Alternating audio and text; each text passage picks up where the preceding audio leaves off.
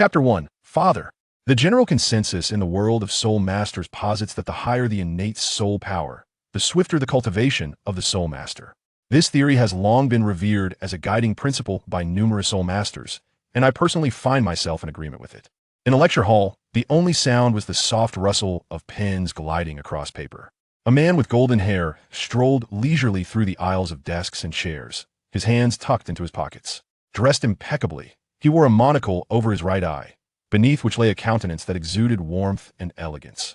If I were to focus solely on this, it would be akin to what you have learned at the Intermediate Academy. So our curriculum expands upon this theory. We must consider an additional condition. The level of innate soul power is directly proportional to the quality of the martial soul. Hence, the quality of the martial soul is a crucial determinant of a soul master's cultivation speed. After reciting this segment of the textbook, the golden-haired man proceeded to illustrate with a plethora of examples. Martial souls can be broadly categorized into 3 tiers: divine martial souls, top-tier martial souls, and ordinary martial souls. A prime example of a top-tier martial soul is the Blue Lightning Tyrant Dragon, which remains a formidable presence on the continent. You all must have heard of its illustrious reputation, the foremost beast martial soul. As he made this remark, the man displayed a nonchalant demeanor, raising an eyebrow as he continued. In truth, if you have perused the dragon lineage studies published by the Spirit Hall, you would realize that from a dragon bloodline perspective, the Blue Lightning Tyrant Dragon does not rank particularly high. It is entirely possible that one day, a lesser dragon may exert bloodline suppression over it. There are many other top-tier martial souls you ought to familiarize yourselves with. I shall introduce them one by one. The golden-haired man continued his lecture, while beneath him, the students diligently took notes, though a few engaged in hushed conversations. Mr. Yuan is so handsome. I only enrolled in this course for Mr. Yuan's looks. Does that mean if I were unattractive, you wouldn't pay attention in class? The sudden voice startled the 2 girls, causing them to shiver. They looked up to see the golden-haired man still lecturing, but at that moment, he glanced in their direction, smiling and nodding. Refrain from discussing matters unrelated to the class. Focus on your studies. The 2 girls nodded vigorously, akin to startled rabbits, then buried their heads, scribbling furiously, though internally, their astonishment surged like waves. To convey a message directly through mental power, such a level of communication was likely unattainable even for an ordinary soul. Douluo. The golden-haired man chose not to dwell on the 2 girls any longer. Of course, under certain exceptional circumstances, a high-quality martial soul may not necessarily confer rapid cultivation enhancement upon a soul master. This point is not covered in the textbook, nor will it appear on the exam, but I feel compelled to mention it. What is it, teacher? A curious student raised his hand. This was characteristic of the golden-haired man's teaching style, unlike other instructors who merely lectured while students took notes. In his class, students could directly raise questions, provided they were pertinent to the lesson. The golden-haired man nodded, acknowledging the inquiry, and said, "As I mentioned, this question isn't necessary for the exam, just listen." This type of martial soul is referred to as an ultimate martial soul, characterized by possessing extreme attributes among similar martial souls. However, the cultivation speed of soul masters with ultimate martial souls between levels 30 and 70 can only be described with one word: tortoise speed. "That's 2 words," a student quietly retorted. The golden-haired man cast a glance at the whispering student, then continued his explanation. There are many kinds of ultimate martial souls. The sound of rustling resumed in the classroom as students took notes. Thus, I reiterate that under certain extraordinary circumstances, high-quality martial souls may not guarantee swift cultivation for soul masters. This is merely an exception. Ding, ding, ding, ding. No sooner had he finished speaking than the bell, signaling the end of class, rang out. All right, class is dismissed. The golden-haired man's popularity among students stemmed not only from his extensive knowledge and striking looks, but also from his unwavering commitment to punctuality. On campus, the sun shone brightly, and blossoms flourished in abundance. The capital of the Bala Kingdom is situated in a temperate region, and compared to the muggy summers of the southern star Luo Empire, summers here are pleasantly temperate.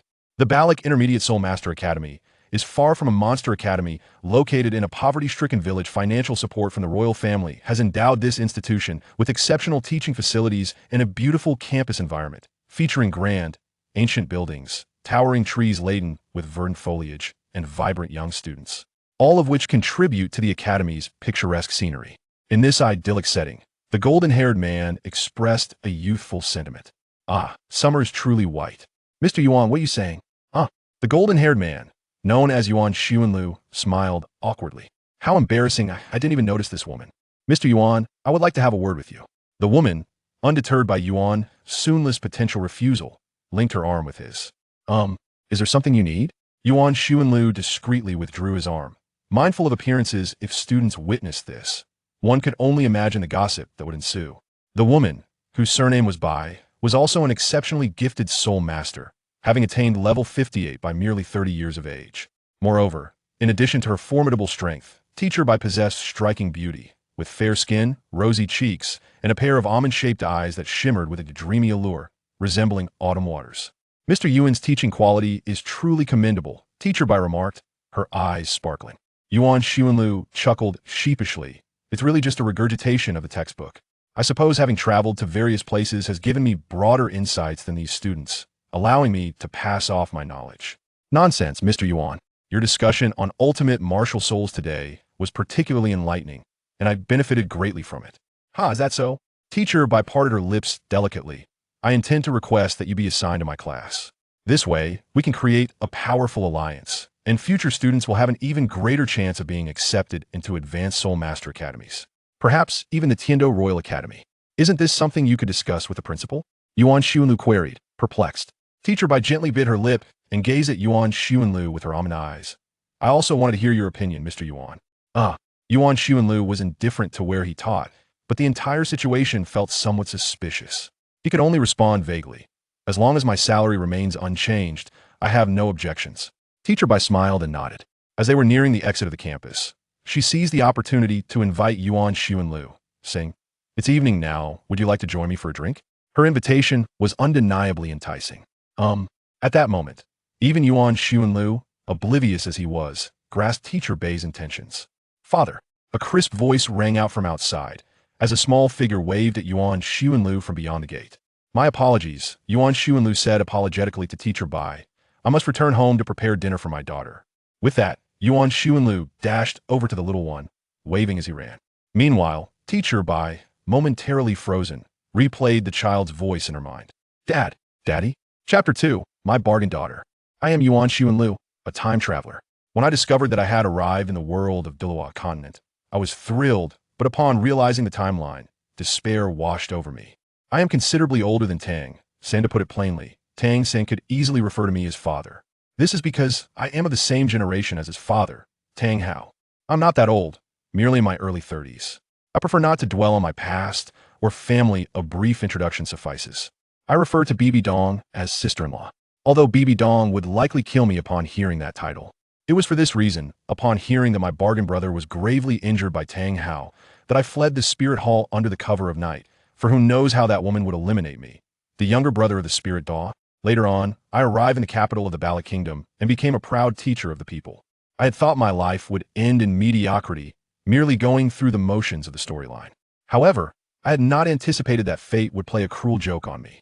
At that moment, I was gazing up at the starry sky from my vantage point on the upper floor, when suddenly, a baby fell from the heavens. I felt as though both my intelligence and strength had been insulted. Who would dare to drop a baby in front of a titled Douluo without being detected? I realized this infant might harbor a significant secret. Thus, I acquire my bargain daughter. "Father, I am going to awaken my martial soul tomorrow," the little one exclaimed, barefoot and bouncing on the bed. Yuan Xuanlu, with a resigned nod, raised his hand with a smile. "Very well, my Ling'er is the best in the world." Little one listened carefully, pondered for a moment, and then asked, "Father, you must clarify what it means to be the best in the world." Yuan Xuanlu sighed helplessly.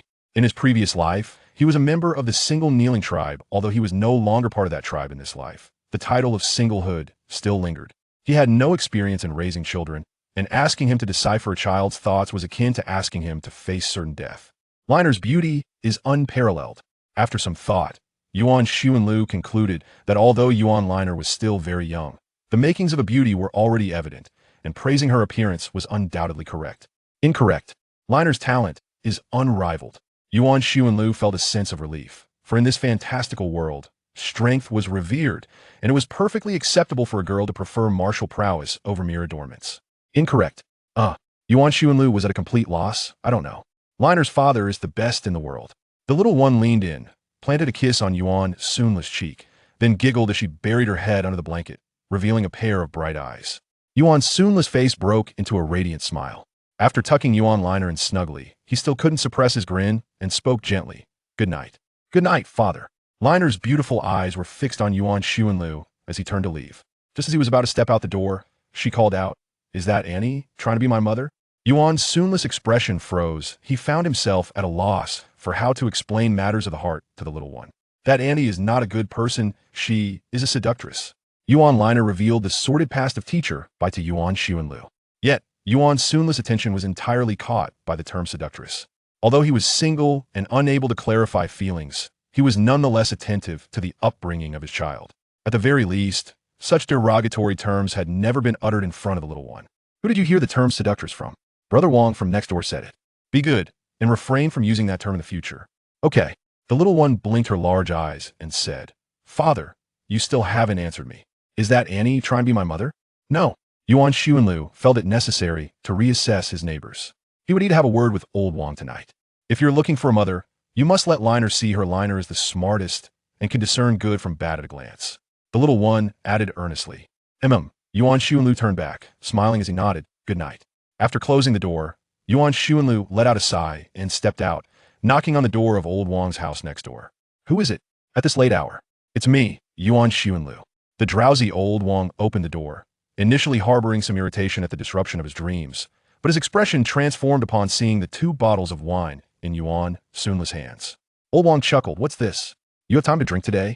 Aren't you supposed to accompany your daughter in awakening her martial soul tomorrow? It's no trouble, I came to discuss your son Wang's matter. Is there a result? Old Wang expressed surprise. Yuan Xuanlu nodded. The 2 men linked arms and made their way to the dining table, where old Wang went to the kitchen to whip up a couple of small dishes before they began to drink. I can pull some strings to get your son into the Intermediate Soul Master Academy. Yuan Xuanlu took a sip of his drink. The matter of getting little Wang into the Intermediate Soul Master Academy had been entrusted to him by old Wang before it had been arranged, but upon hearing that little Wang had taught his little one the term seductress, Yuan Xuanlu reconsidered. After all, if he could teach the little one seductress today, he could teach her scoundrel tomorrow and the day after. It was too dreadful to contemplate. There was indeed wisdom in Meng Mu's 3 relocations. That's good, that's good. Old Wang took a sip, smacking his lips, and said with a smile, Thank you, my brother. Ah, you're being too formal. Yuan Xuanlu waved his hand dismissively. However, it's not the Balak Intermediate Soul Master Academy, but the Intermediate Soul Master Academy in the Fasnuo province. Old Wang paused, silently picking up some dishes. The Fasnuo province was a directly governed province of the Tiando Empire. While old Wang's family resided in the Balak kingdom, strictly speaking, this was akin to going abroad. Breaking the silence, old Wang grasped Yuan Sunla's hand, nodded, and smiled. That's fine too. Thank you, my brother. You know that little rascal doesn't have much talent. Just getting him into an Intermediate Soul Master Academy is already quite fortunate. Such was the nature of seeking favors. Although he had built his fortune through business, he held little sway in front of the Intermediate Soul Master Academy, and his son's lack of talent meant that no Intermediate Soul Master Academy was willing to take him in, forcing him to slip a few red envelopes to Yuan Xuanlu to facilitate the process. However, he hadn't expected little Wang to end up at the Intermediate Soul Master Academy in the Fasnuo province. Isn't your Yuan teacher a teacher at the Balak Intermediate Soul Master Academy? How come you have connections with the Intermediate Soul Master Academy in the Fasnuo province? It's nothing. Yuan Xuanlu waved his hand. Yuan Xuanlu and old Wang continued to drink and boast until the deep hours of the night, before Yuan Xuanlu finally departed from old Wang's house. Stepping outside, he walked a few paces before returning home. Once back in his study, Yuan Xuanlu used his soul power to dispel the scent of alcohol from his body, then plopped down onto a leather chair. He first penned a letter of introduction for the Intermediate Soul Master Academy in Fasnuo on the rosewood desk, then retrieved a letter of introduction for the Balak Intermediate Soul Master Academy from his soul guide device before igniting it, reducing it to ashes. Thus, the originally intended path for little Wang to attend school in the Balak Kingdom shifted to the Intermediate Soul Master Academy in the Fasnuo province. In truth, the Fasnuo province was not far from the Balak Kingdom, and the Wang family could afford the expenses of sending him to the Intermediate Soul Master Academy there. After all, Yuan Xuanlu wouldn't choose to reside in a poor neighborhood, would he? To be neighbors with Yuan Xuanlu, while it may not imply vast wealth, certainly required some means. Attending the Intermediate Soul Master Academy in the Fasnuo province merely meant putting the child through some hardship. Yuan Xuanlu sighed, a hint of mischief gleaming in his eyes. Ah, I'm just a kind-hearted person. Chapter 3. Awakening the Martial Soul. I have a little donkey, and I never ride it. Yuan Ling'er and Yuan Ling'er sang merrily, bouncing along towards the Martial Soul Hall in Balak City. Today marked the day of Yuan Ling'er's Martial Soul awakening. Father, what do you think my martial soul will be? This was the 31st time Yuan Ling'er had asked this question since waking up. As a human from the Douluo continent, it must be said that a martial soul could truly reveal a person's future. Those with powerful martial souls could not only secure their names in history, but could also command the winds and rains. Those with average martial souls could still achieve wealth and live a comfortable life, while those with exceedingly poor martial souls, devoid of soul power. Ah, that is indeed remarkable. I believe it should suffice, for even if Ling'er lacks spiritual energy, she has me, her father, to protect her. Yuan Ling'er, with audacity, proclaimed such words. Even if Yuan Ling'er lacked soul power, with his esteemed title of Douluo, ensuring her safety for a lifetime would pose no challenge. Ling'er wishes to inquire. Father, were you nervous when you awakened your martial soul? Yuan Ling'er paused momentarily. Upon hearing this question, Yuan Ling'er realized he had unknowingly arrived at the entrance of the Martial Soul Hall in Balak City. Outside, numerous parents accompanied their young ones, awaiting the awakening of their martial souls, standing in line. Meanwhile, his little one clutched his hand tightly, perspiring from anxiety. Sensing the dampness in his palm, Yuan Ling'er smiled gently, crouched down, and gazed earnestly into the beautiful eyes of his child. At that time, I had no thoughts but to feel invincible. And then I awakened my martial soul. How formidable is Father's martial soul? The little one exclaimed, eyes wide and ears perked. Alas, it's not particularly strong. Merely the second best in the world, Yuan Ling'er teased, playfully tapping the tip of his child's nose. Thus, your martial soul is destined to be extraordinary. At that moment, the grand doors of the Martial Soul Hall swung open, revealing a graceful sister clad in white attire. Adorned with a soul character the size of a fist on her chest, a symbol of the hall's esteemed personnel. With a slight bow to the parents, she announced, "Children, please follow me. Today marks the day of your martial soul awakening." The little ones eagerly followed the enchanting sister into the main hall, while the parents remained outside, waiting. Father, my martial soul shall surely be the best in the world. I want you to stand behind me, Yuan Ling'er declared, shaking off her earlier trepidation. Her small fist clenched and her gaze resolute. Yuan Ling'er chuckled softly, gently ruffling Yuan Ling'er's hair. Good. You are undoubtedly stronger than your father. Yuan Ling'er followed the little ones with an air of confidence. Do not be afraid. I am no mere child. You should simply awaken your powers. The 6-year-old Yuan Ling'er cast a disdainful glance at the elderly spirit master who was aiding his awakening. I wonder what you can possibly awaken. This sarcastic remark emanated from a strikingly handsome young man. Beside him stood a middle-aged gentleman, exuding a tranquil and composed demeanor, yet possessing an aura that inspired reverence upon first glance. Clearly, what you awaken will be entirely different, Yuan Ling'er retorted, tilting his head arrogantly as he coolly declared. Let us begin. The elderly spirit master swiftly clapped his hands, sending 6 beams of green light into the stone beneath them. A golden radiance enveloped Yuan Ling'er, who then extended his right hand. A resounding dragon's roar echoed throughout the grand hall as a colossal dragon materialized behind Yuan Ling'er, merging seamlessly into his being. A blinding golden light erupted, and layers of pure white dragon scales emerged, transforming Yuan Ling'er's eyes into slitted pupils. Is this the holy light dragon? The serene middle-aged man expressed mild astonishment. A white armored dragon, of divine attributes, so it is a mutated martial soul. This is quite splendid. It is indeed not akin to what I possess. The previously sarcastic young man laughed, as if relieved that no one was contesting his inheritance. Let us test your soul power. The elderly spirit master handed a crystal ball to Yuan Ling'er. As Yuan Ling'er's hand neared the crystal, his soul power was drawn in, and in the blink of an eye, the entire crystal ball radiated with brilliance. Innate full soul power. Quite remarkable, the composed middle-aged man nodded. You may be inscribed into the lineage of my angelic family. Why is this happening? What are you mumbling about? The sarcastic young man inquired upon hearing Yuan Ling'er's mutterings. Why is it not a twin martial soul? Where's the Pangu axe? The Xinyuan sword? Just a holy light dragon martial soul. What use is that? I will be utterly countered by the little dragon in the future. Tears streamed down Yuan Ling'er's face as he lamented, I am sorry to the predecessors among the traversers. I have brought shame upon us all. His spirits dwindled. And then the moment arrived for you, little sister. The beautiful elder sister smiled warmly at Yuan Ling'er, encouraging her. You can do it. Hey. Yuan Ling'er puffed up her cheeks and stepped onto the platform. The beautiful sister swiftly clapped her hands, releasing 6 streams of green light that infused the stone beneath them. A golden radiance enveloped Yuan Ling'er, who then extended her right hand. A surge of energy flooded into her eyes, transforming her deep blue irises into a crystalline clarity, with a subtle halo shimmering around them. My innate martial soul, spirit eye? What is this martial soul? Is it truly a part of my own being? The beautiful sister, merely a worker at the martial soul hall, lacked extensive knowledge. In an era when innate martial souls had yet to gain renown, encountering one was indeed a rarity. This is my martial soul, spirit eye? Yuan Ling'er reveled in the delightful sensation, her head held high with pride as she extended both hands. Let us test my soul power. Oh, wonderful. The beautiful sister replied, handing Yuan Ling'er a crystal ball. As Yuan Ling'er gently pressed her hand against the crystal orb, her soul power was swiftly absorbed, illuminating the entire sphere in an instant. To her astonishment, it revealed a prodigious innate soul power. The beautiful elder sister widened her eyes, a mixture of envy, jealousy, and reluctance flickering within them. It was worth noting that her own innate soul power had only reached the 4th level in her youth. And now, at the age of 21, she had merely attained the status of a 26th level soul master, suppressing the emotions that welled up within her. The beautiful sister trembled as she spoke. Little sister, would you be willing to join the spirit hall? I would not.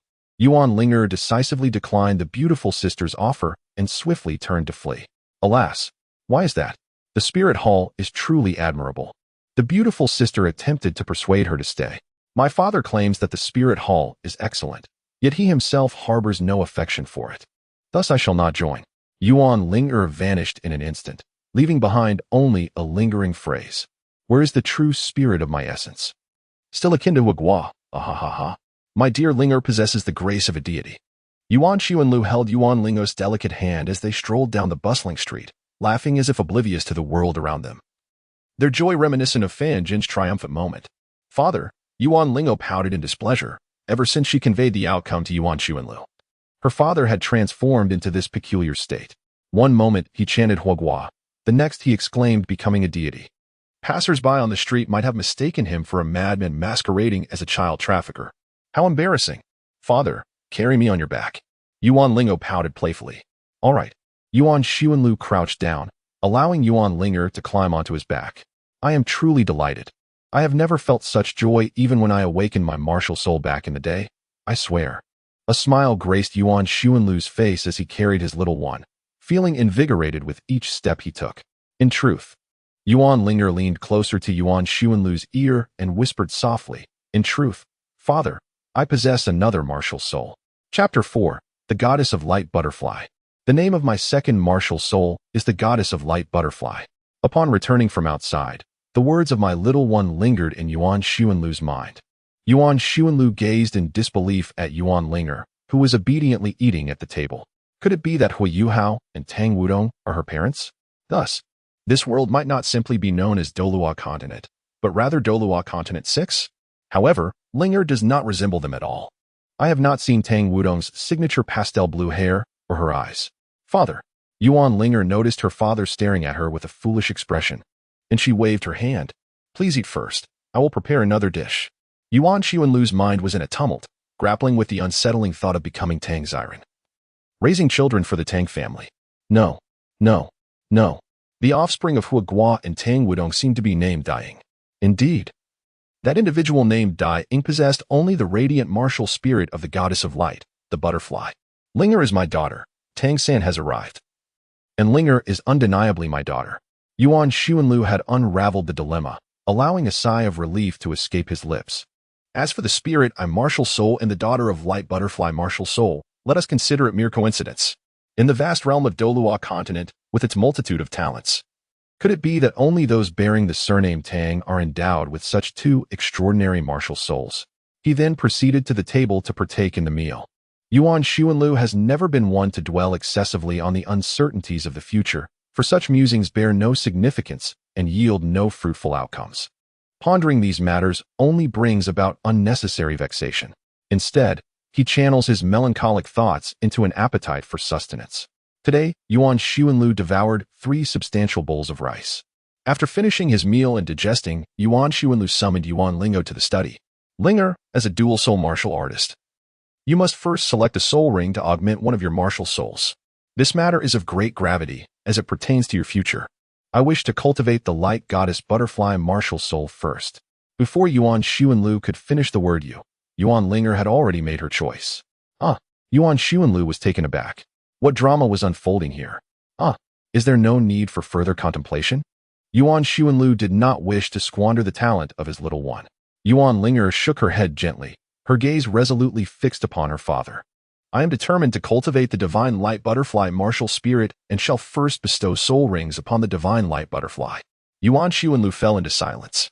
Originally, the cultivation of his little one, Yuan Ling'er, was a matter solely for herself. However, as a father, Yuan Xuanlu deemed it necessary to provide guidance along her cultivation journey. He intended for Yuan Ling'er to first imbue her spirit martial soul with soul rings. Regarding the soul rings for the spirit martial soul, Yuan Xuanlu had references from Huagua, which could ensure that Yuan Ling'er would not encounter any significant issues with her soul skills. Moreover, in Yuan Xuanlu's recollection, the bright goddess butterfly martial soul appeared to be of a higher echelon than the spirit martial soul, for the former's primary form, an eye, was not inferior to Huagua's. However, apart from Tang Wudong, it seemed that no one had witnessed the bright goddess butterfly martial soul for the past 30,000 years. If he were to first attach soul rings to the spirit eye, it would not matter if they were 100-year or 1,000-year soul ring. His little one's bright goddess butterfly martial soul could emerge with an entirely crimson configuration. Even if Yuan Xuanlu were to meet his demise while being pursued by the ferocious beasts like the Emperor Tian, he would still strive to provide his child with the most formidable soul ring configuration in the history of the continent. Yet, the current predicament was that his little one was to cultivate the bright goddess butterfly martial soul first. Yuan Xuanlu found himself deep in contemplation, meticulously examining the merits and drawbacks of the spirit martial soul in comparison to the goddess of light butterfly martial soul. His current state could be likened to searching for flaws within an egg, a testament to his meticulous nature. Could you elaborate on your reasoning? Yuan Xuanlu intertwined his fingers, his gaze flickering uncertainly, and inquired, why must one first cultivate the divine butterfly of light as a martial soul? The divine butterfly of light is formidable, undoubtedly possessing a higher offensive capability than the spirit eye, replied Yuan Ling'er. Is it not preferable to adorn oneself with martial prowess rather than mere finery? It would be advantageous for our little one to be a bit more formidable, sparing her from future predicaments caused by the clumsy oaf. The divine butterfly of light is also quite exquisite. I desire a martial soul that is aesthetically pleasing. Yuan Ling'er unveiled her radiant divine butterfly martial soul. As resplendent wings materialized before her, the sheer magnificence left Yuan San momentarily entranced. For it was the first time he beheld the most exquisite butterfly martial soul of the continent, the divine butterfly. The violet-blue surface of the wings sparkled like a constellation, resembling stars intricately embedded within. The term spectacular could effortlessly encapsulate the beauty of these wings, truly a sight beyond imagination. Well, being a girl, it is only natural for her to desire to appear beautiful. Such aspirations are perfectly normal. Yuan Xuanlu pondered, yet he shook his head with a smile, dismissing it as merely a child's dream. Though your reasoning holds merit, I still wish for you to first cultivate your spiritual martial soul. However, present the knowledge you have acquired over these years to counter my perspective. Yuan Xuanlu gestured towards the towering bookshelf, laden with documents stacked against the wall, expressing his desire to hear substantial and credible insights. Yuan Ling'er gazed at the vast expanse of books before her. In the past, her greatest delight was to share this space with her father, immersed in literature. Sunlight streamed through the window, illuminating the ivy on the windowsill, while the scent of ink filled the air as books lay scattered across the floor.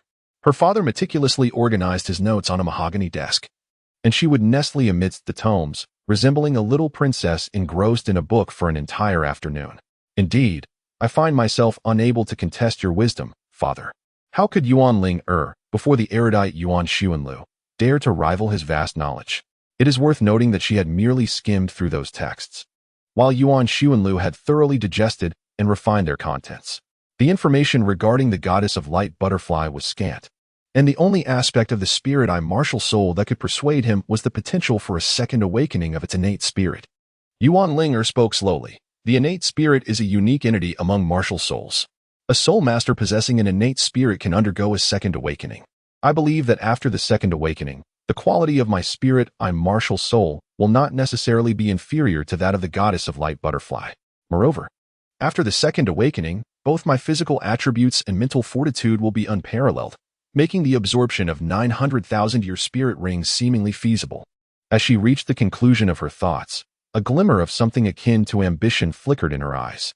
Yuan Xuanlu, where on this continent can one find 9 spirit beasts of 100,000 years with spiritual attributes? Nonetheless, if my little one is determined to cultivate the goddess of light butterfly martial soul, then let her pursue it. Her talent shall not go unnoticed. Yuan Xuanlu nodded slightly. Indeed, I respect your decision. Hee. Yuan Ling'er giggled, wrapping her arms around Yuan Xuanlu's, playfully shaking them. I knew it. You would undoubtedly agree.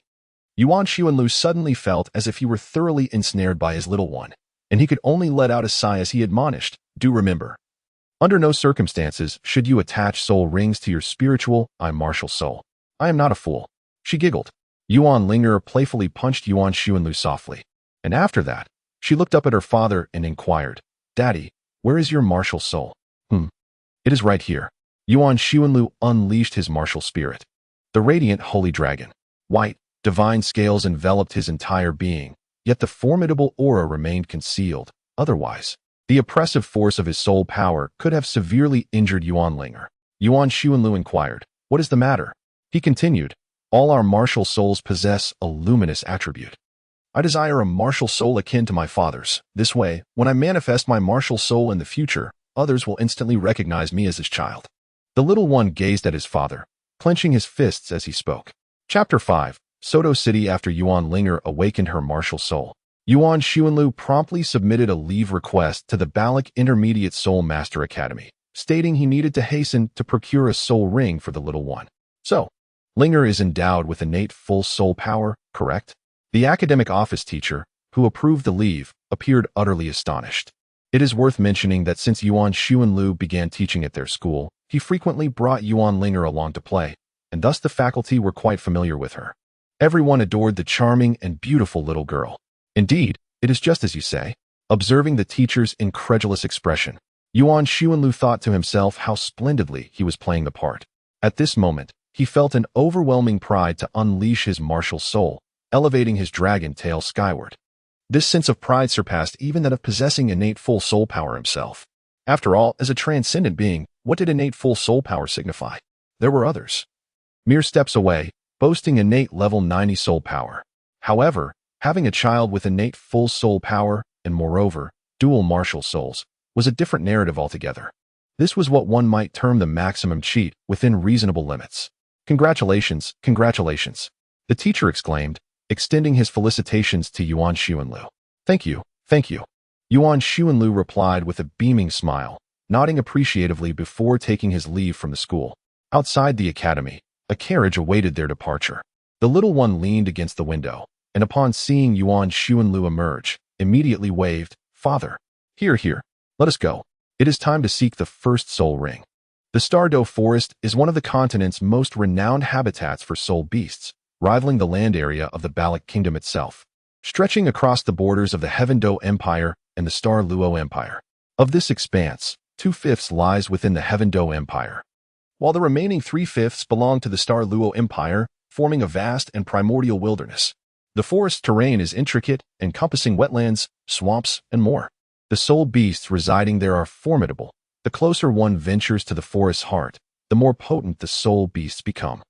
Yuan Ling'er reminisced about the knowledge she had gleaned from books in the past, reviewing with Yuan Sun the information regarding the starry forest. It is indeed rare that you still remember. Yuan Xuanlu felt a sense of joy, reminiscent of his previous world, as his child quietly recalled stories of historical figures. Regardless of whether these tales would appear on an examination, at least others perceived his child as a diligent student, bringing pride to him as a parent. It was truly delightful. However, he must remember that the depths of the starry great forest conceal formidable beasts. Therefore, until one's strength has significantly increased, one should never venture into the core of the lake of life. Yuan Xuanlu recalled Di Tian and the others, who, at this moment, were still indulging in the essence of the celestial dream ice silkworm and would not emerge for the time being. Fearsome beasts? Perhaps soul beasts over 200,000 years old. Yuan Ling'er remembered that her father's bookshelf contained records regarding these ancient soul beasts. Indeed, with eyes shimmering like stars, Yuan Ling'er gazed at her father with admiration and inquired, "So, in comparison to those ferocious beasts, who is mightier, father? For instance, what about that being known as Tian?" Yuan Xuanlu was at a loss for words. Ling'er compared the combat prowess of beast god Emperor Tian. But how could such a comparison hold merit? One possessed the bloodline of the Black Dragon King, while the other bore the lineage of the radiant sacred dragon. It could only be described as a tenuous equilibrium. Yet, Emperor Tian, with his 880,000 years of cultivation, rivaling that of a demigod, effortlessly overshadowed him. Furthermore, with the divine skill Dragon God Claw in his arsenal, he was not to be trifled with like the likes of Huogua or the Little Dragon. An ordinary titled Douluo would indeed struggle to withstand a single strike from Emperor Tian. Having never engaged in battle, Yuan Xuanlu forced a smile. In that moment, although he wished to exhibit the imposing presence of a titled Douluo before the little one, he feared that the child might genuinely believe that titled Douluo were invincible, thus provoking Emperor Tian and his allies. Perhaps they were merely slightly inferior to a few ferocious beasts. Yuan Xuanlu's words lingered in the air, hinting at an unspoken truth. He felt overwhelmed. There's no way around it. Even a titled Douluo isn't invincible. I am truly no match for a beast of Tian's caliber. Yuan Xuanlu felt a twinge of embarrassment. Not necessarily, he heard, startled by the unexpected confidence in the response. "Oh, is there such assurance?" Yuan Ling'er smiled, her eyes filled with certainty. A day swiftly passed. Although Yuan Xuanlu possessed the prowess of a titled Douluo, he certainly could not directly carry Yuan Ling'er to the Stardo Forest, for it would impose a significant drain on his soul power. Thus, they could only travel by horse-drawn carriage, which naturally slowed their pace. "Look, we have arrived at Soto City," Yuan Ling'er exclaimed excitedly, pointing at the formidable city walls. The Balak Kingdom is not particularly vast, merely 3/4 the size of the Fasnuo province.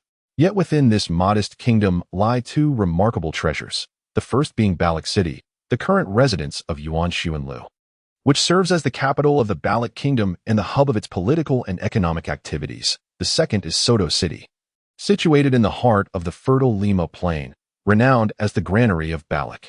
As for the reason behind Yuan Xuanlu and Yuan Ling'er's journey to Soto City, it is quite simple, due to its strategic location. The Stardo Forest lies to the southeast of the Balak Kingdom, with a small portion bordering it, while Soto City itself is also located in the southeast of the kingdom, a mere 500 kilometers away from the Stardo Forest. Therefore, utilizing Soto City as a transit point is entirely reasonable. I will first book a hotel, and then we can stroll through the streets, enjoy a meal, and finally return to the hotel for a bath. Tomorrow, I shall take you directly to the Stardo Forest. Yuan Xuanlu meticulously arranged the itinerary, speaking to the little one. As they entered through the western gate of Soto City, night had already fallen. After settling the payment with the carriage driver, Yuan Xuanlu began to stroll through the streets of Soto City with the little one. Unlike the curfews of ancient times in Yuan Xuanlu's past life, the nightlife here thrived despite the societal development resembling that of medieval Europe. The commercial district was vibrant, filled with lights and merriment, offering a serene ambience, provided one could overlook the impoverished areas. It truly contrasted with Balak City. Yuan Ling'er perched upon Yuan Xuanlu's shoulders, her large eyes reflecting the bustling vitality of the world below. Ah, indeed, it was as such. In the shadow of the emperor, there were few pretentious nobles here, making it a rather comfortable place to reside. Yuan Xuanlu had visited Soto City on numerous occasions and naturally began to introduce the city to his little one. Yuan Ling'er glanced at her father's head, pondering why, if Soto City was indeed a suitable place to reside, her father chose not to make it his home. The complexities of life abound. Yuan Xuanlu was at a loss on how to explain to Yuan Ling'er that a certain individual named Tang San, rather unsavory in character, would soon arrive. Nevertheless, upon realizing that his timeline had been altered prior to Tang San's emergence, he recognized that his numerous attempts to intervene had all been futile, consistently corrected by the formidable force of temporal stability. Thus, his sole desire now was to distance himself from the protagonist, seeking a life of tranquility. The complexities of right and wrong were indeed abundant. Yuan Ling'er, for reasons unbeknownst to her, felt a veil of moisture cloud her eyes, only for it to vanish just as swiftly. Yuan Xuanlu did not comprehend. Yuan Ling'er embraced her father's head and said helplessly, "What are the numerous disputes? I am not afraid of trouble." Yuan Xuanlu seemed to sense that his little one was experiencing some unusual emotions, yet he could not pinpoint the cause. Thus, he chose to follow his child's words and reassured, "Indeed, no matter the enormity of the matter, your father shall always support you." Yuan Ling'er chuckled softly, saying, "I trust father, for I had a dream in which he was always supporting me." Chapter 6. Entering the Starry Forest. After awakening from the hotel and enjoying breakfast, it was already noon. Yuan Xuanlu ascended into the sky, carrying Yuan Ling'er with him, showcasing the formidable prowess of a rank 95 title Douluo. In the celestial expanse, it was Yuan Ling'er's inaugural encounter with the vast and sun-dappled forest, a breathtaking vista of lush green that enveloped the horizon. The precise age of the Star Do forest within the Da continent remains shrouded in mystery, yet one need only gaze upon the likes of Emperor Tian, Bear Lord, and Bai Ji to grasp the profound antiquity that the Star Do forest embodies. In the distance, Yuan Ling'er faintly sensed a gentle breeze wafting towards her, imbued with the refreshing fragrance of flora that invigorated her spirit, enveloping her in an indescribable comfort. Shortly thereafter, that verdant expanse was drawn closer, arriving at the starry forest. Yuan Xuanlu began his descent on the outskirts of the stellar forest. Even he, after soaring at a speed of 500 kilometers per hour, felt a hint of fatigue. "Father, are you all right?" Yuan Ling'er inquired with concern for her dear father. "I am fine. A brief respite will suffice," he reassured her. After a few breaths, Yuan Xuanlu regained his peak condition and began to search for a suitable soul ring alongside Yuan Ling'er. "Remember, do not stray more than 5 meters away from me," Yuan Xuanlu emphasized, for his little one was merely at level 10, lacking any means of self-protection. In this perilous Stardo forest, even a tidal Douluo would be wary of potential dangers. Reflecting on this, Yuan Xuanlu held his little one's hand tightly, feeling a sense of reassurance. "Father, what kind of soul ring do we need?" he asked playfully. "Can you guess?" Yuan seeks to evaluate his little one at home. Yuan Ling'er pondered with her head bowed. Although the goddess of light butterfly is a butterfly-type martial soul, if I were to pursue the path of a powerful assault-type soul master in the future, what I truly require is a soul ring of the light attribute. Therefore, I ought to seek a soul beast of the light attribute. Indeed, Yuan Xuanlu retrieved a map from the soul guide and handed it to Yuan Ling'er. This map depicted the distribution of soul beasts in the vicinity and outskirts of the Star Do forest from 3 years ago. "Study this map and seek out the soul beast you require," he instructed. "What about you, father?" Yuan Xuanlu stood with his arms crossed, asserting that his sole responsibility was your safety. After all, soul masters must undergo rigorous training. He could not possibly raise the little one to be ineffectual. The path ahead must ultimately be traversed by Yuan Ling'er herself. One cannot reasonably expect Yuan Xuanlu to follow her around, feeding her like a child. "Well then, let us proceed." Yuan Ling'er remained silent as she glanced at the map and swiftly pinpointed her destination. She gestured for Yuan Xuanlu to follow, to which he nodded in agreement. Thus, the two figures weaved through the forest, startling a multitude of birds and beasts. However, moments later, one of the diminutive figures came to a halt. "I cannot move any longer." Mastering soul power is an essential knowledge for a soul master. While the rapid movements you just executed increased your speed, they also drained your soul power significantly. Soul power is the very essence of a soul master. And for someone of your caliber, a level 10 soul warrior, every ounce of soul power must be meticulously managed. It is better to be frugal than to be wasteful, for it is the steady flow that sustains one's strength. Yuan Xuanlu paused to allow Yuan Ling'er to restore her spiritual energy. "Is this the study of spiritual energy allocation?" Yuan Ling'er recalled having encountered a similar thesis somewhere. Yuan Xuanlu smiled and nodded, clearly recognizing that his little one is indeed an exemplary student. The allocation of soul power is, in fact, an exceptionally important field of study. Regrettably, the majority of soul masters are solely preoccupied with augmenting their total soul power, entirely oblivious to this crucial aspect. Observing Yuan Ling'er as she recuperates her soul power, in a rather spirited manner, Yuan Xuanlu presented the material during class. Take, for instance, a particular light-based soul skill. Allow me to use the example of the White Tiger martial soul from the imperial family of the Star Luo Empire. After nearly a millennium of research, The first three soul skills of the White Tiger lineage have become almost standardized. Here, I wish to emphasize their second soul skill, the White Tiger's Radiant Light Wave. In my observations, all soul masters wielding the White Tiger martial soul, upon unleashing their second soul skill, invariably exhibit a foolish demeanor, directing a beam of light as thick as a yard straight at their adversaries, completely disregarding the expenditure of soul power. In truth, any soul skill can be modulated in terms of soul power input. When confronted with formidable foes, one can channel a substantial amount of soul power to amplify the intensity of the White Tiger's Radiant Light Wave.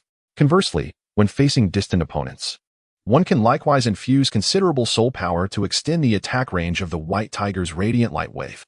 Furthermore, in encounters with numerous adversaries, to sustain combat efficacy, one must judiciously release the White Tiger's Radiant Light Wave with minimal soul power, deploying it in a series of small bursts to conserve energy.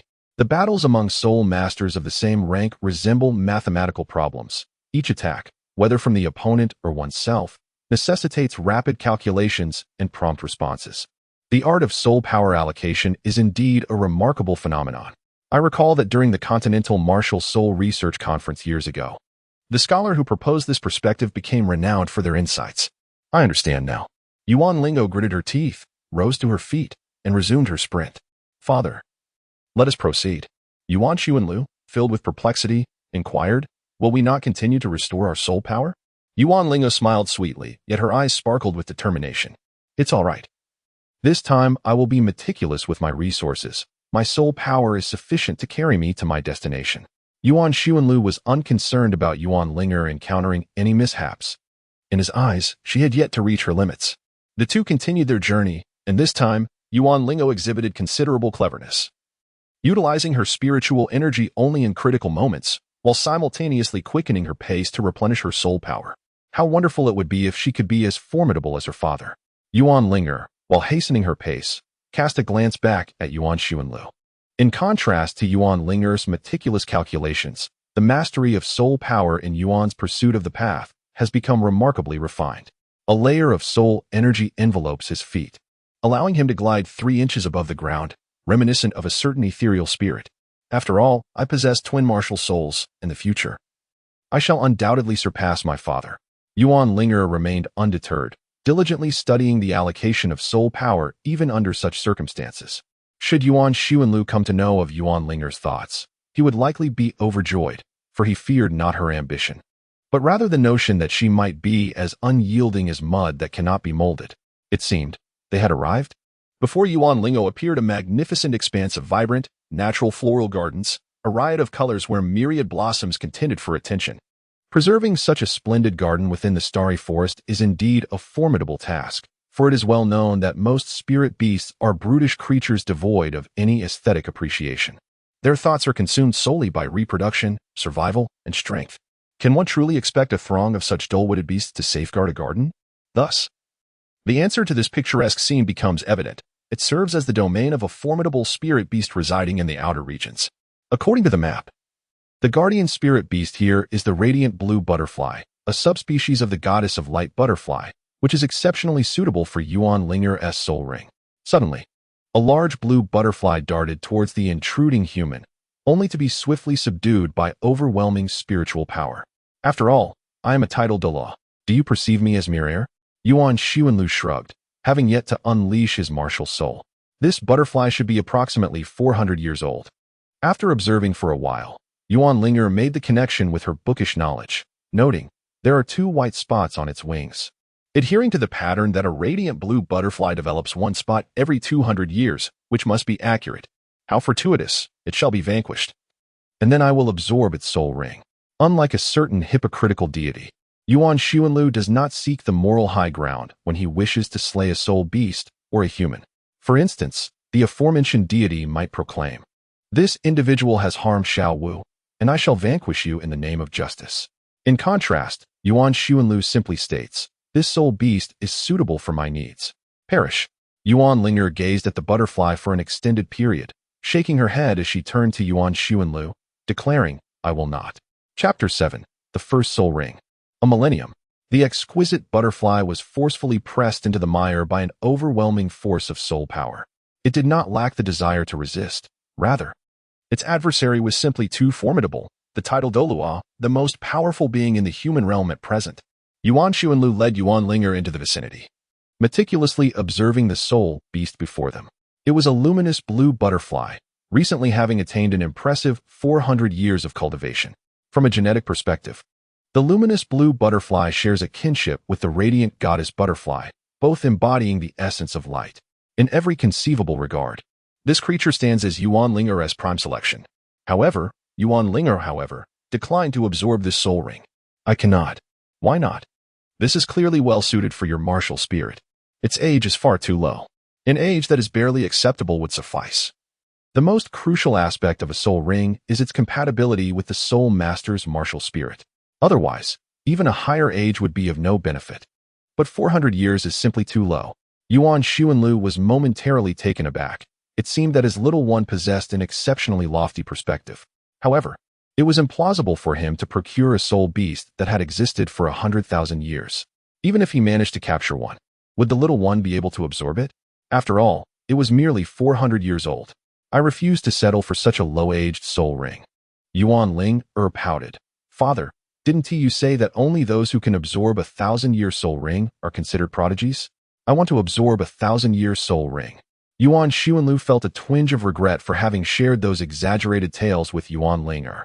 He recalled stories about soul ring compatibility, with 3 purple and 3 black rings, and how from the 7th soul ring onward, all were 100,000 years old. The tales of exaggeration had indeed caused some trouble. I believe I can absorb a 1,000-year soul ring. Yuan Ling'er continues to steadfastly adhere to her convictions. At each stage, the number of years for which a soul master can absorb a soul ring is indeed limited. Any soul ring exceeding this time frame harbors an overwhelming amount of soul power, imposing considerable strain on the soul master's physique. However, Father, you have painstakingly laid a foundation for me over the course of 6 years. My inherent physical aptitude far surpasses that of my peers. Do you truly lack confidence in yourself? Yuan Ling'er spoke with a sense of reason, yet Yuan Sun did not fall for her words. He resolutely rejected her, stating, I will not permit you to gamble with your own life. Yuan Ling'er, feeling indignant, retorted, and what of your first spirit ring? Mine is merely 800 years old. Yuan Xuanlu unleashed his martial soul, the radiant holy dragon, embodying a magnificent presence. Surrounding this resplendent martial soul were 9 soul rings, 1 yellow, 2 purple, for black, and 2 red, emanating a formidable soul power of level 95 that swept across the heavens and the earth. In the beginning, I had contemplated absorbing a 1,000-year soul ring for my first, but upon truly experiencing the immense power contained within, I was compelled to reconsider my aspirations. Yuan Xuanlu shared his personal experiences with Yuan Ling'er, assuring her that once she absorbs the century-old soul ring, he could guarantee that her future soul ring configuration would mirror his own. However, he cautioned that her current physical condition remained rather weak. Yuan Ling'er stubbornly shook her head, her gaze filled with unwavering confidence. I can ensure safety. Yuan Xuanlu believed her. Trust me, Father. For reasons unknown, Yuan Xuanlu suddenly recalled that he had previously heard Yuan Ling'er utter these very words, a declaration both resolute and powerful, as if transcending the boundaries of time. I believe in you. Yuan Xuanlu wished to intervene, yet the words that escaped his lips transformed into a gesture of support. Yuan Ling'er smiled sweetly and pointed towards the depths of the garden, saying, in such a place, there must be more than one butterfly. Let us venture in.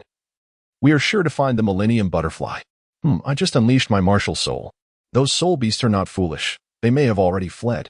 Yuan Xuanlu resolved to take remedial action. A radiant white light emanated from him, forming a luminous circle that encompassed the entire garden. Within this circle, he perceived every movement with utmost clarity. All living beings instinctively sensed the looming threat of death and remained motionless amidst this palpable aura of peril. Domain, Sacred Dragon. Yuan Ling'er smiled sweetly at her father, expressing her intention to search for a suitable soul ring. Very well. In the Sacred Dragon realm, Yuan Sun need not worry about any soul beasts possessing the strength to retaliate, especially since the soul beasts here are all below 10,000 years of age, making the situation even more secure. However, Yuan Ling'er has indeed been quite peculiar these past few days. Yuan Xuanlu reminisced about that night in Soto City, sensing that Ling'er harbored numerous unspoken thoughts. Never mind. What secrets could a little one possibly conceal? Father, I found it, Yuan Ling'er exclaimed. As Yuan Xuanlu approached, he realized that Yuan Ling had chosen a colossal guillotine butterfly. This soul beast was not particularly beautiful, in comparison to the earlier luminescent blue butterfly. The disparity was stark, akin to a refined gentleman juxtaposed against a mere monkey.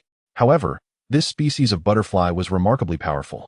Despite having a body structure similar to that of an ordinary butterfly, the guillotine butterfly boasted a pair of formidable forelimbs that resembled guillotines, long and robust. When a millennium-old guillotine butterfly struck with its scythe-like forelimbs, the force generated produced a gust of wind potent enough to shatter the body of a first-ring soul master. The method for determining the age of a guillotine butterfly was straightforward. One merely needed to observe the length of its scythe-like forelimbs. This particular guillotine butterfly's scythes measured an impressive 3 meters, indicative of its millennium cultivation. It was only due to the sacred dragon's domain that the guillotine butterfly was subdued. Otherwise, Yuan Ling'er would likely have been unable to withstand even a single attack from it. Thus, if Yuan Ling'er were to absorb the soul ring, her power would be unimaginable. As Yuan Xuanlu embarked on envisioning the future of his first soul skill for Yuan Ling'er, his little one swiftly wielded a guillotine, effortlessly severing the head of the large pig's foot outside. How marvelous! I have taken action. Yuan Ling'er decisively ended the life of the guillotine butterfly. Her technique so efficient that even Yuan Xuanlu couldn't help but exclaim, "Impressive. Where did you learn such a skill?" To which he replied, "From you." Yuan Xuanlu found himself lost in contemplation. Had he ever imparted to Yuan Ling'er the vulnerabilities of the guillotine butterfly spirit beast? Upon observing her father's lack of focus, Yuan Ling'er sighed. "It was you who instructed me, after all. Were those numerous tomes not your suggestion?" "Ah, so it was knowledge gleaned from the pages of books." Remarkably, transitioning from theory to practice, Yuan Ling'er nearly achieved success in a single stride. A purple soul ring materialized from the body of the scythe butterfly. As Yuan Ling'er prepared to channel the soul ring onto the divine light goddess butterfly martial spirit, Yuan Xuanlu, however, obstructed Yuan Ling'er. "Are you truly prepared to absorb the Millennium Soul Ring?" Upon witnessing the ethereal purple soul ring materialize, Yuan Xuanlu furrowed his brow, still harboring some unease. "I suspect you are not ready at all," Yuan Ling'er remarked playfully. Yuan Xuanlu gazed at his embarrassed father. Yuan Ling'er lowered her head and let out a soft chuckle. Yet, upon raising her gaze once more, the playful glint in her eyes had vanished, replaced by a solemn and grave expression. "Trust me, father. Trust me, father." The Valkyrie clad in golden armor extended her hands. Her left hand bore the divine butterfly soul of the goddess of light, while her right hand held the spirit eye soul. "I shall forge my own divine position, and when I return, Tang San shall surely perish." At this moment, a purple soul ring began to entwine with the divine butterfly soul of the goddess of light, and it was evident that the absorption of the soul ring was inescapable. Yuan Xuanlu could only stand there helplessly, having prepared an abundance of life-preserving herbs, fearful of any unforeseen calamity. Meanwhile, Yuan Ling'er effortlessly began to absorb the soul rings, even having the presence of mind to glance at the anxious Yuan Xuanlu. She closed her eyes and reassured, "Father, rest assured, this time I shall triumph over Tang San right from the starting line." Chapter 8. Boldly approaching the challenge on the day of enrollment at Balak Junior Soul Master Academy, the call rang out, "New students, here." The teachers waved their hands, their voices echoing. Consequently, the crowd divided, with some older students heading towards the northern gate, while the newcomers remained at the southern gate, awaiting further instructions. As the new students registered their names, classes, and soul power levels, a cacophony of youthful exuberance erupted, forcing the teacher to raise their voice. "Form a line. Form a line. Mommy, I don't want to go to school," wailed a child, as countless parents escorted their little ones on this momentous day of new beginnings. Yuan Xuanlu even witnessed several children within, unwilling to attend school, crying and throwing tantrums. Alas, alas! Yuan Xuanlu and Yuan Ling'er both sighed simultaneously, uttering in unison, "Childish." After Yuan Ling'er absorbed the soul ring, Yuan Xuanlu returned with the little one and had registered their rank at the spirit hall, securing a monthly subsidy of 1 gold soul coin from the institution. As Yuan Xuanlu would put it, since it is all a benefit from the spirit hall, one might as well take advantage of it. Yuan Xuanlu gently scratched his head and inquired of the little one beside him, "Have you gathered all the items?" Yuan Ling'er gently shook the soul guide in her hand, a playful smile gracing her lips. It's all right here. This soul guide was a gift from Yuan Xuanlu to Yuan Ling'er, in contrast to Tang San's exquisite 24-bridge moonlit night belt. This soul guide took the form of a ring, resembling a serpent devouring its own tail, thus forming a circular Ouroboros. As long as she enjoyed her time at school, it mattered little, for she had already perused the knowledge required at the Junior Soul Master Academy, and her soul power had met the graduation criteria. It was merely a matter of going through the motions, being mindful of her safety, and making friends with her classmates along the way. Yuan Xuanlu spoke at length, reminiscent of an elderly man, prompting Yuan Ling'er to unconsciously sigh. She could have easily advanced to a higher level. The graduation requirement for the primary Soul Master Academy is merely to possess a soul ring to become a Soul Master, a criterion she had already fulfilled. The reason she remained at the primary academy was her father's desire for her to enjoy a carefree childhood as a Soul Master. In his words, "You are but 6 years old. Advancing prematurely would be akin to forcing growth, which is detrimental." Thus, Yuan Ling'er still had to join her young companions and play. Eventually, unable to resist her earnest pleas, Yuan Xuanlu agreed that once Yuan Ling'er reached level 20, she would proceed directly to the Advanced Soul Master Academy, bypassing the Intermediate Soul Master Academy entirely. "Father, I am leaving now." "Very well." Yuan Xuanlu watched as Yuan Ling'er registered herself, seated on the curb, his mind a tumult of emotions. In the blink of an eye, his little one was set to embark on her educational journey. He pondered her future aspirations.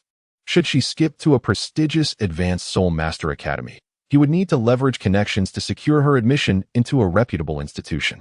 The reasoning behind bypassing the Intermediate Soul Master Academy was quite clear. At merely 6 years of age, Yuan Ling'er would find herself amidst students aged 12 and older, leading to an undeniable disparity in stature that could subject her to bullying. After all, she was merely a pitiful 13th-level Soul Master, and her safety was a paramount concern. "Are you also sending your child to school?" inquired a man who approached Yuan Xuanlu, mimicking his posture on the curb. "Indeed, you as well?" Yuan Xuanlu replied. "Of course," the man said, offering a cigarette as a gesture of camaraderie. Yuan Xuanlu did not decline. He accepted it, inhaled its scent, and then placed it on his ear. "The yellow crane tower of the Spirit Hall?" Yuan Sun does not smoke, yet he is well acquainted with it. "Ah, well done, my brother. You are quite the expert." The man smiled. Yuan Xuanlu chuckled. In truth, he played a significant role in the development of the tobacco industry in Douluo continent. When he traversed into this realm, his thoughts were solely focused on enhancing his strength and accumulating wealth. What, then, is the most lucrative venture? Arms and tobacco. In pursuit of profit, Yuan Xuanlu exerted considerable effort to discover the original tobacco soul beast from the Douluo continent, subsequently nurturing it to produce cigarettes for sale. Of course, Yuan Xuanlu is commendably conscientious, as every cigarette pack bears the stark warning in blood-red letters proclaiming the health hazards of smoking. Yet, the Soul Masters of Douluo continent and the common folk dismissed this caution with indifference, much like Yuan Xuanlu's previous disregard for risks while continuing installations. Whether they are buying cigarettes or indulging in smoking, their habits remain unchanged. After years of development, the Spirit Hall has come to dominate a staggering 99% of the continent's tobacco market, achieving near monopoly status. There are brands suited for powerful and esteemed soul masters, such as Zhang Ninshan and the prestigious Jiao Wuji Zun, alongside options for ordinary soul masters, including Huanggalu, Furong Wang, and Haiyan Baisha, as well as the standard Baisha for the general populace. From initiation to finality, there is a brand for everyone. However, all the profits garnered from this enterprise have eluded Yuan Xuanlu, once sharing 30% with the inexpensive brother. Now, since that woman assumed control of the Spirit Hall, Yuan Xuanlu has been left with less than a third. One yearns to experience the flavor of the Jiao Wuji Zun. A man struck a match and exhaled a cloud of smoke. The quality of tobacco is, in truth, quite similar. Yuan Xuanlu speaks candidly. It is merely the added value of the products that differs. How peculiar these words sound. Thus, the two sat there, engaging in a conversation that ebbed and flowed. Yuan Xuanlu has already formed a certain judgment about this man. He possesses the cultivation of a level 50 soul king and hails from an affluent background, likely of noble descent. The reason he approached Yuan Xuanlu may be Yuan Xuanlu is the only one among this group of parents whose abilities remain unclear to him. After a while, a tremendous commotion erupted at the freshman registration area. To think our cohort boasts a soul master of the first ring. A Astonishingly, it is even a century-old soul ring. This child must come from a well-to-do family. As he observed the chaos, the man took a puff from his cigarette, rubbed his hands together, and with a playful grin pointed in that direction. Not bad, is it? My son, Lu Wei. Innately full soul power? An innate soul power level of 9. And upon awakening his martial soul, I will ensure he practices diligently. In 3 days, he will reach level 10. Truly remarkable, with such great talent. Heh.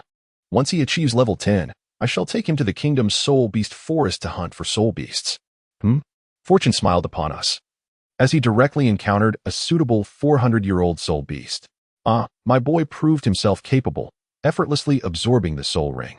Indeed, he became an 11th level soul master at the tender age of 6. Oh, Yuan Xuanlu dismissed the past with indifference. Is a 6-year-old, 11th level soul master truly so impressive? The man was taken aback as he gazed at the expressionless Yuan Xuanlu. Shouldn't you be astonished? Shouldn't you feel envy? Shouldn't jealousy consume you? Why are you so unfazed? Why do you treat this matter so lightly? By what right? Upon observing the man's expression, Yuan Xuanlu could surmise the thoughts occupying his mind. It bore a striking resemblance to the sentiments of certain parents from Yuan's previous life. My child has passed the 8th level in piano. My child has achieved a high score in TEFL. My child ranks first in the grade. How envious you must be. You should take pride. You must be proud of my child. What nonsense. I am not the father of your child, so why should I feel any pride? To think it is a Millennium Spirit Ring. Level 13. Level 13. How astonishing to witness a level 13 at merely 6 years of age. The registration area erupted with screams, and this time, the volume surpassed that of Lu Wei's registration, more pronounced, more resonant, filled with astonishment. The air thick with an air of pretentiousness. A 6-year-old spirit master of level 13. The first spirit ring is even a millennium one. Why would such a prodigy attend the modest Barak Primary Spirit Master Academy? The man, drawn by curiosity, approached to inquire about the identity of this extraordinary child, only to be left in a state of utter bewilderment.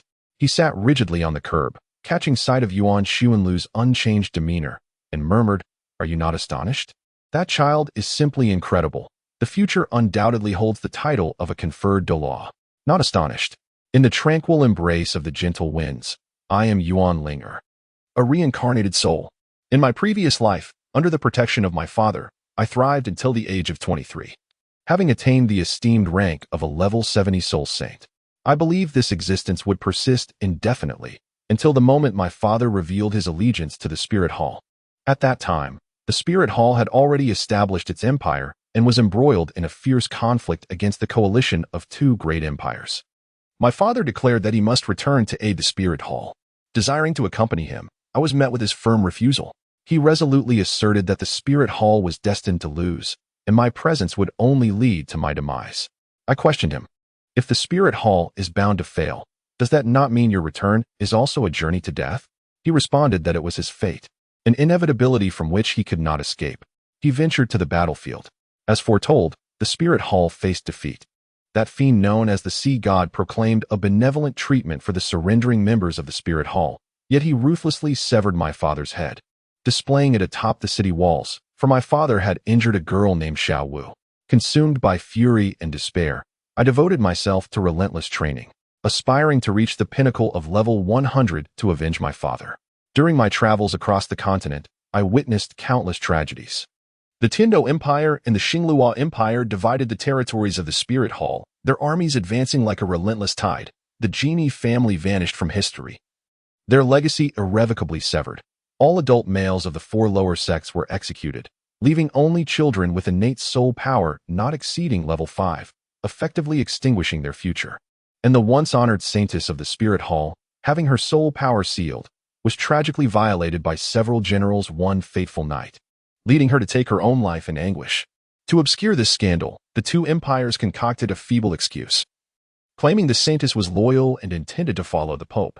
As for the highest leader of the Spirit Hall, once an angelic figure, he appeared untouchable in the public eye, yet behind the scenes, I was aware of these events, and I believe Tang San was also cognizant of them. Yet, he took no action, nor did he intervene. Eventually, I understood that this was Tang San's design. Otherwise, how could the emperors of the 2 great empires dare to settle scores with the remnants of the Spirit Hall? merely because the sea god is divine. His hands must remain unsoiled. Many years later, upon reaching the pinnacle of level 99, and discovering that the divine positions on the continent had been monopolized by Tang San and his companions, I embarked on a treacherous journey to forge my own divine rank. Yet I faltered. In the twilight of my life, I pondered that if I could return to the past, I would ensure to tread ahead of Tang San, following his path, rendering his journey impassable. When I inadvertently regained the memories of my former life, I found myself reverted to the tender age of 6. Initially, I yearned to share these revelations with my resurrected father, but I soon realized an inexplicable force was preventing me from doing so. The words eluded me. Not only could I not articulate this, but I also had to conceal the truth of my rebirth from my father. For revealing it would spell my demise. This was a resonance from a once semi-divine powerhouse. Nevertheless, I had already charted my future course. In this life, I would seek retribution from Tang San, blood for blood. In the first class of the first grade, a prestigious gathering within the Junior Soul Master Academy. The students were primarily the Sea Army de la Sea Army of the new entrants, such as the recently celebrated Lu Wei at the school gates. However, at this moment, the first grade class was not solely Lu Wei's stage. "What is your name?" Lu Wei arrogantly addressed a bespectacled chubby boy. After speaking, he glanced back at Yuan Ling'er, and upon noticing her lack of interest, Lu Wei resolved to intensify his demeanor to capture her attention. "Hey, I'm talking to you, chubby boy." With that, he cast another look at Yuan Ling. Having registered alongside her, he had decisively chosen to become her loyal follower after witnessing her Millennium Soul Ring. This was a lesson imparted by his father. "My name is Jia. If you find that unsatisfactory, you may call me Brother Jia. I can bear it." The bespectacled boy was evidently unfazed by Lu Wei's provocation and retorted boldly. "Humph, you are quite pathetic." Lu Wei smugly jabbed at Jia. Jia raised an eyebrow, adjusted his glasses, and replied with a disdainful smirk. "So, that means you are quite brave, huh?" "Please, I am exceedingly brave. Thank you very much." Lu Wei's arrogant sword. Bang! Jia delivered a punch that sent Lu Wei sprawling to the ground. He mounted Lu Wei, continuing to pummel his diminutive companion, shouting, "This is what you get for being brave. This is what you get for being brave. Ah, stop. You all, cease immediately." A few girls let out shrill screams. The commotion also caught the attention of Yuan Ling'er. At that moment, she was contemplating how to thwart Tang San. In her eyes, Tang San and his companions, the Shrek 7 Devils, posed a significant threat to the Yuan clan's future and must be eradicated at the earliest opportunity. To eliminate a rival force, the most effective strategy is to establish a similar power of one's own. If Tang San commands the Shrek 7 Devils, why should I, Yuan Ling'er, not possess the Yuan 7 Devils? With this thought in mind, Yuan Ling'er cast her gaze upon the writhing figures of Jia and Lu Wei on the ground. "Martial soul, manifest," Lu Wei exclaimed as he freed himself from Jia's grasp. A vibrant green blade of grass emerged from Lu Wei's hand, adorned with fine hairs, while a striking yellow century-old soul ring encircled it. Lu Wei, martial soul, Reed, level 11 soul master. He formally introduced himself, eliciting twinkling eyes from the surrounding girls. Captivated by the manifestation of his martial soul, Jia, too, bellowed with fervor. In an instant, his short hair cascaded down his back, his nose morphed into a snout. His eyes elongated like crescent moons, and sharp fangs protruded from his lower lip. Jia, martial soul, Boar, level 10 soul practitioner. Despite lacking a soul ring, Jia exuded an overwhelming presence that eclipsed Lu Wei's, rendering Lu Wei defenseless before him, akin to a timid rabbit, as he retreated incessantly. Yuan Ling'er meticulously scrutinized Jia's attire, noting that the fabric was of inferior quality. Although he was not a work-study student, it was evident that his family did not belong to the affluent class, such as that of Lu Wei. This observation elucidated why Jia, despite his formidable strength, lacked a soul ring. His family simply could not afford the expenses associated with their child's soul ring. The Soul Beast Forest was monopolized by the state. An entry required a token from the Spirit Hall along with the endorsement of 3 nobles. Common soul masters were devoid of such privileges and were thus relegated to the perilous wild soul beast forests. In such treacherous environments, the absence of a powerful protector could spell disaster, leading most common soul masters to acquire their first soul ring by randomly hunting a soul beast, with 10-year soul rings being the norm. However, Jia was likely not one to settle for mediocrity. He harbored his own aspirations and ambitions, yearning for a 100-year soul ring. which was why he dedicated himself to rigorous training instead of hastily acquiring a soul ring. With this deduction complete, Yuan Ling'er chuckled softly. Stepping between the two. You both seem quite remarkable. Would you be interested in joining my team? Who are you? I am willing. Lu Wei responded without hesitation. Having witnessed Yuan Ling'er's Millennium Soul Ring, he felt no reluctance whatsoever about serving under her. However, matters were more complicated for Brother Jia. I refuse. Jia was quite stubborn. I will not be a sycophant for the nobility. Who are you calling a sycophant? Lu Wei retorted, anger surging within him. Isn't that a veiled insult? I am not a noble. My invitation to you is merely to join a team. It does not impose significant constraints on your future. Yuan Ling'er elucidated, while Jia remained silent, yet his eyes unmistakably reflected skepticism. I can assist you in obtaining your first soul ring, a century-old one. Yuan Ling'er unveiled her grand strategy, expressing her earnest desire for only these two in the class to catch her attention. How can you assure this? Jia felt a flicker of hope. Just as Yuan Ling'er had surmised, Jia's family simply could not shoulder the burden of acquiring a century-old soul ring. I shall not go back on my word. Yuan Ling'er summoned her divine butterfly martial spirit, a 1,000-year purple soul ring ascending in a dazzling display. With pride, she proclaimed, "A 1,000-year first soul ring. I shall join." Upon witnessing the 1,000-year soul ring, Jia felt reassured in a world where strength reigned supreme. He believed in the promise of a future title Douluo. What shall we name our team? Lu Wei, the more vivacious among them, eagerly inquired, bouncing with excitement. Finally, I shall serve under a future title Douluo. How exhilarating. The Extinction Trio. Yuan Ling'er spoke lightly, yet with gritted teeth, annihilate the three. Chapter 10. I have finished my speech. Who is in favor? Who is against? The sound of commotion filled the air. Yuan Xuanlu first discarded the bowl into the sink after finishing his meal, then filled it with water, added a touch of dish soap, and commenced washing the dishes. Once the washing was complete, he rinsed them with clean water. Yuan meticulously cleans the path with soul power, father. How do you hold your meetings? Yuan Ling'er reclined on the sofa, gazing at the ceiling, and inquired. Yuan Xuanlu felt somewhat bewildered, as he had always regarded meetings as opportunities to doze off. The leaders often indulged in endless banter, and the sole meaningful takeaway from any meeting was typically the phrase "the meeting is adjourned." However, such sentiments could not be expressed to his little one. He must set a commendable example. After a moment of contemplation in the kitchen, Yuan Xuanlu replied, "Perhaps. Everyone discusses a matter, and then it is about being pragmatic and directly addressing the issues to find solutions. But what if the group splits into factions with differing opinions?" The little one inquired. "Then you must persuade others to align with your viewpoint." "I understand now." Haha. Yuan Xuanlu chuckled awkwardly, realizing that he had not clearly articulated how one ought to conduct a meeting.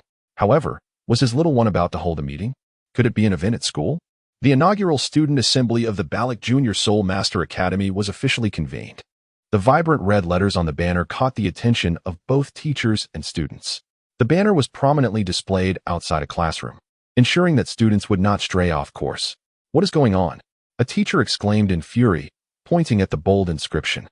"Someone has invited the class leaders from all grades to this meeting," responded an upperclassman. "Are students responsible for organizing such events? Who is behind this? Step forward." Yuan Ling'er. "I won't disturb any further. I shall take my leave." Upon hearing Yuan Ling'er's name, the teacher felt compelled to relent. Not only because she was the brightest talent in the school, enjoying considerable leniency from her peers, but also due to the significant influence of her father, a formidable figure. In that very classroom adorned with the banner, Yuan Ling'er occupied the foremost seat, flanked by two formidable guardians, while the remaining seats were filled by the most accomplished individuals from each class. In a sense, this assembly represented the elite of the Balak Kingdom 3 decades hence. Well, there shall be no further delay. It is time to commence. Those who arrive late shall be deemed to have forfeited their participation. Yuan Ling'er swept her gaze around the room, noticing that a few individuals had not graced her with their presence. However, she dismissed them from her thoughts, elegantly extending her hand with a smile, inquiring, "Who shall brew the tea today?" The crowd fell silent, no one daring to respond, perplexed by Yuan Ling'er's intentions. In the Elementary Soul Master Academy, possessing a rank of 1 was already considered a mark of strength, yet among the students present, only 3 advanced students held that rank, a level 11, a level 12, and a level 13, none of whom posed a challenge to Yuan Ling'er. Exchanging glances, The attendees arrived at a silent consensus. Unable to decipher Yuan Ling'er's meaning, they opted for silence. The atmosphere grew noticeably tense, as everyone hesitated to voice their thoughts. Please, someone share your opinion. Do not all look at me. I may be the convener today, but that does not mean I must assume the role of leader. Yuan Ling'er smiled innocently, captivating those around her. Since you have all said so, what more can we add? Just then, a student entered the classroom, nonchalantly glancing at Yuan Ling'er, and remarked, I apologize for my tardiness. Were you caught in traffic? The latecomer bore a perplexed expression, akin to a black question mark. Observing the student's reaction, Yuan Ling'er let out a soft huff, internally confirming her suspicions. When she had previously discussed the issue of tardiness with her father, he had imparted a particular strategy. If someone arrived late, simply inquire, were you caught in traffic? Then follow up with, how did you make your way here? Yuan Ling'er inquired as she approached.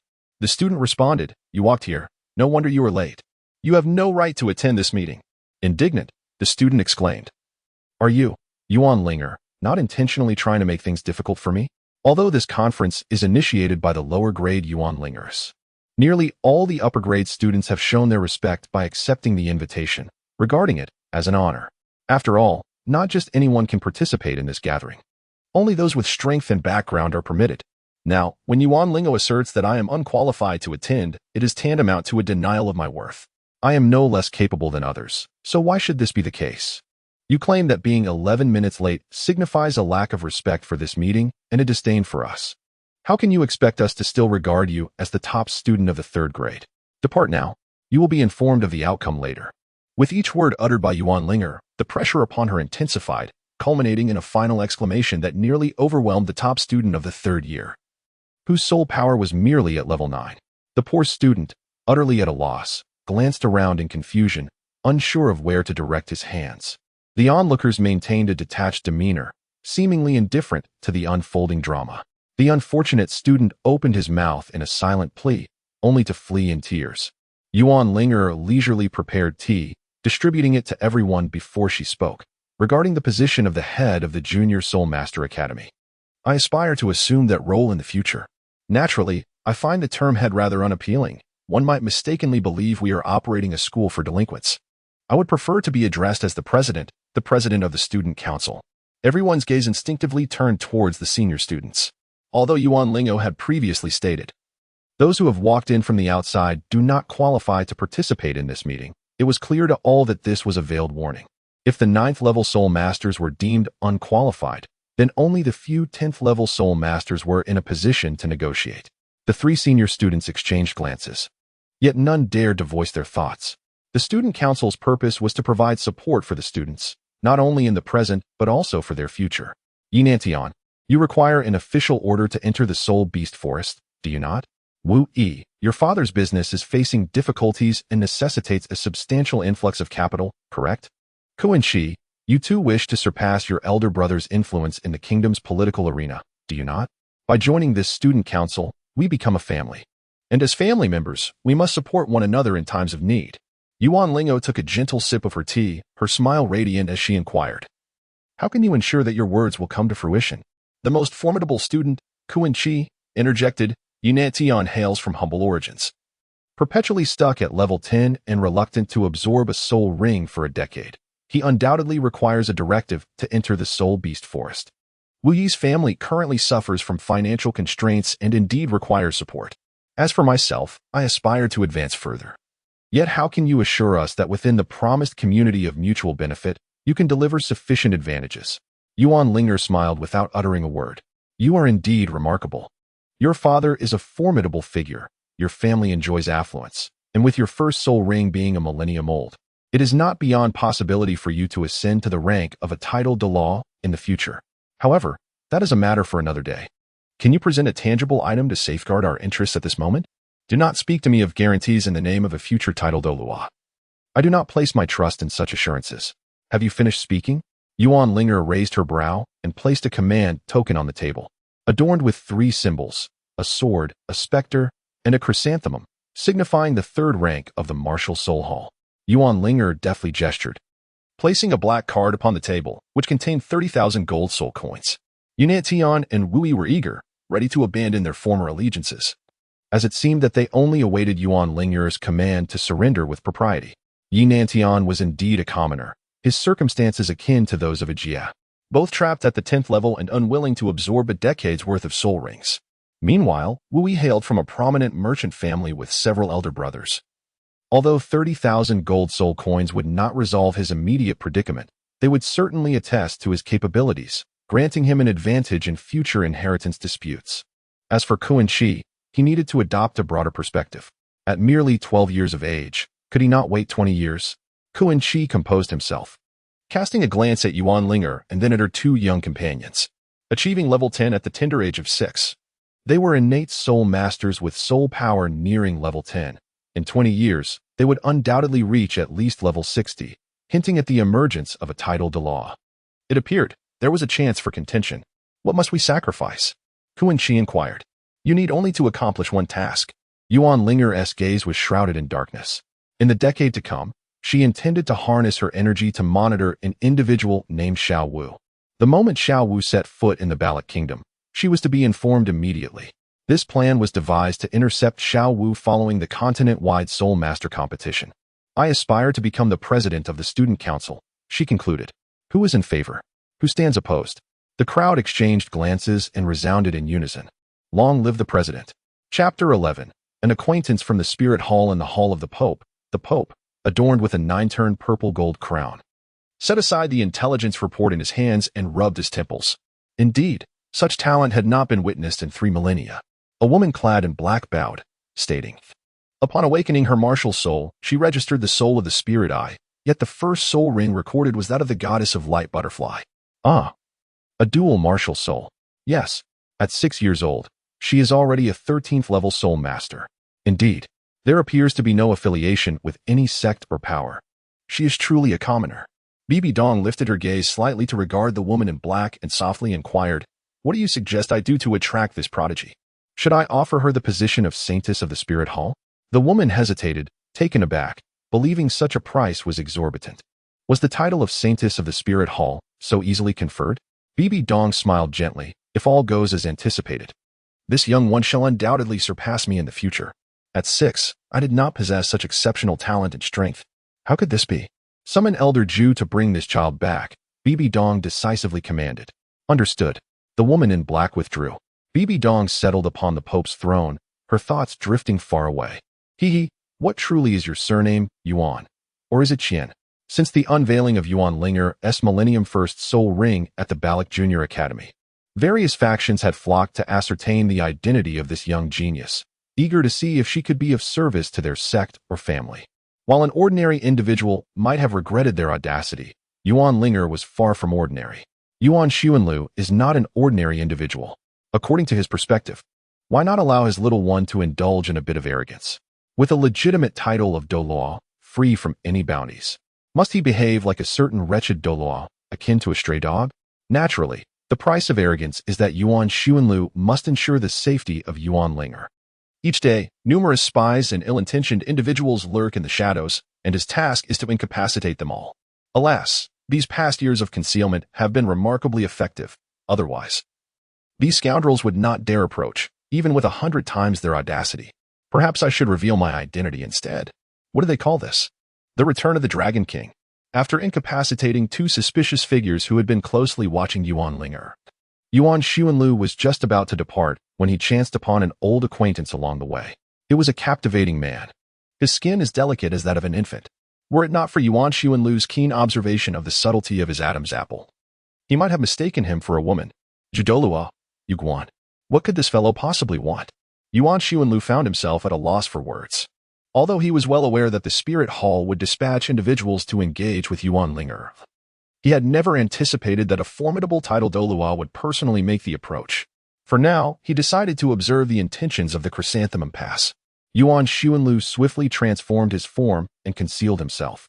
The renowned Zhu Douluo, Zhu Guanshan, appeared oblivious to Yuan Xuanlu's presence, despite both being of the same esteemed rank, 95. Upon arriving at the Balak Junior Soul Master Academy, Zhu Douluo disregarded the gatekeeper and ventured inside, intent on locating Yuan Ling'er. Before long, he spotted her on the playground and, with a beaming smile adorning his face, approached her amiably, greeting her with, "Hello, little sister." As Yuan Ling'er lifted her gaze, she beheld the visage of a captivating sister. Although she herself had reached the esteemed rank of title Douluo in her previous life, she evidently failed to recognize Douluo. For by the time she ascended to that rank, Douluo had long since passed. Thus, Yuan Ling'er inquired, "Who are you? Pray, introduce yourself." "I am an elder of the Spirit Hall, known as Ju," came the reply. Douluo was on a covert mission and had opted not to don the resplendent crimson robe that signified her status. Otherwise, given her flamboyant nature, one could only imagine the spectacle she would have created. Title Douluo?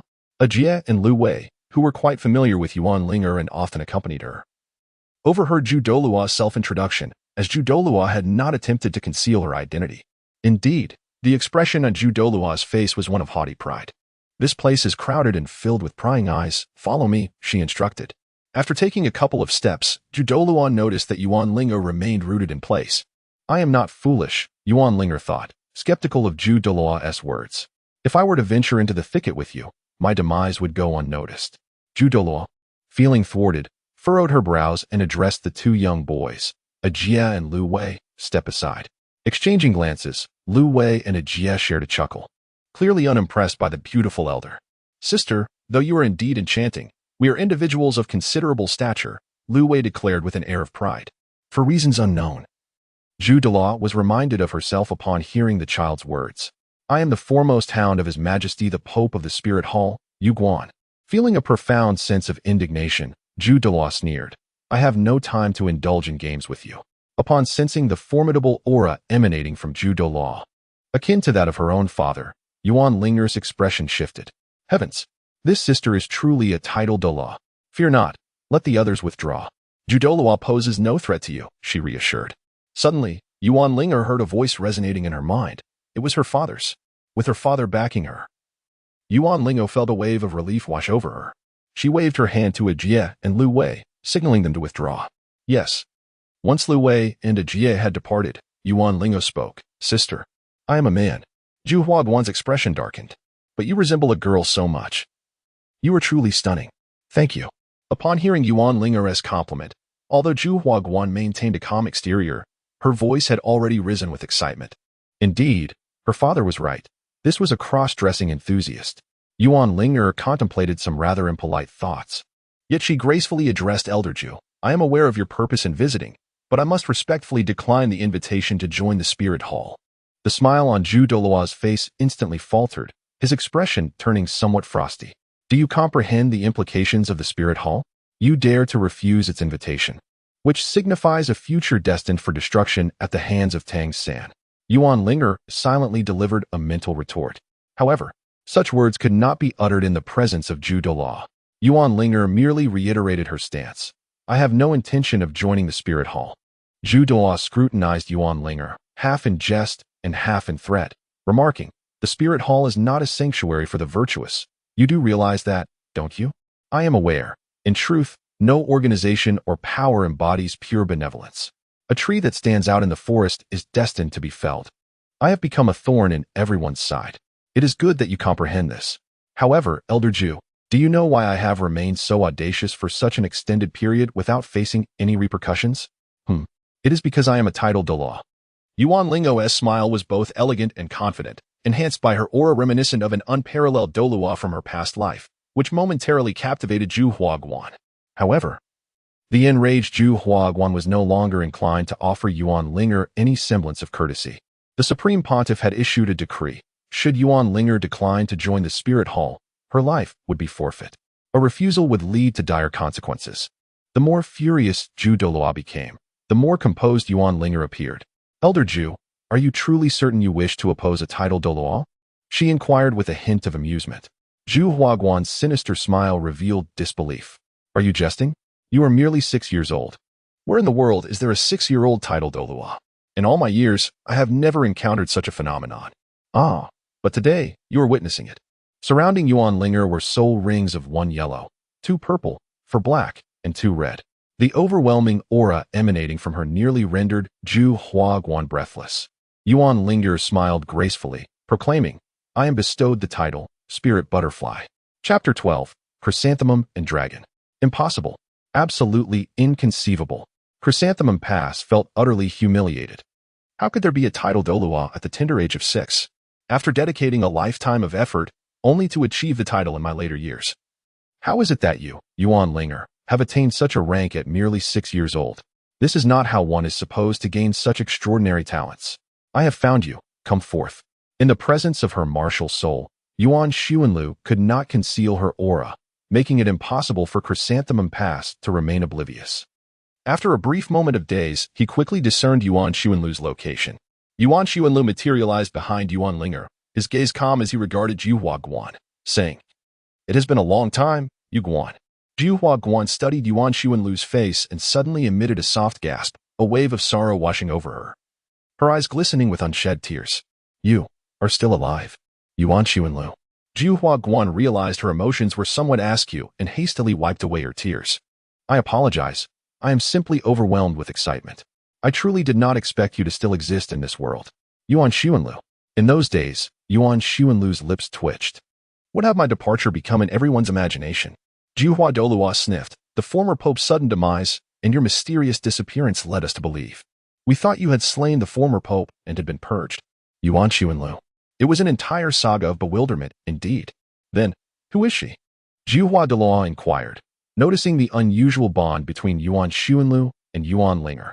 Yuan Xuanlu straightened his chest, resting his hand on Yuan Ling'er's shoulder, and with a sense of pride proclaimed, "This is my daughter, Yuan Ling'er." Upon this revelation, Juhua Guan was struck with understanding. It was no wonder that Yuan Xuanlu had chosen to unleash his martial soul in conjunction with the display of the spirit butterfly Douluo. After all, she was indeed his cherished daughter. And daughters are meant to be adored. Yuan Xuanlu departed with his hands clasped behind his back, leaving only the echo of his voice lingering in the air. "Come walk with me, and while you're at it, resolve the matter concerning my daughter." "Very well," replied Juhua Guan, soaring into pursuit of Yuan Xuanlu. Moments ago, when Yuan Xuanlu greeted Juhua Guan, Yuan Ling'er sensed something amiss. Now, witnessing these two abandon her so casually was akin to observing long-lost lovers clandestinely rendezvous after years apart. Yuan Ling'er could no longer contain herself and exclaimed loudly, "Father, I do not want that, mother." In a restaurant, not a hotel, Yuan Xuanlu and Yu Guan ordered a pot of wine along with 2 side dishes, reminiscent of long-lost friends reuniting after many years, indulging in revelry and tales of grandeur. Juhua Guan, filled with joy, did not make a conscious effort to dispel the effects of alcohol with his sole force. As the cups were emptied, he began to regale the crowd with amusing anecdotes about Yuan Xuanlu. "Huh? I still recall when you were in your 20s, and the former pope sought a bride for you. Yet, you adamantly refused to marry, and instead, that very night, you ventured into the brothels with Lao Gui to seek pleasure, and astonishingly, you did nothing. However, Lao Gui, after a few jugs of wine, became utterly inebriated and stumbled into a room with a young lady. The next day, he could barely walk. Back then, everyone was whispering that you preferred men." Yuan Xuanlu's expression darkened, as this matter had stirred a tempest in the entire Spirit Soul City, with the perpetrator of the rumors standing right before him. Thus, Yuan Xuanlu spared no mercy, coldly uttering, "So, in the end, I wasn't seeking you to masquerade as a bride to deceive my brother?" The Pope's face turned a shade of green, speechless as he pointed a finger at Yuan Xuanlu, leaving him fearing that the Pope might unleash his wrath upon him. Juhua Guan's face flushed, causing Yuan Xuanlu to feel a twinge of trepidation. This individual's skills in cross-dressing had evidently progressed. Suppressing the urge to punch Juhua Guan, Yuan Xuanlu retorted, "Humph, who told you to spread rumors about me? I might as well take a stand." Alas, after this incident was unveiled, I faced no repercussions. Yet you, for no reason at all, gained the moniker of Juhua Guan. Juhua Guan was incensed and fueled by the effects of alcohol. He pointed angrily at Yuan Xuanlu, shouting, "You scoundrel, return my innocence." The tavern was not an upscale establishment. It lacked private rooms, allowing everyone to overhear the conversations. Moreover, Juhua Guan, aside from being a master of cross-dressing, was also a connoisseur of altered voices, predominantly speaking in a feminine tone. In summary, as people turned their attention to the commotion, they beheld this scene. The morning sunlight streamed through the bamboo windows, illuminating a pair of strikingly handsome men and women. The beautiful young lady, blushing with indignation, pointed accusingly at a dashing blonde man, denouncing him as a cad, while the blonde man, unperturbed, defiantly met her gaze. Bah! Scoundrel! Someone cried out in righteous anger. Yuan Xuanlu. I'm curious to see how your attitudes would shift upon discovering that this stunning young lady has long surpassed her 70s. Hearing these accusations, Yuan Xuanlu could no longer contain himself regarding Zhu Huaguan's antics, exclaiming, "You Guan, silence." He even dared to scold the woman. Bah! Scoundrel! Yuan Xuanlu. Heh!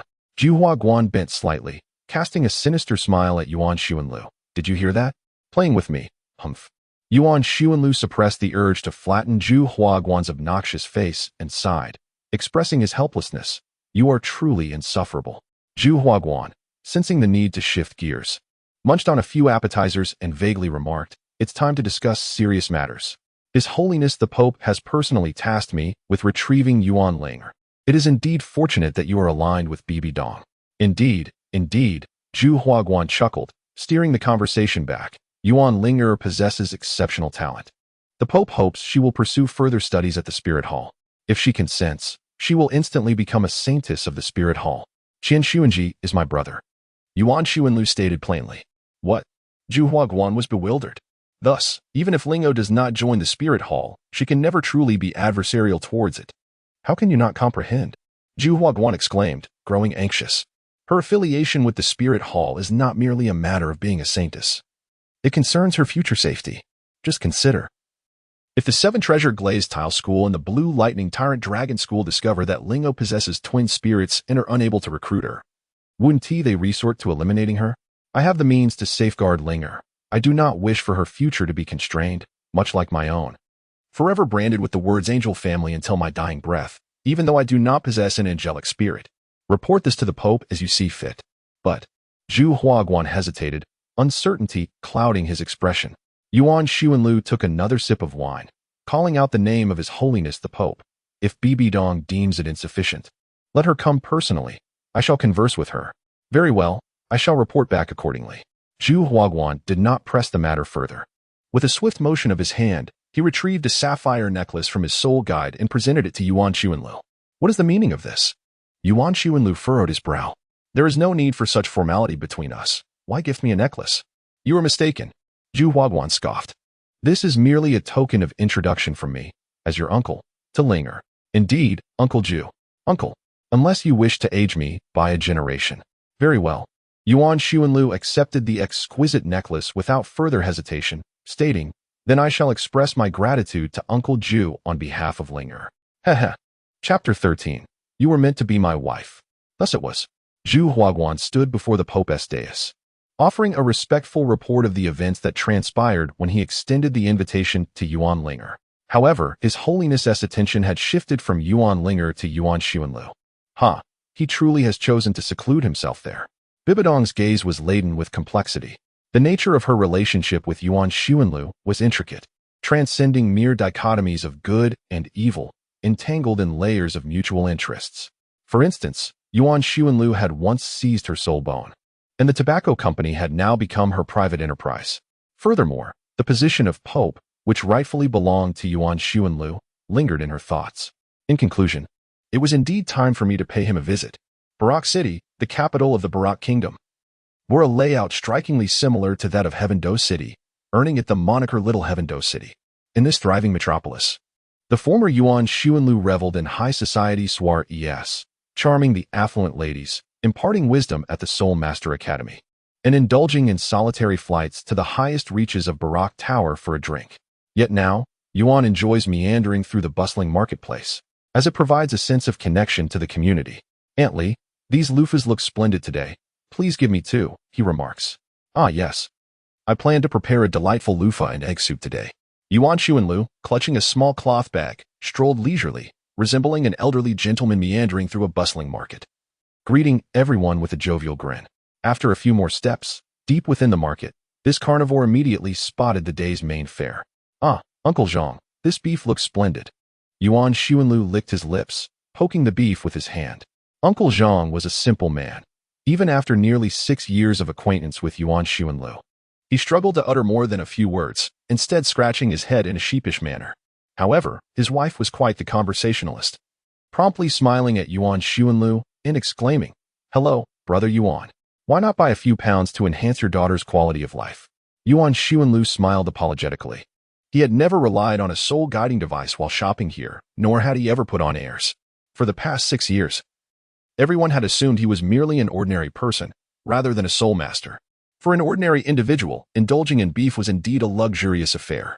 Very well, Yuan Xuanlu, with a discerning eye, selected the finest piece of meat. When Uncle Zhang packaged it for him, he generously offered a few smaller cuts as well. Let your child enjoy some good food, Uncle Zhang said with a hearty smile. Thank you so much, Yuan Xuanlu replied, his demeanor unpretentious as he grinned.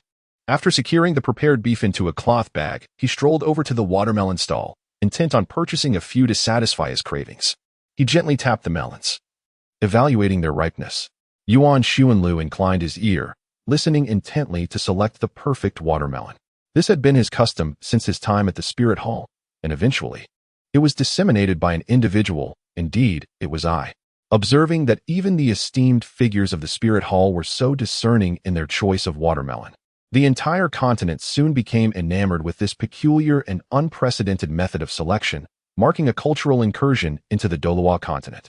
One hand rested upon the watermelon, and the question lingered, is this the life you currently lead? The woman in the black robe mimicked Yuan Xuanlu's stance, crouching down, tilting her ear to the fruit, her exquisite visage directly facing Yuan Xuanlu.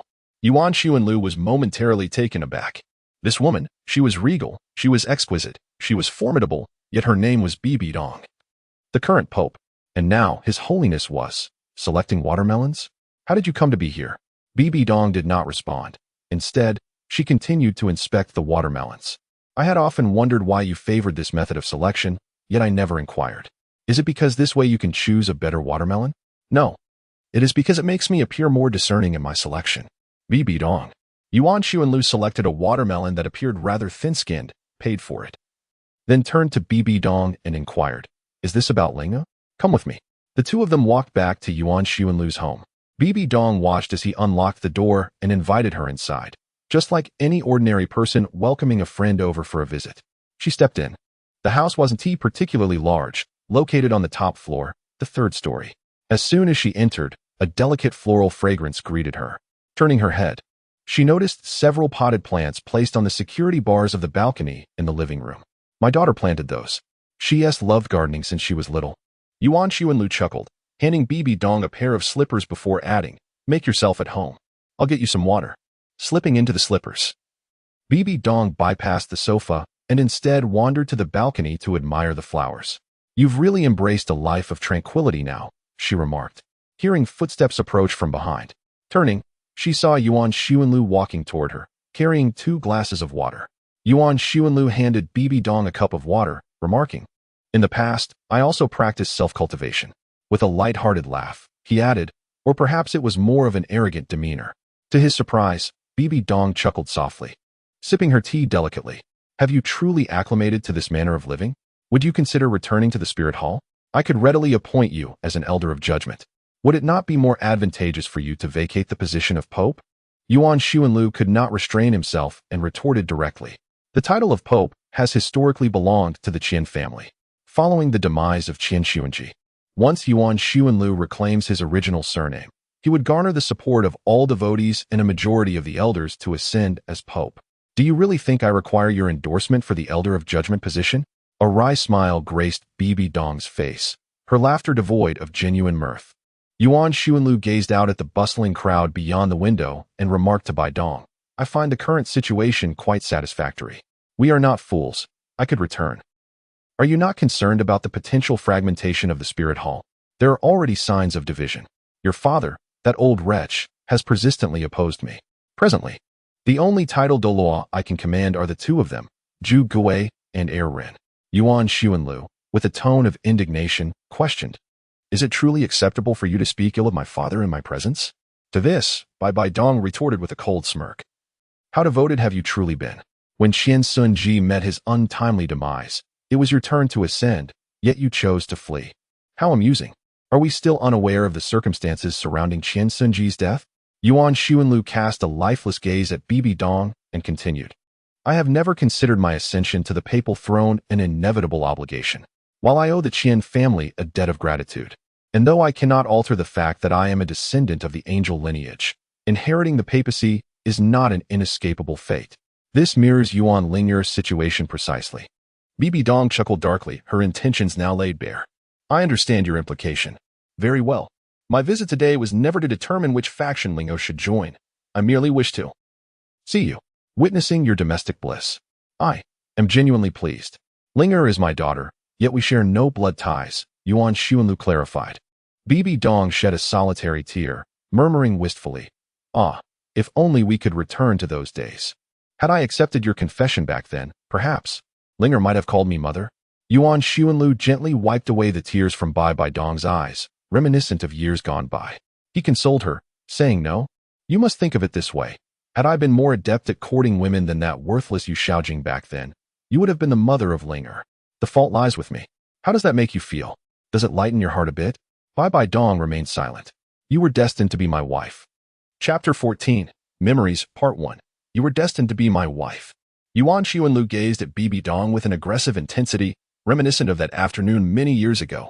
Back then, he was a brash and arrogant youth, while she exuded the poised elegance of a mature woman. That distant afternoon. Within the halls of the Spirit Hall, gentle sunlight streamed through the floor-to-ceiling windows of the library, casting a warm glow over the grand carvings that adorned this kingdom of books. Well-dressed figures moved gracefully through the space, their manners refined and courteous.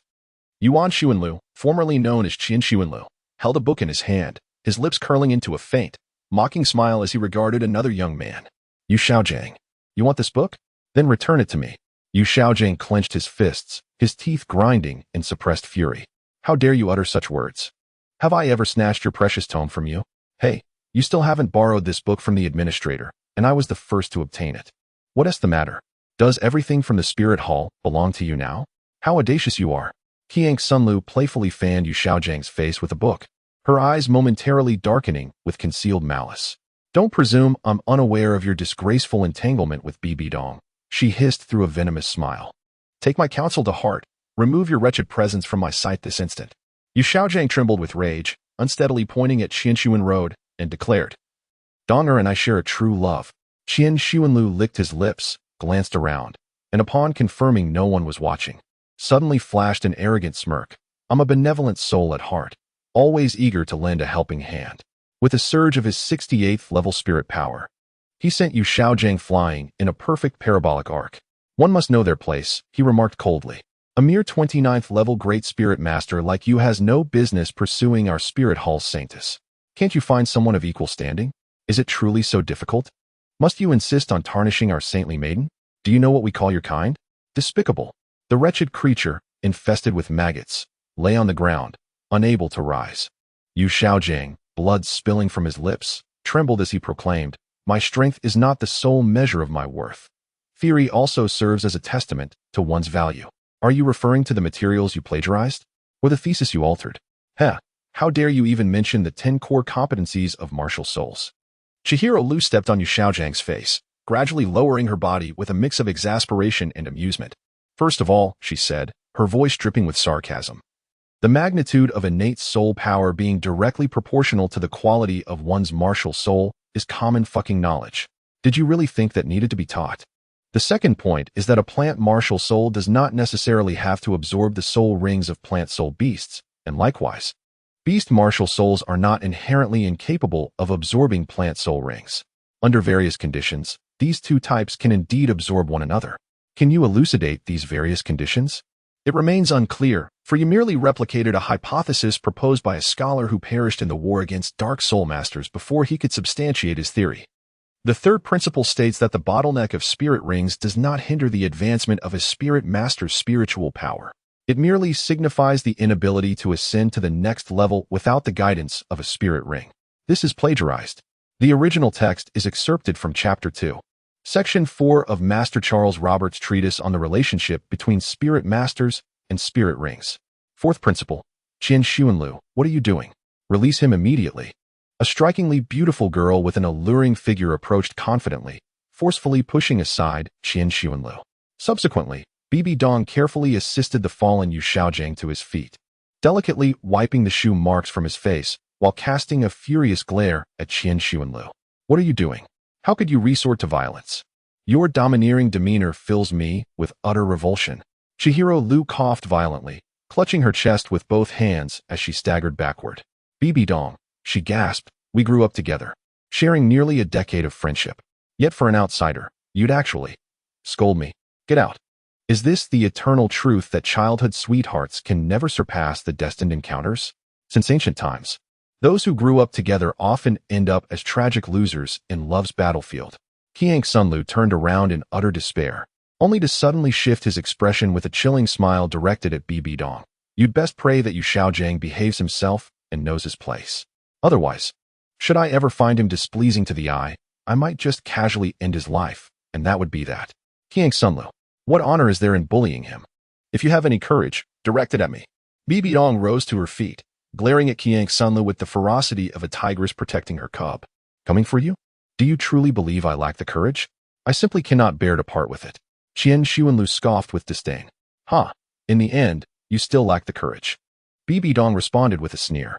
Qian Xuanlu sighed. Before his traversal, he had envisioned Bibi Dong as a grand and ambitious pope, yet upon his arrival in this new realm, he discovered that in her youth, Bibi Dong was merely a romantic at heart. I truly despise this melodramatic plotline. Qian Xuanlu is an utterly mediocre fellow. So when Bibi Dong approached him, he merely treated her as a casual acquaintance. He did fancy Bibi Dong, for she was indeed beautiful, but to actively pursue her, he wouldn't bother, nor could he be troubled to try. Let me be blunt, Bibi Dong. You are the holy maiden of the Spirit Hall. Your future is inextricably tied to mine. Qian Xuanlu, feeling disinclined to engage in fruitless discourse with Yu Xiaojiang, nonetheless found it imperative to clarify certain matters with Bibi Dong. I am aware that you may be reluctant. This indeed restricts your romantic freedom. And to put it more bluntly, it resembles a feudal arranged marriage. However, there is no alternative, as the saintess of the Spirit Hall. It is inconceivable for you to wed someone from the Blue Lightning Tyrant Dragon sect, particularly when he is deemed a failure. Qian Xuanlu spoke calmly. I have never experienced love and cannot fathom the thoughts of those enraptured in romance. However, Bibi Dong, you must comprehend your position. Were you an ordinary person, pursuing Yu Xiaojiang would pose no issue. Yet, as the saintess of the Spirit Hall, it is simply impossible for you to be with him. The Spirit Hall is not a charitable institution. Qianji will employ all means necessary to retain a prodigy with a twin martial spirit like you, even if it means destroying him rather than allowing him to become a threat. You are merely a creature of interest. Do you truly understand what love is?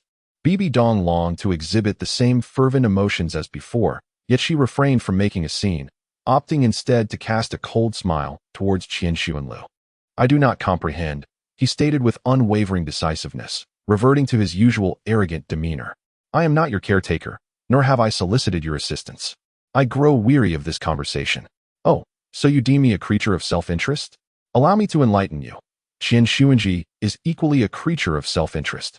If you truly wish to be with Yu Xiaojiang, you may do so, but it will require you to forfeit a martial soul before Qian Xuanji. Return 2 soul bones provided by the Spirit Hall, and labor without compensation under the auspices of the Spirit Hall for a decade. In this manner, you shall attain your freedom. No, I am indeed a creature of self-interest, I ought to state. Thus, you will be able to reimburse the Spirit Hall for the expenses incurred in your training. It appears I am merely a commodity in your eyes, is that so? Bibi Dong was momentarily dazed, then uttered those words with tears welling up in her eyes. She had never witnessed Qian Xuanlu treating her this way before. Qian Xuanlu was an exceptionally arrogant and domineering individual. Even in the presence of the Pope, he wouldn't hesitate to declare, Qian Xuanji is nothing but trash. Each time, the Pope would seethe with fury yet remain powerless against him. In truth, had Qian Xuanlu possessed the angel spirit rather than his current one, he might have garnered even greater support within the Spirit Hall than the Pope himself, for he was a prodigy.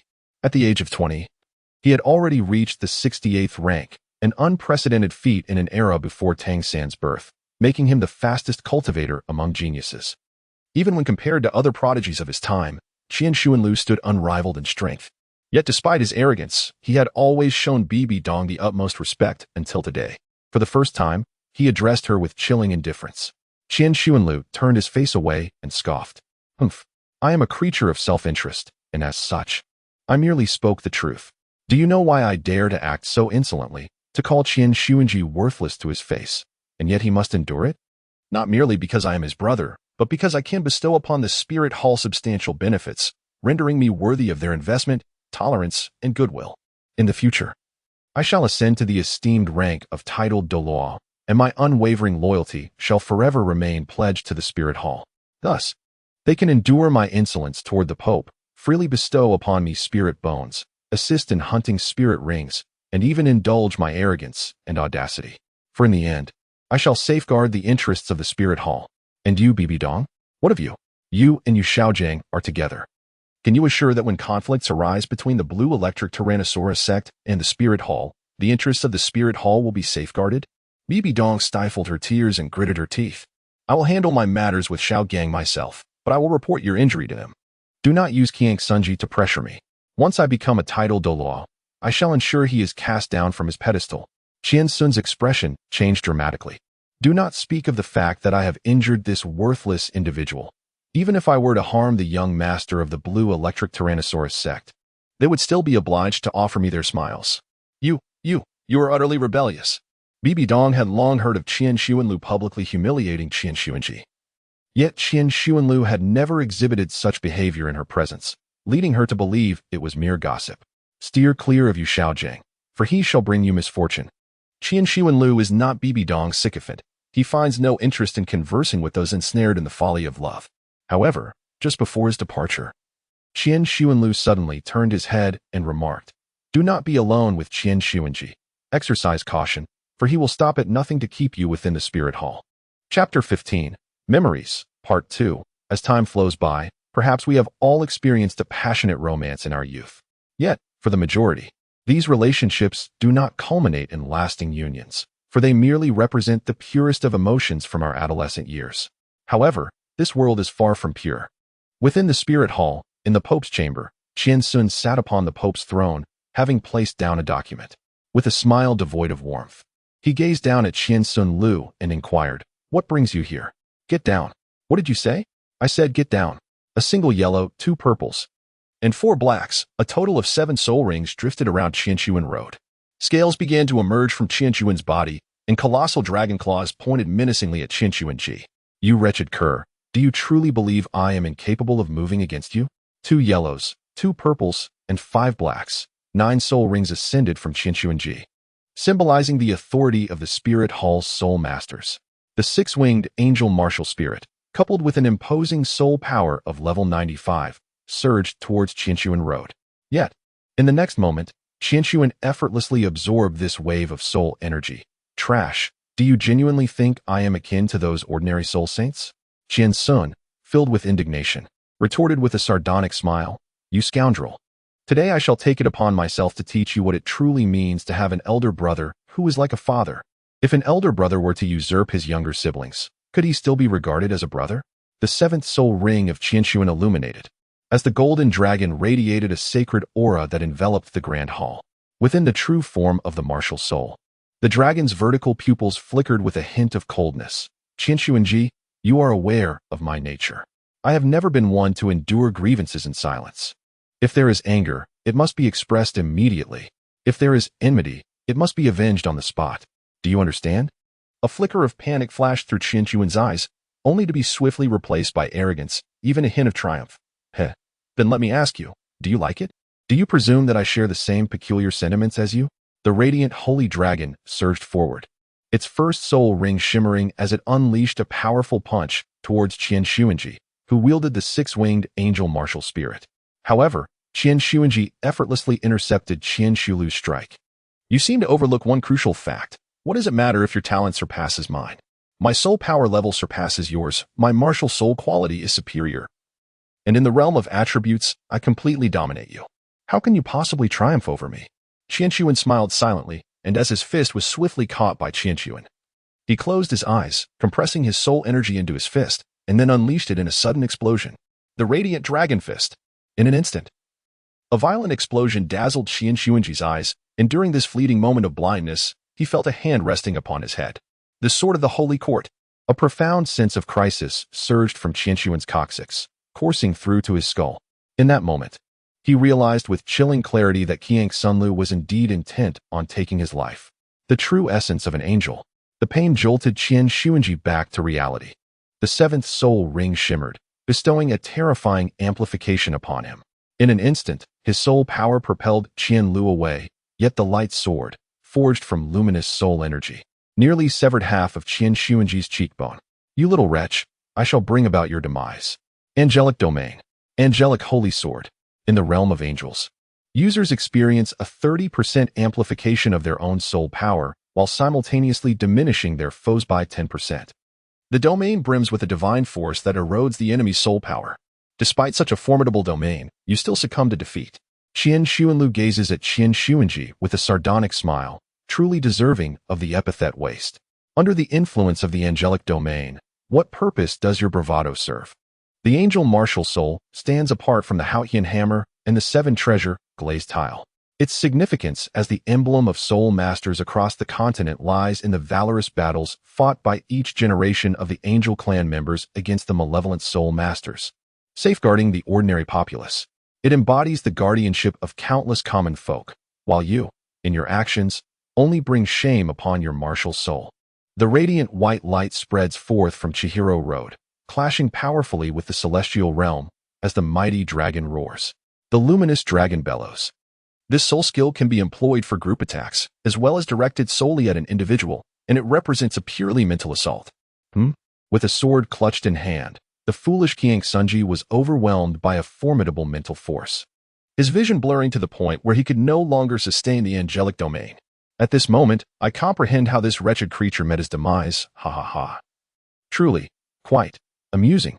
Qiang Sunlu was compelled to confront the true essence of his martial soul, transforming into human form, blood gushing from his nostrils. And with a resounding crash, he collapsed to the ground. If you were a title Douluo, no, as long as you were a soul Douluo, my combat prowess would be significantly diminished. Yet alas, you are merely a soul sage. Although the angelic domain had faltered, the recovering Qiang Sunji could still mock Qiang Sunlu. What a pity! Tell me, how is it that your martial soul resembles your mother's? What a pity to be a descendant of 1,000 families. With a swift motion, a sword pierced through Qian Xuanji's body before he could take a step. The bone skill of the saber-toothed tiger, a relic of 70,000 years, manifested in his right arm. Blood flowed from Qian Xuanlu's nostrils and eyes, yet he still smiled at Qian Xuanji. Hey, Qian Xuanji. I had told you long ago, villains perish from excessive verbosity. Later, I realized that you truly dared to lay a hand on Qian Xuanji. Bai Dong elegantly sipped her tea, gazing at the composed Yuan Xuanlu before her. Did you think I acted out of concern for you? Yuan Xuanlu spoke. For reasons unbeknownst to her, Bai Dong suddenly sensed an unmistakable aura of toxic masculinity emanating from Yuan Xuanlu. Yuan Xuanlu chuckled lightly. You are absolutely correct. Bibi Dong let out a sigh of relief. She was currently anxious that Yuan Xuanlu might exhibit some typical male stubbornness, causing her considerable distress. However, it wasn't solely that. It was also to validate my own talent. As it turned out, I indeed defeated Qian Xuanji. And he even went out of his way to seek a 100,000-year-old soul beast for me. How amusing. Yuan Xuanlu strode in triumph, entirely oblivious to the fact that Bai Dong's expression had already turned to stone. Return my emotions to me. Scoundrel, is this what is referred to as the inevitable arrival of the so-called toxic masculinity? Bibi Dong, indeed, possesses an extraordinary demeanor. After a moment's pause, she spoke. There is no need to discuss the matter of Qiang Sunji any further. He is gone, after all. However, as the brother of Qiang Sunji, I hope you will return to the Spirit Hall. To stabilize the hearts of the people? Almost. But more importantly, we must prevent the Spirit Hall from fracturing. Only by consolidating our strength can we accomplish great undertakings. I have a significant plan to unfold in the future. Yuan Xuanlu reclined thoughtfully on the sofa, contemplating Bibidong's words. The future entails a significant plan, essentially referring to the soul-hunting operation, which involves the decapitation of the top 3 sections. Yet, why must one personally return to reassure the populace? Yuan Xuanlu is not an ordinary individual. He is a traveler from another realm, one who has perused the original text. Yuan Xuanlu does not perceive Bai Dong as a delicate, dependent figure. Rather, she requires 1,000 families of orthodoxy to stabilize the hearts of the people. Although she may have been somewhat infatuated in her youth, she has now become a woman of formidable methods. Wait, what does 1,000 families of orthodoxy mean? The inspiration suddenly struck Yuan Xuanlu, and he comprehended the reason why Bibi Dong insisted on visiting the Spirit Hall herself. On the Douluo continent, although there exist soul masters, soul beasts, and soul-guided devices, none of these can alter the undeniable reality of a feudal society. The patriarchal system and the primogeniture inheritance system unequivocally convey that this is a male-dominated society. This presents a profound injustice for women, a worthless, foolish, and dim-witted royal heir, simply due to his lineage, is born with the right to inherit the throne. In contrast, a clever, valiant, and benevolent princess, even if she is the legitimate child, cannot ascend to the throne. As a transmigrator, Yuan Ling'er is well aware of the saying that women can hold up half the sky, yet on this continent, there are scarcely any extraordinary figures such as empresses. If they do exist, they are invariably women of immense strength and remarkable political achievements. Historical records indicate that approximately 400 individuals have been bestowed with the title of empress, including certain titled Douluos. But only 3 have been legally recognized throughout the continent's history. The first to attain the honor of empress was a female pope from the Spirit Hall, who lived 2,000 years ago and is known in history as the Holy Spirit Pope. It is said that she was the daughter of the God of angels. Under her leadership, the Soul Masters of the Spirit Hall launched a large-scale war against the evil Soul Masters, shattering their long-standing dominance and preventing their resurgence. The second empress was the War Empress of the Tiando Empire, who rose to prominence 500 years ago, facing internal turmoil within the Tiando Empire. The War Empress ventured alone to the principality to rally support for the royal cause and quell the rebellion. Over the course of the 14-year conflict, she commanded over 200 battles without defeat, earning the respect of all ranks within the Tiando royal army, following the suppression of the rebellion. With no adult males left in the Tiando royal family, and under military pressure, the War Empress formally ascended to power. The third empress was another pope from the Spirit Hall, referred to as the Slightly Dimming Empress. She possessed an angelic martial spirit and innate soul power of level 19, and was the grandmother of the contemporary Grand Offering, Douluo. Under her leadership, numerous evil soul masters were driven into a specially designed prison known as the City of Slaughter.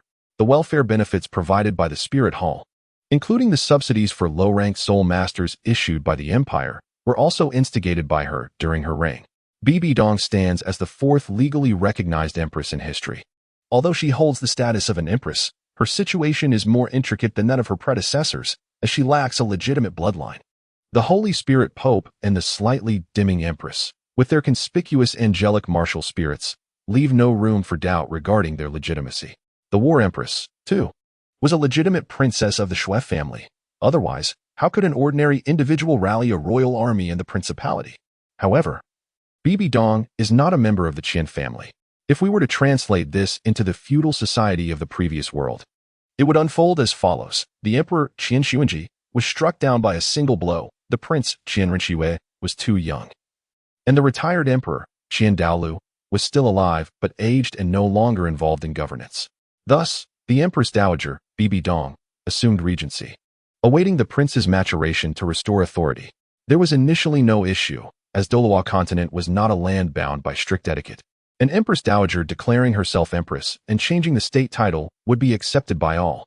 However, the complication arises from the fact that there remains a legitimate prince from the Qin family, Qin Xuanlu, who has not perished. Therefore, Bibi Dong has no rightful claim to succession. Even if Qin Douluo supports Bibi Dong, there will always be those who, motivated by their own interests, can invoke the name of Qin Xuanlu to challenge her authority. This mirrors the situation of the third Prince Zhu from the previous life of Xuanlu. Do you truly believe those who rally behind Zhu are genuinely loyal to the Zhu Ming dynasty? They merely seek to gain merit for their own benefit. What is spoken and what is felt within the heart? Ah, how divergent they can be. Yuan Xuanlu seemed to have come to a realization, yet he solemnly stated, "I shall no longer partake in matters concerning the Spirit Hall. This is a rule I established for myself upon my departure. In other words, I shall not return." Bibi Dong. Chapter 16. Is this you, Aunt Dong? Click. The brass key was inserted into the lock, gently turned, and a small head peeked out. "Father, I have returned." Yuan Ling'er returned home after a day of classes to partake in her evening meal. In recent days, she had not engaged in much, primarily preoccupied with her own cultivation. As a reincarnate, she was acutely aware of Tang San's rapid advancement, particularly after his sojourn to the so-called Sea God Island, which seemed to serve solely as a stage for leveling up. Additionally, she had been busy organizing her student council, seeking to recruit students of notable status, influence, or exceptional talent from the Ballot Kingdom in preparation for future confrontations with Tang San. Upon entering the house, Yuan Ling'er sensed an unusual atmosphere pervading her home. First and foremost was Yuan Xuanlu, who typically exhibited little concern for attire, often donning plain clothing that rendered him indistinguishable from the common folk on the streets. Unlike the ostentatiously adorned nobility, who, despite outward displays of respect from the populace, were inwardly loathed. However, today, Yuan Xuanlu had deliberately donned a new outfit and styled his hair, enhancing his appearance at least twofold. Yet, this was not the most striking revelation. The most significant aspect was the unexpected presence of an additional woman in the household. Yuan Ling'er fixed her gaze upon the woman who was greeting her. Clad in a set of understated black attire, she did not appear to be adorned in anything of high fashion. However, the air of nobility she exuded was not something that could easily be cultivated by an ordinary household. Indeed, one's demeanor often reveals much about their character, educational background, personal refinement, and familial environment.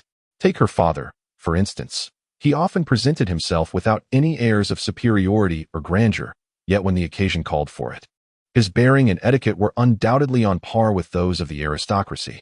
Aristocracy? No, she reasoned. He could not possibly exhibit such warmth towards her if he were of noble blood. Rather, it must be that he held a status equal to her father's, one of a titled Douluo. Come, Ling'er, this is your Aunt Dong. Hello, Aunt Dong. Yuan Ling'er, resembling an innocent child untainted by the complexities of the world, embraced Bibi Dong with a playful giggle. Ha ha ha, how adorable. Bibi Dong affectionately patted Yuan Ling'er on the head, and with a gentle motion of her hand, presented her with a jade amulet of safety. This is a welcome gift from Aunt Dong for you. Yuan Ling'er glanced at Yuan Xuanlu, and upon seeing him nod, she accepted the gesture and continued to cling to Bibi Dong's thigh. Thank you, Aunt Dong. I shall prepare a meal for you all. Yuan Xuanlu returned to the kitchen to prepare a meal. In the living room, only two women exchanged glances. Bibi Dong thought to herself, this is his daughter. Although I have agreed to Yuan Xuanlu, I shall test whether I can persuade her to become my disciple. Even if that fails, it would not be in vain to cultivate a sense of goodwill. The thoughts of Yuan Ling'er, perhaps this is His Holiness the Pope of today. No wonder my father insisted on supporting the Spirit Hall before his rebirth. It becomes clear now. Even heroes cannot resist the allure of beauty. However, she must become my mother, so I must conduct a thorough evaluation. Ling'er possesses not only innate full spirit power, but also dual spirit souls. Bibi Dong smiled as she gently patted Yuan Ling'er's head, to which Ling'er nodded affirmatively, acknowledging with a slight tilt of her little head. In the depths of her heart, Yuan Ling'er sensed that this woman was about to make her move. Bibi Dong grasped Yuan Ling'er's hand, feigning surprise. Your talent is indeed remarkable, Ling'er. You must be the top student at your school. Indeed, Yuan Ling'er continued to nod. Has Ling'er ever studied the concept of twin martial souls? Yes. Although twin martial souls are a unique gift on the continent, they also bring a certain burden to these prodigies. Indeed, Bibi Dong pondered. Why is it that with every word I utter, she merely responds with a simple yes? Yuan Ling'er chuckled softly to herself. This technique was learned from her father. It is said that whenever he was approached by parents inquiring about their children's cultivation progress, life plans, or matters of marriage and offspring, he would simply respond, ah, yes. Yes. Such a response felt rather dismissive, so she opted for a mere striking a balance between awkwardness and grace. Aunt Dong was likely referring to the challenges associated with dual martial souls. Yuan Ling'er, upon observing the despondency of Bibi Dong, elucidated, Father has long possessed a solution, which is why he specifically instructed me to disregard anyone who claims they can assist in overcoming the challenges of possessing twin martial souls.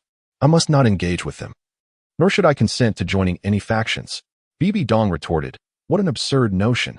I am the second individual in the annals of this continent to possess twin martial souls, and the sole one to have cultivated both to the esteemed level of 90. Bestowing soul rings upon each. Is this not a direct affront to me? Meanwhile, in the kitchen, Yuan Xuanlu sneezed and mused.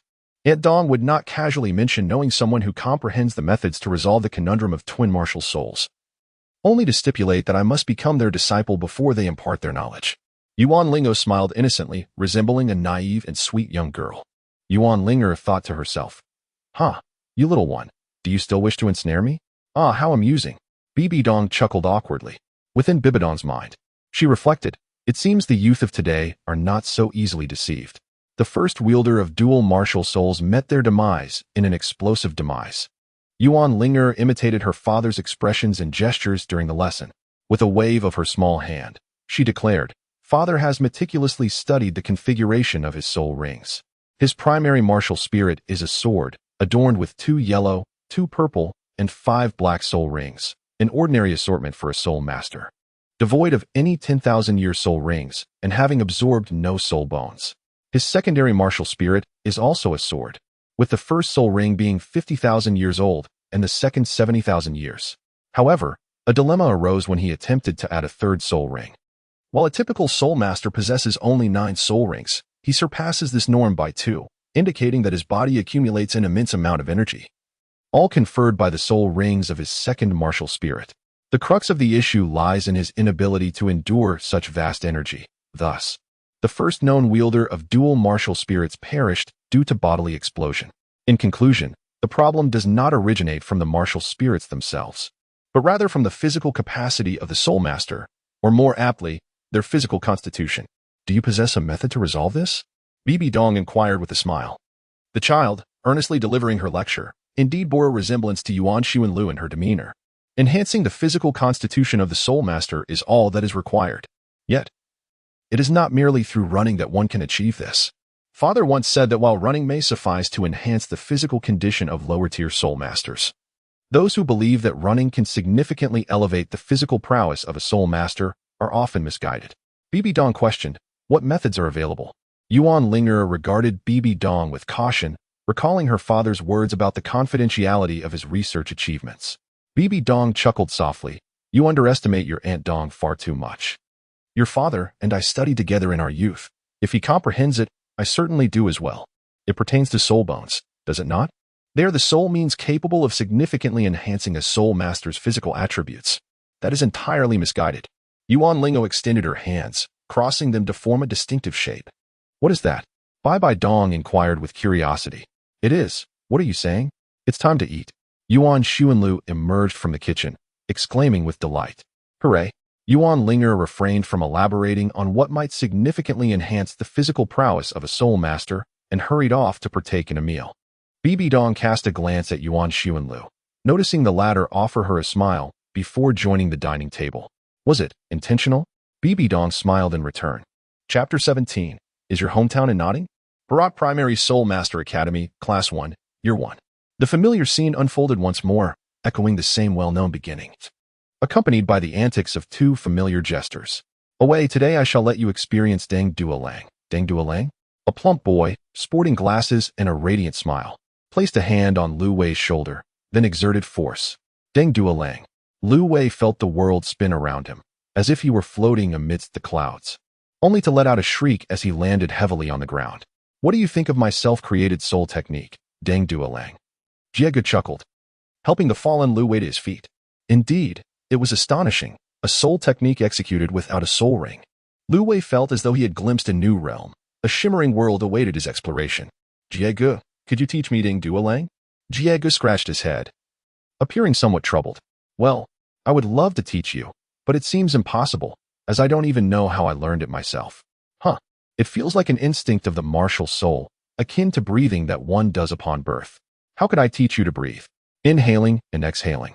Lu Wei completed a breath, then turned his gaze towards Jiegu, pondering that teaching may not be entirely out of reach. Jiegu, now somewhat exasperated, thought, perhaps my analogy was flawed. Let me demonstrate Deng Duolang a few more times, hoping you can glean true understanding from practice. Lu Wei, startled, hastily waved his hands, saying, wait. I understand. Deng Duolang. I am Deng Duolang. I am Deng Duolang. Away. What has happened? Don't you dare die. These 2 jesters. Could they truly be compared to Tang San's Shrek 7 devils in the future? Yuan Ling'er gazed out the window at the 2 fools, her expression a mix of disbelief and concern. It is worth noting that the future Shrek 7 devils would all be divine-level powerhouses. What kind of deity could these 2 possibly become? Perhaps Duolang deity? For now, it seems only their innate talents could be deemed commendable. Yuan Ling'er flipped through the book in her hands before decisively closing it and shutting her eyes to commence her meditation. She intended to challenge herself to reach level 15, confident that she would achieve a breakthrough within the next fortnight. Spirit possession. Lu Wei, weary of the humiliation inflicted by Brother Jia, embarked on his journey of resistance. His first soul skill, Entangle. A reed sprang upright from Lu Wei's grasp, its century-old soul ring shimmering, and with a swift motion, the elongated reed deftly ensnared Brother Jia's form. Spirit possession. Brother Jia's appearance morphed into that of a grinning pig, his eyes glinting with defiance as they fixated on Lu Wei. He bellowed, "If you have the skill, let me approach." The dung dueling master required a certain proximity. Engagement could only be initiated up close, and the distance must be meticulously measured. "Pray, I am a control-type soul master." Lu Wei chuckled at the sight of Brother Jia bound in a floral pattern. Control-type soul masters are notoriously difficult adversaries, whether in one-on-one duels or in the 7 versus 7 format. Within the realm of soul master duels, the assault-type masters generally deliver primary damage. The defense-type masters serve as tanks, drawing aggro. The support-type masters function as healers, while control-type masters embody the role of sage strategists. Of course, this is not an absolute rule. For instance, Yuan Xuanlu has bested several control-type masters. The secret lies in never allowing a control-type master to execute their strategies, dictating the pace oneself, irrespective of their tactics. Regardless of the paths you take, I shall carve my own. It was evident that the plump Brother Jia had yet to grasp this insight. "It's my turn, Jia," Lu Wei declared. His small fists clenched as he regarded the bounded Jia. That day, Brother Jia experienced the chilling dread of being under Lu Wei's dominion. The sound of knocking reverberated outside, disrupting Yuan Ling'er's meditation. Lu Wei rapped on the door, calling out, "Big sister? What are you up to?" Yuan Ling'er emerged from the activity room, her expression unfriendly as she regarded the two lively souls before her. Jia Gu aspired to acquire a soul ring, while Lu Wei, feeling somewhat embarrassed, gestured towards the weeping Jia Gu, who sat on the ground with his hands clasped around his head, tears streaming down his face like rain upon a pear blossom. "Did you bully him?" she inquired. Lu Wei offered a sheepish smile, admitting that he had been too rough in their earlier play, resulting in Jia Ji's tears. Jia Gu, consumed by thoughts of how, had he possessed a soul ring, he would not have been so easily bested by Lu Wei, found his tears flowing uncontrollably. Ultimately, they were merely 6-year-old children. "What are you crying for? Do you truly believe your future adversaries will be any less formidable? You weep merely because you are one soul ring weaker than Lu Wei. And what of the future? Others may possess more soul rings than you. They might even have additional soul bones. Perhaps they could transcend the limits of soul masters. What then? Will you continue to weep?" In an instant, Yuan Ling'er's scolding startled a Jia awake, who, with a pitiful expression, clung to a Wei, seeking refuge behind him. "Just wait a moment. After the holidays, I shall have my father take you to obtain your soul ring." Yuan Ling'er was acutely aware of the principle of administering a sharp rebuke followed by a sweet reward. She wore a radiant smile, as if the fierce persona she had just displayed was merely an illusion perceived by those around her. "Are you familiar with the relationship between soul masters and soul rings as elucidated by Master Charles Robert?" she inquired once more. The two clueless companions shook their heads in response. "You must delve into it yourself. Therein lies a theory stating that the bottleneck of soul rings does not impede the enhancement of a soul master's soul power. Rather, it is simply the absence of soul rings that prevents one from ascending to the next level. This was found in the 4th section of the 2nd chapter regarding the relationship between soul masters and soul rings.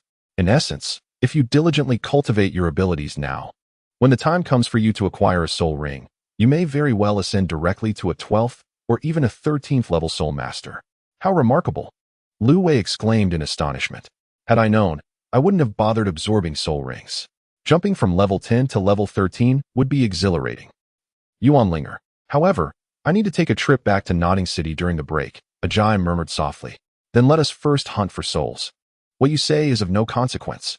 Yuan Ling'er fixed her gaze upon Ajay, causing him to inch closer to Lu Wei. "I need to return to Nodding City," Ajay reiterated.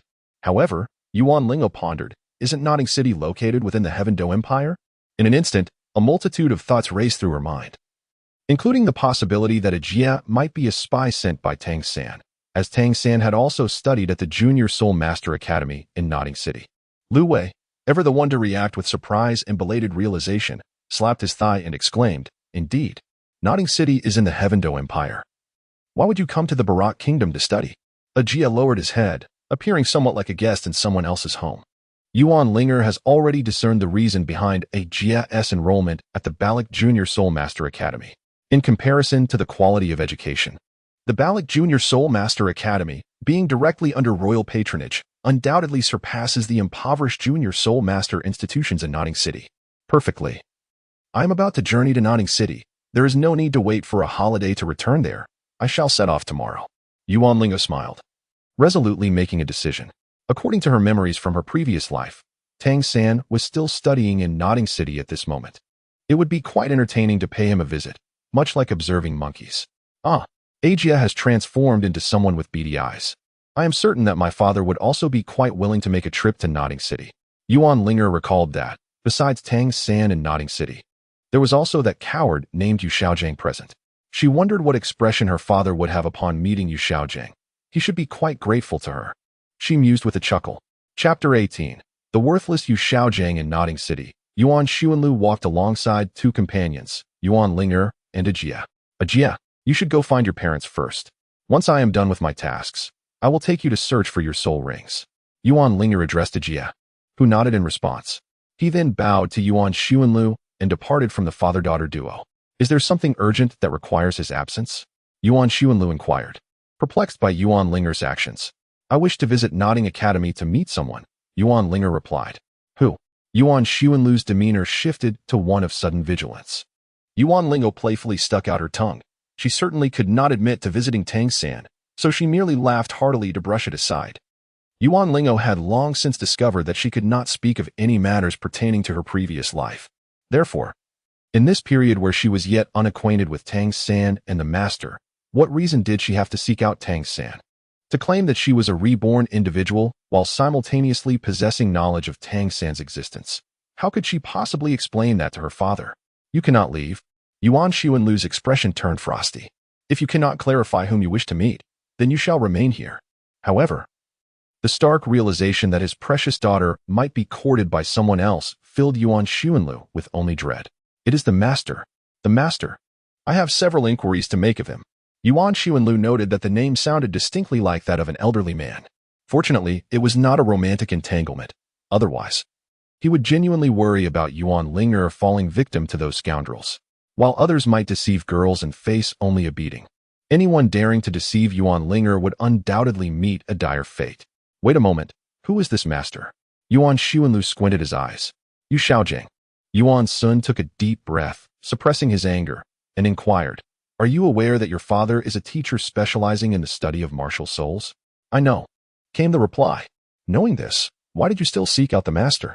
Yuan's tone became strangely uneven, a consequence of suppressing his anger. I, Yuan Xuanlu, a traverser, holds the title of the youngest Douluo in history, an unparalleled possessor of 200,000-year soul rings, and a scholar with notable achievements in martial soul research. Yet, astonishingly, his own daughter feels the need to consult that useless Yu Xiaojiang. Has he truly fallen so low? Aware of the discord between my father and Yu Xiaojiang, I wish to invite my father to Notting City to engage in a debate with the Master. Yuan Ling'er explained, her anxiety palpable. As Yuan Xuanlu was evidently on the brink of fury. Alas, Yuan Xuanlu let out a sigh, gently stroking Yuan Ling'er's head, and said, Do you know why I have refrained from arguing with Yu Xiaojiang all these years? It is not just me, many others feel the same. But why is that? Yuan Ling'er cooperatively responded with a single phrase. Yuan Xuanlu scoffed, it's futile. Anyone with a modicum of intelligence in the Soul Master realm is aware that Yu Xiaojiang's theories are merely a hodgepodge of borrowed ideas. They may not believe him, yet they would not dare to refute him. Thus, the title of Master has found its way into Yu Xiaojiang's hands. It has always been a misnomer, and engaging in a debate with him would only diminish my worth. Yuan Ling'er's focus is rather peculiar, she inquires. Why do they not criticize Yu Xiaojiang's theory as being a mere patchwork of ideas? Yuan Xuanlu couldn't help but sneer, it's none of my business. So why should I care? Yuan Ling'er shook her head.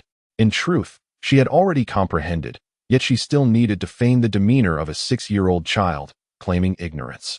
Yuan Xuanlu gently patted Yuan Ling'er on the head and said, This is merely my conjecture. You may listen for amusement.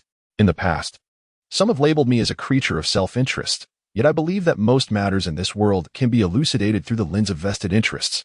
Thus, there truly is little that remains inexplicable. I pose this question to you. What benefit do you derive from debating with Yu Xiaojing? Yuan Ling'er shook her head once more, as if to say that aside from tarnishing Yu Xiaojing's reputation, there were no advantages to be gained.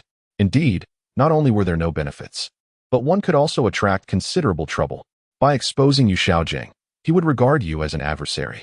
Although he may be somewhat lacking in cultivation, his unwavering dedication to his theories is unparalleled. One might call it tenacity, while others might label it obsession. He treasures his theoretical framework as if it were a precious gem. Of course, this detail can be overlooked, for he is merely a soul master who will never surpass the 30th level. Furthermore, he is, after all, the son of the Blue Lightning Tyrant Dragon Sect's leader.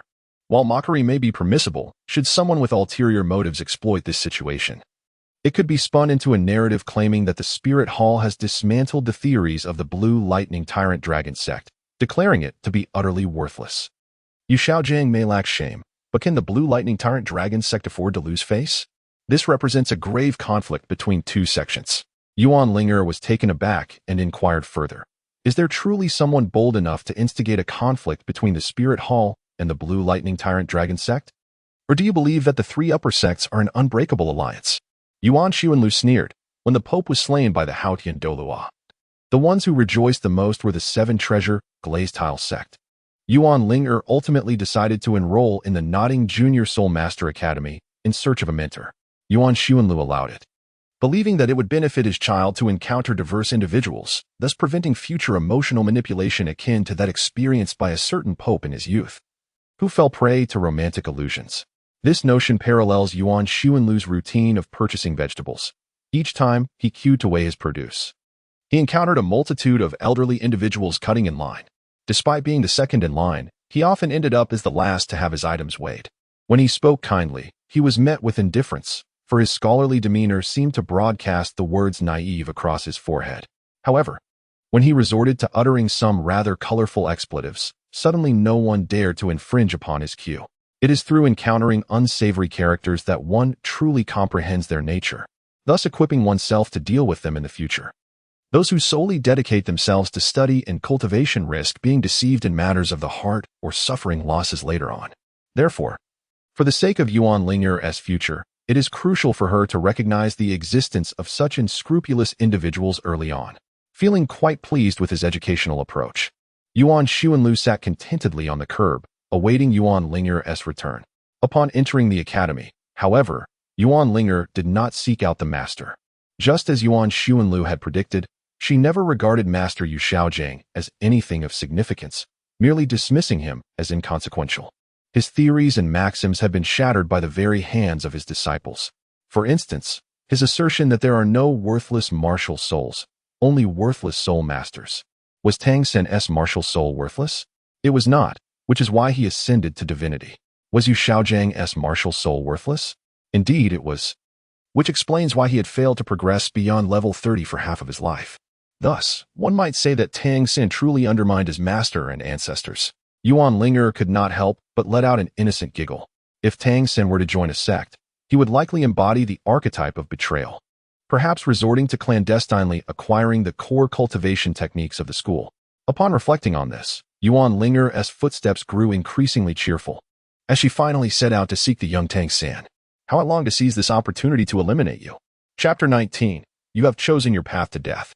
At the Nodding Junior Soul Master Academy, a modest institution in the Fastno province of the Tiando Empire, it is tasked with educating the nascent soul masters from the surrounding areas. Most of the students hail from nearby villages, though there are also several local students from Nodding City. However, parents with means often send their children to prestigious schools elsewhere, much like Ajia, who studies abroad. Upon entering the Nodding Junior Soul Master Academy, Yuan Ling'er furrowed her brow. The campus was in stark contrast to the Baroque Junior Soul Master Academy. With a disheveled environment and a disparity in student quality, some even took liberties in broad daylight within the woods. Who could have imagined that, 20 years hence, this humble academy would nurture a pair of prodigies, the sea god Tang San and his wife Xiaowu? Yet, none of this matters now. What is crucial is that I shall personally bury Tang San's future. Where is Tang San? Yuan Ling'er approached a group of older students and inquired. Typically, these seniors possess valuable insights into the school's rumors, so asking them for information is certainly a wise choice. Tang San? Who is he? He is the one who associates with Sister Xiaowu. Oh, I see. A tall figure rose, arrogantly raising his eyebrows as if he believed himself quite charming. Why should I divulge anything to you? He retorted, and then, with a repugnant demeanor, began to scrutinize Yuan Ling'er, his gaze piercing and intense. Although Yuan Ling'er is young, she possesses remarkable beauty, which, in the eyes of certain perverse individuals, renders her a tempting prize. Yuan Ling'er's expression turned icy. She feigned innocence before Yuan Xuanlu, yet revealed her haughty nature in front of others. A surge of soul power struck the giant's eye, causing blood to gush forth. The giant clutched his eye in agony, tears streaming down his face, while his left hand pointed towards the back of the teaching building, exclaiming, "Tang San is over there." Over there, Yuan Ling'er sneered. You despicable creature, from now on, keep your distance from me, or I shall render your other eye useless. With that, she resumed her search for Tang San. At that moment, Tang San remained blissfully unaware of the impending confrontation, calmly seated on the ground, practicing the Xiantian skill. Despite Tang San's shortcomings, his unwavering dedication to cultivation over the past decade is indeed commendable. I don't want to cultivate anymore, Xiao Wu exclaimed, sprawled on the grass. Her white socks contrasting against the green, one foot playfully propped against Tang San's chest, nearly knocking the breath out of him with her antics. Unfazed, Tang San grasped her foot and set it aside, returning to his practice.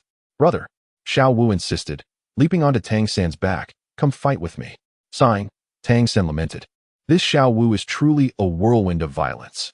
I will fight with you, a voice interjected. Yuan Ling'er stood aloof, observing the playful scuffle between Tang San and Xiao Wu with disdain. Yay! Xiao Wu disregarded everything else and charged forward with a battle cry. I am Xiao Wu, the dancer, she declared. Yuan Ling'er, came the reply. At this moment, both parties appeared to embody the virtues of martial ethics. Suddenly, Xiao Wu flicked her head, her scorpion braid transforming into a dark shadow, lunging towards Yuan Ling'er's neck. As the braid approached, Yuan Ling'er swiftly stepped back, raising her left hand to seize Xiao Wu's hair. Once the braid was under her control, Xiao Wu would be rendered powerless in battle. Being a woman, Yuan Ling'er understood the profound impact of hair pulling on another woman. Unexpectedly, Xiao Wu's hair shifted direction, aligning with her plan to subdue Yuan Ling'er. However, Yuan Ling'er adeptly adjusted her stance, grasping Xiao Wu's hair. With a sharp tug, Xiao Wu was yanked to the ground, and Yuan Ling'er placed her foot upon Xiao Wu's face, relishing the sensation. Oh, what a delightful feeling you dare to harm Xiao Wu. Tang San's expression darkened, revealing his fierce intent. Yuan Ling'er has already chosen the path of death. Brother, Xiao Wu trembles beneath Yuan Ling'er, reaching out towards Tang San, her tears cascading like rain on a pear blossom. In that moment, Tang San is engulfed by a profound sense of responsibility. He is indeed Xiao Wu's elder brother. Witnessing her in distress, the first thought that occupies her mind is of him, her brother.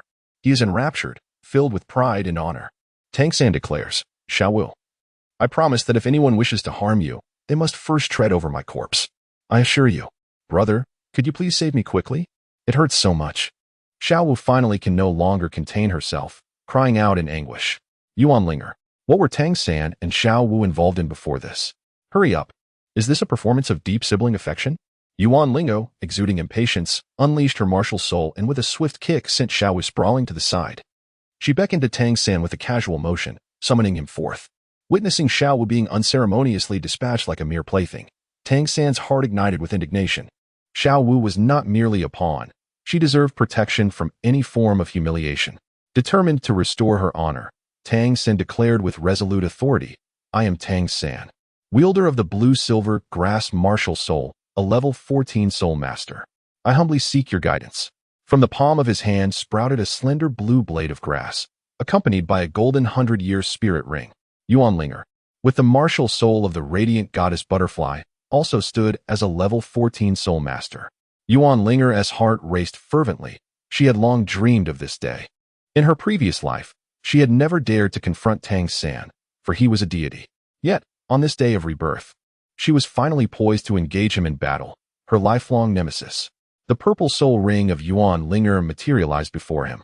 Tang San inhaled sharply, for as an exemplary student, he was acutely aware of the age limit for a first soul ring, which the master had even specified down to a precise digit, for 123 years. Yet, how could this enchanting young girl possess a 1,000-year soul ring? Could it be that the master's theories were flawed? The first soul skill, Wing Blade. A colossal luminous wing surged towards Tang San, and a mist of purple enveloped his gaze. However, the predicament was that no matter where he attempted to evade, that immense wing had locked onto his essence. The first soul skill, Bind. The blue-silver grass entwined with the gigantic wing, only to be ruthlessly severed by the sharpness above. Were Yuan Ling'er, he might liken this to a modern-day lawnmower, relentlessly slicing through a patch of unruly grass. Tang San executed the spectral shadow steps, weaving through the air with serpentine grace. Then, raising his hand, silent hidden darts sprang forth. The young man, disregarding martial ethics, resorted to a sneak attack. Just as Tang San aimed at Yuan Ling'er, he was astounded to find that she had vanished from his sight. Impossible. Tang San's composure shattered. While the Master's theories could falter, and Xiao Wu could be bested, how could his Tang Sek's unparalleled skills be evaded? How could his purple extreme magic eyes lose track of the target? A hand appeared in the upper right quadrant of Tang San's vision, prompting him to retreat in haste. He now comprehended why he had lost sight of the target. This adversary was no mere trifling opponent. Yuan Ling'er was a soul master endowed with a flying martial soul, one capable of flight even before reaching level 70. Yuan Ling'er drew closer to Tang San and once again unleashed her first soul skill. With her current soul power, the Millennium Soul skill could be utilized a maximum of twice. Farewell. After her rebirth, Yuan Ling'er pondered what words would befit the essence of a fated adversary should she one day triumph over Tang San. At this moment, Yuan Ling'er contemplated for a moment and uttered a simple phrase. Hey, farewell. With that, the saga of the sea god Tang San came to an end. The scythe, resembling a pair of wings, was firmly grasped in Yuan Ling'er's hands, its razor-sharp edge poised to strike at Tang San. This was another manifestation of her first soul skill. The blade descended, yet the man did not perish. How could Tang San possibly meet his demise? Those who emerge from the Tang sect possess formidable reflexes in combat. Although Yuan Ling'er's winged scythe bore tremendous power, its efficacy depended upon landing a direct hit. He deftly evaded, gliding through the air like a specter, employing the Tang sect's unparalleled technique of ghost shadow mysterious steps. Chapter 20, My Lactose Intolerance, Substantial Revision. Strongly recommended for both new and old readers. The blade fell, carving a perfect semicircle in midair. It was a flawless strike, an assured kill. However, it was regrettable that a certain scoundrel named Tang San managed to evade this lethal blow. With a resounding thud, blood erupted from Tang San's shoulder as he utilized his soul power to staunch the wound, preventing the crimson liquid from spilling forth. He turned to face Yuan Ling'er and remarked, "Is that all?" Yuan Ling'er was taken aback. Tang San's evasive skills were astonishing, rivaling those of his father. Noticing Yuan Ling'er's silence, Tang San felt a surge of confidence as if he had orchestrated a masterful strategy from afar. He proclaimed, "My teacher once told me that while a millennium-old soul skill possesses immense power, even a three-ringed soul master can only wield it a limited number of times. So, may I inquire, as a one-ringed soul master, how many times can you still employ it?" Tang San's words held a kernel of truth. Indeed, while the Millennium Soul skill was formidable, Yuan Ling'er, with her current soul power, could scarcely utilize it more than a few times, and at this moment, she was unable to unleash her soul skills. "Does your teacher possess a Millennium Soul Ring?" Yuan Ling'er retorted in a single breath. "Your teacher is in his 40s and has yet to surpass level 30. What is there to be proud of?" Tang San reflected on the fact that the Master's inability to transcend level 30 was an eternal fixation for him. He cast a glance at Xiao Wu, then struck a pose to exude confidence before her, declaring, "Enough with the idle chatter. Let us engage in battle." Yuan Ling'er chuckled softly, spreading her hands in a gesture of nonchalance, and remarked, "You don't truly believe that my inability to unleash my soul power means I cannot contend with you, do you?" Tang San retorted sharply, reciting a lesson he had learned. "Certainly, my teacher once stated that soul power is akin to timber, while soul skills are like flames. Without the timber to fuel the flames, your fire cannot ignite." Yuan Ling'er now understands why most individuals regard the theories of masters with disdain.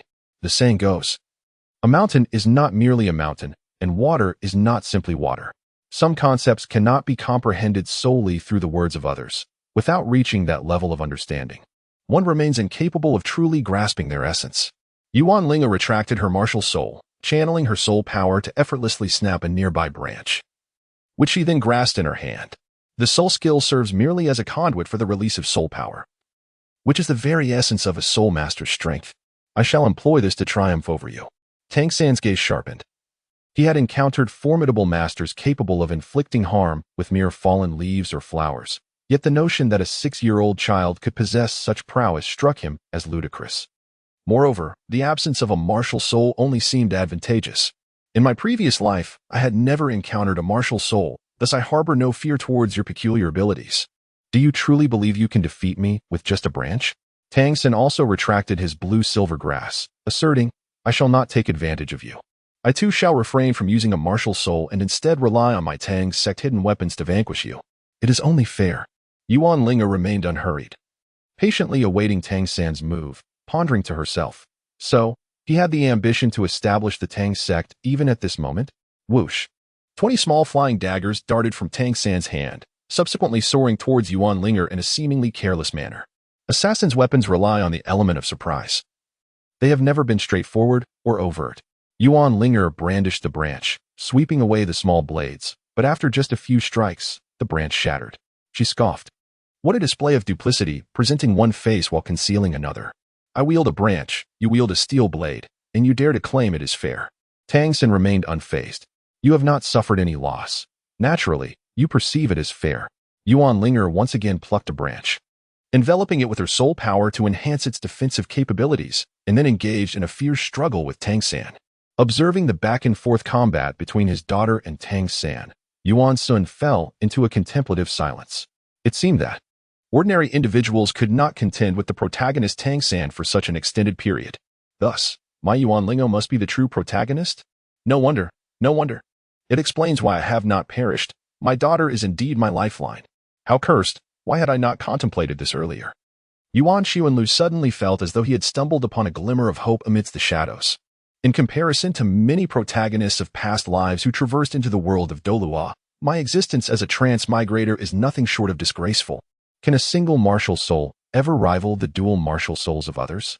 What significance does innate full soul power hold when others possess innate levels of 20? After lingering within the spirit hall for so many years, how is it that the position of Pope remains elusive? What have you been doing all this time? Bearing the title of the continent's youngest titled Douluo, yet lacking even a divine inheritance, have you simply grown up in vain? Where is the ice and fire in Yang pot? What of the celestial herbs? Will they not wither if you do not partake in them? You arrived in this world before Tang San. Why have you not eliminated him? It is evident, such a worthless transmigrator. Yuan Xuanlu. Ultimately, the journey of transmigration is lived by oneself, and only Yuan Xuanlu understands the complexities of his experience. Yuan Xuanlu reflected that if one perceives him as worthless, they may as well traverse the realms themselves for a first-hand experience or consult the guides of others who have journeyed through dimensions. There is truly no need for disparagement. Who among us has not encountered their inaugural adventure? The obsession with determining who the protagonist is seems unnecessary. At present, Yuan Ling'er appears to embody that role. Possessing dual martial souls and a millennium-old first soul ring, living a life of considerable ease. After besting Tang San, her future undoubtedly holds the promise of divinity. It seems I am merely a supporting character. Yuan Xuanlu harbors no resentment. He has long accepted his fate. Upon his initial crossing, he was convinced of his unparalleled prowess. What was Qian Daolu to him? He envisioned a future of ascension to godhood. However, upon awakening his martial soul and facing the stark realities of existence, he resolved to diligently cultivate, aspiring to one day vanquish Qian Xuanji and rescue Bibi Dong.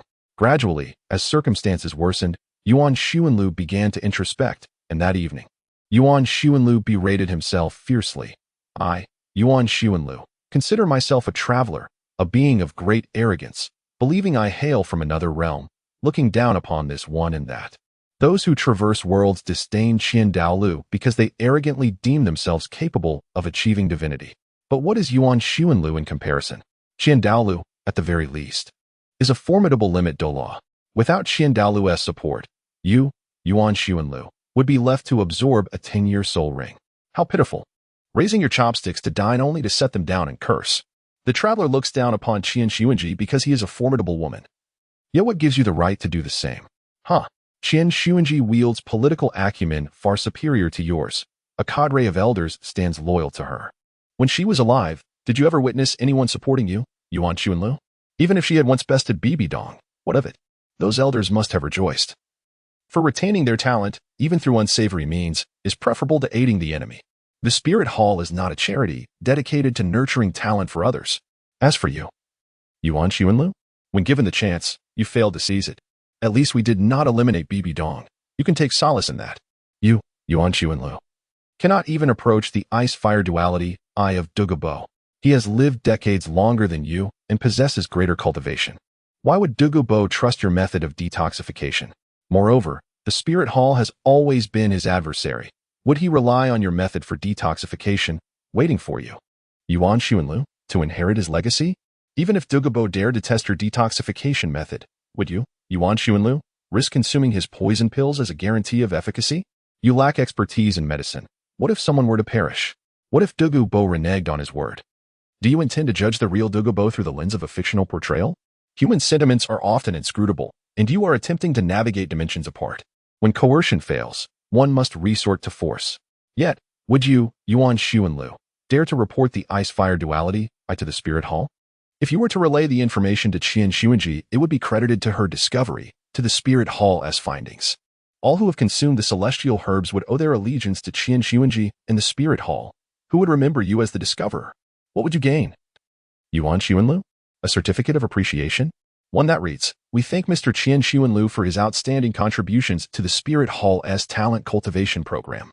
Did you truly believe that the Spirit Hall operates on goodwill, fostering a beautiful Spirit Hall in unison? Even blood brothers settle accounts clearly, let alone half-brothers such as yourselves. Would you, Yuan Xuanlu, dare to make a wedding garment for a formidable woman? The traveler may look down upon Tang Hao. Yet Tang Hao once dared to confront the Pope. Would you have the courage to do the same? You, Yuan Xuanlu, are truly incensed, and your wrath has been provoked. Qian Xiaojia will undoubtedly compel you to regurgitate all that you have consumed over the years. Can you, a mere traveler, disdain Tang San? Despite his facade of insincerity, what does it matter if he is detestable? He reaps all the benefits, he has attained status, amassed wealth, and enjoys the exalted position of the sea god. Your incessant curses against him fall on deaf ears. The sea god revels in his life, indifferent to your grievances. You are a traveler, yet before your journey, you were but an ordinary student. Upon your arrival in this continent, you remain an ordinary individual, engaging in politics, manipulating strategies, crafting schemes, playing games of wit. What can you, Yuan Xuanlu, truly accomplish? If, years ago, you had not awakened the holy dragon martial soul, had you not possessed innate full soul power, do you believe Qian Xiaojia would hesitate to find an excuse to eliminate you? Qian Douluo cares little for offspring. His obsession lies with the angelic deity. Were it not for your holy dragon martial soul, your innate full soul power, and your potential to become a title Douluo, you would have long since changed your surname to Yuan, for he would have never acknowledged you. A traveler? Huh? Do you regard the living souls of this continent as fools? Do you think your whims as a traveler dictate reality? They merely find amusement in your antics. For you pose no real threat to their interests, they view you as nothing more than a jester in their midst. This, then, is Yuan Xuanlu's contemplation. The greatest fear of a person is to resign themselves to fate. Just as in the previous life, Yuan Xuanlu was an ordinary individual, lacking in strength, forever unable to ascend to wealth. What does it matter if others label you a failure? The wealthy have little interest in conversing with someone like Yuan Xuanlu, a member of the lower class. We are all mere mortals. Who among us is truly superior? Thus, when Yuan Xuanlu comes to terms with these realizations, he tacitly acknowledges that he is not the protagonist. The continent is vast, with but one hero. The hundreds of others are mere supporting characters, while the remainder serves as mere backdrop. The protagonist is not Yuan Xuanlu. He is simply an ordinary person navigating the crevices of life. This is also why Yuan Xuanlu later found solace in the local market of Balak City, where the atmosphere is so profoundly grounded in reality. Yuan Xuanlu reminds oneself daily, after residing in the city for a few days, do you truly believe you have ascended to the status of nobility? Do not forget your origins. You are but an ordinary individual, no different from the farmer toiling the fields or the blacksmith hammering iron. You may consider yourself a spirit master, looking down upon them, yet they regard you, the idle spirit masters, with even greater disdain. What distinguishes us? We are all merely common folk struggling to make a living under the whims of those protagonists. Has the hidden weapon vanished? Yuan Ling'er deftly flicked away the last few iron needles, revealing herself to be a master of swordsmanship. In her technique, Tang San perceived traces of a true expert's demeanor. The proud Tang San could hardly believe that his exceptional skills and hidden weaponry could be countered by an ordinary individual. I am unfamiliar with the term swordsmanship master, as my father once instructed me, claiming he had spent half his life delving into arcane matters and had acquired vast knowledge. May I inquire about your esteemed father? Why should I divulge that to you? A hint of derision graced Yuan Ling'er's sweet visage, echoing her father's cryptic words, hidden weapons. After all, can never truly take center stage. Tang San's gaze turned icy. His earlier admiration for the swordsmanship master morphing into a fierce intent to kill, the Tang clan shall not be dishonored. Ah, I am lactose intolerant. Yuan Ling'er raised a branch, and then a tempest arose. In the realm of martial arts, speed is paramount. Many years ago, Yuan Xuanlu delved into the self-created soul technique, a term adopted to blend with local customs, and was thoroughly convinced of its validity. The branch seemed to possess a certain sentience, rendering it invisible to the eye. It is said that the foremost swordsman on the continent, Jian Daochenshin, does not employ soul techniques. With merely a simple swing of his sword, he can conceal its radiant light. His opponents, often only sensing a fleeting sharpness, find themselves severed before they comprehend, while bystanders are left to witness only the crimson rain cascading down. Although Yuan Ling'er's swordsmanship may not rival that of Jian Daochenshin, it is more than sufficient to contend with Tang San. With a swift motion, a sharp edge grazed Tang San's neck, evoking memories of his past life. He recalled witnessing the Tang sect disciples dispatch their foes, the blade slicing across the adversary's throat, blood gushing forth like a fountain from the depths of the earth. A sensation reminiscent of the present moment. Tang San collapsed, clutching his neck, embodying the essence of desperation, a struggle between life and death. Yuan Ling'er, however, feigned innocence. The branch had long since snapped, leaving but a mere gust of sword energy. Yet, observing the writhing form of Tang San on the ground, Yuan Ling'er felt an awakening of her spirit. With this newfound clarity, within Yuan Ling'er, something erupted, yet it brought no pain. Rather, it was a sensation of comfort. She promptly turned her gaze inward and beheld a golden entity resembling a heart. This sight was familiar to her. It was the half-formed divine core she had nearly consolidated before her rebirth. In her previous life, Yuan Ling'er had reached the pinnacle of Douluo and had acquired extensive knowledge of the divine realm, for in her era, deities were not mere legends, but undeniable realities. From the angelic saint of the spirit empire to the Shrek 7 monsters ascending to the divine realm, a total of 9 deities had graced the Douluo continent. Thus, she endeavored to create her own divinity, with the consolidation of the divine core being crucial to that endeavor. However, after her rebirth, she had assumed her cultivation was lost, and that her divine core had long since vanished from her sight. Yet today, after defeating Tang San, the divine core had unexpectedly manifested. This spared her the arduous century of reconstructing her divine core, laying the foundation for her self-created divinity. Could it be that I am destined to ascend to godhood? Chapter 21. The title Douluo at 33. Tang San cried out in anguish, clutching his neck as he gazed toward Xiao Wu. I am sorry, Xiao Wu. I can no longer protect you. I am sorry, Tang sect. I cannot revive you in this world. With that, he closed his eyes and lay still. However, Tang San did not perceive the approach of death. Instead, he opened his eyes, feeling an urge to gaze upon Xiao Wu once more. Just one more look at Xiao Wu, he thought to himself, and so he turned his neck to face her. It seemed there was no issue at all. Tang San then rolled over, resting comfortably on the ground as he watched Xiao Wu. It appeared that there were no problems. Perhaps he could draw a little closer. Like a broken-backed hound, he crawled to Xiao Wu's side. Xiao Wu, it seems I am dying, yet I find contentment in being with you before my departure. Tang San called out with heartfelt emotion. Fool, Yuan Ling'er disdainfully remarked, I did not kill you. Who are you trying to impress? Tang San, feeling the weight of her contempt, lay on the ground and retorted fiercely, next time, I shall defeat you.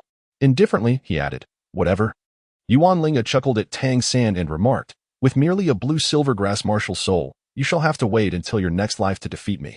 Yuan Ling'er effortlessly uprooted the blue silvergrass from the ground, recognizing that even if a blue silvergrass soul master could cultivate, their future would remain bleak, worthless. Yuan Ling'er strode away, leaving Tang San with a face full of unwillingness. 30 years in the east, I cannot wait 30 years. A gentleman's vengeance is not too late even after 10 years. Yuan Ling'er, from the moment you inflicted harm upon Xiao Wu, you have embraced the path of demise. At the nodding Junior Soul Masters Academy, a throng of individuals moved about. A middle-aged man clad in a tattered gray robe, unkempt and greasy, crouched in the thicket, leering furtively at Tang San's activities. This man was none other than Tang Hao. "Hey, who are you?" Unaware that one cannot relieve oneself indiscriminately within the confines of the academy, a keen-eyed teacher passing by spotted a middle-aged man in a gray robe, crouched amidst the grass. The teacher mistakenly assumed that Tang Hao was relieving himself in a rather undignified manner. "Tang Hao, could you possibly be a child trafficker?" the teacher thought, observing his peculiar behavior and lewd expression. In a moment of alarm, the teacher unleashed his martial soul and reached out to seize Tang Hao. Yet, being a titled Douluo, Tang Hao swiftly evaded capture with a flourish, leaving the teacher bewildered in the breeze. "This cannot stand. I must report this to the principal and urge him to tighten security around the school, ensuring that unsavory individuals do not enter," the teacher resolved as he hurried away. Once the teacher had departed, Tang Hao exhaled a sigh of relief from his concealed vantage point in the shadows. Clenching his fists, his eyes burned with a crimson hue. How could he, the illustrious Douluo, once revered even by the Pope, find himself in such a humiliating predicament, nearly mistaken for a trafficker? Alas, it seemed that the Spirit Hall was the root of his current misfortunes. How he loathed the Spirit Hall. Daily resentment, clocking in. That little girl unexpectedly possesses a purple first spirit ring. She will undoubtedly join the Spirit Hall in the future. In the Spirit Hall. Allow me to first collect a bit of interest. Tang Hao's logical reasoning abilities might best be described as rather limited. However, for Tang Hao, a justification for killing Yuan Ling'er is indeed necessary. Despite the undeniable truth that Yuan Ling'er's talent surpasses that of Tang San, he still feigns the guise of a savior, ridding the world of a menace. "Oh, is that not Tang Hao himself?" A hand rested on Tang Hao's shoulder. Upon turning around, Tang Hao was met with the sight of a young man with golden hair, who was grinning at him. "How are you still alive?" "What a pity," he remarked. A flicker of sharpness ignited in Tang Hao's murky eyes. The one who could approach him silently was undoubtedly a titled Douluo, and given the mercilessness of his words, it was highly likely he was an adversary. With his youth and golden locks, Tang Hao deduced, "You must be Qian Sun Road." Tang Hao asked in a deep voice. "You possess quite an intellect, don't you?" Yuan Xuanlu gently removed his hand from Tang Hao's shoulder, took a tissue from the soul guide to wipe his hands, and then ignited the tissue with his soul power, declaring, "So filthy, Tang Hao." Yuan Xuanlu gazed at Tang Hao with a smile, suggesting, "Let us take a stroll. Matters concerning the younger generation should be resolved by them." Upon hearing these words, Tang Hao felt a sense of relief. He had been apprehensive that Yuan Xuanlu might disregard martial ethics and attack Tang San directly, which had restrained him from acting rashly. It seemed that Yuan Xuanlu also harbored concerns regarding potential harm to Yuan Ling'er, prompting this request. Thus, the two figures soared into the sky, altering their course towards the outskirts of Nodding City. Before they could descend, Tang Hao unleashed his martial soul in midair, activating his seventh soul skill, the martial soul avatar. With a mighty swing, he unleashed a massive hammer towards Yuan Xuanlu. Disregarding martial ethics, he initiated a surprise attack. The amplification of a titled Douluo's martial soul avatar could be terrifying, especially in the hands of someone as formidable as Tang Hao. As the hammer struck Yuan Xuanlu, Tang Hao instinctively recalled Qian Xuanji, who had met a similar fate. Trash will forever remain trash, incapable of learning the principles of honor and integrity. Much like a rat scurrying through the sewers, Yuan Xuanlu also unleashed his martial soul's true form, effortlessly absorbing the impact of the strike, exhibiting considerable stamina. The radiant holy dragon's eyes turned cold as it gazed at Tang Hao, filled with disdain. "It is astounding that someone dared to equate you with me back then."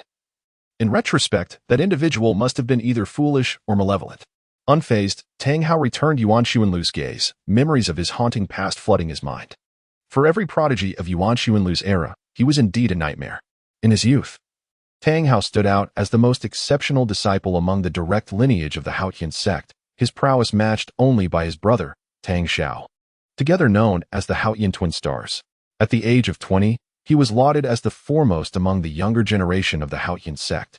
By 28, he had achieved the domain of the god of killing. At 30, he surpassed the 70th level and was designated as the next sect master of the Haotian sect. At 35, his soul power reached 84, and he shattered the leg of a titled Douluo from the Spirit Hall. By 44, he had ascended to the rank of titled Douluo. This illustrious record is indeed remarkable, yet it is contingent upon the absence of comparisons with Yuan Xuanlu. At 20, Tang Hao learned of a prodigy within the Spirit Hall, only 9 years old, on the verge of breaking through the 30th level. By 28, he discovered that this individual had long since attained the domain of the god of killing. At 30, he heard of the scandal involving a member of the Spirit Hall who had injured the Pope, allegedly while still in the 70th level. At 35, Tang Hao became aware that this individual had already acquired an 8th spirit ring lasting 100,000 years. By 44, he felt a sense of relief that this figure from the Spirit Hall had not made an appearance, for he would have had to contend with the pressure of 4 titled Douluos. The individual in question from the Spirit Hall is none other than Yuan Xuanlu, who is 11 years younger than Tang Hao. Yuan Xuanlu had already broken through to title Douluo by the age of 33, bearing the title Dragon Emperor. And this year Yuan Xuanlu is merely 39 years of age. Chapter 22. The Haotian Hammer Angel of Generations. Yet I am not an angel martial soul. Have you also attained the level of 96? Tang Hao inquired.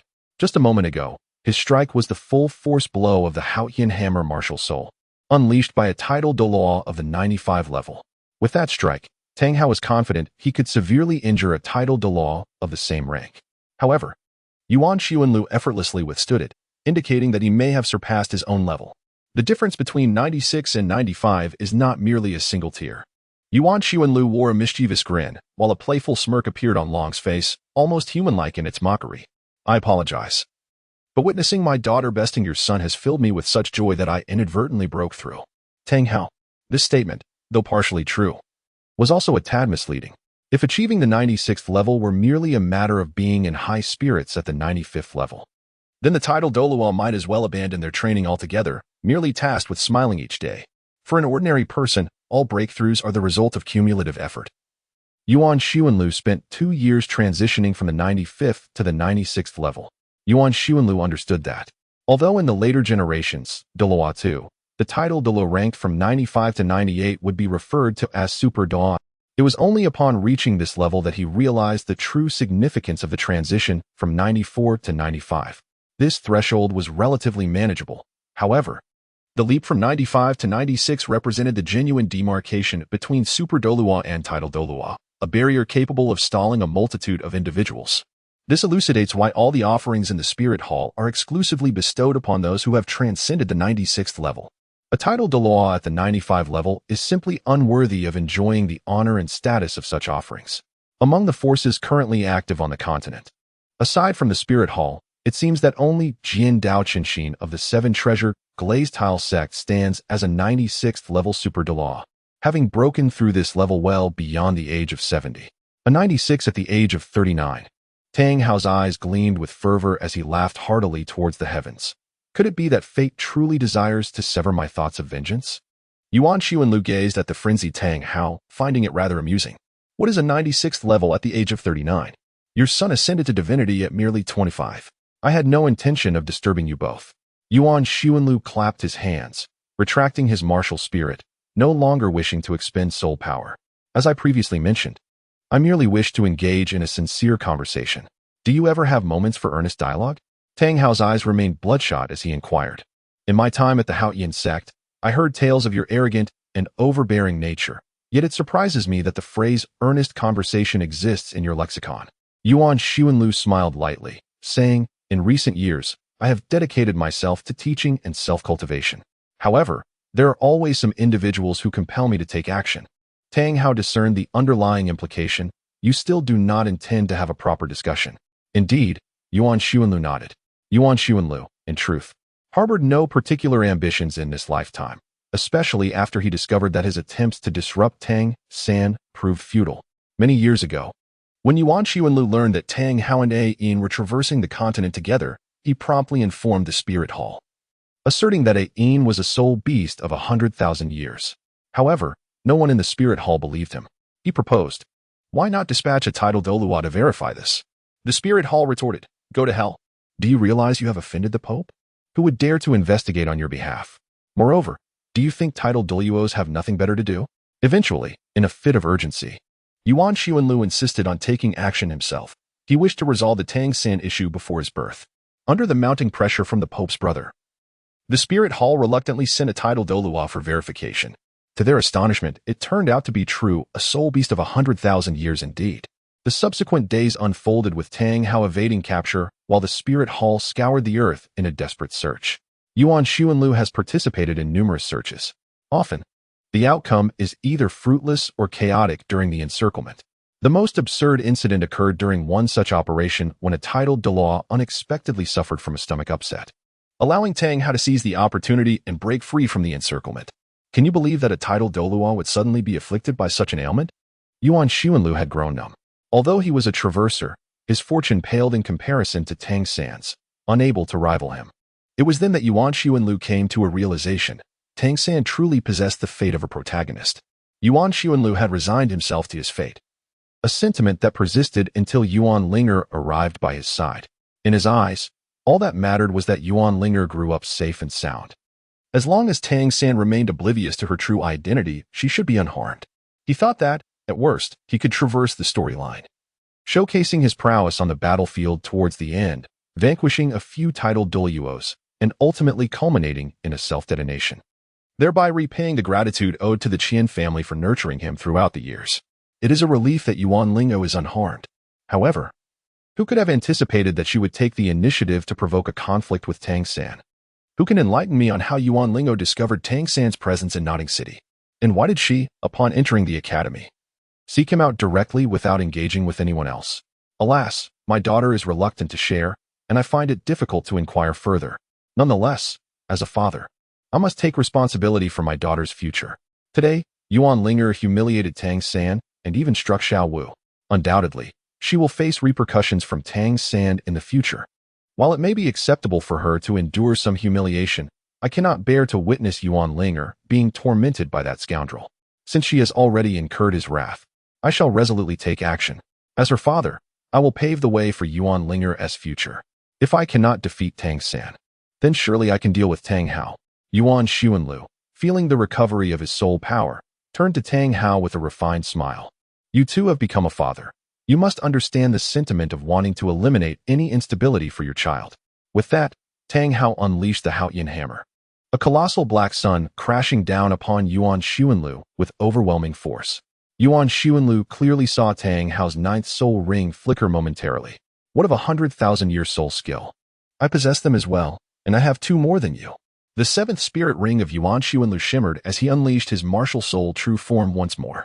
Unlike Tang Hao's weapon martial soul true form, Yuan Xuanlu transformed entirely into a colossal dragon, its resplendent white scales shimmering under the sun, exuding an aura of divinity. The sacred light dragon spoke with human words. The sun descends. The crimson ninth soul ring flickered, and the dragon began to roar, enchanting red patterns ascending across its majestic form. The dragon's body temperature soared, and ultimately, at a certain moment, the white dragon was completely transmuted into a radiant red sun. At this juncture, the inhabitants of Notting City could even perceive a rise in temperature by several degrees. When they cast their eyes upward, they were astonished to behold not one, but two suns illuminating the sky. Two suns in the same firmament. Tang Hao's ninth soul skill was unleashed. The black light of the Haotian hammer striking the dragon's form, resonating like the sound of iron being forged, reminiscent of cavalry charging with swords and spears clashing, igniting a shower of sparks. The dragon's colossal body trembled momentarily, and then, the ninth soul ring of Yuan Xuanlu shimmered once more. Judgment of light.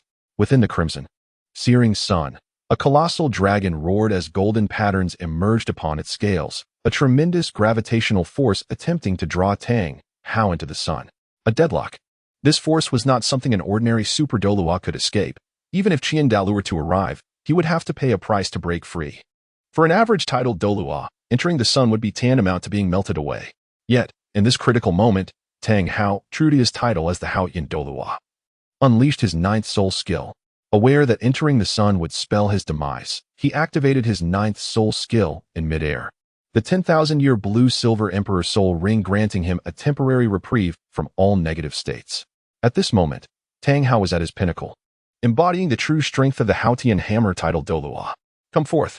While others would shy away from the sun, Tang Hao boldly approached it. His left foot poised in the air, he raised his arm and struck the sun with his hammer. The ensuing recoil propelled him away, maintaining a safe distance. Then, with his right arm, still gripping the Haotian hammer, he tensed once more, activating his soul bone skill. With a powerful thrust of his calf, he pivoted, channeling his entire strength into another blow upon the sun. The Haotian sect's ultimate technique, The chaotic wind hammer method. This relentless series of strikes was a buildup of power.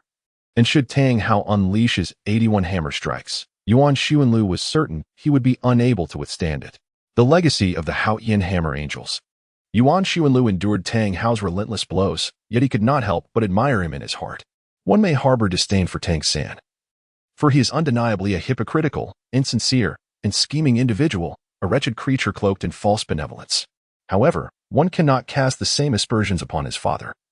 For at least Tang Hao, in his time, displayed remarkable courage by daring to confront the Pope of Death for the sake of his beloved wife. Yuan Xuanlu believes that, as a husband, he has fulfilled his responsibilities. This time, he dared to confront Yuan Xuanlu's ninth soul skill head-on. As a disciple of the formidable Haotian sect, he has certainly upheld the esteemed reputation of the Haotian Douluo. However, I am not an angelic martial soul. Chapter 23. Sen Air feels capable once again. The true form of the primal dragon, the soul of the path, roared once more as the sun ascended in response to Tang Hao's mighty strike. Yet, from within the sun, the dragon's claw emerged. The eighth soul skill, Dragon Emperor's Domain Kill, bore a striking resemblance to the ninth soul ring of the primal path. For both were 10,000-year soul rings, representing a pure-blood dragon of the same age. To capture this soul beast, the Spirit Hall deployed a vast array of resources, meticulously scouring the core regions of various soul beast forests. Ultimately, in the Star Do Forest, 5 titled Douluo, including the Pope, along with the formidable Qian Douluo himself, managed to subdue this pure-blood dragon. Yuan Xuanlu was uncertain about the relationship between this colossal dragon and the Emperor Tian, yet in terms of draconic lineage, it was likely that its bloodline rivaled that of the Emperor Tian. The Dragon Emperor's Domain Kill represented Yuan Xuanlu's most formidable single-target attack soul skill. During the zenith of Yuan Xuanlu's arrogance, this soul skill served him most adeptly. Displeased with you? Dragon Emperor's Domain Kill. Accusing me of arrogance? Dragon Emperor's Domain Kill. After ceasing the release of his ninth soul skill, as he activated his eighth, a magnificent white dragon materialized in Yuan Xuanlu's grasp. The perception of time thickened. In stark contrast to the grandiose effects of the ninth soul skill, Yuan Xuanlu's eighth skill was almost devoid of embellishment. Simple, yet profound. Tang Hao observed that a small dragon seemed to cling to Yuan Xuanlu's claw, which swiftly lunged toward him. It was about to strike. The Haotian hammer needed to respond. But wait, where was my Haotian hammer? In the throes of fiercely striking the sun, the Haotian hammer had already succumbed to melting. Perhaps the intense heat had clouded Tang Hao's judgment, leading to this belated realization. Fortunately, it was enveloped in soul power. Otherwise, the shattering of a martial soul would have been inevitable. Tang Hao summoned the Haotian hammer once more. Yet this iteration bore no accumulated power from the earlier erratic hammering technique. Subsequently, the dragon's claw of Yuan Xuanlu collided with the Haotian hammer. There was no crackling sound, no tumultuous uproar, no earth-shattering impact, and no upheaval of mountains and seas. It was merely a simple strike. Yuan Xuanlu let out a melancholic sigh, reflecting on the reason he refrained from utilizing his most adept skill after acquiring the ninth spirit ability. The rationale was simple, while the effect was indeed remarkable. It lacked the flair he desired. Tang Hao positioned the Haotian hammer before him, and upon impact, fissures appeared on the surface of the hammer. Subsequently, Tang Hao retracted his martial soul, bracing himself against the force. The dragon's claw struck his right arm, resulting in a sickening crack, and his arm was shattered. Soon after, the dragon's claw made contact with his chest, threatening to bring an end to the illustrious Haotian Douluo's life. However, Tang Hao had a contingency planned. The effect of the 100,000-year blue-silver Emperor Spirit Ring had yet to dissipate. In a frenzy, he summoned his soul power to resist, buying precious time and creating distance. Qian Xuanlu, if I perish today, prepare for war between the Haotian sect and your Spirit Hall, he declared, laughter escaping him. Yuan Xuanlu, in a fit of mirth, found it amusing that he had once believed Tang Hao possessed a semblance of the Haotian Douluo's imposing presence, only to discover he was merely a petty individual who resorted to parental interference upon facing defeat. Yuan Xuanlu nodded nonchalantly, stating that his sole responsibility was to clear obstacles for his daughter. Suddenly, Tang Hao, his eyes aflame with crimson intensity, summoned his Haotian hammer spirit. The 9 soul rings shattered in unison, merging seamlessly into the Haotian hammer, which he then swung with immense force towards Yuan Xuanlu's dragon claw. The explosive ring. Yuan Xuanlu was taken aback. He had heard of the Haotian sect's most formidable secret technique. However, the explosive ring was not something that could be used without limit by a Haotian hammer soul master. For someone like Tang Hao, bearing the burden of old injuries, employing the explosive ring was essentially a gamble with his life.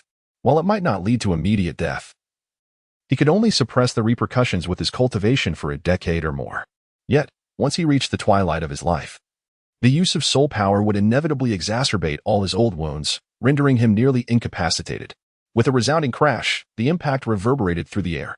Yuan Lu decisively evaded, for there was no necessity for him to perish alongside Tang Hao at this moment. The ground between them had been blasted into a large pit, with dirt and dust swirling chaotically, rendering visibility nearly impossible. Yuan Lu unleashed his mental prowess to search for Tang Hao's figure, only to discover that he had vanished from sight. No wonder he managed to escape back then. He certainly possesses remarkable speed. Yuan Lu was certain that Tang Hao had not yet escaped the range of his mental scanning.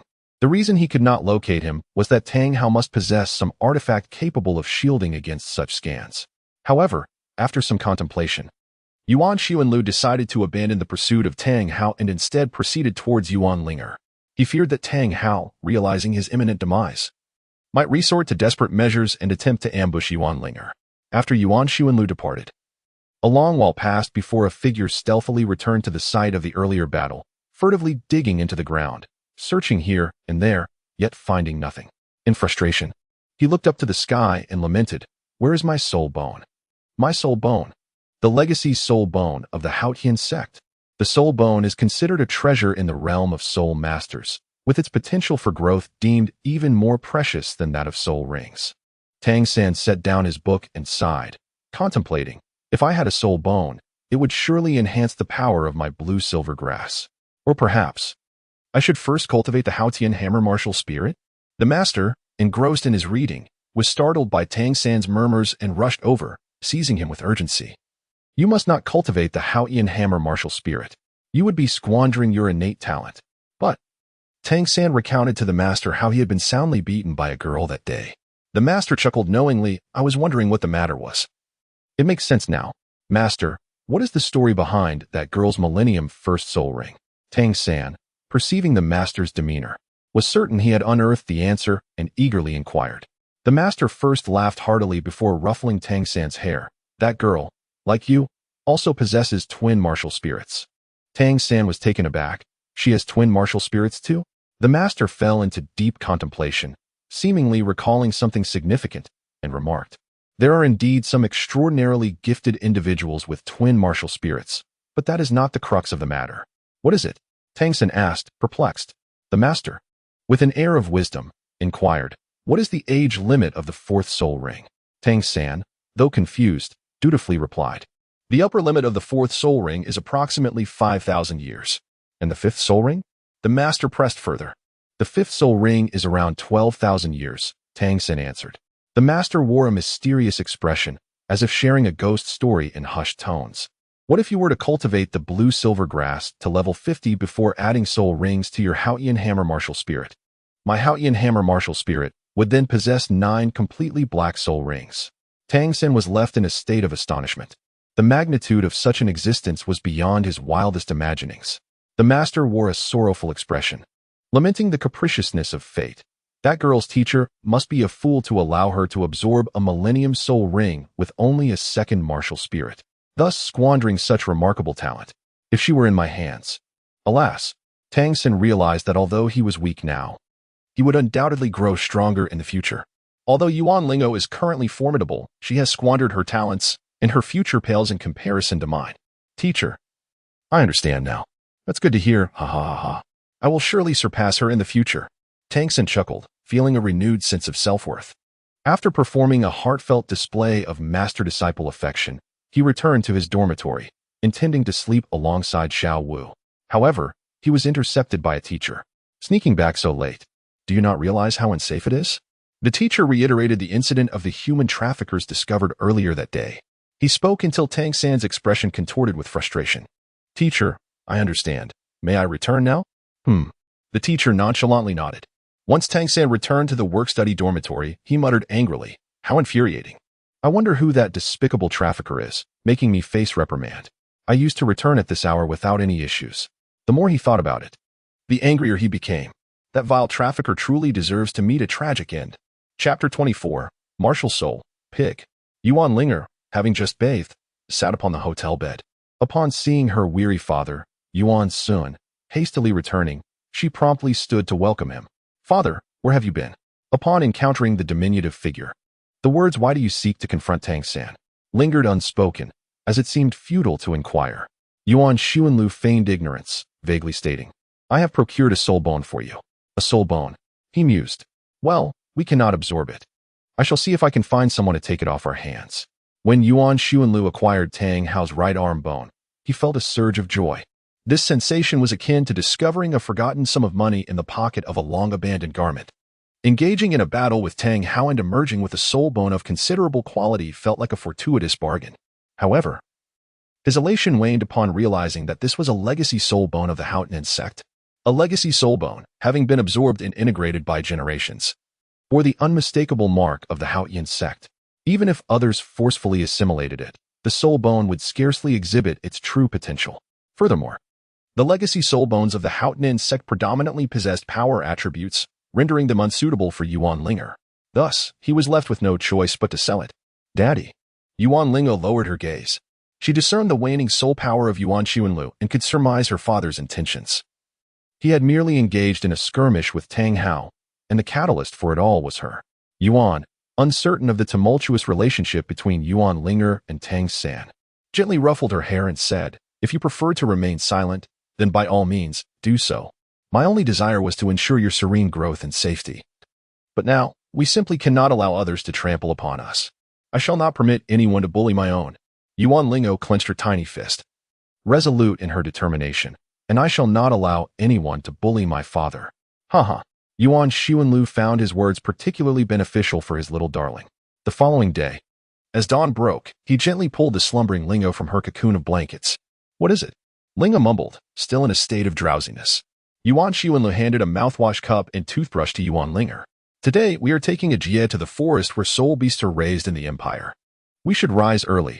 We ought to arrive before noon." "Where's a jie?" "They set out from home at 4 o'clock. We had agreed upon this." "It seems I forgot." Yuan Ling'er completed her morning rituals in a seamless manner, after which the father and daughter exited the hotel and boarded the reserved carriage. As Yuan Ling'er opened the door of the carriage, she beheld a jie, who was peacefully slumbering within. Yuan Ling'er transformed into a pair of beady eyes. Did he truly emerge at 4 o'clock? How exhausting that must be. Yuan Xuanlu summoned the coachman and presented him with 4 silver coins, requesting his assistance in procuring 4 servings of breakfast. Yuan Ling'er happened to witness this scene. After the coachman departed, she couldn't help but exclaim, "Breakfast in Notting City is exceedingly expensive. The meal was for 4, and I treated the coachman to breakfast." Considering the excess as his tip, Yuan Sun let out a yawn. "Father, are you not concerned that the coachman might purchase the cheapest breakfast for us and keep the surplus as his own gratuity?" Yuan Xuanlu smiled faintly, realizing that his daughter was still too young and unaware of the rules of the continent. As long as he dared to act in such a manner, I would not hesitate to break his legs. He is not foolish. He would not provoke a soul master. Yuan Xuanlu closed his eyes to cultivate, seeking to fully comprehend the essence of the 96th level. Yesterday, he had fortuitously stabilized his realm with Tang Hao's assistance. In the past, upon realizing that all attempts to disrupt Tang San's birth were futile, he had resigned himself to inaction, ultimately retreating to Balak City for 6 years. Now, he resolved to summon the fervor he once possessed during his examinations, striving earnestly to transcend the limits of a titled Douluo, with the ambition of rendering Tang San, that old rascal, an orphan upon their next encounter. Thus, his morning unfolded, eating, training, catching up on sleep, traveling, and attending to nature's calls. Such was the simplicity of a soul master's cultivation. Many ordinary individuals perceive soul masters as exalted figures, yet those without a prestigious background, particularly lower-level soul masters, often traverse the world or toil and labor to procure resources for their cultivation, leading lives akin to that of common folk. Of course, no matter how dire their circumstances, soul masters never find themselves in the abject poverty characteristic of the destitute. "Ajia, are you awake?" Ajia felt a touch of apprehension. He had long heard of Yuan Ling'er as father being a formidable figure, initially assuming he was merely a soul Douluo. To his astonishment, he discovered that Yuan Ling'er's father was, in fact, a titled Douluo. What are your thoughts regarding this soul-hunting expedition? I believe my martial soul is better suited for a strength-oriented soul ring. Upon finishing his statement, Jie turned his gaze towards Yuan Xuanlu, hoping for his insights and guidance. Yuan Xuanlu sensed Jie's gaze and then nodded. Release your martial soul for me to see. Jie obediently unleashed his martial soul. Once manifested, a pig with a mischievous grin appeared before Yuan Xuanlu. Yuan Xuanlu gazed at Jian Shao, momentarily taken aback. And after confirming that it was not a mockery directed at him, but rather a genuine manifestation of his martial spirit, he furrowed his brow and inquired with a grave tone, "Has anyone ever mentioned that your expression bears a striking resemblance to ridiculous?" Age panicked, hastily distancing himself from the implication. "I have no idea, and no one has ever referred to me as ridiculous. They all call me Smiling Pig." In that single utterance lay a profound sorrow. The martial spirits on the continent are as diverse as they are peculiar. If one possesses an angelic martial spirit, it goes without saying that their beauty will be exceptional. If one is endowed with the martial spirit of the goddess of light Butterfly, they would undoubtedly be the most beautiful in the realm. However, should one possess a chrysanthemum martial spirit, coupled with a somewhat effeminate demeanor, they risk being misinterpreted as a homosexual. As for Age Smiling Pig martial spirit, although Age wishes for it to be referred to as G, it is evident that others continue to mockingly label it as Smiling Pig. What a tremendous emotional blow this must be for a 6-year-old child. Nevertheless, I believe that aside from its peculiar appearance, the martial spirit is still a commendable one. Yuan Xuanlu consoled. As for the future soul rings of your martial soul, you must be intending to pursue the path of offensive strength, am I correct? Jie nodded in agreement. Yuan Xuanlu pondered thoughtfully. Generally speaking, the pig martial spirit tends to follow a path of formidable offense, and your choice aligns closely with this. Absorbing a power-type soul ring is undoubtedly a wise decision. Yuan Xuanlu, while narrating, fell back into his old habit, unable to cease his incessant chatter, much like a teacher lecturing students. I truly wish for the sound of a school bell to ring, so that father would not extend the class indefinitely. Yuan Ling'er stifled a yawn, her weariness evident. She had grown tired of listening. However, Jie was different. He absorbed every word, diligently taking notes, embodying the image of a dedicated scholar. Now, Jie understood why Yuan Ling'er frequently arrived late or even missed classes altogether. With such an esteemed academic father, who would feel the need to attend lessons? All knowledge seemed to be at her fingertips. As their conversation unfolded, the carriage arrived at a quaint town adjacent to the Empire's Soul Beast Forest. They disembarked, ready to embark on their journey. As Yuan Xuanlu and his companions alighted from the carriage, stretching languidly and preparing to depart, they were suddenly approached by an elderly man accompanied by a young boy. "Soul Master! Soul Master!" the old man exclaimed, his pace brisk, while the boy lagged behind, appearing lethargic and nearly being dragged along by the elder. Yuan Xuanlu, uncertain of their identities, pondered whether his fine attire and the striking resemblance of Yuan Ling'er had led this old man to attempt a scheme of deceit. Yuan Xuanlu was still pondering when, with a sudden sound, the old man knelt before him. Chapter 25. Oscar the Lazy Fish. "I beg of you, please show me mercy." The old man's eyes glistened with tears, and his parched lips were already cracked. Yuan Xuanlu is not afraid of being deceived by the elderly. He helps the old man to his feet and hands him a bottle of water from the soul guiding device. "Let me make it clear. I will not give you any money." Although Yuan Xuanlu would not force the old man to remain kneeling indefinitely, he was certainly not a benevolent soul. If the old man intended to swindle him, he could forget it. "I implore you to take this child to the Soul Beast Forest to hunt for a soul ring." The old man trembled as he spoke. He possesses remarkable talent. Remarkable talent? What is his martial spirit? What level of innate soul power does he possess? Yuan Xuanlu inquired about the path. The humble old man, upon witnessing his child's burgeoning soul power, naturally felt a swell of pride in his offspring's innate talent. It was akin to a once toiling farmer, having spent his life with his face to the earth and back to the sky, who, upon seeing his grandson gain admission to university, believes wholeheartedly that his grandson is a star descended from the heavens. Even if the grandson attends a lesser university, and despite the devaluation of a university diploma, in his eyes, the boy remains a celestial prodigy. The boy, though still young, possessed a remarkable maturity. Noticing Yuan Xuanlu's skepticism, he spoke softly. "I am Oscar, with a sausage martial soul and an innate soul power of level 10. Yuan Xuanlu pondered. So this is one of the future members of the Shrek Seven Devils. Should I eliminate him? This way, Tang San would be unable to resurrect. In a fleeting moment, both father and daughter arrived at the same thought. Yet, Yuan Xuanlu is not as beastly as one might think. Upon seeing Oscar, who is no more than 8 years old, Yuan Xuanlu feels that there is potential for cultivation. In the original work, Oscar is among the few characters of commendable character. Firstly, despite mingling with Dai Mubai and Ma Hongjun for several years, he never sought the company of the courtesans, merely engaging in flirtation, which speaks to his innocence. Secondly, his determination to venture out in pursuit of Ning Rongrong showcases his admirable resolve. Yuan Xuanlu believes that these 2 points are sufficient and worthy of cultivation. If nurtured well, a future title Douluo of the food system may stand beside them. However, what if Oscar turns out to be an ungrateful wretch at heart? Regardless, even if Oscar were to become a title Douluo, he would merely be a title Douluo of the food system, which would render him quite vulnerable. Yuan Xuanlu nodded. All right, I will take you inside.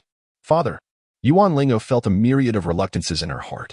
It's fine. One must always give the youth a chance. Yuan Xuanlu reassured as he patted the old man's shoulder.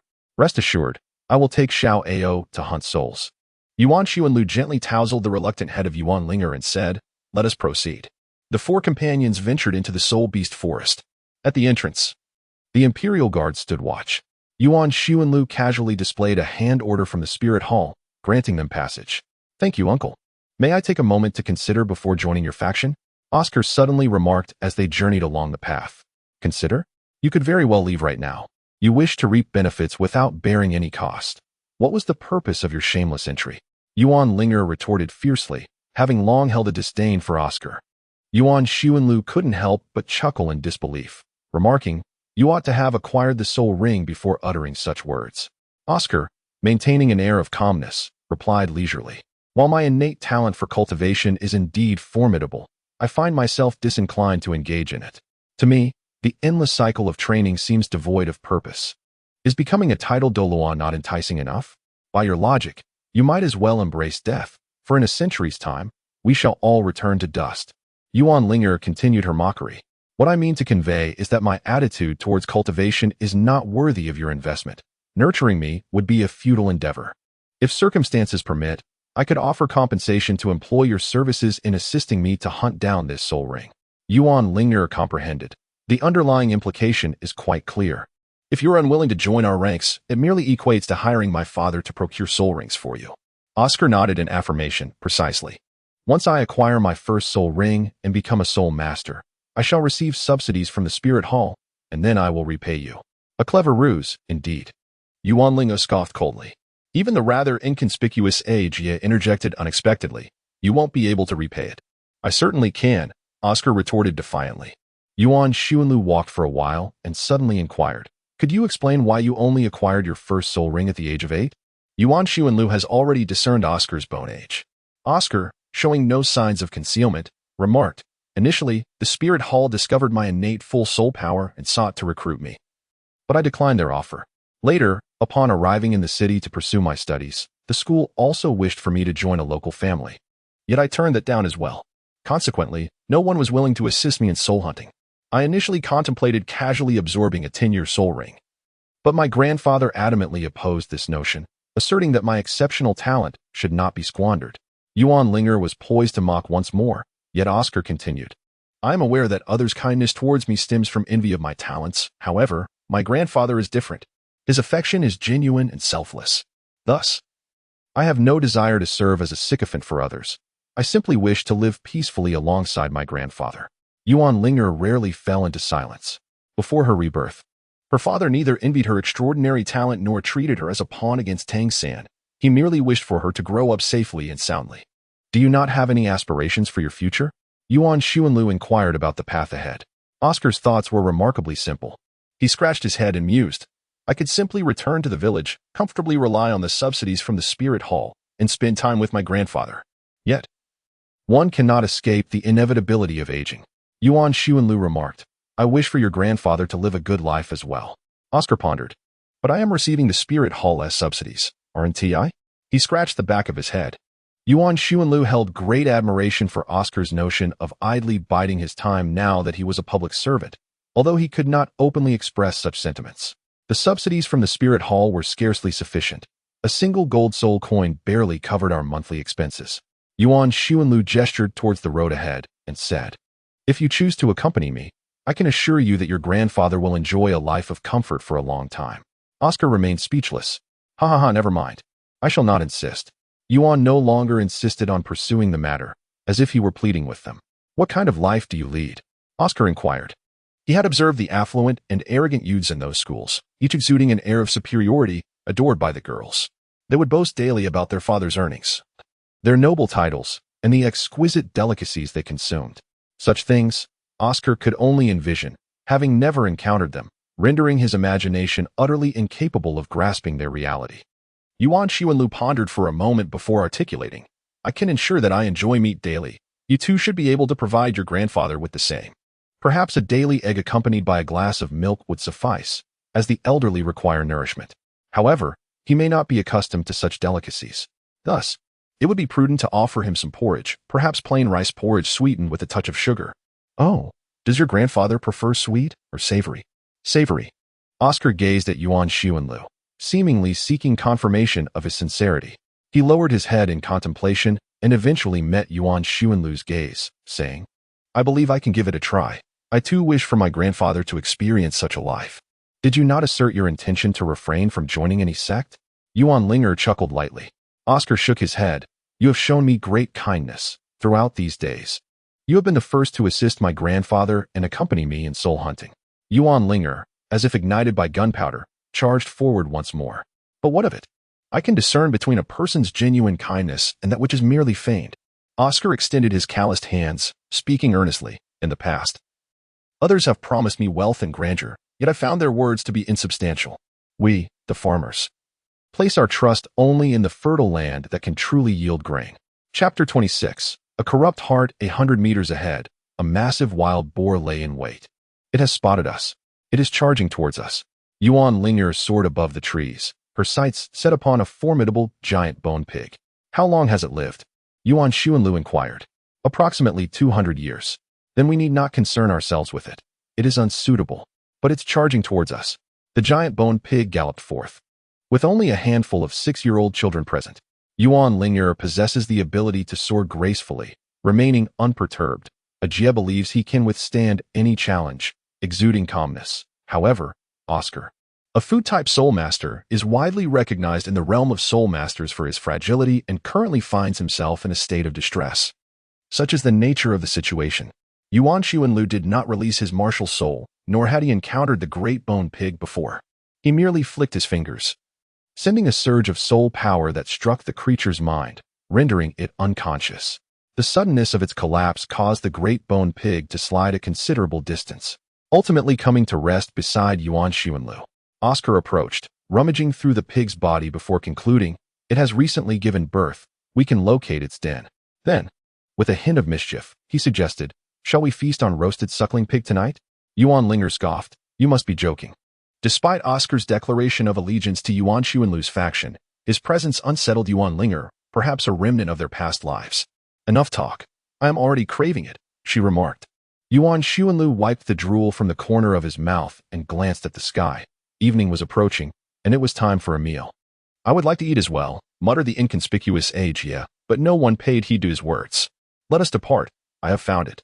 For a super Douluo, mental scanning was a trivial task. Yuan Xuanlu discovered the lair of the great bone pig nearby, and indeed, there were 3 little pigs within. However, they were not satiated. Yuan Xuanlu pondered for a moment, ultimately directing his gaze towards the fainted giant boar. A family should be united and complete. "Ling'er, ignite the flames and set the pot." Yuan Xuanlu procured an entire array of seasonings and delicately brushed them onto the piglet that had been skinned and eviscerated, subsequently employing his spiritual power to induce a rapid heating process. After a brief interval, the piglet emerged perfectly roasted, its skin gleaming golden and exuding a tantalizing aroma. Crisp and succulent. However, a slight blemish on this idyllic scene was the presence of 3 pairs of watchful eyes nearby. For ordinary individuals, the temptation of appetite might be the most easily restrained desire. Yet for Yuan Xuanlu, the pangs of hunger were undoubtedly the hardest to endure. "You may feast upon the 3 little piglets," he declared. Nevertheless, he did not possess the audacity to snatch food from the children. Instead, he generously divided the roasted piglet among them. Yuan Ling'er displayed an elegance in her dining etiquette that unmistakably reflected her noble upbringing. Initially, Ajia attempted to emulate her refined manner, yet his efforts resulted in a chaotic imitation. Eventually, he abandoned pretense altogether, resorting to devouring his food with his hands. Oscar, on the other hand, displayed a complete disregard for decorum, diving straight into his meal with fervor, consuming at the swiftest pace. "Uncle Yuan, I am going to the restroom," Oscar remarked as he slicked his greasy fingers and patted his backside before departing from the dining area. "Get lost, we are still eating." Yuan Ling'er consistently employed this tone when addressing Oscar. "Go ahead, I'll be watching you," Yuan Sun replied with a gentle demeanor. Ajia also stood up, declaring, "I want to go too." Yuan Ling'er furrowed her brow and remarked, "Please, do hurry and take your leave. This is quite inconvenient as I am in the midst of my meal." "Well, off you go." The two individuals, both possessing rather delicate stomachs, made their way to the restroom together. This left Yuan Ling'er and Yuan Xuanlu to dine alone. "Father," she continued, "I still maintain my belief that Oscar is not to be trusted," Yuan Ling'er suddenly remarked in the midst of her meal. Yuan Xuanlu swallowed a substantial piece of pork, involuntarily smacking his lips, pondering that there remained a hint of the meat's rawness. "I suspect Oscar harbors ulterior motives. Father, have you ever encountered someone who, at first, resolutely refused to join a faction, yet readily consented to serve upon hearing a few enticing benefits? What do you propose to do?" Yuan Xuanlu inquired, casting a glance towards Oscar's direction. "Eliminate him, and be done with it." A trace of ruthlessness surfaced on Yuan Ling'er's face. Yuan Xuanlu pondered. How could his daughter have transformed into this? Yuan Xuanlu took out a piece of paper to wipe his hands, tossing the crumpled paper into the fire. "Have you ever witnessed a knight pledging fealty to his noble? Those are the very knights who make the young ladies of Balak scream in delight." Yuan Ling'er, perplexed yet compliant, nodded and replied, "I have seen it. Do you envy their loyalty?" Yuan Xuanlu took another sip of water, wiped the corner of his mouth, and remarked, "When a knight kneels before a noble, uttering a declaration that is both elegant and devoid of substance, it appears quite enchanting to those young maidens. The notion of a knight, half kneeling an oath, seems to evoke a desire for their own suitors to emulate such gestures. However, are you aware of the dismally low fidelity rate among knights?" Yuan Ling'er shook her head. Yuan Xuanlu continued, "A noble must possess wealth. He must be capable of providing a stipend for the knights, supporting their offspring, and caring for the knights' parents. Only then will the knights exhibit a degree of loyalty. There is no need to delve into distant history. In recent years, have there not been instances in the kingdom of Balak where knights have betrayed their lords? The reason lies in the insufficient stipends provided by their sovereign." Yuan Ling'er comprehended the meaning. Nodding her head, "What father implies is that as long as we provide Oscar with sufficient funds, he will pledge his loyalty to us. However, does this not equate to seeking out an ancestor for ourselves?" Yuan Xuanlu let out a sigh, expressing that genuine, selfless loyalty devoid of ulterior motives is an impossibility in this world. Even oaths taken by knights, adorned with grandiose proclamations, ultimately prioritize personal gain. Our task is merely to secure him to our chariot." Yuan Ling'er nodded, seemingly comprehending yet still somewhat bewildered. Indeed, she was a limit Douluo before her rebirth, but she often found herself lacking in understanding regarding such matters. For the first 20 years of her life, she was meticulously shielded by her father. After reaching the 70th rank, she secluded herself deep within the mountains, dedicating her days to rigorous training. When she ultimately emerged as a titled Douluo, her encounters with the world of martial arts were rather superficial, and others were hesitant to deceive someone of her esteemed rank. Thus, Yuan Ling'er truly grasped little about such affairs. Yuan Xuanlu, still perplexed by his daughter's thoughts, continued, "For instance, we could construct a new residence for Oscar's grandfather in the village and generously provide him with a cow. Firstly, this would allow our spirit hall to publicize our immense benevolence towards the common folk, thereby garnering their trust. Secondly, the entire village would become aware that Oscar's grandfather has a commendable grandson who has joined the spirit hall. This word would spread exponentially. Even if Oscar were to betray us and seek allegiance elsewhere, would anyone dare to accept him? In times of war, who would risk employing someone with a history of treachery? Everyone would know that Oscar has reaped the benefits of the spirit hall if he could betray us today. What assurance do we have that he wouldn't do so again tomorrow? Moreover, should he truly commit such an act of betrayal, Could the old man endure the humiliation of being stabbed in the back? The label of disloyalty and unfiliality would forever tarnish Oscar's name, rendering him unable to navigate the continent. His father possesses a heart as dark as coal. Yuan Ling'er, lamenting the corrupt nature of those who engage in politics, suddenly stumbled upon a blind spot. Wait, father, did you not vow to refrain from joining the Spirit Hall? It is you who chose not to align with the Spirit Hall. Yuan Xuanlu elucidated, I do not wish to impose restrictions upon you. Yet I must rely on the strength of the Spirit Hall. This implies that Yuan Ling'er shares an allied relationship with the Spirit Hall, while Yuan Xuanlu endeavors to fortify this alliance. Yuan Ling'er nodded slightly, signifying her tacit agreement. She harbored no negative impressions of the Spirit Hall, recalling only a beautiful older sister and an elegant woman, both strikingly lovely and enigmatic in relation to her father. Suddenly, a cacophony of desperate cries echoed from the forest, followed by a commotion as a plump figure and a slender one burst forth from the underbrush, tears streaming down their faces as they exclaimed, "A pig! A pig! What a massive pig!" Chapter 27. 6 Divine Tokens. Sausages from the Great Bone Pig, aged 400 years. Yuan Xuanlu waved to summon the little piglet, questioning why they seemed so fearful. At that moment, an air of tension enveloped them. Oscar, witnessing Yuan Ling'er's murderous glare, refrained from elaborating on their earlier predicament in the restroom. I am here, so there's no need to be anxious, Yuan Xuanlu reassured them. Oscar replied, you said the same when we arrived. Yet had we not hastily pulled up our trousers and fled in tears, we might have faced dire consequences. The large boar appeared to be the patriarch of the family, and now, the entire family was gathered together. Yuan Xuanlu presented Oscar with a knife, noting the high nutritional value of the large-boned pig, known for its gentle disposition. As a staple food for the common people, it seemed particularly suitable for his sausage martial spirit. Oscar, still in disbelief, realized that after a mere meal and a visit to the restroom, he had acquired his first soul ring. Meanwhile, Ajia stood by, shedding tears of envy. Yuan Xuanlu noticed Ajia's envy and explained, you are different from Xiao Ao. He is a food-type soul master, while you are a powerful assault-type soul master. The great bone pig is suitable for him, but not for you. Indeed, Oscar glanced at Yuan Xuanlu, and under his guidance, swiftly ended the life of the great bone pig, subsequently absorbing the soul ring. It is indeed splendid to possess a formidable power. A problem that remained unresolved for 2 years was resolved in a single night. Uncle Yuan, I have discovered something else. Ajia raised both hands and reported to Yuan Xuanlu, this great bone pig bears scars, the marks left by soul beast bites. Yuan Xuanlu took a look and confirmed the observation. Could you recount how you provoked this pig?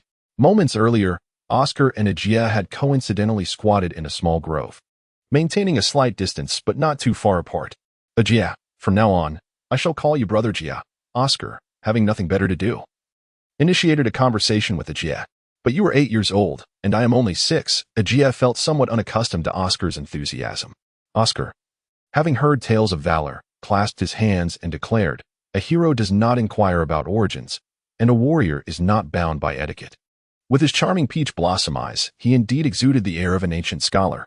Brother Jia, may I ask, why does Yuan Ling'er ignore me? You must have offended her. How did I offend her? That I do not know. Ajia, perplexed by the intricacies of such matters, mused that perhaps it was simply a matter of her disliking him, and suggested, maybe if you say something nice to her, it could help. Oscar pondered. So that is how it is. Oscar, Brother Jia suddenly called out. I think I see a fluctuation of soul power ahead.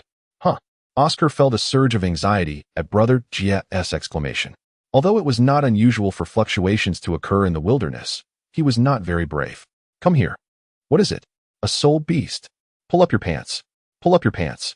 After narrating the entire sequence of events, Yuan Xuanlu instinctively disregarded their pants predicament and urged Jia to wash his hands promptly. I shall investigate what soul beast it is, Yuan Xuanlu remarked to Jia, who was still washing up. With that, Yuan Xuanlu soared into the sky to seek out the soul beast. Jia watched as Yuan Xuanlu ascended, only to see him return shortly thereafter. What happened? Yuan Ling'er inquired. If there was indeed a soul beast, Yuan Xuanlu should have been able to capture it directly, without the need to descend. Yuan Xuanlu exhibited a lack of enthusiasm. A wolf-like soul beast, favoring a swift and agile attack, was ill-suited for this plump fellow. Jia felt disheartened once more. However, this is merely the nature of hunting soul beasts, quite commonplace. Soul hunting is an endeavor that demands considerable time and effort. Take the example of Yuan Xuanlu's 8th soul ring. The spirit hall dispatched a contingent to scour various forests, and after more than 6 months, many lives were lost before they finally pinpointed the need to hunt the pure-blooded giant dragon residing in the Douluo forest. Subsequently, a titled Douluo was assigned to escort Yuan Xuanlu into the core area of the Douluo forest. Locating the lair of the pure-blooded dragon took them 3 days. Waiting for the dragon's return consumed another 2 days. Injuring and pursuing the dragon spanned 7 days. And by the time they ultimately vanquished the pure-blooded dragon, a fortnight had already elapsed. In contrast, individuals like Tang San, who effortlessly summoned the desired soul beasts, are indeed the anomalies. Yuan Xuanlu stifled a yawn and declared, "I shall keep watch tonight. You may all rest." Yuan Ling'er and Ajie set up 2 tents, each taking one for themselves. While Yuan Sun lay beneath the vast sky, using the earth as his bed, Oscar estimated that it would take him only a few hours to absorb everything. The night passed in silence, though the mosquitoes were a nuisance. When the morning sun bathed Oscar in its light, he could not help but exclaim with delight, "Ah, how refreshing." Yuan Ling'er emerged from the tent, her expression unkind as she inquired, "What are you shouting about?" "I have obtained a soul ring." Oscar summoned his martial spirit. A yellow soul ring encircling it, and with a chuckle, he remarked, "Little Ao possesses a grand sausage." Yuan Xuanlu waited for a while, observing that nothing had materialized in Oscar's hands.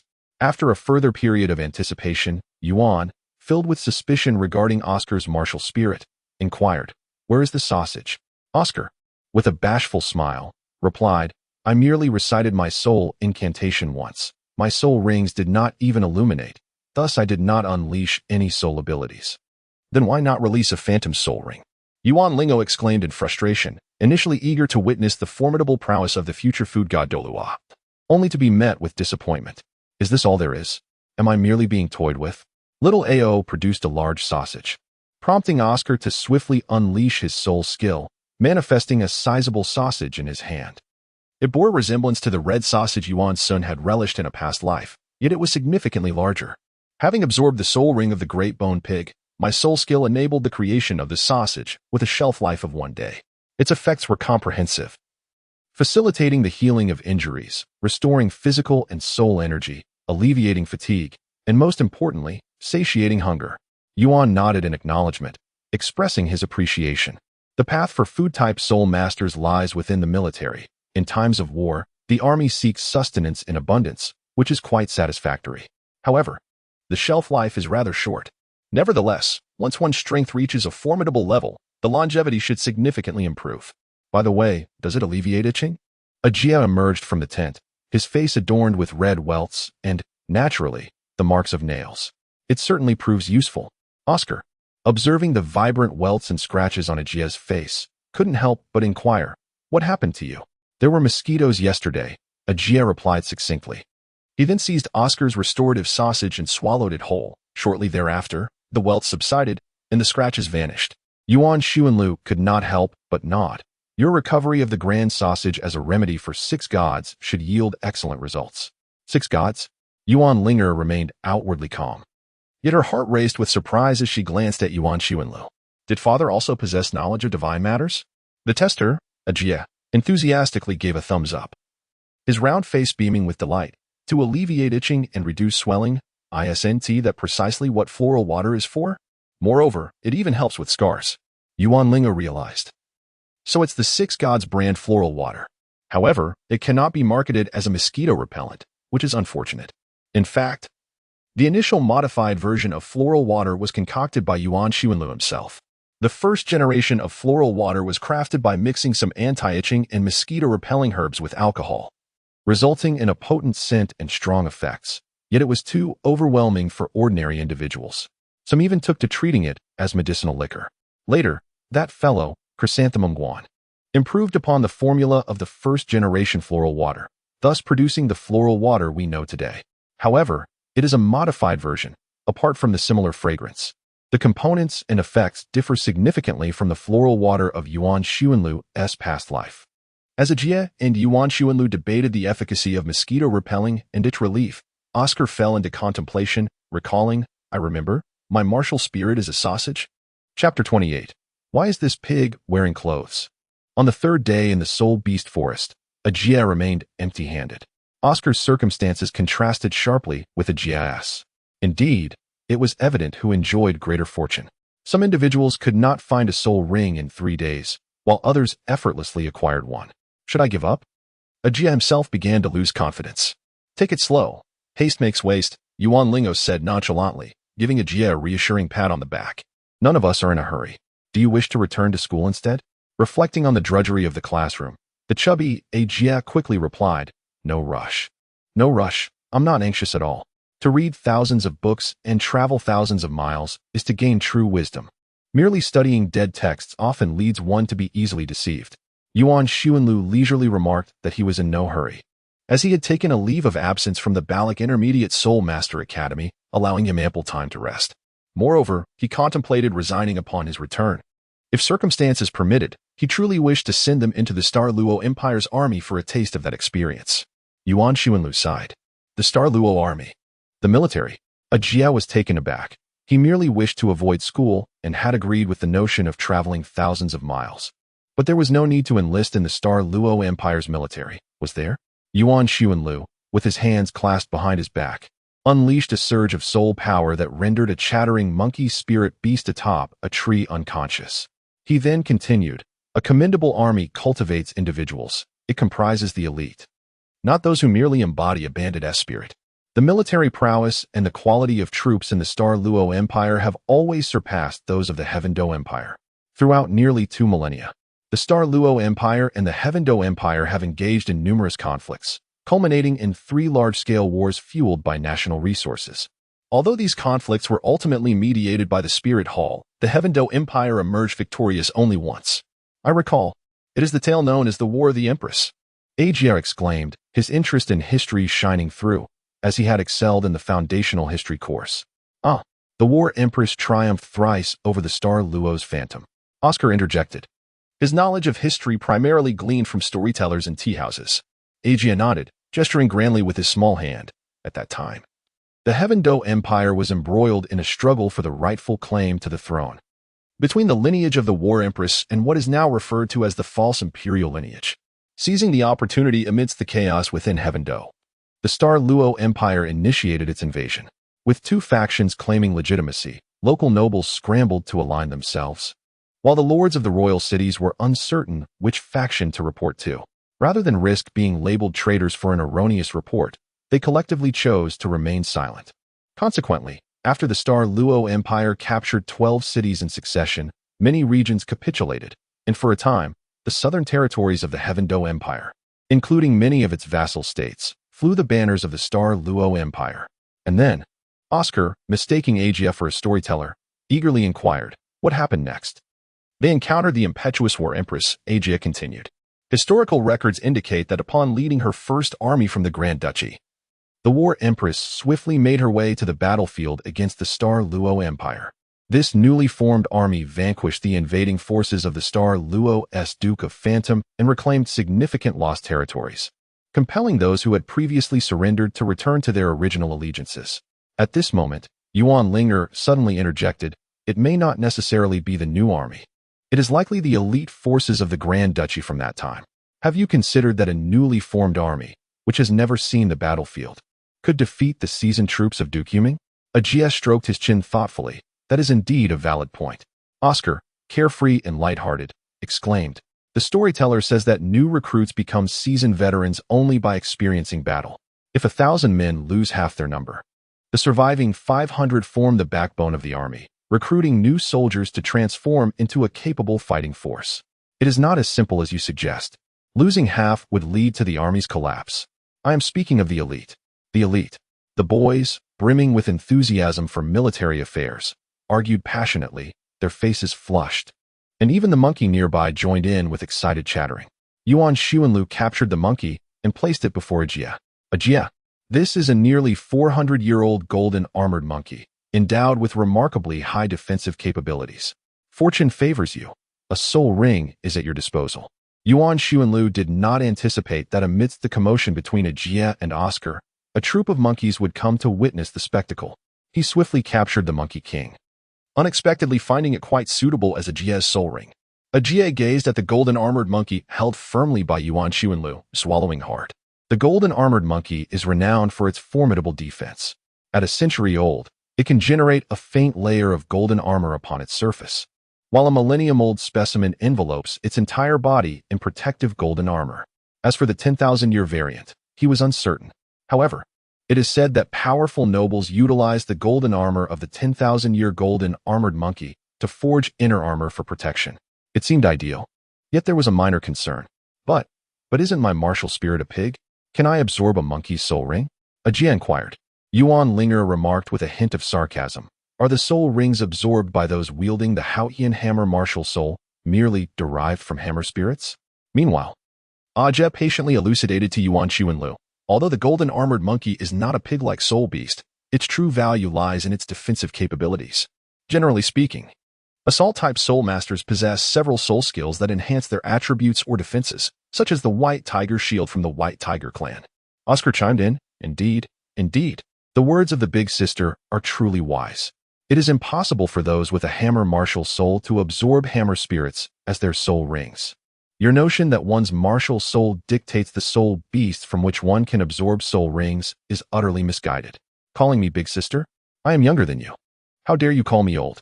Yuan Ling'er indulged in firecrackers once more, engaging in a spirited exchange with Oscar. A Jie, observing the golden-armored monkey, nodded slightly and swiftly ended its life with a single stroke of his blade. As the yellow-hued century-old soul ring ascended, a Jie commenced the absorption process. An hour later, he had successfully assimilated the soul ring.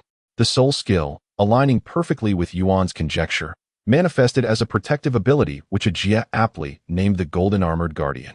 This skill enveloped his body in a luminous shield of soul energy, enhancing his defensive capabilities by 60% while augmenting his offensive power by 2%. Not too shabby.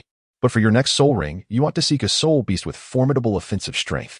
Yuan Ling'er nodded in satisfaction and said, Show me your martial soul. A Jie then unleashed his martial soul, the Ji. Oscar eagerly approached to observe the peculiar martial soul affectionately dubbed the Smiling Pig. After a moment of contemplation, he suddenly exclaimed, why is your pig wearing clothes? The soul hunting concluded, with the sole surprise being the transformation of a Jie's martial soul. His silly smiling pig had donned a flowing robe. Yuan Ling'er unexpectedly discerned a hint of ethereal elegance in the mischievous grin of a pig's face. As for the matter of a Jie's martial soul mutation, Yuan Ling'er was devoid of any ideas. He needed to seek information at the spirit hall to uncover any potential discoveries. However, the likelihood of finding anything substantial was slim, as the continent was replete with an array of extraordinary spirit abilities, some of which were unique to secluded villages that had long been forgotten by the world. Yuan Ling'er led 3 young children outside, and as soon as they emerged, their eyes fell upon Oscar's grandfather squatting at the entrance facing the street, eagerly gazing at the gate of the Soul Beast Forest, fearful of missing anyone. Oscar hurried over to assist the old man, exclaiming, Grandpa, I have obtained my soul ring. From today onward, I too am a soul master. Upon hearing this joyous news, the old man's wrinkles seemed to lift in delight, and he promptly bowed to Yuan Ling'er, saying, Wonderful. I am truly grateful to you, esteemed soul master. How could Yuan Ling'er make the elderly gentleman bow so sincerely? He quickly helped the old man up and, with a warm smile, said, Please do not call me Master Soul Master. I have already taken Oscar as my named disciple. Oscar? Really? So suddenly? Once Oscar became my named disciple, it wouldn't be long before the spirit hall would send someone to renovate your old house. All right. The old man beamed with joy, unable to contain his delight, and he playfully smacked Oscar on the head, urging him, Why aren't you hastily kneeling to pay your respects to your master? With a resounding thud, Oscar knelt down and quickly performed 3 deep bows. I pay my respects to my teacher.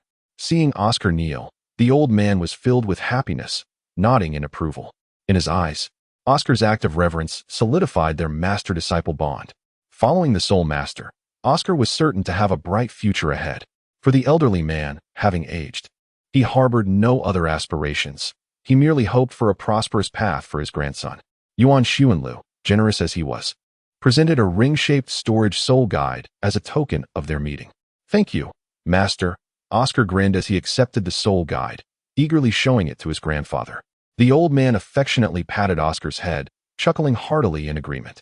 While Oscar enjoyed a harmonious moment with his grandfather, Ajia pondered over his soul's mutation.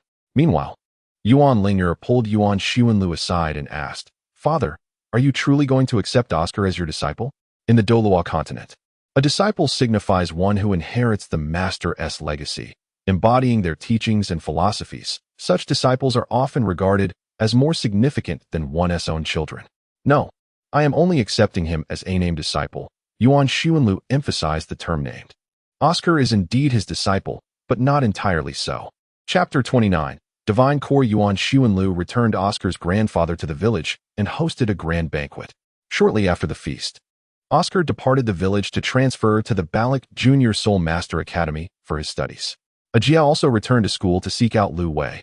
Meanwhile, Yuan Xuanlu planned to take Yuan Ling'er on a trip to Wuhuan City, as it was an inevitable journey. Having provoked Tang San, our aim is to cultivate numerous friendships while minimizing adversaries, uniting all possible allies. Balak City, Yuan Xuanlu Jia. As a soul master and an educator at a mid-level soul master academy, although Yuan Xuanlu resides in a neighborhood that is not characterized by opulent mansions, his dwelling is nonetheless of a refined quality, thanks to the fortunate circumstances of his past life, which saw him benefit from a flourishing real estate market. Upon arriving in the Douluo continent, Yuan Xuanlu commenced an unrelenting acquisition of properties, specifically in prime locations. In the imperial street of Tiando City, he secured 2 residences. On the Baihu Yudao in Xinghua City, he acquired 1. Within the Elder Hall of Wuhuan City, he obtained another, along the Sheng Balaki Wang Avenue in Balak City. He purchased 4, and on the Bingzhu Street in the capital of the Agandaz Kingdom, 3 more. Generally, major cities like Soto City saw no investments from Yuan Xuanlu. Within a modest dwelling on Sheng Balaki Wang Avenue, I have resided in Yuanshan Road for 6 years. 6 years indeed. Is it not preferable to take it easy? Yet, Tang San, that troublesome individual, insists on provoking us. Yuan Xuanlu meticulously organized materials and drafted plans, preparing to visit the Spirit Hall and have a conversation with Bibi Dong, thereby rounding off his affiliation with the Spirit Hall. He did not return to the Spirit Hall under the identity of Qian Xuanlu, but rather entered the Spirit Hall to serve under the identity of Yuan Xuanlu. Yuan Xuanlu pondered the traditions of the Spirit Hall, releasing a sigh of resignation. It seemed that upon his return, he would be met with a myriad of trivial matters. Those elders and bishops were utterly inept in action, yet unparalleled in their eloquence. Reflecting on the elders, Yuan Xuanlu lamented that he was destined to engage in yet another tedious exchange. It must be said that those in positions of high authority were indeed masters of evasion, as was the case in Barak City, and similarly within the Spirit Hall. Yuan Ling'er entered after knocking on the door, displaying remarkable courtesy. Yuan Xuanlu immediately fell silent, even if it were mere venting. It should not be done in front of his daughter. Such matters were already a source of distress, and allowing another to hear them might elicit empathy. Yet there exists a greater likelihood of merely spreading negativity. "Father, must you truly go to the Spirit Hall?" The reason Yuan Ling'er posed such a question is that the Spirit Hall is a formidable power with depths that run profound. When the elegant Aunt Dong visited their home last time, although she came in the guise of a friend, her words subtly probed whether she would consider joining the Spirit Hall. This time, however, when Father visits the Spirit Hall, it is no longer as a mere guest among friends. He is there to negotiate a partnership. Unequivocally, he intends to align himself with the Spirit Hall. Negotiations of this nature are inherently unequal, inevitably involving substantial exchanges of interests and compromises, where Father is bound to emerge at a disadvantage.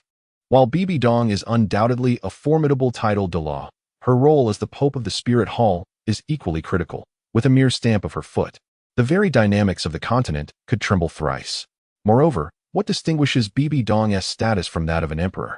As the saying goes, accompanying a sovereign is akin to sharing space with a tiger. Negotiating with such a person, she possesses countless methods to outmaneuver you. It is essential to proceed, yet, rest assured, the denizens of the Spirit Hall remain benevolent towards children. There is no mention of kindness extended to adults. Yuan Ling'er pondered for a moment, then clasped Yuan Xuanlu's arm. "Father, why must you seek the Spirit Hall? Tang San is now your adversary. Am I to confront him alone, unarmed?" It is essential to recognize that Tang San has the support of the empire and commands his own faction, the Tang sect. However, such thoughts must remain unspoken. Yuan Xuanlu pondered for a moment, then extended his arm, crouching down to gently stroke Yuan Ling'er's head. Father misses home. In truth, Soul City is quite beautiful. Oh, when you encounter those whose aura is akin to mine, be sure to greet Grandpa and Grandma warmly. Why, you ask? This way, they would feel embarrassed not to give you a red envelope.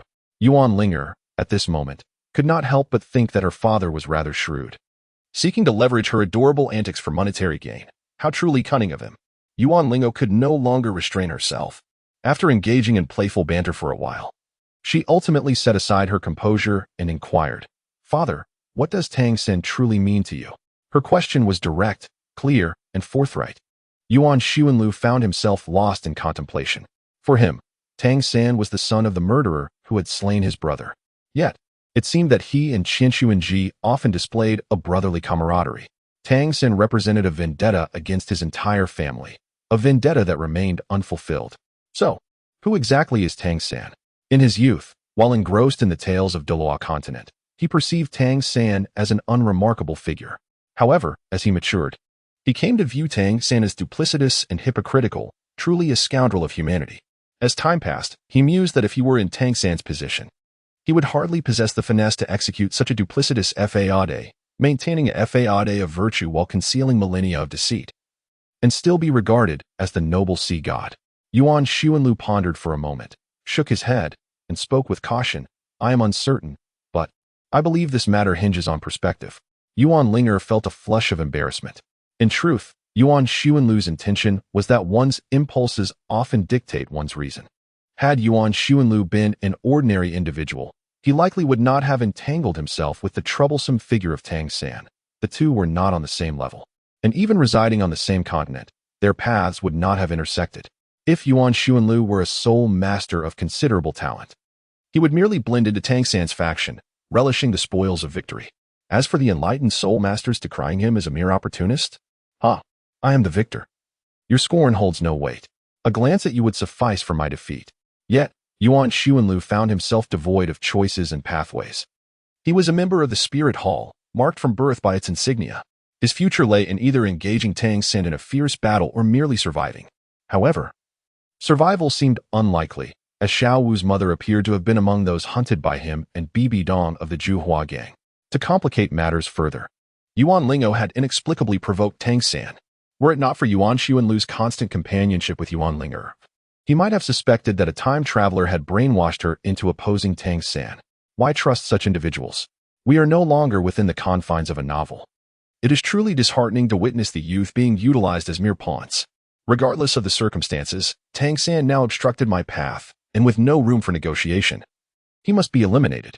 Yuan reflected on himself and concluded that it would be better to strive than to succumb to mediocrity, for after all, my family's Yuan Ling'er is not lacking in talent. If all else fails, we shall see. The future remains ever so inscrutable. Even for one who holds the title of Douluo. Yuan Ling'er returned to her chamber, turning her gaze inward to examine the divine core within her. This was the sole means to conquer Tang San. But how on earth could she unlock its mysteries? Yuan Ling'er entered a state of introspection, gazing intently at the golden divine core nestled within her body. Despite biting her fingernail in frustration, she could not devise a solution. The divine core belonged to her. Yet for reasons unknown, it was shrouded in a layer of seal, possibly a self-imposed confinement by the core itself. This was not the first occasion she had sought to unravel the seal. During her days in the Soul Beast Forest, she had endeavored to break it, only to achieve nothing. Ultimately, Yuan Ling'er resorted to a rather rudimentary method, employing soul energy to grind away at the seal. Just as an iron pestle can be ground down to a needle, so too could the seal be worn away. The art of sealing was one that many were familiar with. Regardless of its sophistication, the underlying principles remained largely the same, relying on a gentle energy to impede the chaotic energy within. Yuan Ling'er cannot rely on cunning. She must employ sheer effort to unravel the mystery. Furthermore, this is Yuan Ling'er's own divine core. With relentless perseverance over 3 years, she shall ultimately break the seal. In the dimly lit chamber, Yuan Ling'er is preparing for the impending conflict. Chapter 30. Yuan returns today to the somewhat disloyal Spirit City. Spirit City is a significant city on the Douluo continent. In comparison to the renowned Heaven Do City, Spirit City appears rather petite, even lacking 1/10 of Heaven Do's expanse. However, the awe it inspires in the world remains undiminished, for it is the sacred ground of soul masters across the continent. The tea houses in Spirit City are perpetually bustling. The affluent engage in private rooms on the second floor, while those of moderate means share tables on the ground floor. Those without funds, hoping to charm a lady, might be found squatting at the entrance with a handful of roasted soybeans. The storyteller, with a pot of tea and a fan in hand, sits there in quiet repose, awaiting the apprentices to warm the atmosphere. Once the ambience is just right, the storyteller straightens his long robe, strokes his beard, clears his throat, and, with a resounding clap of wood, begins his tale. Who is this war empress, one might wonder. Surely, all present know her well. She is the goddess of war from Heaven Do. Despite her feminine form, it is she upon whom the victories of Heaven Do depend. Laughter erupts from the audience as a regional joke is recounted. It was said that in her youth, the war empress was the most cherished daughter of the emperor of Heaven Do, and she was no meek presence in Heaven Do City. She strode through the streets like a crab, lacking any semblance of decorum. The storyteller mimics the crab swagger, eliciting another round of laughter from the crowd. On this particular day, however, while the war empress was at a tavern enjoying a drink, she overheard someone mocking her for her ostentatiousness. How could the war empress tolerate such indignity? Everyone was watching. In Heaven Do City, reputation is paramount, and one cannot afford to lose face before others. Thus, she boldly stepped inside, only to discover a remarkably refined young gentleman. Eager ears perked up, anxious not to miss a single detail. Who was this elegant youth? It was none other than the esteemed White Knight of our Spirit Hall. The war empress had never encountered such a striking figure before. Her heart fluttered, and her eloquence faltered. Yuan Xuanlu covered Yuan Ling'er's ears and hurriedly led her away, muttering curses about the disgrace to civility. But father, the story has yet to be told.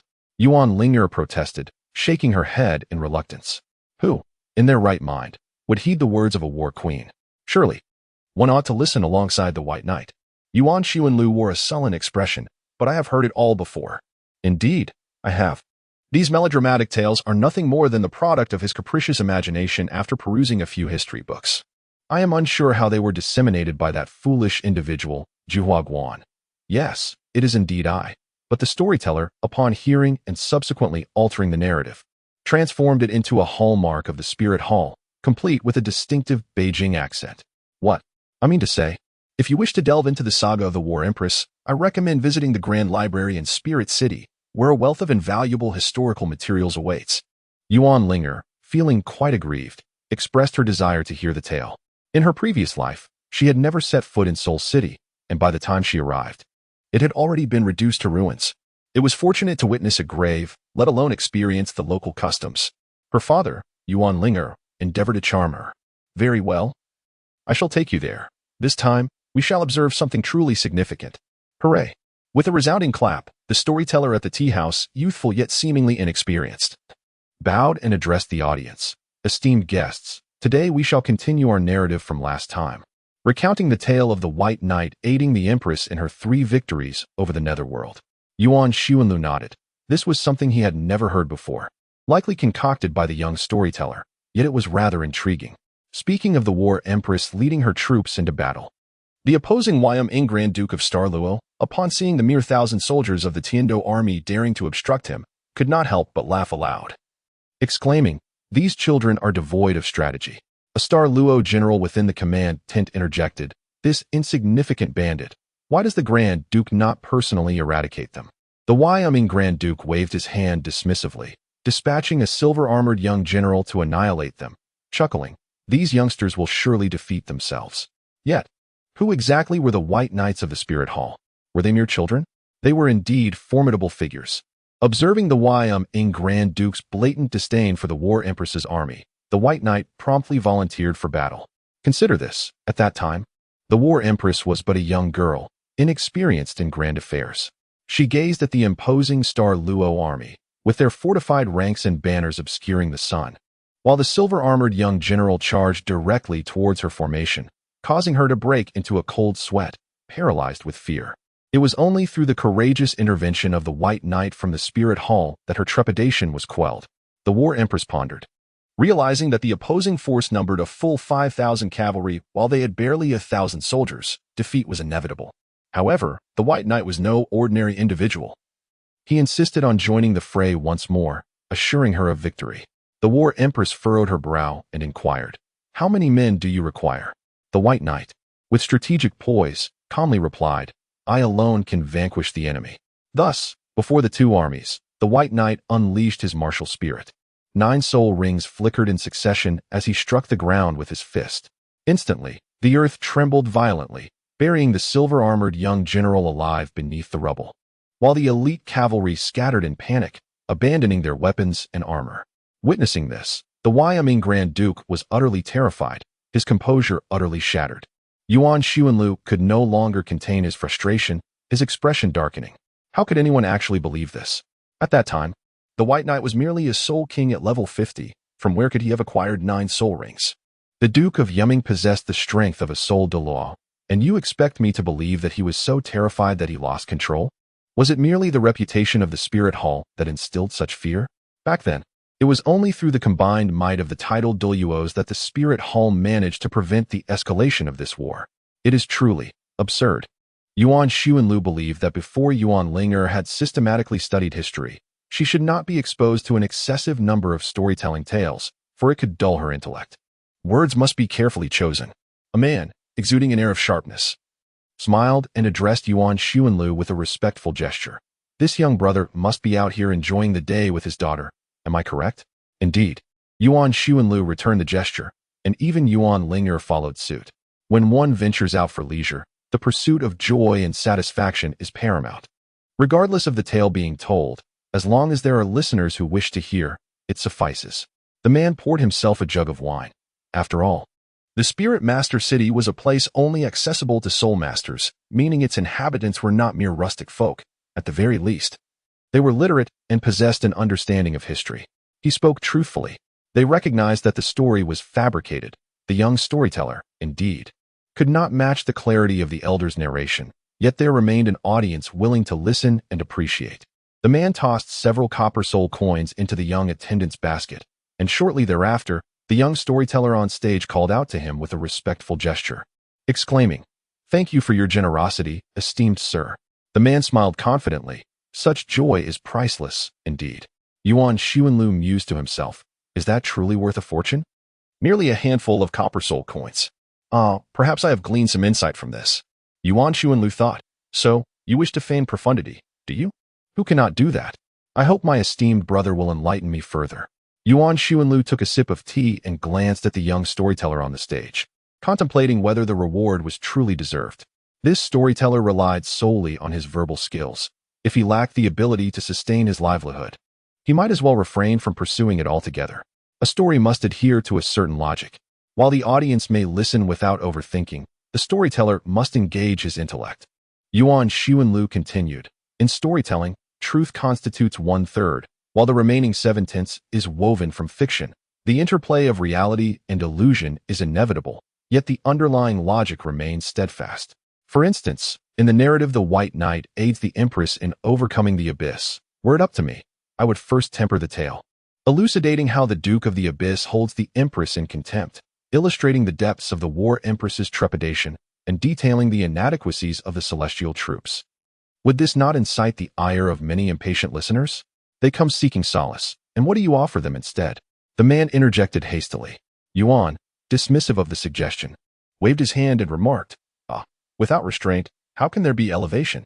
However, one must grasp the appropriate measure, a newcomer, after a few attempts and receiving some rebukes from the audience, eventually learns the delicate balance. There is wisdom in that." The man nodded thoughtfully. Yuan Xuanlu pounded the table and declared, "Then let us rise again. The disdain with which the Dark Lord regarded us will be matched only by the severity of our future defeats. The War Empress, once deemed insignificant, shall prove her might in battle. As for the heavenly dueling army, I fear there is little hope for them. They have always been ineffectual." "Ha ha." The man laughed heartily. Yuan Xuanlu took another sip of water, leisurely creating suspense. "The tale will unfold in due time, and naturally, there will be those willing to shower you with silver. Yet, the pursuit of such rewards must be approached with discretion." What does this imply? In the bustling audience, a myriad of individuals congregate, each possessing their unique essence. When encountering amiable souls, One may find solace in their greetings, uttering blessings as a means to forge harmonious connections. However, when faced with the obstinate, they may resort to barbed words, leaving you with no choice but to don a facade of congeniality, hoping that others will refrain from retaliating against your amiable demeanor. What can one do? What recourse exists? This is the livelihood you embrace. These individuals are your benefactors. When a patron graciously supports you financially, it is a gesture of goodwill. Yet, even those who merely take a moment to listen contribute to your existence, fulfilling their obligations. Gratefulness should be conveyed to those who offer assistance, while those who choose not to engage should be allowed to depart unencumbered, preserving their dignity. The man listens with rapt attention, his role confined to a stationary post, rarely receiving such candid discourse. Thus, he feels inclined to foster camaraderie. Your words resonate profoundly. I observe that your attire bespeaks affluence. You are surely no ordinary individual. In this city of martial souls, a single brick may descend, capable of extinguishing several soul masters. Who among us is not astute? Ling'er, let us depart. Yuan Xuanlu called out, and departed the tea house with Yuan Ling'er. He remained uncertain about the man's intentions. Although a titled Douluo need not fear ordinary individuals, maintaining a cordial demeanor is always preferable. The man caught up with Yuan Xuanlu, clasping his fists in a respectful gesture, and inquired, "May I ask your esteemed surname?" "I humbly bear the surname Yuan," Yuan Xuanlu replied, halting briefly to return the gesture. "I am Yuan Xuanlu." The man responded, "I am Xia Tianlai." With another respectful fist clasp, he introduced himself, "I serve as a guardian knight of the Spirit Hall." Brother Yuan must have heard that the 3 generations of the guardian knights must hail from the Soul City. "I have also resided in Soul City for nearly 30 years. If you, Brother Yuan, have any places you wish to visit, I would be delighted to extend my hospitality as a local." Upon hearing this, Yuan Xuanlu couldn't help but chuckle. The celestial banner of the old spirit city. There is indeed a place I wish to visit. Oh, where might that be? Yuan Xuanlu pointed towards the papal hall perched upon the hillside within the city, expressing his desire to visit. Xia Tianlai chuckled softly, realizing it was a pilgrimage of sorts. In truth, Brother Yuan, the papal hall holds no extraordinary allure. It cannot rival the historical gravitas of the heavenly battle imperial palace, nor can it compete with the exquisite decor of the Xinglua imperial palace. Yet, I must go. It is a site of great significance for the entire city. Do you truly wish to see it? Indeed, I do. Very well, let us proceed. Xia Tianlai laughed heartily, eschewing pretense as he guided Yuan Xuanlu through several streets before ascending the mountain to the papal hall. "Daddy, are we really going to the papal hall?" Yuan Ling'er inquired, her voice laced with anxiety. She had never laid eyes upon the papal hall. The ravages of war had consumed the once majestic city of the martial soul hall, leaving it in ruins. All the treasures of gold, silver, and jewels had been plundered by the imperial forces, and the cultural and artistic gems had been reduced to ashes. Even the resting place of the deceased titled Douluo, the Douluo Hall, found no peace. Thus, as she beheld this renowned city, existing only in her memories, manifest before her, her heart swelled with a blend of trepidation and a flicker of joy. What a splendid city it was, filled with captivating storytellers. How wonderful it would be if their tales could continue unabated. Yuan Xuanlu ascended the steps with a composed demeanor, for this time, he had returned. Halt. 2 silver-armored guardian knights obstructed Yuan Xuanlu and his companions, while 100 silver-armored knights raised their long swords in unison. "This is a forbidden area. Take another step forward, and you shall face death without mercy." Xia Tianlai smiled apologetically. "It's part of the job. I stand guard in the same manner." "Yes, I understand." Yuan Xuanlu responded to Xia Tianlai's explanation, then gently patted Yuan Ling'er on the head. "This is my home. Although your father may seem to have accomplished little over the years, despite being a titled Douluo, he still presents an image of unremarkable existence. However, at this moment, I can at least show you a performance of a king's triumphant return." Upon finishing, Yuan stepped onto the staircase, bursting into hearty laughter. I, Yuan, having returned to my loyal spirit city today, erupted in joyous laughter. His heart brimmed with elation and excitement. At long last, he had come back. No longer was he the discarded titled Douluo of yore. He now boasted a daughter of divine stature, a daughter capable of vanquishing Tang San. Yuan Xuanlu ascended the steps. Under the adoring gaze of Yuan Ling'er and the astonished expression of Xia Tianlai, he took the first stride towards the papal hall. Before him stood 100 knights, their voices rising in unison. Dare to advance and face certain death. Yuan Xuanlu. There is a child present. Could you not show me a modicum of respect? Yuan Ling'er, was it not promised that the king would return? Xiaotianlai. What a fierce sight indeed. Yuan Xuanlu disregarded the surroundings and ascended another step. Should anyone dare to advance, they would face annihilation without exception. 100 silver-armored knights unleashed their martial spirits, all uniformly at the formidable rank of Soul King, and none exceeding the age of 40. A total of 500 soul rings illuminated the entrance to the Pope's Hall, a breathtaking spectacle that even captivated the entire populace of Soul City.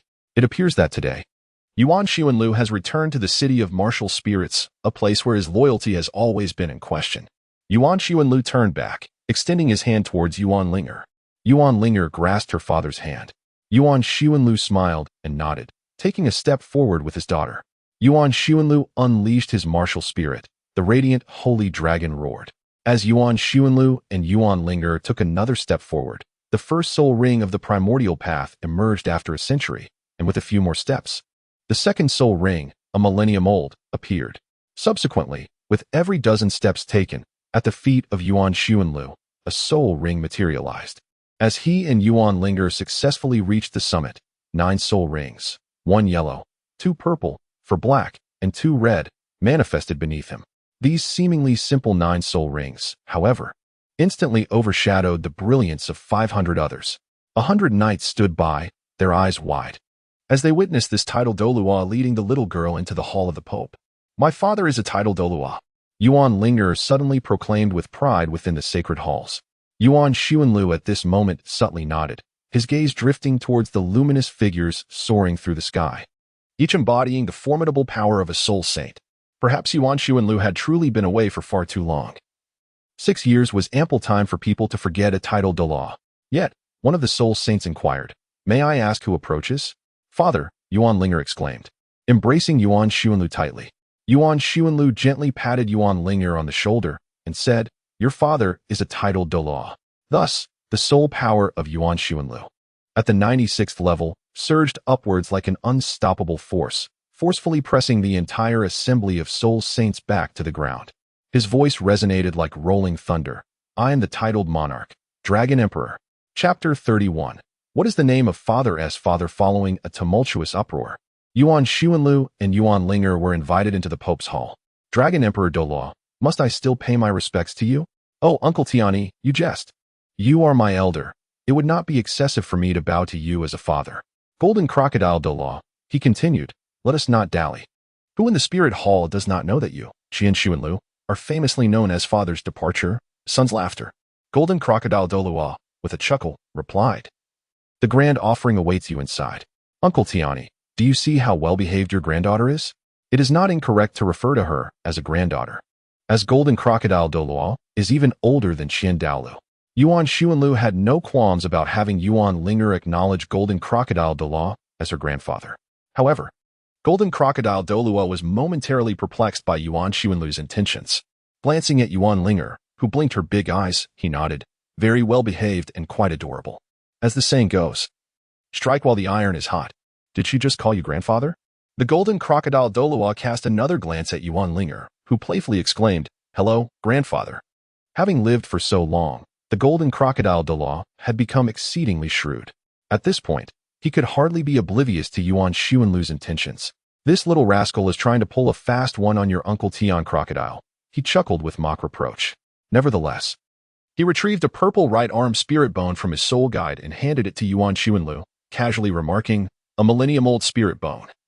I doubt it holds much value for you, but it's the thought that counts." Upon hearing such ostentatious words, Yuan Ling'er felt a pang of envy. These grandfathers truly were affluent. No wonder her father insisted on extracting a hefty sum from them. "Thank you, grandfather," Yuan Ling'er called out in a more affectionate tone. "Please, go in," said Golden Crocodile Douluo to Yuan Xuanlu. Yuan Xuanlu led Yuan Ling'er into the Grand Hall. This was the Elder Hall, the largest edifice within the Pope's palace, symbolizing the supreme authority of the Spirit Hall. As Yuan Ling'er stepped into the vast chamber, an instinctive shiver ran down her spine. At the innermost part of the hall stood a colossal 10-meter-tall statue of a 6-winged angel, and beneath this magnificent sculpture stood a figure. With his back turned to the entrance, he had long flowing hair, and the light streaming in from the stained glass windows converged upon him, evoking a sense of reverence. Formerly known as the limit Douluo, Yuan Ling'er sensed an unusual aura. It seemed as if the man had become one with the towering six-winged angel statue. The intensity of his presence was so profound that one might not even realize a person stood there, cloaked in an almost extreme subtlety. Yuan Xuanlu harbored a moment of disdain for Qiandao Lu's pretentious behavior, but swiftly replaced it with a smile as he addressed Yuan Ling'er, saying, "This is your grandfather." Yuan Ling'er sweetly greeted, "Grandfather, hello."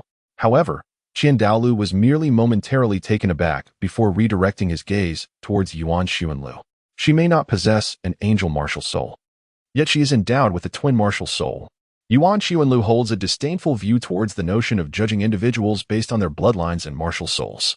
Do you truly believe that possessing an angel martial soul grants you superiority? Is a dual martial soul not far more desirable than your own? Qiandao Lu feigns ignorance of the situation, allowing her to be inscribed into the angel family's lineage, for he remains indifferent to such matters. Yuan Xuanlu softly uttered 3 words, "My surname is Yuan." In the exalted realm of the spirit hall, before the angel god, a profound silence enveloped the father and child. After a considerable pause, Qiandao Lu inquired, "And you?" "I once bore the surname Qian, but now I carry the surname Yuan." Yuan Xuanlu keenly sensed an overwhelming aura of the extreme Douluo pressing upon him and Yuan Ling'er. Nevertheless, he proactively released his own essence, endeavoring to gradually counteract the formidable pressure of the extreme Douluo, a task fraught with difficulty. Do I need to be more explicit? Currently, among the living, the only bearers of the angelic bloodline are you and Xiao Shui. Are you contemplating whether to indulge in youthful exuberance once more, akin to how you brought me into existence, to bequeath upon me a brother with an angelic martial soul? Nonsense.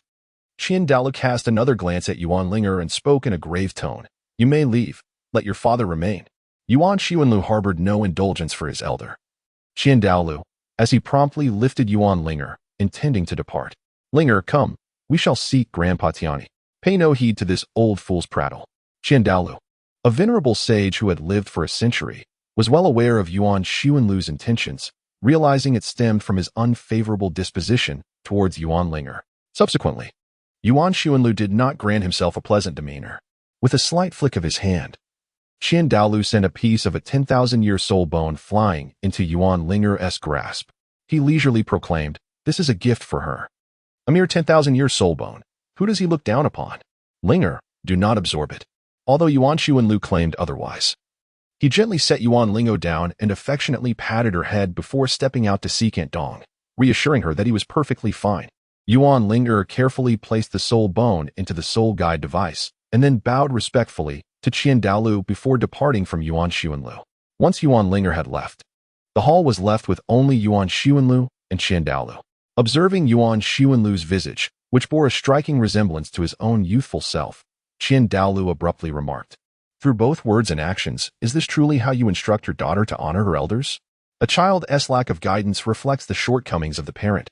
Have you merely imparted to her the notion of old man, let me indulge in youthful exuberance?" The words spoken by Yuan Xuanlu to Qiandao Lu contain 3 critical points. First, it addresses the indelible sin that Qian Xuanji carries throughout his life. Second, it inquires into the origins of Yuan Xuanlu. And third, it perhaps serves as a satire regarding his past pursuit of Poseidon. Long Huang Douluo, I wish to ascertain whether you possess the qualifications to join the Spirit Hall. At this moment, Qiandao Lu's aura underwent a transformation. If he had previously exuded an utmost restraint, now the soul power he emanated enveloped Yuan Xuanlu with a sensation of vastness. It was akin to standing alone upon an expansive meadow, gradually lifting one's gaze to behold the boundless azure sky, unobstructed by any barrier, rendering the horizon imperceptible. Yuan Xuanlu understood that as soon as Qiandao Lu uttered the words Dragon Emperor Douluo, he intended to make his move. However, being astute, how could he allow Qiandao Lu's cunning scheme to succeed? Yuan Sun looked up at the ceiling at a 45-degree angle, shaking his head as he murmured, "I once directed my heart towards the bright moon, yet alas, the moon only illuminates the drainage ditch."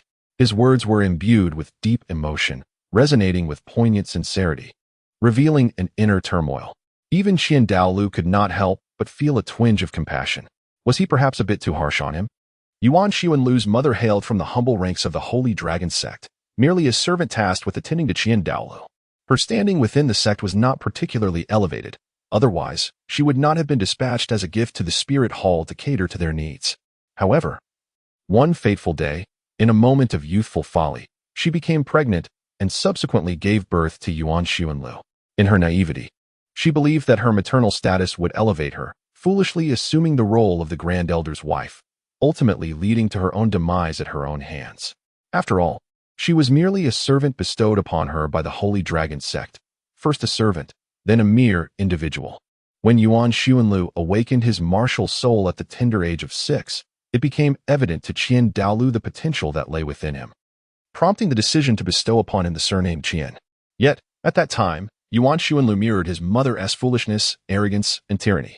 Nevertheless, these traits were inconsequential to Qian Douluo. All he sought was a future title Douluo to remain at the spirit hall. Thus, paternal affection was absent, as was any genuine master-disciple bond. Once the terms of their arrangement were clarified, it mattered not how ostentatious or overbearing Yuan Xuanlu became. As long as he fulfilled his duty to cultivate into a title Douluo, all would be well. Under such circumstances, Yuan Xuanlu likely harbored a heart full of resentment towards his father. Just as Qian Douluo was lost in contemplation of these poignant memories, he was interrupted by Yuan Xuanlu's audacious voice. "Farewell, I am seeking refuge with the 7 treasure glazed tile sect, as they offer far greater rewards." Yuan Xuanlu, in a fit of anger, sprinted outside. How infuriating!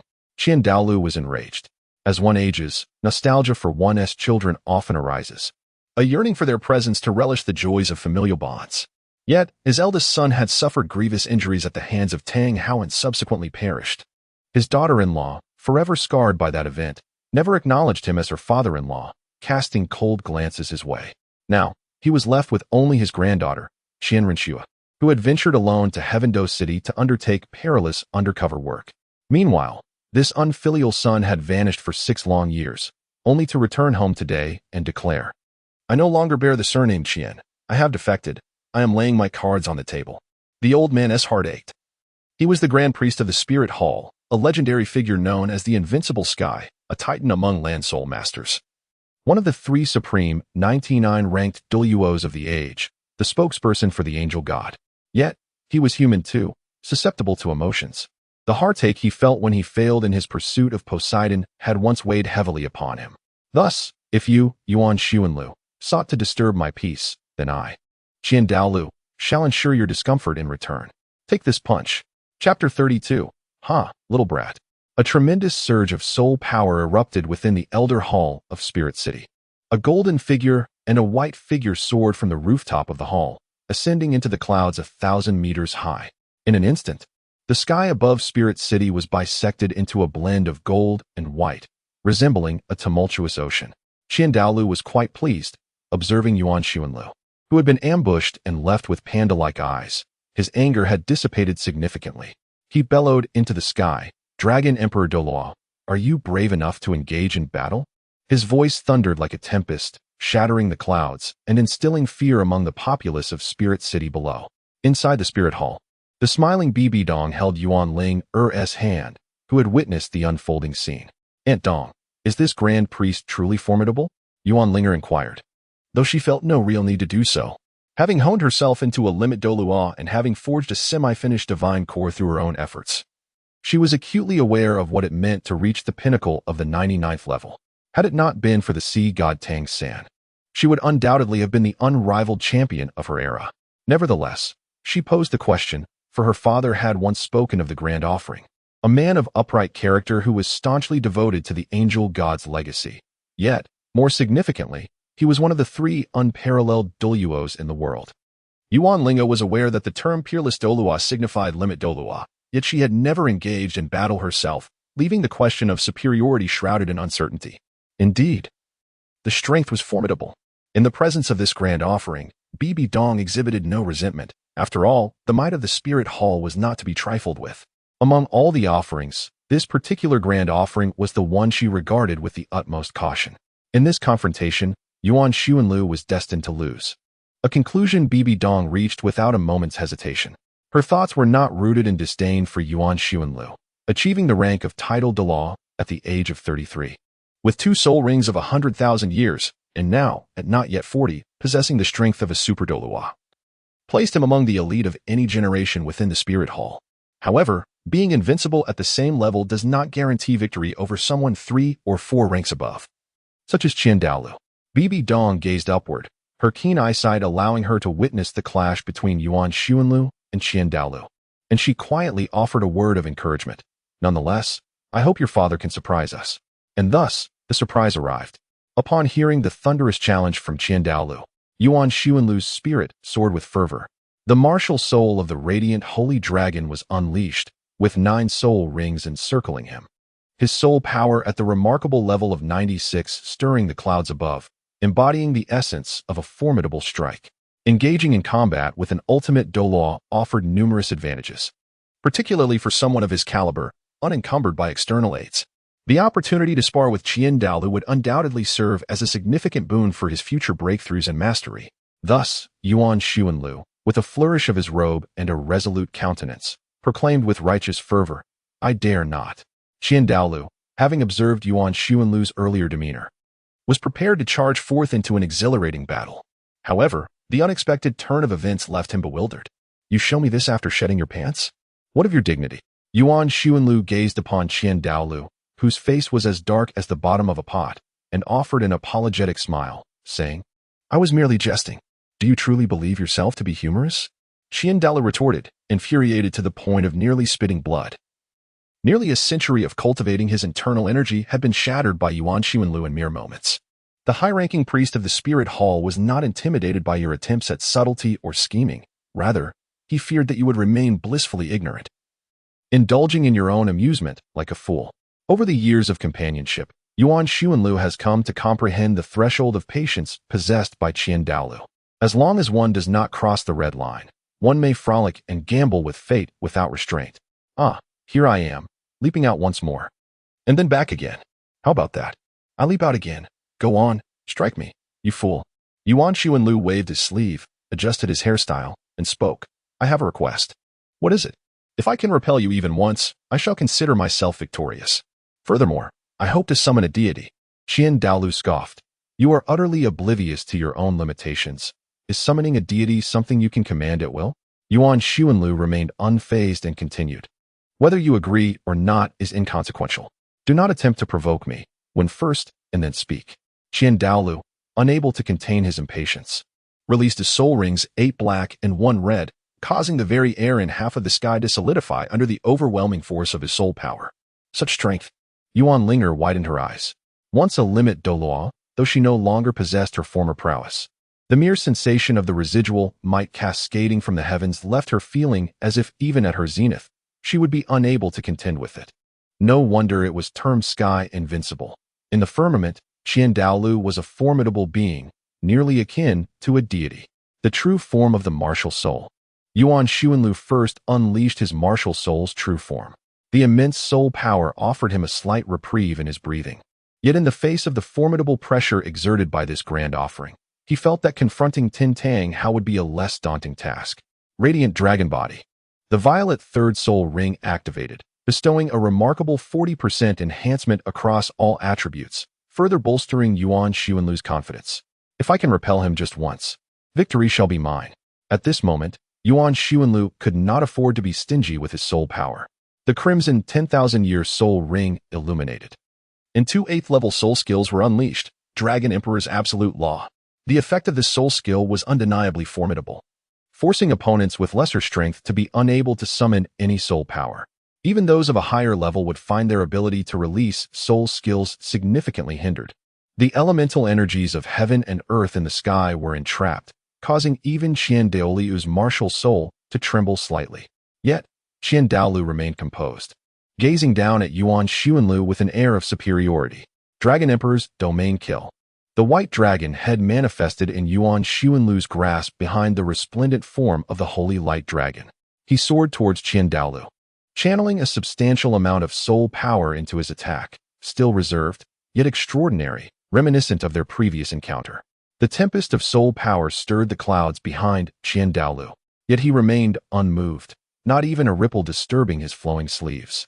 As Qian Douluo's 7th soul ring shone, a colossal angelic silhouette emerged behind him. enveloping the skies and the Soul Master City in a layer of divine radiance.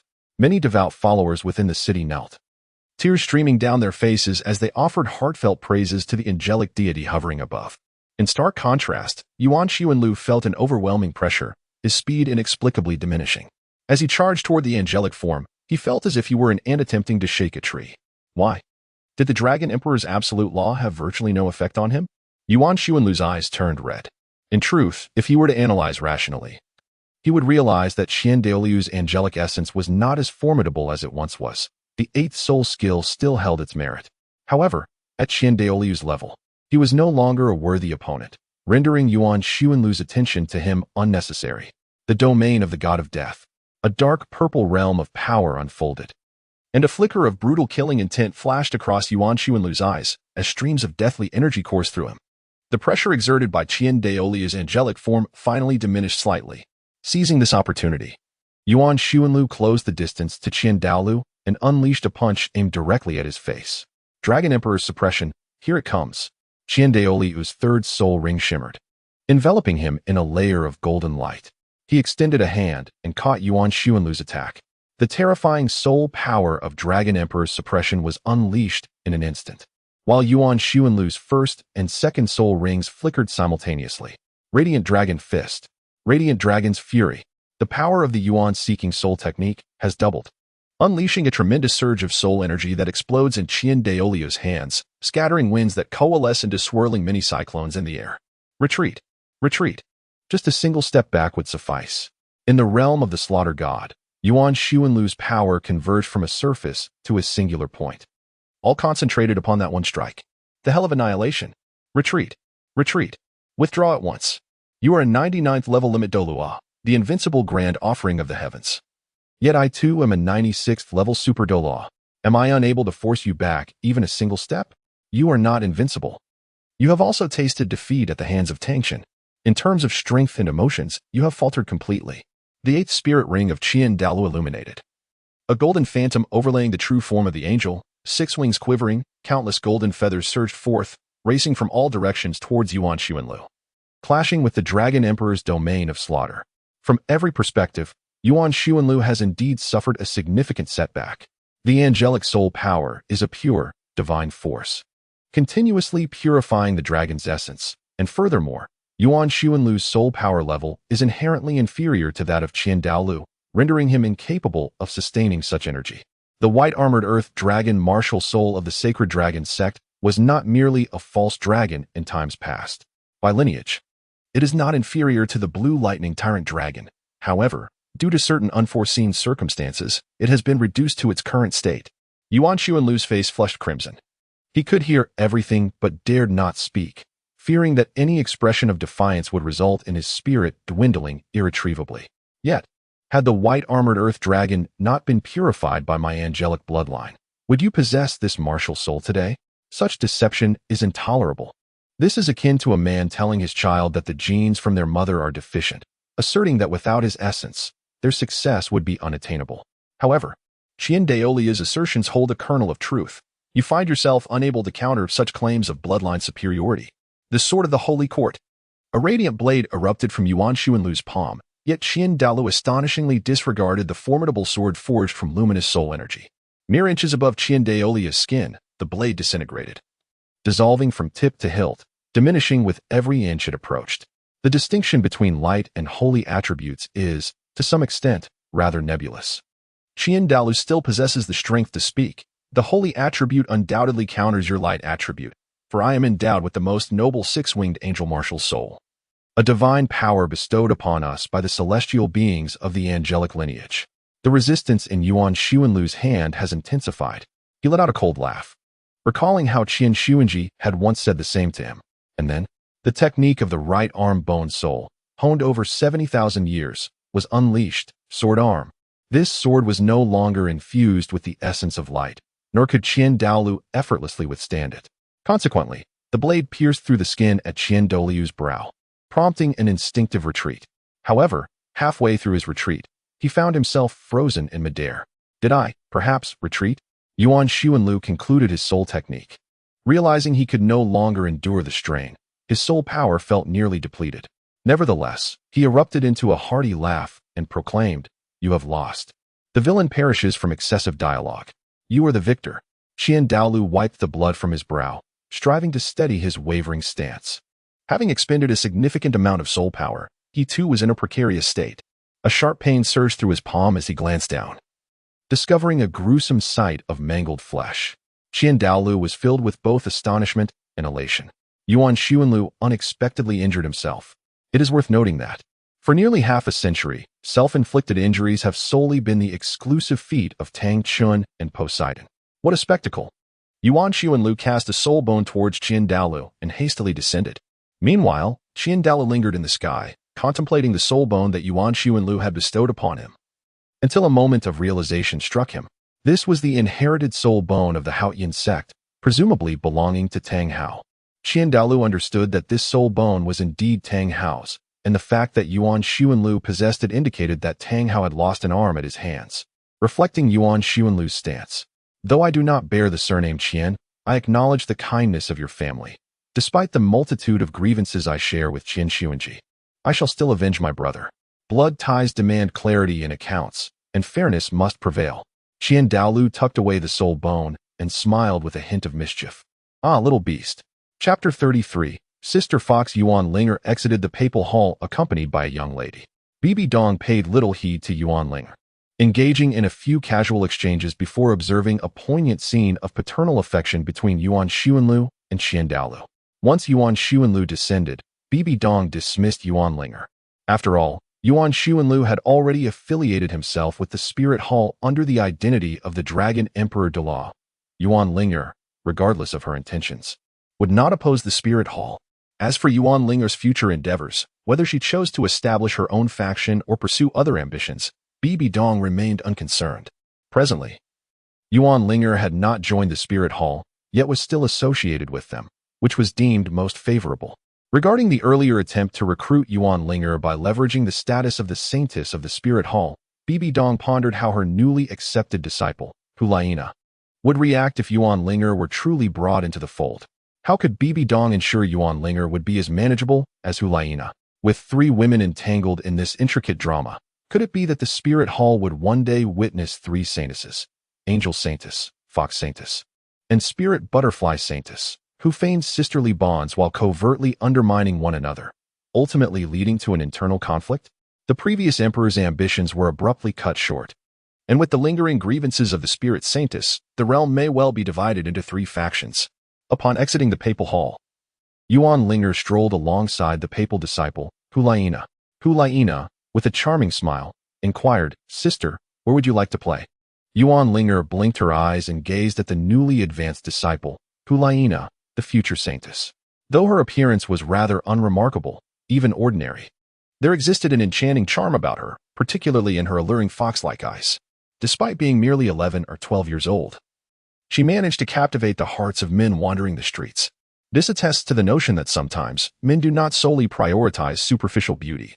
A singularly outstanding attribute can transform them into ardent admirers. "This is my first visit to the Spirit City," Yuan Ling'er admitted. "However, I wish to stroll through the streets of the Spirit Hall. Allow me to show you around," Hulaina offered, taking Yuan Ling'er's hand in a sisterly manner.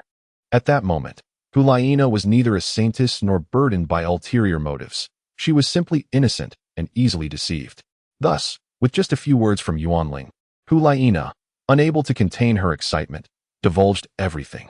"I've heard that the relationship between the teacher and elder Yuan was once quite romantic," Hulaina said mysteriously.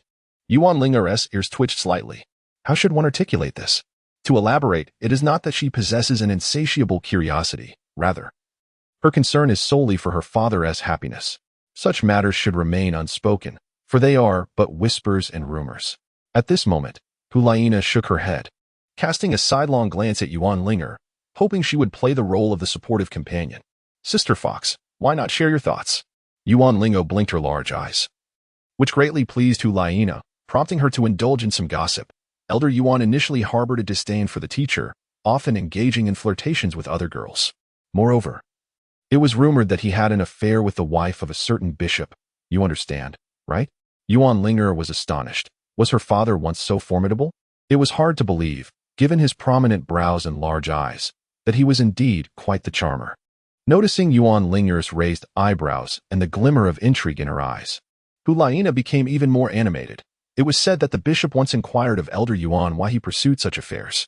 Elder Yuan outright rejected the notion, asserting that she had initially seduced him and that he had merely engaged in flirtation without any physical advances. Subsequently, the incident did not become widely known, and the rumors surrounding it were a blend of truth and fabrication. However, it was rumored that Elder Yuan had once taken pride in his demeanor, boldly proclaiming, "I possess the bearing of a hero." Yuan Ling'er remained unaware of whether her father possessed the qualities of a great hero. Yet there was no denying the undeniable allure of his heart. Otherwise, why would Yuan Xuanlu choose to sit beneath the trees outside on sweltering summer days, indulging in watermelon? Could he not enjoy the fruit within the confines of his home? Was it not rather an excuse to gaze upon the legs of young maidens? After all, was it not Yuan Xuanlu's exclamation that summer was indeed splendid? However, during that time, Yuan Ling'er paid little heed to her father's private affairs. For Yuan Xuanlu was merely one to indulge in flirtatious banter and fleeting glances, never truly seeking a new mother for her. Moreover, Yuan Xuanlu is hardly a hermit. Given his status and wealth, it would indeed be strange if he had never encountered a single unpleasant experience throughout his life. Moreover, since this matter has not been widely disseminated, how is it that you, dear sister, are aware of it in such detail? Yuan Ling'er has discovered a blind spot. Since this matter pertains to Yuan Xuanlu's youth, how could Hulaina be so well informed? After all, they are not from the same era. Hulaina glanced around cautiously, avoiding the pedestrians on the street, and, with an air of mystery, said, "Sister, I'm sharing this with you, but you mustn't tell anyone else." Yuan Ling'er promptly nodded and raised her hand to swear that if she ever leaked any secrets, she would ensure the demise of Tang San's entire family. Hulaina, with a furtive glance, cautiously revealed, "It was Elder Zhu who informed us." Yuan Ling'er then realized it was that beautiful sister. It seems her father had quite the adventurous past, even having a connection with a cross-dressing gentleman. Was he truly capable of causing harm to others? Otherwise, why would Elder Zhu so tirelessly spread the illustrious achievements of Yuan Xuanlu for over a decade? Elder Zhu holds a fondness for my father, however.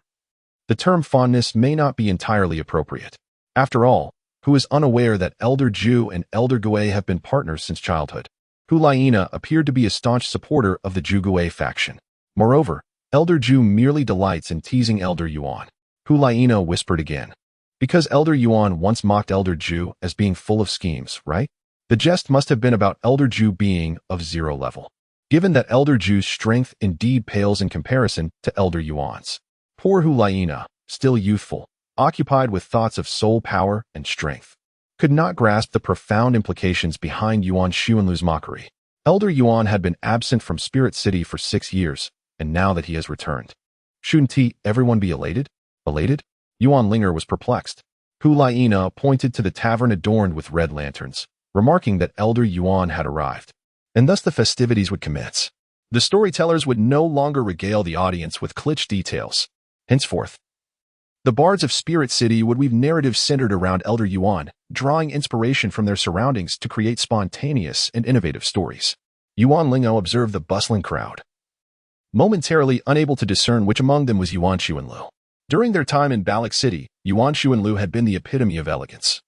A dashing instructor admired by many female educators who, upon learning of his daughter, were eager to offer their assistance in raising her. However, in the vibrant atmosphere of Seoul Martial City, Yuan Xuanlu had inexplicably become the subject of amusement. Although he possessed a good-natured temperament, it was unlikely that he would appreciate being the target of such jests in the streets. Yuan Ling'er expressed her perplexity. Hulaina, adopting a tone reminiscent of a local from the Spirit Soul City, replied with sincerity, "Indeed, significant matters seldom reach the ears of ordinary folk. Elder Zhu has carefully selected and scrutinized what stories to share with them, ensuring that only the most intriguing and amusing tales are told." Yuan Ling'er nodded, seemingly understanding.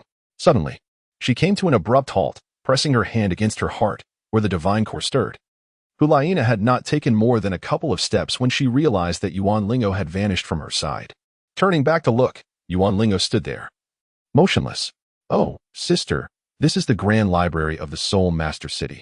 Would you care to step inside and take a look?" Yuan Ling'er lifted her gaze, and before her stood a magnificent knight statue, prominently placed in front of the Grand Library. Upon gazing at the statue, Yuan Ling'er's inner divine core reacted with heightened intensity, yearning to emerge. Observing Yuan Ling'er lost in contemplation of the statue, Hulaina, concerned that she might be unaware, took it upon herself to explain. This is the White Knight, known as Sir White Dragon among the people of Tiando. Chapter 34, The White Knight with a resounding thud. A stack of books landed upon the long table on the first floor of the Grand Library, startling a multitude of scholars. Ignoring their astonished stares, Hulaina leaned her arm on the half-height pile of books and pointed out, "This contains the information about the White Knight. There may be more, but it was too scattered for me to collect all of it. Nana, if you can't carry it all, feel free to seek my assistance." A boy with fiery red hair rushed in through the Grand Library's entrance. Spotting Hulaina, he joyfully waved his hand and dashed over. This caused several scholars to bristle with irritation. Did they not understand the meaning of silence? Yuan Ling'er could distinctly sense the scholar's indignation, prompting her to lower her voice considerably. "This is Yen, my classmate," Hulaina stated, her tone becoming more subdued. "He has been eager to play with me." "Yes, indeed. I've been looking for Nana to play," Yen exclaimed, elated. "Nana, she has finally acknowledged that we play together." Acting as an intermediary, Hulaina introduced Yuan Ling'er to Yen, saying, "This is Yuan Ling'er, the daughter of Elder Yuan." Yuan Ling'er extended her hand in greeting. "Hello, hello." Yen reciprocated the gesture, shaking her hand before swiftly turning to Hulaina. "Nana, please tell me what book you seek. I assure you, I will procure it." The visage of the light goddess's butterfly spirit and her status as the elder's daughter seemed to hold no allure for Yen. One could say that his focus on character over appearance demonstrated his loyalty, while his disregard for her esteemed lineage might suggest a certain naivety. In a realm like the Spirit Hall, where the wisdom of aligning oneself with powerful patrons was well known, Yen's simplicity was indeed striking. Hulaina smiled at Yen. "I am in search of all information regarding the White Knight. Can you gather it all for me?" "Absolutely." Yen noted the term White Knight with fervor and dashed off in search of literature and materials, embodying the spirit of a whirlwind. His enthusiasm was truly infectious. After flipping through several pages of the White Knight's information, Yuan Ling'er no longer hurried to investigate the connection between the White Knight and the divine core within her. Instead, she raised an inquisitive eyebrow and asked Hulaina, "Does that Yen have feelings for you?" Hulaina glanced in the direction where Yen had departed, then replied with a hint of melancholy, "It's merely unrequited affection. I do not share his feelings." Yuan Ling'er tilted her head and cast a glance at Hulaina, inquiring, "Sister, do you still allow him to assist you in finding books?" "I did not ask him for help. It was his own volition to approach me. Since he is here, I simply cannot bring myself to turn him away. You see, my dear sister, I am utterly inept at refusing others." Yuan Ling'er. This girl possesses the allure of a sea queen. Yuan Ling'er believed it was best not to inquire further into such matters. After considering Hulaina's thoughts, she discerned the outcome. Poor Yen, poor devoted admirer. I am aware of his affections, yet it cannot be expected that I reciprocate simply because he harbors feelings for me. Hulaina added, which was indeed a valid point. Yuan Ling'er nodded in agreement, refraining from excessive commentary. Sunlight streamed through the floor-to-ceiling windows, illuminating the long table where Yuan Ling'er and Hulaina meticulously organized the biography of the White Knight. The White Knight, a native of the Heaven Do Empire, shared a fate akin to many gifted commoners, having lost his parents at a tender age and raised by the village chief. At the age of 6, he awakened his martial soul, a spirit known as the Sword of Justice. Subsequently, he seamlessly joined the Spirit Hall, dedicating over a decade to training as an ordinary spirit master, until one fateful day when the White Knight was dispatched on an official assignment to Heaven Do City. Thus, is it true that the affair between the White Knight and the War Empress exists? Yuan Ling'er recalls that not long ago, a storyteller recounted the tale of the first encounter between the White Knight and the War Queen. Upon laying eyes on the White Knight, the War Queen, in a moment of fervor, felt her heart stir. Thus, did the War Queen and the White Knight truly share such a distinct emotional bond? However, historical records do not capture these nuances. Yuan Ling'er perused the historical records published by the Spirit Hall and subsequently picked up a tome from the Tiando Empire. The White Knight, valiant and resolute, the text began, indicating that this individual was indeed remarkable, having garnered the dual recognition of both the Spirit Hall and the Tiando Empire. Subsequently, the historical accounts from Tiando offered scant information regarding the White Knight, focusing predominantly on the War Empress. Initially, she triumphed over the invading Douluo army, Once the spirit hall intervened and a truce was established between the two nations, she engaged in a protracted civil war against the Tiando usurper for over a decade. When the Tiando Empire was restored to its rightful authority, the White Knight, as a distinguished contributor to this victory, was to be bestowed the title of Duke by the War Empress. However, he graciously declined the honor. Thus, the White Knight departed from the Tiando Empire, returning to the Spirit Hall, where the War Empress still conferred upon him the noble title of Knight. By this time, the White Knight had attained a level exceeding 70, having gained considerable renown from his participation in the Civil War. He joined the Holy Knights of the Spirit Hall, dedicating himself to combating the evil Soul Masters. Time passed in this manner. His last recorded journey was to visit the War Empress. Fate, it seems, is impartial, although she was unrivaled in military prowess. Her cultivation was not particularly high, and her lifespan was limited. By then, the War Empress was in her twilight years. The nature of their conversation remains a mystery, though historical texts note that the two enjoyed a pleasant discourse. The following day, the War Empress unexpectedly passed away, and the White Knight departed from the Tiando Empire. Afterward, he diligently cultivated until he reached level 89, but one day he mysteriously vanished from the Spirit Hall, leaving no trace upon the continent henceforth. What could have transpired? Yuan Ling'er found herself in a state of bewilderment. After all, the White Knight was a formidable soul master. So how could there be such a dearth of records concerning him? Huliena, not one to shy away from a remark, casually replied, "What else could one expect? He lived several centuries ago, and having even this amount of documentation is already quite remarkable. Furthermore, this is information preserved in the Grand Library of the Spirit Hall. Within the confines of the Heavendo Empire, it is likely that the White Knight is merely referenced with a single line, White Knight, valiant and courageous, followed by extensive accounts of the War Empress's exploits." Yuan Ling'er remained undeterred as she gazed at the statue of the White Knight outside the library. Within her, the divine core could not contain its exuberant excitement, yearning to draw closer. This could only signify one thing: the statue of the White Knight undoubtedly harbored significant secrets. What could possess the ability to attract the divine core? Yuan Ling'er could not help but inquire, why was the statue of the White Knight erected outside the Grand Library? Indeed, she deemed this a significant point of contention. The Grand Library of Wuhan City was constructed during the lifetime of the former Pope, with the initial motto proclaiming it as a platform for all those devoted to the study of martial souls. While it appeared to be beneficial for the nation and the populace, showcasing the cultural governance of the Wuhan Palace, it was, in essence, a means to win over scholars across the continent. Although there were no explicit restrictions on the personal freedoms of these scholars, the Wuhan Palace was hardly a charitable institution. Could it truly allow them to escape? Returning to the matter of the statue, must the White Knight be placed outside the library? As a site for the Wuhan Palace to promote cultural enlightenment, why not erect a statue of a six-winged angel instead? Such an alternative would seem far more reasonable. Would it not? Huliena shook her head, noting that she had not yet been born at that time.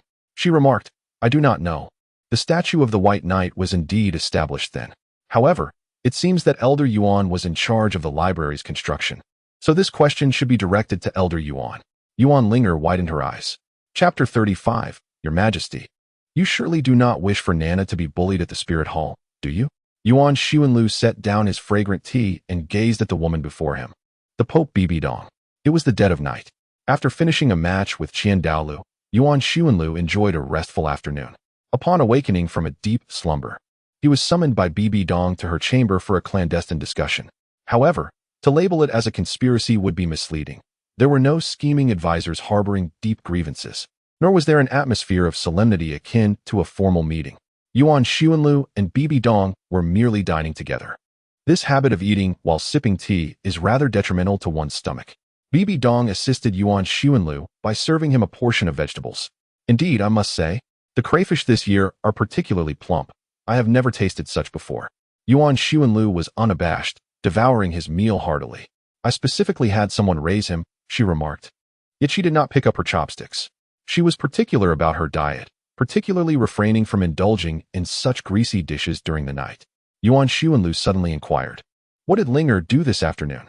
Bibi Dong took a delicate sip of her tea and replied, "She visited the Grand Library. I had Nana accompany her. Rest assured, of course, I am at ease." After Yuan Xuanlu had his fill, he remained seated, allowing his servants to clear away the dishes. "What is it that you wish to do?" Yuan Xuanlu inquired. Though his intelligence may not be particularly high, he possessed a keen perception. It was unlikely that Bai Dong sought him out in the dead of night merely for a meal. There must be an ulterior motive behind her visit. Bai Dong was no fool. She intended to ascertain Yuan Xuanlu's intentions, just after he had declined to join the spirit hall. His return was rather conspicuous. Was there not something amiss? Tang Hao, are you aware? Yuan Xuanlu patted his belly and fixed his gaze upon Bibi Dong, only to realize that she was looking at him as if he were a fool. How could I possibly not recognize Tang Hao? He exclaimed. Ahem. He has a son named Tang San, who, like you, possesses twin martial souls. Yuan Sun coughed a few times to mask his embarrassment. At this moment, Bai Dong retracted the affection in her eyes, questioning, "Do you understand why we did not eliminate him and instead chose to wait for him to turn against us?" Yuan Xuanlu raised his hands helplessly, stating that there was no way to kill. Was it Tang Hao or the members of the Haotian sect who thwarted your efforts? Bibi Dong first contemplated Tang Hao, then considered the Haotian sect. Initially, she did not believe that Yuan Xuanlu could not defeat Tang Hao. Thus, it was plausible that the Haotian sect had intervened. The reason being, once the Haotian sect became aware that Tang San possessed dual spirits, they would undoubtedly invest heavily in his development.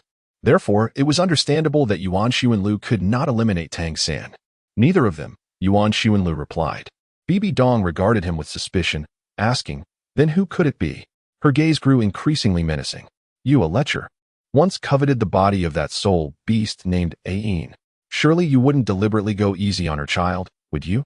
Yuan Xuanlu did not comprehend the source of Bibi Dong's wrath, and somewhat perplexedly remarked, "You must have heard of the divine, right?"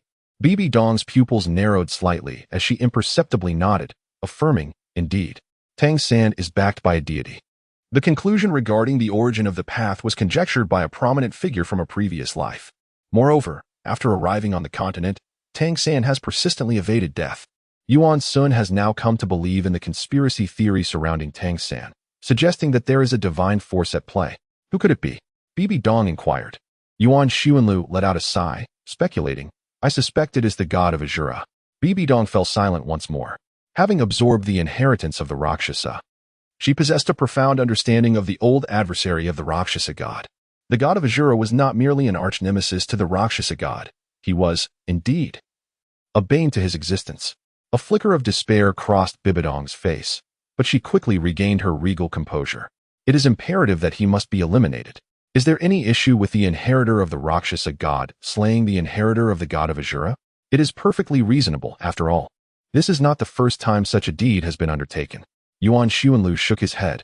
Pondering the speculation of the great figure before his transmigration, it is not the time to strike. The Azura goddess' choice of him as a successor is merely a selection. What does it mean? Bibi Dong inquired. The discourse surrounding Yuan Xuanlu is laden with superfluous verbosity. Yuan Xuanlu pondered for a moment and offered an example, saying, "Suppose you have a son-in-law, while I do not." Yuan Xuanlu let out a sigh and used himself as an example, pondering that if he were to have a son-in-law, it would not suffice. Comparing to Bai Dong, Yuan Xuanlu pondered once more and ultimately resolved to let his good brother, Zhu Huaguan, bear the brunt of it all. Should Zhu Huaguan have a son-in-law endowed with dual martial souls, possessing extraordinary talent, and blessed with the comforts of a home and a vehicle, he would surely feel quite content. Thus, it would not be amiss for him to extend certain privileges to the suitor he holds in high regard. However, if one day this son-in-law were to squander his days in idleness, indulging in vice and debauchery, Zhu Huaguan would likely lose the desire to further nurture him.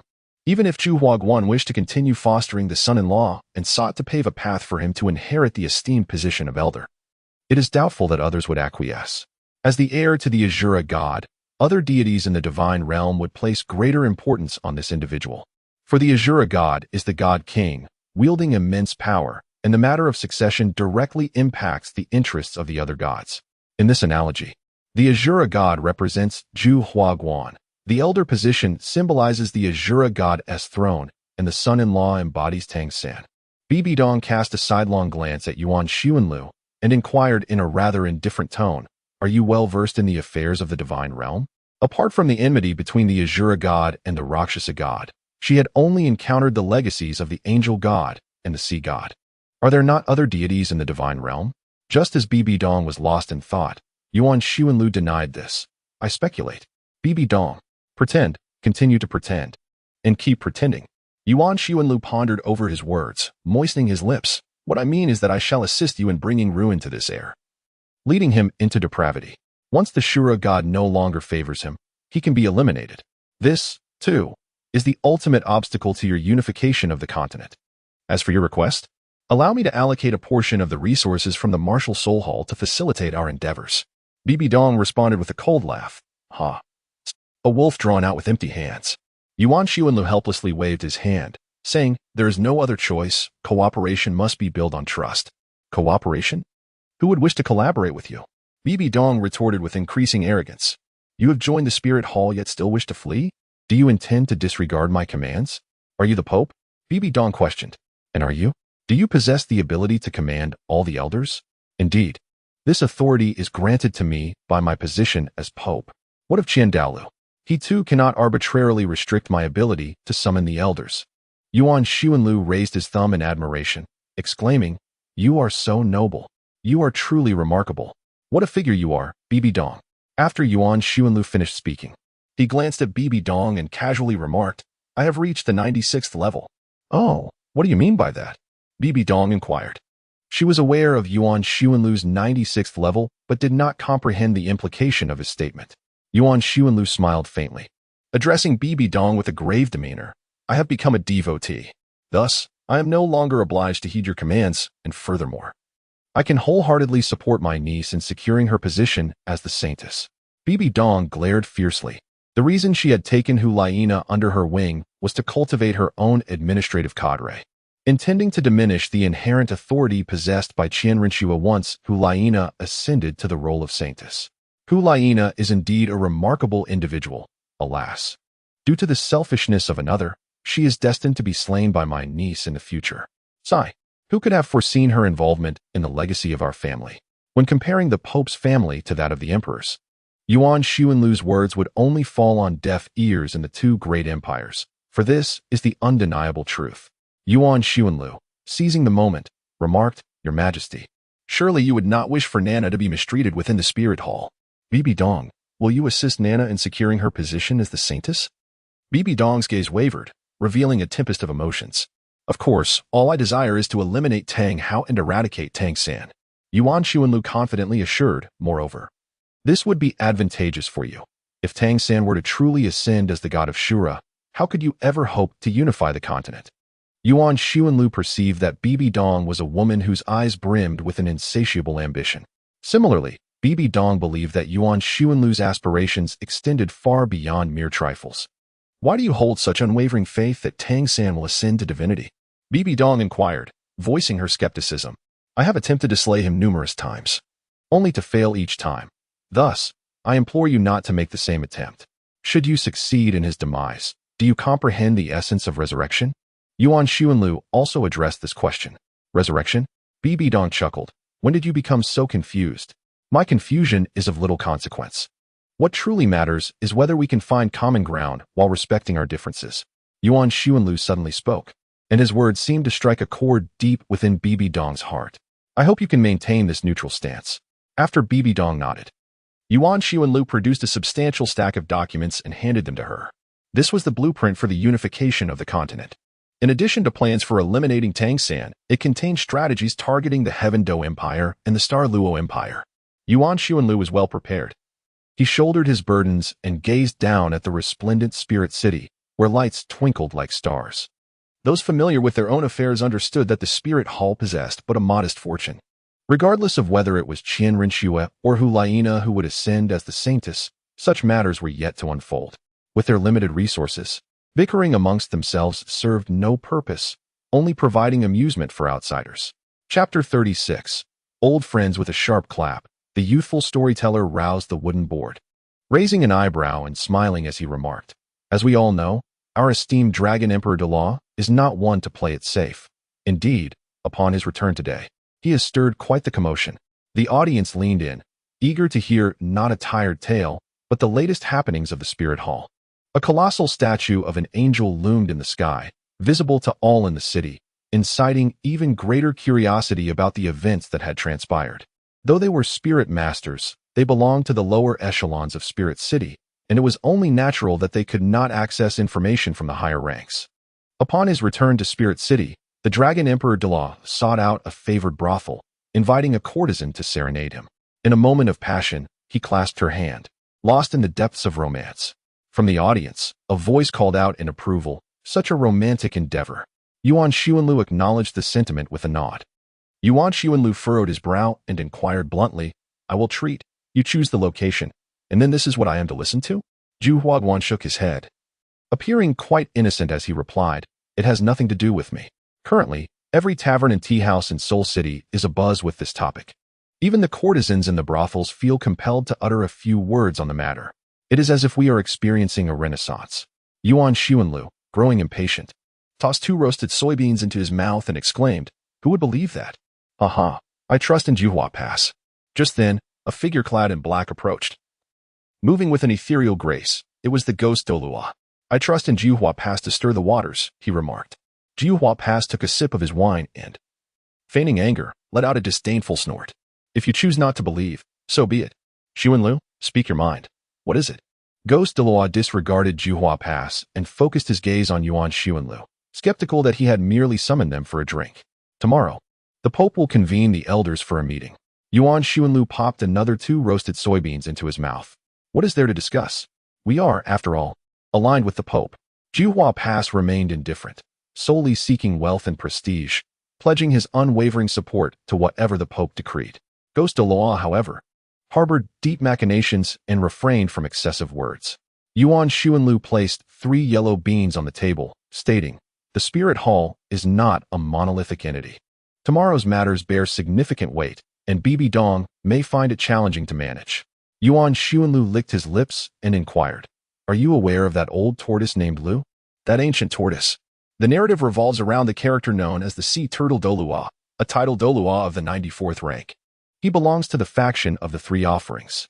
It is known that the Grand Offering is usually engrossed in the study of the radiance of the angel god, while the second offering, being of advanced age, refrains from competing with the younger generation. Consequently, it is the third offering who often exhibits the most exuberance. The ghost Douluo inquired, "And what of it?" Yuan Xuanlu casually picked up 2 yellow beans from the table and remarked, "These represent Bibi Dong and Qian Daolu. On the surface, they are merely 2 factions." Zhu Huaguan and Ghost Douluo nodded in agreement. Undoubtedly, Bibi Dong relies on the strength of the common people. She is an individual driven by ambition, and her radicalism became apparent when she proposed the soul-hunting initiative upon taking the stage. Yuan Xuanlu pointed to a yellow bean. Due to her reliance on commoner soul masters, she has garnered substantial support from numerous low-ranking soul masters within the Spirit Hall. Hu Laiina, Xiaoyu, and Yin serve as exemplars of how commoner soul masters can rise to prominence. However, the Spirit Hall has always been a realm of high-level decision-making, and her supporters among the upper echelons are limited to perhaps just the 2 of you and myself. Yuan Xuanlu pointed out another faction of the Huangdou, the Qin Daolu sect, a lineage clan, which is primarily concerned with its own heritage. For instance, the Angel Qian family, the Golden Crocodile family, and the Panlong Staff family. They neither suppress the entry of commoner soul masters, nor do they extend a warm welcome to them. Regardless of how remarkable the talents of commoner soul masters may be, the future of the Wuhuan Temple ultimately belongs to their esteemed families. Just observe when the Angel family, the Golden Crocodile family, and the Panlong Staff family have ever been devoid of offerings and elders. Yuan Xuanlu took out the last yellow bean and placed it on the table, saying, "This represents the local faction." Zhu Huaguan scratched his head in confusion and asked, "The local faction? What do you mean by that?" Yuan Xuanlu smiled faintly. "Local factions generally lack a robust inheritance of martial souls and do not belong to the prominent families within the martial soul hall. They may either be officials entangled in dubious relationships with their own families or commoners who have ascended to high positions from humble beginnings. Alternatively, they might be fortunate individuals who have unexpectedly broken through to become title Douluos. They represent a force that is easily exploitable yet simultaneously the most challenging to manipulate." Zhu Huaguan, perplexed, scratched his head and sought clarification from Yuan Xuanlu, questioning why these individuals should not support the Pope, or at the very least, refrain from opposition. Before a centralized political force is established, their stance is dictated by who prevails. However, once they acquire power, they become a potential source of instability for the future. Douluo remained silent. The majority among them are beneficiaries, reveling in the opulence bestowed upon them by the Spirit Hall. While there is nothing inherently wrong with enjoying such luxuries, when the Spirit Hall requires reform, they will be the first to obstruct it. Entangled as they are with local aristocratic and familial powers, they will not allow the common people to rise. Yuan Xuanlu continued, stating that it is impossible for Bibi Dong to simultaneously elevate the status of commoner soul masters while also securing the loyalty of local factions. The cake is of limited size. Commoner soul masters cannot claim their share from the aristocratic families, but rather must carve out a portion from their own. The ghost Douluo understood. So, you are suggesting that they will oppose your plan? Zhu Huaguan pondered. Why would they resist? Wouldn't expanding the cake benefit everyone? Yuan Xuanlu once again pointed to the yellow bean on the table, asserting that their allegiance to the Spirit Hall was not for its service. They had their own small families in the localities. For instance, some had kin who became city lords or wielded control over regional economies. Their affiliation with the Spirit Hall was solely for the profit of their own clans. Unlike the aristocratic families, who had long since intertwined their fates with that of the Spirit Hall, sharing both glory and downfall, the common spirit masters were looked down upon by the nobility, left with no prospects but to follow Bibi Dong's lead. They were different. The ghost Douluo cautioned the still unenlightened Juhua Pass. One cannot presume that every member of the Spirit Hall is an orphan like Hulaina. In truth, the leaders of the sub-halls predominantly hailed from the local gentry of small cities. They showed little regard for the lives of commoners. Joining the Spirit Hall was not, in their eyes, a matter of pride. They sought the identity it conferred merely to facilitate their own gain. Yuan Xuanlu nodded, acknowledging that there were initially no issues with this faction. However, the complications arose once they formed a coalition. Within the realms of the Heaven Do and Star Luo empires, countless small families gathered under the banners of the Three Sacrifices and the Sea Turtle Douluo. They shared resources, conspired for personal gain, and forged alliances, thereby intertwining the middle echelons of both great empires within the Spirit Hall. Frankly, if I were the Pope, I would find it exceedingly difficult to rest, were it not for the supreme sacrifice exerting his formidable power as a limit Douluo to keep them in check. The Spirit Hall might not have retained its name of Qian. The ghost Douluo inquired, are you suggesting that? Yuan Xuanlu crushed the yellow bean in his hand, planning to instigate a division among them by distributing a portion of the cake to another faction. Chrysanthemum, filled with concern, inquired, will they accept it? If they do, won't that lead to a split? Yuan Xuanlu expressed his frustrations, stating that they hailed from local powerful families, and their affiliation with the Spirit Hall was merely a means to further exploit the common folk. Their unity was driven by the same motive. They would never forsake their pursuit of wealth. Chapter 37. The clumsy means of warning through punishment in the Pope's palace. Seated at the head of the round table was none other than our esteemed Pope Bibi Dong. Beside her were the esteemed titled Douluo elders of the Spirit Hall, while standing below were the 10 red-clad cardinals, representing the upper echelons of the Spirit Hall's power. Ah, it seems everyone has gathered, she remarked. I must apologize for keeping you all waiting.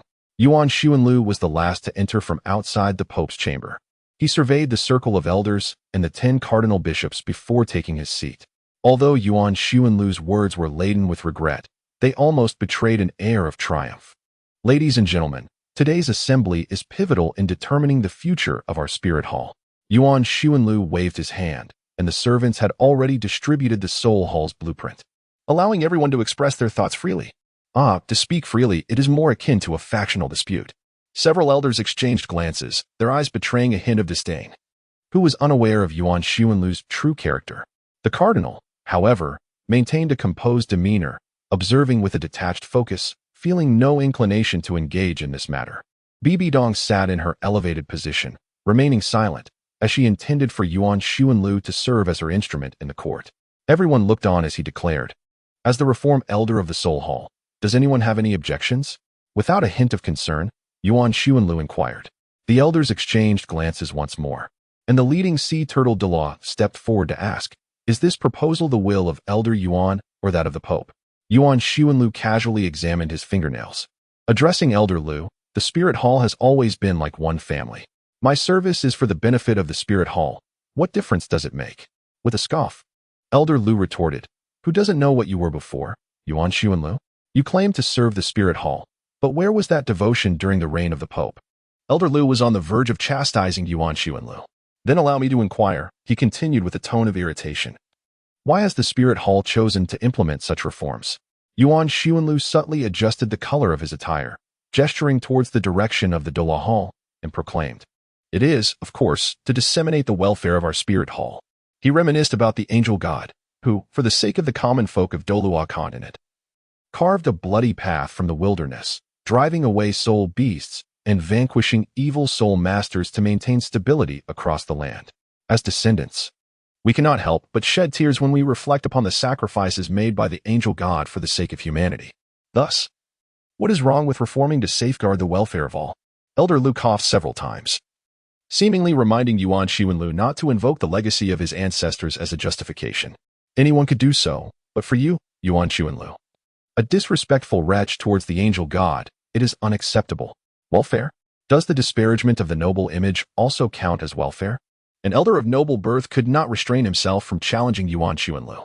This proposal is divided into 3 sections: politics, economy, and culture, with the first line under culture boldly stating the need to uphold the noble image and exalt the glory of the Spirit Hall. Disparagement? Yuan Xuanlu cast a glance at the elder's visage and instantly recalled the intelligence he possessed. The elder's surname was Zhao, closely associated with the imperial family of the Tiando Empire. No, Elder Zhao. Yuan Xuanlu blinked innocently, asserting, "I have not defamed the nobility. I merely chronicled their actions in a straightforward manner. For instance, the cat girl." Elder Zhao's countenance darkened even further than before. His household had recently received a cat girl, and he had scarcely had the chance to indulge in her presence. Yuan Xuanlu understood the situation, and knowing it was one thing, but to use it as a means of intimidation was another. The nobility imposed taxes on the commoners, oppressing the wives and daughters of the populace, and even driving individuals from their lands, reducing them to serfdom. Yuan Xuanlu boasted endlessly. Elder Lu remained as composed as ever, his eyes still shut. The corruption of the nobility was a matter for the empire. The Spirit Hall is the sanctuary for soul masters, not a refuge for commoners lacking even soul power. Yuan Sun did not pay any heed to Elder Lu's seasoned demeanor, instead embodying a spirit of righteousness, donning an appearance of unwavering loyalty to the nation. Our Spirit Hall stands as the embodiment of justice on the continent. Since the expulsion of the malevolent soul masters by the angelic god, our purpose has been to serve the populace, and we must naturally advocate for the common folk. Elder Lu, maintaining his usual demeanor, retorted, "The Spirit Hall may stand on equal footing with the 2 great empires, yet it does not seek to usurp their positions. The issue of nobility remains a domestic affair of the empires." The exchange between the two was filled with spirited banter, each enjoying the verbal duel immensely. Yuan Xuanlu asserted that the Spirit Hall embodies fairness and justice, to which Elder Lu countered, deeming it a matter of imperial affairs. The highest authority within the papal hall convened, resembling a marketplace negotiation, all driven by self-interest. Elder Zhao had begun to sense the discord. Yet Yuan Xuanlu clung tenaciously to the notion of punishing the nobility. However, this was not the crux of the matter. The real issue lay in Yuan Xuanlu's remarks about suppressing the local branches and subsidiaries of the Spirit Hall that collude with tyranny. This struck at their very core. The headquarters of the Spirit Hall is located in Spirit City, with a sacred hall in each capital of the 2 great empires and principal halls established in major cities, thus forming the foundational structure of the Spirit Hall. Yet, the branches and subsidiaries are not effectively controlled by the central authority of the Spirit Hall.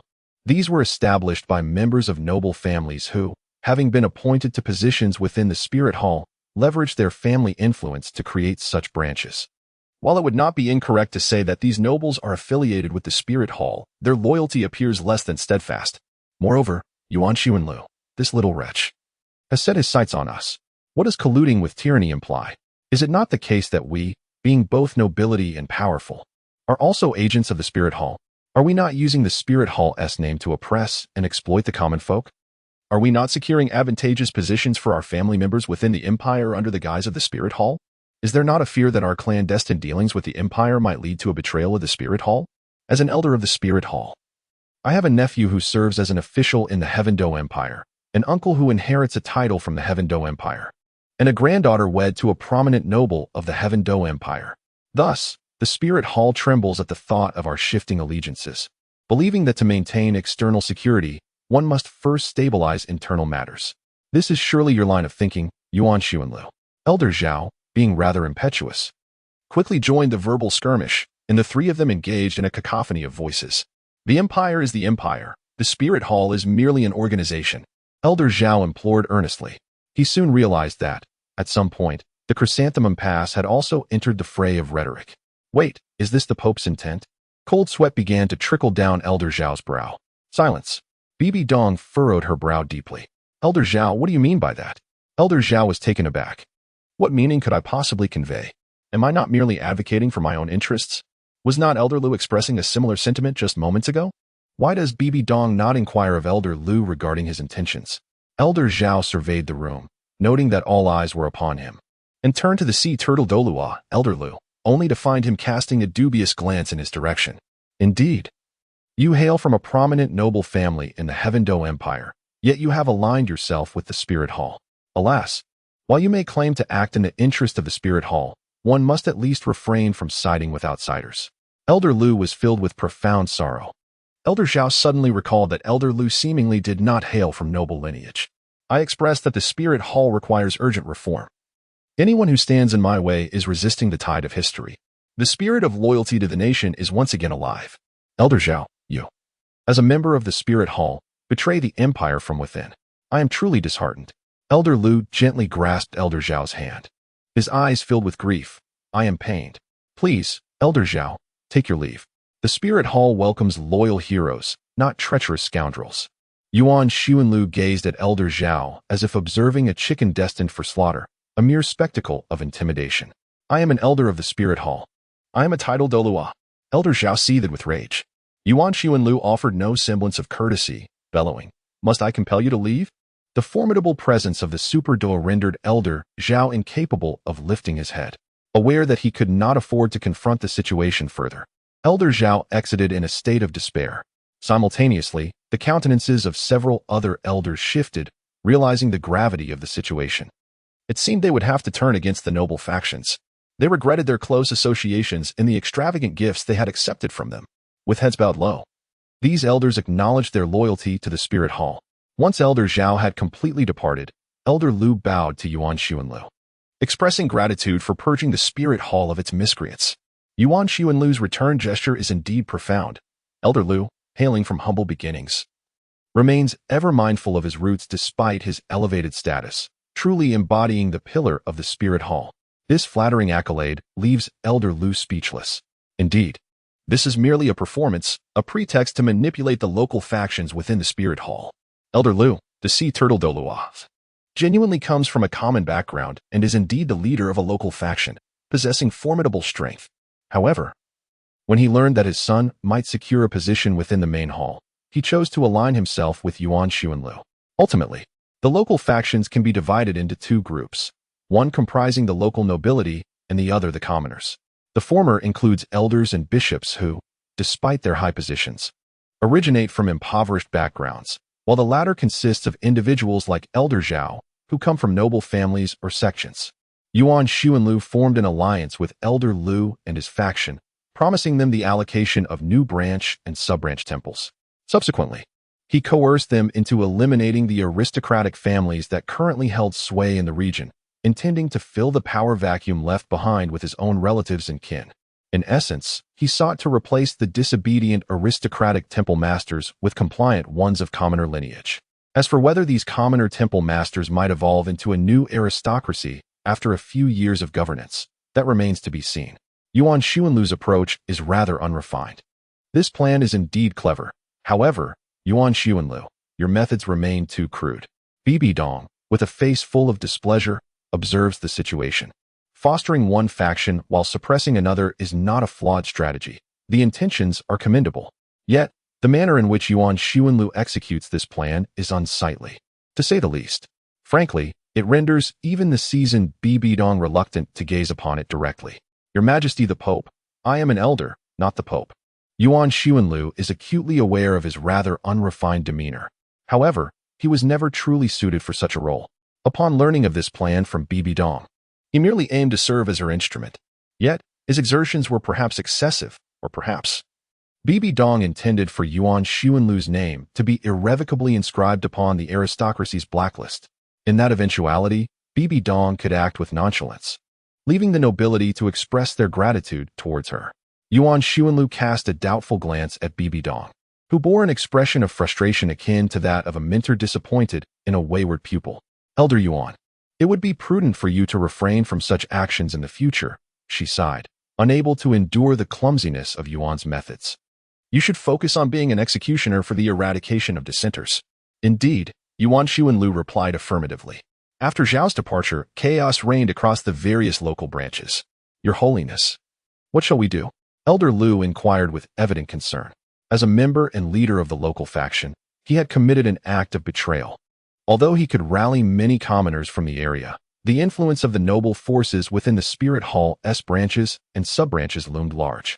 In summary, if the local nobility was not decisively quelled, the local commoners, who had mustered the courage to rise from their despair, would inevitably sink back into their plight. As the leader who had betrayed their trust, he would surely be subjected to the wrath of the noble faction. Bibi Dong remained silent, her gaze fixed upon the executioner. Yuan Xuanlu. Yuan Xuanlu pointed at the documents on Elder Zhao's desk and remarked, Isn't the first line clearly stated? Anti-corruption. Chapter 38. Did you sense the White Knight? Elder Zhao swayed back to his opulent residence in Seoul City, having indulged in alcohol throughout the day, his mind still plagued by Yuan Xuanlu's menacing threat. How dare you? Yuan Xuanlu. Upon returning, you have already become Bibi Dong's lapdog. Bah. Elder Zhao spat a mouthful of phlegm onto the face of his doorman. Are you blind? Have you died?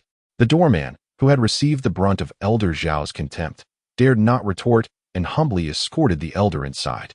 Oblivious to the thoughts of those around him, Elder Zhao made his way directly to the study.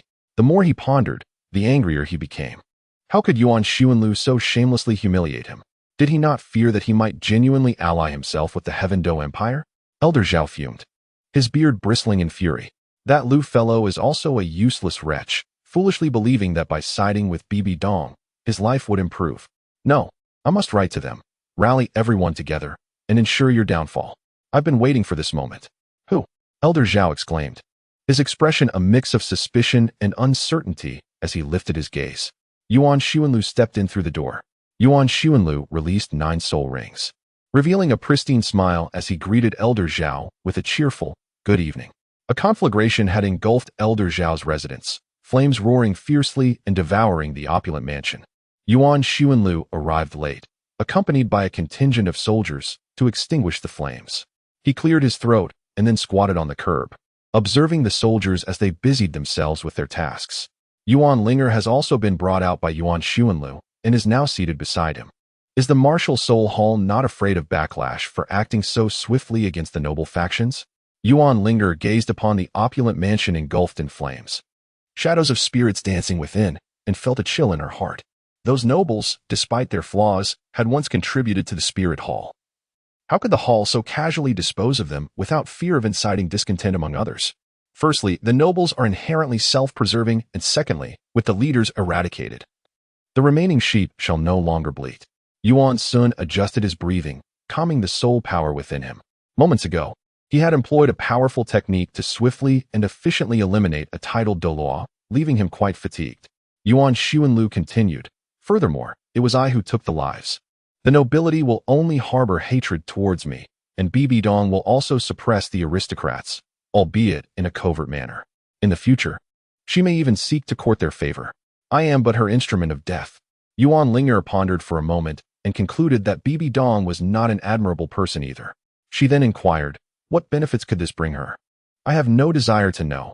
In any case, Bibi Dong will not allow me to be discarded once my usefulness has expired. The strength of level 96 is the foundation of Yuan's confidence. Yuan Xuanlu and Yuan Ling'er awaited the extinguishing of the great fire. Elder, the conflagration has been quelled, a squad leader said, bowing respectfully to Yuan Xuanlu. Subsequently, Yuan Xuanlu gazed at his daughter, then rose to his feet and beckoned Yuan Ling'er to follow him as they entered Elder Zhao's abode. The sight before them was grim. The families of the deceased were scattered, their figures charred and disheveled. It was evident to any discerning observer that these individuals had been slain before being set ablaze. Were they not soul masters? How could they not escape such a great inferno? Have you discerned anything? Yuan Xuanlu inquired. Yuan Ling'er gazed at the charred skin of the roasted meat, pondering the notion that while others wield the knife, she becomes the fish upon the chopping block.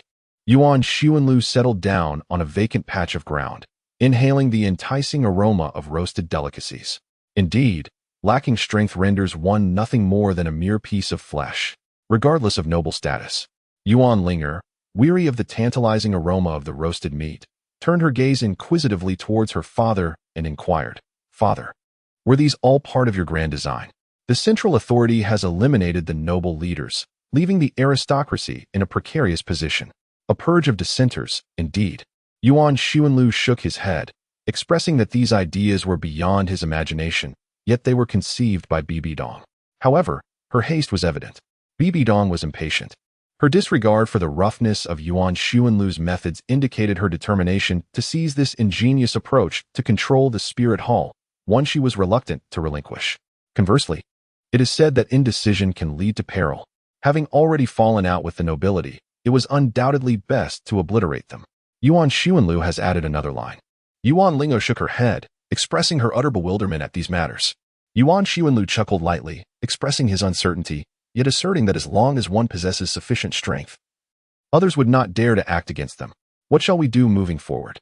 Yuan Ling'er inquired, her voice tinged with concern. Strength is paramount. You must harness the power of the spirit hall to rapidly fortify yourself, alongside your allies, Ajay, Lu Wei, and Oscar, who are far away in Balak City.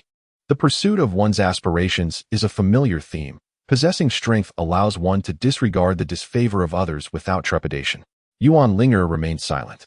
Today's meeting was merely for the sake of those wavering factions at both ends. It was not the true assembly that would determine the future of the Spirit Hall. Yuan Xuanlu is the elder in charge of this matter tomorrow. My feelings towards the Spirit Hall are a blend of both public and private interests. Assisting the Spirit Hall is a personal motive, as is the desire to eliminate Tang San's allies. Yet employing certain confidential information from the Spirit Hall also falls under personal interests. Speaking of personal matters, Ling'er has acquired the records of the celestial herbs that her father sought. Yuan Ling'er extracted a document from the Soul Guide and handed it to Yuan Xuanlu. Is it discreet? Indeed, I fabricated a reason to investigate the White Knight and ventured to the library, where I surreptitiously acquired all the information regarding these celestial herbs. Yuan Ling'er reminisced about that somewhat foolish disciple of the Pope and sighed, a sentiment unnoticed by Hulaina. Yuan Xuanlu nodded, carefully storing away the information regarding the celestial herbs. These herbs would undoubtedly serve as his greatest support in the future.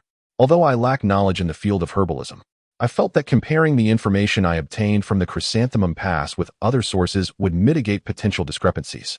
Would Elder Zhu discover this? I possessed only a backup. Long ago, Yuan Xuanlu had acquired details about the celestial herbs from the secrets of the Angel Clan, yet he had been too apprehensive to experiment with the remedies, fearing that erroneous records might lead to dire consequences. In recent days, he had secured another set of celestial herb data from the Chrysanthemum Pass, bringing his total to 2 sets. Coupled with the information Yuan Ling'er retrieved from the library, he now possessed 3 sets of data, with 3 sources to compare. If they consistently documented the same celestial herb, it was likely accurate. If discrepancies arose, those variations could simply be set aside. Ultimately, the celestial herbs would be presented to the Martial Soul Hall, so it was prudent for us to establish a preliminary foray and acquire the valuable resources ahead of time. Yuan Xuanlu began to unleash the potential of the dog. After obtaining it, inform the Grand Offering and assign one of the offerings to guard the place, allowing the Martial Soul Hall to watch over my residence. Yuan Ling'er expressed her confusion, saying, "What about Bibi Dong?"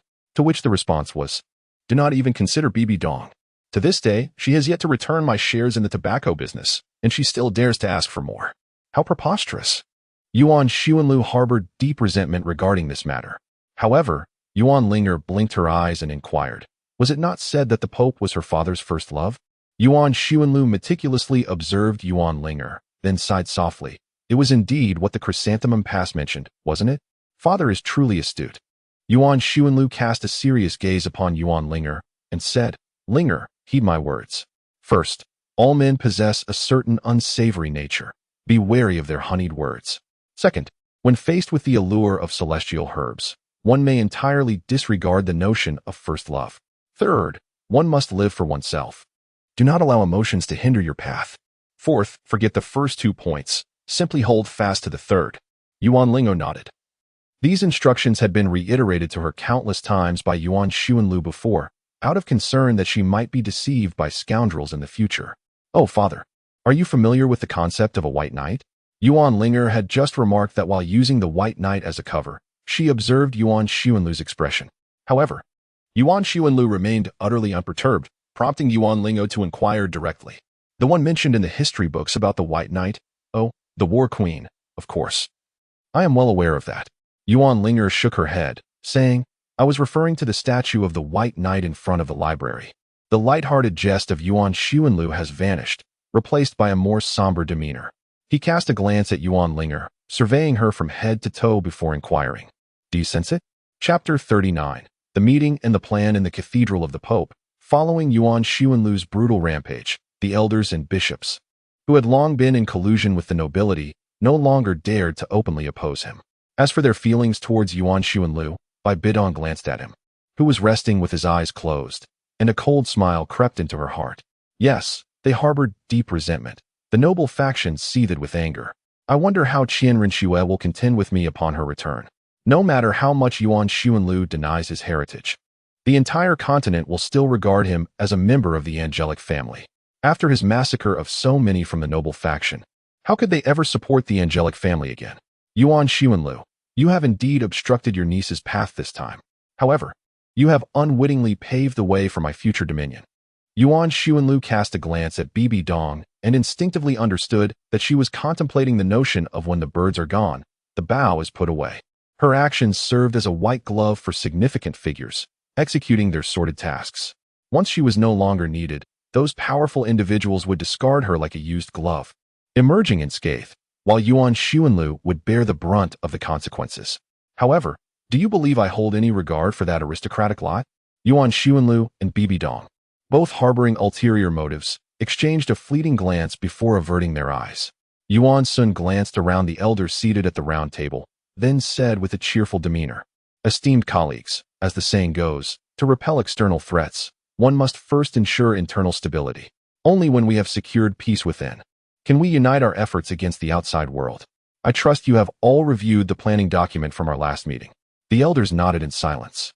This time, as the emissary of the angelic god, the Spirit Hall has historically championed justice. The nobility of Tiando and Xingluo oppresses the populace, showing no regard for their suffering. The people live in dire straits. As the only bastion of justice on the continent, how can we bear to see the people endure such hardship? Thus, we must restore peace to the continent and guide the two great empires towards just leadership. The discourse on the pursuit of the ultimate path remains incomplete. Yet the elders exchanged knowing glances, signifying the gravity of the matter at hand. The notion of accepting just leadership, though couched in noble terms, essentially implies the ambition to seize the foundations of the two great empires, with aspirations of unifying the continent. Historically, this ambition poses no inherent issues. In the nascent days of the Spirit Hall, it stood as humanity's backbone, rallying people against formidable spirit beasts. Over time, the two empires gradually emerged. While the Spirit Hall maintained a position of detachment, for even then, emperors required the Pope's coronation to be deemed legitimate. However, the innate tendencies of centralization and the enhancement of imperial authority have always been the instinct of any emperor. Subsequently, the two empires abolished the ceremonial coronation by the Pope. The Spirit Hall remained silent, continuing to be recognized as the sanctum of spirit masters in name. As the threat of spirit beasts diminished, the Spirit Hall demonstrated prudence. And the conflict between it and the empires was not overtly pronounced, for at that time, a common adversary, the malevolent spirit masters, united them. It was not until the arrival of the illustrious Empress Shime, grandmother to Qian Douluo, who compelled the two empires to grant benefits to low-ranking spirit masters, that genuine enmity between the Spirit Hall and the two empires arose. In the following generation, whispers of the Spirit Hall's ambition to unify the continent began to circulate, further exacerbated by Qian Xuanjie forging alliances with numerous nobles, unsettling the emperor of the empire. And now, are we to believe that Bibi Dong's generation is preparing for the unification of the continent? Considering the timeline, the Spirit Hall's desire for unification has been in the making for nearly 3 centuries. While it may not be common knowledge, it is certainly evident to those with discerning eyes that conflict is imminent. Just leadership necessitates meticulous planning, and this particular endeavor is known as the Douluo plan. which I shall now succinctly elucidate. With a wave of his hand, Yuan Xuanlu conjured a luminous screen at the center of the round table, showcasing the soul energy. The continent's plan is divided into 3 facets, of which I am tasked with elucidating one segment. Yuan Sun bowed respectfully to the elders, then waved his hand, transforming the text on the luminous screen into a series of images depicting the oppression of commoners by the aristocracy. With a wave of his hand, the leader of the Spirit Hall proclaimed, "Firstly, we shall establish a series of publications, including the Spirit Hall Gazette, to serve as our voice. Journalists from the Gazette will traverse the empire, capturing the essence of events where the nobility oppresses the common folk. These publications will be distributed through our branches across the empire, mirroring the sales strategy employed for the renowned Yellow Crane Tower." As soon as the topic of smoking, something familiar to them, was mentioned, the elders comprehended the plan. In every town, only the branches of the Spirit Hall will sell tobacco, compelling everyone to purchase it solely from us. Now, with the addition of a newspaper alongside our tobacco sales, there will undoubtedly be buyers, though perhaps only those who are literate. This is a stronghold of public opinion, and we must seize it instantly. Once Yuan Xuanlu uttered those words, it became evident to all. The adage to hear the wind is to sense the rain rings true. The common folk often possess a certain innocence. If one can construct a people-friendly image in their hearts, they will believe, for a lifetime, that you are their voice, harboring no ulterior motives. Unlike Yuan Xuanlu, who was filled with malice. Furthermore, we shall specifically recruit some down-to-earth young women for theatrical training, forming a total of 12 acting troupes, with scripts I have previously composed. The common people are largely illiterate and cannot comprehend books or newspapers. The villagers lack an understanding of grand philosophies. Not to worry, for we shall perform for them and narrate stories they can grasp. Our performance troupes will not be confined to the martial Soul City. They will embark on tours across rural areas throughout the empire. The elders have yet to peruse the scripts, thus they have paid little heed to our endeavors. Yuan Xuanlu once again articulated, "The third point is to cultivate soul master idols. This is indeed a commendable strategy put forth by the Spirit Hall. Soul masters differ from commoners. They are not mere peasants. Our Spirit Hall must create high-end idols, embodying not only noble elegance but also formidable strength. Subsequently, we shall incite a fervent admiration among numerous low-ranking soul masters. This is akin to the popular fighting teams at the Grand Soul Arena." Yuan Xuanlu had already observed several elders displaying expressions of confusion, so he decided to elucidate in a manner they could comprehend. It was akin to the star teams of the Grand Soul Arena. Instantly, the elders understood. Suddenly, one elder at the round table inquired, "Are these overseen by Elder Yuan?" Yuan Xuanlu failed to grasp his meaning and candidly replied, "Of course." The elder nodded in acknowledgement and then inquired, "Is this approach truly effective?" "It is not that I oppose this plan. Rather, I believe that with such funds, it would be more prudent to cultivate a few soul masters." Yuan the Seeker smiled innocuously, saying, "Of course it is useful. This is what they call winning without fighting." Yuan Xuanlu took a seat, while Ghost Douluo rose to pay his respects to the esteemed elders. The forthcoming agenda concerned economic matters, which I shall elucidate for everyone. Despite Ghost Elder possessing the soul of a specter, his voice resonated as though he were reciting an incantation. Yuan Xuanlu, however, displayed little interest in such matters, remaining lost in thought as he pondered how to cleverly evade Yuan Ling'er's inquiries regarding the White Knight. Why did she exhibit a reaction? I had encountered the statue of the White Knight numerous times without any response. Yuan Xuanlu was beset by inner turmoil, exacerbated by Bibi Dong's profound emphasis on plans and meetings, leaving him in a state of profound agitation. Perhaps it would be best to retreat to a tranquil and picturesque locale for respite, such as the Eye of Ice and Fire? Chapter 40. Someone is following. Yuan Ling'er departed from the Spirit Soul City. Over the past few days, she observed that Yuan Xuanlu seemed to engage in nothing beyond attending meetings. However, her father advised her to refrain from inquiring about the nature of these meetings and to avoid explicitly discussing the intentions of the Spirit Hall, as everyone pretended to be oblivious. After all, who cannot feign ignorance? It is a skill inherent to all.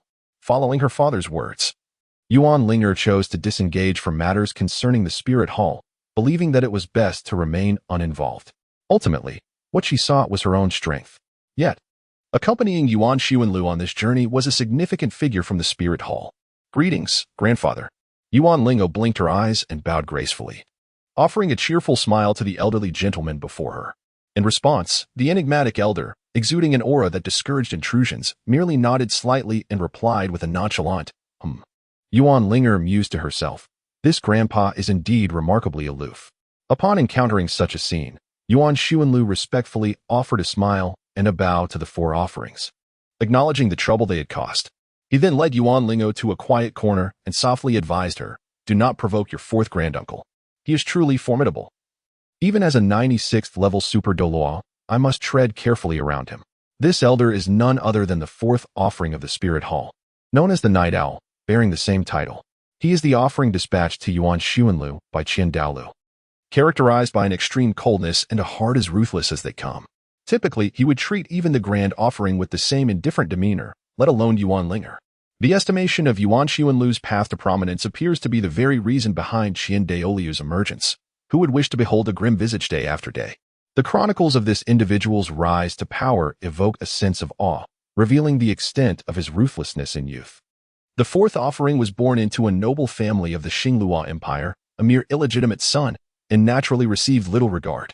Compounding this, he had an esteemed elder brother, handsome and endowed with remarkable talent for both martial arts and leadership, destined for a brilliant future in an empire steeped in martial virtue. However, the radiant prospects of the elder brother did not guarantee a bright future for the younger sibling. Tragedy struck when the fourth offering's mother was killed by the legitimate wife, leaving him to endure a life of hunger and servitude, treated as a mere servant by both his stepmother and brother for a decade. Such a harrowing upbringing fostered a profoundly twisted character within him. At the age of 16, fate intervened. His father passed away, and his brother was away leading troops, leaving the fourth offering with a long-awaited opportunity for vengeance. Having secretly cultivated his strength to the rank of Soul Master, he was now capable of exacting revenge. On the very night of his father's death, he took the life of his stepmother, exacted retribution upon his sister-in-law, and even murdered his infant nephew. The cruelty of his actions sent ripples of alarm throughout the Spirit Hall, prompting them to believe a formidable evil spirit master had emerged. The fourth offering then fled, pursued by both the Spirit Hall and his brother. Initially, with 3 soul rings of 2 white and 1 yellow, he seemed an easy target. However, perhaps invigorated by the satisfaction of revenge, he grew increasingly powerful, rapidly advancing from Soul Master to Soul King within a mere 3 years. This transformation rendered even his brother hesitant to pursue him. Yet the Spirit Hall, convinced of his evil nature, intensified their pursuit. The fourth offering engaged in a guerrilla warfare against them, a thrilling game of cat and mouse. Eventually, the esteemed elder Qian Douluo of the Spirit Hall learned of the situation and personally undertook the pursuit. After a fierce struggle, the fourth offering was ultimately defeated. Upon examination, it was revealed that he bore no characteristics of an evil spirit master and had not employed any sinister methods in his cultivation. His rise from Soul Master to Soul King was purely a testament to his innate talent. The entire continent lamented the waste of such a brilliant genius, whose initial 3 soul rings were deemed a loss, leaving uncertainty about his future prospects of attaining the title of Title Douluo. Recognizing the potential within him, Qian Douluo saw an opportunity. The Spirit Hall had certain matters that required discreet handling. Thus, he invited the fourth offering to join the Judgment Group, tasked with eliminating enemies that the Spirit Hall could not confront openly. The consequences of this decision were nothing short of extraordinary. The means were cruel, and the 4 offerings, appearing gentle yet harboring dark hearts, ascended like birds into the sky and swam like fish into the sea, swiftly carving out their own domain. During this period of burgeoning success, the 4 offerings returned to the Starry Empire, annihilating their elder brother's entire lineage. The scandal of their extermination arose when Qian Douluo intended to personally escort the 4 offerings on their journey. He discovered that the white gloves, which were initially meant to be discarded after use, had astonishingly reached level 90, attaining the title of Douluo. While it was feasible to eliminate a mere white glove, it was another matter entirely to vanquish Douluo. Qian Douluo was no fool. He maneuvered his connections to absolve the 4 offerings of their crimes, allowing them to focus on their cultivation and serve the Spirit Hall. In an unexpected turn, this ruthless individual, who had previously rendered 3 soul rings useless, diligently cultivated to level 96, ultimately becoming the 4th offering. Upon listening to Yuan Xuanlu recount the tale of the 4 offerings, Yuan Ling'er felt her worldview profoundly shaken. She was uncertain whether to mourn for the tragic fate of the 4 offerings, to feel indignant at his cruel methods, or to be inspired by his resilience and self-reliance. Grandpa Night Owl was truly, Yuan Ling'er found herself at a loss for words, awkwardly sharing a laugh with her father. Yuan Xuanlu recounted his tale with a lingering sense of unease. Had the four offerings received proper cultivation back in the day, they might have aspired to the prowess of your esteemed grandfather, the heavenly crocodile. Now, the golden crocodile Douluo stands at an impressive level 98. Had the first 3 soul rings of the 4 offerings not hindered him, given his innate talent, he might have truly reached the 98th level. Perhaps even the 99th. Yet, perhaps this is merely fate. Having exhausted his fortunes in youth, he is bound to face retribution in his twilight years.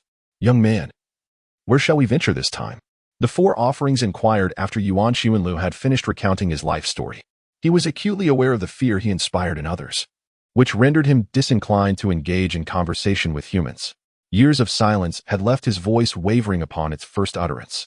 Uncle Four shall accompany us to the sunset forest, Yuan Xuanlu said respectfully, bowing. Yuan Xuanlu understood that both Qian Douluo and Qian Xuanji would not take his life, which emboldened him to express his sentiments of a father's departure brings a son's laughter and a brother's worries are alleviated by a brother's achievements. However, this individual. The phrases a father's departure brings a son's laughter and a brother's worries are alleviated by a brother's achievements are merely remnants of others' expressions. The setting sun forest? It matters not. The fewer people there are, the better. Having delivered his aloof remarks, the 4 devotees continued to trail Yuan Xuanlu's party, maintaining neither closeness nor distance. Yuan Xuanlu offered a sheepish smile. However, I must caution you that we are being followed. The 4th devotee spoke in a hoarse voice, akin to the sound of grinding glass. Upon traversing the path of the 4 offerings, Yuan Xuanlu suddenly discerned an anomaly lurking behind. Yuan Xuanlu's heart mused that such remarkable counter-surveillance abilities were undoubtedly honed during the life and death struggles of yore. He turned with a wry smile towards the rear and called out, "Old ghost, are you not coming forth?" Chapter 41. Concealed intentions. Ghost Douluo was reluctant to reveal himself, yet he had already been discovered. His ability to remain hidden surpassed that of all the elders. Initially, Ghost Douluo had presumed that Yuan Xuanlu was rather careless and would not notice his presence. Little did he expect the fierce individual lurking nearby. Ghost Douluo found himself begrudgingly impressed. "Why are you following us?" Yuan Xuanlu inquired with a hint of malice directed at Ghost Douluo. Ghost Douluo, displaying a surprising candor, unflinchingly divulged information about Bibi Dong, stating, "I was sent here by Her Holiness the Pope." On the night following their meeting, Bibi Dong, weary from her exertions, summoned Ling'er, who had been accompanying Yuan Ling'er over the past few days, for questioning. "What have you been up to these past few days?" Bibi Dong inquired, appearing fatigued as she closed her eyes in feigned slumber. Ling'er cautiously lifted her gaze towards Bibi Dong, fearing that her gossip might have been leaked. "Nothing much. Merely searching for information on someone called the White Knight in the library every day," Ling'er replied, bowing respectfully. "The White Knight? Yuan Xuanlu remains undeterred." Bibi Dong remarked with a cold laugh. "Continue." Ling'er glanced at Bibi Dong's expression, then softly added, "And that was all." Bibi Dong merely grunted in acknowledgement. Not permitting Ling'er to depart, her gaze fixed on the window. "Yuan Xuanlu was once here, and he spoke with me," she mused. Ling'er gently raised her brows, her face a canvas of perplexity. "Elder Yuan once spoke his mind, so what of it?" Bibi Dong continued, stating that he remarked the foundation of the spirit hall was not substantial, and that their own people must direct their efforts outward for the time being. Only when the spirit hall's resources are ample should they contemplate the division of their inheritance. "Nana, what is your perspective?" "I shall recline and observe," Ling'er internally scoffed. Naturally, such sentiments could not be expressed openly in front of Bibi Dong, so Ling'er simply clasped her hands and replied, "I am uncertain." Bibi Dong took Ling'er's hand and placed it upon her knee, saying, "Nana, I regard you as my daughter. There are matters you may err in, but you must never lack your own opinions." Ling'er, though innocent and prone to gossip, was no fool. Today, Bibi Dong's message was clear. "You are no ordinary individual. You are my heir. You may err, but you must possess your own thoughts." "I believe Elder Yuan's words hold merit," Ling'er quickly responded, having grasped the nuances. "I share your sentiments. Yet who truly knows what Yuan Xuanlu thinks?" Bibi Dong offered Ling'er some words of comfort before dismissing her. Soon after, A graceful shadow emerged beside the candlelight in the room. Your Majesty, what do you suppose Yuan Xuanlu is contemplating? Is he wagering on Nana, or that other individual? The shadow slowly placed a hand upon Bibi Dong's shoulder, gently massaging it. I am uncertain, but Yuan Xuanlu does not seem to place much importance on emotions, even though that individual is his own niece. Bibi Dong nodded. That may not hold true anymore. Since Yuan Xuanlu has a daughter, he has certainly favored her immensely. Indeed, hence he would be even less inclined to consider his niece. After all, she is merely a niece. Bibi Dong meticulously recalled the activities of Yuan Xuanlu and Yuan Ling'er over the past few days, sensing that something was amiss. Wasn't the Spirit Hall's newspaper and that opera troupe meant to be his endeavors? If he genuinely wished to assist me, why would he seek urgent matters as an excuse at this time? Bibi Dong began to question Yuan Xuanlu's motives for abandoning his responsibilities and leaving in haste. The Shadow's skilled hands worked their magic, leaving Bibi Dong in a euphoric state. Since your Majesty harbors doubts about Yuan Xuanlu, why not dispatch someone to follow him? Bibi Dong exhaled through her nose. Have the Ghost Elder secretly tail Yuan Xuanlu. I wish to see what schemes he is concocting, especially if he is accompanied by a devotee. Understood. The Shadow withdrew. The Ghost Douluo, who served the Emperor with unwavering loyalty, promptly reported Bibi Dong's suspicions regarding Yuan Xuanlu's potential machinations, thus seeking his assistance in monitoring Yuan Xuanlu. Bibi Dong remarked, my methods may be rough, yet how much better are hers? Thankfully, I am magnanimous. She neither understands the principle of distrust in others nor the need for trust in those she employs. Douluo observed as Yuan Sun ruthlessly criticized Bibi Dong, and he couldn't help but smile awkwardly. Just imagine. Anyone being suspected and subsequently followed would undoubtedly find it difficult to maintain a positive disposition. Old Ghost, you may take your leave now. Yuan Xuanlu gently patted the shoulder of Ghost Douluo, his expression betraying no hint of the anger he had just displayed. Ghost Douluo resisted, stating, this is the Pope's command. Yet he dared not utter any further words. A palpable aura of murderous intent enveloped him, emanating from none other than Yuan Xuanlu. Though he shared a long-standing friendship with Zhu Huaguan, his relationship with Yuan Xuanlu was far from one of camaraderie. Yuan Xuanlu truly seems to have lost his mind and is intent on killing him. I suspect he would show no mercy. Elder Gui, I am aware of your unwavering loyalty to Bibi Dong, yet this makes me quite uneasy. Yuan Xuanlu's demeanor was devoid of any hint of threat, as tranquil as a heartfelt conversation at home. You see, I am a person of straightforward disposition. I speak my mind candidly. I am merely returning home. If Bibi Dong feels uneasy about my return, she ought to address this with the High Priest and ascertain whether she has grown too comfortable in her position as the sovereign of all soul masters, believing she has the authority to dictate others' comings and goings. Gui Douluo promptly acquiesced, intending to depart swiftly, yet Yuan Xuanlu obstructed his path. Is there something else? Gui Douluo inquired cautiously. Bibi Dong's conduct is rather improper. I have taken it upon myself to rectify her missteps, and she ought to acknowledge this in some manner. Yuan Xuanlu smiled as he threatened, this amounts to 10,000 gold soul coins. His Holiness the Pope will be informed of this tuition fee. The Ghost Douluo, understanding the gravity of the situation, promptly handed over a card and took his leave, seemingly eager to vacate this place of turmoil without delay. Father, why must you resort to such threats against Grandfather Ghost? Yuan Ling'er was aware of the strong connection between Zhu Huaguan, Gui Douluo, and Yuan Sunlu. Yuan Xuanlu put away this card, remarking, this is a lesson for Bibi Dong. If she does not receive a proper reprimand now, she will continue to act in this manner in the future. Do you understand? Bibi Dong does not trust you, the fourth offering implied. Yuan Xuanlu chuckled, pondering. Who truly trusts whom? Everyone harbors their own ulterior motives. Her suspicions towards you are merely rooted in her naivety. The fourth offering incisively identified the issue. You bear the marks of 1,000 families, indelible and unremovable. Furthermore, you cannot evade the necessity of choosing a side in the future. As long as the position of the Pope remains undecided, her doubts concerning you will persist. Yuan Xuanlu appeared to be entirely unconcerned about the matter at hand, instead cheerfully inquiring of the fourth elder, Uncle, to whom do you lend your support? The Pope or one of the 1,000 families? The fourth elder cleared his throat twice, casting a disdainful glance in the direction where Ghost Douluo had departed, and replied, a child's character is discerned at 3, and their fate at 7. That one beside Bibi Dong lacks the requisite ruthlessness and experience. Their future may very well be jeopardized by others. One's judgment is remarkably astute. Did not Hu Ling'er, in the original tale, meet her downfall at the hands of Tang San? Yuan Xuanlu inquired subtly, what leads you to such a conclusion?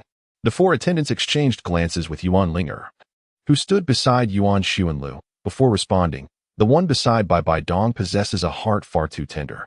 Were she to exhibit even half the ruthlessness of your daughter, I would not voice such an opinion. Yuan Xuanlu cast a glance at the formidable Yuan Ling'er, chuckling heartily as he affectionately ruffled her hair. You are indeed quite the fierce one, Yuan Ling'er. Compared to fourth granduncle, I wouldn't consider myself fierce at all, she replied. Fourth elder looked at the playful exchange between Yuan Xuanlu and Yuan Ling'er, sighed deeply, and remarked in a cold tone, in any case, I am nearing the end of my days and have no desire to concern myself with the trivial matters of the Qin family. Please, take me to that wretched place swiftly. Yuan Xuanlu cheerfully remarked, I am certain that Uncle Si enjoys meditating in that secluded place. Chapter 42, The Eye of Ice and Fire. In the Dou Empire, within the Sunset Forest, the ghost Douluo, dispatched by Bibi Dong, was prepared for battle. Yuan Xuanlu has finally arrived at his destination, the Sunset Forest. As a vast soul-beast forest entirely situated within the borders of the Heaven Dou Empire, the Sunset Forest, while not as expansive as the Star Dou Forest, still spans nearly 200,000 square kilometers, making it a significant soul-beast forest in the temperate northern region of the continent. Within it lies what I seek. Yuan Xuanlu cradled Yuan Ling'er as he soared toward the depths of the forest. This also exemplifies the distinctions that set the Sunset Forest apart from the Star Dou Forest. Yuan Xuanlu did not dare to soar through the skies above the starry forest nonchalantly, for he feared an ambush by formidable soul beasts. However, the Sunset Forest was a mere trifle. It appeared that a layer of poisonous miasma lay ahead. The four guardians were quite familiar with the nefarious tactics employed by these shadowy figures. In the distance, there was indeed a thick shroud of toxic vapors enveloping a great mountain, its dense green hue reminiscent of a realm inhabited by phantoms. After enveloping Yuan Ling'er in the soul power of Yuan Xuanlu, it surged into the vast skies, effortlessly bypassing the toxic miasma that surrounded them. One cannot help but ponder the intentions of the member of the Douluo family who devised this noxious barrier. The four offerings also ventured forth. Yet the miasma still posed a significant threat to the beasts that roamed nearby. Yuan Xuanlu curiously inquired, can one discern the methods of the Douluo family at a mere glance? The fourth offering silently nodded. You esteemed clans can easily recognize it due to your formidable martial souls. Indeed, the potency of a martial soul ensures the lineage of the clan. The Celestial Qi family, the Golden Crocodile family, the Haotian Tang family, the Seven Treasures Ning family, the Blue Electric Tyrant Dragon family. Even if a family faces adversity or mismanagement, as long as the martial soul lineage persists, generations will rise again to reach the pinnacle of the Spirit Master realm. After expressing his sentiments, Yuan Xuanlu gestured below. Uncle Fourth, this is the tranquil retreat I have prepared for you. The three descended randomly onto the mountain peak, where the chill of the heights was palpable. The fourth offering uttered not a word, merely gazing at the howling winds atop the mountain before turning his attention back to Yuan Xuanlu. Are you suggesting I endure this biting wind? Do you dare to challenge my teachings?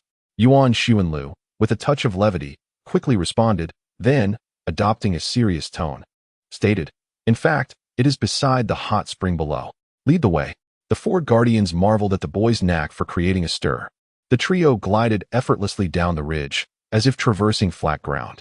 Within the valley lay a peculiar spring, half crimson and half azure, perfectly embodying the duality of ice and fire, known as the twin eyes of ice and fire, the very site of the Ice and Fire Dragon King's demise.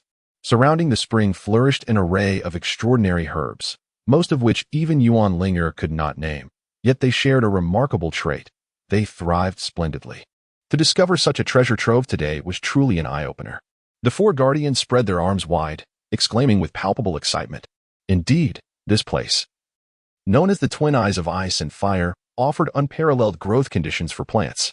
The most precious aspect here is the flourishing celestial herbs. Yuan Xuanlu provided an introduction to Yuan Ling'er and the four offerings. The four offerings appeared quite content upon entering this place. He had already perceived that the spiritual energy of this realm surpassed that of the outside world, rendering it an exceptional sanctuary for healing and cultivation. Observing Yuan Xuanlu's adeptness in navigating this space, he surmised that he must have visited before. With a knowing smile, the four offerings regarded Yuan Xuanlu. harboring an inkling of the underlying tensions within the angelic family. Yuan Xuanlu discovered this place, and rather than handing it over to Qin Xuanji, he preferred to let it remain a secret forever. Yuan Ling'er was astonished. In her previous life, her father had never divulged such information to her, and she had never anticipated that there existed a hidden treasure in this place. Indeed, her father must have been aware of certain matters concerning Tang San and the White Knight. Yuan Ling'er discovered that Yuan Xuanlu was not as simple as he appeared. They both seemed to be prophets. Fourth uncle, to be candid, this is my first visit, Yuan Xuanlu stated, which was indeed the truth. He had previously wished to come, but feared that Douluo would poison him. Later, upon becoming a titled Douluo, he felt that the celestial herbs had lost their significance. After having a daughter, he intended to return, yet he was apprehensive that his protagonist aura could not withstand Tang San. Having consumed the celestial herbs, Yuan Ling'er would inevitably attract Tang San's attention. Thus his plans remained unfulfilled. However, after Yuan Ling'er inadvertently provoked Tang San, he resolutely decided to seize all the celestial herbs in this place, allowing her to choose. As for the reason why Yuan Xuanlu seemed so familiar with this place during his first visit, despite having supposedly never been here before, it was because the original text indicated that if one satisfied the 4 conditions of deep in the forest, toxic miasma, valley, and hot springs, one could essentially locate the eye of ice and fire.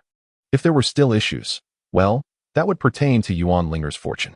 Indeed, Yuan Xuanlu was startled, feeling he had uncovered yet another vital piece of evidence supporting the notion that Yuan Ling'er was a child of the plane. Tang San, if I cannot defeat you, can my daughter not do so?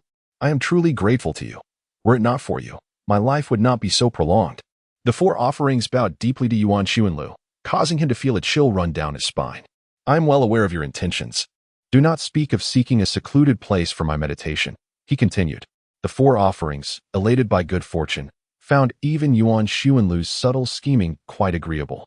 You merely wish for someone who would not leak secrets to the spirit hall nor harbor ulterior motives to guard this treasure trove.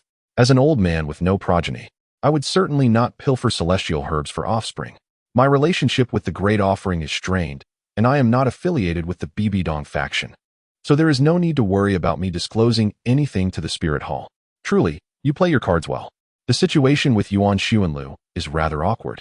My modest calculations were swiftly pierced by the 4 offerings, leaving me feeling quite embarrassed. However, reflecting on the experiences of the 4 offerings, Yuan's journey has finally reached a sense of clarity. After enduring countless trials and tribulations, and witnessing the tumultuous events of the past, the 4 offerings have persevered. Without a hint of cunning, they would have long been devoured and left with nothing. Grateful for Uncle Xie's benevolence, Yuan Xuanlu respectfully bowed. Isn't that a bit excessive? The 4 offerings waved their hands, showing no concern. When one finds themselves bereft of parents, children, and grandchildren, and is advancing in age, one should not expect them to be swayed by the changes of the outside world. After my death, let the floodwaters rise. Such is likely the disposition of those like the 4 offerings. Who dares to intrude upon my sanctuary? The voice roared, echoing through the valley.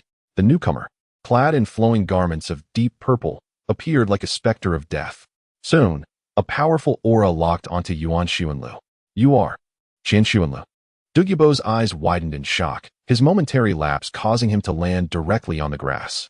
He felt a surge of panic. By this time, the news of Yuan Xuanlu's return to the spirit hall had spread across the entire continent. Douluo had assumed that Yuan Xuanlu was enjoying a life of luxury within the spirit hall and never expected that this individual would arrive at his secluded haven. The poisoned Douluo. Yuan Xuanlu cast a glance at the formidable poisoned Douluo, then donned a smile, and, with the utmost courtesy, uttered the most audacious words. I beg your pardon, but this is now my sanctuary. Chapter 43, Douluo. I beg your pardon, but this is my sanctuary. This was no different from the bravado displayed by a ruffian before a brawl. It bore a resemblance to the moment when Crow Brother flipped the table, arrogantly declaring to Hao Nan, "This place is under my protection now. Do you dare to contest that? Then it would be a genuine clash of steel." Douluo, clearly taken aback by Yuan Xuanlu's audacity, did not expect such a retort. Such behavior was unbecoming of the spirit hall, which typically clung to its pride even at the cost of dignity. Is it truly the case that your spirit hall behaves so disgracefully? Douluo's expression darkened. Yet he refrained from acting out, for he knew he could not contend with this individual. It was simply unthinkable.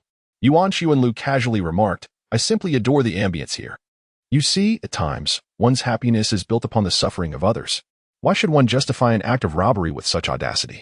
It is because many matters require a veneer of respectability. One must simultaneously play the role of both the victim and the moral high ground. This is especially true for individuals like Yuan Xuanlu. When two people harbor animosity, it is typically the common folk who engage in public disputes. In contrast, when Yuan Xuanlu finds someone disagreeable, he either discreetly eliminates them without leaving a trace or must exercise restraint. After all, do you think Yuan Xuanlu merely tolerated that scoundrel Yu Xiaojing without reason? Yuan Xuanlu, esteemed as the brother of the Pope. Is it truly beyond his capability to eliminate a mere Yu Xiaojing? Indeed, it appears he cannot, regardless of how meticulously one executes their methods. Should the demise occur within the confines of the Spirit Hall, it will invariably be attributed to the machinations of the Spirit Hall itself. That worthless Yu Xiaojing has squandered countless resources from the Blue Lightning Tyrant Dragon sect solely due to his status as the sect master's son. Yuan Xuanlu has slain Yu Xiaojing. One can only speculate how the other members of the Blue Lightning Tyrant Dragon family might revel in this event. What follows? The Blue Lightning Tyrant Dragon family, under the guise of mourning Yu Xiaojing's demise, seeks to extort the Spirit Hall, capitalizing on the situation. They have gained substantial benefits. Yet they must also maintain their dignity. Yuan Xuanlu had slain Yu Xiaojing, regardless of the means employed. As long as the demise occurred within the territory of the Spirit Hall, the Blue Lightning Tyrant Dragon sect would undoubtedly have grounds to seek retribution against the Spirit Hall. Since death had already claimed him, is it not reasonable to strive for some advantage for the family? What can one do in the face of adversity? One must endure. This is akin to the laborer bearing the burden of an unprincipled employer, the student enduring the relentless pressure of parental expectations, or the son grappling with the incessant urgings of his parents concerning marriage. What recourse do you truly have? It is hardly feasible to resolve matters with violence. While the act may bring momentary satisfaction, do you truly wish to forsake your future? Whether one is a commoner, a soul master, or a member of the angelic lineage. Everyone grapples with their own discontent. The Bifos family, though a distinguished lineage, also faces its share of challenges. I sincerely hope that we can engage in a cordial dialogue. Yuan Xuanlu smiled warmly and remarked, though the Douluo family may lack profound roots, they still hold the title of a noble clan. And what of sincerity? Your notion of sincerity is to encroach upon my territory while expecting a discussion? Douluo was truly infuriated. My sincerity lies in allowing the Douluo family to preserve their legacy. Yuan Xuanlu bowed respectfully to Douluo and then harbored intentions of murder. You truly intend to take my life, you scoundrel of the Spirit Hall. Douluo, being an experienced player in this perilous game, sensed Yuan Xuanlu's murderous intent and immediately fled towards the valley's edge. Fourth uncle, I kindly ask you to keep an eye on Ling'er. Yuan Xuanlu followed closely behind, simultaneously shouting. Green and white lights darted through the forest, causing countless ancient trees, centuries old, to shatter into fragments. Douluo, you cannot escape me. Naturally, a 96th level Yuan Xuanlu was not one to be easily evaded by the weakest of the title Douluo. Before long, Yuan Xuanlu intercepted Douluo. What do you intend to do? Douluo unleashed his martial soul, indicating a willingness to gamble his life against another. Yuan Xuanlu chuckled, contemplating whether to take your life. To spare you would render me a saint, yet to kill you brings me great reluctance. He laughed lightly, questioning, aren't you known for your decisiveness? Douluo merely scoffed in response. What saintliness are you speaking of? When has your heart ever harbored kindness, Yuan Xuanlu? I see it clearly now. Yuan Xuanlu released his martial soul, the radiant holy dragon, which roared magnificently. Surrounding him were 9 soul rings, 1 yellow, 2 purple, for black, and 2 red. Any ordinary soul master who beheld such a configuration would inevitably question the worth of their years of arduous training, feeling as though their efforts had been squandered. Even the esteemed Douluo found himself ensnared in this bewildering conundrum. How could you possess 2 soul rings of 100,000 years each? Yuan Xuanlu remarked lightly. I am fortunate. When someone expresses surprise, Yuan Xuanlu feels a sense of delight. However, when such astonishment occurs repeatedly, it becomes a source of annoyance for him. Must the lines always be the same? Cannot there be any variation? The true form of Bailan. In comparison to Yuan Xuanlu's soul ring configuration, Douluo appears rather mundane, possessing 2 yellow, 2 purple, and 5 black rings. At this moment, Douluo transforms into a great emerald-hued serpent, its jade-like scales encrusted along its body, stretching an impressive 30 meters in length and as thick as a water vat. You spirit hall must not press me too hard. Yuan Xuanlu did not release his martial soul's true form. He immediately unleashed his first soul skill, the Radiant Dragon Fist. The Emerald Phosphor Serpent Emperor did not flinch or evade, instead releasing a torrent of green poisonous mist. Yuan Xuanlu remained utterly unfazed as his fist struck the head of the Emerald Phosphor Serpent King. A golden radiance emanated from the impact, cascading down to the serpent's tail. Can you withstand the force of 20 years of cultivation embodied in that blow? Subsequently, with a subtle wave of his hand, a green toxic mist dispersed into the surroundings, inflicting no harm whatsoever. Indeed, it is a bioweapon from the Douluo continent. Yuan Xuanlu observed the flora and trees, which were mercilessly eroded by the toxic mist, melting away before his very eyes.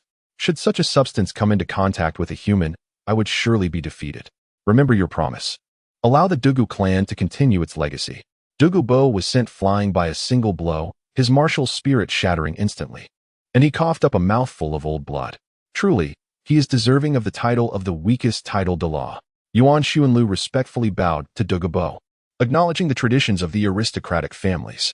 What are the customs of these illustrious clans? One fundamental tenet is the unwavering commitment to preserving the martial souls of others. A steadfast principle. However, upon hearing the word but, Douluo Bo sensed unease. Conversations among these circles tend to be subtly nuanced. The positive remarks are but a prelude, with the substance often lurking behind the trailing phrase. Yet, does Master Douluo not find joy in witnessing the rise of his descendants with his own eyes?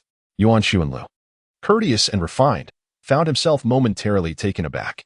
You actually choose not to kill me? Douluo Bo exclaimed in astonishment. Yuan Xuanlu shook his head and said, how could I possibly bring myself to kill you after having taken over your dwelling? Douluo Bo, who had just regained his composure, could not help but retort. How very courteous of you. Yuan Xuanlu chuckled, completely dismissing the matter. There is indeed a rationale behind Yuan Xuanlu's efforts to win over Douluo Bo, for he aims to pave the way for Yuan Ling'er. If Yuan Ling'er is to live freely in the future, the most effective means would be for her to possess a formidable power of her own. Yuan Xuanlu believed that her daughter must have contemplated this long ago.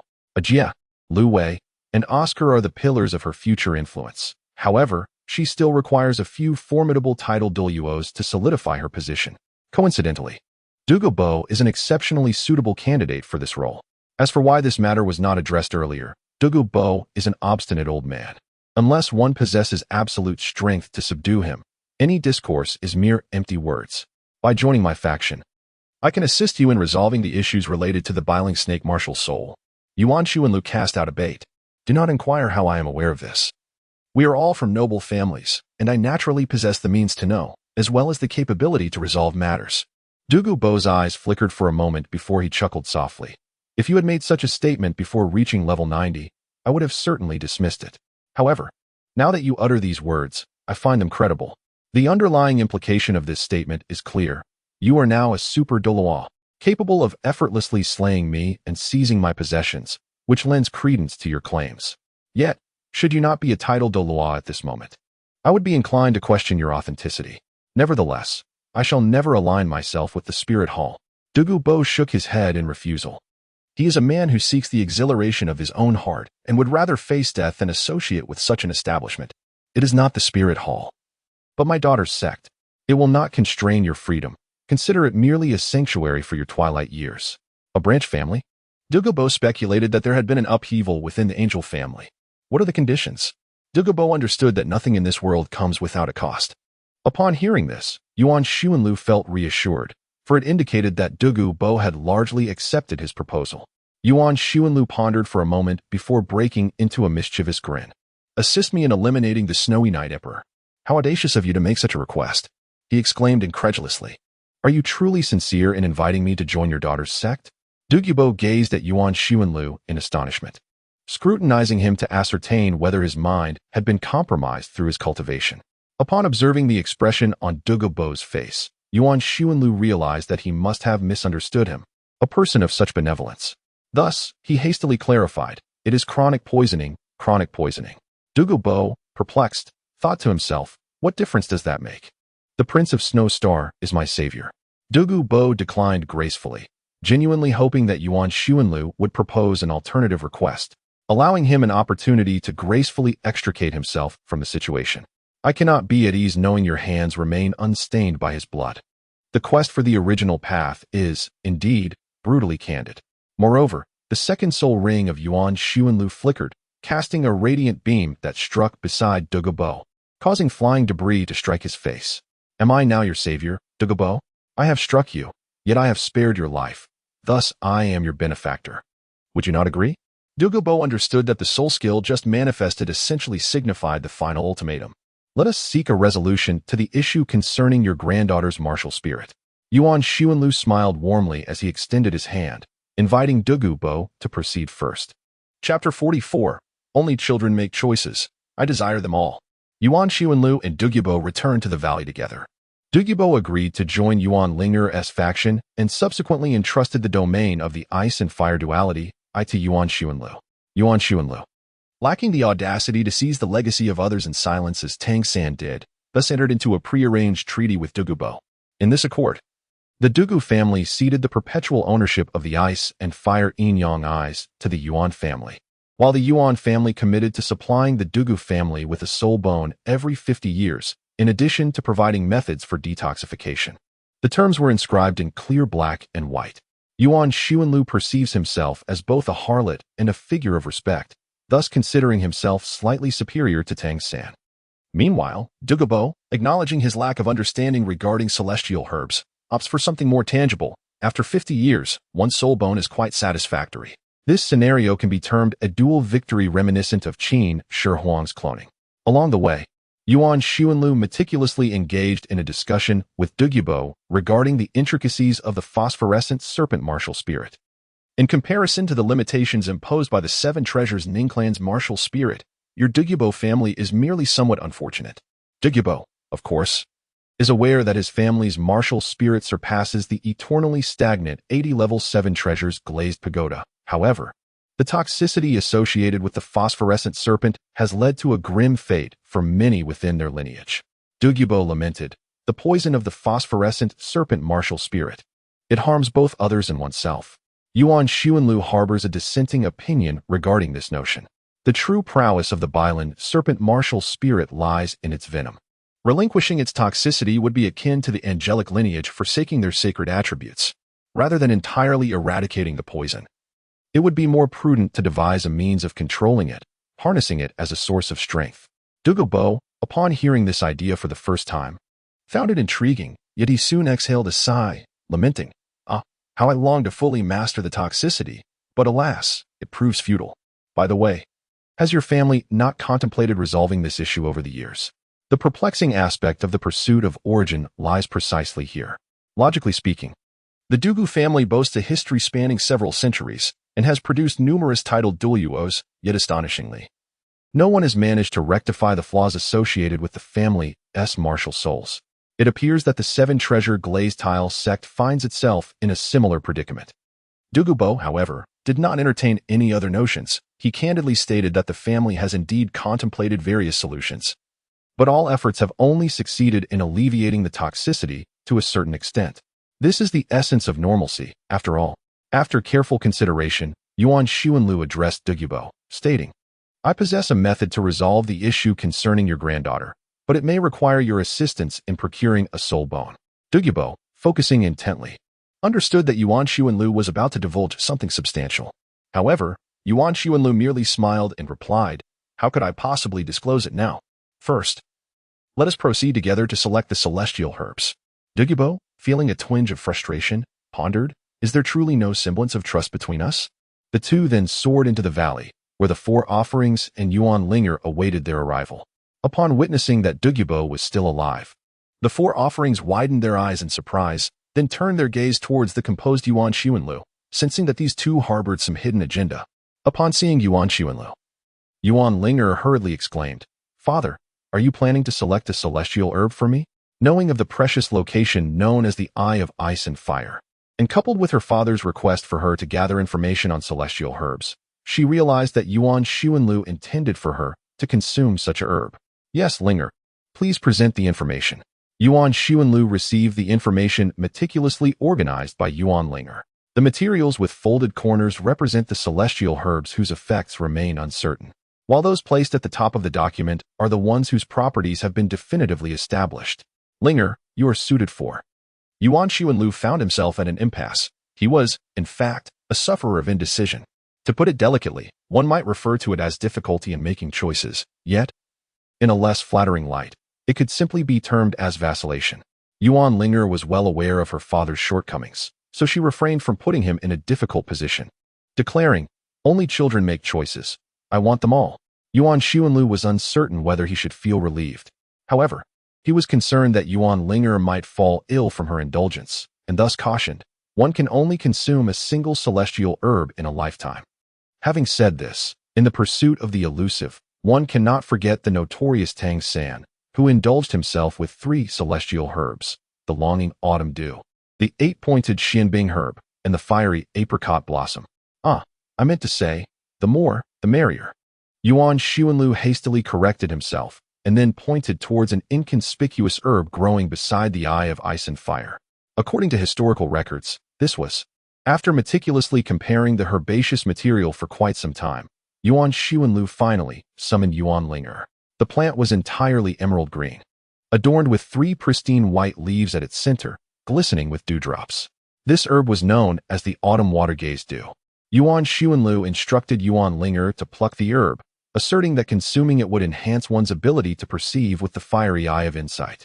Such remarkable potency! Yuan Ling'er was so exhilarated that she felt as if she might leap into the air. That was merely an exaggerated expression. Yet it undeniably suited your ethereal spirit, martial soul. I recall that Hogua also seemed to have a taste for this. Upon contemplating the path of Yuan, a sudden realization dawned upon him that his decision to offer this to Yuan Ling'er was indeed not misguided. "Drink the dew, my dear, I shall safeguard you." Upon hearing this, Yuan Ling'er raised the dew of longing, resembling a person savoring wine, and poured the dew into her mouth. Simultaneously, the dew of longing withered completely, its medicinal essence refined. Yuan Xuanlu advised Yuan Ling'er, then turned to the 4 offerings. "Uncle, I do not require these." Before he could finish his statement, the 4 offerings firmly declined the proposal, stating, "I am on the brink of death. Relying on these so-called celestial herbs merely prolongs my existence for a few fleeting years, which is unnecessary." There was a resolute tone in the 4 offerings' words. Had this situation occurred in his youth, he would have undoubtedly chosen to kill and seize treasures without hesitation. However, nearing the end of his life, he reflected on the many wrongdoings he had committed and felt it was time to atone. Consuming these celestial herbs would be a waste. It resembled an elderly person who hesitates to wear the new garments gifted by their children, pondering the insignificance of their value. Yet, the elder insists that donning new attire would be a squandering of resources, given their impending departure. "Senior Douluo, what about you?" Yuan Xuanlu finally inquired of Douluo. This was unavoidable. The closest bond was undoubtedly with Yuan Ling'er, followed closely by the 4 offerings, and then to Douluo, despite his original status as the master here. "Senior." Douluo finally realized it was not the elder of the martial soul hall, but rather the elder of his daughter's sect. "I find these 2 celestial herbs quite appealing." Yuan Xuanlu did not wait for Douluo to fully comprehend and led him inside. One celestial herb was a deep shade of blue, adorned with a crimson fruit, its striking colors reminiscent of a funeral procession at a wedding, eerily bizarre. The other celestial herb, while not outwardly strange, bore dark flowers covered in small, scale-like protrusions, making it truly unappetizing. "Douluo, why is it that what you offer your daughter seems perfectly normal, yet what I am presented with appears so peculiar? Are you attempting to bring about my demise?" Yuan Xuanlu meticulously elaborated to Douluo. "Within this collection, one is named the ghost orchid snake fruit, while the other is known as the poison fire blossom. Both are beneficial for your phosphor snake." Afterward, Yuan Xuanlu once again perused the information on the celestial herbs in his hand, affirming, "Indeed, there was no mistake." "Douluo, so it appears you 2 are merely seeking last-minute assistance?" As for the toxin of the phosphor snake's martial spirit, Yuan Xuanlu gently stroked his smooth chin, contemplating that every venomous creature possesses an organ for storing its toxins, often referred to as a gland. In the case of serpents, such glands are typically located near their mouths. Douluo opened his mouth and, with a hint of melancholy, remarked, "Alas, I am but a mere human." Yuan Xuanlu's expression darkened. He had not anticipated that Douluo would jest. He continued, "The toxin of the Baihun snake is relatively straightforward. It merely entails storing the poison to prevent further erosion of one's own body. You possess a soul bone, do you not? The matter of soul bones is of utmost seriousness. Do not be misled into thinking that the golden crocodile Douluo would casually bestow a soul bone upon Yuan Ling'er, leading you to underestimate its value. In truth, every soul bone is a priceless treasure within the realm of soul masters. Regardless of whether it is a century-old one, records of 10-year soul bones are currently unavailable. To inquire of a soul master whether they possess a soul bone is akin to asking a young man how many gigabytes of study materials reside on his phone. It is a deeply personal question. Yuan Xuanlu was, of course, aware of the delicate nature of the topic. So he quickly redirected the conversation. Some poisons can penetrate deep into your very essence. It would be wise to prepare a dose for your granddaughter as well, starting now.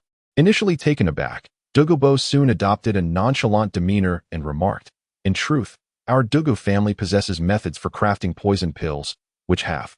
Douluo then elaborated on the intricacies of poison pills, skillfully avoiding any mention of soul bones.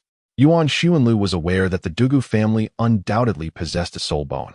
However, he realized that it was not unusual for them to refrain from mentioning it after his prior misstep. Thus, Yuan Xuanlu deftly shifted the conversation, stating, "The poison fire blossom is meant for your consumption. It contains potent toxins that your martial spirit may be able to refine. The Yuan snake fruit is intended for your granddaughter."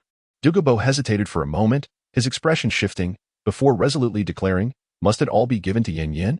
Yuan Xuanlu was momentarily taken aback upon hearing this. He comprehended the sentiments of Douluo, who merely wished to reserve the finest treasures for his child. Yuan Xuanlu suddenly felt unworthy of being a parent. He gazed at Yuan Ling'er, who was refining the medicinal essence, and recalled the White Knight, who had yet to reveal any information. Though they were family, the thought of relinquishing that legacy truly pained him. Chapter 45, Tang San and Dogs Are Not Admitted. After absorbing the autumn-watching dew, Yuan Ling'er opened her eyes, and a golden radiance emanated from them, exuding a divine and majestic aura. Any ordinary person who beheld her would likely be left with an indelible impression. While her soul power remained unchanged, her mental strength had significantly increased, leading her to feel that her spiritual, martial soul had undergone a profound evolution. Yuan Ling'er attentively sensed her own transformation, then turned her gaze towards the dazed Yuan Xuanlu. "Father, I have successfully absorbed it." Yuan Xuanlu restored his somewhat unnatural expression and then smiled brightly at Yuan Ling'er, saying, "In a few years, I shall bring you here to savor other celestial herbs. Otherwise, it would be detrimental if the medicinal properties were to conflict." Yuan Ling'er nodded. They were only aware of the effects of these celestial herbs through the information they had gathered. However, they had no knowledge regarding their compatibility when consumed together. "Then, father, what are you engaged in?" Yuan Ling'er observed her father lingering beside a particular plant, unable to tear himself away. This celestial herb quivered in a vibrant red, resembling jelly, yet composed of delicate grass blades. The tips of the leaves resembled a cockscomb, and the veins were a striking hue of crimson gold, causing the surrounding air to shimmer with heat. Yuan Xuanlu hesitated for a moment before continuing, "In truth, you ought to be aware that I am the brother of the former pope." Yuan Ling'er nodded, acknowledging that this was common knowledge throughout the continent. "The former pope had a daughter, who was my niece. I pondered whether I should present her with a celestial herb. Naturally, I decided to bestow it upon her." Upon hearing these words, Yuan Ling'er was nearly overwhelmed with excitement. If her conjecture was correct, this daughter of the former pope was destined to become the future angel god. Presenting a celestial herb to the future angel god could potentially enhance her powers, and Yuan Ling'er eagerly anticipated witnessing her triumph over Tang San. Yuan Xuanlu was quite astonished and inquired, "Why are you so agitated?" "Father." Yuan Ling'er offered Yuan Xuanlu a resolute gaze. "She is my cousin and your niece. If we cannot rely on our own kin, how shall we confront our adversaries in the future?" Yuan Xuanlu found himself feeling somewhat diminished, even feeling inferior to his own daughter. At that moment, his face lacked luster, and he could only manage a hearty laugh, acknowledging, "Indeed, she is my niece." However, there was another thought that Yuan Xuanlu refrained from voicing. Observing the way Bai Dong had instructed Ghost Douluo to follow him, it was evident that even if Bai Dong were to ascend to power in the future, achieving shared prosperity would likely elude her. Perhaps it would be wiser to allow Qian Renxue to take the lead. As for the promises made to Bai Dong previously, If Bai Dong genuinely believed that he would support Hu Ling'er, then her position as the Pope would likely be nearing its end. Indeed, Yuan Ling'er was concerned that her father might act foolishly, and she asked, "Father, what kind of celestial herb is this?" Yuan Xuanlu presented the materials to Yuan Ling'er, stating, "This is the coxcomb phoenix flower, which can significantly enhance the effects of flames." Coxcomb phoenix flower? Before Yuan Ling'er could utter a word, the fourth offering approached with a furrowed brow, questioning, "Are you intending to give this to the young lady?" Young lady. Upon hearing this appellation, Yuan Xuanlu could not help but admire the profound roots of the Qian family within the spirit hall. Unlike the derogatory connotations associated with terms such as young lady and princess in Yuan Xuanlu's previous world, in this context, young lady refers to the daughters of affluent families. The fact that the four elders address Qian Rinxue as young lady signifies their subservience to the Qian family. Moreover, it is likely that there are more individuals within the spirit hall who honor Qian Rinxue with this title, as the angelic Qian family and the spirit hall are often intertwined. Is there a connection between the six-winged angels and the fire attribute sacred herbs? The four elders inquired once more. Yuan Xuanlu nodded with a smile, acknowledging the truth.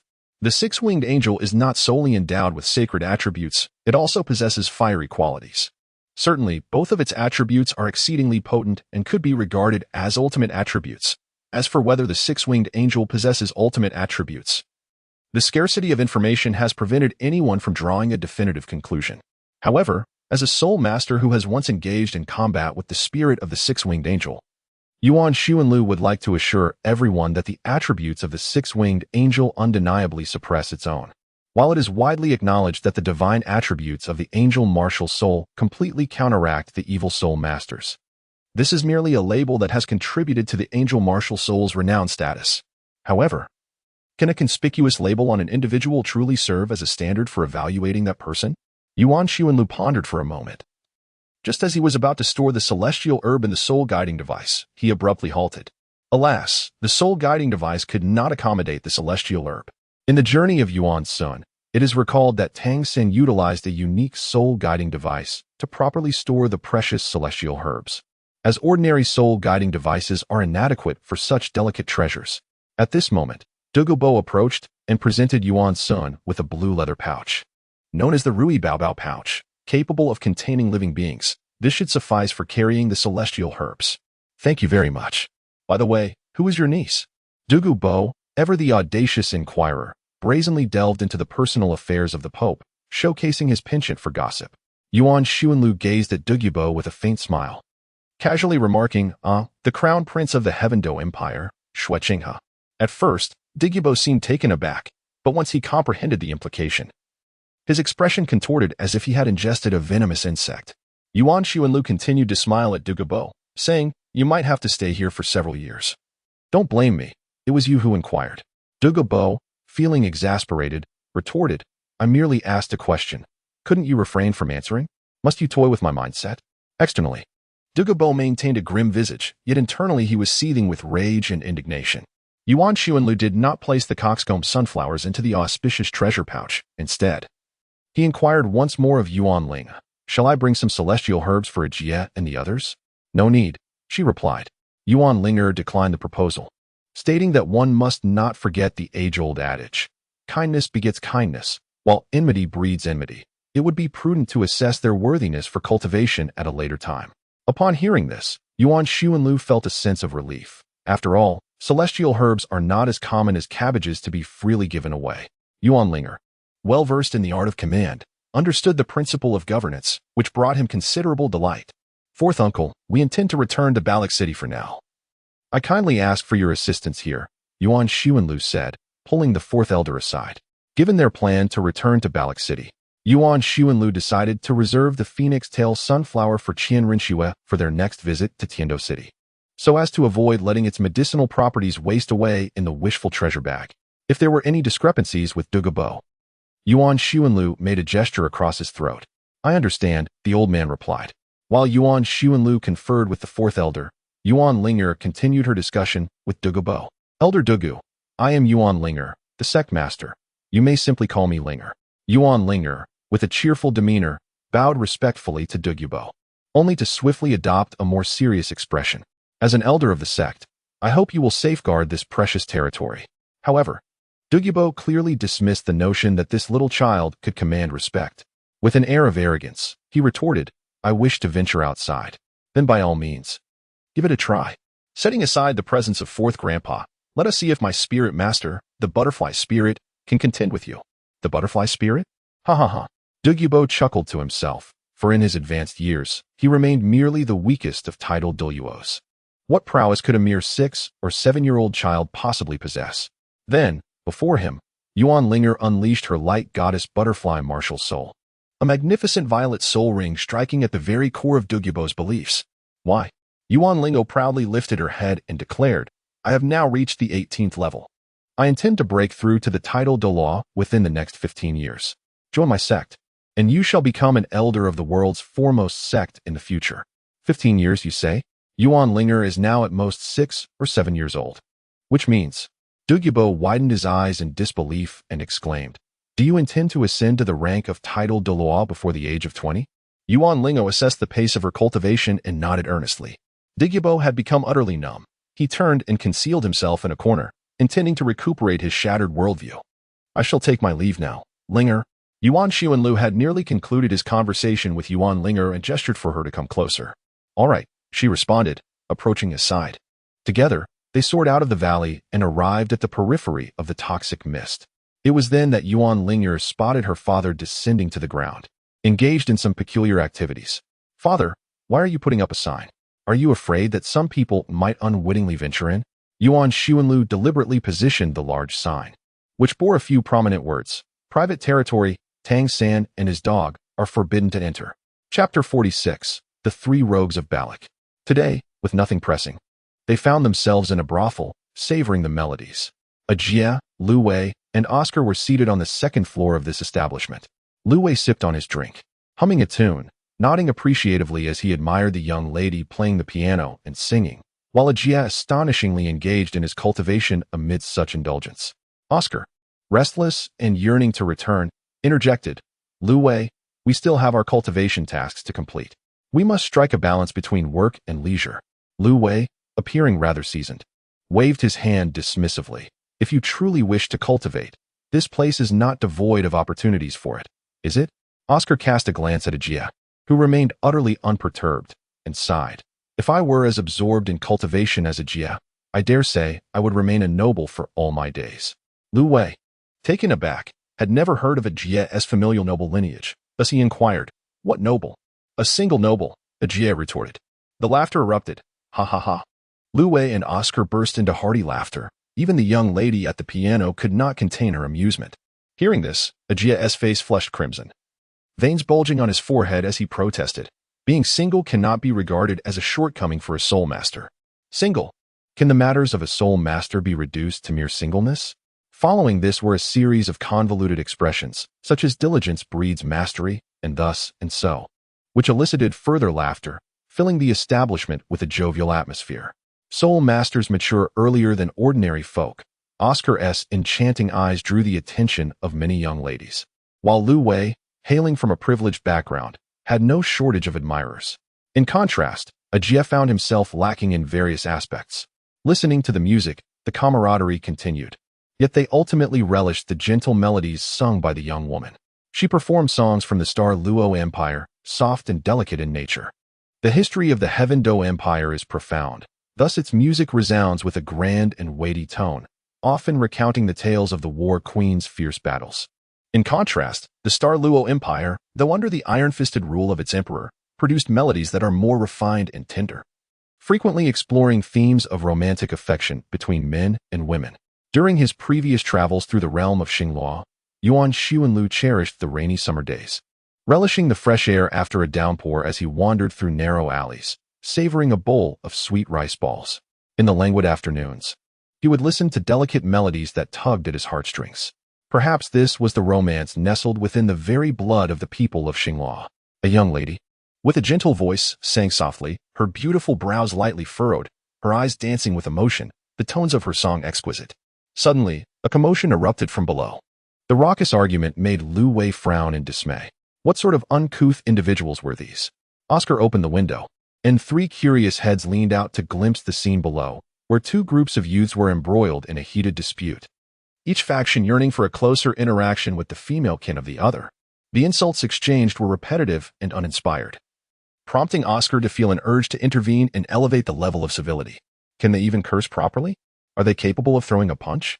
Onlookers munched on sunflower seeds, spitting out the shells and shouting a few words, reveling in the chaos. Yet, the two groups of youths refrained from engaging in actual combat, epitomizing the phrase verbal bravado, physical cowardice. Shall we assist them?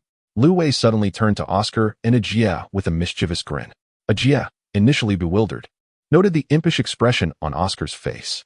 Oh, Oscar drew out the word with an exaggerated tone. What exactly are you planning? Ajia felt out of place, often sensing his own lack of mischief compared to Lu Wei and Oscar. Helping them, Lu Wei replied nonchalantly. Understanding Lu Wei's intention, Oscar darted to the table, seized a wine glass, and returned to the windowsill, aiming it at one of the youths below. The glass flew forth, striking its target with a resounding bia-pa-ta. Regardless of who initiated the first strike, the two groups of youths charged at each other, enthusiastically welcoming the confrontation with fists and kicks. Ahaha! Lu Wei and Oscar erupted into raucous laughter. Even the usually solemn Ajia couldn't suppress his amusement. Enough of this. They will surely come looking for us once their fight concludes. The three decided to abandon their musical interlude, quietly slipping away from the brawl below to explore the streets together. Well, I've assessed the situation today. It's not suitable for cultivation. We shall practice tomorrow instead. Clearly influenced by his companions, Lu Wei had taken on the role of a proud street rogue alongside Oscar and Ajia. I feel the same way, Oscar remarked, relishing the comfort of such days. Really? A voice unexpectedly chimed from behind them. Huh? The three turned simultaneously to find Yuan Ling'er standing there with a frosty expression. Sister, what level are you all at now? Yuan Ling'er inquired with a frosty expression. The three individuals exchanged glances simultaneously before responding one after another.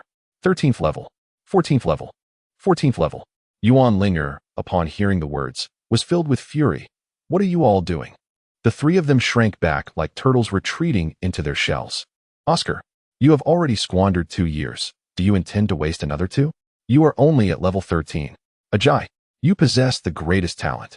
Although we cannot discern the full extent of your martial soul, its quality is undeniably high. How is it that you have only reached level 14?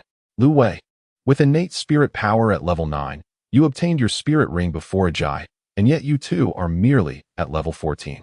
Have you wasted your time indulging in music? Oscar felt unjustly treated. As a food-type soul master, he believed that achieving level 13 in just over 2 months was commendable.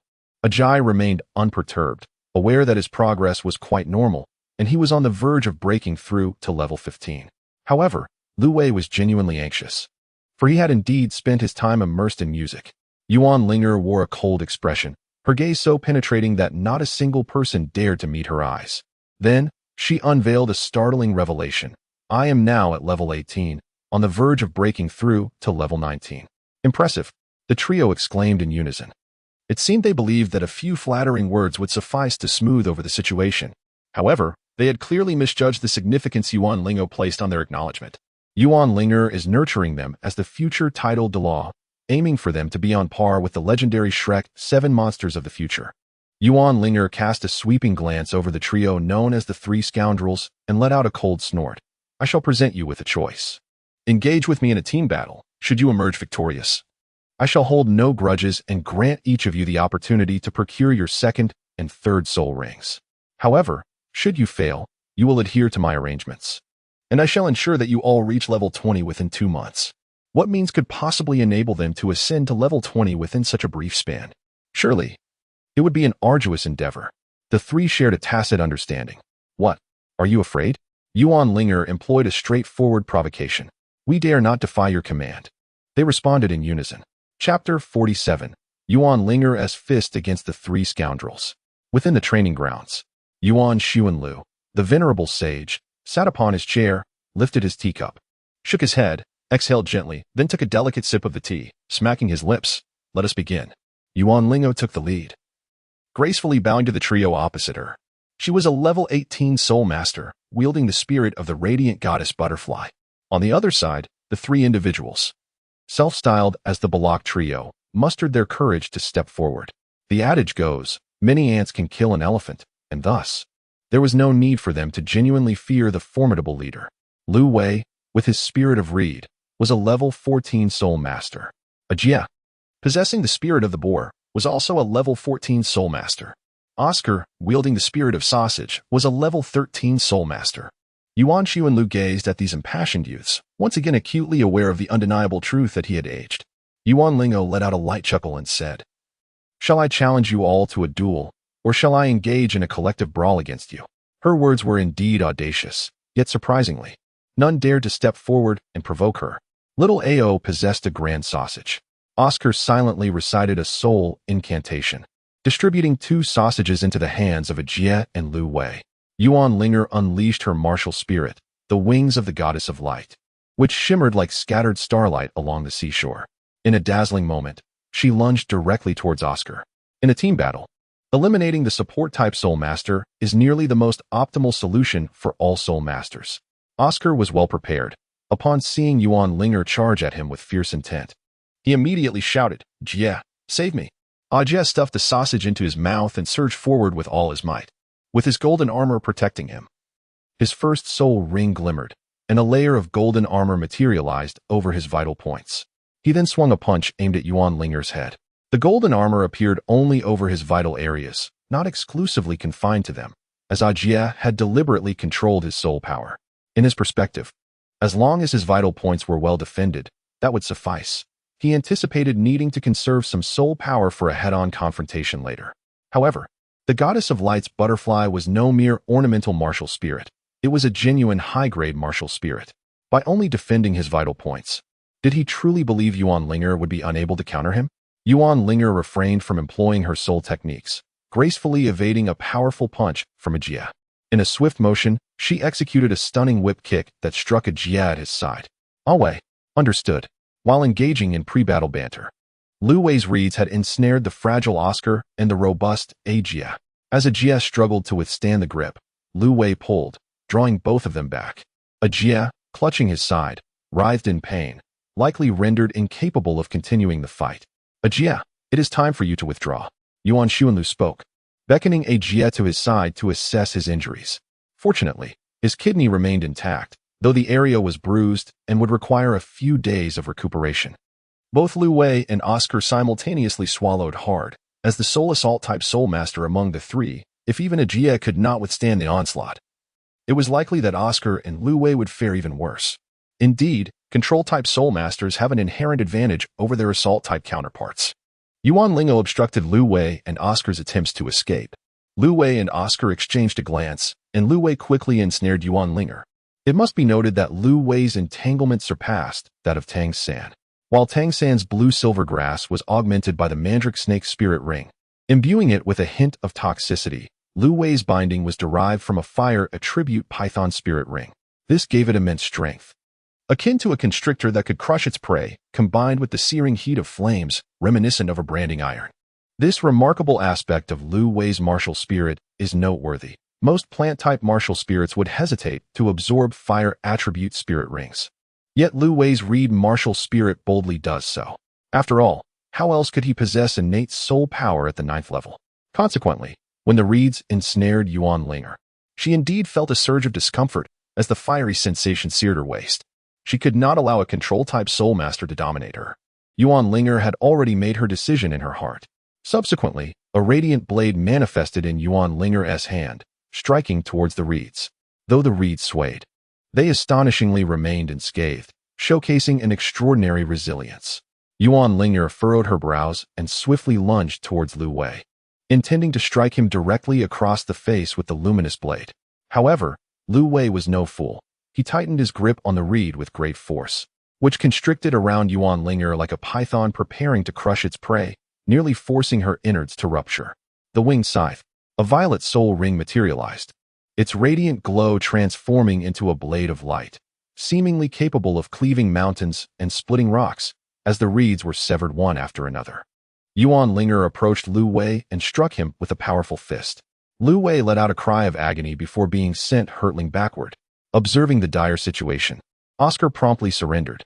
Yuan Ling'er triumphed over 3 adversaries. However, she found herself rather discontented. In her vision, She believed she should have been able to vanquish all three without the aid of spirit rings. After all, Xiao Ao could hardly be considered a battle spirit master. Yuan Ling'er emerged victorious. Yuan Xuanlu did not perceive any shortcomings in his daughter. He regarded Yuan Ling'er as quite commendable, especially in a 1-against-3 scenario. Moreover, given his inherently languid disposition, he remained unconcerned about the matter. He merely nodded and, with the two rather pitiful fellows, Jie and Lu Wei, one on each shoulder, made his way to the infirmary to seek the assistance of a healing soul master. "My sister Ling'o is the best in the academy," Oscar exclaimed with a grin, giving a thumbs up. As the saying goes, one does not strike a smiling face. Thus, Yuan Ling'er refrained from being harsh with Oscar. Instead, she spoke with a tone of mild discontent. "We still need to head to Tiando City. So consider how you might ascend from level 13 to 20 in just 2 months. Oscar, a food system soul master, pondered, "How is that even feasible? Are you intentionally making it difficult for me?" Yuan Ling'er responded earnestly, "I hope you will become an unprecedented food system title Douluo in the future. Your talent is truly exceptional, so do not squander it." She patted Oscar's shoulder with the authority of a seasoned leader. Oscar scratched his head, bewildered by the confidence emanating from Yuan Ling'er. He himself could hardly believe that he could attain the rank of title Douluo. Doubtful? Yuan Ling'er arched an eyebrow. "I'm doing just fine," Oscar replied with an awkward smile. Yuan Ling'er, with the demeanor of an experienced elder, patted Oscar's shoulder once more, remarking that without strength, he would be unable to safeguard his grandfather in the future. Oscar nodded and departed from the scene. Yuan Ling'o pondered for a considerable time, then let out a sigh, feeling a twinge of selfishness within herself. In her quest to confront Tang San, she had compelled others to engage in relentless cultivation. In truth, considering their ages, their current prowess was already commendable, yet she still deemed it insufficient. She believed that without diligent training, they would stand no chance against Tang San. Was her ambition not a bit avaricious?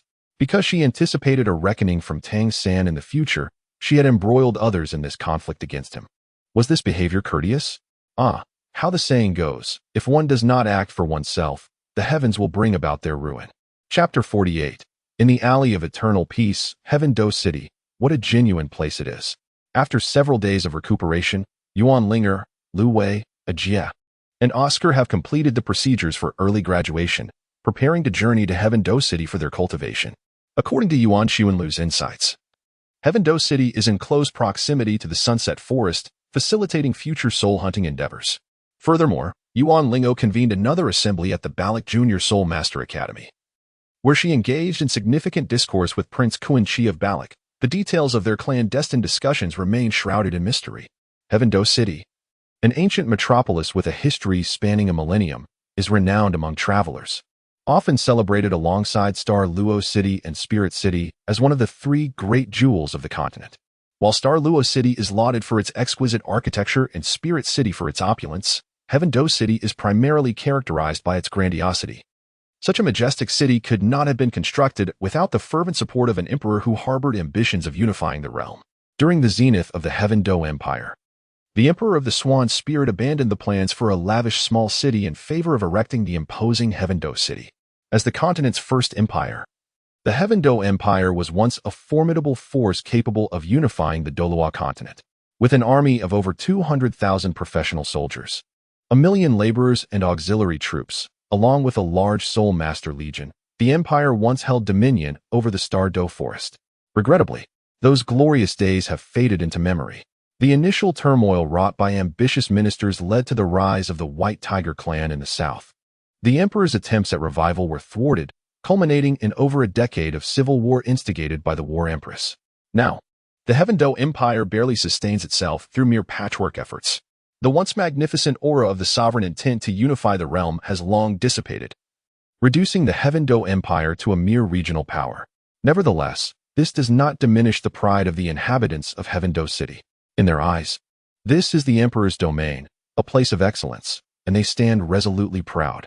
After a long journey spanning over 10 days, the group finally arrived at the vibrant city of Tiando. Upon entering Tiando, the tension that had gripped everyone seemed to dissipate, replaced by an undeniable sense of joy. As their previous sorrows faded into oblivion, Yuan Xuanlu introduced to Yuan Ling'er and her companions, Tiando City is replete with delightful experiences and delectable treats. You might consider visiting the sacred hall of the Spirit Hall, where the towering spires reach towards the heavens, and the grand stained glass windows depict celestial angels. Tianhuang Street caters to the aristocracy, yet the offerings therein are often exorbitantly priced and lack practicality. It serves merely to enhance one's noble facade, devoid of genuine substance. In contrast, Yong'an Alley embodies the true essence of Tiando City. If one wishes to explore, it is Yong'an Alley that beckons. However, none of the three dared to respond, their gazes fixed eagerly upon Yuan Ling'er. Yuan Ling'er hesitated for a moment, then casually remarked, "A balanced approach is the foundation of cultivation. We have a holiday for the next 2 days. Hurrah!" Ajay and the others were so overwhelmed with joy that they nearly wept. Over the past few days, their lives had been consumed solely by cultivation, enduring an unbroken series of rigorous training sessions for more than 10 days. Even the most resilient among them felt utterly exhausted. Yuan Xuanlu led them to a grand residence near Emperor Street, a property he had acquired years ago. The group first chose a room to stow their luggage, then refreshed themselves with a bath before succumbing to a deep slumber. After weeks of relentless travel, they were indeed weary. By the following morning, Lu Wei and Oscar were exuberantly calling out, eager to explore the northern gem of the continent, Heavendo City. "Father, are you not coming?" Yuan Ling'er, upon witnessing the ruckus caused by the trio, dashed out akin to a runaway husky. In contrast, Yuan Xuanlu remained serenely reclined on the sofa, engrossed in the latest edition of the Wuhuan Temple's newspaper. To his astonishment, the headline proclaimed, "The Avalanche Prince stealthily intrudes into a private residence for such an purpose." Accompanying this shocking revelation was a vividly illustrated depiction of the Avalanche's clandestine nocturnal escapade at a widow's door, truly a striking portrayal. As an elder, I find it imperative to assert that, regardless of the situation, my mere presence would undoubtedly dampen your spirits, imposing a sense of decorum. Why must it be so? Yuan Xuanlu couldn't help but feel a sense of helplessness. In his youth, he was once vibrant and full of vigor. Yet now he finds himself in the role of an elder. An era is indeed slipping away from us. However, Yuan Xuanlu gazed at Yuan Ling'er, acknowledging that another era was destined to arrive. "What?" Yuan Ling'er inquired. Yuan Xuanlu waved his hand dismissively, saying, "It's nothing. Go and enjoy yourself." Yuan Ling'er has ventured out. Yong'an Alley in Tiando City embodies the true essence of the city. This sentiment is expressed by Yuan Xuanlu, who perceives that while Tiandi Street serves as a sanctuary for pretentious nobility, Yong'an Alley represents the daily lives of the common folk. Thus, Yuan Xuanlu believes that the genuine essence lies within Yong'an Alley. The alley's most distinctive feature is its culinary offerings, which are affordable, generous in portion, and delectable. The aroma of the stir-fried peas is simply irresistible, surpassing even that of beef tendons. Hearing the vendor's lively calls, Yuan Ling'er felt her spirits lift considerably. In that moment, she was not the fierce predator destined to engage in a deadly confrontation with Tang San, but merely a little girl enjoying a leisurely stroll. Since it was a time for play, she was determined to embrace the joy of the experience. Yuan Ling'er purchased a handful of tender peas, savoring their delightful taste with each bite. The preparation of these tender peas is remarkably simple. One merely needs to wash the peas, then season them with 5-spice powder and salt, before boiling them in water until they reach a perfect al dente texture, ensuring they are not overcooked. Afterward, one should allow them to cool for a while. Once cooled, the surface of the peas will develop a slight wrinkling, which is characteristic of tender peas. Despite their unassuming appearance, these peas possess a delightful chewiness and an increasingly aromatic flavor with each bite. While the culinary offerings on Emperor Street in Tiando City are undoubtedly exquisite and visually appealing, the fare found in Yong'an Alley remains more authentic. Yuan Ling'er took a few more steps and, after some effort, finally spotted the 3 howling huskies in a tavern. Lu Wei and Oscar were indulging in drinks, while Ajia was preoccupied with devouring meat. "Sister Ling'er, come over," Oscar exclaimed warmly, inviting Yuan Ling'er to join in the feast and drinks, truly treating her as a comrade. This tavern has a rather pleasant ambience, indeed. Yuan Ling'er placed a handful of beef tendon peas upon the table, allowing each person to take a generous portion. Lu Wei, having partaken of some wine, wore a rosy complexion and nodded approvingly, remarking, "Indeed, it is quite remarkable. For merely 5 silver coins, one receives such a bounty." Yuan Ling'er is not the type of drunkard like Lu Wei. Although she has consumed her fair share in the past, her understanding of alcohol remains rather superficial. She merely poured a glass of wine as a gesture. The liquid within the glass shimmered with clarity and transparency, exuding a fragrant bouquet. Its taste was rich and velvety, enveloping the palate in a comforting embrace, subtly enticing one to indulge in several more glasses without even realizing it. Yuan Ling'er could not help but feel tempted, and it is no wonder that Lu Wei found himself in such a state. The wine must be exquisite. Lu Wei, inebriated and nearly biting his own tongue, remarked. Their yellow wine is homebrewed. It is said that within the courtyard of this wine house stands a grand willow tree, beneath which lies a spring well. The water from this well is pure and sweet, and the proprietor utilizes this crystalline spring water to brew the yellow wine, truly embodying the saying, even in intoxication. It retains its fragrant allure. Yuan Ling'er's delicate face flushed with a rosy hue as she glanced at Jie, who was voraciously devouring a plate of meat. In reality, it was not merely meat, but rather a generous serving of pig liver. The peculiar marination of their pig liver rendered it surprisingly unsalted, with a hint of sweetness. Jie sang its praises without restraint. Let us first indulge in a few appetizers today. We have the entire day to revel in our merriment. Yuan Ling'er gazed at Jie as he indulged, genuinely concerned that he might satiate himself and subsequently be unable to relish anything else. Indeed, we must not forget that we are to savor the most renowned dessert in Tiandou City. Oscar is indifferent to food, yet if one were to scrutinize his preferences, it becomes evident that he has a particular fondness for sweets. Alas, one cannot find desserts in Yong'an Alley. One must venture to Tianhuang Street to indulge in such delights. The young lady speaking possessed flowing azure hair that cascaded down her back. Her radiant smile directed at Oscar. You and I are simply at a loss for words, Oscar. It was Yuan Ling'er who resumed the conversation. May I inquire your name? I am Shui Binger. The lovely maideness smile tugged at Oscar's heart. Chapter 49. So, father, how many old flames have you had? Shui Binger guided Yuan Ling'er and the group to Tianhuang Street. Indeed, apart from Yuan Ling'er and Oscar, Lu Wei and Jie accompanied them. Primarily driven by their love for desserts, certainly not merely due to Shui Binger's enchanting appearance. Are you a student at Tian Shui Academy?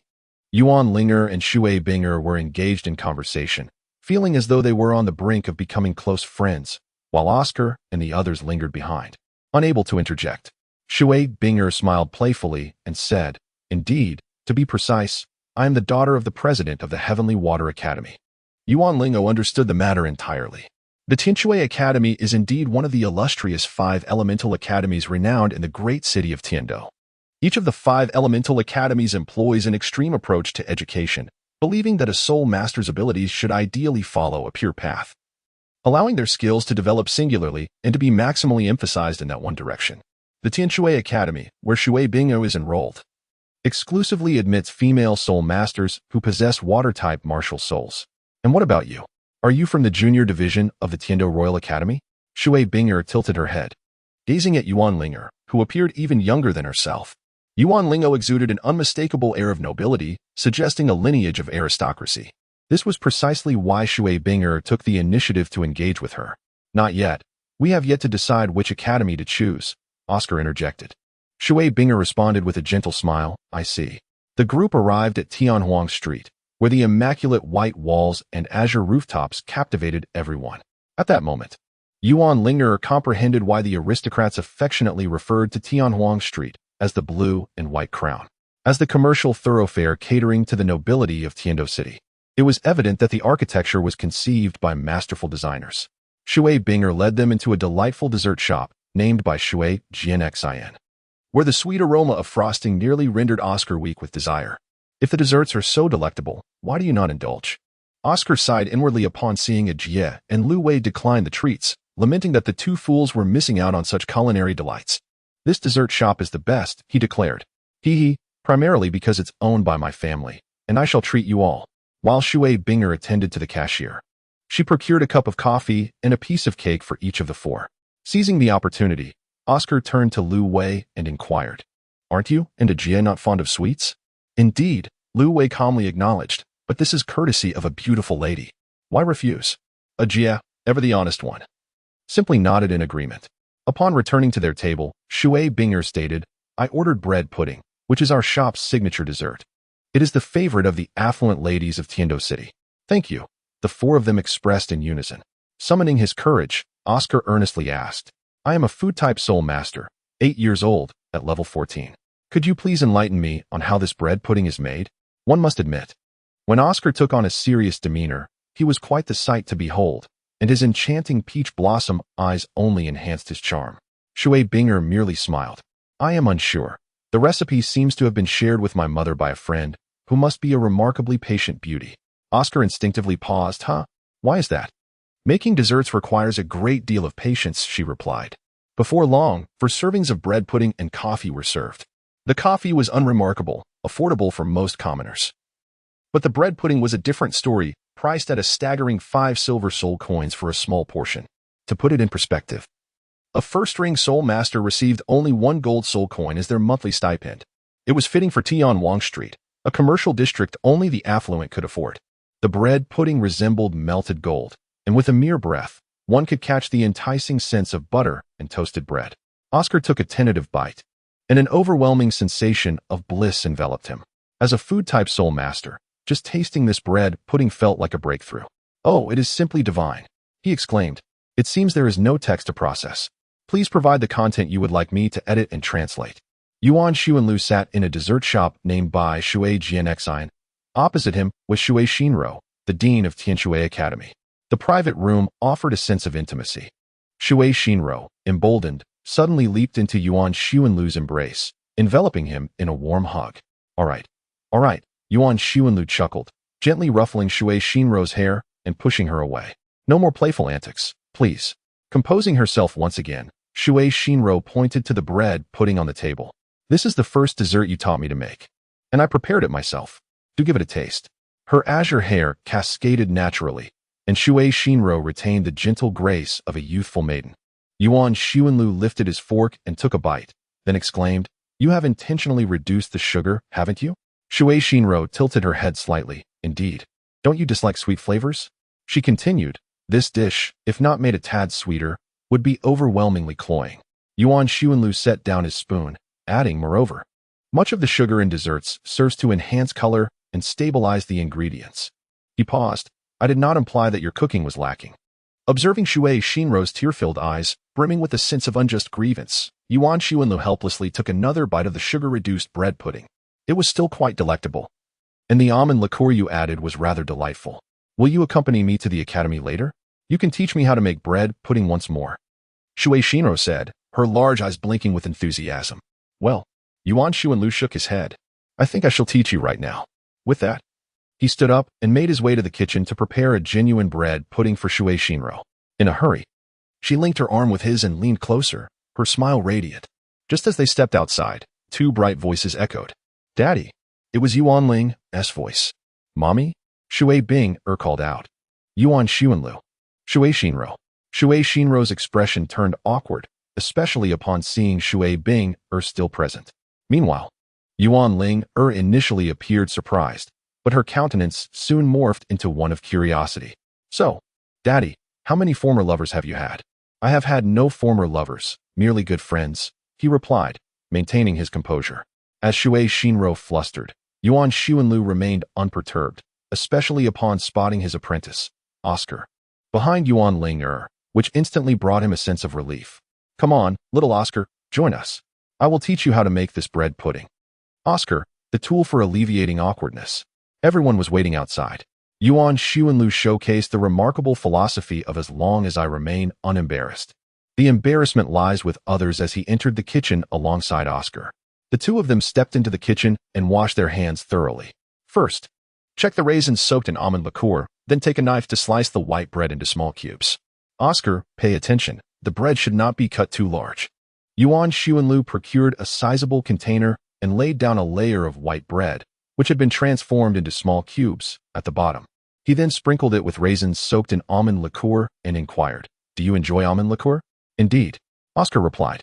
Yuan took a small spoon and poured in some almond liqueur. Now, I am about to prepare the principal custard mixture. Oscar, pay close attention. We will need 9 egg yolks. Yuan Xuanlu delicately cracked 9 eggs, meticulously separating the yolks. He then added 2 teaspoons of vanilla extract and sugar, blending them together harmoniously. Subsequently, he heated milk and light cream in a pot, gradually pouring the warm milk into the egg yolk mixture, stirring gently to ensure a seamless integration. Yuan Xuanlu set the prepared pudding mixture aside to cool, then turned to retrieve the melted butter. He immersed small cubes of white bread into the butter. arranging them neatly in a container, and drizzled a few drops of butter on top. "What a caloric bomb!" Oscar exclaimed, recalling how Yuan Ling'er had been murmuring something before indulging in the bread pudding. Finally, he poured the warm pudding mixture over the bread, ensuring each piece was well coated, and left it to sit for 20 minutes, preparing for a subsequent water bath baking. Yuan Xuanlu had completed his tasks, leaving only the lingering moments of waiting. He lifted his gaze. Yuan Ling'er gazed intently at him, her eyes shimmering with curiosity, before subtly gesturing towards Shui Xinro, as if inquiring about the nature of their relationship. Chapter 50. Is this truly an 8-year-old? Ultimately, the bread pudding crafted by Yuan Xuanlu was devoured by Oscar, as everyone was preoccupied with their own matters and lacked the appetite for such a treat. Yuan Xuanlu and Yuan Ling'er intended to engage in a meaningful conversation, while Shui Xinro and Shui Bing'er also sought to have an in-depth discussion. Jie and Lu Wei, however, were not fond of desserts, which ultimately benefited Oscar. After indulging in the sweets, Shui Xinro graciously invited Yuan Xuanlu and his companions to tour the Tian Shui Academy. Initially, Shui Bing'er was hesitant, but Yuan Ling'er consented too swiftly. The three huskies, upon hearing that they would visit the academy renowned for its numerous beauties, became overwhelmingly excited, prompting Yuan Ling'er to roll her eyes in exasperation. Tian Shui Academy, reception room. Yuan Xuanlu and Yuan Ling'er were seated on chairs, gazing at one another. "So, father, which mother do you intend to find for me?" Yuan Xuanlu replied, "I am merely friends with them." He shrugged his shoulders, exuding an air reminiscent of a rogue. Yuan Ling'er swiftly interjected, "Father, you and Elder Ju are indeed merely friends." Yuan Sun continued on his path. Yuan Ling'er counted on her fingers, Teacher Bai from the Barak Intermediate Soul Master Academy, Pope Bibidong from the Spirit Hall, Elder Ju, and the Dean of the Heavenly Water Academy, Shui Xinro. "Father, do you think this number will increase in the future?" Yuan Xuanlu, suppressing his inner sarcasm, resolved to impart some wisdom to Yuan Ling'er. "Firstly, Ling'er, you must understand that the vast majority of men are driven by physical allure, myself included. In order for you to develop discernment against the treachery of scoundrels in the future, I shall engage in a bit of self-deprecation. However, it is of little consequence that men are often driven by superficiality. The crux lies in whether they assume responsibility. Beware of those who proclaim, if anyone dares to harm you, they must first tread over my corpse. Such men are often smooth talkers, their words sweeter than song, yet when trouble arises, one must fear their potential folly to the point of mutual destruction. A truly responsible man would face harm directed at his wife with unwavering resolve, and for this quality, I genuinely admire Haotian." Yuan Xuanlu felt that he had already revealed too much, thus he chose to remain silent. After careful contemplation, Yuan Ling'er concluded that Yuan Xuanlu had failed to clarify why he had connections with so many women. Thus, she reached the conclusion that a father who remains unmarried could be labeled as a scoundrel. Yuan Xuanlu wore a face of discontent. "Firstly, I did not disrupt anyone's family. Secondly, my relationships with them were merely close friendships in our youth, and now we maintain appropriate boundaries as old friends. Thirdly, one should not simplistically equate all male-female relationships with marital ones." Yuan Ling'er was not the least bit concerned about which lady Yuan Xuanlu favored. She simply wished to uncover the gossip from his past. She inquired, "Father, have you ever truly harbored feelings for a lady?" Upon hearing this question, a myriad of beautiful faces flitted through Yuan Xuanlu's mind like a revolving lantern, yet only a handful left a lasting impression. The first to emerge was Shui Xinro. But Yuan Xuanlu merely affectionately ruffled her hair like an elder brother. The figure of the flamboyant individual from the Chrysanthemum Gate also flashed before him. Yet Yuan Xuanlu had only delivered a sharp kick to send him packing. As the silhouette of Bibi Dong gradually surfaced, memories of her haughty demeanor upon her arrival at the Spirit Hall dulled his interest, compounded by her youthful infatuation, prompting him to hastily move on. There was also a young lady who lingered in the shadows. She eventually became Bibi Dong's shadow guard, though Yuan Xuanlu seemed to be on the verge of forgetting her visage. Additionally, there was a young sword cultivator who often shared carefree laughter with him, engaging in banter filled with both praise and jest. Suddenly, Yuan Xuanlu caught sight of the sword-wielding maiden in the distance, who smiled at him. "No," he replied resolutely. Before Yuan Ling'er could inquire further, he interrupted, "All right, I prefer not to discuss this any longer. Let's leave it at that." Yuan Ling'er, Oscar, Ajay, and Lu Wei sat upon a bench by the serene lake of Tianshui Academy, marveling at the picturesque surroundings of the continent's most esteemed academy for beauties. This school is so pristine, Oscar mused, lost in thought. Turning to Lu Wei, he inquired, Wei, when you find yourself enamored with someone, how do you pursue her? Lu Wei paused momentarily, lifting his gaze slowly. His melancholic eyes were filled with untold stories and emotions, his hair cascading gently as the sunlight illuminated his marble-like visage. I do not know, he confessed. Oscar retorted, Damn it, I thought you were a romantic expert. Why are you looking at me like that? I've never been in love. Lu Wei regarded Oscar as someone who had been foolishly infatuated for 3 years, responding with a hint of exasperation. I merely possess knowledge from observation and experience. Ajay, recalling how Lu Wei once mocked him for being perpetually single, felt a surge of indignation and snapped. So you're merely a theoretical genius, huh? You can talk a big game, but you barely have the strength of a novice. Lu Wei bristled at this, countering, At least I have theory. You lack even that. I will eventually possess it. You will not. As Ajay, flustered, lunged toward Lu Wei, Oscar sighed in resignation. Honestly, you two should just pair up. Then you'd both gain some experience. Unfortunately, Ajay and Lu Wei did not catch Oscar's words.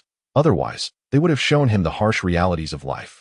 I truly believe Miss Shui Bingo is a remarkable person, Oscar continued to fawn, when suddenly, his keen eyes spotted something unusual by the lake. A burly man had appeared at Tianshui Academy. It's worth noting that, aside from Yuan Xuanlu and his companions, the academy rarely hosted any male presence.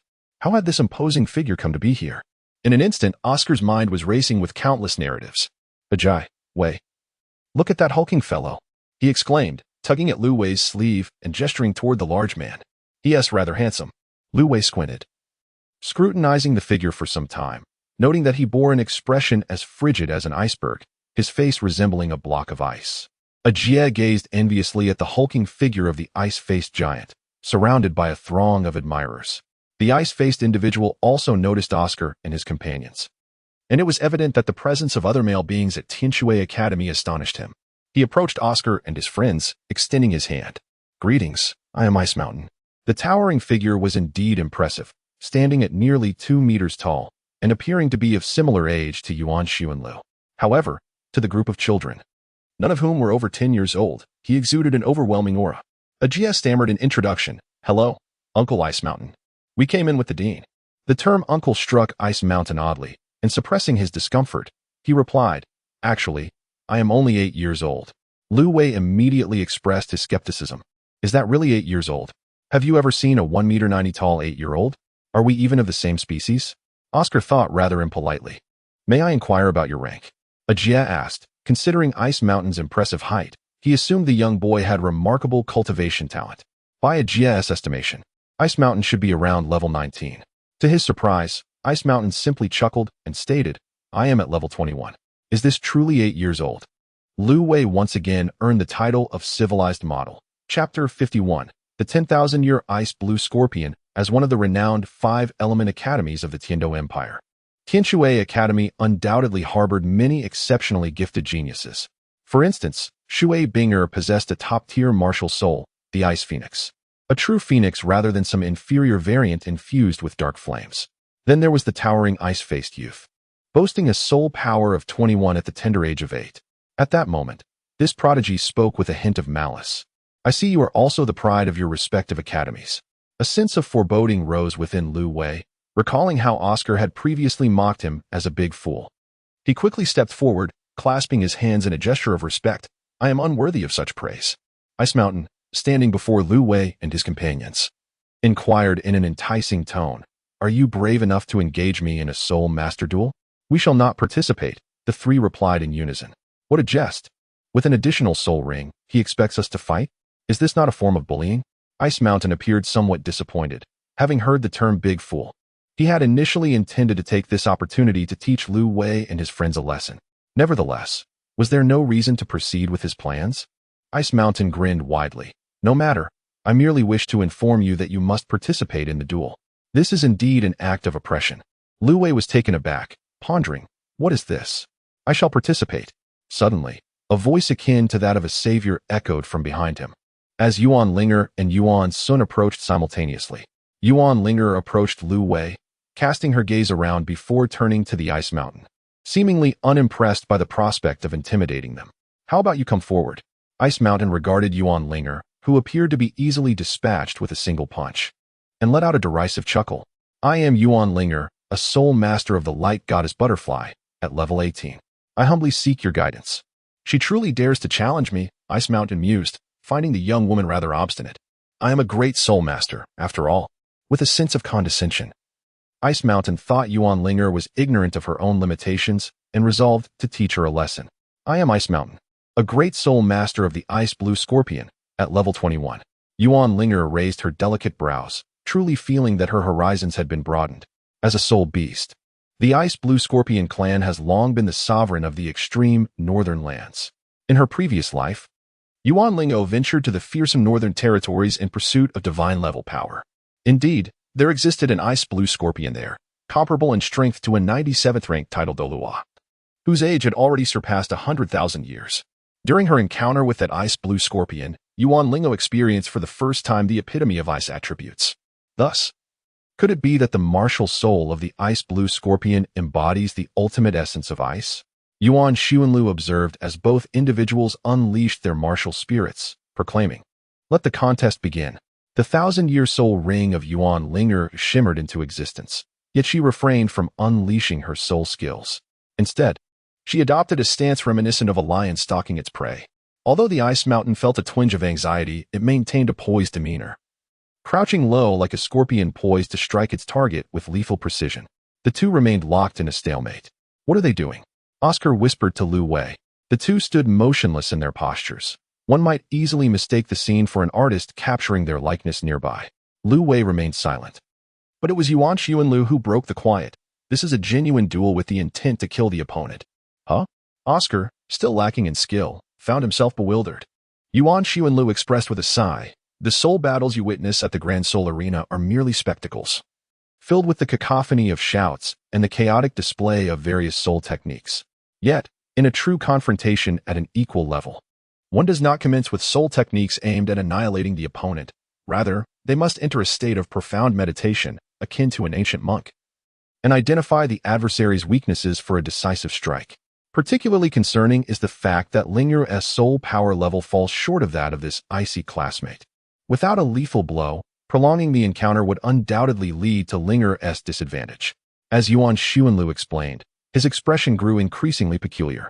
He had sensed something amiss with the towering figure before him, and now that the Ice Mountain had unleashed its martial soul, the true nature of this entity became apparent. Had the soul beast begun to take Xiaowu as a model?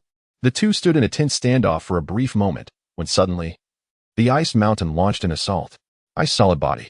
The first yellow soul ring of the Ice Mountain illuminated, enveloping him in a layer of crystalline ice, sending a wave of frigid air swirling around. Frost Penetration. The second yellow soul ring glowed as a tangible frost enveloped the Ice Mountain's hand, which then struck directly before Yuan Ling'er. This frost was unlike the refreshing icy beverages Yuan Ling'er enjoyed in summer. The chilling essence of the ice scorpion martial soul erupted from the Ice Mountain's fist, and in that fleeting instant, Yuan Ling'er even caught a glimpse of frost forming. Winged Guillotine.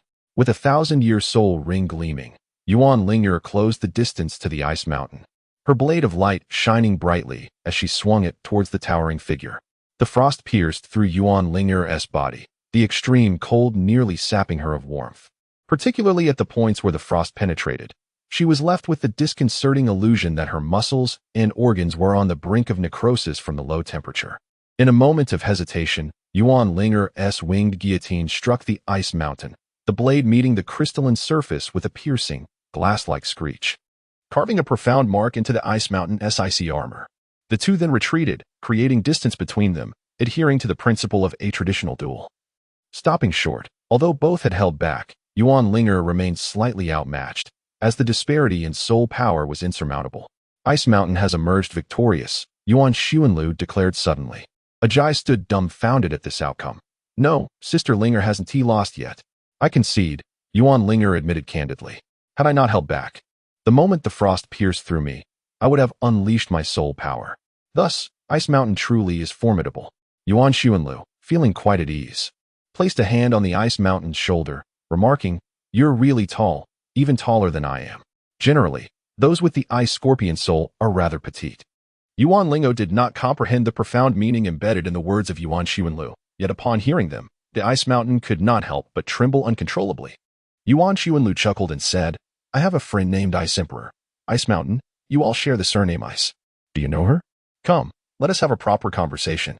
Ice Mountain followed Yuan Xuanlu, feeling like a pitiful hostage coerced by a criminal. Yuan Xuanlu and Iceberg retreated to a secluded corner, evading the gaze of the crowd. Yuan Xuanlu, with a smile that seemed to straddle the line between amusement and mockery, remarked, Is it now the trend for spirit beasts to behave in such a manner? Should a tidal Douluo discover this, your spirit rings and bones would be forfeit. The iceberg-like figure paid no heed to Yuan Xuanlu's feigned lamentations and coldly retorted, Do you intend to kill me to seize my spirit rings and bones? Yuan Xuanlu let out a sigh of regret, stating, I had considered it, but alas. We lack soul masters with ice attribute martial souls here. The mention of an ice mountain elicited a response of astonishment. Goodness, you don't hesitate at all. Speak honestly. What are your thoughts on this? To transform an ancient soul beast into a human after a millennium of cultivation is a formidable endeavor. Typically, it involves powerful soul beasts reaching the end of their lifespans, taking a desperate gamble to attain the pinnacle of human divinity at level 100. However, under the influence of Tang San's mother and Xiao Wu's mother, this transformation into human form has devolved into an aberration, requiring not only the metamorphosis into a human, but also romantic entanglements.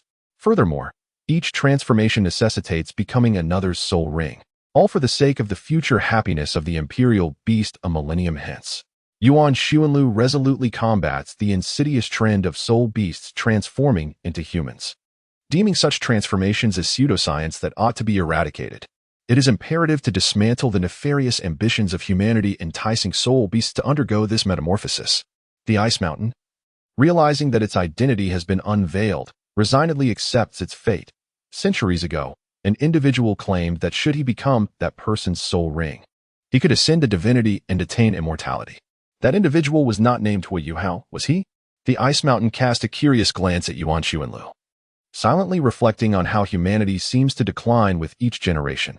Here stands a youth already a titled Douluo, yet lacking in intellect. Unbeknownst to him, the Ice Mountain, adorned in white, shook its head. At that time, I had not consented, but after surpassing 100,000 years, I grew fearful of the tribulations to come. Thus I chose to undergo the transformation into a human, intending to seek him out, to discern if there still existed a chance to ascend alongside him to divinity. Yuan Sun nodded and inquired, So, have you found that individual? No, came the reply. Upon my arrival in the human city, I realized that several centuries had elapsed. If that person has not ascended to divinity, they are likely long deceased. Yuan Xuanlu's expression darkened as he pondered the perplexing nature of this 10,000-year-old ice-blue scorpion. It seemed rather lacking in mental acuity. After all, several centuries had elapsed. What purpose did its transformation into a human serve now? Oh, perhaps the scorpion's limited cognitive capacity was to blame. Yet, he suddenly recalled a familiar tale. A realization struck him. He had encountered this narrative within the pages of a book. The only story capable of lingering in Yuan Xuanlu's memory for so many years must be that of the relics associated with the White Knight he had encountered on his quest for divinity. The White Knight, as a predecessor in Yuan Xuanlu's pursuit of the divine, had always been a focal point of his interest. And only Yuan Xuanlu possessed the most comprehensive information regarding the White Knight. Meanwhile, the Ice Mountain regarded him with skepticism, declaring, What have you truly heard? That individual was at most level 89. A human of such a low level could not possibly have lived for that long and conveyed the story to you. We humans possess written language, defined as a system of symbols used to record and convey speech. Clearly, the majority of soul beasts, with their lower intelligence, have not developed a written form. Or perhaps their literary heritage has been lost. Although 10,000-year-old soul beasts exhibit a basic level of intelligence, it is only upon reaching the 10,000-year mark that they attain the cognitive abilities of a normal adult human. Thus, soul beasts have historically relied solely on a common spoken language, devoid of any written form. Yuan Xuanlu extracted a specially treated leather notebook from the soul guiding device and began to recite the sentences inscribed within. Beyond the long, frozen forest lies the snowfield. Beneath the night sky, the earth glimmers in pure white, and I halted before this desolate land. Chapter 52, The Diary of the White Knight, May 3rd. Beyond the long, Frozen forest lies the snowfield. Beneath the night sky, the earth glimmers in pure white, and I halted before this desolate land. The White Knight, clad in a pristine white robe, grasped his pen and inscribed these words, the ink having solidified, compelling him to employ his soul power to warm it. This is the land of the far north. In the legends of mankind, it is deemed a realm devoid of life. During summer, the horizon of the far north is eternally shrouded in a frigid daylight, devoid of warmth, while a heavy mist blankets the icy expanse. With the forest behind him being the sole bastion of life, the White Knight exhaled a long plume of white breath, dissipating into the endless whiteness of the snow. As he embarked step by step on his quest to seek the divine. Light, O light! How I yearn to discover the legacy of the god of light in the far north. The White Knight is now at level 89, within a hidden realm. He had heard the tale of the god of light and acquired a broken necklace related to the deity. Thus began his search across the continent for this divine legacy. The far north is merely a location he has traversed in his journey. The White Knight left footprints in the snow, marking the first time an adventurer of non-titled Douluo strength had set foot in the far north. May 7th. I am uncertain whether this is the core region of the far north, for the terrain of the snowfield and the extreme cold impede my progress. Today, I encountered the Ice Empress, the ice-green scorpion. She radiated with a brilliance akin to that of a true goddess of ice and snow. Her enticing emerald tail comprised of 5 segments, the final segment adorned with a diamond-like hook glimmering with a silvery sheen. This ice-green scorpion undoubtedly surpassed the age and power of 100,000 years. I have dubbed her Ice Emperor. Human, a melodious voice echoed. And the White Knight beheld the emerald ice-green scorpion, appearing like a clear, resplendent jade amidst the blizzard.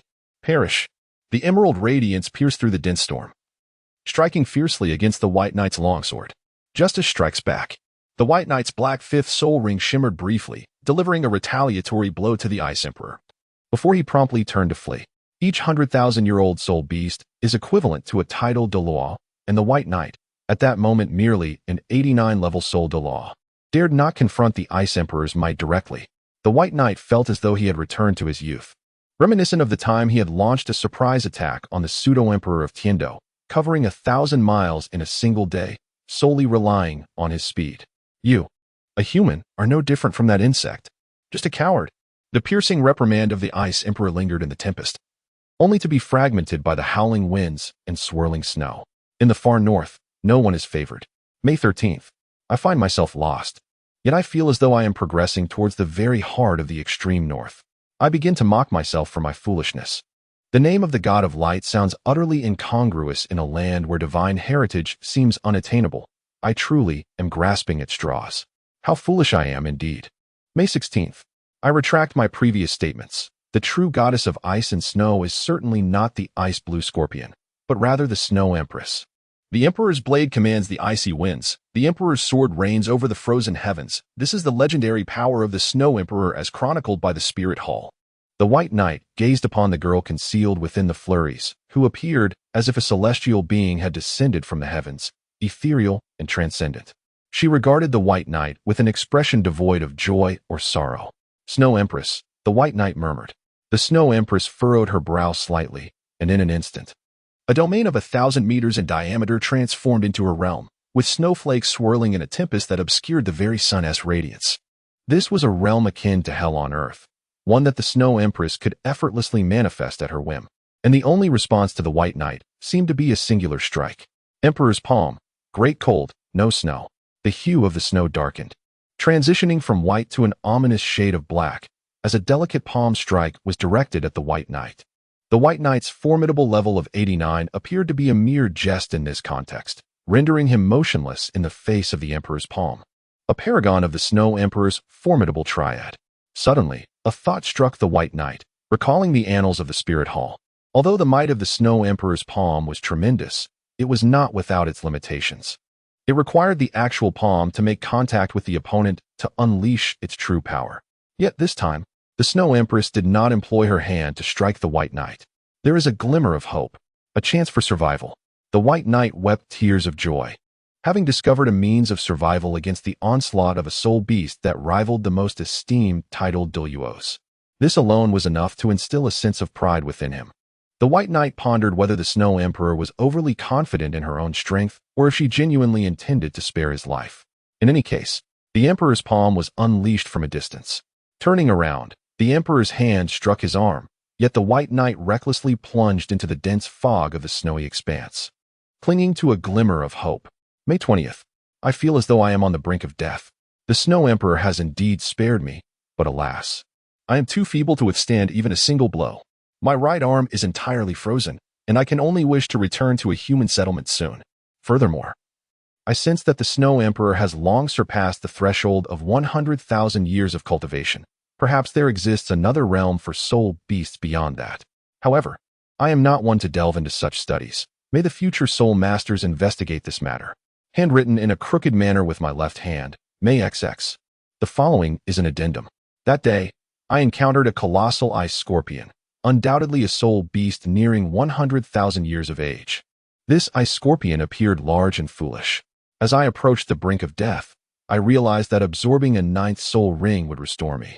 I thus introduced myself to the creature, claiming to have discovered the legacy of the light god. If it were to become my soul ring, I could attain immortality once I ascended to divinity. Yet, it did not believe me. Only a fool would, I mused. This is akin to the saying the former pope, require funds, both being deceptions. In truth, I have not genuinely acquired the legacy of the light god.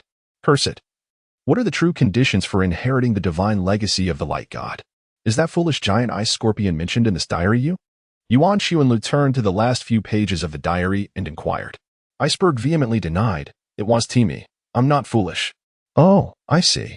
Yuan Xuanlu then became fully aware of everything. Can what is inscribed in the diary truly be considered heartfelt words? Seeing that Yuan Xuanlu remained skeptical, Iceberg seized the opportunity to retort, isn't your next line? Who writes a diary if they are a serious person? Yuan Xuanlu glanced through the diary of the White Knight with a sense of resignation and remarked, do as you wish. But it seems you will not be able to continue your stay at the Tianshui Academy. Why is that? The title Douluo can discern the transformation of a 100,000-year soul beast, and if the soul Douluo were to take it seriously, she could also uncover your true identity. Yuan Xuanlu smiled at the icy figure. The Academy's president, Shui Shinro, is merely a soul Douluo, although she cannot yet perceive your true nature. The day will inevitably come when she will unveil your identity. Contemplate your fate. In the original narrative, the boy with the ice-blue scorpion martial soul did not make an appearance at Tianshui Academy. It is likely that Yuan Xuanlu's estimation is correct. Shui Shinro has discovered his transformation into a soul beast and has thus imprisoned him. Awaiting the moment when Shui Ling'er ascends to the rank of title Douluo to seize his soul ring and bones. The combination of Shui Ling'er's Ice Phoenix martial spirit with the Ice Blue Scorpion soul ring seems rather promising, does it not? Furthermore, there is another matter to consider. It appears that the Tianshui Academy is an all-girls institution. It is inevitable that you will need to transfer eventually. Why not accompany us now? Rest assured, I have no intention of claiming your soul ring. The rationale of Yuan Xuanlu is rather tenuous.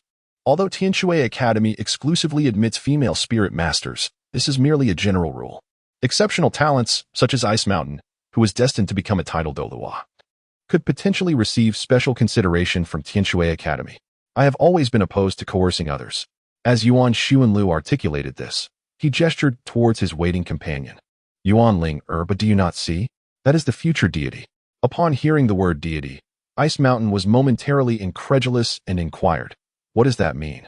Yuan Xuanlu once again took out the diary of the White Knight, caressing the leather cover with a sense of melancholy, as if two disheartened brothers, separated by time and space, had reunited, bearing a weight of unfulfilled aspirations. What else could it mean? The object of affection had chosen Ling'er, overlooking me entirely. After all, I was the one who sought her out first. Chapter 53, 7 Stars Academy combined, for K, in the absence of any objections from Shui Shinro. The Ice Mountain chose to accompany Yuan Xuanlu. Indeed, it was certainly not due to Yuan Xuanlu's intimidation through his title Douluo strength. In any case, whether Yuan Ling'er establishes her own sect or contends with Tang San, the core members of her small group have been essentially determined. Ajia, Lu Wei, Oscar, Ice Mountain, along with Yuan Ling'er herself, will be more than sufficient to face the challenges posed by the future Shrek Academy. In the days following their return from Tianshui Academy, while Yuan Xuanlu rejoiced at the bright future awaiting his daughter, Yuan Ling'er was burdened with worries about her own institution. Yuan Ling'er was well aware that Yuan Xuanlu sought to facilitate her participation in the prestigious elite competition of advanced Soul Master Academies across the continent. Thus, she made a special trip to Heaven-Do City, intending to seek out esteemed institutions for enrollment. However, she soon discovered that there were scarcely any schools in Heaven-Do City suitable for someone of her caliber. This realization became particularly evident after her conversation with Shui Bing-er. Yuan Ling'er has gained a clearer understanding of the prestigious Soul Master Academies near Tiando City. The 5 elemental academies are self-evident. They cater to those with wind, fire, water, lightning attributes, and the Soul Masters of the Elephant Armor sect. Furthermore, the Tiando Royal Academy stands as a paragon of nobility. Thus, the advanced Soul Master Academies that suit Yuan Ling'er and her peers are, in fact, only 2. The Blue Tyrannosaurus Academy, seemingly shadowed by the influence of the Blue Lightning Tyrant Dragon sect, and the 7 Stars Academy, founded by a formidable soul sage. Undoubtedly, the 7 Stars Academy pales in comparison to the Blue Tyrannosaurus Academy, as the latter appears to enjoy the tacit approval and support of the Blue Lightning Tyrant Dragon sect. Regarding the founder of the 7 Stars Academy, Yuan Ling'er has gathered a wealth of information. It is said that she was a companion of Yuan Ling'er's father during his adventures across the continent, a female friend. Moreover, within the confines of Tiando City, many tales abound regarding her romantic history with Yuan Xuanlu. Whispers of betrayal and unfulfilled love echo through the streets, yet the true source of these malicious rumors remains unknown. In any case, the relationship between Yuan Xuanlu and that individual is exceedingly intimate, perhaps even more so than with Shui Xinro. On this particular day, Yuan Xuanlu ventured out with everyone, yet did not disclose the purpose of their outing. However, Yuan Ling'er surmised that it was likely Yuan Xuanlu's intention to meet with a friend. Yuan Ling'er glanced at Yuan Xuanlu and couldn't help but marvel at her father's abundance of romantic prospects. She inquired, "Father, are we heading to the 7 Stars Academy now?" "Huh? How did you know?" Yuan Xuanlu was taken aback, as he realized he had not mentioned anything about attending the 7 Stars Academy. However, it soon dawned on him that Yuan Ling'er must have deduced it herself. "Truly, she is my daughter, remarkably astute." Yuan Ling'er inquired once more, "Why is it called the 7-Star Academy?"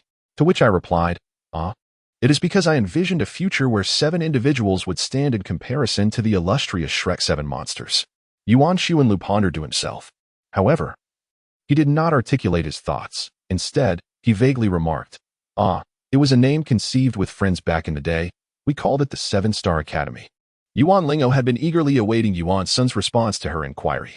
She immediately asked, "I have heard that the president of the 7 Stars Academy is your old flame." "Father?" The moment was fraught with anticipation. Now, even the Oscar group leaned in, keen to catch every morsel of gossip, fearing they might miss a scintilla of intrigue. After all, this was prime material for conversation. In the future, when boasting, one could effortlessly begin with tales of the old flame of the conferred title Douluo, undoubtedly impressing the lower-tier soul masters in their midst. Yuan Xuanlu's expression changed dramatically. How could it be that certain pieces of gossip about himself had become common knowledge? After all, it had been several years, hadn't it? It wouldn't be appropriate to refer to the person as an old flame. It was merely.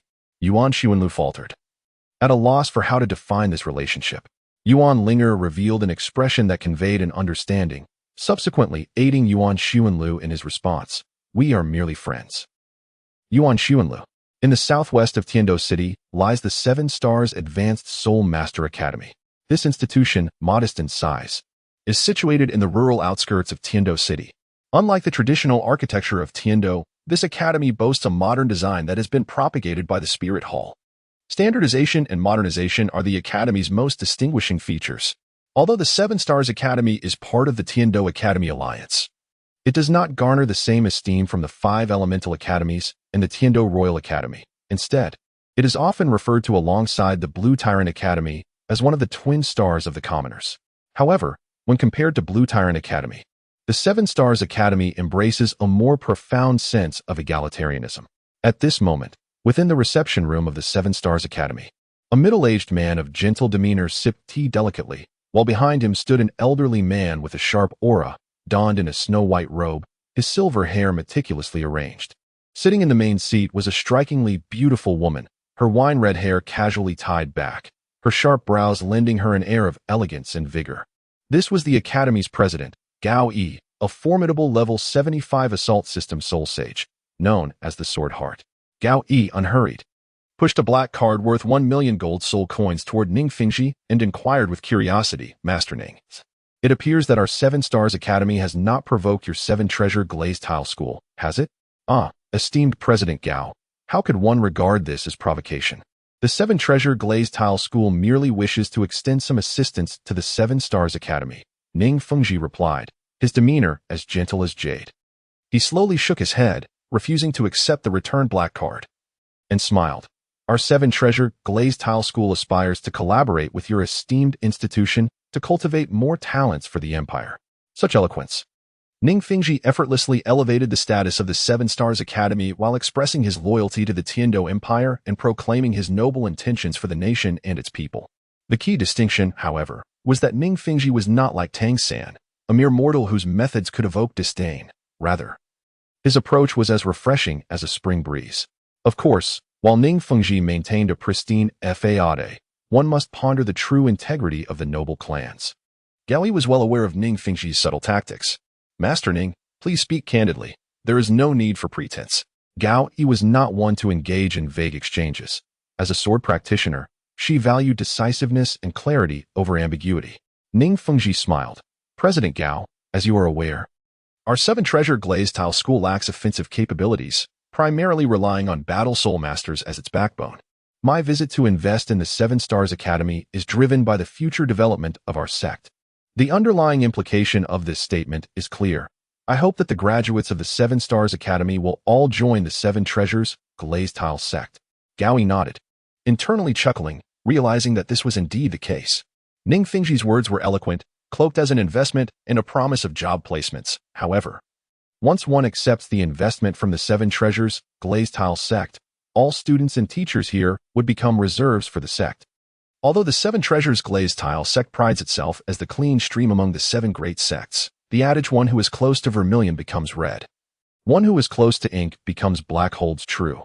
The world is filled with corruption, and the 7 great sects, having stood tall on the continent for many years, are undoubtedly tainted, though the means by which they operate are not suitable for detailed discussion. It suffices to say that in terms of appearances, the 7 Treasures Glazed Tile sect is indeed cleaner than the Spirit Hall or the Haotian sect.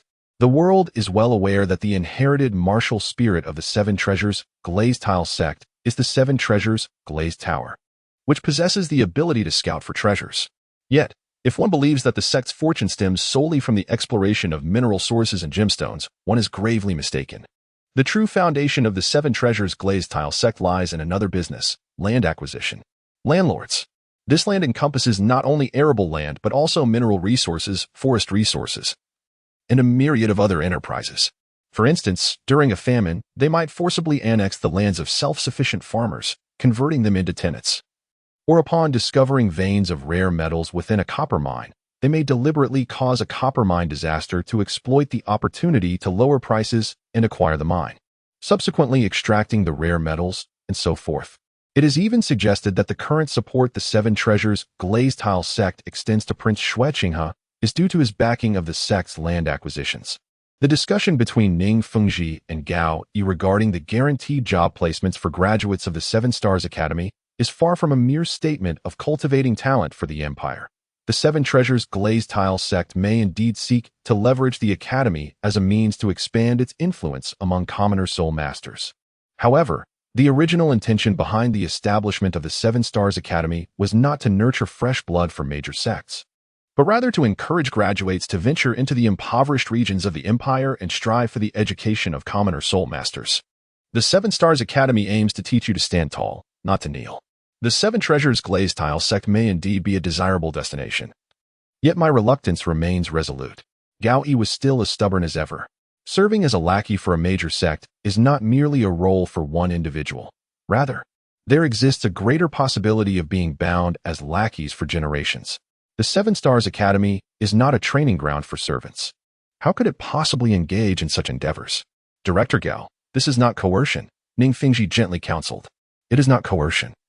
Yet there exist 1,000 ways to make one feel voluntary. This is akin to the high school experience in Yuan Sun's past life, where students voluntarily attended extra classes on weekends. Is it truly voluntary? Even with the reduction policy in place, students still feel voluntary. So may I inquire, what is the difference between this kind of voluntariness and coercion?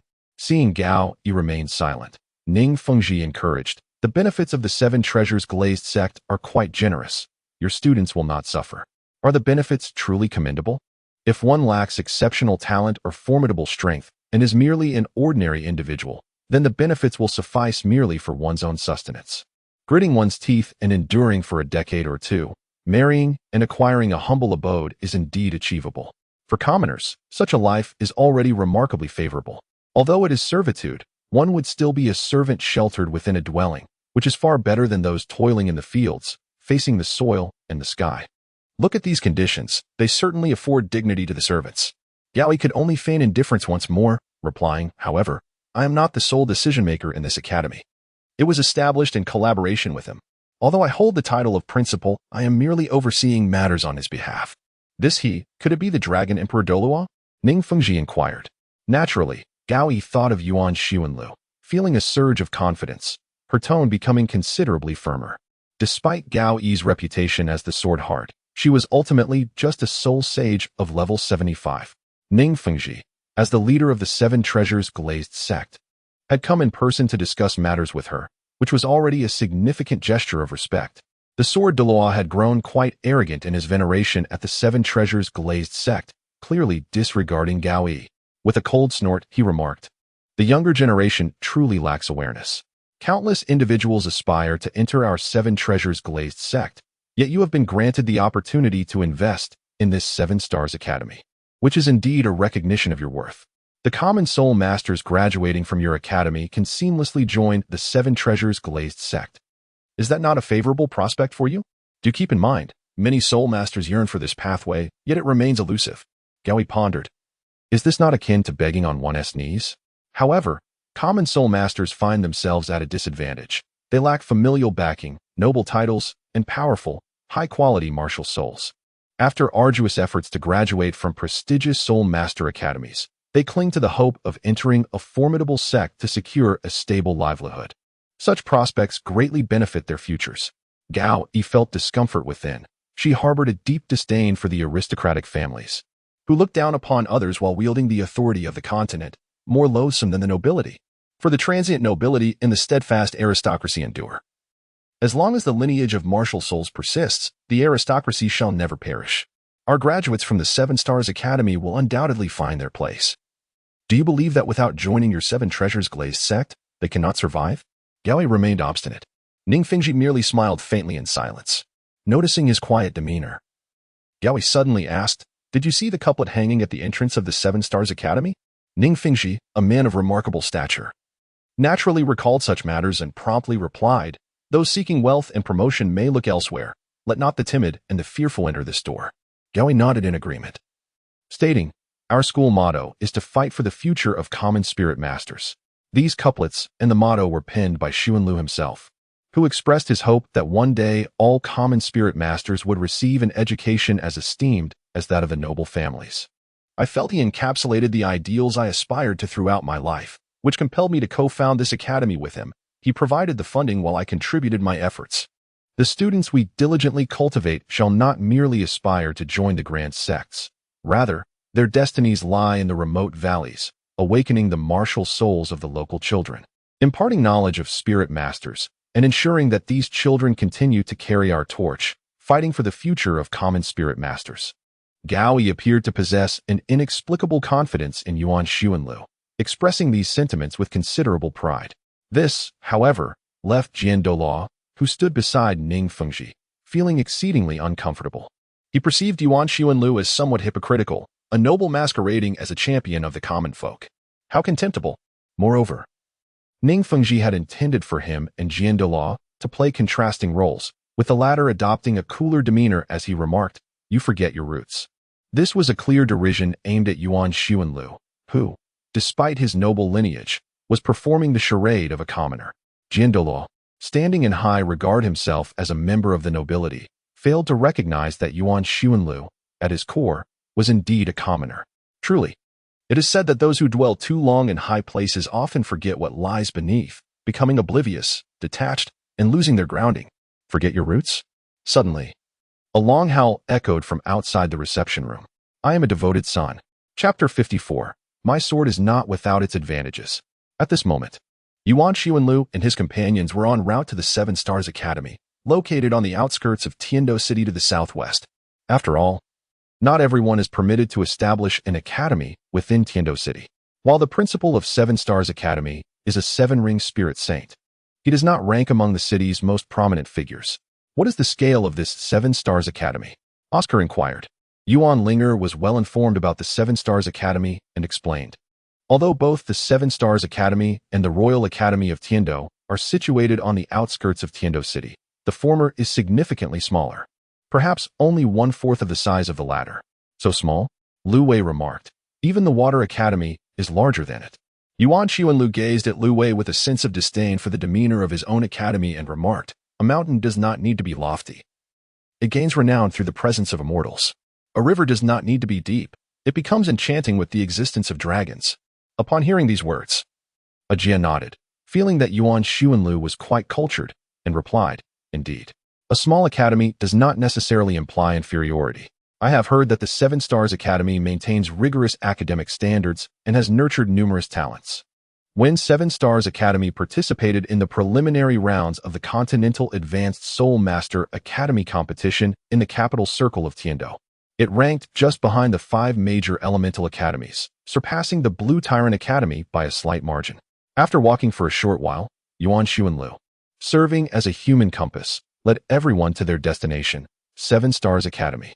Although this esteemed institution was situated on the outskirts, the architectural sophistication and expansive grounds rivaled those of the Heavenly Water Academy. Towering 10 meters high, the grand entrance bore 8 gilded characters, 7 Stars Advanced Soul Master Academy. It exuded an imposing grandeur, subtly emanating a sharp and powerful aura, characterized by the popular calligraphic style of the continent known as stone-cutting script, likely crafted by a master of swordsmanship.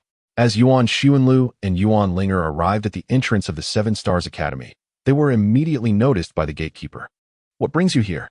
"This isn't the enrollment period for new students," the gatekeeper interjected, blocking their path. Under ordinary circumstances, one might feel compelled to put on airs in such a situation. However, Yuan Xiuanlu had no intention of doing so. Instead, he nonchalantly presented a token to the gatekeeper. "Take me to your dean." "Who are you?" The gatekeeper, evidently unfamiliar with the token, chuckled upon hearing an outsider boldly request to meet the dean. "Do you think our dean is someone you can just waltz in and see?" "Let them in," a teacher passing by remarked, having witnessed the exchange. As the teacher approached and recognized Yuan Xiuanlu, they realized this was none other than the esteemed Yuan, the co-founder of the academy alongside Dean Gao. The teacher recalled that they had been proctored by Yuan during their interview and felt a sense of familiarity. "Yuan, the dean?" The gatekeeper was left utterly flabbergasted and ceased to obstruct Yuan Xiuanlu and his entourage, standing in a daze as they entered with a group of children. Yuan Xiuanlu did not take this matter to heart. He merely patted the shoulder of the gatekeeper. After all, a school is a place for learning, a sanctuary for students to cultivate their minds, and indeed, it should not permit outsiders to intrude. "You have done well." Yuan Xiuanlu and his companions followed their teacher inside, leaving behind the bewildered gatekeeper. Upon entering Qixing Academy, although it lacked the uniform allure of beautiful maidens found at Tianshui Academy, the novel architectural style of the institution left Yuan Ling'er and the others profoundly astonished. Qixing Academy boasted a magnificent 3-story administrative building, 3 spacious 2-story lecture halls, and 3 dormitory buildings. In one corner of the academy stood an odd, enclosed research institute, prominently marked with large red letters declaring no trespassing.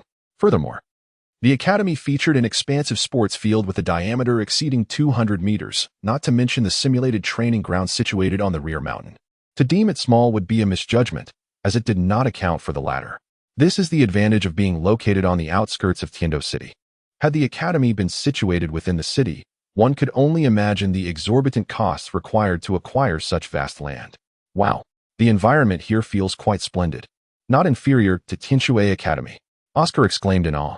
"Of course, I invested a considerable sum in purchasing the land and constructing the buildings," Yuan Xiuanlu replied, somewhat speechless. He then turned to the teacher and inquired, "Where's your principal?" "Ah, in the reception room, seemingly engaged in discussions with representatives from the 7 Treasures, Glazed Tile School." The teacher responded. Yuan Xuanlu nodded in acknowledgement and expressed his gratitude before making his way to the reception hall of the administrative building. As soon as he entered, he overheard an elderly man inside berating him for being ungrateful to his ancestors. Ungrateful to his ancestors. Yuan Xuanlu smirked, jesting, "The entire continent is aware that I, Yuan Xuanlu, am a devoted filial son. How could I possibly forget my roots?" With that, Yuan Xuanlu immediately retorted, "I am indeed a devoted son." Ning Fengji, having not yet laid eyes on the individual but already having heard his voice, couldn't help but furrow his brow at the rather ostentatious demeanor. "May I inquire which esteemed lord is present?" Ning Fengji inquired respectfully. After all, the sword Douluo had not warned him, indicating that he too had not detected this person, leading Ning Fengji to deduce that this individual's strength must undoubtedly be that of a titled Douluo. Yuan Xuanlu entered through the grand gates, accompanied by a group of children. He did not regard Ning Fengji, the esteemed leader of the Seven Treasure Glazed Tile School, with any particular reverence, instead speaking candidly. "I am but an unremarkable titled Douluo." Upon observing Yuan Xuanlu's youthful visage and golden hair, both Ning Fengji and the sword Douluo swiftly comprehended the truth. He was none other than His Excellency, the Dragon Emperor Douluo. Naturally, Ning Fengji was well aware of Yuan Xuanlu's identity, for he was a formidable figure of the same era.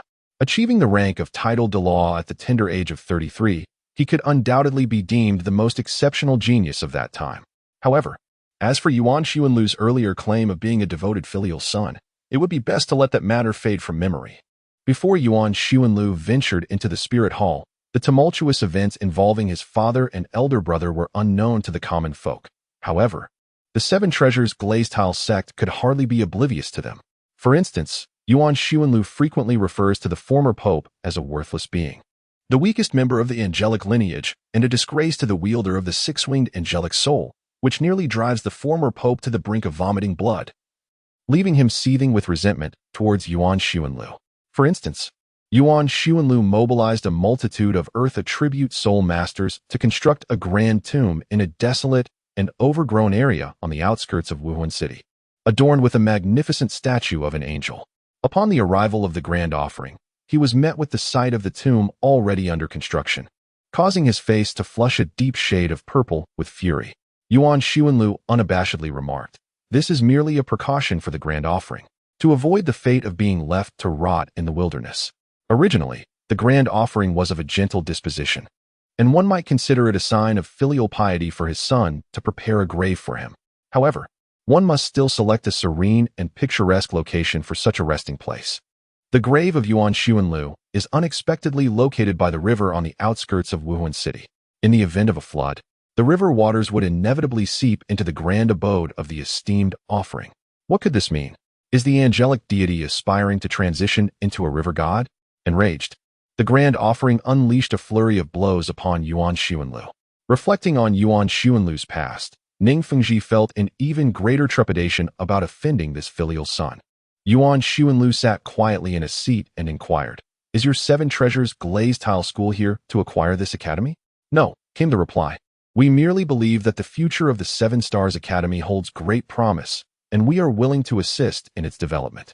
Assist in development, indeed, Yuan Xuanlu thought, discerning Ning Fengji's ulterior motives. "You are all cunning foxes with a millennium of experience. Do not attempt to deceive me with your tales." Ning Sect Master, "I wonder why you are meddling in the affairs of the Seven Stars Academy? Has your Seven Treasures Glazed Tile School resolved its own martial soul issues?" Ning Fengji, feeling the sting of the remark, suppressed his anger and shook his head. "There is no need for the esteemed Dragon Emperor Douluo to concern himself with our martial soul matters. As for the Seven Stars Academy, there are two civilian soul master academies in Tiando City, the Blue Tyrant Academy and the Seven Stars Academy. The Blue Tyrant Academy enjoys the support of the Blue Electric Overlord Dragon Sect, while the Seven Stars Academy was founded by Principal Gao. I merely wish to extend some assistance." Yuan Xuanlu continued unwaveringly, "Our academy does not require assistance from you, Sect Master Ning. The younger generation is oblivious to their own shortcomings." Sword Duelist Luo snorted coldly. Yuan Xuanlu chuckled softly, "Sword Duelist, I hold you in high regard as my elder. However, do not presume to belittle me with your condescending remarks. Do you wish to engage in a friendly spar with me?" The piercing aura of the sword duelist surged toward Yuan Xuanlu. Yuan San calmly shattered the sword energy, declaring, "Do not presume that your sword reigns supreme in this world. My sword is not without its merits. Indeed, the concept of a sword cultivator does not truly apply to Yuan Xuanlu, if such a notion existed in the Douluo continent. The martial soul of Yuan Xuanlu does not embody a true sword. The only connection to swords lies in his 7,000-year-old soul bone, the sword armhof. I shall see how formidable your sword truly is. Jian Dao Qinshin stands as the foremost swordsman of the Douluo continent. As a lineage of the 7 kills sword martial soul, the Qin family of 7 kills, though not as historically profound as the Angel family, nonetheless ranks among the elite clans. I, an unworthy junior, humbly request the guidance of the Sword Douluo. Chapter 55. The Dragon Emperor battles the 7 kills. After Yuan Xuanlu uttered those words, he gestured towards the outside, and we engaged in combat mid-air, with the stipulation that the loser would forfeit 1 million gold soul coins. Indeed, Yuan Xuanlu had spotted the 1 million gold soul coin black card on the table. All right. The Sword Douluo glanced at Ning Fengxi, and upon seeing his consent, he proceeded to speak. The 2 title Douluo-level powerhouses directly made their way to the academy's playground and ascended into the sky. Gao Yi also informed numerous teachers and students to come witness this spectacular battle, as encounters between 2 title Douluo were a rare spectacle. Gao Yi hoped that both students and teachers could glean valuable insights from their display, and she herself harbored a desire to covertly learn from the Sword Douluo. Go, Dad! Yuan Ling'er cheered. Go, Master! Oscar shouted. Go, Uncle Yuan! Lu Wei, Ajia, and Bing Shan echoed the sentiment. Other students, confused yet caught up in the excitement, joined in the chorus, overwhelmingly supporting Yuan Xuanlu. In the sky, a sharp intent sword as a sword suddenly materialized before the Sword Douluo. The blade, entirely azure, resembled a crystal sculpture, adorned with 9 stars, 2 yellow, 2 purple, and 5 black. This was a sword that integrated soul rings into its martial spirit. The sword Dao Chuxin truly epitomized the pinnacle of swordsmanship, a sight to behold. The 7 kills sword transformed into a streak of blue light. Gripped firmly in the Sword Douluo's hand, its terrifying sword aura producing a howling sound of tearing air. The sword measured 4 feet, 3 inches in length, 3 inches in width, and the handle was 1 foot 2 inches long, aptly named 7 kills. With the emergence of the 7 kills sword, its sharpness cleaved through the void. This showcased the prowess of the continent's foremost attacking title Douluo.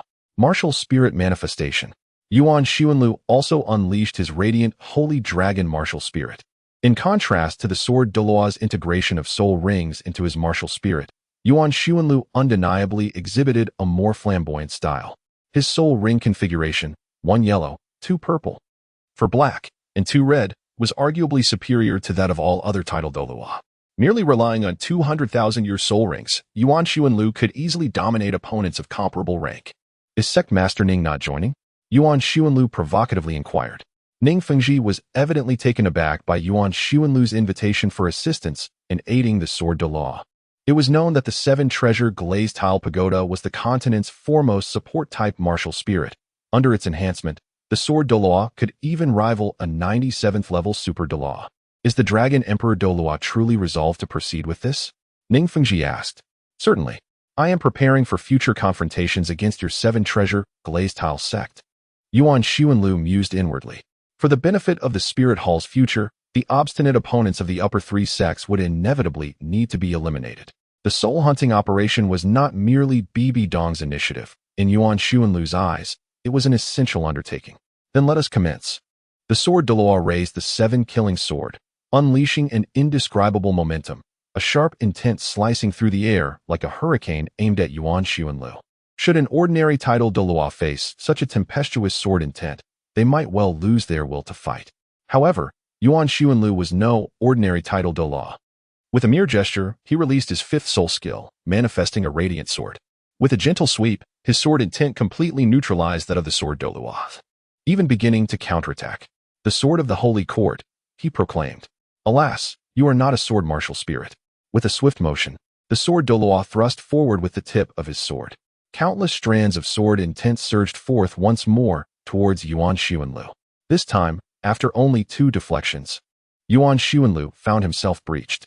Witnessing this, Gao Yi felt an urgent pang of anxiety, simultaneously berating Yuan Xuanlu for his folly. What were you thinking? Challenging the Sword Douluo in sword intent? Seizing the moment, the Sword Douluo struck again, this time not merely with sword intent, but with a soul skill. The formidable sword energy sliced through the air, and Yuan Ling'er, instinctively attempting to block, was forced back several steps. The third soul skill of the 7 killing sword, flowing like water. This skill's purpose was to expel enemies a full 20 meters away with overwhelming sword energy. Of course, against an opponent of equal rank like Yuan Ling'er, this technique merely pushed him back a few paces. Yet, that brief delay was sufficient for the sword Douluo to unleash a second strike. The fourth soul skill of the 7 killing sword, killing intent revealed. The 7 killing sword inherently embodied the essence of slaughter, and this skill combined sword intent with the innate murderous heart of its wielder, directing a singular, lethal attack. Sword intent and killing aura fused seamlessly, devoid of malice, exuding a vast and grandiose feeling. At this moment, Gao Yi's expression brimmed with reverence.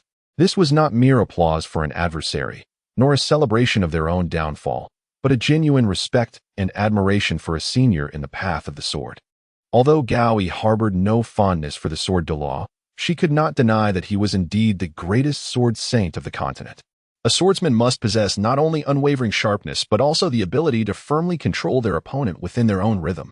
The sword of the Holy Court in Yuan Ling'er's grasp had yet to vanish. With a subtle twist, the domain of the god of slaughter merged with the blade, and he unleashed a strike at Yuan Ling'er's level of mastery. As soon as he willed it, the murderous intent from the god of slaughter's domain would naturally be released alongside his soul technique.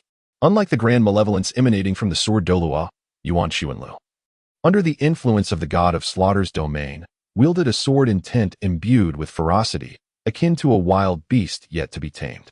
As their blades clashed, the brilliance of the swords dissipated, and the sword Douluo unexpectedly vanished, leaving behind a colossal 7 killing sword. He had activated his 7th soul skill, True Body of 7 kills. At this moment, as the martial soul's true form of a title Douluo, the sword Douluo's power surged, nearly doubling under its enhancement, his entire being radiating a sharp aura akin to a tempest rising from the ground. If the previous encounter was merely a test, it had now escalated into a genuine confrontation. As the 7th soul ring of Yuan Ling'er illuminated, he also unleashed his martial soul's true form. The resplendent white holy dragon spiraled majestically against the azure sky, beneath which lay an immense 7 killing sword. This grand spectacle elicited gasps of astonishment from the students and teachers below. For these students, a soul sage seemed but a distant legend, let alone a formidable title Douluo. Yet now, they were witnesses to a clash between 2 title Douluos of the highest caliber, both at level 96. Even in the Spirit Hall, renowned for housing the greatest number of title Douluos, such a confrontation was a rare sight to behold. This was a moment they could boast about for a lifetime. Sister Ling'er, who do you think will emerge victorious? Oscar inquired.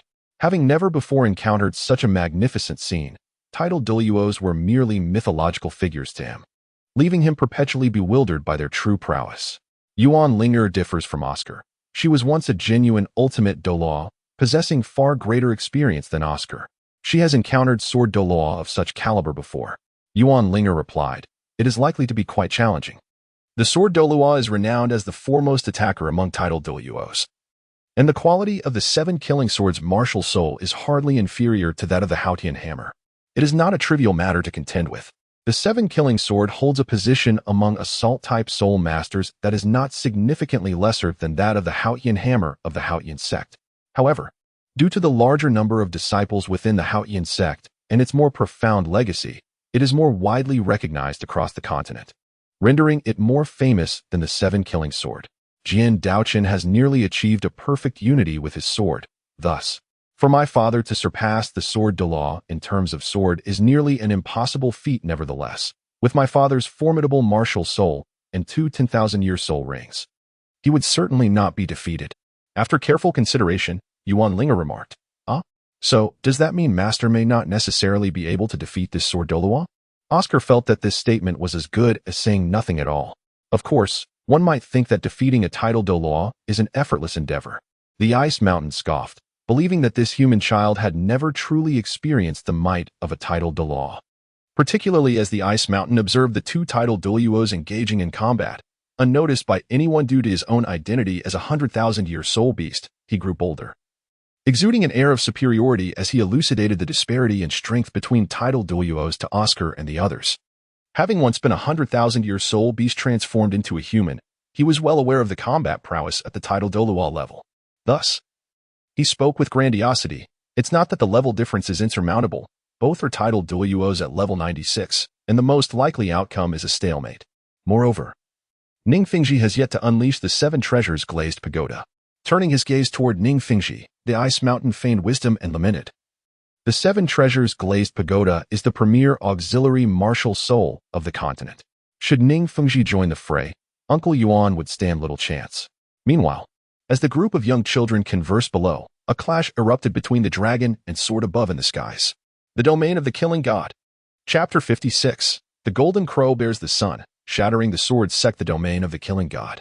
This is the innate domain of the killing sword soul master, capable of forming a circle with a diameter of 30 meters. Within this domain, the soul masters experience a 10% reduction in attack power, a 10% reduction in defense, and a 7% reduction in speed. Now, Yuan Xuanlu was confronted with a fully empowered level 96 Super Douluo who had already released both his domain and martial soul. The god of death's domain. Yuan Xuanlu has unleashed his domain. A fierce darkness envelopes his eyes, and in the next moment, the 6th soul ring ignites. The radiant dragon roars. This initial strike, a pure mental assault, momentarily disorients the sword Douluo.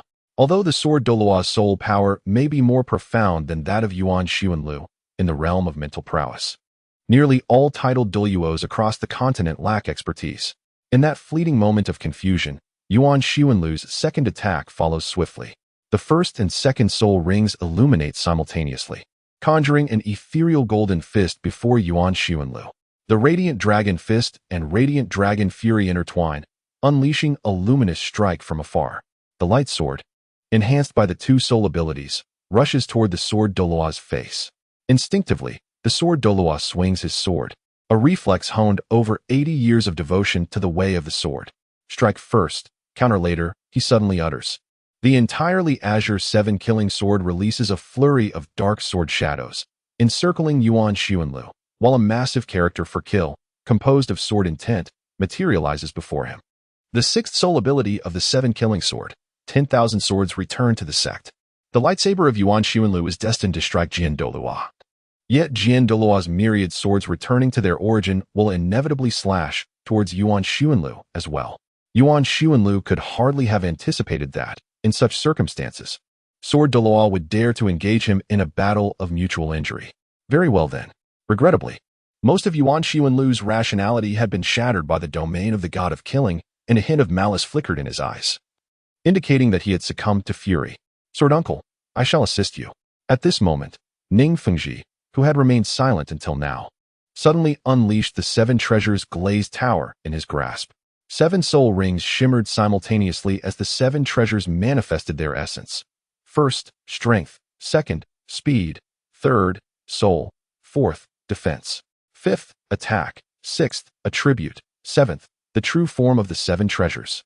7 radiant beams of divine light surged into Sword Douluo's body, and in an instant, his aura intensified significantly, as the barrier between level 96 and 97 was completely transcended under the enhancement of the 7 treasures glazed tower. Yuan Xuanlu has now come to comprehend why, in his previous life, while reading the original work, the 2 titled Douluos of the 7 treasure glazed tile sect were able to withstand the onslaught of 4 titled Douluos from the Spirit Hall.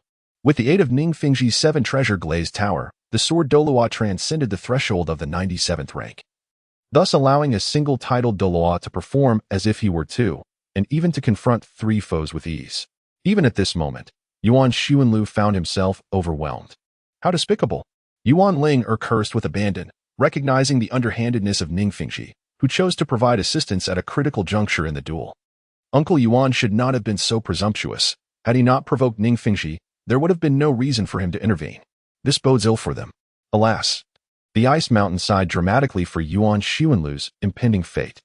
The disparity between a 97th rank titled Douluo and a 96th rank is far greater than that between a first-ring soul master and a second-ring soul master. The formidable presence of the Sword Douluo is so overwhelmingly potent and lethal that it seems he could cleave through even an opponent of equal rank in the next moment. This is the pinnacle of human combat prowess, titled Douluo. Do not assume that the strength of a titled Douluo will become commonplace 3,000 years hence. In this era, the number of titled Douluos existing on the continent does not exceed 50, with each representing the epitome of excellence. While my swordsmanship may not match yours, I am not a sword cultivator. Why should I be expected to excel in a field that is not my specialty? A crimson glow enveloped Yuan Xuanlu's left arm, revealing a design of a three-legged crow, with golden and red hues intertwining upon his limb. The golden crow bearing the sun. This is the soul bone of the 100,000-year-old three-legged golden crow, derived from Yuan Xuanlu's ninth spirit ring. As an ancient divine beast, the golden crow possesses immeasurable strength.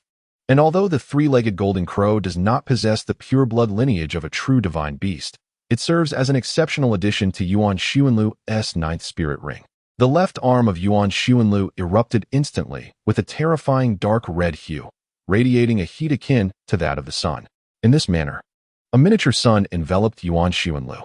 Even the sword Douluo, after being aided by Ning Fengzhi to execute the unparalleled technique of 10,000 swords returned to the origin, could only rend the sun's surface with a series of gaping fissures, yet was utterly incapable of inflicting even the slightest harm upon Yuan Xuanlu. The ninth soul ring of the sword Douluo shimmered with brilliance. The ninth soul skill of the 7 kills sword, divine and demonic dual slash, merging with his sword. The sword Douluo wielded the 7 kills sword as if it possessed a spirit of its own, seamlessly transforming between black and white, straddling the realms of illusion and reality. He unleashed a strike that was destined to land. The razor-sharp sword aura threatened to tear Yuan Xuanlu apart within the confines of the sun. Yet, I am not made of mere clay. Under the resplendent form of the radiant sacred dragon martial spirit, the dragon's eyes exude an aura of boundless majesty. With the skill of the 10,000 three-legged golden crow soul bone, golden crow's dusk, the fiery dragon silhouette conjures a tempest from the heavens. Its searing flames engulfing half the sky, the cerulean expanse vanishing, replaced by an apocalyptic hue of reddish-brown. In the presence of the martial spirit's true form, the wings of the radiant sacred dragon carve out a new sun, illuminating the faces of every student, who instinctively bow their heads in a mix of awe and trepidation.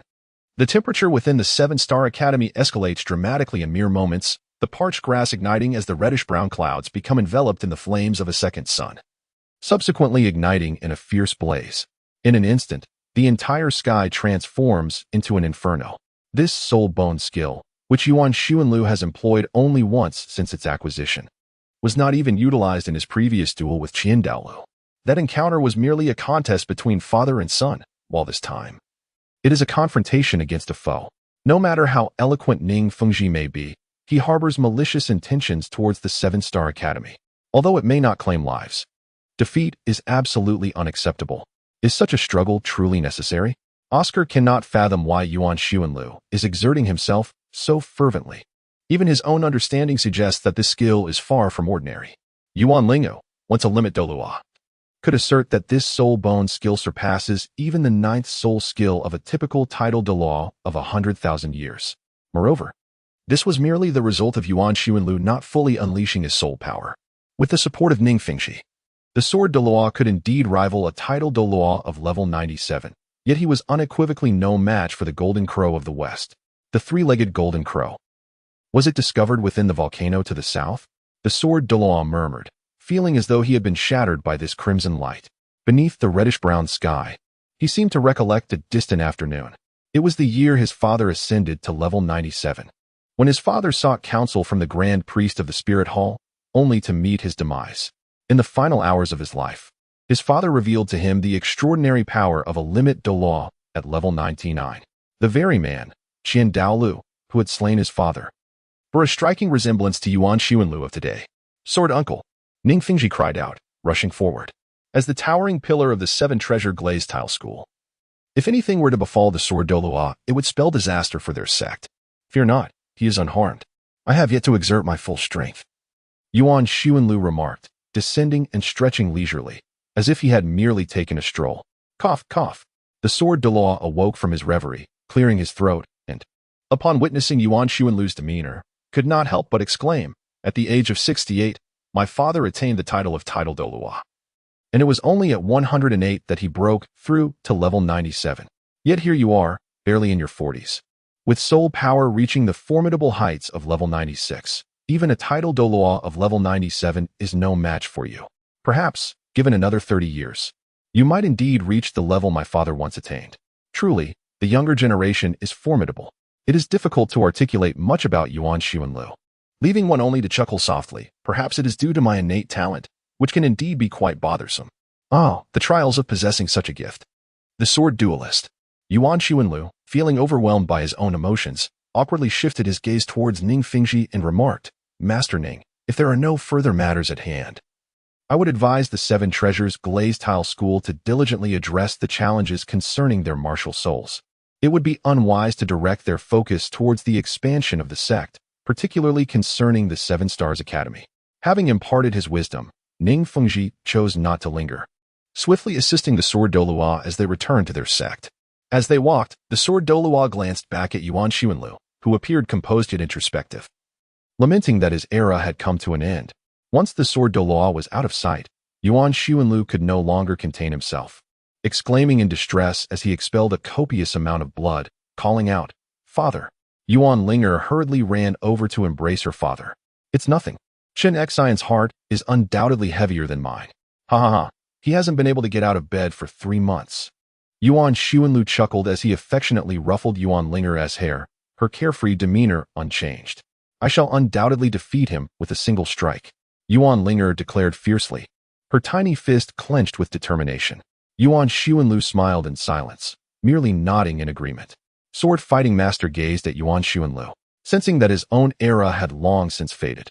Yet, as Yuan Ling'er beheld Yuan Ling'er, he too felt the lingering scent of antiquity clinging to him. Ultimately, the era belongs to the youth. Chapter 57, The Sword Fairy. Yuan Ling'er and Gao Yi stroll within the courtyard adorned with azure iron railings, as sunlight casts a dreamy golden hue upon the rows of evergreen trees. This is the back mountain. Gao Yi supports Yuan Ling'er, encouraging him to take a leisurely walk. Surely, I am not in such a state yet. Yuan Ling'er found himself in a rather absurd situation. Although he had engaged in a battle with the Sword Douluo and had yet to fully recuperate over the past few days, it seemed rather excessive to require assistance merely to walk. Of course, Gao Yi insisted, tightly clutching Yuan Ling'er's arm, her entire being pressed against him. A displeased huff echoed from behind, unmistakably belonging to Yuan Ling'er. In an effort to evade the awkwardness, Yuan Ling'er chose to shift the topic. Please introduce me to the Seven Stars Academy. As the dean, it is quite remiss of me to be unaware of the current state of the institution. We have a substantial number of students now, Gao Yi remarked, supporting Yuan Ling'er, her voice reminiscent of a lark's melodious chirping. They are all children of commoners. I recall that the Blue Tyrant Academy is similarly regarded as one of the twin stars known as the Heaven Do Academy for commoners, much like our Seven Stars Academy. Am I correct? Yuan Ling'er recalled a prestigious Soul Master Academy located in the city of Tiando, established by the illustrious Liu Erlong, once a member of the legendary Golden Iron Triangle. It is indeed the case. However, not all students at the Blue Tyrant Academy hail from humble origins. For instance, members of the Li family are also enrolled there. Gao Yi pondered for a moment and remarked, although we are an advanced Soul Master Academy, we actually encompass students from all levels, ranging from junior to senior Soul Masters. Many children from commoner families have attended this institution since childhood, as we implement a decade-long educational system from the ages of 6 to 16. Currently, our academy comprises the junior division, the intermediate division, and the senior division, corresponding to the external junior, intermediate, and senior Soul Master Academies. Oh, I have also heard that you designed a Soul Guidance Device Research Institute, yet it has produced little in the way of tangible results.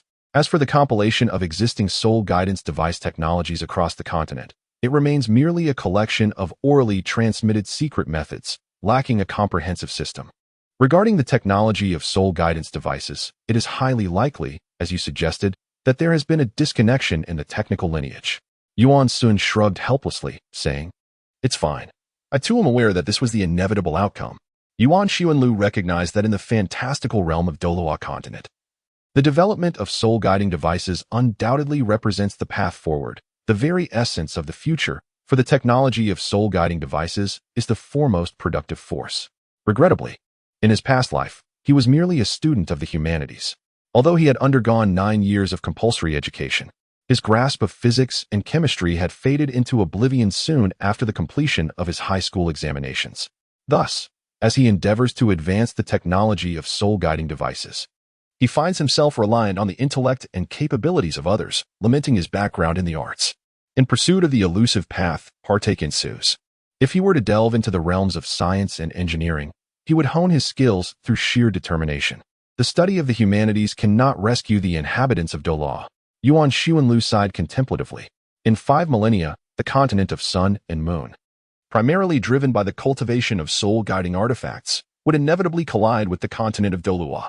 If Douluo did not earnestly advance its indigenous soul-guiding technology, then even with an abundance of elite combat power, such as Tidal Douluo, their ultimate outcome on the battlefield would merely lead to a stalemate between the nations of Douluo and the empire of sun and moon. However, after a moment of anxious reflection, Yuan Ling'er reassured himself that perhaps he was overly concerned. The fortunes of his descendants were their own to bear after his demise. Let the deluge come. He sighed further. Are those children all your disciples?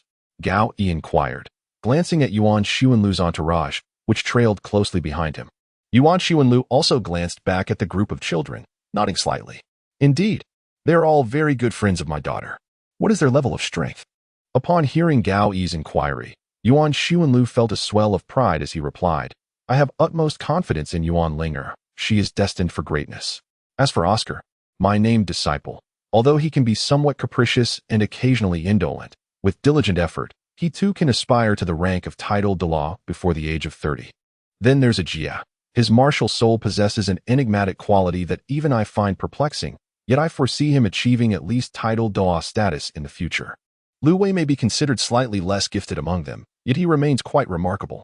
As for that big fellow with the icy demeanor, his talents are undeniably impressive, though we must exercise particular caution regarding safety.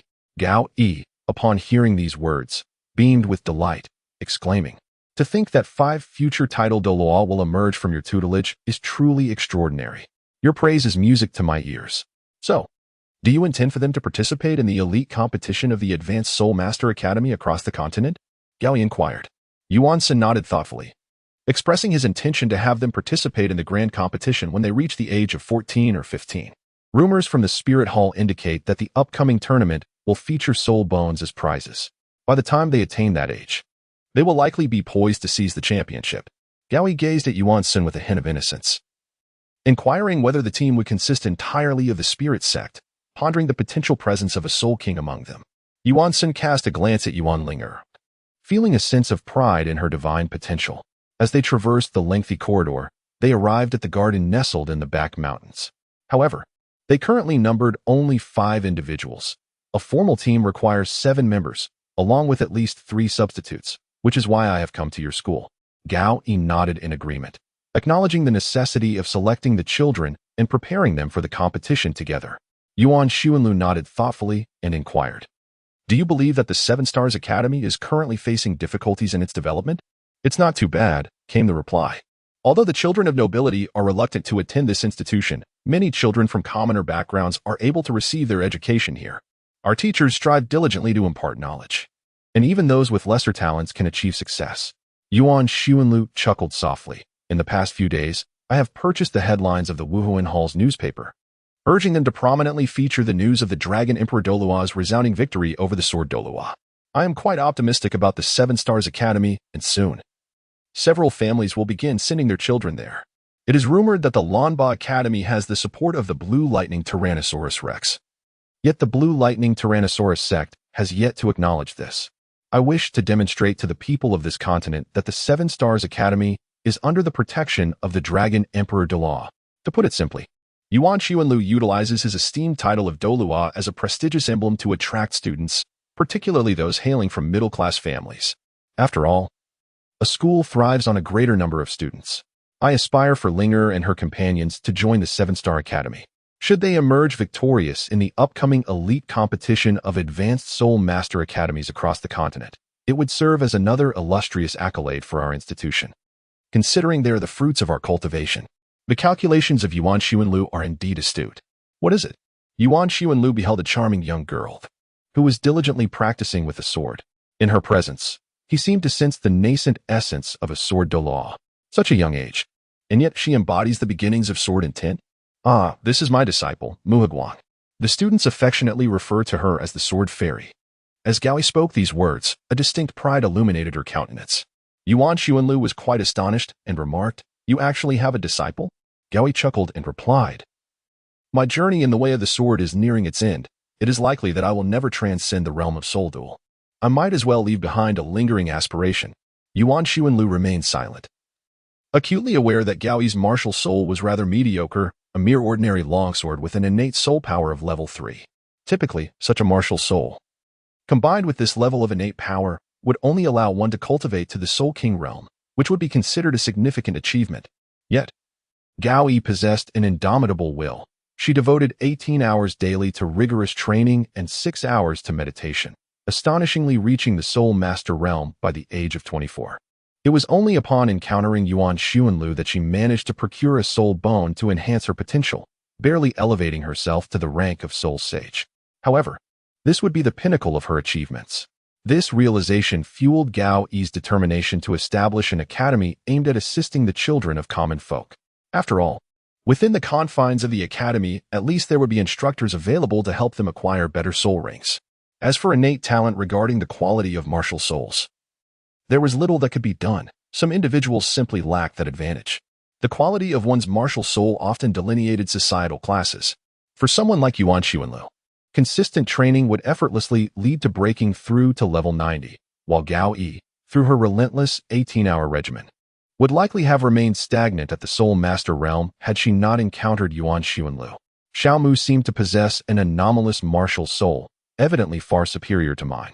Let us take a look. Together, Yuan Xuanlu and Gaoi ventured to the training grounds of Mu and Guang.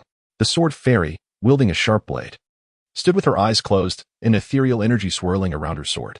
Suddenly, she locked her piercing gaze onto a wooden post, and without a single swing of her sword, the sheer sword energy cleaved it in two. What kind of martial soul does she possess? Yuan Xuanlu speculated that this young girl might be a natural talent for swordsmanship. According to her, it was called the Absolute Sword. Absolute Sword? I must inquire further. Yuan Xuanlu observed the young girl, sensing she could very well become the next Sword Douluo. Guang, come here. Gaoi beckoned Mu Guang to approach. Pay your respects to the master and to Dean Yuan. Mu Guang appeared well-mannered and composed, with a hint of heroism in her demeanor. Gaoi introduced her. She is also 9 years old, a 21st rank Great Soul Master. Haha, truly an impressive youth. This level even surpasses Tang San, who only broke through to Soul Sovereign at 12, while Mu Guang will undoubtedly achieve this much earlier. Release your martial soul for the Dean to see, Yuan Xuanlu instructed. Mu Guang nodded and subsequently manifested her martial soul, a sword. However, in comparison to the Azure 7 killing sword of the Sword Douluo, her martial soul exhibited no remarkable traits. It was simply a sword, eerily tranquil. Her 2 soul rings enhanced the speed and sharpness of her sword martial soul. Gaoi elucidated. The first soul ring is that of a 400-year-old saber-toothed tiger, while the second soul ring belongs to a 700-year-old windwing bird. However, the soul abilities are identical, merely enhancing sharpness and personal swiftness with the skill aptly named Blade Edge. Both soul abilities exhibit this characteristic. The Extreme Stream? The Extreme Stream is one of the 2 principal schools of thought within the realm of Soul Masters. The Extreme faction asserts that a Soul Master's capabilities should ideally pursue a pure path, channeling their talents toward a singular direction. This singular focus should be accentuated to the utmost. For instance, consider the Strength clan under the Haotian sect. Conversely, Mu and Guang, regardless of the soul rings they absorb, augment their attributes in sharpness and speed. This aspect bears resemblance to the 9-heart begonia. No matter what soul rings it assimilates, its healing ability remains paramount. During your previous duel with the Sword Douluo, I observed this as well. Mu and Guang's lively gaze fell upon Yuan Xuanlu, and upon seeing the Sword Douluo, I admired him as the foremost master of the sword on the continent. Upon encountering you, I marveled at your status as a miracle among titled Douluos. Nevertheless, I firmly believe that my future will undoubtedly ascend to even greater heights. Upon hearing the Sword Fairy declare herself a miracle among titled Douluos, Yuan Xuanlu beamed with delight, praising Mu and Guang's eloquence. Gaoi affectionately ruffled Mu and Guang's hair, exclaiming, "Such ambition!" While this statement acknowledged the Sword Douluo as the supreme swordsman and Yuan Xuanlu as a miracle among titled Douluos. The more significant takeaway is that Mu and Guang boldly proclaimed that their future endeavors would certainly not fall short of these venerable titled Douluos. This is the spirit that befits a true sword practitioner. Yuan Xuanlu gazed at the figures of Yuan Ling'er, Jie, Lu Wei, Oscar, and Bing Shan behind him, exclaiming, "Throughout the ages, talented individuals have emerged, each commanding their own brilliance for centuries." Chapter 58, a year later. Once again to the eye of ice and fire a year later, beneath the splendid glow of the evening sunset, Yuan Ling'er, Jie, and the formidable ice mountain stood at the forefront, while Lu Wei and Mu Higuang took their positions in the center, with Oscar at the rear, collectively forming a 3-2-1 formation for battle. Upon unleashing their martial souls, the young warriors revealed themselves as a unified cohort of second ring soul masters. In the span of a single year, all 6 of them had ascended to the second ring. Opposing them was Yuan Sunlu, who had already suppressed his soul power to the 30-level tier. Let the battle commence. The moment Yuan Ling'er heard the sound, she rushed towards Yuan Xuanlu with unrestrained fervor, closely followed by Jie. In the midst, Lu Wei skillfully wrapped reeds around each person's waist for swift maneuverability, while Oscar quietly chanted a soul incantation from the rear. Meanwhile, Mu and Guang raised their swords, launching a lateral assault on Yuan Xuanlu. Since Yuan Ling'er refrained from utilizing soul techniques, Yuan Xuanlu effortlessly intercepted her strike. Subsequently, Jie's attack was also thwarted by Yuan Xuanlu. "The absence of soul techniques constrains me, not you. What are you all doing?" Suddenly, Mu and Guang thrust their swords from the side, delivering a fierce blow aimed directly at Yuan Xuanlu's neck. How ruthless! Yuan Xuanlu deliberately suppressed his own strength, currently at a mere level 30. However, a level 30 title Douluo is not merely a true level 30. Yuan Xuanlu possesses far more tactics than Yuan Ling'er and her companions. With a slight surge of soul power, he caused the sword to veer off course. Caution! Mu and Guang have already reacted. Yuan Xuanlu sidestepped and delivered a powerful kick, sending the ambushing Mu Higuang flying. At the same time, he struck with his palm, propelling Yuan Ling'er away before deftly neutralizing Jie's strength, thus gaining control over him. Upon hearing Mu Higuang's shout, Lu Wei swiftly pulled the martial spirit reed, causing everyone except the controlled Jie to retreat to the opposite side of the arena. "Let me go." It was not Jie who cried out, but rather Yuan Ling'er, suspended in midair. Lu Wei, unwilling to disregard the words of Sister Ling, promptly released the reed that had been wrapped around her waist. Yuan Ling'er twirled gracefully in the air as the millennium-old second spirit ring was unleashed, embodying the divine presence of the light god. A resplendent luminescence enveloped Yuan Ling'er. This soul skill transformed her into a being of pure light element, harmonizing with all elemental attributes save for the darkness, while simultaneously augmenting the potency of her other soul skills by a factor of 2, and exerting a significant restraining influence on dark attributes. Wing Blade. A beam of golden light surged toward the neck of Yuan Sun. Although an assault-type soul master possesses formidable strength, it is imperative to collaborate with allies during a team battle. Yuan Xuanlu cast aside the still grasped Jie towards Yuan Ling'er. Yuan Ling'er, unwilling to harm Jie, was compelled to forcibly alter the direction of her soul technique, resulting in a chaotic collision between the two. Both momentarily lost their offensive capabilities, seizing this opportunity. Yuan Xuanlu transformed into a fleeting shadow, appearing in an instant behind the unsuspecting Oscar. Lu Wei, with reckless abandon, wished to pull Oscar back to his side, yet was halted by Yuan Xuanlu's grip on the reeds, resulting in a stalemate. It is imperative for food-type soul masters to learn the art of self-protection. Yuan Xuanlu executed a swift and precise strike, rendering Oscar unconscious. Lu Wei merely returned the unconscious Oscar to his previous state. Just as Yuan Xuanlu was poised to confront Lu Wei, a sudden chill enveloped Yuan Xuanlu, as if an icy weight had settled upon his neck. The sword's edge. In an instant, Mu and Guang unleashed their blades upon Yuan Xuanlu. The way of the sword is meant for honorable confrontation. Such treachery is hardly worthy of the stage. As Yuan Xuanlu turned, he elegantly waved his hand, deflecting the sword of Mu and Guang. With another swift motion, he sent Mu and Guang flying through the air. Subsequently, he found himself ensnared by Lu Wei's reeds. Now was the moment. Just moments ago, the disoriented Jie suddenly sprang to his feet, howling as he charged towards Yuan Xuanlu. Lu Wei was indeed providing Jie with this opportunity.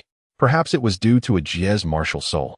The mischievous laughing pig usually donned garments. Though seemingly trivial, it instinctively caused others to overlook the refined and ethereal appearance of the dressed pig, which was, in fact, a formidable beast martial soul. A Jie, in truth, was a powerful assault-type soul master. A Jie's sudden surge into action. Yuan Xuanlu felt as though he might vomit the remnants of last night's meal. So you were waiting for me here. Just now, it appeared that Lu Wei was attempting to rescue Oscar and then engaged in a struggle with Yuan Xuanlu.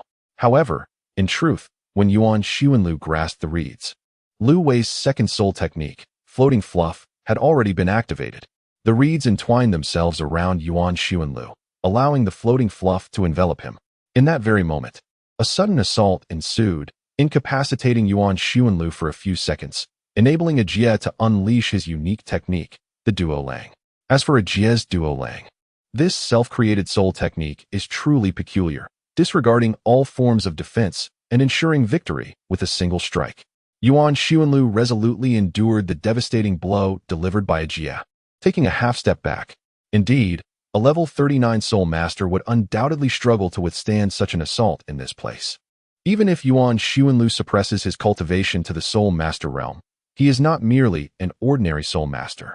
The attributes and physical enhancements bestowed by his soul bones render Yuan Xuanlu significantly more formidable than the average soul master. As the competition concluded, the crowd erupted in cheers, though they were too fatigued to do anything but rest momentarily on the playground. Gao Yi brought over several cups of water to quench their thirst. Once Oscar gradually regained consciousness, Yuan Xuanlu took the opportunity to elucidate. Although you have advanced, there are still some issues to address. The group turned their attention to Yuan Xuanlu. Yuan Ling'er, are you capable of coordinating with the team? Even though you have reached level 26. I have reiterated countless times that as the captain, it is not only your responsibility to ensure your own output, but also to support the entire team. Why do you charge ahead alone? In actual combat, do you intend to challenge all 7 opponents single-handedly? While it is not impossible, it requires overwhelming strength. Yuan Ling'er muttered softly, having never participated in a team battle before. And Oscar, Yuan Xuanlu continued, how many times have I emphasized this? As a support-type soul master, particularly one specializing in food, you are often the primary target in the arena. You must possess both physical resilience and a means of escape. Have you been training your running? Running? Yes, I have, Oscar replied quietly, nodding. He felt the weight of the challenge, needing to keep pace with the team while enhancing his physical capabilities. Nui Guang, your swordsmanship requires significant improvement. However, do not emulate those who utilize their swords as hidden weapons. A sword is a gentleman's instrument. Ambushes and underhanded tactics are the methods of the unscrupulous, not befitting a noble sect. Indeed, Ajia, your diligence is commendable, and your understanding of teamwork, especially your synergy with Lu Wei, is impressive. Maintain that momentum. Lu Wei, as a control-type soul master, your focus should be on restraining your opponents and inflicting effective damage, rather than waiting for a Jie to handle everything. Lu Wei and a Jie nodded in acknowledgement. And most importantly, Ice Mountain, what on earth are you doing? Have you been slacking off the entire time? In the recent match, it was undeniably a 6-person battle, yet Iceberg refrained from engaging, opting instead to remain passive throughout, failing to unleash a single soul skill. Given the inevitable defeat, what was the point? Iceberg's demeanor was rather sardonic. Yuan Xuanlu understood well that although he had managed to recruit the Ice Mountain, a soul beast that had existed for 100,000 years, the creature's thoughts were not truly aligned with his intentions. It was a case of serving under a thief. Yuan sought the path, yet was uncertain of the reason behind this thought. Yuan Xuanlu shook his head and said, everyone, go back and rest for a while. Tomorrow afternoon, I will take you to the Eye of Ice and Fire. The Eye of Ice and Fire? Oscar was taken aback. Yuan Ling'er was equally taken aback. Indeed, a place that could elevate one to the rank of a titled Douluo. By aligning oneself with Sister Ling'er, one is assured of sustenance. Oscar had become Yuan Ling'er's most devoted follower, frequently extolling her virtues during their idle moments. The reason behind this was that over the past year, Yuan Ling'er and Shui Bingo had forged a close bond of friendship. Oscar's strategy was to cultivate a favorable relationship with Yuan Ling'er, hoping she would speak highly of him in front of Shui Bingo. Once they had visited the Eye of Ice and Fire, I have numerous matters to attend to myself, so I shall refrain from further elaboration. Focus on your cultivation. I remind you, you are to participate in the upcoming Continental Advanced Soul Master Academy Elite Tournament. and it is imperative that you secure victory. Yuan Xuanlu emphasized his resolve. Rest assured, we shall undoubtedly triumph. Yuan Ling'er declared with unwavering confidence. She was determined to outshine Tang San in the prestigious elite competition of advanced Soul Master academies across the continent. A day swiftly passed. Yuan Ling'er and her companions meticulously organized their gear, readying themselves for the legendary Eye of Ice and Fire. The city of Tiandou is not particularly distant from the Sunset Forest, with the aid of a carriage and relentless travel day and night. They arrived in just a few days. Why such urgency? Ajay found it rather peculiar. In his eyes, Yuan Xuanlu was typically a person of unwavering patience, one who approached every endeavor with a leisurely pace. Yet now, urgency had overtaken her, for this was indeed something extraordinary. Yuan Ling'er and her companions were swiftly propelled forward by Yuan Xuanlu's soul power. Is it truly that formidable? We shall soon discover its prowess. Sister Ling'er would never deceive us. Before long, they descended into a valley. The first sight that greeted them was an extraordinary lake, adorned in two enchanting hues, one side a deep blue, the other a vibrant red, strikingly beautiful. Chapter 59. The anticipated distribution of celestial herbs. Douluo was meditating with his eyes closed when he turned to see Yuan Xuanlu approaching with a group of children. What is this?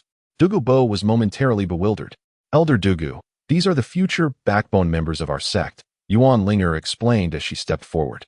So, you have come for the celestial herbs? Douluo realized the situation at hand. Indeed, the timing is perfect. The younger one consumes the celestial herbs, the better the effect. For individuals of our age, such herbs would yield little benefit, he remarked. The four guardians had also returned from their meditative states. It is once again the delightful time for the distribution of celestial herbs, Yuan Xuanlu said with a smile. In his past readings of Douluo fan fiction, Yuan Xuanlu had always cherished the segment of distributing celestial herbs. The exhilaration of witnessing his team gaining an advantage was truly remarkable. Daddy, please distribute them, Yuan Ling'er said with a smile on her face.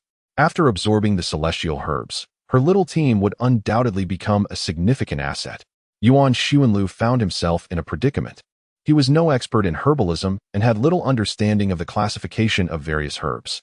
Thus, he resorted to meticulously comparing the data, examining each herb to determine its suitability for consumption. First came Lu Wei. Standing before Yuan Xuanlu, Lu Wei wore a serious expression, embodying a mix of anticipation, trepidation, and eagerness. You read martial spirit. To be candid, among their group, it was the most ordinary of existences. Yuan Xuanlu did not intend to belittle Lu Wei. He was merely stating a fact. Yuan Ling'er possesses a unique martial soul, a rare divine butterfly of light, characterized as a twin martial soul. Ajay's peculiar smiling pig is an enigma. Even Yuan Xuanlu is unable to discern its origins. As for Oscar, it goes without saying that he is a food system soul master endowed with innate full soul power, destined to become the god of food. Mu and Guang exhibit an extraordinary martial soul, akin to the extreme flow type, similar to the nine hearts begonia. Regardless of the soul rings they absorb, they enhance their sharpness and speed attributes. The Ice Mountain, with its ice blue scorpion martial soul, embodies the essence of ultimate ice. Yet due to its transformation from a soul beast to a human, its cultivation progresses significantly faster than that of an ordinary soul master. In comparison, Lu Wei's reed martial soul indeed falls short when juxtaposed with these exceptional abilities. However, do not be disheartened.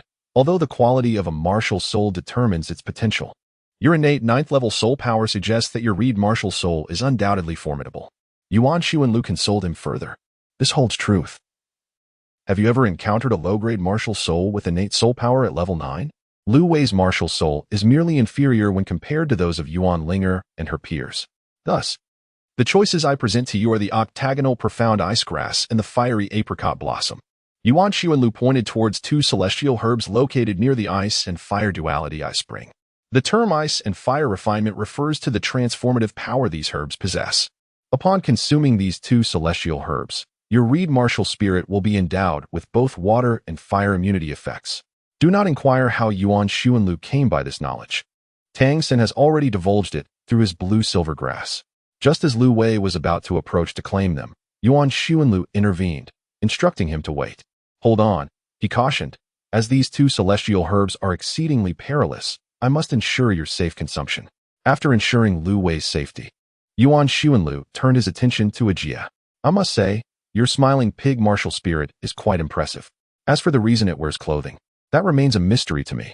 Yuan Xuanlu, with a hint of helplessness, explained that during his previous visit to the Spirit City, he had perused various records. Regrettably, none of the documents provided any insight into the nature of the laughing pig martial spirit belonging to Ajia, nor did they reveal any lineage associated with it. Nevertheless, I am certain that your laughing pig martial spirit undoubtedly follows the path of formidable offensive prowess. Thus, I present to you a celestial herb, perfectly suited for your needs. It is none other than the wondrous Qirong Tongtian chrysanthemum. Yuan Xuanlu plucked a magnificent, large purple chrysanthemum. The flower's stamen rose more than half a foot above its petals, its apex shimmering with a delicate golden hue. Alas, is this the soul of the elder chrysanthemum? Yuan Ling'er had encountered the chrysanthemum pass and was well aware of the peculiar martial spirit it possessed. Indeed, although the individual associated with the chrysanthemum pass often irked me, his extraordinary martial spirit of the celestial chrysanthemum was undeniably formidable. This celestial chrysanthemum, when consumed, could invigorate one's limbs, enhance the flow of blood through the 8 meridians, and cultivate an indestructible body. Thus, one can only imagine the immense power it embodies as a martial spirit. Upon hearing such grandiloquent descriptions, Ajia's eyes widened with awe, yearning to devour the celestial chrysanthemum immediately. Yuan Xuanlu handed the extraordinary mushroom, the heavenly chrysanthemum, to Ajia, instructing, "First consume the stamen of the heavenly flower, and then partake of the petals one by one. Do not eat the roots. Once you have finished, immediately commence your cultivation to dissolve the medicinal potency and break through your bottleneck." "Thank you, Uncle Yuan," Ajia exclaimed joyfully as he accepted the heavenly chrysanthemum and hurried off to cultivate. He understood that, having already aligned himself with Yuan Ling'er in this lifetime, there was no need for feigned politeness. "Xiao Ao, come here," Yuan Xuanlu beckoned Oscar over. "Hee, master, what treasures do I possess?" Oscar, having witnessed Ajia consume the celestial herb moments ago, felt an overwhelming sense of envy. Upon hearing Yuan Xuanlu call him, he approached with a playful grin. Yuan Xuanlu brought forth the exquisite 8-petaled orchid, declaring, "I have chosen this splendid blossom for you. The rich fragrance of the 8-petaled orchid invigorates the spirit and clears the mind. Well, it is undeniably an extraordinary existence." Oscar gazed longingly at the pristine, lustrous petals of the orchid, evoking a sense of ethereal elegance. The 8-petaled orchid is renowned for its gentle and robust medicinal properties. It has the capacity to strengthen one's foundation and dispel impurities from within. With its presence, the dilemma of slow cultivation for food system soul masters can be elegantly resolved. Yuan Xuanlu presented Oscar with an 8-petal fairy orchid. Oscar rubbed his hands together as he accepted it, grinning mischievously. As a food-type soul master, his cultivation of soul power had always been slower than that of his peers, particularly since he had missed 2 years of training, leaving him even further behind. However, with the arrival of this celestial herb, he finally had the opportunity to catch up with his companions. "Hee, master, how should this be consumed?" "There are no special methods. Simply chew and swallow," came the response after bestowing the celestial herb upon Oscar, the disciple. Yuan Xuanlu once again turned his gaze towards Mu Heguang. "Your sword intent is quite remarkable. I might even assert that in the future realm of swordsmanship, the position of sword Douluo will be usurped by you." "Thank you for your kind words, Uncle Yuan." Mu Heguang responded with considerable courtesy. Yuan Xuanlu expressed considerable admiration for the young girl. "Your martial soul is indeed extraordinary, as it embodies the essence of the ultimate flow. Thus, I have chosen the ink Jade Divine Bamboo for you. Jade may shatter yet retains its purity, while bamboo can be scorched yet preserves its integrity. The ink Jade Divine Bamboo is an ethereal herb that embodies a harmonious blend of softness and strength." Yuan Xuanlu pointed towards the distant dark bamboo, the ink Jade Divine Bamboo, which harmonized perfectly with sword-type martial souls. "The most notable characteristics of your sword are its sharpness and speed. By absorbing it, the potency of your martial soul will be significantly enhanced." Mu and Guang were elated upon acquiring the celestial herb, yet she curiously inquired, "How am I supposed to consume this bamboo?" Yuan Xuanlu replied, "It's quite simple. Although the bamboo is sturdy, it possesses a blend of softness and resilience. Just cut it into small segments and consume them. Do not eat the leaves." Mu and Guang bowed in gratitude, though she still harbored doubts about her ability to gnaw on the bamboo. "It's your turn," Ice Mountain, Yuan Xuanlu called out. Although he had brought this ice mountain under his wing, after a year of acclimatization, it remained untamed. With longing eyes, Ice Mountain gazed at the chilling blue waters of the ice and fire duality eye, uttering audacious words. I just want to take a bath down there. Upon hearing this, not only Yuan Ling'er and the others, but even Douluo and the four guardians were rendered nearly speechless. The icy spring was excruciatingly cold.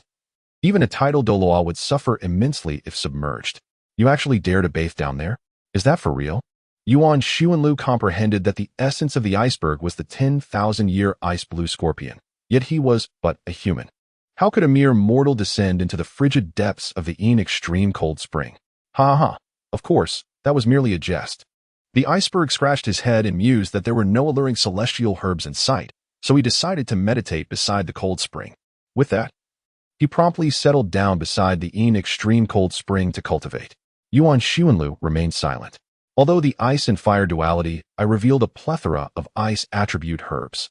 The truth is that the records contain no information regarding other herbs, and Yuan Xuanlu dared not offer them to the Ice Mountain. As a soul beast, the Ice Mountain's senses are, in fact, more acute than those of humans. If there were something valuable, it would undoubtedly detect it, thereby not forsaking the herbs. Thus, it is likely that there are truly no herbs desired by the Ice Mountain in this vicinity. Very well.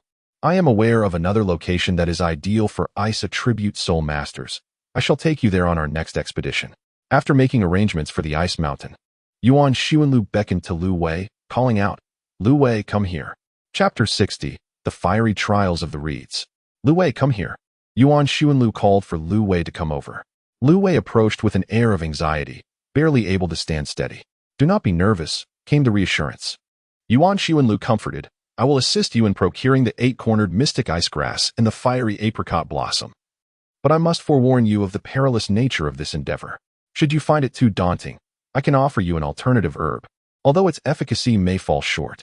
Upon hearing that the alternative would be less effective, Lu Wei, without a moment's hesitation, feigned nonchalance and declared, in that case, I shall stick with the 8-cornered mystic ice grass and the fiery apricot blossom. Lu Wei possessed his own sense of pride, despite his less-than-stellar martial spirit. He was unwilling to concede to others. Yuan San nodded, appreciating the admirable ambition of the young Lu Wei.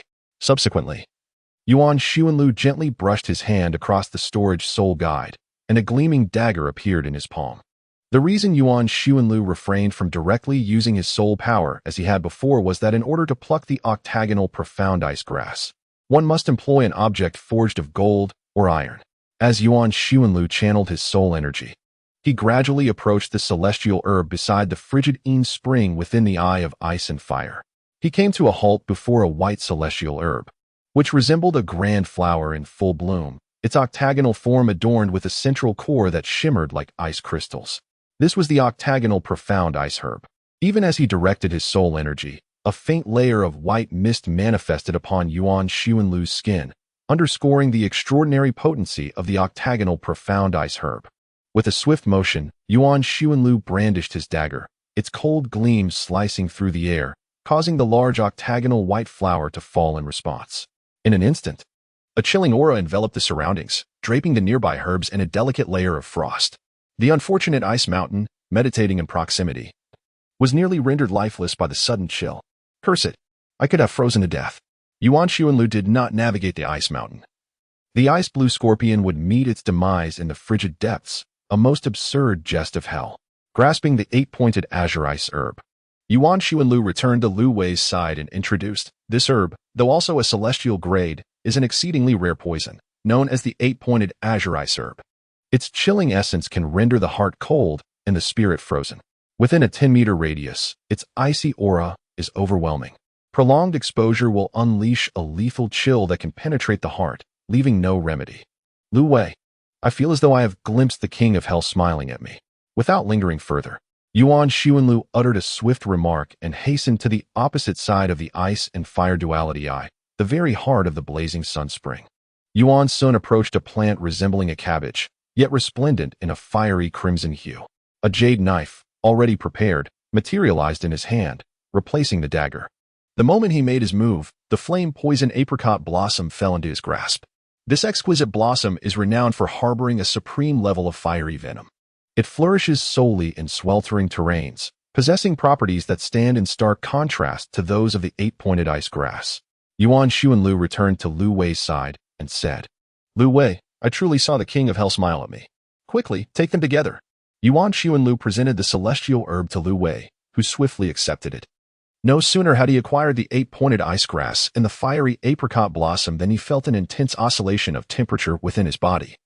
His face flushed from pale to crimson as his vital energy surged tumultuously. Goodness, am I truly destined to meet the king of hell? Yuan Xuanlu observed Lu Wei in distress and hastened to the banks where the confluent waters of the icy and fiery duality met, retrieving a bloom of delicate pink. This magnificent flower, devoid of leaves, boasted a stem 3 feet in length, with blossoms reaching an impressive size of a foot. Each petal shimmered like crystal, exuding a translucent beauty, while the heart of the flower glimmered in a soft lavender hue, resembling a cluster of amethyst diamonds nestled within. Its fragrance was subtle yet delightful, a gentle aroma that was truly enchanting. This ethereal blossom, known as the fragrant silk celestial essence, was a formidable antidote, capable of neutralizing all toxins. The presence of this celestial essence afforded Lu Wei a modicum of relief from the brink of despair he had recently faced. Quickly, consume it. At that moment, a faint red glow enveloped the eight-pointed profound ice grass in Lu Wei's grasp, while a delicate white aura surrounded the fiery apricot blossom.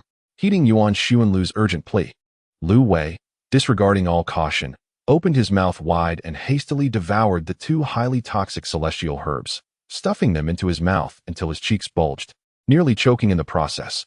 When these 2 celestial herbs intersected, their respective essences would counterbalance each other. However, after 10 breaths, their effects would completely dissipate. Thus, the window of opportunity to consume them was optimal within that brief span of 10 breaths. Yuan Xuanlu observed as Lu Wei consumed the celestial herb, finally finding the opportunity to offer an explanation. In less than a breath's time, Lu Wei's body quivered violently, and from beneath his feet, a layer of icy blue emanated, enveloping him entirely in hues of blue. Though it was rather impolite, Yuan Xuanlu, lacking formal training, couldn't help but chuckle softly. Soon after, a layer of crimson emerged, transforming Lu Wei once more into shades of red. Subsequently, the blue and red alternated in a mesmerizing display, appearing remarkably peculiar. While onlookers perceived Lu Wei as a luminous figure radiating light within him, turmoil brewed as he sensed the impending absorption of medicinal energy within the eye of ice and fire. Yuan Xuanlu, preoccupied with mocking Lu Wei as a smurf, momentarily forgot how to assist him in absorbing the medicinal power. Realizing his oversight, Yuan Xuanlu promptly delivered a kick that sent Lu Wei directly into the confluence of the frigid abyss spring and the scorching yang spring. Lu Wei did not even emit a cry of anguish. With his eyes shut, he instantly submerged into the depths. The onlookers, astonished, murmured that even they would not dare to enter such treacherous waters. The ice mountain offered a moment of silence and mourning for Lu Wei. After all, they had been engaged in this endeavor for a year. Both Douluo and the 4 offerings could only perceive Yuan Xuanlu as a being devoid of humanity. Yuan Ling'er also twitched at the corner of her mouth. Yuan Xuanlu observed that the expressions of those around him were rather grim.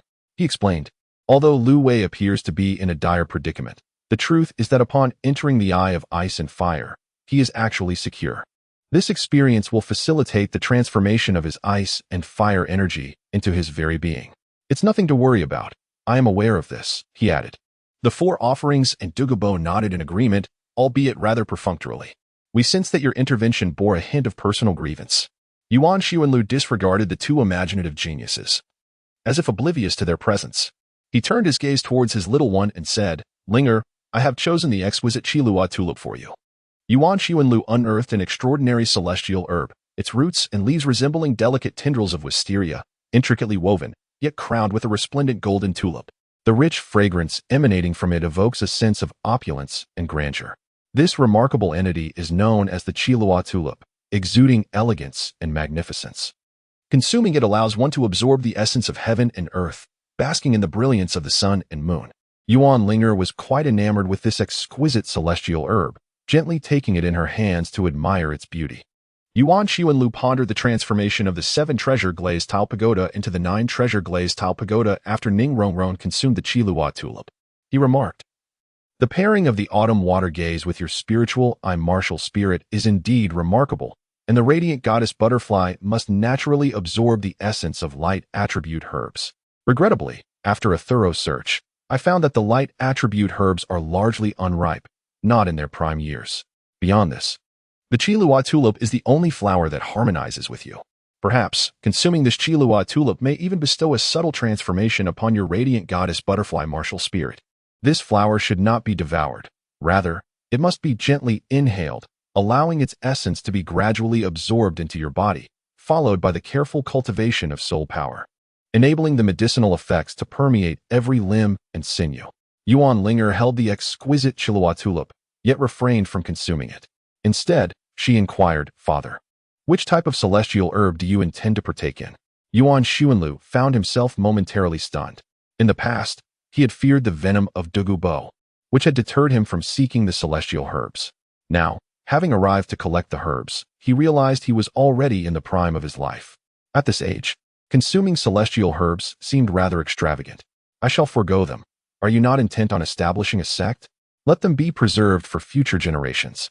Yuan Xuanlu had no intention of choosing the celestial herb for himself this time. "Father, even if I establish a sect, how many of those future generations can possess the same bond as you and I? If you do not partake, can I truly find satisfaction?" Yuan Ling'er whispered quietly, yet her demeanor was resolute.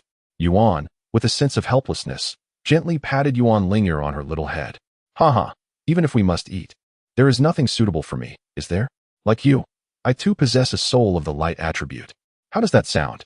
Yuan Ling'er brought forth the information on celestial herbs, and after perusing it, she pointed at a golden fruit, exclaiming, "The Earth Dragon Golden Melon. The Earth Dragon Golden Melon." Yuan Xuanlu is quite familiar with this celestial herb. Wasn't it this very substance that the little dragon man consumed in the past? Yuan Ling'er was filled with joy, believing that she had chosen the perfect celestial herb for her father. She pointed to the Earth Dragon Golden Melon and declared, "This shall be the chosen Earth Dragon Golden Melon."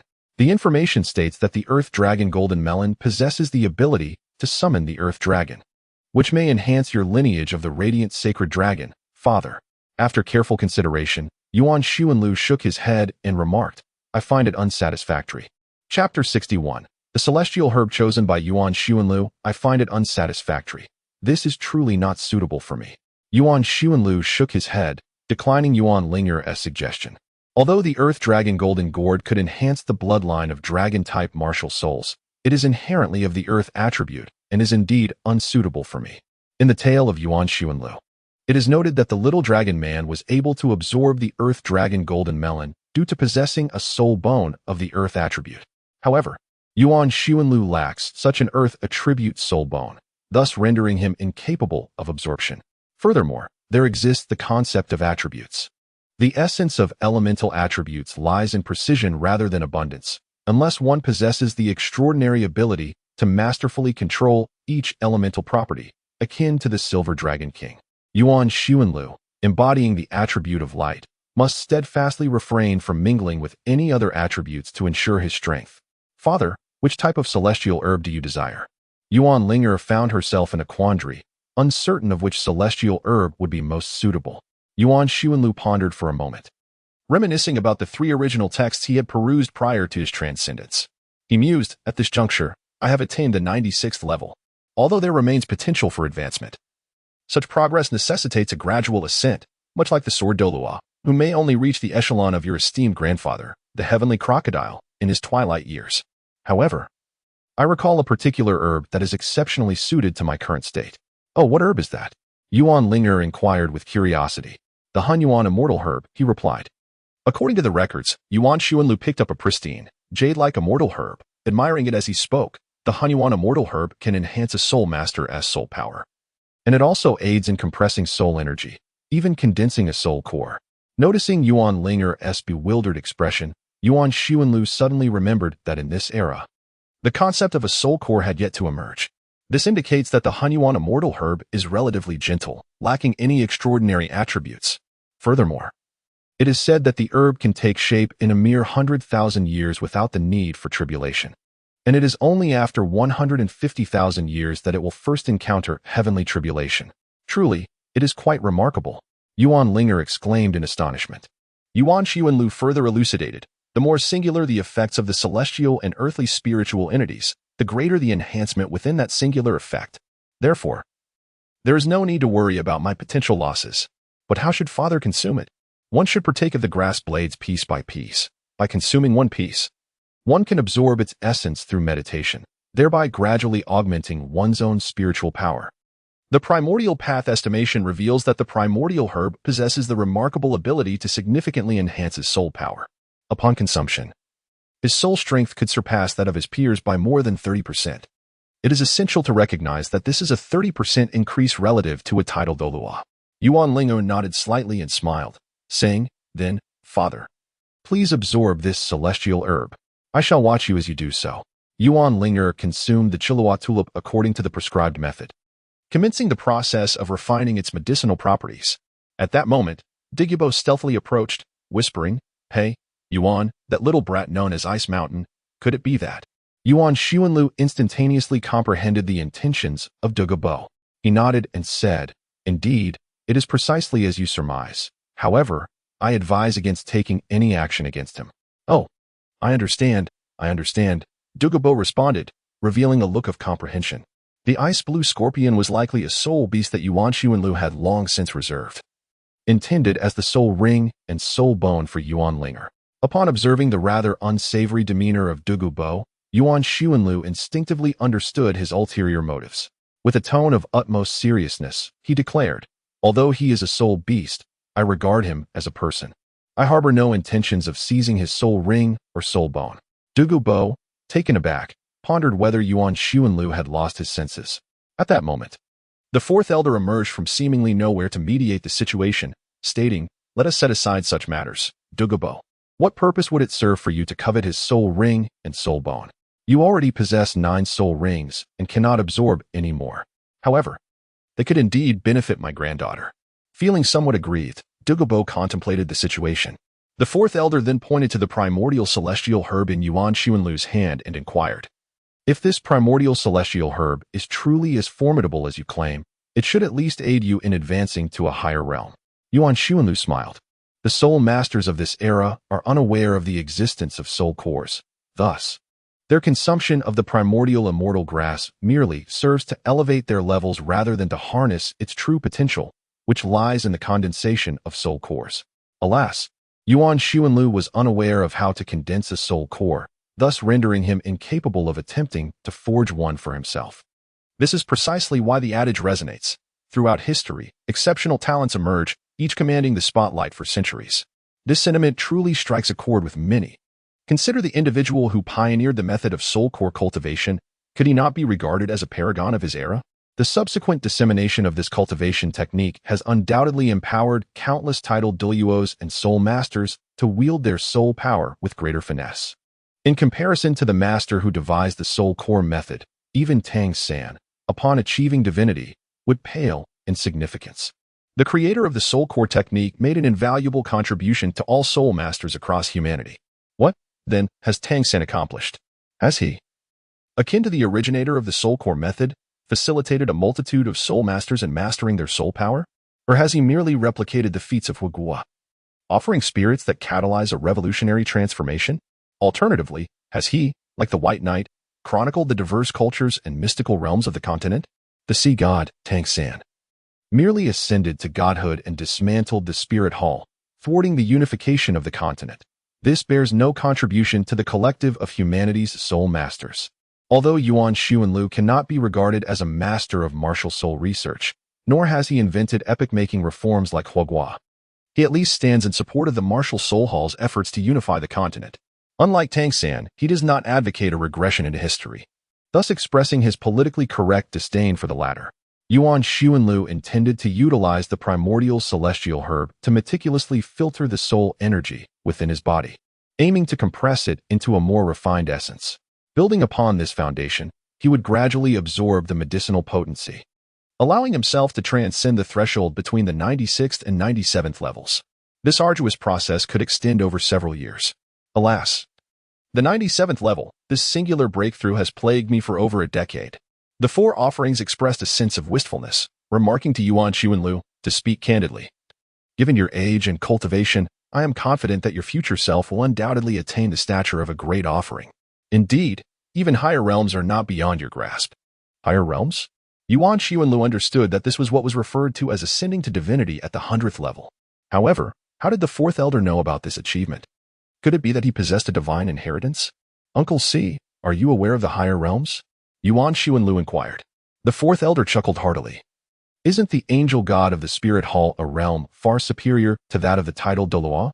Yuan Xianlu, having been immersed in the spirit hall for many years, was now a devoted follower of the angel god.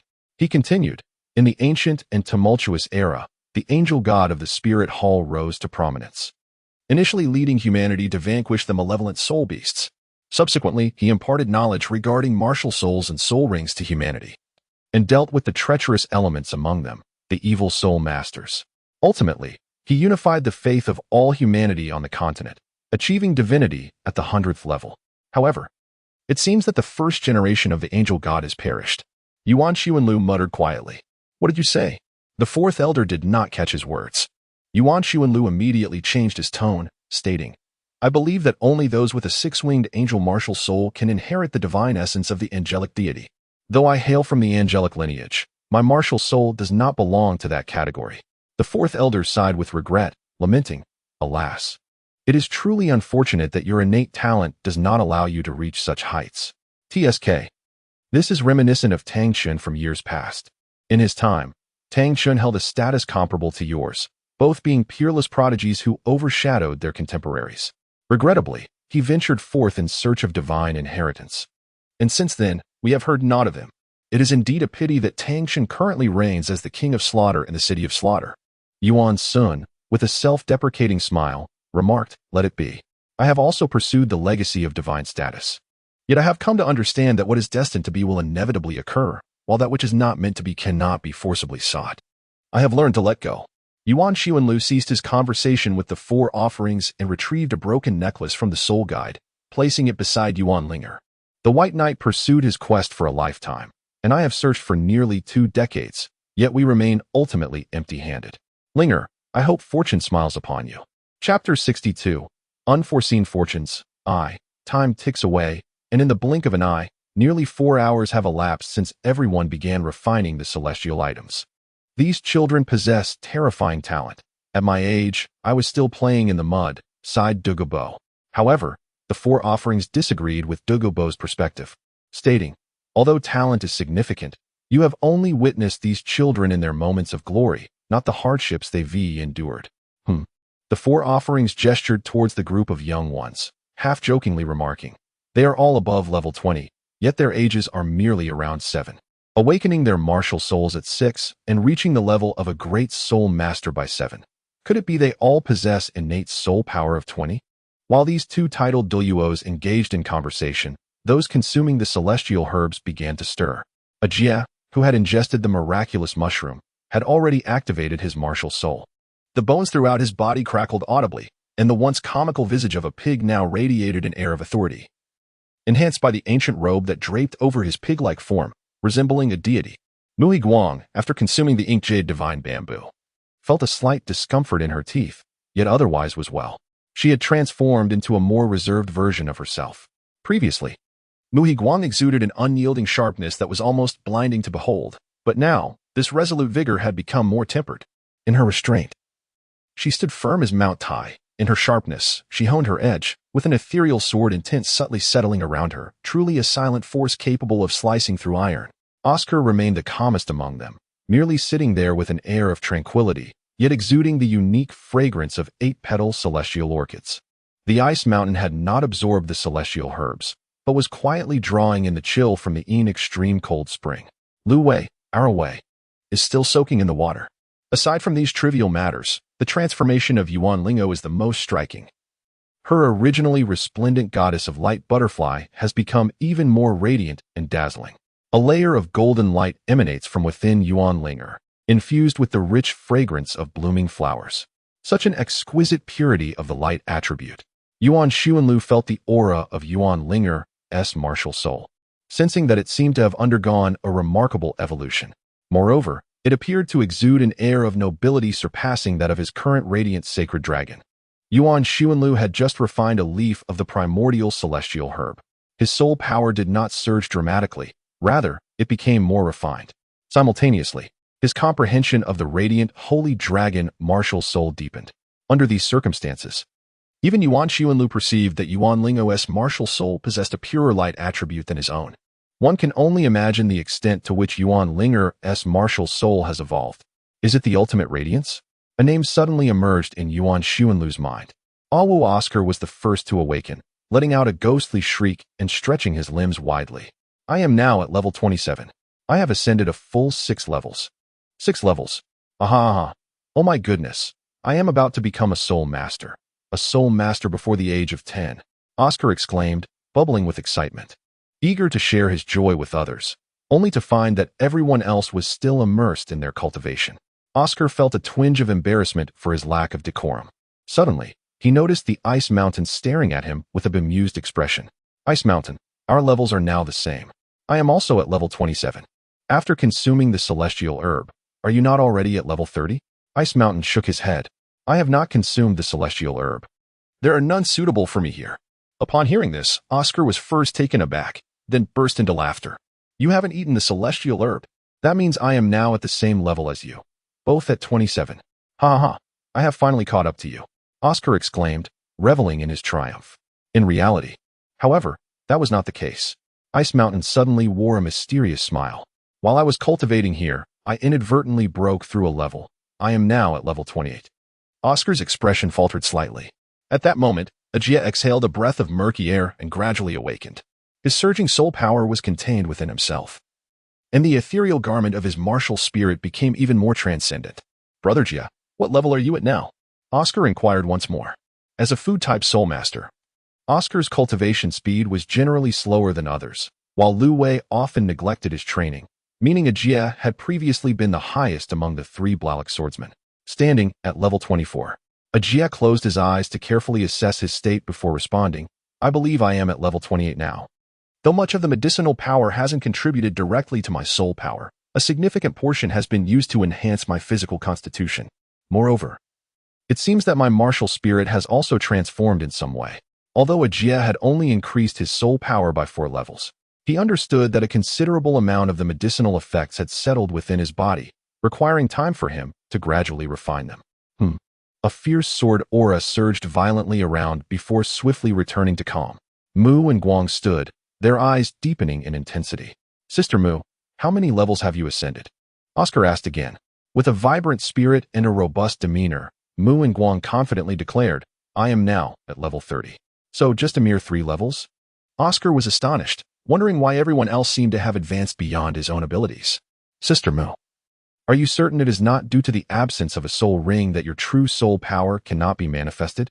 Although Mu and Guang were the first soul lords among them, Mu and Guang possessed a soul power level of 27 from the outset, so it seemed illogical that their progress would be so minimal. Nevertheless, Mu and Guang were not disheartened. Rather, they felt invigorated, for they had indeed reached the threshold of the 30th level. Although my soul power had only increased by 3 levels, I sensed that my comprehension of sword intent had ascended to a new height. As a sword practitioner, Mu and Guang was inherently stronger than her peers in the same rank. Therefore, rather than fixating on the level of soul power, Mu and Guang prioritized her potential to traverse further along the path of swordsmanship. Upon realizing her deeper understanding of sword intent compared to before, she found herself even more elated than at the prospect of leveling up. I believe I may have awakened something. It should be a domain, she stated uncertainly. Then release your domain and let us see. Yuan Xuanlu observed that Mu and Guang had unexpectedly awakened their domain, and could not help but exclaim, well, Mu and Guang, embodying a harmonious fusion of spirit and essence, stood there in serene composure, resembling a tranquil stone sculpture. Subsequently, the presence of Mu and Guang completely vanished. Simultaneously, everything around Yuan Xuanlu has descended into an uncanny silence, reminiscent of the calm that precedes a tempest, poised to encounter sudden gusts and torrential downpours. Halt!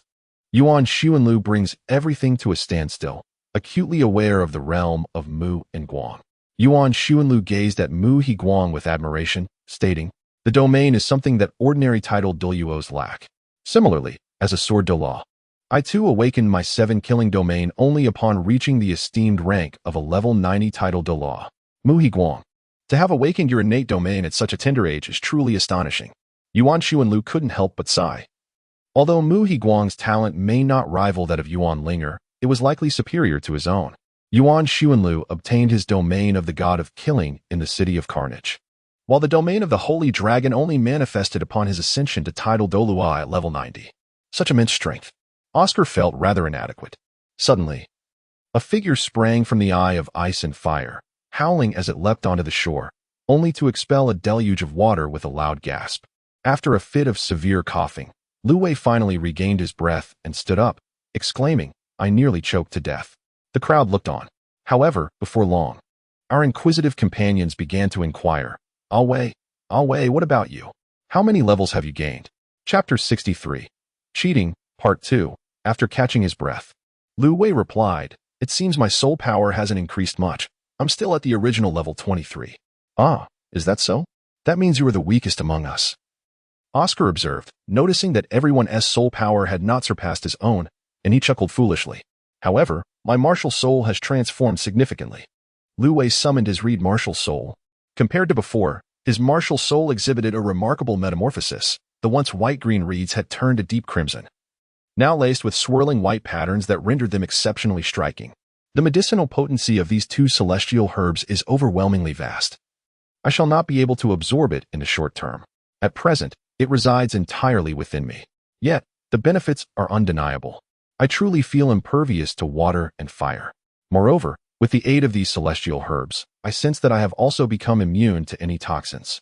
Would you care to test my biphosphorus snake venom? Dugu Bo remarked, observing Lu Wei's haughty disdain for all poisons, his tone somewhat irritable. "Ah, I dare not." Lu Wei chuckled awkwardly. "Alas, why has no one else experienced any increase in soul power? I, on the other hand, have ascended a full 6 levels. Oscar began to boast in a rather ostentatious manner. Yuan Xuanlu suddenly elucidated, "It is entirely normal not to experience an enhancement in your soul power. If the potency of this celestial herb were wholly expended to elevate your soul power level, it would indicate that the herb has rendered no improvement to your innate abilities." Oscar exclaimed, "Does that mean I am doomed?" He began to count on his fingers, calculating his soul power advancement, and felt a sense of bleakness engulfing his future. Not at all. The efficacy of that 8-petal celestial orchid is more than sufficient to support your cultivation up to the 70th level. Yuan sought the path and found Oscar with a visage of sorrow. Ultimately, possessing a kind heart, he refrained from further provoking his state of mind. What of Sister Ling'er? Has she not yet completed her absorption? Oscar remains unrepentant. Meanwhile, Yuan Ling'er opened her eyes, reining in her aura, and said, "I have already completed the absorption. I merely chose not to acknowledge you." "Sister Ling'er, how many levels have you ascended?" Yuan Ling'er rose to her feet, unleashing her martial soul, revealing before them the radiant figure of the continent's most beautiful goddess of light, the butterfly. "How exquisite! The goddess of light!" Oscar exclaimed, lamenting, "Alas, I already have someone I adore. You might also consider falling for Ling'er." Yuan Xuanlu narrowed his eyes, playfully issuing a veiled threat. Sensing Yuan Xuanlu's ill intentions, Oscar recoiled slightly. Jokingly, he warned against harboring improper thoughts towards Yuan Ling'er. "Do you wish to experience the righteous iron fist of her father?" Yuan Ling'er, after a careful assessment, smiled at Yuan Xuanlu and said, "Not bad at all. After absorbing the exquisite Chua tulip, my strength has now reached level 30. Yuan Xuanlu inquired, "I sense that the quality of your martial soul has now surpassed mine. Is it the ultimate martial soul?" "Indeed, it is the ultimate light," Yuan Ling'er responded. "You have directly evolved into ultimate light." Yuan Xuanlu remarked with envy, "It is merely a stroke of luck." Yuan Ling'er picked up the necklace from the ground and subsequently adorned it around her neck. This action undoubtedly captured Yuan Xuanlu's attention.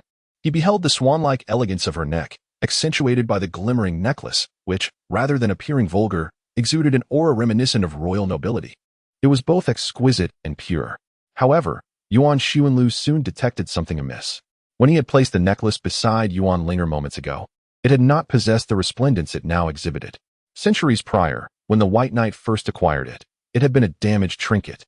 And after enduring the ravages of time in Yuan Xuanlu's possession, it had dulled further. Yet now, with Yuan Ling'er donning it, the necklace radiated brilliance. Yuan Ling'er smiled at Yuan Xuanlu. Father, you are aware that I have always been exceptionally fortunate. Ah. Upon witnessing the whimsical glint in Yuan Ling'er's eyes, Yuan Xuanlu instantly comprehended her meaning. Initially taken aback, he soon transitioned to overwhelming joy, only to be enveloped by a tinge of melancholy.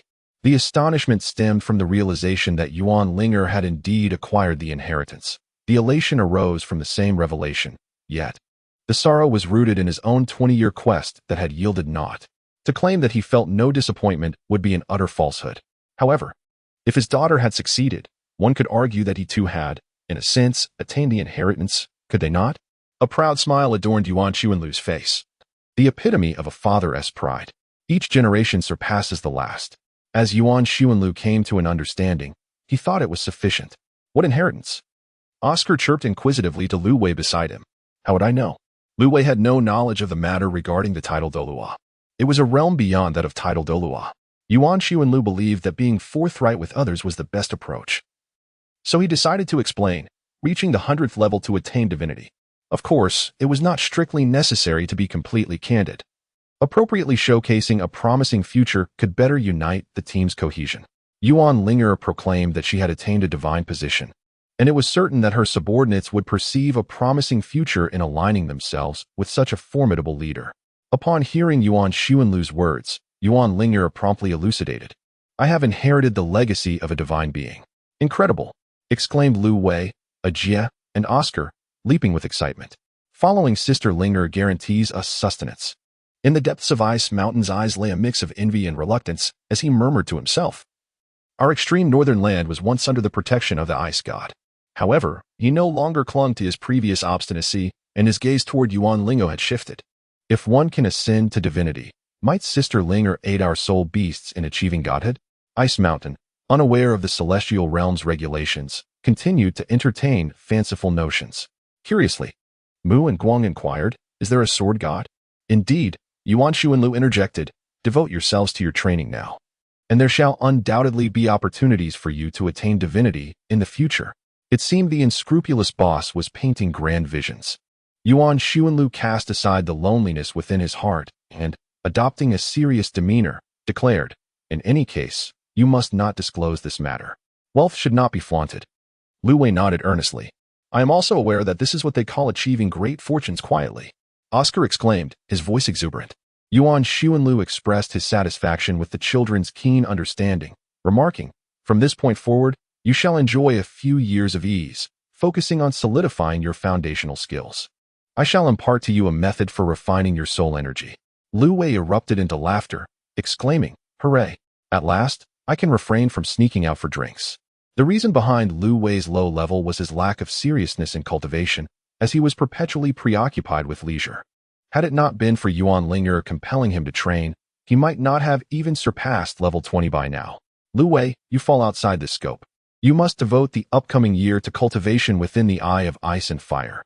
To everyone's surprise, it was not Lu Wei who reacted most strongly, but rather Ajia.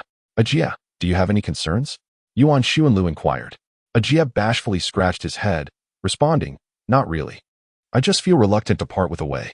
The medicinal properties of the octagonal profound ice grass and the fiery apricot blossom must be harmonized with the eye of ice and fire for successful refinement, leaving them with no alternative. Yuan Xuanlu explained, Lu Wei, you shall remain here for a year, diligently honing your skills. After this period, I expect to witness your ascension to level 30. The usually reticent Ice Mountain interjected, I, too, shall stay for a year. The Jihan Quan will greatly benefit me. Very well, Yuan Xuanlu nodded. Then you shall cultivate alongside Lu Wei at the eye of ice and fire for the next year. Aware of his own lack of self-discipline and recognizing Yuan Xuanlu's good intentions, Lu Wei nodded in agreement. I understand. Away. Suddenly, Ajia grasped Lu Wei's hands tightly. His eyes filled with reluctance. Why are you crying? Oscar remarked, sensing something peculiar between Lu Wei and Ajia. Crying? Not at all. I shall return as a king after a year. I shall await your arrival. Yuan Xuanlu could no longer bear to watch and gave Ajia a firm kick on his backside, exclaiming, Get lost. The sight of Ajia's pitiful expression elicited peals of joyous laughter from the crowd. Chapter 64. Guess what? At that moment, Yuan Ling'er's small team has now attained this level of cultivation. Yuan Ling'er, aged 7, possesses the esteemed rank of a level 30 Soul Master. Oscar, at 9th, boasts a commendable level 27 Grand Soul Master. Ajia, also 7, holds the title of a level 28 Grand Soul Master. Lu Wei, aged 7, is a level 23 Grand Soul Master. Bing Shan, at 9, is a level 28 Grand Soul Master. And Mu Higuang, aged 10, is a distinguished level 30 Soul Master. They effortlessly outshine their contemporaries from Shrek Academy. Upon witnessing this remarkable group of children indulge in the celestial herbs, Douluo felt a twinge of envy in his eyes. He approached Yuan Xuanlu's side and handed him 2 precious herbs, the Yuan snake fruit and the toxic fire flower. Please deliver these 2 herbs to Yin Yin for me. She is currently at the Heaven Do Imperial Academy. After pondering for a moment, Yuan Xuanlu spoke.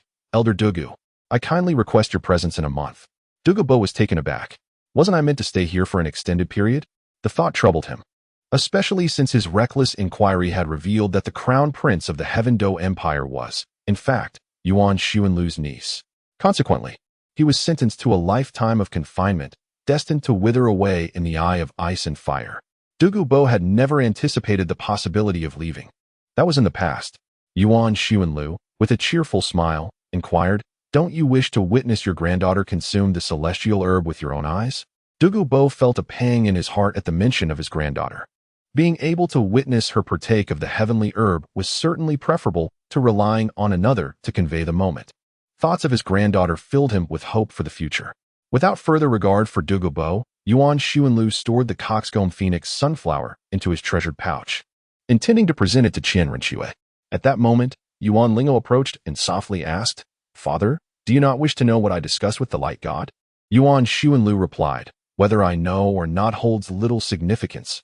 Your ability to inherit the divine position of the light god is sufficient.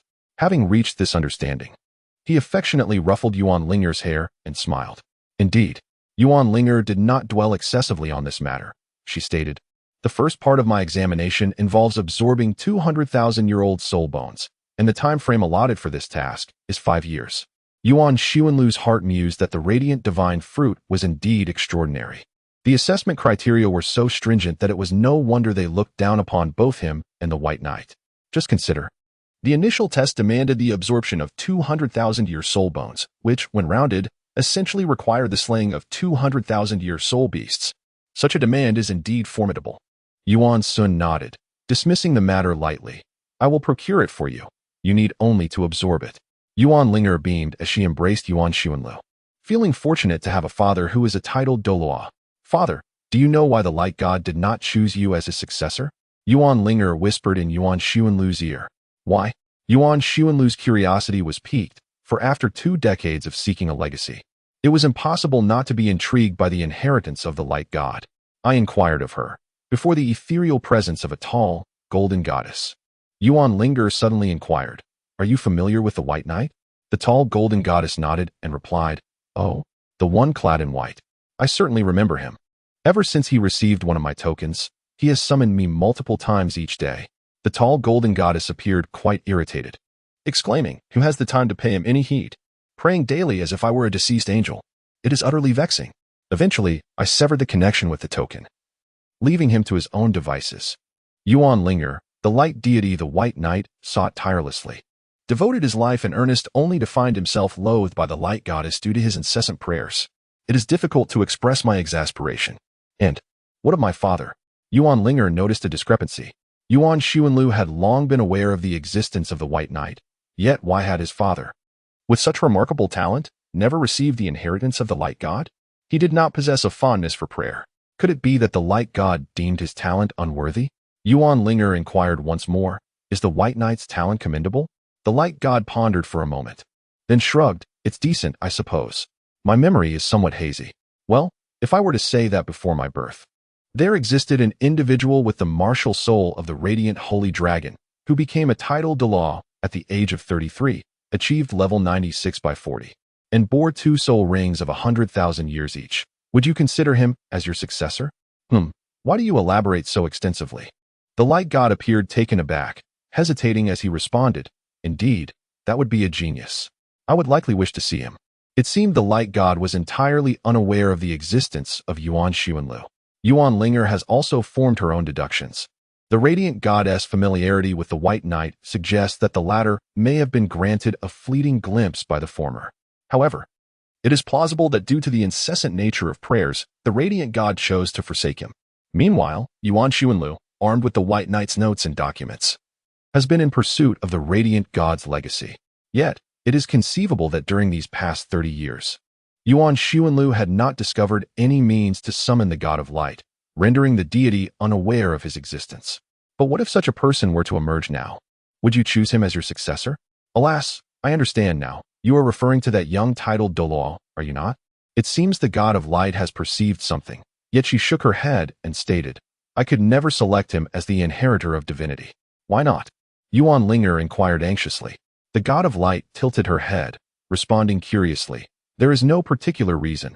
A choice not made is simply a choice not made. In any case, you are now my successor. Yuan Ling'er was taken aback. The statuesque golden goddess continued, since I do not possess a representative in this realm, I shall bestow upon you the divine examination directly. Yuan Ling'er fell into a moment of silence before nodding in gratitude, expressing her appreciation for the benevolence of the light god.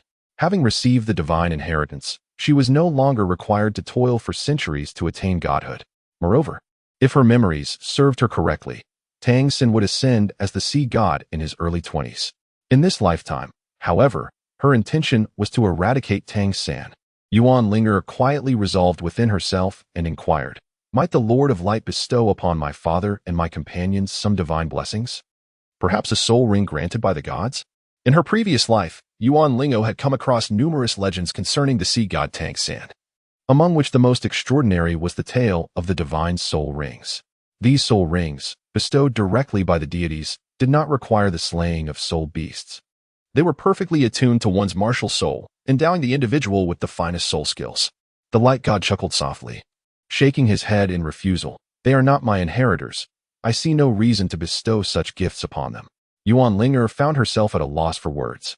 The demeanor of this deity truly felt rather casual. The first examination of the light god. Within 5 years, one must acquire 2 soul bones of 100,000 years each. Reward, an elevation of 5 levels in soul power. Penalty, a decrease of 1 level in soul power. Yuan Ling'er's lips twitched slightly. This assessment might pose a formidable challenge for others, yet for her, relying on her father was an inconsequential affair. The statuesque golden goddess smiled with satisfaction. You are my most cherished heir, and thus I have granted you a special advantage. The punishment is quite lenient, is it not? While others face dire consequences, you need only to be downgraded. What do you think? Hurry and express your gratitude. Yuan Ling'er can only express her gratitude. Oh, Lord of Light, is it truly impossible for you to reveal why you did not choose that radiant holy dragon martial soul as your title Douluo? The Lord of Light bestowed upon Yuan Ling'er a playful wink, teasingly saying, hee, can you guess? Hee, can you guess? Yuan Ling'er playfully winked at Yuan Xuanlu, and that was precisely how she conveyed her message. Chapter 65. The invitation to the banquet of the Alliance of Advanced Soul Master Academies in the capital city of Tiando 2 months later. Ajay and Oscar were strolling through the bustling streets of Tiando City. They found themselves in the vibrant Yong'an Alley, not for any particular reason, but simply because the prices were quite reasonable. What a delightful way to spend the day, Oscar exclaimed. After absorbing the celestial herbs, they finally welcomed a long-awaited respite. In the ensuing 5 to 6 years, under Yuan Xuanlu's guidance, they would gradually refine their soul power, learning to make it more pure. Although Yuan Xuanlu did not create a soul core or conjure a soul spirit like Huogua, he devised a method for purifying soul power. This approach, while not markedly elevating their levels, significantly enhanced the purity of their soul power compared to others. As for who was stronger, that remained a matter of personal perspective. How wonderful, Oscar exclaimed, savoring the beef heartily, his face beaming with joy. For a food-type soul master like him, the ambience of the restaurant was exceedingly pleasant. The table was laden with generous cuts of meat, but there was no wine, as Lu Wei was still immersed in his training at the Ice and Fire Tuinai, leaving no one to order drinks. This thought cast a shadow over Ajay's mood. Just last night, as I awoke from my slumber, I recalled the weeping willows by the riverbank, tears falling under the bright moonlight. Where's that line from? Oscar noted Ajaya's peculiar demeanor, but still urged him, let it go, let it go. Lu Wei is training at the Ice and Fire Tuinai, and he has the Ice Mountain to keep him company. Oscar's words, though meant to distract, only deepened Ajaya's sorrow at the realization that he was not beside Lu Wei. Oscar.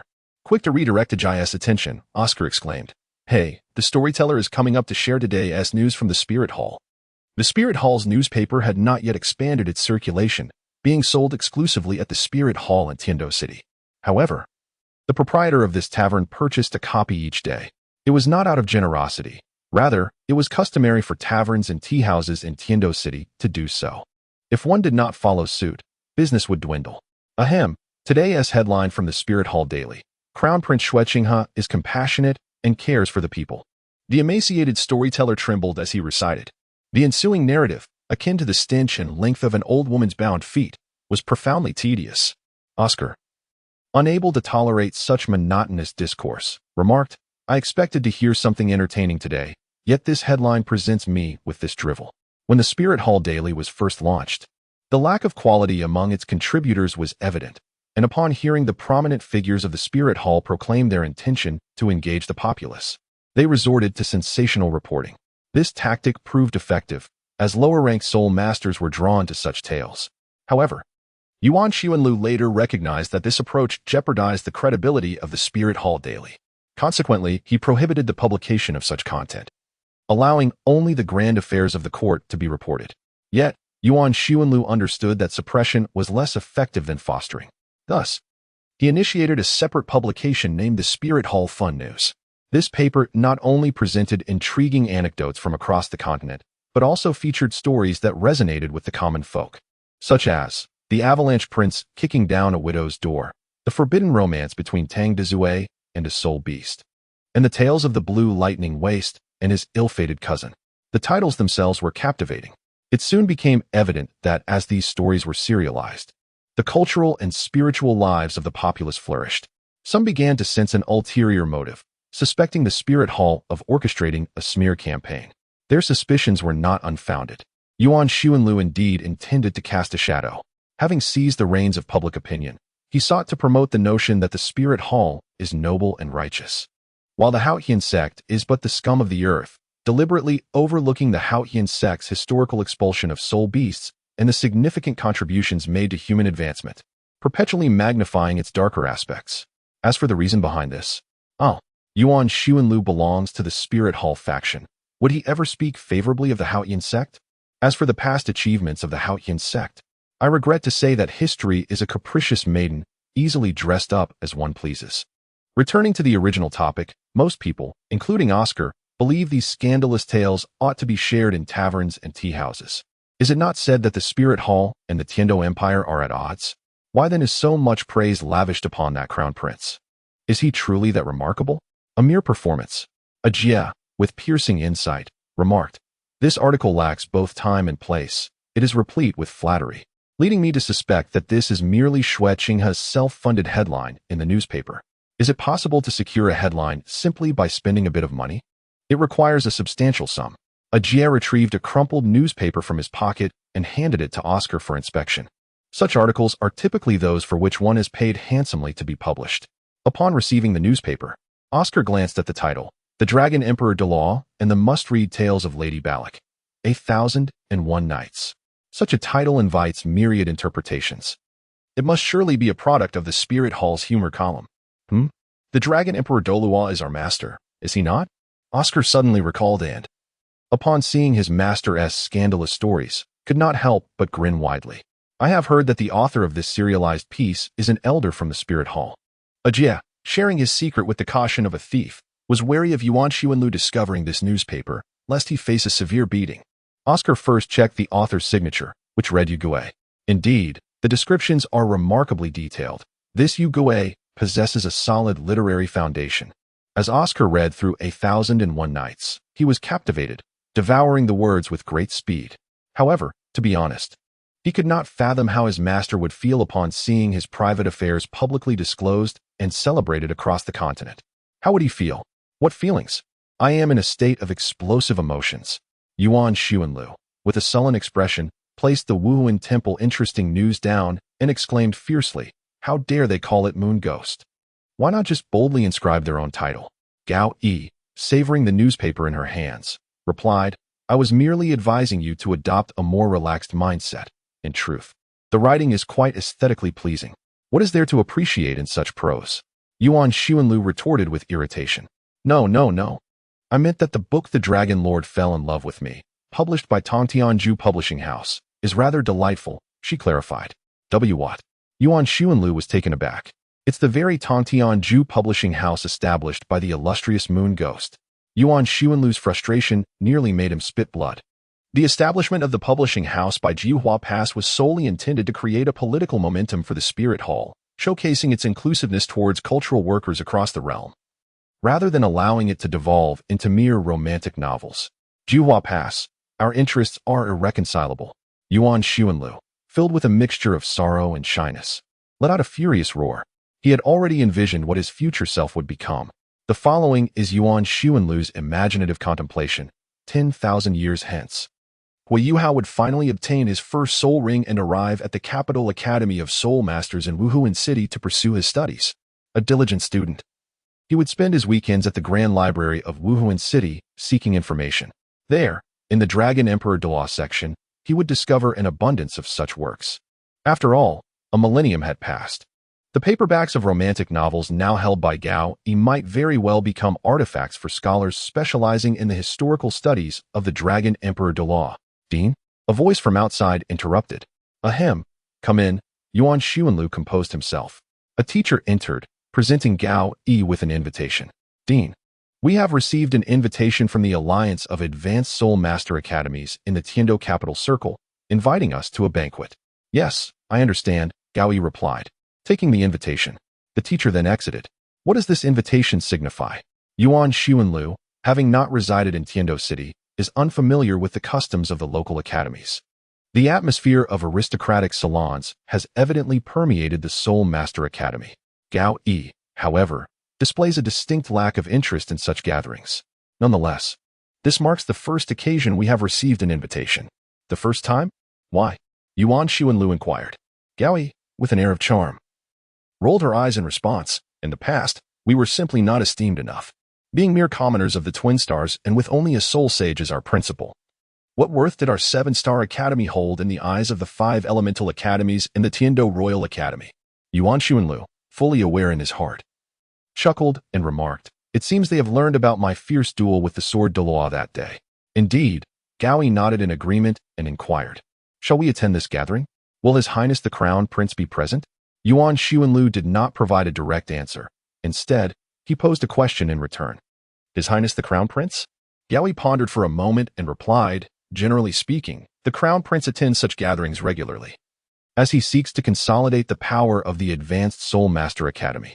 Yuan Xuanlu let out a mischievous laugh and said, then we must certainly go. I shall also summon Douluo to bolster our academy's spirits. Yuan Xuanlu had yet to articulate a final thought, one that lingered unspoken. He called upon Douluo to assist his niece in paying due filial respect to her nominal father. Chapter 66. The Goddess of Light Night enveloped the palace, resplendent with illumination, located near the outskirts of Tiando City. This was the Tiando Royal Palace, known as the Phoenix Palace. It was an exquisite edifice, constructed during the reign of the War Empress, utilizing substantial human and material resources. The palace's architecture was grand and imposing, featuring a flat roof that conveyed a sense of dignity and strength. Towering above the outer walls were lifelike marble statues of generals, standing in proud formation. In front of the main palace lay a uniquely styled grand garden, meticulously designed with an array of trees and flowers. 2 serene ponds graced the vicinity, adorned with bronze sculptures of soldiers wielding weapons. Legend has it that this palace was the War Empress's favored residence. Gao Yi, accompanied by Mu and Guang, as well as Jia and Oscar, entered the grand palace in a carriage, while Yuan Ling'er and Yuan Xuanlu traveled in another. Why was this so? Although Oscar had heard numerous tales about the War Empress, they were merely recounted by storytellers. It was well known that these narrators often embellished their tales, rendering much of the content mere entertainment rather than factual history. Gao Yi elucidated. As the false emperor faced defeat, he amassed wood and flammable materials within the Tiando Palace, subsequently setting it ablaze. After the War Empress triumphed, She was unable to reside in the old Tiando Palace and was compelled to establish her own palace in the outskirts, which gradually expanded into the current Phoenix Palace. As locals of Tiando, Mu and Guang harbored a deep-seated animosity towards the false emperor for his actions, exclaiming, "That false emperor is nothing short of a beast."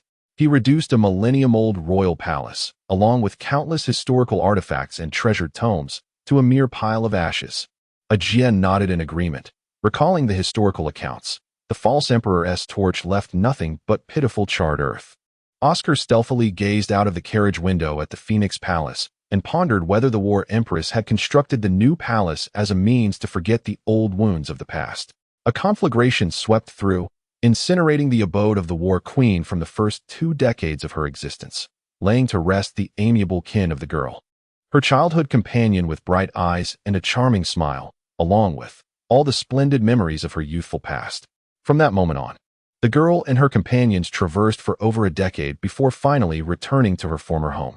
Although the world proclaimed that the queen had ascended to become the sovereign of the heavenly Dou Empire, the girl felt utterly displaced.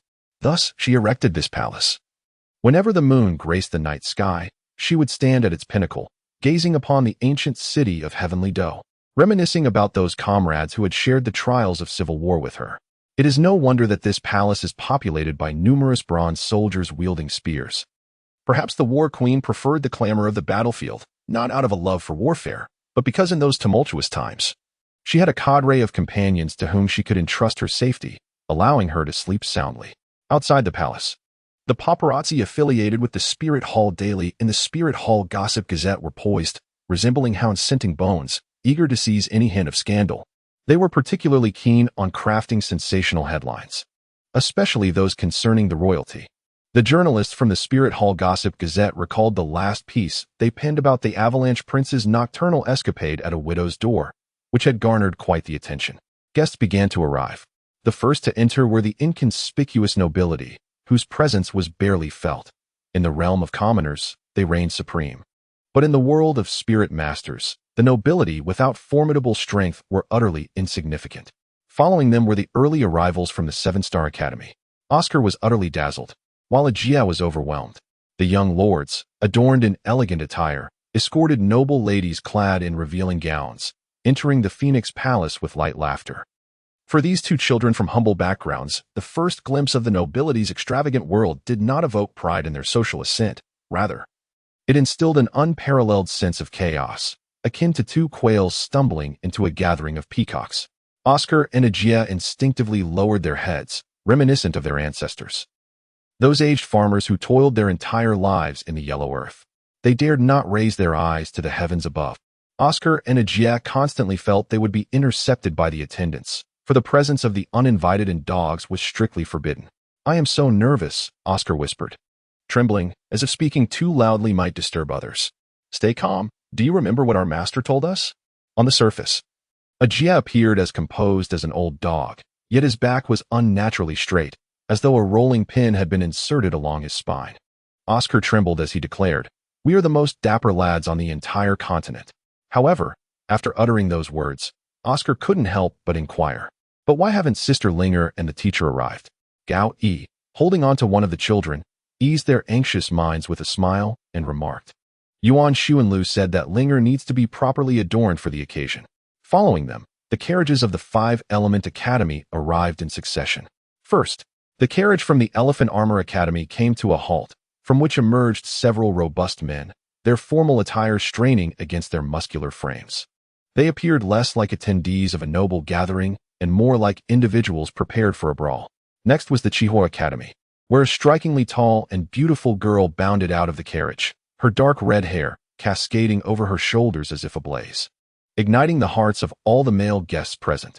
Trailing behind her was an ordinary-looking yet imposing boy, presumably her brother. Huo Wu slowed down.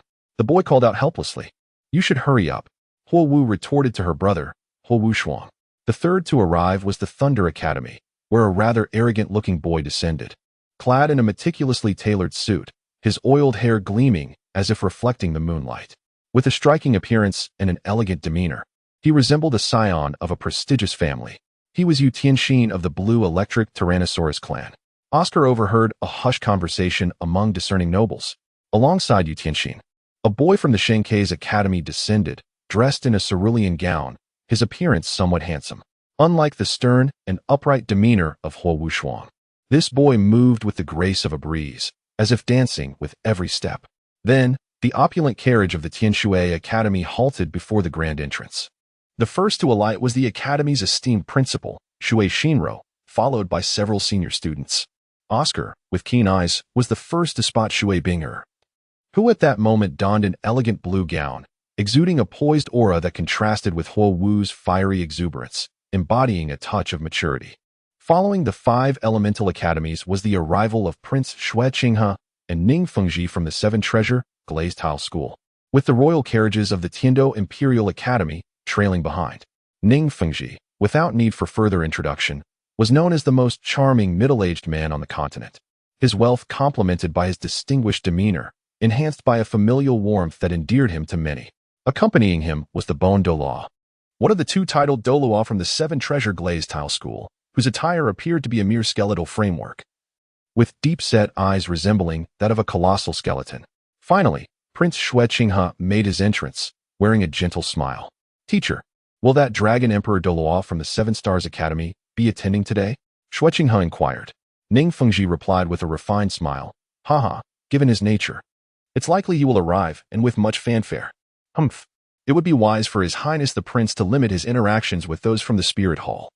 A sardonic voice interjected, as an elderly gentleman clad in resplendent yellow robes, adorned with intricate floral embroidery, emerged from the lavish carriage of the Tiando Imperial Academy. He possessed a dignified countenance, though his somewhat diminutive eyes gave him a somewhat shifty appearance. Following this grand figure was a boy, who exuded the air of a frivolous dandy, representing the Tiando Imperial Academy as Prince Xue Xing and Prince Xuebong. It was indeed peculiar, ordinarily. The prince would suffice to represent the Royal Academy, so why was there an additional prince and a royal? No one could fathom the Emperor Xue Ye's intentions. No need for uncle to worry. Qinghe knows his own mind. Xue Qinghe maintained his serene demeanor. Suddenly, a gasp echoed from before the Fenghuang Palace. Which noble of the royal family is making an appearance? All eyes turned towards the entrance after this exclamation, where an exceedingly lavish golden carriage had come to a halt. This is the Shui carriage from the Spirit Hall. The discerning nobles immediately recognized the origin of this carriage. It was the exclusive carriage of the Pope Shihui from the Spirit Hall, which the Empress favored for her inspections of Spirit City. Wherever the carriage traveled, the populace would bow and pay their respects to the Empress.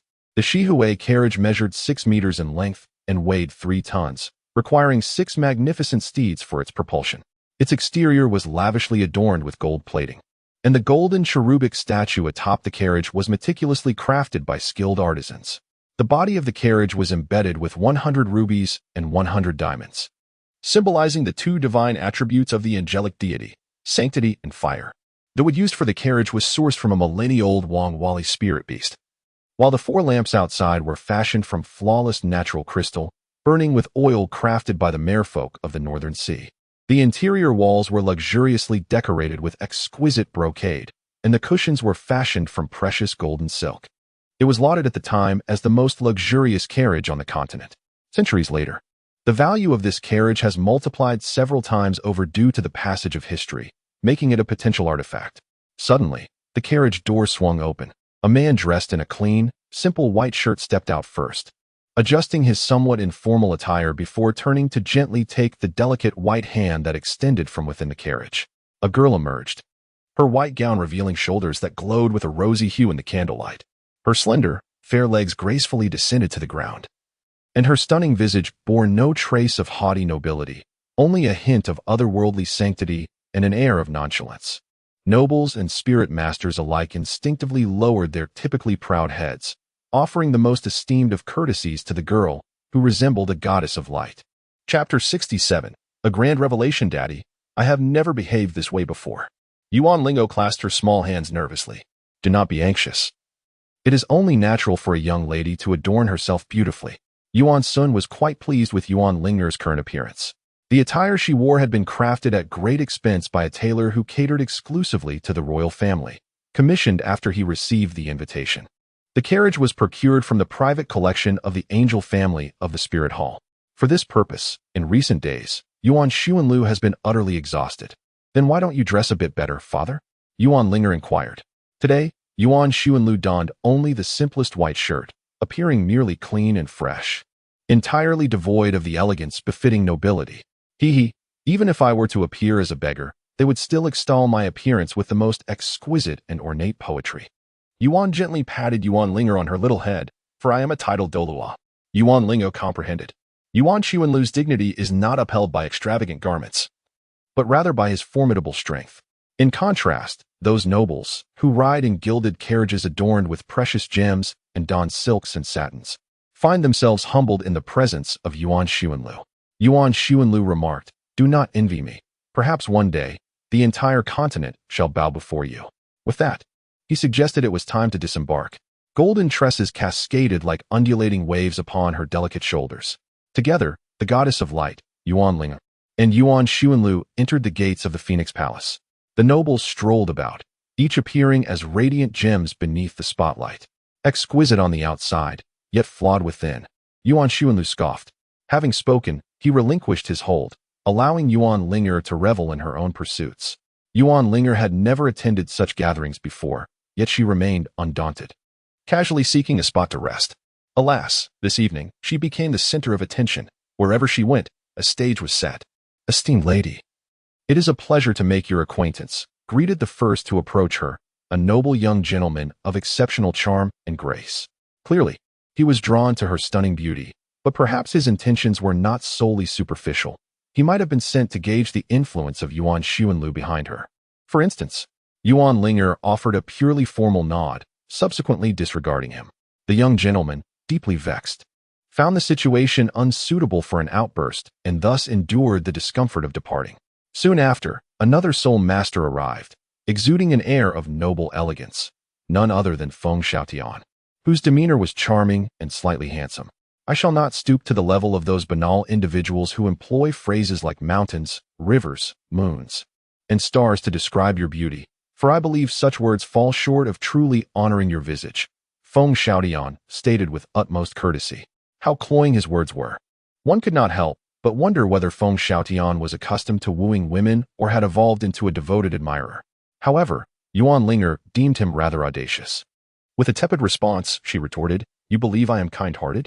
"Indeed," Feng Haotian proclaimed, seemingly invigorated, as he raised his head like a peacock and began to perform a courtship dance beside Yuan Ling'er, composing an impromptu poem extolling her benevolence.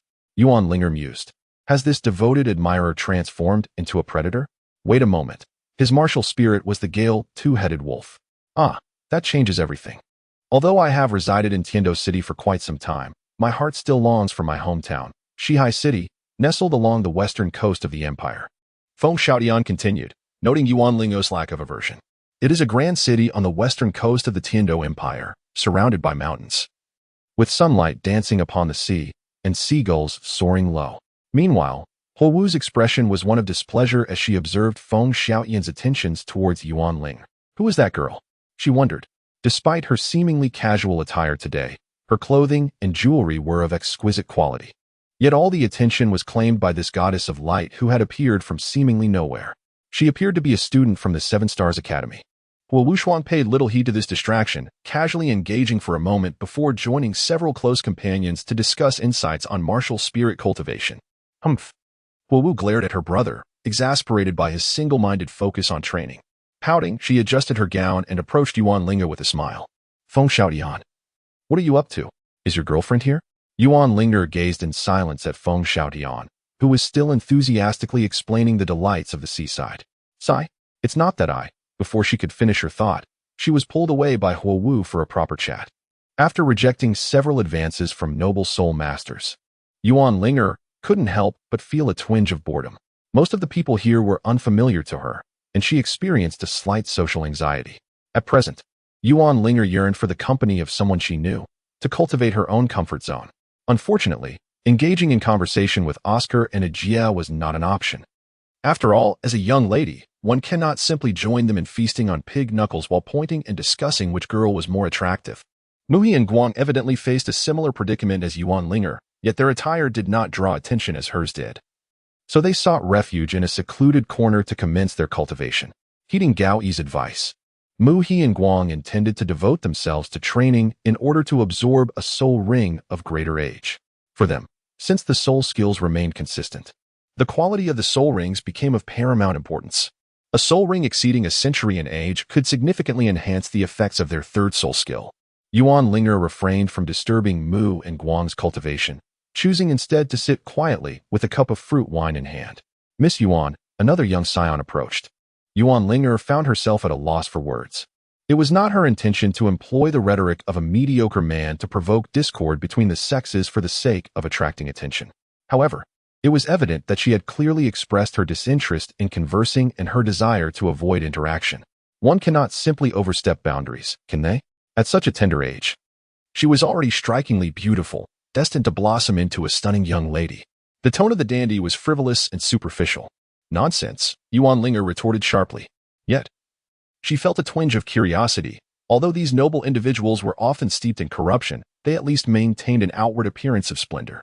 Such a flippant and teasing demeanor hardly seemed befitting of a noble's public conduct. Are you not even attempting to maintain appearances? He chuckled, unfazed by Yuan Ling'er's rebuke, suggesting he possessed a certain level of tolerance towards beauty. Extending his hand towards her, he introduced himself. I am Avalanche, the fourth prince of the empire. Shall we make each other's acquaintance? Will your next request be for me to accompany you for drinks? Yuan Ling'er was rendered speechless. Could this truly be a prince? He exhibited not even the slightest semblance of noble upbringing, resembling instead a scoundrel who would leer at attractive young women in the night market and attempt to flirt with them. In the past, Yuan Xuanlu, accompanied by Yuan Ling'er, savored the barbecues along Balak Spicy Street. In the midst of the night, a number of individuals adorned with gold chains and protruding bellies, their mouths filled with yellowed teeth and the scent of smoke, would peer with narrowed eyes at the passers-by in the night market. Upon spotting a captivating figure, they would approach to strike up a conversation, often inviting the young women to share a drink. Whenever Yuan Xuanlu encounters such a situation, he exudes a subtle pressure characteristic of a soul master, compelling that group of ruffians to release their captives. Although Yuan Ling'er suspects that Yuan Xuanlu merely revels in the lingering glances and unspoken affections exchanged by the young ladies afterward, he nonetheless performs a commendable act. Begone.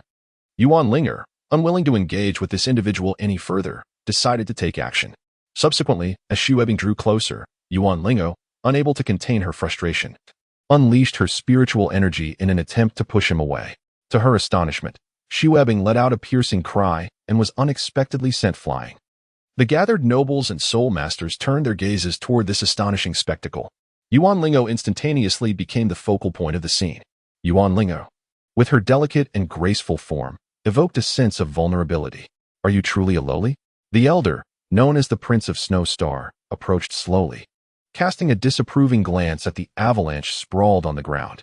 Yuan Ling'er sensed that she had inadvertently stirred a considerable trouble today, just as she was contemplating leveraging her lineage from Yuan Xuanlu to her advantage. Suddenly, Prince Xuesheng turned around and delivered a powerful blow to the recently risen Xuebing. Everyone was taken aback. Chapter 68. The Weight of Soul Bones and the Throne, which prevails. Yuan Ling'er was left utterly astounded. She had anticipated that Prince Xuesheng would deliver a diabolical speech, ultimately leading to her apprehension. She also envisioned Yuan Xuanlu making a grand entrance, showcasing his prowess and forcing Prince Xuesheng to retreat. However, she had never fathomed that Prince Xuesheng would bestow upon Xuebing such a humiliating reprimand. Such a reprimand. One can only imagine the profound psychological impact it would have on a young prince in his adolescent years. Alas, Miss Yuan, I kindly ask for your understanding. My nephew has grown accustomed to a life of frivolity and indulgence. Yuan Ling'er glanced back at the avalanche, rising to her feet.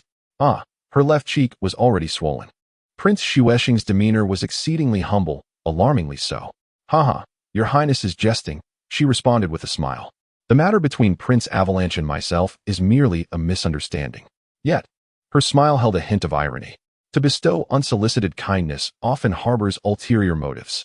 Your reputation in the city of Tiando, Prince Xuesheng, is that of a brash and domineering figure. Yuan Ling'er could hardly believe that she had managed to soften the heart of Prince Xuesheng. As the saying goes, one must experience hardship to truly understand another. This is the apology from the avalanche. I hope Miss Yuan can show some leniency. The prince, from his ostentatious ruby ring, astonishingly produced a soul bone, a millennium-old soul bone from the Radiant Lion, truly a perfect match for Miss Yuan's martial spirit. Not only was Yuan Ling'er taken aback, but even the nobles and soul masters were driven to madness. To so casually bestow a millennium soul bone is indeed a grand gesture. Feng Xiaotian silently gasped in astonishment. Huo Wushuang said nothing, yet upon seeing the soul bone, a flicker of greed ignited within him.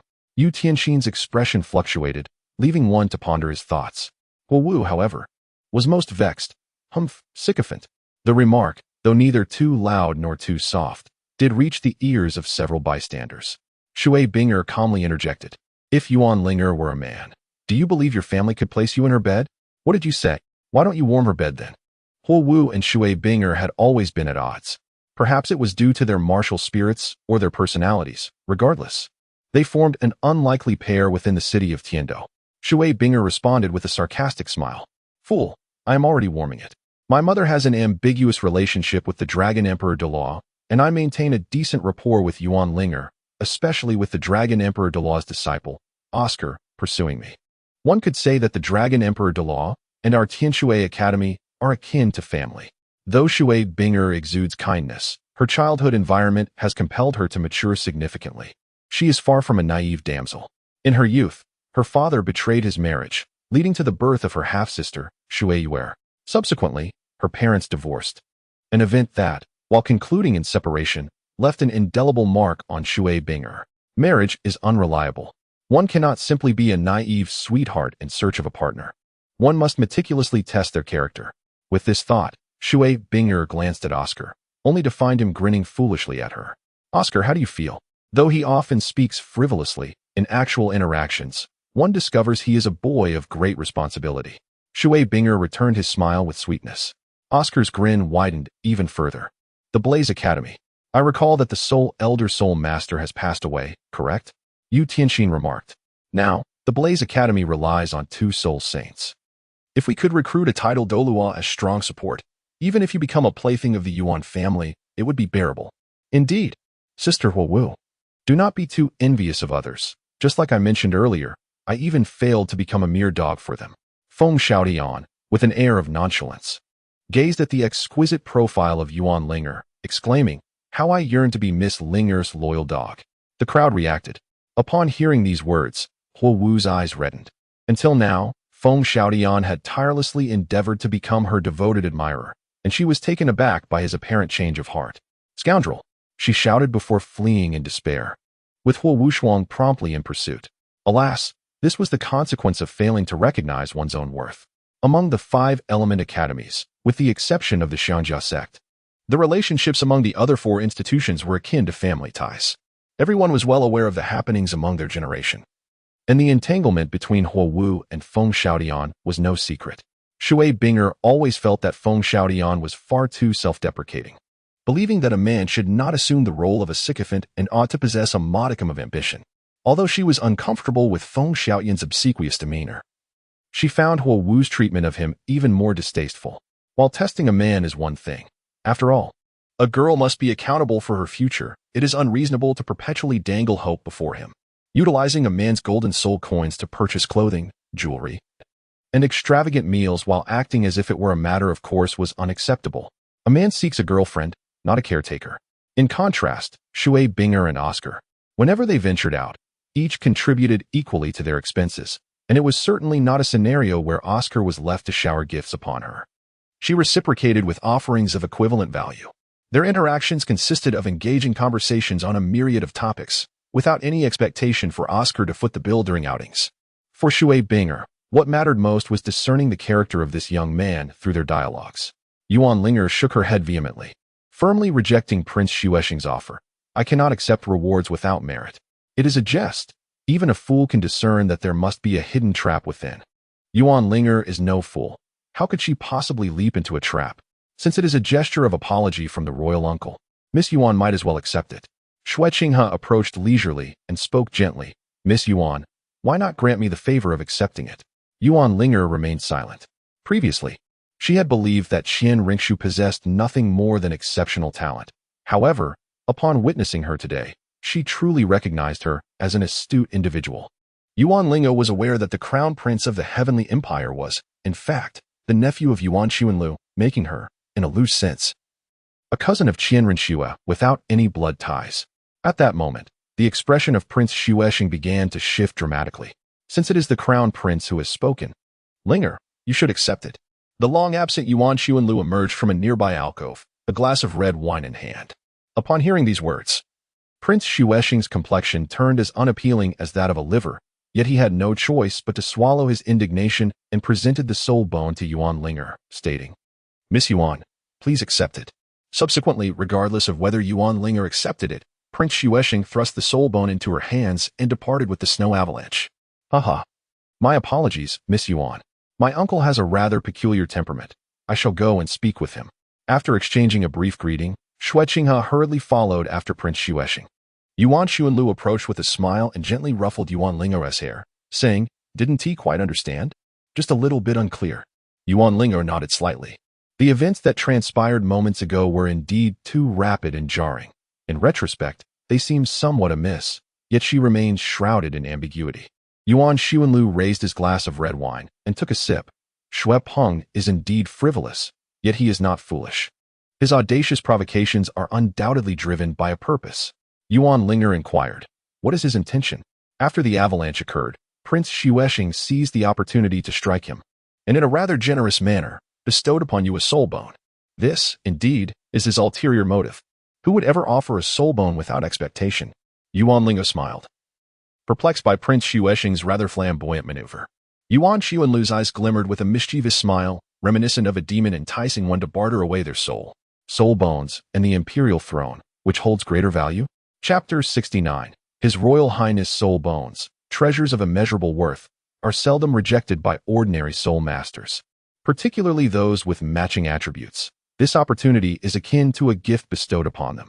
Even when aware of the potential trap, they remain unable to resist the allure of the soul bone. Yuan Xuanlu elucidated, drawing a parallel to his past life. Imagine being entrusted with the keys and property deeds to a dozen opulent villas in the magical metropolis. Upon inspection, you discover that each deed bears your name, with all legal documents meticulously in order. At that moment, even if you are aware of the underlying trap, can you truly resist the temptation? Alas, all that is offered for free has long been covertly priced. He is fully aware that you will inevitably accept the soul bone. Once you do, in the eyes of the current aristocrats and soul masters, you will have aligned yourself with the faction of Prince Xuexing.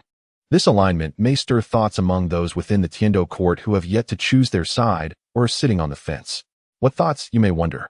Although the Xuexinghe faction is currently formidable, Prince Xuexing has secured the allegiance of the Dragon Emperor Douluo. Yuan Ling'er, perplexed, inquired, would they place their trust in an elder of the martial soul hall? Yuan Xuanlu chuckled. The former pope, who was slain by the illustrious Haotian Douluo, possessed a papal order, while the leader of the Blue Lightning Tyrant Dragon clan, known for their long-standing antagonism with the Spirit Hall, also holds the esteemed title of an elder within that very institution. Thus, one might ponder whether the title of elder in the Spirit Hall is merely a symbolic designation, devoid of any substantial influence.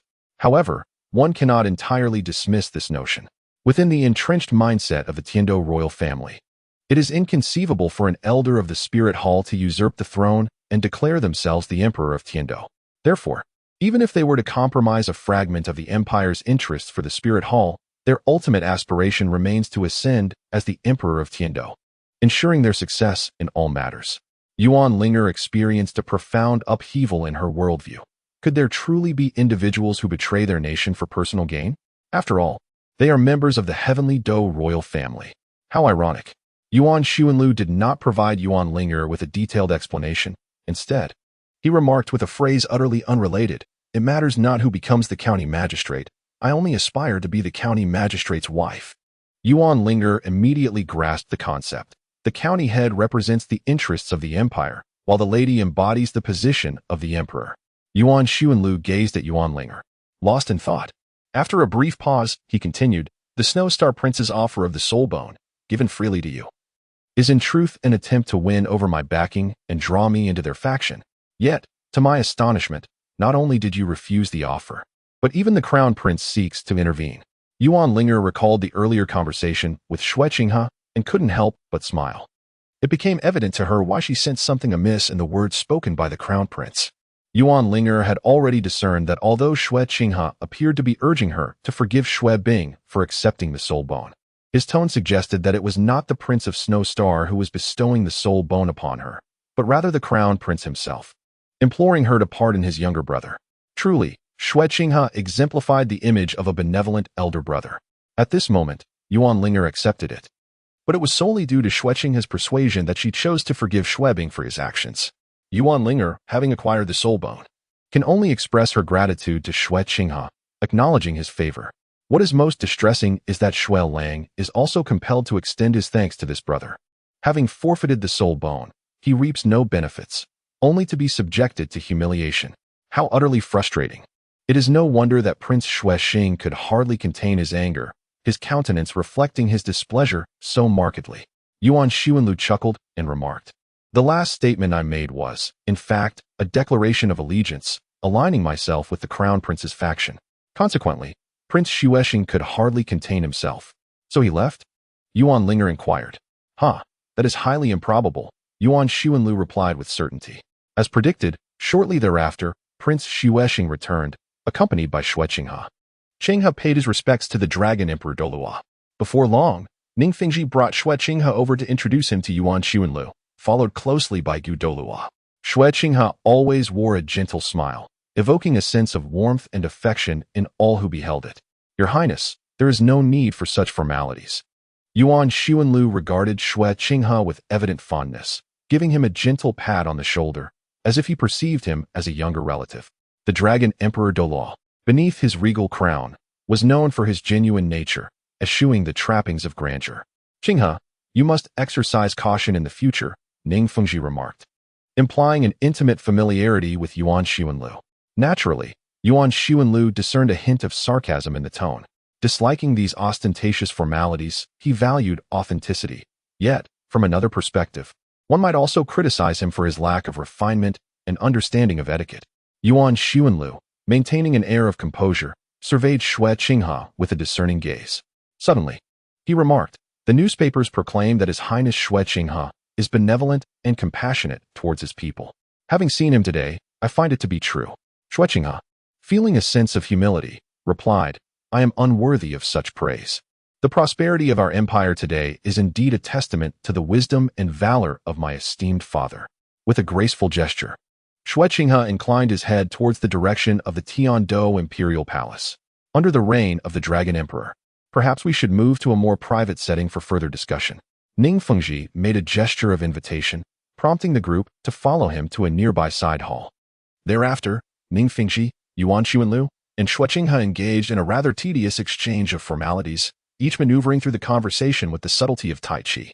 Ning Fengji harbored the intention of introducing Yuan Xuanlu to Xue Qinghe, hoping that this connection might garner the support of the Dragon Emperor for their cause. Yuan Xuanlu was acutely aware of Ning Fengji's thoughts, yet he understood that Xue Qinghe was his niece, thus he feigned ignorance. Xue Qinghe, cognizant of Yuan Xuanlu being his second uncle, likewise pretended to be oblivious. At the table, the three of them, adept at theatrics, could not utter a single truth. Naturally, the conversation shifted from leisurely discussions of trivial matters to the current affairs of the court. Ning Fengji lamented, "Truly, this empire is experiencing an unprecedented era of prosperity unseen in 3 centuries." Xue Qinghe concurred, "All of this is owed to His Majesty's adept governance. As subjects, we are immensely grateful." The little friend Xue could very well receive an Oscar for his performance. Yuan Xuanlu chuckled in agreement, remarking that soul masters seem to lead quite comfortable lives. However, the prosperity enjoyed by the soul masters does not necessarily imply that the common folk share in this fortune. Moreover, the prosperous era mentioned by Ning Fengji appears to exclude the common people entirely. This situation is reminiscent of Yuan Xuanlu's past life, where the phrase "not contending for benefits with the populace" was used, where the populace referred to the scholar officials, leaving the commoners in the dust. Nevertheless, I perceive certain latent dangers within the empire. "Your Highness, have you not noticed?" Yuan Xuanlu suddenly interjected. Before Ning Fengji could respond, Xue Qinghe chimed in, requesting guidance from the Dragon Emperor Douluo. "Alas, addressing me as Dragon Emperor Douluo feels rather distant. You may as well call me uncle," Yuan Xuanlu jested, suggesting it would foster a more familial atmosphere. Call you uncle? I indeed referred to you as such back in Wuhan City. Yet, we are in Tiando City now. Qian Renxue felt an unexpected thrill at the notion of calling him uncle. Yuan Xuanlu earnestly gazed at Ning Fengji and said, Master Ning, to be honest, the first time I laid eyes on His Highness the Crown Prince, I felt an extraordinary sense of kinship. Wouldn't you agree, Xiaoxue? Xiaoxue. Qian Ringshu's heart seemed to leap from her chest. She was momentarily taken aback, but quickly seized the opportunity, laughing, Uncle. Ning Fengji, perceiving that Yuan Xuanlu's words indicated a favorable outcome regarding the Crown Prince's influence, exchanged knowing smiles with the two cunning old foxes. Uncle, may I inquire about the threats to the Empire's security that you mentioned? Xueqing oppressed, her tone growing increasingly familiar. Her demeanor suggested a closeness that surpassed even that of calling the Snow Knight Emperor father. Naturally, it concerns those two individuals who pose a threat to His Highness the Crown Prince. Yuan Xuanlu candidly laid bare the matter. At today's banquet, His Highness the Crown Prince is indeed able to represent the Royal Academy of Tiando. Yet Emperor Xuye unnecessarily dispatched both Prince Xuexing and Prince Xuebing to attend. Have you ever pondered the reason behind this? The truth is, it was Prince Xuexing who initially submitted the petition, later tacitly approved by my father. Xueqing is no fool. Upon hearing Yuan Xuanlu broach this subject, he increasingly sensed something amiss. Uncle, are you implying my father? He does not trust me. This was what Xueqing wished to articulate, yet as the Crown Prince, he could not openly voice such sentiments. Yuan Xuanlu hurriedly restrained Xueqing, continuing the conversation. Be cautious, for walls may have ears. He chuckled. With the Dragon Emperor Douluo present, who could possibly eavesdrop on our discourse? The Bone Douluo suddenly interjected. I merely spoke in jest. Yuan Xuanlu maintained an unperturbed demeanor, transforming from a politician discussing matters of state and the world into a boastful commoner in a tea house.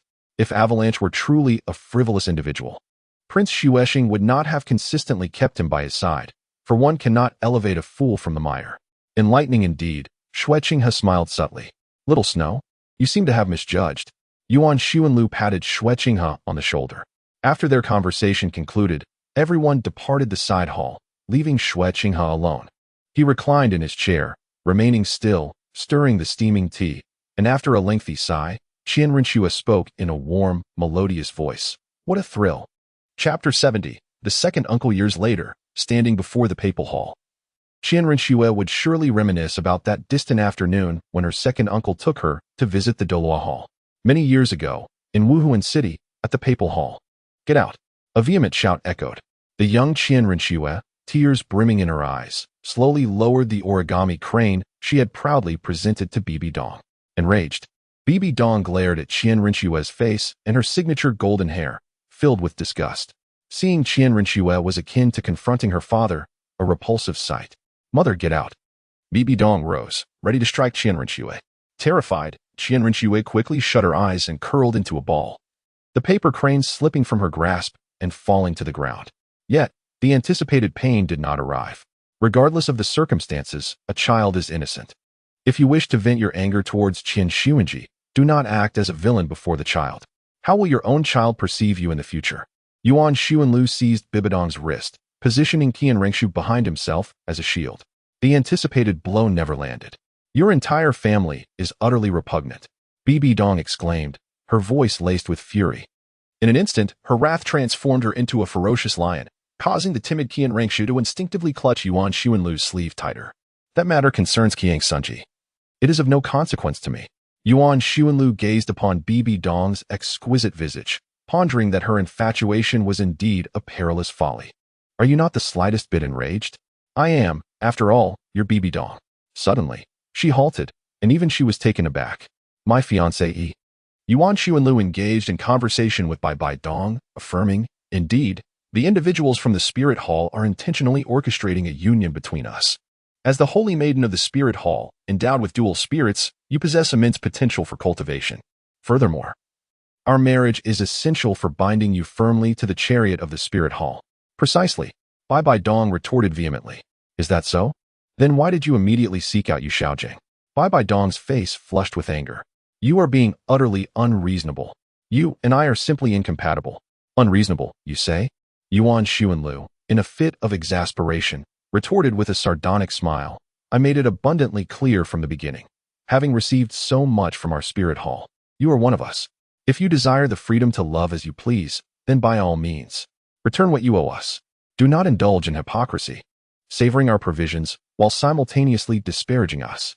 You take our food, our resources, and yet you wish to strike back at us, the spirit hall, with the support of the Blue Lightning Tyrant Dragon sect. I have warned you before. Qin Xuanji will stop at nothing to keep you within the spirit hall. Simply acquiesce and put some distance between you and Yu Shaojiang, even if it means a mere fa of marriage with me. Once Qin Xuanji meets his demise, we can each pursue our own paths, unencumbered by one another. Qian Douluo will be preoccupied with the angel god's inheritance and will not concern himself with your affairs. You can rekindle your relationship with Yu Shaojiang, and I shall seek out a beautiful and gentle lady. This way, we shall avoid the current disdainful glances exchanged between us. Upon hearing Yuan Xuanlu's words, Bibi Dong inquired, "Then why did you seek to confront Qin Xuanji?" Yuan Xuanlu pondered for a moment, stroking his chin as he observed the expression on Bibi Dong's face. He said, "I shall speak plainly. Do not brand me with the label of objectifying women." Bibi Dong nodded in agreement. "To me, you are akin to a soul bone imbued with the attributes of darkness for 10,000 years. Upon the utterance of Yuan Xuanlu's words, the countenance of Bibi Dong flushed crimson. To a soul master, a soul bone is an invaluable treasure, and 100,000-year soul bone is even more so. I once felt that I possessed 100,000-year soul bone, and everyone proclaimed that this precious bone was destined for me. Even though I was aware that its attributes did not align with my martial soul, the worth of 100,000-year soul bone is indisputable. Ultimately, that soul bone was absorbed by Qin Xuanji, and I was certainly incensed at that moment. However, once my fury subsided, I confronted Qin Xuanji, asserting that since he had taken my soul bone, he owed me a new one. He acquiesced. Bibi Dong. The depth of her prior emotions was now eclipsed by her ire. Bibi Dong exclaimed vehemently, "You possess no semblance of sentiment whatsoever. You are nothing but a creature driven by self-interest." Yuan Xuanlu scoffed. "I engage only in discussions of mutual benefit with both Qian Douluo and Qin Xuanji. Emotions hold no sway in our dealings. No matter your beauty, it amounts to little more than mere flesh. I am not your sycophant. When I initially offered you a word of caution, it was an act of utmost benevolence. To speak candidly, a dog that has been nurtured for a decade would not abandon its loyalty simply because a stranger beckons it. You dare to call me a dog?" Bai Dong has astutely grasped the crux of the matter. "Your lack of respect for me is palpable." Yuan Xuanlu, huh? Yuan Xuanlu glanced at Qian Rengshu, holding her hand as they departed from the palace, leaving behind only the furious roar of Bibi Dong. "Uncle, do you think my mother particularly dislikes me?" Qian Rengshu inquired, a hint of despondency in her voice. Yuan Xuanlu lifted the petite Qian Ruxue effortlessly into his arms. "I am at a loss for how to respond to your inquiry. My mother passed away when I was very young. Qian Ruxue, allow me to take you to the Douluo Palace." With Qian Ruxue cradled in his embrace, Yuan Xuanlu made his way directly to the Douluo Palace. The palace exuded an aura of sanctity and solemnity, guarded by dedicated sentinels. It serves as the final resting place for the titled Douluo of generations past, though many of these graves are mere symbolic mausoleums. Yuan Xuanlu gently released Qian Renshue's hand, guiding her as they traversed the rows of gravestones. The iron-gray stone slabs bore the chronicles of the lives of these titled Douluos. Even the mightiest titled Douluo in death is reduced to but a trace of yellow earth. Yuan Xuanlu gently patted Qian Renshue's head and remarked, "Family, wealth, fame, status, and cultivation are, in essence, of little significance. What truly matters in life is the unrestrained embrace of nature." "Is uncle also unrestrained?" Qian Renshue suddenly inquired. "Certainly not," came the reply. Within the vast hall, only two distinct sets of footsteps resonated, one large, belonging to Yuan Xuanlu, and one small, that of Qian Renshue, reminiscent of a bronze bell tolling. No one can genuinely be free from constraints, yet one can still find joy amidst hardship. Yuan Xuanlu harbored a multitude of sentiments he wished to convey to the petite Qian Ruxue, yet all his thoughts remained lodged at the precipice of his lips. In this journey of life, one's own happiness reigns paramount. The opinions of others are but ephemeral whispers. Ultimately, with time, one matures into understanding. In a state of half-slumber, Qian Ruxue finally opened her eyes, the study of the prince's residence still aglow with light. To my astonishment, I have dozed off. Rubbing her temples, Qian Ruxue recalled how, after delivering a speech at the banquet, she had endeavored to foster closer ties with the members of the Five-Element Academy. It was only after the guests had departed that she hurried back to the prince's residence. Perhaps fatigue had taken its toll. Upon entering the study with the intention of reviewing several documents, she inadvertently succumbed to slumber. Master, Elder Yuan has arrived. A figure knocked gently at the window before delivering the news. Quietly usher my second uncle in. Ensure no one perceives his presence. At this moment, traces of weariness lingered on Qian Ruxue's face, still marked by the remnants of sleep, her mind clouded. Yet, she remained resolute in her desire to converse with her second uncle. Following the conclusion of the banquet, Qian Ruxue had entrusted the prince's token to Yuan Xuanlu, encouraging him to visit whenever he found the time. Yuan Xuanlu readily accepted this development. This action undoubtedly conveyed a significant political signal. The Dragon Emperor Douluo endorses the Crown Prince. Will the Seven Stars Academy and the Heavenly Water Academy, closely associated with the Dragon Emperor Douluo, also extend their support to the Crown Prince? The nobility began to ponder these possibilities. As the Crown Prince faces such exhaustion, would it not be wiser to return to the Spirit Hall and assume the role of Pope? Yuan Xuanlu stealthily entered the Crown Prince's study, observing the weariness etched upon Qian Ruxue's face, and could not help but chuckle softly. Haha, dear uncle, you jest. How could she possibly relinquish her position to me? Qian Ruxue said, feeling quite at ease as she reclined slightly in the leather chair. Yuan Xuanlu chuckled softly. If you were to return now, all the offerings and 2/3 of the elders would rally around you. However, the time is not opportune. The treasures belonging to Qian Ruxue, I shall reclaim them myself, ensuring their complete submission and acknowledgement. After all these years as the Crown Prince, Qian Ruxue has indeed developed a regal demeanor. That position will eventually be mine. Such ambition. Yuan Xuanlu felt quite pleased with Qian Ruxue's response, believing her vision and character surpassed his own. Without further ado, he presented her with the celestial herb. The celestial herb, known as the coxcomb phoenix sunflower, was delicately extracted. This enchanting plant quivered with a vibrant crimson hue, resembling gelatin, yet it was composed of grass-like leaves. The tips of the leaves bore a striking resemblance to a coxcomb, with leaf veins shimmering in a golden hue, causing the surrounding air to shimmer with heat. This remarkable entity, the coxcomb phoenix sunflower, should not be chewed or swallowed. Rather, it requires the harnessing of soul power for proper utilization. No matter how excruciating the experience may be, one must endure, for if one falters midway, the efficacy of the herb will diminish significantly. Qian Ruxue merely intended to store it securely, without consuming it. The attribute of the angelic martial soul is both sacred and fiery. The coxcomb phoenix sunflower can assist in the evolution of flames. What is your current level? Qian Ruxue pondered for a moment and replied, level 54. With innate soul power at level 20, it is evident how much talent you have squandered. Yuan Xuanlu truly felt a pang of sorrow. This is my own decision. If I were to remain in the spirit hall, encountering that woman would only evoke a visceral revulsion within me. Qian Ruxue, however, maintained a pragmatic outlook. Every gain entails a loss. If I can reclaim the entire Heavendo Empire, then the squandered talent would be of little consequence. That scoundrel, Shui Yi, is likely beginning to harbor doubts about you. Although Ning Fengji is your mentor, the Seven Treasures Glazed Tile School possesses grandiosity, yet lacks true authority. The military aspect is the foundation of palace intrigues. If you truly seek assistance, I can introduce you to a few individuals who may prove beneficial. Yuan Xuanlu continued to be troubled by Qian Ruxue's covert plans. Alas, despite his understanding of court intrigues and the notion that power is born from the barrel of a gun, he recognized that when it came to orchestrating a Xuanwu Gate incident himself, he could not rival the prowess of Qian Ruxue, who had navigated the political arena for over a decade. Uncle, Qian Ruxue suddenly expressed a hint of sadness. Let us speak of this another time. I dozed off earlier and was transported back to my childhood memories.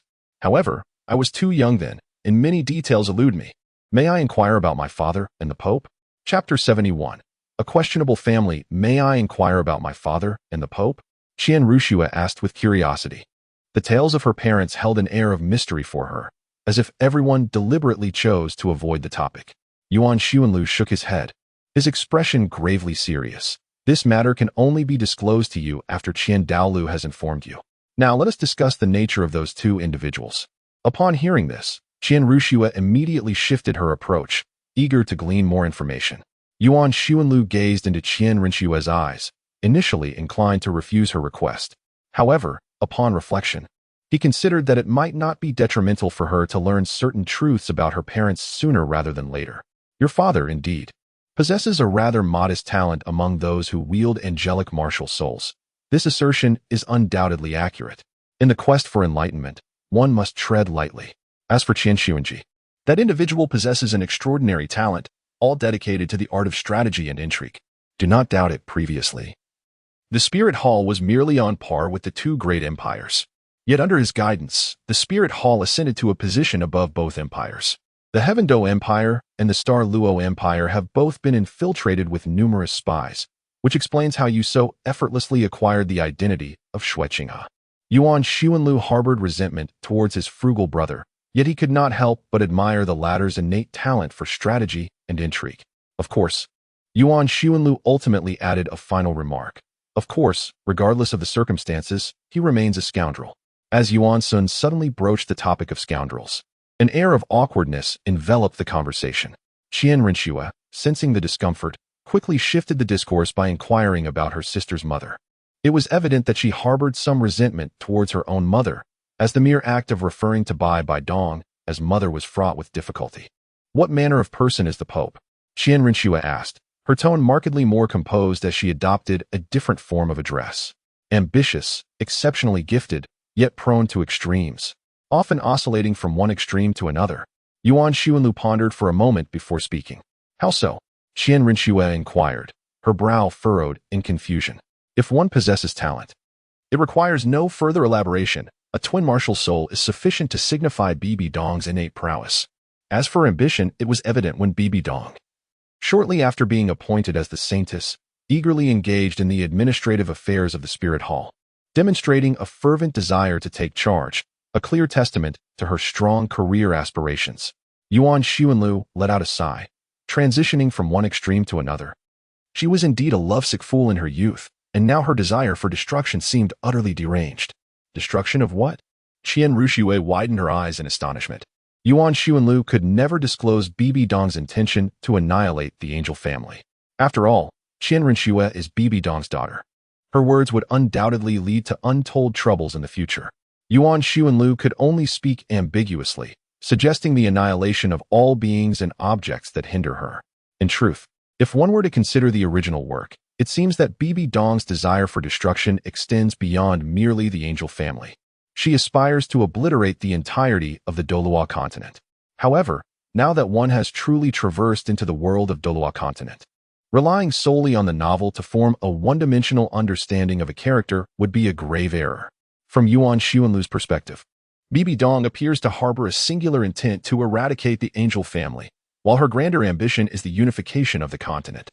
As for Bibi Dong's feelings towards Yu Xiaojiang, one can only lament that the original author has transformed Bibi Dong from a cunning queen of political intrigue and an ambitious strategist into a fool, wholly governed by the whims of love. It must be said, this is indeed a significant degradation. Uncle, I have heard some rumors about you and her in the past. Are they true? Inquired Qian Ruxue. The origin of the phrase Yuan Sun Lu is evidently derived from the tale of the Chrysanthemum Pass. Are you suggesting that there was a romantic involvement between her and me? Yuan Xuanlu candidly acknowledges the peculiar nature of their relationship with Qian Ruxue. Upon contemplating that Qian Ruxue would also become infatuated with romance, only to be deceived tragically by Tang San, he felt an immediate responsibility as an elder to impart some wisdom to Qian Ruxue. Firstly, dear Xue, you must remember this. All men are inherently driven by base desires. Every single man, including myself, and even your grandfather. In the quest for truth, one inadvertently uncovers a shocking revelation. Grandfather? Qian Ruxue was left utterly bewildered. Yuan Xuanlu, with an air of righteous indignation, proclaimed, I shall never divulge the tales of your grandfather and Tang Chun of the Haotian sect, who both cherished the enchanting Poseidon Island, only to have their affections spurned by Poseidon himself. I implore you, do not inquire further. Qian Ruxue, having previously dismissed the notion that her uncle and grandfather epitomized the virtues of familial piety, was astonished to witness such a revelation today. Clearly, the matter at hand was not the romantic history of her grandfather and Poseidon, but rather the tantalizing gossip surrounding Yuan Xuanlu. Once again, Qian Rinxue donned an expression of eager anticipation. As for Bibi Dong, hailing from humble beginnings, she was swiftly embraced by the spirit hall upon the discovery of her twin martial souls. This explains her inclination to approach matters from the perspective of commoner soul masters. Yuan Xuanlu narrates the tale of his youthful encounters with Bibi Dong. Subsequently, through Bibi Dong's remarkable talents and cunning, she inevitably ascended to the esteemed position of the saintess. It was during that period that I first became acquainted with Bibi Dong. How shall I express it? Yuan Xuanlu was rather reluctant to confess before Qian Rinxue that he was once enamored with the figure of Bibi Dong. Your mother possesses an exquisite beauty, and I merely find her appearance captivating, which inspires my desire to pursue her. Moreover, our ages are quite similar. She is but an elder sister to me. Hence, this matter has garnered the support of the Spirit Hall, including your father. Everyone is eager to facilitate a union between us. So, why did she not choose your uncle, but instead opt to walk alongside my father? Qian Rinxue's cheeks flushed a deep crimson as she suddenly recalled the notion of brother coveting his brother's wife, stirring an involuntary jest within her. It is not as dire as you might imagine. Upon observing Qian Rinxue, Yuan Xuanlu instinctively realized that she had misjudged the situation. The truth is, my relationship with Bibi Dong is not particularly deep. Many assume that being the brother of the Pope of the Wuhuan Temple would make pursuing a saintess an effortless endeavor. However, she is a person, not an object or mere character. She possesses her own thoughts, values, and personality. Our temperaments are simply incompatible, and thus we find it difficult to connect. Bibi Dong is devoted to the affairs of the Wuhuan Temple, often preoccupied with her duties late into the night, embodying the archetype of a career-driven woman. In stark contrast, I revel in leisurely nights spent sipping a drink outdoors before returning to the comfort of my bed, embodying the essence of a laid-back individual. During the time we spent together, she would discuss the monotonous affairs of the Wuhuan Temple, leaving me drowsy, while my attempts to share the enjoyable and delectable aspects of the temple failed to pique her interest.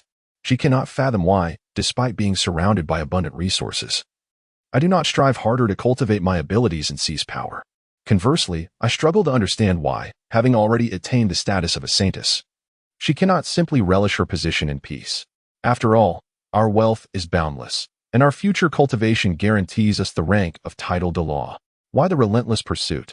In essence, I am unwilling to alter the trajectory of my life for her, just as she is reluctant to compromise her ambition for my sake. I refuse to accommodate myself for anyone. Given these circumstances, it appeared that a marriage arranged by others was our only option. However, I was taken aback when Bibi Dong became infatuated with a worthless scion from the Blue Lightning Tyrant Dragon clan. What does that fool Yu Xiaojing possess that is superior to me? Aside from his ability to sweet-talk and please women, his soul power, lineage, and knowledge fall short compared to mine. One winter, as the temperatures dropped, I offered Bibi Dong a cup of hot water for her comfort, a gesture stemming from genuine concern. Yet, it paled in comparison to Yu Xiaojing's invitation to enjoy the snowy scenery. What could possibly be captivating about winter's chill? The frigid air is unbearable, even for soul masters. Qian Rinxue, my dear uncle, have you not realized that you exhibit a rather typical masculine perspective? After Yuan Xuanlu concluded his remarks, he waved his hand nonchalantly. At this juncture, he felt no lingering affection for Bibi Dong. Eventually, it became futile, once she succumbed to the whims of infatuation. Her ears were deaf to the words of anyone else. I am not her sycophant.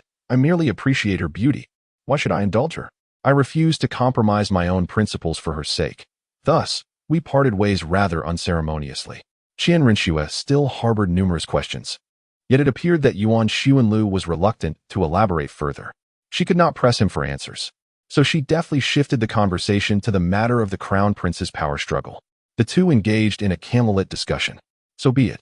I find myself with little else to say. In essence, power is birthed from the barrel of a gun. Therefore, I would appreciate it if you could assist me in managing the ranks of the military. Indeed, Yuan Xuanlu, on the verge of stepping out, suddenly erupted into a foolish grin. Oh, what a forgetful soul I am. Do you happen to know where the Han Hai Qian Kuan shield of the Tiando Empire is kept? Qian Rinxue found Yuan Xuanlu's inquiry rather peculiar. Yet she chose not to dwell on it too much. It is housed within the royal treasury.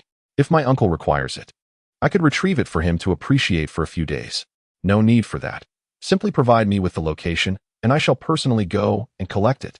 Yuan Xuanlu intended to seize the opportunity forcefully. Even if he could not utilize the sea god's legacy, he certainly would not allow Tang San to obtain it. He also urged his second uncle to exercise caution, for that place was the royal treasury, guarded by formidable protectors. Qian Renxue informed Yuan Xuanlu of the royal treasury's location within the palace, speaking earnestly. However, she soon realized that the Yuan Xuanlu before her was a titled Douluo. What kind of powerful being could surpass a titled Douluo? Remember to consume the celestial herbs. After Yuan Xuanlu acquired the location of the royal treasury, he pushed open the door to the prince's study and departed. A drop of rain fell, landing on Yuan Xuanlu's nose. Chapter 72. The lieutenant of the Tiando Imperial Guard. The rain continued to fall, as if engaged in conversation. The northern rain lacked the damp chill of the southern starry empire. It came accompanied by vast dark clouds that obscured the sky, accompanied by the rumble of thunder, creating an overwhelming deluge. As dawn broke, a Soul Master lieutenant entered his home, holding an umbrella. He was a lieutenant in the Tiando Imperial Guard, having just concluded his midnight watch and returned to his residence within Tiando City. My lord, you have returned. I shall bring out the noodles. A gentle woman emerged from within, smiling warmly. The lieutenant took a seat at the dining table. This woman, surnamed Lu, was a local of Tiando City. Not very old, yet a widow for many years. After an accidental meeting, they gradually grew closer and eventually cohabited. Madame Lu was skilled and adept in her domestic crafts, excelling in both needlework and cooking. My lord, do taste this noodle. A bowl of clear broth noodles was presented, adorned with a few vegetables and slices of ginger, all meticulously prepared with evident care. On a rainy day, ginger warms the stomach. The lieutenant accepted the chopsticks and began to eat heartily, while Madame Lu sat nearby, smiling as she watched him. He grinned back at her, though a trace of unshakable sorrow lingered in his brow. My lord, have you encountered something troubling? Madame Lu inquired. The lieutenant pondered for a moment, considering the solace of confiding in someone, and sighed. Alas, I have spent over a decade in the Imperial Guard, and I should have been promoted long ago. Unfortunately, those gilded young lords occupy the positions. This time, a coveted position of lieutenant finally opened up, and I offered the deputy commander 200 gold soul coins to assist in my endeavor. Yet, unexpectedly, a scoundrel took the position through backdoor dealings. Did the commander accept the money yet fail to act? Madame Lu frowned. Who knows? Regardless, that money is irretrievable. The lieutenant expressed his frustration. Is that person particularly formidable? Did they qualify through exceptional means? Madame Lu asked further. Oh dear, you know as well as I do. How many of those who enter through connections possess genuine skill? The lieutenant's face clouded with worry. Then he lamented, There's nothing to be done. Connections are indeed advantageous. That individual was promoted by Prince Xuexing. Yet his strength is only at the 33rd level, 5 levels below mine. Madame Lu fell silent. The lieutenant continued. Moreover, tomorrow when that person becomes lieutenant, I must go present gifts to celebrate. Is there any logic to this world? Alas, such is the nature of the world, she replied. Lady Lu grasped the hand of the captain, saying, Is it not true that individuals like us are bound by such reasoning? When those powerful figures stomp their feet, it feels as though the very heavens and earth tremble around us. To seek a life of peace is already a profound blessing. Alas, I find this unacceptable. The captain, feeling equally distressed, replied, If I had chosen to remain in the position of a mere captain, why would I have toiling tirelessly in pursuit of improvement? Surely, one could simply drift through life at a rank exceeding 20. My dear sir, you must not resign yourself to mediocrity, Lady Lu admonished, her expression suddenly serious. As the saying goes, the heavens reward diligence. Why not strive to break through to level 40? Once you achieve that, the position of a general shall be easily within your grasp. The captain felt deeply moved by her words. Lady Lu possessed a remarkable understanding of reason and was undeniably virtuous. Yet, he remained furrowed with worry. If I could indeed surpass level 40, I would have no cause for such concern. After sipping some ginger tea, the chill within him dissipated. I am already 39. Surely, the soul sect should be attainable. A faint bitterness lingered in his mouth. His accomplishments were commendable among ordinary soul masters. In the Douluo continent, how many commoners possess extraordinary talents from birth? Most simply pursue their studies steadily, transitioning from primary to intermediate academies, and by the time they reach advanced academies, they may find themselves unable to afford tuition. Ultimately thrust into the workforce. For a captain like him to secure a position guarding the imperial palace is regarded as a stable and safe job in the eyes of many ordinary soul masters. Your talent is indeed limited. Suddenly, a voice echoed in the captain's ear. Do not alarm anyone, nor disclose anything to anyone. Step outside. Upon hearing this, the captain instinctively trembled, then gently patted Lady Lu's shoulder. You should rest now. I must step out for a moment. What business do you have? Haven't you already completed your shift for the day? Lady Lu queried, puzzled. You should just go to sleep. Why all the questions? The captain, growing impatient, patted her shoulder again. He wished to deter her curiosity from following him, fearing that if the person who had sent the message noticed her, she might be in danger. The newcomer was not of benevolent intent, and for the sake of secrecy, might even resort to eliminating Lady Lu. Lady Lu quickly tidied the dishes and retreated to her quarters to sleep. The captain waited briefly, unfurled his umbrella, and stepped outside, scanning the surroundings. He lit a cigarette, inhaled deeply to gather his spirits, and called out, Is anyone here? A hand rested upon the captain's shoulder. I am here. Yuan Xuanlu emerged from the shadows. Who are you? Do not be alarmed. Yuan Xuanlu offered a cigarette to the officer. I have a smoke. The officer hesitated, but his mind was quick. He promptly accepted the prestigious 9-5 Supreme from Yuan Xuanlu. Such a cigarette was something he would never dare to purchase in his lifetime. Haha, my lord. What is your intention? The officer wore a smile that sought to curry favor. It is I. Yuan Xuanlu extended his hand to remove the mask. And then the imperial token flashed briefly in his grasp. I am currently serving the crown prince.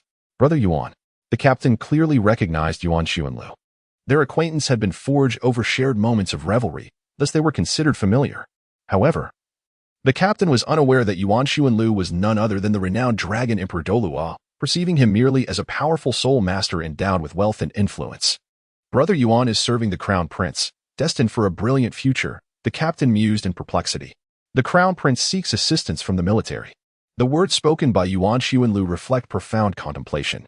If we were to adhere to the trajectory of the coup as depicted in the original text concerning Qian Renxue, it would suggest that she intended to summon soul masters from the spirit hall. However, such a strategy would present significant vulnerabilities. The primary concern lies with the soul masters of the spirit hall. Despite their loyalty, they may not be inclined to exert themselves for the sake of rebellion.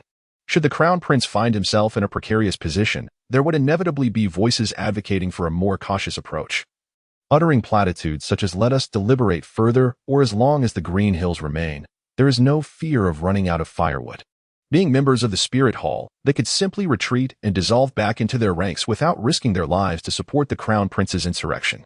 Conversely, if there existed a cadre of mid-level military officers who were fiercely loyal to the crown prince, the situation would be markedly different. Having endured prolonged suppression from higher-ranking officers, their aspirations for promotion would necessitate significant contributions to the crown prince's cause. Furthermore, they would be acutely aware that their actions constitute rebellion. Thus, they would undoubtedly invest their utmost efforts in elevating the crown prince to power, as failing to do so would leave them with no viable future. Of course, these considerations belong to a later discussion. It would be imprudent to convey such sentiments to the officers at present. Instead, it is imperative to paint an enticing vision for them, suggesting that they have garnered the crown prince's attention and inviting them to join the illustrious faction of the crown prince. Yet, I am merely a soul master of over 30 ranks. What influence do I truly possess? The officer expressed his bewilderment, scratching his head in confusion. The higher-ranking officers may not wholeheartedly support the crown prince. However, your current allegiance to him could very well lead to a significant reward in the future. Yuan Xuanlu continued. As for reaching the 30th level, it is not a matter of engaging in battle. The crown prince merely desires to have his own eyes and ears within the imperial guards. The captain fell silent. He was not the type to risk his life for the sake of advancement. He found contentment in his life with a wife and children by the warm hearth. If not for your own sake, surely you must consider your children as future. Being a young master is far preferable to being a mere servant. Yuan Xuanlu was well aware of the Achilles heel of this military officer, which lay in his family. In his youth, being solitary, Yuan Xuanlu reveled in unrestrained freedom. However, after the arrival of Yuan Ling'er, he initially wished for his child to cultivate in peace and safety. Yet, as time progressed, Yuan Ling'er resolved to eliminate Tang San. Yuan Xuanlu has set aside his previous carefree and indifferent demeanor, beginning to contemplate the future for Yuan Ling'er. The captain, having finished his cigarette, cautiously lit up a limited edition of the finest brand. Taking a deep inhalation, he exhaled a long stream of smoke, revealing a simple yet sincere smile. Is this the kind of cigarette enjoyed by the distinguished? Indeed. Though Yuan Xuanlu does not smoke, he responded in this manner. Hee. Whether I indulge in the prestigious 9.5 Supreme or a humble white gauze, it amounts to the same. The officer drooped his head, resembling a forlorn dog. However, I must consider my child. You are right. It is far better for a child to be a young master than a servant. The officer took another deep breath, gazing at his own estate, where Lady Lu was already with child. I, too, come from a background of poverty. After years of struggle, all I sought was status and wealth. In my youth, I toiled as a servant for the sons of affluent families. When a young master snatched away my bowl of rice, using it to entertain his dog, I would sit by, weeping.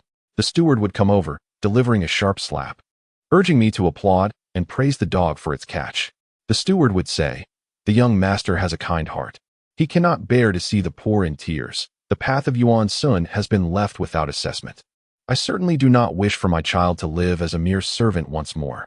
The centurion resolved firmly within his heart. Do I need to procure a letter of allegiance? To eliminate a leader? There may come a time when your services will be required. Yuan Xuanlu presented a bag of gold soul coins to the captain, and upon a cursory count, he discovered there were over 1,000. The issue of official rank meant that the crown prince could not openly extend his influence into the military. However, orchestrating the unexpected demise of the newly appointed general was certainly within the realm of possibility.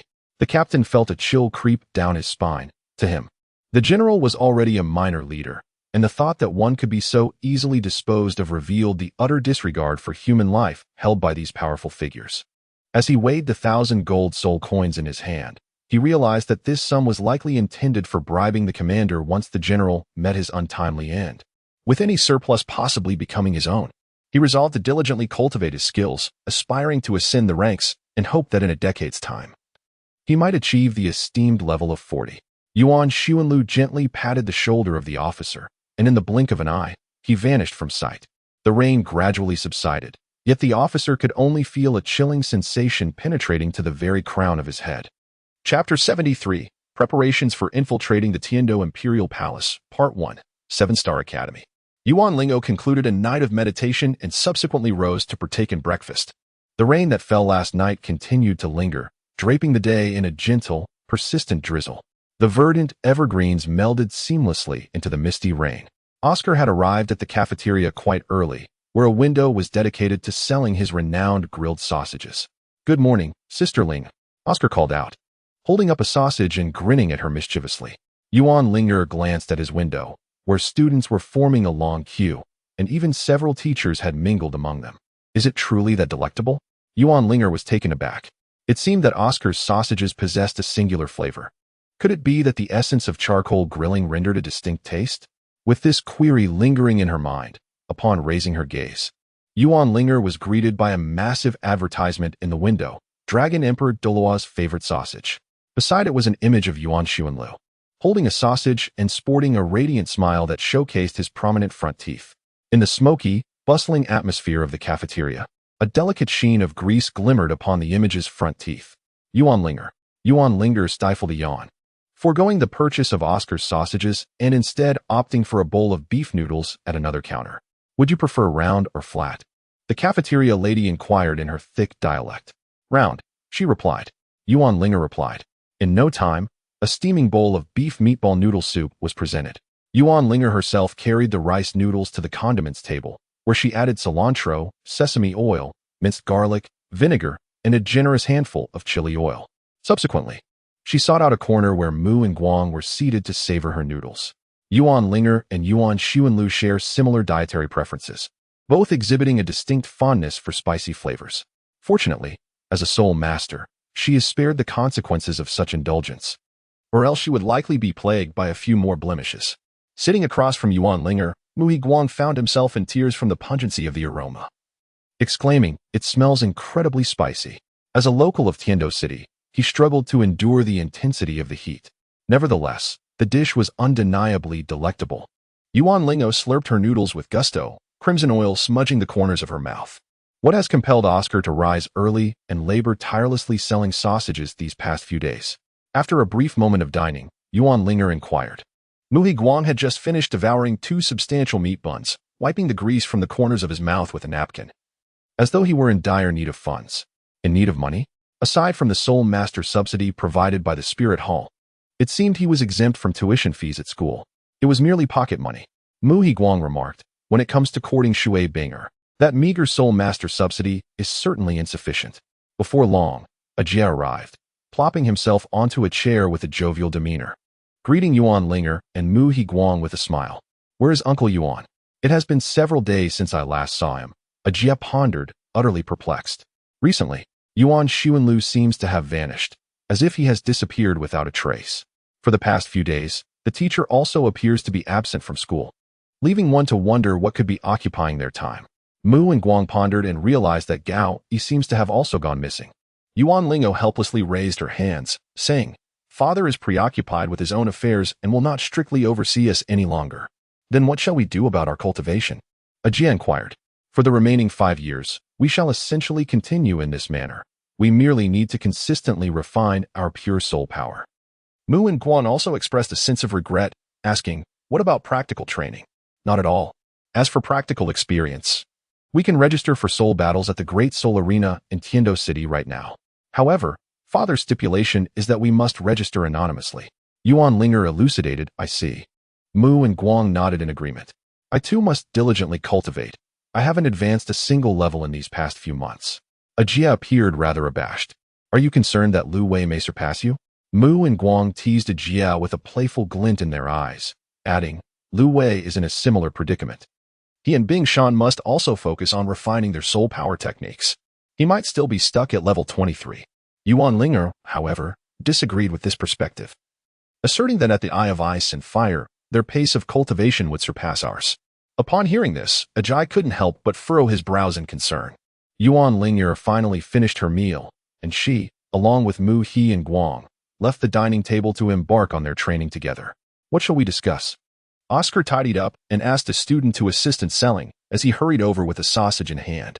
"Have you heard where Uncle Yuan has gone?" AJ replied nonchalantly. "Today marks the nth day since Lu Wei departed. I miss him. Where else could he be? Surely attending the noble banquets in Tiando City." Oscar's tone was filled with indignation, yet a hint of envy sparkled in his eyes. For Shui Bing'o could attend those noble gatherings daily, whereas Oscar would require a noble title to partake. Those detestable nobles, looking down upon others. Is that true? AJ was taken aback. "I witnessed it with my own eyes." Oscar took a bite of the sausage, his mouth glistening with grease, and declared earnestly, "Uncle Yuan and Dean Gao attend gatherings every night." At the banquet, Gao Yi donned a daring, deep V-neck white gown with a high-shouldered zipper, exuding allure and maturity. Beside her, Yuan Sun Lu was clad in a white suit, radiating nobility and elegance. Brother Yuan and Miss Gao truly are a match made in heaven. Ning Fengji chuckled, his tone reminiscent of a grandfather speaking to his beloved grandchildren. Behind Ning Fengji stood the ever-steadfast Bon Douluo. Upon hearing the sarcastic remarks from Ning Fengji, Yuan Xuanlu chuckled lightly and replied, "Flattery, flattery. The current Pope of the Spirit Hall remains single. Why doesn't T-Sect Master Ning make an effort?" The alliance between the Spirit Hall and the Seven Treasures Glazed Tile Sect would indeed be a splendid affair. Ning Fengji's expression shifted slightly, but he quickly regained his composure. "Brother Yuan, you jest. Our 3 sects have always been closely intertwined. How could I possibly consider an alliance with the Spirit Hall? You must be trying to sow discord." With a slight smile, Yuan Xuanlu feigned innocence. Gao Yi, linking arms with Yuan Xuanlu, merely chuckled quietly beside him. She was quite pleased that Ning Fengji regarded her as Yuan Xuanlu's rightful partner. Often, truths are conveyed through jest. For a moment, the two remained silent, as the cellist on the second floor of the banquet hall poured his heart into his performance, while the nobles in the dance floor shimmered with brilliance. After a lengthy pause, Yuan Xuanlu inquired with a cheerful smile, "Do the nobles of Tiando City indulge in banquets on a daily basis?" "Naturally. This is merely one of their means of socializing." Ning Fengji elaborated, "Today is the oyster banquet." Yuan Xuanlu reminisced about the oysters he had just savored, nodding in affirmation. "Were they transported from the seaside?" "Indeed, their flavor is remarkably fresh." "Yes," Ning Fengji interjected, They employed an ice-attributed soul master to preserve their oysters. He proceeded to enlighten Yuan Xuanlu and Gao Yi about the extravagant sums this group of nobles had expended to transport these oysters into the inland city of Tiando. Truly, it was an indulgence beyond measure. As the banquet reached its zenith, the remnants of the oysters lay scattered across the floor, while some guests clung to their wine bottles, refusing to relent. Others engaged in spirited drinking contests, and a few had succumbed to inebriation. One nobleman commanded a servant to wipe the oil stains from his garments. While on the table, the necks of 2 wine bottles protruded, and a servant in the distance brought forth a large platter of oysters. Yuan Xuanlu shook his head, marveling in exclamation, the stench of wine and meat from the affluent households, while the roads are lined with the frozen corpses of the deceased. Ning Fengji, upon hearing these words, unexpectedly burst into hearty laughter. Elder Yuan, when did you, as a member of the aristocracy, develop such a compassionate heart? He continued. This statement ought to be made by the crown prince. It would certainly enhance his reputation as a frugal and benevolent leader. Yuan Xuanlu clarified, speaking of Qinghe, it seems that its strength has notably increased in recent days. Ning Fengji replied courteously, but he aims to become the crown prince, not a general. What significance does an increase in strength hold? Yuan Xuanlu was aware that Qian Rinxue had already consumed the chicken crown phoenix sunflower. Yet this revelation could not be disclosed to Ning Fengji. Yuan Xuanlu, with a sense of helplessness, waved his hand towards Ning Fengji, taking Gao Yi's hand, intending to return home together in a carriage. Brother Yuan, might you enlighten me as to why you have been consistently attending the banquets of the nobility? Ning Fengji, noticing Yuan Xuanlu's intention to depart, quickly halted him, inquiring with a puzzled expression. Master Ning, do you wish to hear the truth or a fabrication? The truth. Yuan Xuanlu chuckled softly. Our household is too impoverished to afford meals, so I had no choice but to come to the banquet for a free feast. Ning Fengji's expression darkened instantly. Was he being taken for a fool? How could a dignified titled Douluo be unable to afford food? What a preposterous lie. I am simply too lazy to cook, Gao Yi interjected on Yuan Xuanlu's behalf. Suddenly, amidst their jesting, a violent surge of soul power erupted within the city of Tiando. This intense wave of soul energy even reached the attendees of the banquet, causing the inebriated nobles to reveal their true, unrefined selves. After listening for quite some time, Yuan Xuanlu could not help but exclaim to Ning Fengji, the public safety in Tiando City leaves much to be desired. I shall return home now, Master Ning. Take care. Ning Fengji replied with a courteous smile directed at Yuan Xuanlu and Gao Yi. However, an instinctive sense of unease lingered within him as he pondered. You are concealing something from me, aren't you? Chapter 74. Preparations for infiltrating the Tiando Imperial Palace, Part 2. While Yuan Xuanlu and Gao Yi attended the banquet, Douluo had silently arrived within the imperial city. Douluo had returned to Tiando City alongside Yuan Xuanlu, yet he had refrained from administering the celestial herbs to his granddaughter, Douluo. The reason being, those 2 celestial herbs appeared far too formidable for human consumption. After much contemplation, Douluo resolved to adopt a more prudent approach. He decided to wait until Yuan Xuanlu had the opportunity to witness Douluo consume the herbs. This way, should any mishap occur, there would be a safeguard in place. Due to the inability to provide the celestial herbs to Douluo had confined himself within his residence in Tiando City for the past few months. Until today, Yuan Xuanlu assigned him a task. Douluo understood that this was the moment to prove his loyalty. He had prepared all his toxins, merely awaiting Yuan Xuanlu's command to swiftly send the Snow Knight Emperor to his demise. However, Douluo was taken aback when he learned that Yuan Xuanlu wanted him to infiltrate the imperial city of Tiando to eliminate a general of the Imperial Guard. He had anticipated this general to be a hidden powerhouse, but upon reviewing the information, he discovered it was merely a soul master of over 30 levels. Indeed, a task that seemed a tad excessive for such a trivial target. Though Douluo internally cursed Yuan Xuanlu for using a sledgehammer to crack a nut, he knew he had to proceed with the assignment. Thus, at the appointed time, Douluo donned a dark cloak and stealthily entered the imperial city of Tiando. The city was vast, with ancient and grand architecture. Centuries ago, during the civil war in Tiando, the false emperor had set fire to the palace. Subsequently, the war empress constructed the Phoenix Palace on the outskirts of Tiando City. It was only during her reign that the Phoenix Palace became the true imperial seat of the Tiando Empire. However, after the empress returned power to the court, The old palace in the imperial city was restored on its original site. Where could that general possibly be? Douluo pondered, scratching his head in frustration. Concealed within the shadows of the palace walls, he observed the patrolling soldiers, his expression fluctuating between hope and despair. Was Yuan Ling'er out of his mind? Even if he intended to kill this general, couldn't he wait until he left the palace and track him to his residence? Why must he carry out the assassination within the palace? Douluo grumbled once more. The imperial city was also protected by formidable warriors, and as the weakest titled Douluo, he dared not wreak havoc here, for any reckless action could lead the biphosphorus snake venom to become evidence against him. My lord, a young eunuch, with an effeminate demeanor, approached Douluo from behind. Startled, Douluo nearly unleashed his soul power to strike the eunuch dead. I serve the crown prince, the eunuch stammered, tumbling to the ground in fear, and handed Douluo a token. What is this? Douluo took the token, his expression darkening. My lord Soul Emperor. The general is patrolling with the 12th squad and will appear shortly, the eunuch said, bowing respectfully. Soul Emperor? Douluo was momentarily taken aback, but quickly realized this was an attempt to conceal his true identity. The eunuch believed he was addressing a Soul Emperor, not the infamous poison Douluo. Douluo returned the token to the eunuch, only for the latter to manipulate it with a few gestures, causing it to ignite spontaneously. To his astonishment, it was crafted from a special material. Just moments ago, he had felt its metallic texture. After a brief wait, a fully armed squad of the Imperial Guard approached, consisting of merely 10 men. The general was among them. The young eunuch spoke in a chilling tone. Why is a general merely a captain? Douluo, perplexed, inquired, for although he was not well versed in the ranks of the heavenly dual army, it seemed implausible that a general would oversee only 10 men. The eunuch clarified, within the imperial city, to prevent insubordination from the imperial guards.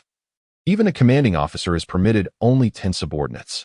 Casting a glance at the eunuch, Douluo dismissed the concern. 10 was a manageable number for him to handle effortlessly. Thus, he refrained from summoning his martial spirit and soul rings, relying solely on the oppressive force of his soul power to intimidate the 10 imperial guards momentarily. Who dares?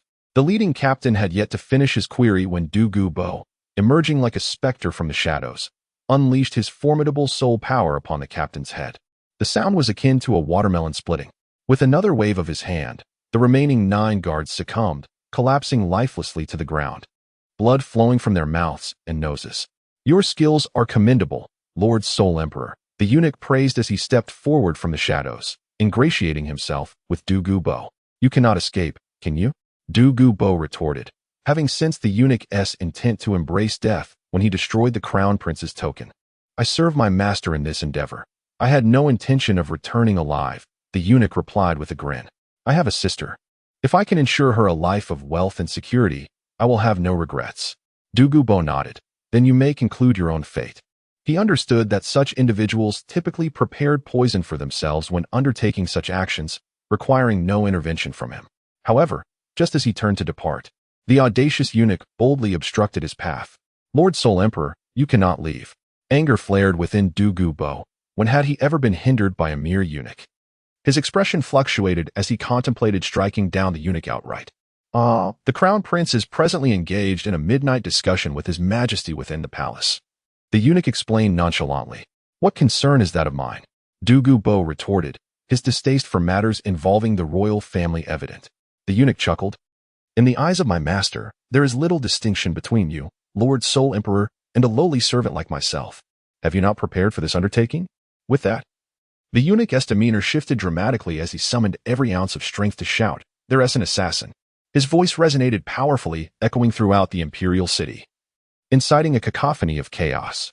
Douluo recalled tales of the storyteller, realizing that Yuan Ling'er had deliberately lured him into the imperial city, lying in wait with 300 assassins, anticipating the eunuch's signal to ensnare him. Scoundrel!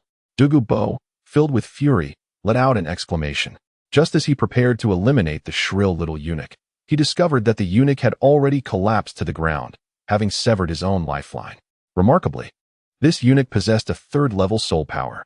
Douluo could not help but lament the profound influence of the crown prince. Even a damaged individual held such power, indicating a level of audacity beyond measure. It is well known that in this realm, the presence or absence of soul power delineates 2 distinct classes. Typically, Those who serve as eunuchs are entirely ordinary individuals. Without further contemplation, Douluo accelerated his escape, intent on fleeing swiftly before the formidable adversaries arrived. He harbored no desire to engage in combat, for should he unleash his martial soul's spirit rings, his identity would be immediately unveiled. Finding a three-legged toad is a rarity, yet a soul master with the poison of a phosphorescent snake is as predictable as dawn. After recklessly shattering a few low-ranked soul masters who obstructed his path, Douluo forcefully burst through the gates of the imperial city. Concurrently, he could not help but curse Yuan Ling'er and the crown prince, considering them both to be cunning schemers. The little eunuch was oblivious to the fact that his contact was a soul emperor. He remained in the dark until his last breath. Douluo, unable to locate his assassination target, was utterly reliant on the information provided by the eunuch. The only token from the crown prince, that precious token, had also been destroyed. Had he truly been a soul emperor, the likelihood of his escape today would have been virtually non-existent. He would have been obliterated by the powerful allies of another crown prince. In such a scenario, there would be no evidence of his demise. Allowing the crown prince to remain unscathed, the intended target, the general, would be dead, the assassin soul emperor slain. And the crown prince would gain credit for protecting the royal entourage. It was akin to an old sow donning a brazier, an elaborate ruse indeed. As for the little eunuch's sister, given the nature of their family, Douluo speculated that she had likely perished long ago. Feeling the potent aura of a pursuer drawing ever closer, Douluo made a desperate dash toward the city's outskirts. Moments earlier, Yuan Ling'er had heard the intense commotion from the palace and, after bidding farewell to Ning Fengji, boarded his carriage. "Let Ning Fengji be your witness. This tactic is truly remarkable," he remarked. Once Gao Yi joined him in the carriage, she lowered the window and smiled at Yuan Ling'er, saying, "You must keep this a secret for me." Yuan Ling'er returned her innocent smile. Yuan Ling'er quietly departed from the carriage, deftly avoiding several directions as he swiftly infiltrated the imperial city of Tiando. Meanwhile, the carriage meandered leisurely out of the city. Chapter 75. The vast sea and the celestial sphere. The royal treasury is located at the southwestern corner of the palace city of Tiando. Ostensibly, there are no guards present. However, in reality, it is teeming with hidden talents. Naturally, for a title Douluo, such concealed prowess is merely a trifle. Dragons must coil, and tigers must lie low. Especially when the majority of the guards have gone in pursuit of Douluo, the defenses of the imperial city are particularly lax. A formidable throng of powerhouses is in hot pursuit of Douluo, allowing Yuan Ling'er to slip past them and arrive at the royal treasury. The so-called royal treasury of the Tiando Empire is, in fact, merely a modest attic. Indeed, within this small attic lies the accumulation of the first empire in the history of the Douluo continent, the Tiando Empire. Thousands of years of history have culminated in only a handful of rare artifacts for the Tiando Empire, a rather ironic circumstance. At the zenith of the Tiando Empire's might, the treasures of the royal family were housed within an entire palace. Mountains of gold piled high, and jewels flowed like quicksand, while captured princesses and noble women stood in palaces built against the mountains and seas, gazing southward toward their emperor. The emperor, embodying the noble and pristine swan martial soul, sat regally upon a grand carriage carried by hundreds, his footsteps traversing mountains and rivers, as soldiers clad in bronze armor and wielding weapons raised banners that blotted out the sky. This scene is recorded by the Spirit Hall as a testament to the Tiando Empire's might thousands of years ago. As time passed, the Tiando Empire gradually declined, its territories diminished, and its sovereignty compromised. The flames of the false emperor's self-immolation further depleted the treasury, leaving it nearly barren. After centuries of recovery, the Tiando Empire could scarcely amass the meager possessions contained within this attic. Upon reflecting on the scars of this ancient empire, Yuan Ling'er approached the loft. What a clever ruse of misdirection. Had I not been stationed here, I would have truly fallen for your trickery. A sinister old eunuch, clad in a red robe and with white hair, suddenly leapt from the loft, revealing a broad grin filled with stark white teeth as he addressed Yuan Ling'er. Yuan Ling'er instinctively tensed his body, having long anticipated that an ancient empire could hardly fail to leave some legacy for posterity. However, as he attuned himself to the ethereal waves of spiritual energy emanating from the old eunuch, Yuan Ling'er could not help but chuckle. However, a mere soul saint, he scoffed. Yuan Xuanlu could hardly fathom that the Heaven Do Empire was currently incapable of presenting even a single soul Douluo, the guardian of the royal treasury. The sweeping monk turned out to be merely a soul sage. I am aware of your superiority, yet my intention is merely to obstruct you, not to take your life. Thus, this should not pose an insurmountable challenge. The old eunuch let out a chilling smile, releasing a haunting cry from his lips. In that very instant when the old eunuch parted his mouth, Yuan Xuanlu had already reached out towards him. Yuan Xuanlu did not employ his martial soul, fearing that others might detect his aura. However, he was still able to utilize the skills granted by his soul bone. Sword arm, Yuan Xuanlu bellowed, transforming into a dark light that pierced through the body of the old eunuch. Remarkably, the soul saint, who held the title of the old eunuch, did not evade at all, as if he had been immobilized by Yuan Xuanlu's thunderous call. Yuan Xuanlu possesses a certain self-awareness. The notion that a protagonist can exude an aura of dominance that compels enemies to submit is, indeed, unrealistic. Yet, one must ponder why this elderly eunuch remained utterly motionless. Surely, with a desperate effort, he could have evaded the impending peril. The lowly servant, the elderly eunuch, cast a glance at the gaping wound upon his chest. Crimson blood trickling from his lips. He murmured softly, but it appeared as though all vitality had been drained from his body as he collapsed. A lowly servant? The sword arm. It was only then that Yuan Xuanlu comprehended the issue lay with the name of his soulbone skill. The utterance of wretched maid had evoked memories from the old eunuch's days as a servant, reminding him of the times he was scolded by his master with such disdain. How could a servant dare to act out when faced with such reproach? Thus, the old eunuch instinctively paused for a moment, inadvertently granting Yuan Xuanlu a chance for a decisive strike. This was the lingering essence of servitude that had yet to fade. Yuan Xuanlu couldn't help but sigh. However, he presently had no time to promote Mr. Democracy and Mr. Science, nor to oppose the feudalistic moral codes. Yuan Xuanlu strode confidently into the attic, shattering the heavy iron door with a single blow. Indeed, it was the royal treasury of Tiando, where the interior was resplendent. The intricately inlaid marble floor gleamed like a mirror, the ceiling was adorned with silver foil, and the columns were embellished with golden depictions of various floral motifs. A splendid fusion of Eastern and Western artistry was evident throughout. Yuan Xuanlu bypassed the mundane, meticulously scrutinizing the divine artifact known as the Han Hai Qian Kuan Zhao. Perhaps due to its ability to obscure spiritual perception, Yuan Xuanlu failed to detect it, resorting instead to the most rudimentary method of uncovering it piece by piece. Then, in the depths, Yuan Xuanlu discovered the trace of the vast sea universe cover. It was an extraordinarily peculiar artifact, entirely manifesting as a translucent azure hue, taking on a three-dimensional triangular form. The entire piece appeared to be sculpted from sapphire, measuring merely the size of a palm. Within its crystalline blue light, a radiant luster shimmered, and on this blue triangular body, rippling patterns reminiscent of water waves danced. As if it were alive. The vast sea universe cover. Yuan Xuanlu cautiously cradled it in his hands. As a future possession of Tang San, Yuan Xuanlu shamefully pilfered it. Being the party involved, he considered his actions to be a moral transgression of theft. Yet, reflecting on the notion that one must act in their own interest lest the heavens bring forth retribution, he felt justified. Yuan Xuanlu's engagement in this matter has, paradoxically, granted him a greater sense of justification. This exemplifies the grand spectacle of double standards, where one desires to indulge in vice, while simultaneously seeking to maintain a facade of virtue. Does one recall how Tang San wielded the vast ocean sphere?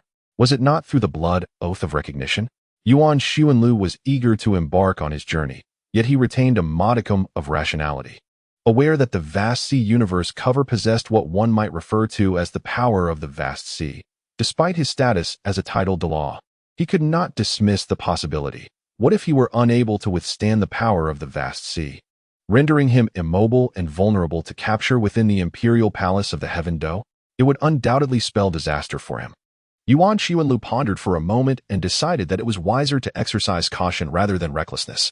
He carefully stored away the oceanic universe cover and intended to depart from the royal treasury of Tiando. Are you truly intending to leave? A chilling voice emerged from behind Yuan Xuanlu. Yuan Xuanlu initially believed that he had been approached by a formidable opponent, a fellow titled Douluo. However, upon lowering his gaze, He was astonished to discover that the old eunuch had not yet succumbed to death. A soul saint-level powerhouse, if not critically injured, and with their vital energies protected, can manage to linger for a few moments longer. Ah, what a curious turn of events. Yuan Xianlu observed an elderly eunuch who had crawled in from outside, dragging a long trail of blood, and sneered. The sea and sky shield. That is a relic of Her Majesty the Empress. The eunuch bellowed. What madness is this, threatening me with someone from centuries past? The war empress has been deceased for hundreds of years, even if she were alive. What could she possibly do against someone of my rank, a titled Douluo? Yuan Xianlu no longer felt the desire to continue listening. Surely, you do not think that the heavenly empire has remained completely unprepared all these years? The old eunuch let out a chilling laugh, slowly propping himself up to stand, and then placed one hand upon a nearby bronze crane incense burner. What? Yuan Xianlu gazed in astonishment as the elderly eunuch was swiftly drained of his life essence. On the bronze crane incense burner, a vivid crimson hue ignited, and a dense, blood-red mist began to permeate the air, its shrill wails piercing Yuan Xianlu's senses, leaving him dizzy and disoriented.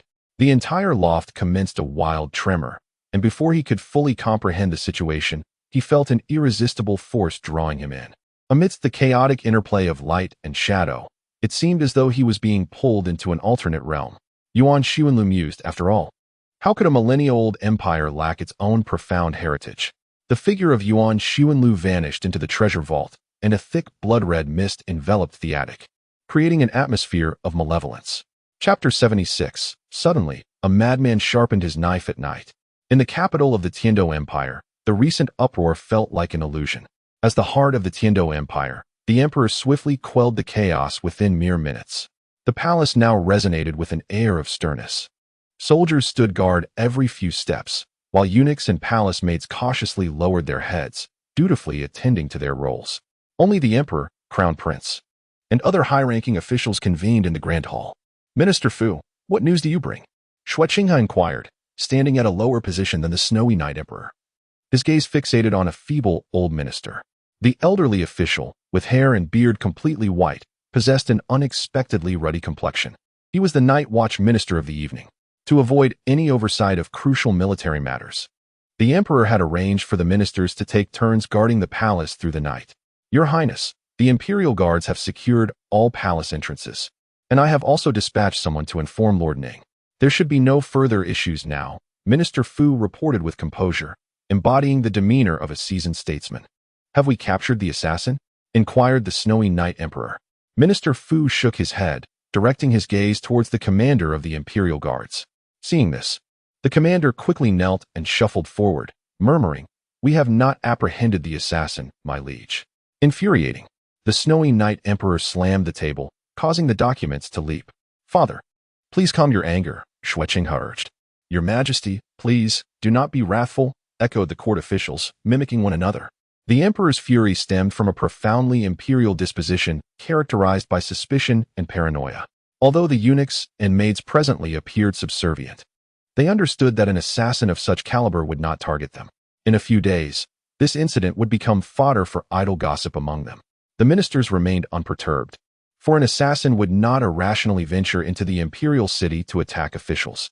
Thus, the sole target of the assassin could only be the emperor. The snowy night emperor mentally reviewed the names of royal relatives and officials. He dismissed the possibility of the civil officials, who were primarily focused on cultivating their inner energy. There were no powerful ministers in the Tiando Empire. As for the military commanders, led by Douluo, he had always been loyal to the royal family. Could it be him? The snowy night emperor kept his guard up, but soon dismissed the notion. No, Douluo was too far from Tiando City, and there had been no reports of him associating with any royal relatives. Could it be the crown prince? The emperor of Snowy Night silently gazed at Xue Qinghe, who stood there with utmost reverence. The mysterious deaths of the second and third princes in the past had instilled a sense of caution in him regarding this first prince. Yet, despite the past transgressions against the other princes, he was now the crown prince. Could he truly be so impatient as to desire my demise at this moment?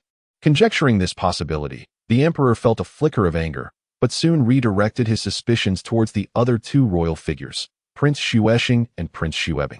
They too could be potential adversaries. Seated upon his throne, the emperor radiated an aura of unyielding authority, resembling a lion surveying the sycophantic hyenas below, who, while bowing in deference, harbored thoughts of tearing him apart. Truly, he was a solitary figure. Report. The royal treasury has been attacked by thieves. Outside.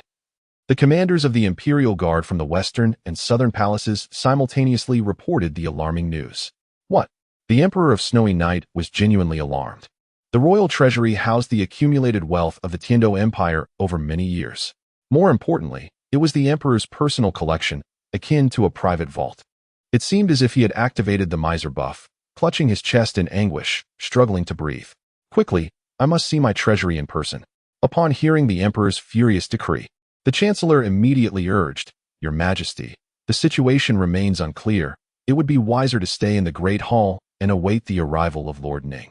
It is best for Your Majesty to avoid unnecessary risks. The Emperor retorted, Damn it, it is not your treasury that has been attacked. Of course, you remain unperturbed. I must go? The Emperor of Snowy Night dismissed the Chancellor's counsel. After years of ruling, he was no inexperienced youth to be confined by a subordinate. The two commanders led the way, their troops clearing the path, while the guards flanked the Emperor. With an air of authority, he departed the hall. The Crown Prince in close attendance, while the Chancellor maintained his composed demeanor, following closely behind. Wherever they passed, the servants knelt in a sea of black-clad figures. At this moment, the southwestern palace was shrouded in an eerie red mist, and the soldiers dared not enter, only peering anxiously from the outside. Upon the Emperor's arrival, it proved futile, for no one dared to venture within. Father, I am willing to investigate on your behalf, declared Snow Chingha, feigning loyalty with the demeanor of a dutiful son eager to alleviate his father's concerns. Your Highness, a child of great wealth should not expose himself to danger. The Chancellor cautioned again. Then you may go. Fu Xiang hesitated, struggling to articulate his thoughts for an extended period. Shui Chingha, long portrayed as the benevolent and compassionate prince, revealed an unexpectedly resolute side. Emperor Shui Yi maintained an outwardly calm demeanor, yet inwardly he noted this scene with a sense of clandestine satisfaction. If Shui Chingha truly enjoyed harmonious relations with all the ministers, would Emperor Shui Yi still find solace in his slumber at night? Shui Chingha's words were not a reflection of low emotional intelligence. Rather, they stemmed from the fact that Fu Xiang was a staunch loyalist of Prince Shui Xing, making governance particularly irksome for him, while Shui Chingha was unable to find any incriminating evidence against him. Faced with someone devoid of any value to negotiate with, Shui Chingha certainly would not bestow any kindness upon him.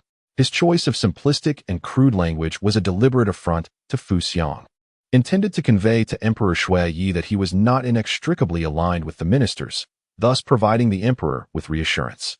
In the royal family, one could never be too cautious.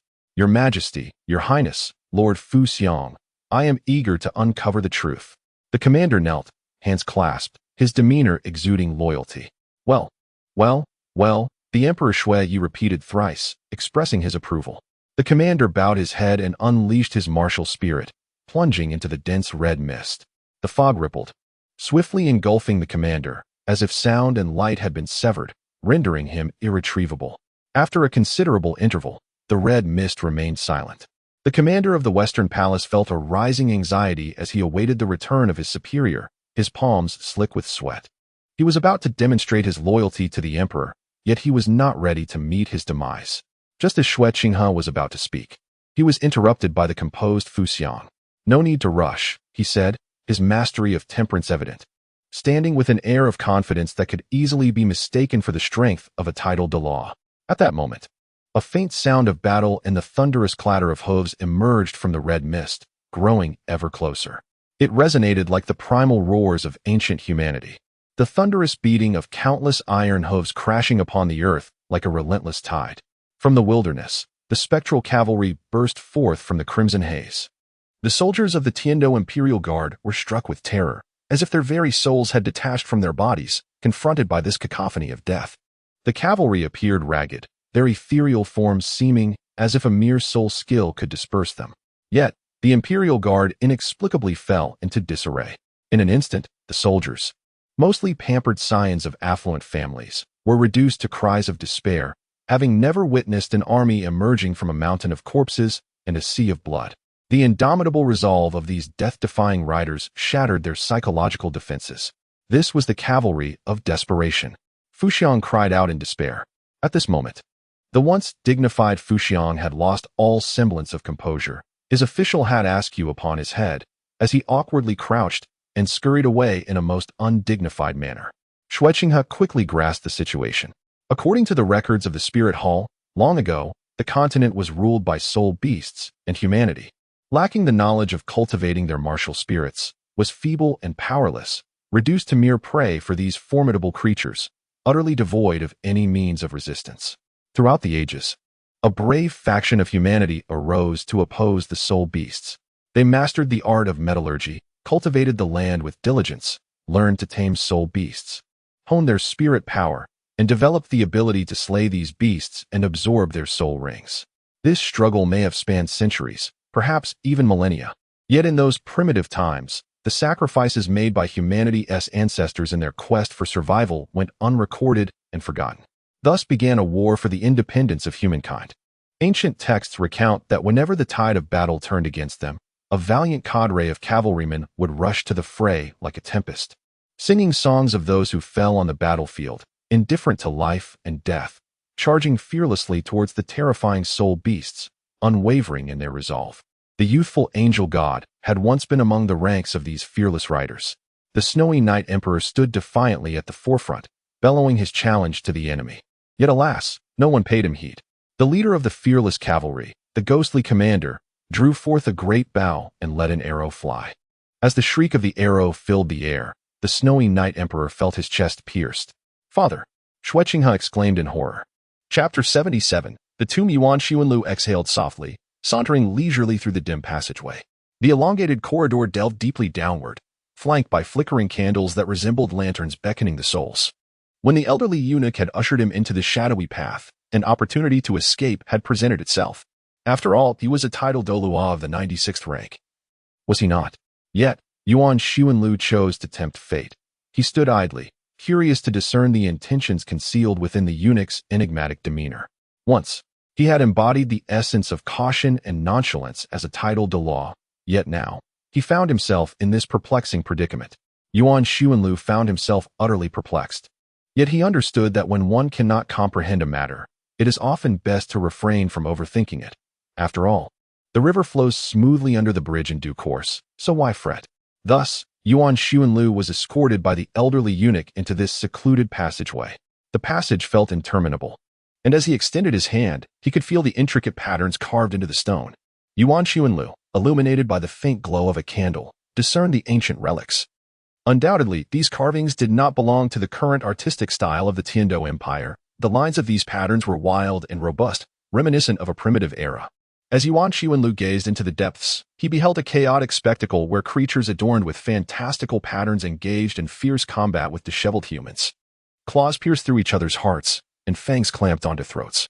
It had been an eternity, perhaps 5 millennia ago, or even earlier. Alas, Yuan Xuanlu was no Tomb Raider figure. He possessed no knowledge of ancient burial practices and was woefully unaware of the historical tapestry of the continent's primordial era.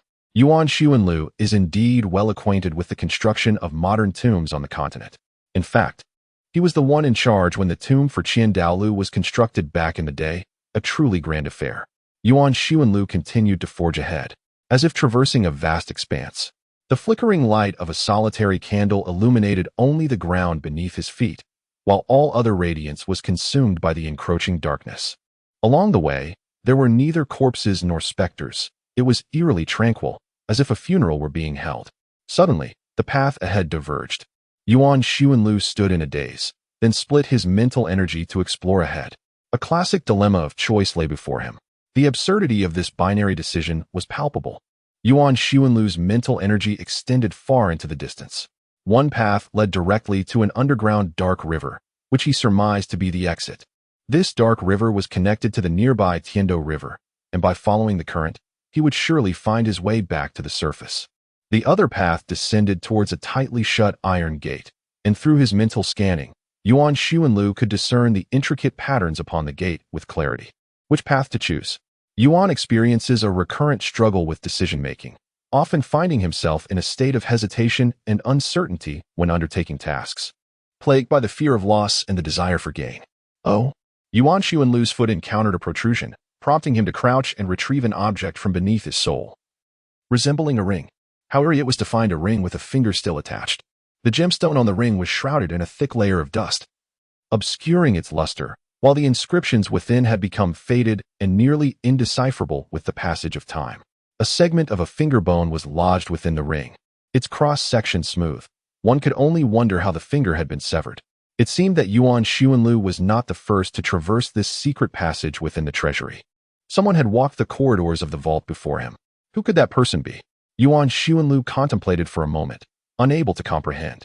Yuan Xuanlu has decided to cease his contemplation. As the old adage wisely states, the boat will naturally find its way when it reaches the bridge. There is no need for haste. The more pressing matter for Yuan Xuanlu now is to determine which path to take in order to venture forth. Yuan Xuanlu took out the Hanhai Qianquanjia, which he had concealed within his garments, and tossed it lightly. As a treasure emblematic of the sea god, Yuan Xuanlu harbored hopes that the Hanhai Qianquanjia would guide him towards the right choice. Let destiny decide. Yuan Xuanlu elevated the vast sea and universe shield high into the air, and today, this treasured artifact, which had long been shrouded in neglect, was sadly cast down, striking the ground with a resounding impact. Yuan Xuanlu cautiously observed the direction in which the vast expanse of the universe was tumbling, feigning a sense of connection with the heavens and the earth. After calculating with his fingers, he gritted his teeth and resolutely declared, "I shall take the path through the iron gate." Yuan Xuanlu inexplicably found himself imbued with a newfound confidence as he crouched and entered the iron gate's corridor. Inside the passage lay an interminable darkness. Deprived of the flickering candlelight along the walls, an insidious fear enveloped him like fine dust. He felt an oppressive weight, a sense of panic and shortness of breath. Yet, just as clarity began to dawn upon him, he realized he had reached the end. The termination of the corridor revealed an unremarkable iron door, which, despite once showcasing exquisite carvings, had now succumbed to the ravages of time. Lacking the expertise of an archaeologist, Yuan Xuanlu displayed no interest in discerning the era to which this artifact belonged. Instead, he curiously nudged the grand door. With a soft creak, it swung open, and a shadow burst forth from the crack, a knight astride a magnificent steed. Brandishing a saber high above his head, he aimed a deadly strike at Yuan Xuanlu's neck. Yuan Xuanlu instinctively used his spiritual energy to defend himself, unaware that the saber was merely an illusion. After it passed through his body, the cavalry charged forward on horseback. It startled me to death. The pursuit of the elusive path left him in a state of disarray. Just moments ago, when confronted by that cavalryman, he genuinely believed he was on the brink of execution. The shadow, though akin to a mere apparition, emanated a murderous aura that could rival the very embodiment of death that emerged from the city of slaughter. Were it an elderly individual, such a confrontation would likely have induced a cardiac episode. Yuan Xuanlu couldn't help but marvel in silence, just as he contemplated entering. The cavalry surged forth in a formidable formation. Even though this was but a mere illusion, Yuan Xuanlu dared not confront the might of this army head-on. He quietly stepped aside, allowing the shadowy cavalry to pass. Once the clamor of battle faded into the distance, only after gathering his courage did Yuan Xuanlu push open the iron gate and step into the space beyond. Upon entering, he found himself in what resembled a grand plaza, its smooth square tiles extending in all directions, disappearing into the encroaching darkness. Opposite him stood an imposing hall, its majestic structure unmistakably reflective of the traditional style of the Tiando Empire, exuding an air of grandeur. However, considering the age of this hall, it remains ambiguous whether it was the hall that emulated the style of the Tiando Empire or if, conversely, the Tiando Empire inherited the hall's architectural essence. The hall bore no embellishments, and deep within its recesses, there seemed to be an offering of something profoundly unsettling. This was, astonishingly, a hall of shadows. Yuan Xuanlu couldn't help but exclaim how utterly otherworldly the experiences he encountered today were, reminiscent of the accounts documented in the book. Yuan Xuanlu slowly traversed the square and entered the grand hall. Inside the hall, bodies lay scattered in disarray. Crimson and ebony splotches were ubiquitous, with patches of dried blood splattered across the floor like a chaotic masterpiece. Does blood not fade or vanish over time? Yuan Xuanlu gazed curiously at the bloodstains beneath his feet. Logically, this tomb should have been centuries old. While human remains may decay into mere bones, one would expect the splattered blood to gradually vanish as well. Yuan Xuanlu cast his gaze upon the lifeless corpses, most of which had been cleaved from above. a testament to a terrifying force that severed individuals in twain in an instant. Over the passage of time, these once vibrant beings had transformed into desiccated skeletons. Among them, one skeletal hand still clutched an iron dagger, the material of which remained a mystery. Remarkably, it continued to emit a chilling glint, devoid of any rust. Yuan Xuanlu withdrew the iron dagger from the grasp of the skeletal hand, scrutinizing it with care before casually brandishing it a couple of times. Such a familiar blade. It seems I have encountered it somewhere before. At this moment, Yuan Xuanlu was beset by an abundance of questions. He lifted his gaze towards the statue enshrined upon the high altar within the shadowy temple. It was a figure with the head of a pig, wearing a comical grin directed at Yuan Xuanlu. This familiar, mocking visage seemed reminiscent of something he had encountered before. Ajia. Chapter 78. The pig the skeletal remains lay either sprawled or curled up, and merely gazing upon their forms conjured images of the agony they must have endured in their final moments. The statue enshrined within the temple was draped in a flowing robe, its swine-like face adorned with a whimsical smile, mocking the mortal realm while simultaneously exuding an ethereal grace. Could this be the very manifestation of a Jia's martial soul? Yuan Xuanlu was taken aback. The comical face of the pig-headed statue bore an uncanny resemblance to a Jia's martial soul, which undoubtedly harbored some troubling significance. In the vast expanse of the Douluo continent, it is not the first time that Yuan Xuanlu has felt its enormity. According to the narrative of the original work, a Jia is merely an inconspicuous passerby. Yet who could have anticipated that such an unassuming character harbors such a profound tale within? Yuan Sun took a deep breath, clasped his hands together, and bowed respectfully before the statue of the pig-head god. This was akin to stumbling upon a small temple atop a mountain. Regardless of the deity enshrined within or the offerings presented, a simple act of reverence held no detriment, merely a quest for peace of mind and a wish for auspiciousness. One could hardly offend in such a gesture. Yuan Xuanlu once again paid his respects, extending his hand to touch the statue of the pig-headed deity. Suddenly, sparks flew. The pig-headed idol sprang to life, and in a moment of bewilderment, a colossal sword materialized in its grasp, swinging down with a fierce intent. Yuan Xuanlu's arm, empowered by the martial soul, braced against the colossal sword, the resounding metallic clang sending waves of dizziness and tinnitus through his head. Whoosh! The statue of the pig-headed deity emitted a piercing shriek as it wielded the sword with fervent strength. Yuan Xuanlu was propelled backward by an overwhelming force. As he struggled to brace himself against the massive sword with the iron dagger he had just wielded, the blade's edge was perilously close to his nose. After leveraging the power of Yuan Xuanlu to evade, he distanced himself from the pig-headed statue, allowing himself a moment to catch his breath. His soul power was suppressed to the level of a first ring, rendering both his soul ring skills and soul bone abilities unusable. Yuan Xuanlu meticulously sensed the changes within himself, his countenance growing increasingly grim. This place seemed akin to the city of carnage, perhaps even more oppressive. Not only were his soul ring abilities rendered ineffective, but his soul bone skills were also nullified, and his domain faced similar restrictions. In essence, apart from the manifestation of his martial soul, Yuan Xuanlu now bore no distinction from an ordinary individual. Yuan Sun glanced around at the surrounding skeletal remains, finally comprehending the fate that befell so many. They were all soul masters, their true power unknown, yet under the influence of this grotesque pig-headed idol. They could merely manifest their martial spirits. Thus, the beast martial spirit wielders sprouted claws and fangs, while the weapon martial spirit masters grasped their swords and blades, uniting in their confrontation against this abominable idol. Unfortunately, the majority of these soul masters exhibited a lamentable inadequacy in the development of their martial spirits, and soul techniques had become the most familiar instruments of their power. Consequently, upon losing their soul techniques, these soul masters found themselves bereft of their most trusted tools, akin to an ordinary person deprived of hands and feet. The ensuing outcome was, predictably, dire.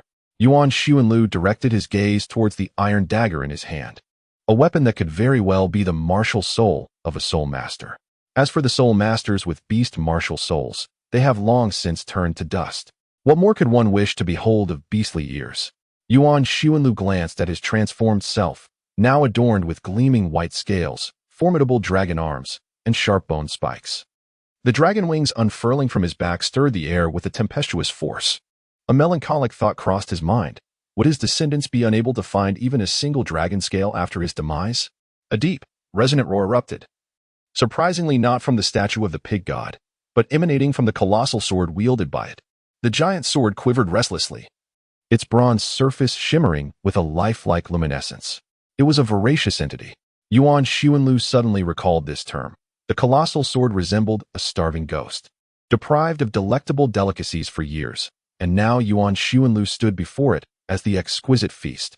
With a roar, the pig-headed deity stirred once more, and Yuan Xuanlu almost simultaneously surged forth, a cacophony of piercing sound echoing through the air.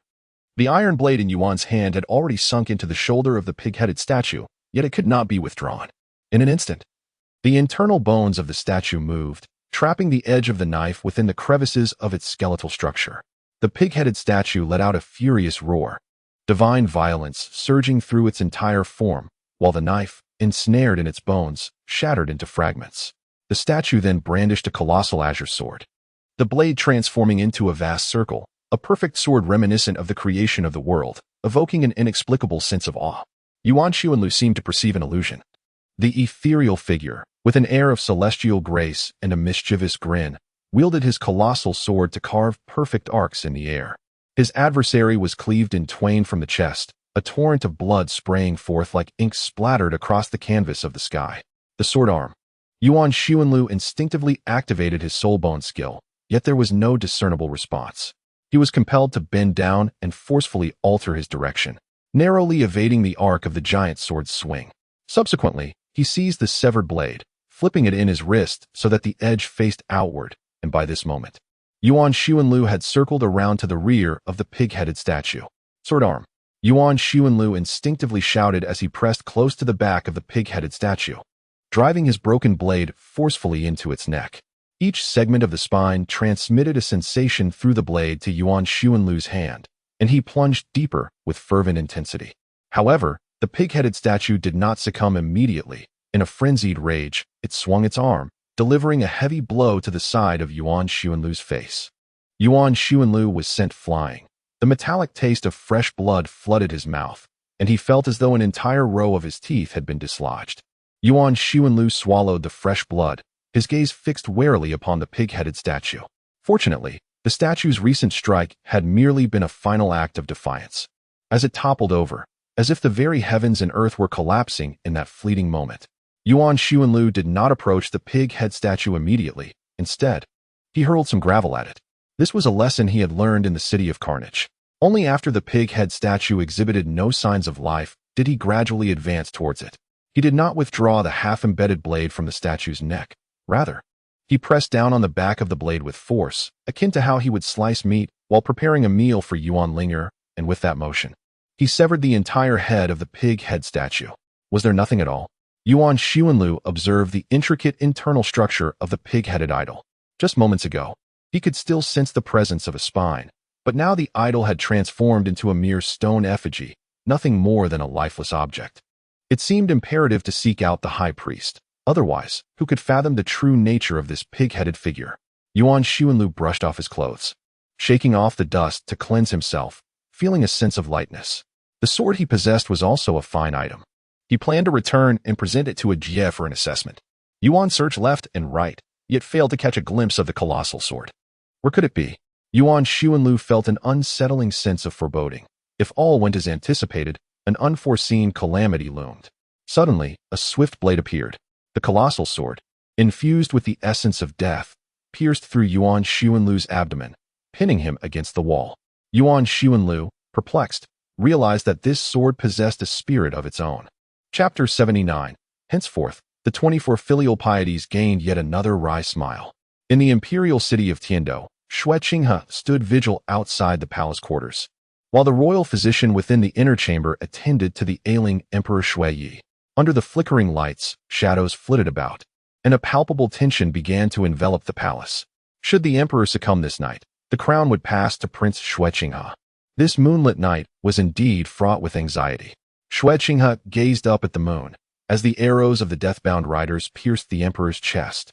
His brow furrowed and his eyes glistened with tears, epitomizing the image of a dutiful son.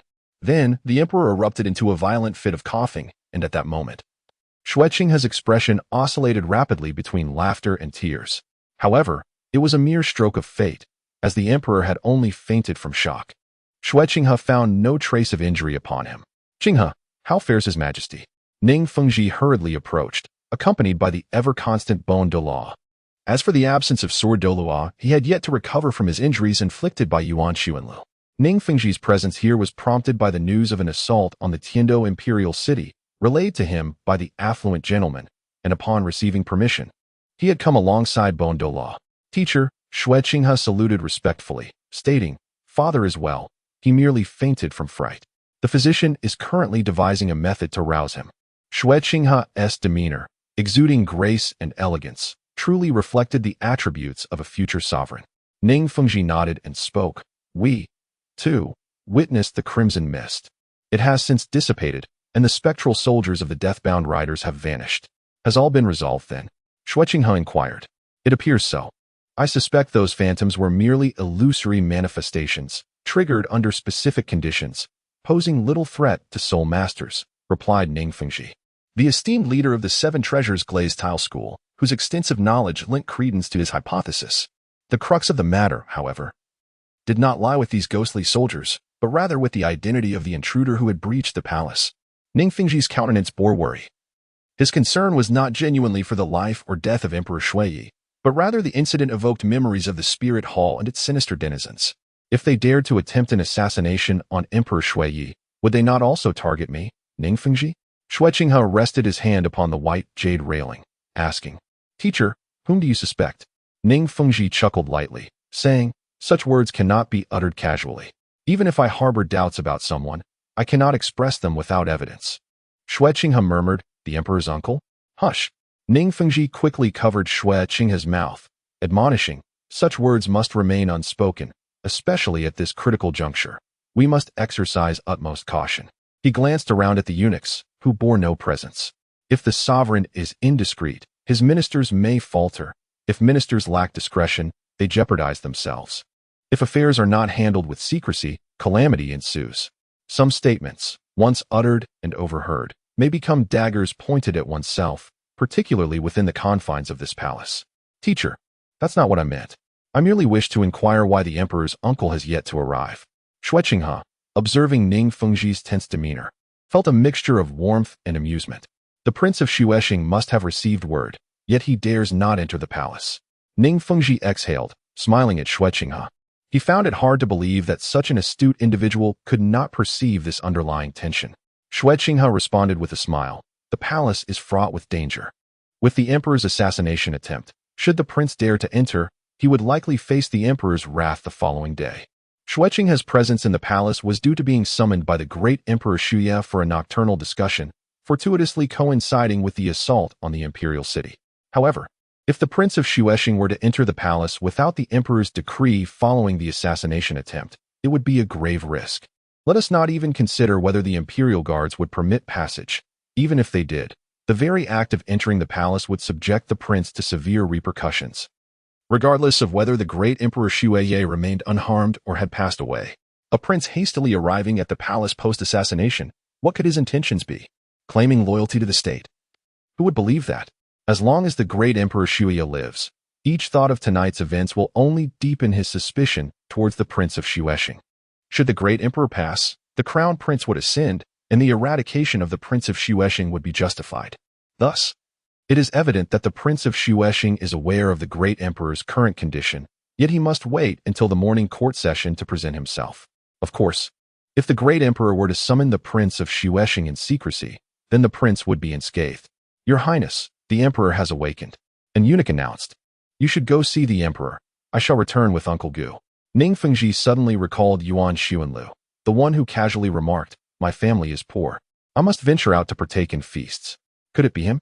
However, during the attack on the imperial city, Yuan Xuanlu was clearly before my very eyes. Ning Fengji fell into contemplation. Xue Qinghe offered another bow to Ning Fengji before entering the imperial chamber. "Your Highness, the emperor has awakened," an elderly physician announced with cupped hands. But what? Xue Qinghe detested such half-finished statements that left an air of suspense. It's just that after the shock, the emperor can no longer move his limbs. Noticing Xue Qinghe's grim expression, the physician hurried to explain. "Cannot move?" Xue Qinghe furrowed his brows. Yes. Both his hands and feet have temporarily lost sensation, but he can still speak, the physician replied. Do you mean this illness could worsen?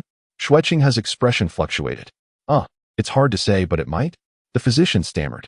Thank you for your trouble. Xueqing expressed his gratitude. The physician followed the eunuch to receive his reward. While Xueqing approached the bedside of the emperor. Everyone leave. Yes. The palace attendants gradually retreated, leaving only the crown prince and the emperor in the chamber. Qinghe, the emperor of the snowy night, opened his eyes, his lips moving slightly. Father, Xueqing called out with deep affection, lifting a bowl of medicine. I will feed you. No rush, draft the edict first. The emperor, unable to move, relied on Xueqing to assist him in drafting the decree. Yes. Xueqing set down the bowl, obediently moved to the desk, and took up the imperial brush and yellow edict parchment. I am gravely ill. Summon Prince Xueqing to the palace swiftly. The words spoken plainly by the emperor were transformed into elegant classical prose under Xueqing's hand. However, Xueqing only wrote the opening, omitting any mention of summoning Prince Xueqing to the palace. Holding the brush, he smiled enigmatically and inquired, Father, why does Prince Xueqing need to enter the palace? The emperor suddenly felt a strange distance from his son, yet he confidently thought that Xueqing would not dare harm him, so he replied, I wish for Prince Xueqing to govern in my stead. Xueqing smiled and nodded, setting down the brush. He ignited the edict with candlelight, and amidst the swirling smoke, his face contorted into a ghastly visage. Father, you do not trust me. The emperor of the snowy night stared wide-eyed in terror. In this extreme fear, he even lost the ability to close his mouth, saliva dripping from his lips onto the dragon robe. Xueqing took another piece of edict parchment, contemplated briefly, then wrote with fervor, composing an extensive decree. Father, is it not good for your son to govern in your stead? After completing the edict, Xueqing gently blew on the bowl of medicine and smiled as he asked. Unfortunately, the emperor could no longer respond. A son personally feeding his ailing father has always been regarded as the utmost filial piety. In the anxious gaze of the emperor of the snowy night, Xueqing added several bottles of differently colored medicinal powders into the medicine bowl. Personally preparing the medicine for my father. I can only imagine how touched he must be right now. Xueqing flashed a bright smile, exuding warmth as he gently said, Father, it is time for your medicine. Chapter 80. On the brink of demise, the crown prince to govern? Prince Xueqing languidly reclined on a genuine leather sofa, watching the girls before him as they danced with enchanting grace. The girls, adorned with fragrant powders and rouge, shimmered alluringly in the dim light. It was already late at night, and for the over 50-year-old Prince Xueqing, the relentless court struggles often left him feeling overwhelmed. In this late hour, the only thing that could rouse his spirits were these beautiful young women. Indeed, the edict had been dispatched, and by tomorrow, officials of all ranks would be aware of it, as reported by Prince Xueqing's subordinate. What is the matter? He inquired. His Majesty, after being treated by the imperial physician, briefly regained consciousness and issued a decree for the crown prince to govern before falling back into unconsciousness. Those physicians are unharmed, I presume. Yes, those physicians are unharmed, the subordinate replied, somewhat taken aback by Prince Xueqing's question but responding respectfully nonetheless. Now, summon Duke Douluo. Prince Xueqing commanded with a weary wave of his hand. Understood, the subordinate replied quietly. Once the subordinate departed, a pallor of disappointment clouded Prince Xueqing's eyes. Why would they entrust him with governance? Seeing his gloomy demeanor, the most beautiful girl among them offered him an enticing glance before settling onto his lap. My prince. Duke Douluo boarded the luxurious carriage, where Prince Xueqing sat in a state of calm composure. Is there something you need? Duke Douluo inquired. Having narrowly escaped the clutches of the powerful within the palace, he had no intention of venturing out, especially at this late hour. Do you not realize that staying up late is detrimental to your health, Prince Xueqing? Mr. Douluo, I wish for you to examine His Majesty's health. Prince Xueqing offered him a cigarette. Duke Douluo declined the offered cigarette. I am not a healing soul master, nor one of those health enthusiasts.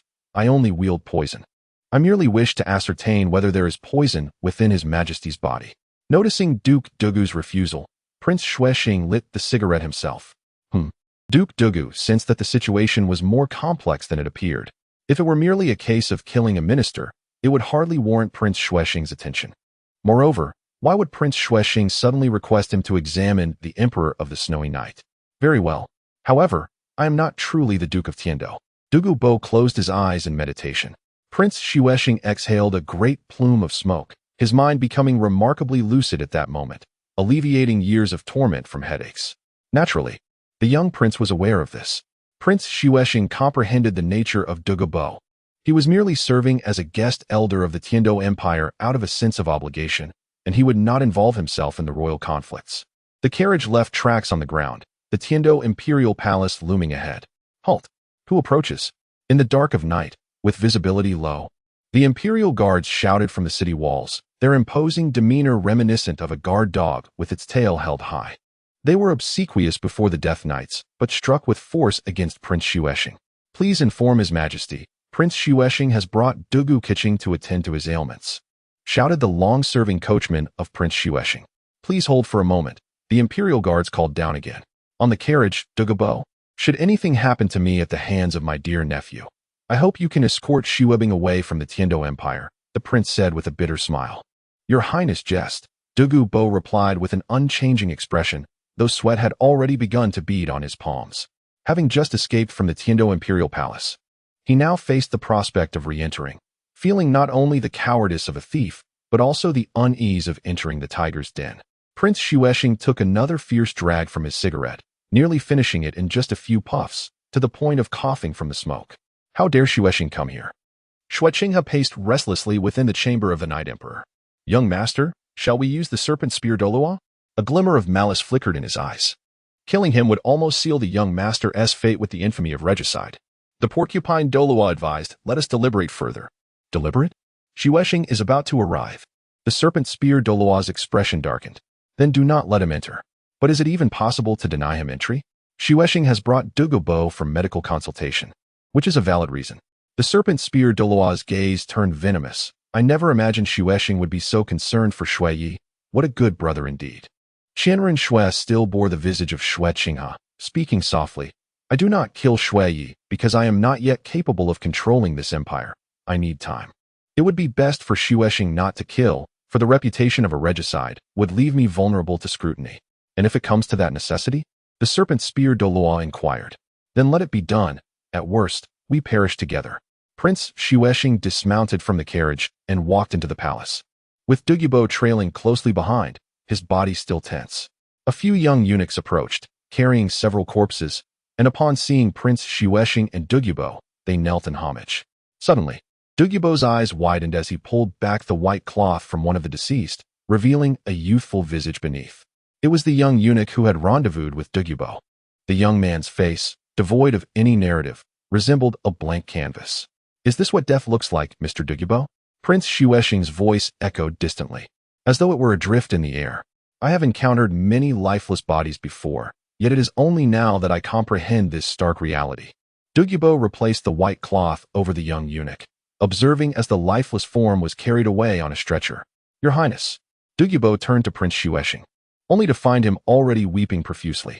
Outside the grand hall, Xuexing smiled warmly, bowing to the still red-eyed Prince Xuexing. Uncle, please take me to see His Majesty. The prince's voice was choked with emotion as he ascended the stairs, but in a moment of distraction, he stumbled and fell. Within the depths of the palace, it seemed as if Prince Xuexing had glimpsed the very gates of hell. Xuexing helped the prince to his feet, admonishing him with earnest concern. Uncle, please take care of yourself. There was a profound significance to Xuexing's words. Douluo and the royal family of Tiando entered the grand hall, where the Emperor Shui Yi lay in his inner chamber. Strangely, apart from their company, not a single attendant could be found within the hall. Douluo approached Emperor Shui Yi's body, positioning himself on the adjacent chair, and placed his hand upon the emperor's neck, allowing his soul power to gradually penetrate. What do you sense? Both Xuexing and Prince Xuexing inquired simultaneously.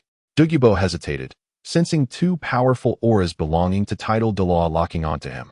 He knew that uttering a word would result in his immediate demise. Wait, Xuexing, are you unaware that I have already aligned myself with your uncle? Inextricably entwined in a single entity? Why would you wish to kill me? Douluo's body remained rigid, his mind seething with anger towards Yuan Xuanlu for his unreliability. A title Douluo had pledged allegiance to him, yet he had not communicated this to Xuexing. How is it, Mr. Douluo? Prince Xuexing pressed again, his voice noticeably trembling this time. I have yet to discern anything, Douluo retorted emphatically. Xue Qinghe smiled calmly, responding, "There is no rush. We have ample time at our disposal." At that moment, the grand hall's door closed, plunging the interior into a dim glow. Indeed, Douluo's soul power detected the toxins within the body of the Snow Knight Emperor. The effects were not severe. Rather, they would merely render the Snow Knight Emperor in a persistent state akin to that of a vegetative existence. It was surely the handiwork of the Crown Prince. The Qian family truly exemplifies the adage of filial piety and benevolence. Douluo rose to his feet, while Prince Xue and Xue Qinghe simultaneously tensed, ready to summon their martial souls. Douluo turned his gaze towards Xue Qinghe, his eyes still exuding warmth and kindness. He then glanced at Prince Xue, who trembled like a leaf in the wind. The emperor was unharmed, but merely startled, though it was unlikely he would awaken. No sooner had Douluo spoken than Prince Xue collapsed to the ground in fear. Realizing his lapse in composure, he crawled forward on his knees to the bedside of the Snow Knight Emperor, grasping his hand and crying out, Brother Emperor, you, nearly. Chapter 81. Rain falls in Tiando City at the 7-Star Academy. At 5 in the morning, an unexpected visitor disrupted Gao Yi's repose. She changed out of her nightgown, donned her formal attire, and opened the door to her office. Upon her arrival at the academy, Yuan Ling'er graciously accepted the suggestion to redecorate her office. Thus, she transformed the previously austere space into a realm of elegance and refinement characteristic of the angelic lineage. A leather sofa, a grand oak bookshelf, magnificent oil paintings adorning the walls, and lush potted plants gracing the grand desk created an atmosphere of unparalleled sophistication. It was truly exquisite. Gao Yi settled into the leather chair, calmly observing Ning Fengji, who sat across from her on the sofa. Ning Sect Master? What brings you here at such a late hour? Behind Ning Fengji stood the formidable Bon Douluo, and in this moment, they indeed bore the appearance of uninvited guests within the office of the 7 Stars Academy. I merely wish to inquire about Brother Yuan's whereabouts, Ning Fengji asked innocently. His annoyance was palpable, having been roused from slumber, particularly upon learning that it was the visit of Ning Sect Master. Gao Yi spoke with an unperturbed demeanor. Ning Fengji, for once, found himself at a rare loss for words. He had never anticipated the depth of the relationship between Yuan Ling'er and Gao Yi. This thought led him to reflect on Gao Yi's background. She was merely a girl of humble origins, much like the common soul masters from the city of Tiando, living a life fraught with hardship and struggles, perpetually teetering on the brink of starvation and debt. For over 20 years, Gao Yi's existence unfolded in this manner, until the day she encountered Yuan Ling'er. The circumstances of their meeting remained a mystery to all, but they had indeed shared a period of cohabitation. At that time, Yuan Ling'er was undeniably the most dazzling genius on the continent, as well as its most notorious libertine. Particularly after the rumors surrounding the saintess of the Spirit Hall and the so-called waste of the Blue Electric Tyrannosaurus clan intensified, Yuan Ling'er's audacious behavior became even more pronounced. His famous declaration, "I merely wish to provide a home for every beautiful girl on the continent," continues to echo among countless admirers. Enthralled by Yuan Ling'er's prowess and noble lineage, countless girls vied for his attention, showering him with affection. Yet, Yuan Ling'er remained discerning, maintaining his integrity. At noble gatherings, he would graciously invite girls to dance, allowing them to bask in the limelight, only to slip away quietly after the festivities. He would lavishly spend on exquisite jewelry to elicit a smile from a girl, only to reclaim the jewelry the following day, leaving her with a playful grimace. He would tenderly prepare desserts for a girl, but in the next moment, devour them himself, sending her away from his abode. He never truly regarded these girls as companions, dismissing even the thought of scandal with them. Only those of exceptional beauty and affluent backgrounds, like Xue Xinro, were rumored to have caught the attention of the son of the Angel Qian family. Thus, when Gao Yi appeared alongside Yuan Ling'er, the aristocracy grew increasingly curious about her origins. This girl of humble beginnings had adapted to the lifestyle of the noble class, refining her artistic sensibilities, and within a year, she had transformed into a woman of elegance befitting a noble family. What was even more remarkable was her breadth of knowledge. She seemed to have traveled extensively, effortlessly sharing the customs and cultures of the continent. Even if her strength was not at the pinnacle, she was indeed formidable, Ning Fengji mused. Ning Zhongju? Gao Yi inquired. If there is nothing further, I would like to take my leave, she stated. Ning Fengji remained impassive, I still wish to pay a visit to Brother Yuan. Gaoi clenched her fists. Yuan Xuanlu was not present at the moment. How could she explain this to Ning Fengji? Had she not just mentioned that Yuan Xuanlu was asleep? How shameless could Ning Fengji be, wanting to see how they slept? Ning Zhongzhu, has the defect in the martial spirits of your seven treasures glazed sect been resolved? Gao Yi sarcastically remarked. The affairs of your seven treasure Ning family are truly abundant. Instead of concentrating on your own martial souls, you seem to revel in meddling in others' matters. It is no wonder you remain as the seven treasure. Outrageous. The Bon Douluo exclaimed furiously. To insult the master is to invite death. He can hardly tolerate any mention of the flaws of the seven treasure glazed tiles martial soul. What is so outrageous? Do you require me to escort you out personally? Gao Yi retorted sternly. Today, we must ensure that Ning Fengji does not discover that Yuan Xuanlu is absent. Otherwise, the affairs of the Tiando Imperial Palace will inevitably cast suspicion upon him.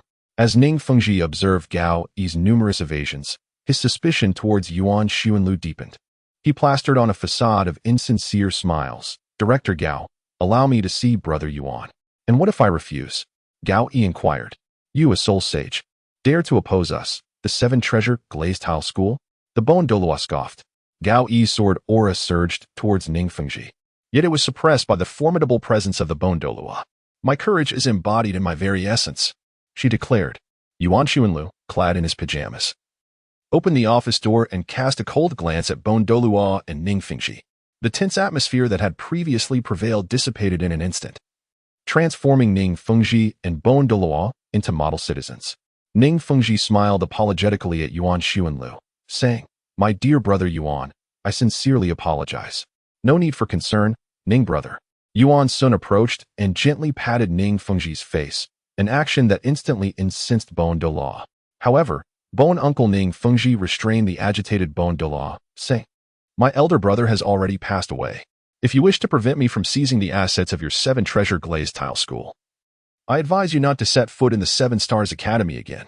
Yuan Xuanlu gazed at Ning Fengji and, taking out a tissue, wiped his hands disdainfully, exclaiming, How greasy. Ning Fengji, masking his embarrassment with a smile, replied, Since Brother Yuan is here, I shall take my leave. As Ning Fengji departed alongside Bon Douluo, the latter cast a fierce glare at Yuan Xuanlu before leaving. Master Ning, I sincerely hope you do not disturb my slumber next time. Yuan Xuanlu spoke from behind them. Xuanlu. Gao Yi joyfully stepped forward and embraced Yuan Xuanlu, nestling in his arms. You have returned. A sharp gasp escaped Yuan Xuanlu, prompting Gao Yi to realize something was amiss. She unfastened the buttons of his nightgown and discovered a massive wound on his abdomen that had yet to fully heal. Are you all right? Gao Yi gently helped Yuan Xuanlu to sit on the sofa and assisted him in removing his nightgown to tend to his injury. For a title Douluo of formidable strength, even a penetrating wound was not necessarily fatal. Moreover, Yuan Xuanlu hailed from the Spirit Hall, a title Douluo, with numerous healing elixirs contained within his soul-guided devices. Currently, he was merely experiencing some bleeding. The penetrating injury had long since healed when his martial spirit was activated. It's manageable. Initially, I was careless and fell victim to a surprise attack from this sword, but ultimately, I emerged unscathed thanks to the protection of the vast Si Qian Kuan shield. Yuan Xuanlu gazed at the hemostatic powder scattered across his abdomen, gripping Gao Yi's hand tightly in pain. Does it hurt? Isn't that an obvious question? He retorted, gasping. Does it still hurt? Gao Yi gently blew on his wound, akin to an older sister soothing her younger brother after a fall. It doesn't hurt anymore. Remember that time you got injured? You were just like this, asking me to blow on it. Gao Yi rested atop Yuan Xuanlu. Is it the same this time? He adeptly enveloped her in his arms. The torrent of emotion swept them into the mire as rain fell upon Tiando City. Chapter 82. The underground arena forbidden to minors at the Seven Stars Academy. Morning broke. Despite the monumental event of the assassination of the King of Assassins the previous night, it felt like an extraterrestrial occurrence to the students. The Emperor of Tiando and the common students inhabited the same land, yet their lives would never intertwine. Oscar finished selling his sausages, packed up, stretched lazily, and then headed to the back mountain to find a Jie. The back mountain was the most beautiful place in the academy, always brimming with vitality. At that moment, a crowd gathered in the back mountain, engrossed in a battle, occasionally erupting in cheers. What is going on? Oscar inquired. A Jie, hunched over and lazily propping his head on his hands while seated on the ground, explained, They're engaging in a mock soul battle. Currently, Ling'er is up against a senior student. Even if the seniors are soul respect, they pose no threat to Ling'er. Oscar pondered, scratching his head, but his hands were greasy. So he discreetly wiped them on Ajia's clothing. Ajia, did you think your actions were subtle? Ajia remarked. Indeed. I share your sentiments regarding the inefficiency of such soul battles. Mu and Guang approached, expressing their exasperation. Our goal is to secure victory in the elite competition of advanced soul master academies across the continent, not to indulge in their games. As if on cue, a figure was sent flying, and Yuan Ling'er sauntered over effortlessly, explaining, but father hasn't he returned yet. I want him to take me to the Grand Soul Arena. Ling'er, you don't usually cling to Uncle Yuan, do you? Ajia, in his straightforward manner, provoked further. You certainly have the most to say, Yuan Ling'er retorted. Suddenly, Oscar exclaimed, I heard from Bing Bing that there's a place in Tiando City dedicated to underground soul battles, even more exhilarating than the regular arenas. Shall we go there? However, everyone's attention was fixated on Bing Bing, taking a while to realize that it referred to Shui Binger. You've progressed so swiftly? Calling her Bing Bing already? Yuan Ling'er gazed at Oscar with a hint of curiosity. Oh darling, Bing Bing, Ajia mimicked playfully. Ah, Ajia, go to hell. Oscar's face flushed, yet he proudly lifted his chin, feeling quite sweet. Are you going or not? Mu and Guang inquired with a smile, turning to Yuan Ling'er. Yuan Ling'er hesitated and inquired, is this battle arena legitimate? My father often mentions that certain places are off limits to minors, particularly those bearing the term underground. Oscar pondered for a moment and replied with a mischievous grin, the battle arena serves as a venue for showcasing one's prowess. Though it is labeled underground, it may merely be constructed below ground and is not inherently nefarious. Moreover, sisterling, do you not yearn for a spontaneous adventure akin to that of adults? We must seize control of our own destinies. Each word Oscar articulated resonated with conviction, as he gestured dramatically, reminiscent of an orator hailing from a grand metropolis. Yuan Ling'er felt a surge of excitement as her inherently restless nature began to stir. With a decisive slap of her thigh, she exclaimed, let us go. We are not children. Why should we refrain? Indeed, Oscar's presence intensified Yuan Ling'er's enthusiasm, and he howled with greater fervor. Without hesitation, the group set forth, exiting the school gates and boarding a carriage, leisurely making their way to Tiando City. In less than an hour, they arrived in Tiando City, guided by Oscar, who inquired of several seemingly menacing ruffians. After winding through numerous alleyways for several minutes, they finally pinpointed the location of the underground soul arena, a bookstore. Is this truly the arena for soul battles? Mu and Guang exchanged skeptical glances as they surveyed the elegant establishment. It appears to be the place, but it seems to be called the Underground Gladiatorial Arena instead. Oscar scratched his head, realizing he had misremembered the name. Yuan Ling'er paid no heed to such matters. She boldly stepped into the bookstore. What books do the patrons desire? The bookstore manager, donned with spectacles and reclining casually with crossed legs, was lazily engrossed in a book. Yuan Ling'er couldn't help but recall Yuan Xuanlu's admonition. When navigating the world, be wary of those seemingly languid bosses. They may very well be formidable individuals. When Yuan Xuanlu spoke these words, his countenance was grave, a detail that Yuan Ling'er vividly recalls. We wish to see the underground arena, she declared candidly. Firstly, it is an arena, not a soul fighting ground. The bookstore owner languidly lifted a cup of coffee and remarked, secondly, minors are prohibited from entering the arena. Are you not aware of this? We are soul masters, they responded. Yuan Ling'er spoke, placing the hundreds of golden soul coins from her bag onto the table of the proprietor. Ah, so it is the esteemed soul master. Please, come in. The bookstore owner feigned modesty, twisting his body slightly. He then waved his hand, instructing, open the door for them. The attendant promptly opened the entrance leading to the underground, releasing a wave of hot air. The thick aroma of smoke, the pungent scent of strong liquor, and the alluring fragrance of perfume intertwined, creating an intoxicating atmosphere that quickened the heartbeat. Please, enter, the attendant bowed with a smile. Ladies and gentlemen, the host bellowed from the stage, his voice straining with excitement. The gentleman faces the lean monkey. The audience, impeccably dressed gentlemen and ladies, erupted into primal roars akin to that of wild beasts. The cacophony was unbearable. Mu and Guang could hardly endure the uproar, which sounded as if a dozen feral creatures were confined within a single cage. There was no tranquil VIP lounge here. The attendant replied, everyone is the same. It is here that they unleash their inner beasts. Suddenly, a provocatively dressed woman let out a shriek as a torrent of blood splattered across her, drenching her entirely. Yuan Ling'er gazed upon the arena, where a heavily armored knight severed the head of an adversary who was as slender as a monkey. This wretched place is truly exhilarating. Yuan Ling'er cast her gaze upon Oscar, only to discover that he could no longer contain himself and had vomited copiously. I had no inkling that this was the nature of the soul duels, Oscar lamented, choking on bitterness. Soul duels? No, it is not that.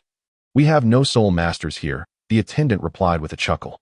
The others, Mu and Guang, wore grim expressions but managed to suppress their own nausea.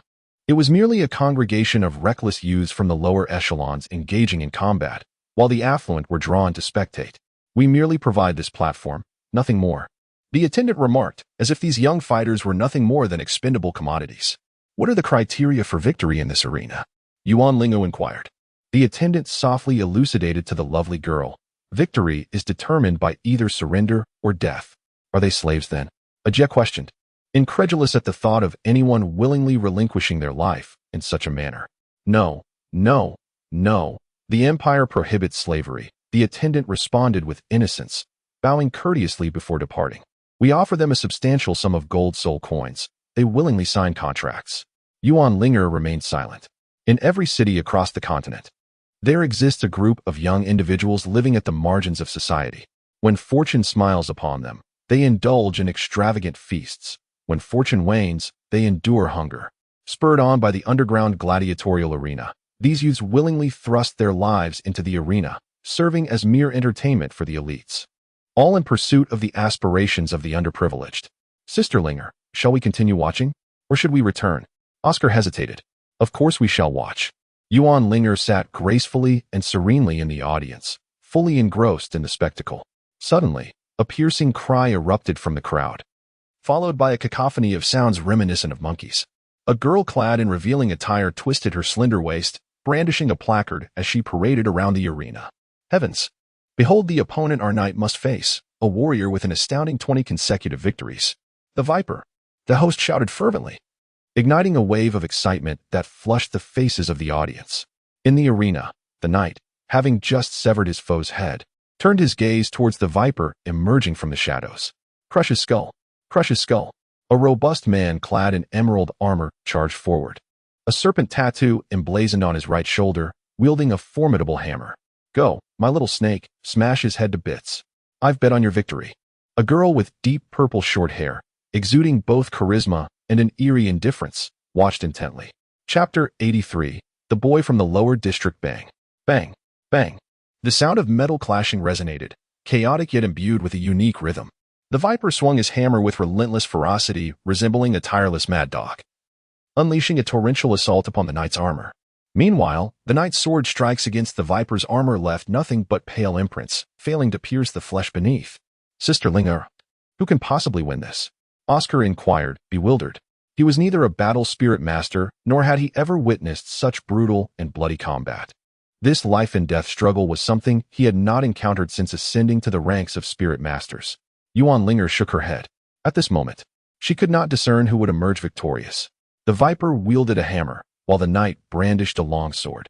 Even with both parties clad in heavy armor, the Viper held the upper hand.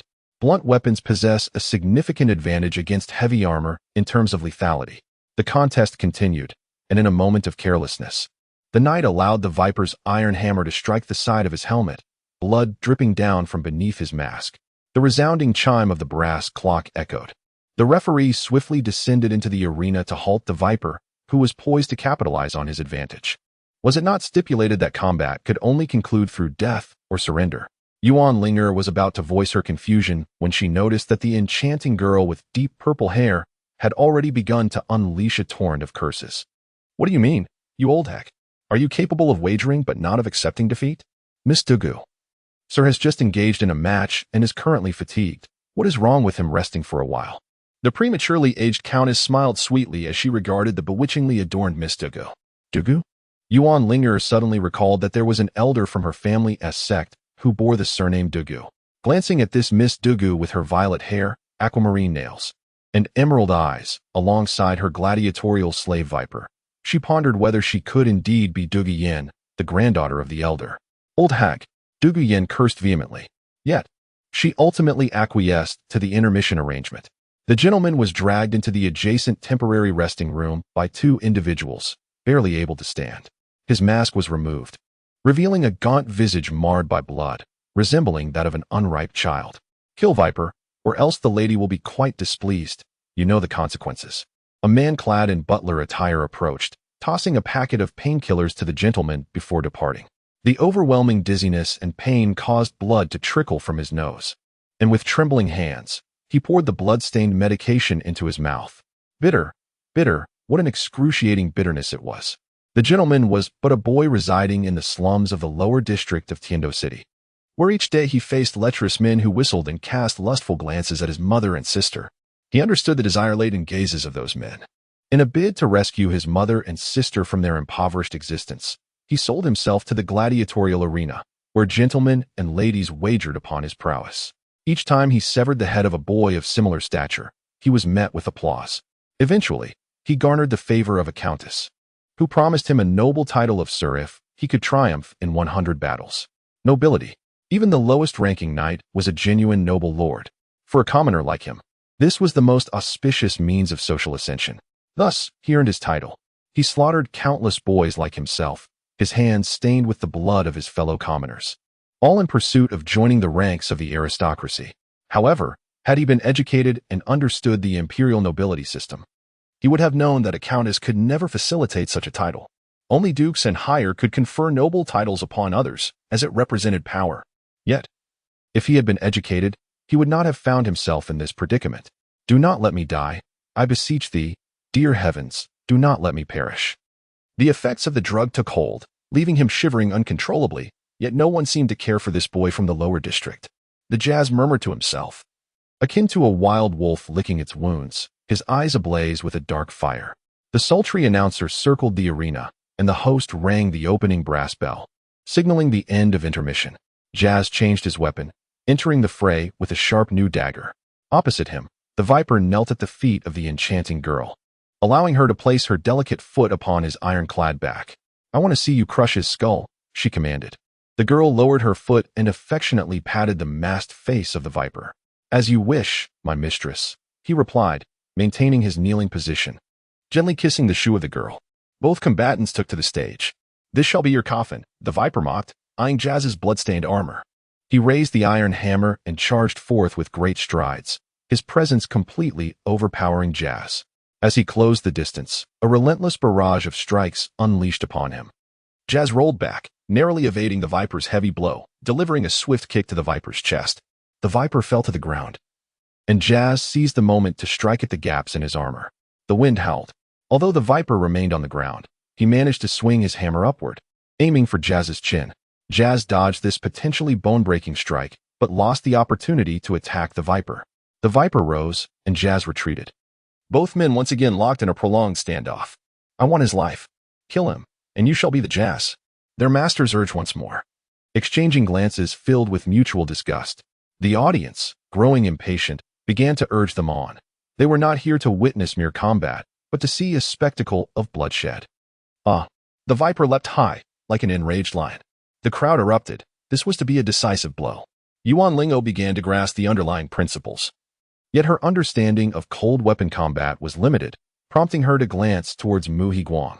He elucidated, when the Viper leaps, the force of the hammer can be amplified through leverage, and when its arms are fully extended, the range of its attack also increases. After a moment's contemplation, Mu Higuang realized that this group of spirit masters might not fully comprehend the intricacies of pure cold weapon combat. Thus, he simplified his explanation. What this means is that, regardless of the circumstances, the knight must withstand this lethal strike. With a thunderous roar and a shower of sparks, the colossal hammer struck the knight squarely on the crown.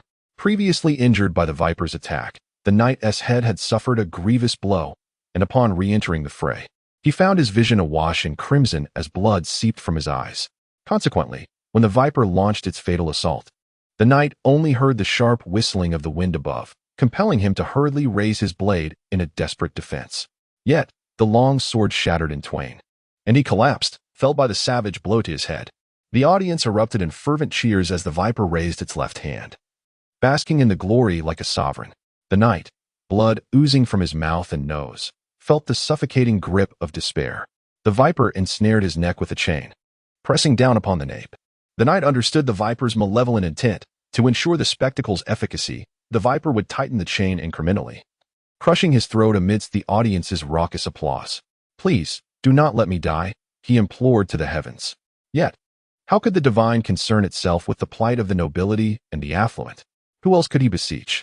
He was but a scorned rat, striving for a semblance of safety in a world that derided him. If not the heavens, whom could he turn to? As his thoughts spiraled, the moments of his life flickered before him like a lantern's glow in the dark.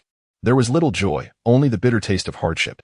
Were it not for the spirit masters, this would be the fate of the commoner. This was the lot of the ordinary folk. Yet, all he wished was for his family to fare better. Was that too much to ask? He yearned to safeguard his mother and sister. Was that an impossible dream? "I want to live." With a surge of determination, the knight seized the broken blade and thrust it at an astonishing angle into the viper's foot. Caught off guard by the knight's desperate retaliation, the viper, previously intoxicated by triumph, recoiled in pain and loosened the chain. The audience erupted in jubilant cheers as they witnessed the Jazz's desperate counterattack at the brink of death, while the host, hoarse from excitement, extolled his remarkable feat, portraying him as a hero. Yet, the Jazz knew he was no hero. He was merely a boy from the underbelly of the city, a gutter rat harboring dreams of nobility. The applause from the audience was not for him personally, but rather a tribute to every victor. To those exalted above, he was merely a tool that provided them with thrills, nothing more. Alas, the Jazz could no longer rise. Everything before him blurred into indistinction. He turned onto his back, gazing upward at the arena's ceiling, shrouded in darkness. Suddenly, the serpent, seething with fury, raised his iron hammer and struck down with ferocity. In that moment, the nobles and ladies were overcome with excitement, embracing and kissing each other as they witnessed blood gushing from beneath the Jazz's mask, splattering far and wide. Miss Douluo cheered, casting a taunting glance at the pallid countess. The countess, trembling with ire, remarked to her steward, "I have lost so much money. Let his mother and sister repay me." Her indignation was righteous, her sense of entitlement palpable. She was furious, heartbroken, and sorrowful, yet not for the death of the Jazz, but for her own financial loss. Meanwhile, that boy from the Undercity lay dead, his skull fractured, unnoticed by all. Chapter 84. The iron-willed Agia. The bloodstains were wiped repeatedly, the ground drying and dampening in cycles. After the serpent struck down another opponent, the audience cheered his name fervently. Removing his mask, the serpent revealed himself as a strikingly handsome boy, with eyes reminiscent of the azure sky, a prominent nose, and a smile gracing his lips. He extended his finger towards the heavens. "Serpent." The fervor among the spectators intensified, as they all understood that those boys from the lower strata were mere expendables, while Miss Douluo's serpent gladiator was the true star of the arena. "You've been watching me for quite some time, haven't you? Care to play?" Miss Douluo approached Agia, who stood beside Yuan Ling'er, a playful smile on her face. Agia had been keenly observing Miss Douluo. For ordinary soul masters, such covert scrutiny could be perilous, as it often made others uncomfortable and seemed intrusive. Miss Douluo was not one to tolerate such behavior. Upon realizing that Agia was scrutinizing her next to Yuan Ling'er, she boldly approached him. Yuan Ling'er perceived the toxic gas drifting from Douluo Yan's hand towards Agia and skillfully dispersed it with her soul power. "What? You have the audacity to watch, yet lack the courage to engage?" Douluo Yan wore a haughty expression. "Sister Ling'er, I didn't mean to look at her," Agia replied, appearing quite aggrieved as he hurried to explain. Indeed, who doesn't he know about Agia and Lu Wei's affair? At that moment, Oscar continued to stir trouble. Yet no one paid him any heed. Yuan Ling'er inquired, "How shall we play? Shall we wager on the victor?" Douluo Yan gestured towards the venomous serpent. "You should also choose a gladiator." Yuan Ling'er cast her gaze upon the malnourished boys, each of whom looked at the serpent with palpable fear. "My father had warned me sternly that should I ever indulge in gambling, he would not hesitate to end my life." Yuan Ling'er resolutely dismissed Douluo Yan's proposal. "Douluo Yan, do you have a boyfriend?" she inquired suddenly, in the recesses of her past life memories. She recalled that Douluo Yan eventually became entwined with a man from the Blue Electric Tyrannosaurus clan. "No, Sister Ling'er. Have you truly become so desperate that you inquire about someone else's relationship status upon meeting them?" Oscar retorted with his usual irreverence. Yuan Ling'er delivered a sharp kick to Oscar's knee, compelling him to kneel before her. Is there? She inquired further. No, replied Douluo, her rebellious gaze brimming with defiance. She delicately lifted Yuan Ling'er's chin, leaning in to whisper into her ear, "Little beauty, do you wish to join me?" Yuan Ling'er executed another strike to the knee, nearly forcing Douluo to kneel. "Cease your petty antics." Yuan Ling'er wiped away the saliva left on her ear by Douluo, which bore the venom of the azure phosphor snake, a perilous threat. One might assume that the other was merely indulging in flirtation, yet in truth, the poison had been meticulously prepared for one's demise. Yuan Ling'er spoke once more with gravity. "I shall not wager with you, while I am indifferent to their fate. My father would surely punish me severely should he discover my involvement in gambling." Humph, how dull. The reason why Douluo refrained from retaliating was that, in that fleeting moment, she had crossed blades with Yuan Ling'er, only to discover that Yuan Ling'er was, astonishingly, a soul master. Good heavens, an 8-year-old soul master. Coupled with Yuan Ling'er's demeanor, which bore the refinement of a noble lineage, Douluo deduced that she was undoubtedly backed by a formidable power. Thus, she dared not provoke Yuan Ling'er. She was arrogant, yet not foolish. "I will take you up on that wager," Ajia declared, his gaze aflame with determination. "Oh?" Douluo scoffed derisively. "One must face the consequences of their own actions. I merely found your peculiar green eyes intriguing, for I have never encountered such a sight before." Ajia summoned his courage, defiantly explaining to Douluo. Douluo, feeling vexed, waved her hand dismissively. "Choose someone to duel with a venomous serpent. If you lose, you shall become my servant. Do you dare? And if I prevail?" Ajia inquired. "Humph, should you win?" Douluo leaned closer to Ajia, exuding a serpentine allure that was both enticing and perilous. "I would become your—" Her suggestive words were left unfinished as Ajia abruptly pushed her away, coolly stating, "You're too close. It's hot." Douluo thought to herself, what a seasoned flirt. She had initially called him sweetheart before dismissing him due to the heat. "If you lose, I demand 5,000 soul coins." Ajia appeared to be quite audacious, yet in reality, he posed no threat to Douluo's wealth. This was merely a reflection of Ajia's limited perspective. He believed 5,000 soul coins constituted a substantial sum. However, what a folly. Setting aside the fact that the Douluo family was a prestigious lineage, it was worth noting that they held shares in the legendary ice and fire dual eyes, which could yield a soul bone from the Yuan family every 50 years. 5,000 soul coins, while a lifeline and a considerable fortune for commoners, amounted to merely the cost of a garment for Douluo. Ultimately, it echoed the ancient adage from Yuan Xuanlu's past life. Some are born to opulence, while others to servitude. You truly have nothing to show for it. Douluo was not surprised by Ajia's audacity. Those not of noble lineage found it challenging to resonate with her, and it was normal for one with a narrow perspective to amuse themselves with a pet. What astonished her was Ajia's apparent immunity to her toxins. "You're unharmed?" Douluo sought clarification once more. "You have poisoned me again." Yuan Ling'er finally grasped the situation.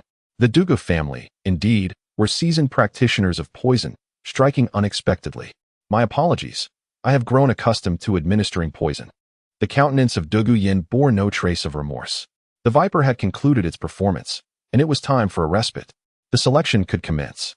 Douluo offered a curious smile to Ajia, deliberately adopting a pose brimming with charm. Alas, it was akin to casting flirtatious glances at a blind man. Ajia, devoid of interest and beauty, was earnestly evaluating the gladiators who were to take the stage next. These boys, unafraid of the world, had undergone some training and believed themselves capable of conquering the viper. However, upon witnessing the demise of the initial contenders, they came to grasp the true nature of the beast they faced. With their spirits waning, Ajia found himself amidst a group of boys whose bravado had begun to dissipate. "I shall reward the victor with 5,000 gold soul coins," Ajia proclaimed, confident that a generous bounty would inspire a brave soul. The boys exchanged glances, yet not a single one dared to step forth. "May I give it a try?" A diminutive figure raised his hand. "My mother is ill, and I require medicine." Ajia, upon observing the frail lad, could not help but shake his head. Such a physique would be crushed to pulp by a single strike from the viper. "I am already 14. I am a man," the small boy insisted, thumping his rib-like chest in a desperate attempt to market himself. It was then that the crowd realized he was indeed a youth, older than Yuan Ling'er and even the eldest, Mu Huaguang, who was merely 11. Yet, he appeared as a malnourished little monkey. "Is this the disparity of the world? What is your martial soul?" Ajia inquired. "People on the continent may lack soul power, yet they undoubtedly possess martial souls. A monkey, the small boy replied. A Jie turned to Douluo, stating, I have made my choice. Ah, little ant. The viper approached, grinning at the small boy. Do not be afraid. I shall assist you. A Jie declared, tracing an ancient glyph upon the boy's face with his fingertip, imbued with his essence. Chapter 85. Yanzi, Yanzi. How could I survive without you? Yanzi. The little boy took to the arena, not rushing to attack, but rather circling the viper. Is this who you selected? Douluo silently mocked a Jie. A Jie, composed, responded, I believe he can prevail. What assurance do you possess? Yuan Ling'er quietly inquired, hoping to ascertain a sense of security. My martial soul underwent a mutation a few days ago, a Jie murmured, lowering his head. And I have since comprehended a self-created soul technique. How very pretentious. Yuan Ling'er scoffed. While others toil to develop their own techniques, you seem to rely on pre-existing talents. Douluo abruptly questioned, which academy do you belong to? You cannot be from Lan. You must be from 7 Stars Academy. Mu and Guang looked at Douluo in astonishment, unaware that this young lady had discerned the identity of their academy. Do not be so surprised. Deducing your identities is quite simple, Douluo remarked with a smile. This young lady exudes the aura of an esteemed noble family in every gesture, while the others do not. Yet, you are not merely master and servant. Rather, you share a bond of friendship. Therefore, your group must possess exceptional talents. For it is only such prowess that catches the eye of noble families. I have also recently heard that a group of prodigies has arrived at the 7 Stars Academy. The answer is almost self-evident, is it not? Yuan Ling'er remarked, very astute. A playful smirk adorned the lips of Douluo. The serpentine beast and the lean monkey had engaged in a fierce battle. Meanwhile, Xueqing has sat within the prince's residence, diligently managing the myriad reports from across the Tiandou Empire. For this young ruler, such matters of governance were merely routine. Young master, Douluo and Elder Yuan have arrived, announced the serpent spear Douluo, lurking in the shadows. Please, show them in, Xueqing replied with a warm smile. With that, Xueqing transformed his countenance, his skin as pale as snow, a straight nose, and slightly delicate phoenix-shaped eyes, all framed by an exquisite beauty that exuded authority. Qian Rinxue smiled and nodded towards Yuan Xuanlu, saying, Uncle, congratulations. You have finally managed to gain control over the Snow Knight Emperor. To be honest, I never expected it to unfold so smoothly. Yuan Xuanlu casually settled onto the sofa, unaware that he would soon contemplate the assassination of the Emperor Snowy Knight. Unfortunately for the Emperor, fate dealt him a cruel hand, as he was paralyzed by sheer terror instigated by the ghost shadow. Moreover, the ruthless Qian Rinxue went so far as to render the Emperor a mere vegetable. Now was the time to cleanse the Snow Star and deal with the avalanche that followed. Qian Rinxue appeared invigorated, ready to embark on a grand endeavor.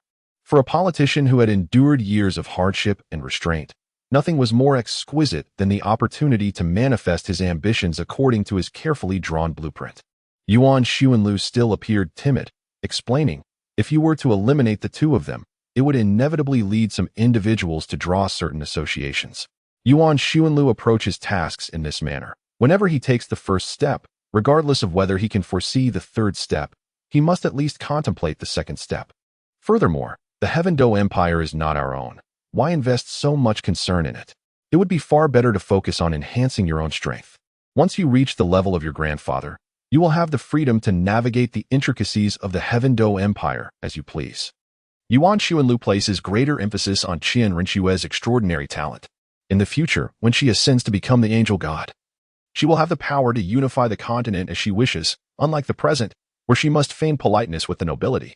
Qian Rinxue, seemingly absent-minded, nodded in acknowledgement, clearly not taking Yuan Xuanlu's words to heart. The distinction between priorities eludes her. Yuan Xuanlu let out a sigh.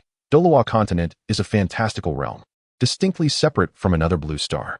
Engaging in intricate power struggles within Douluo continent pales in comparison to the serene pursuit of cultivating oneself into a titled Douluo. Furthermore, upon attaining divinity, establishing a new nation would not be out of reach, for those ordinary soul masters would hardly dare to intervene, nor possess the capacity to do so. Why squander time and energy embroiled in political machinations? However, each individual harbors their own aspirations. Yuan Xuanlu, wishing to take a laid-back approach, does not imply that others lack ambition. Thus, he chose to withdraw from the matter. The urgency for the angel god's inheritance should not rest upon him, but rather upon that old wretch. I did not anticipate that Mr. Douluo would join my cousin's sect. Qian Rinxue turned her gaze toward Douluo, smiling gently. She had yet to extricate herself from the role of Yin Zuiking. Your cousin? Douluo was taken aback. Indeed, it is Yuan Ling'er, Yuan Xuanlu interjected. Oh, that is correct. I am seeking a place to retire, Douluo nodded. Every 50 years, the Yuan family bestows a soul bone upon the Douluo clan. And upon arriving at Yuan Ling'er's sect, there are monetary rewards as well. Is it not entirely customary for prestigious families to conspire with one another? This is the way it should be. I wonder what kind of sect my cousin intends to establish, queried Qian Rinxue with considerable curiosity. Ling'er, for now, has yet to form any concrete ideas. The selection of the sect's location and its disciples are matters that I must oversee on her behalf. Yuan Xuanlu shook his head. He was never one to excel in the management of sects and industries. In fact, one could say his organizational skills were utterly dismal. Otherwise, Qian Douluo would not have appointed Bibi Dong, an outsider, as the Pope of the Spirit Hall. Yuan Xuanlu had no interest in power dynamics or industrial development, and his management was a complete mess. Even if he were to assume a ceremonial role as a figurehead, he would inevitably cause complications. The prospect of Yuan Xuanlu undertaking such responsibilities was indeed a source of great distress for him. If uncle is at a loss, then allow me to take charge.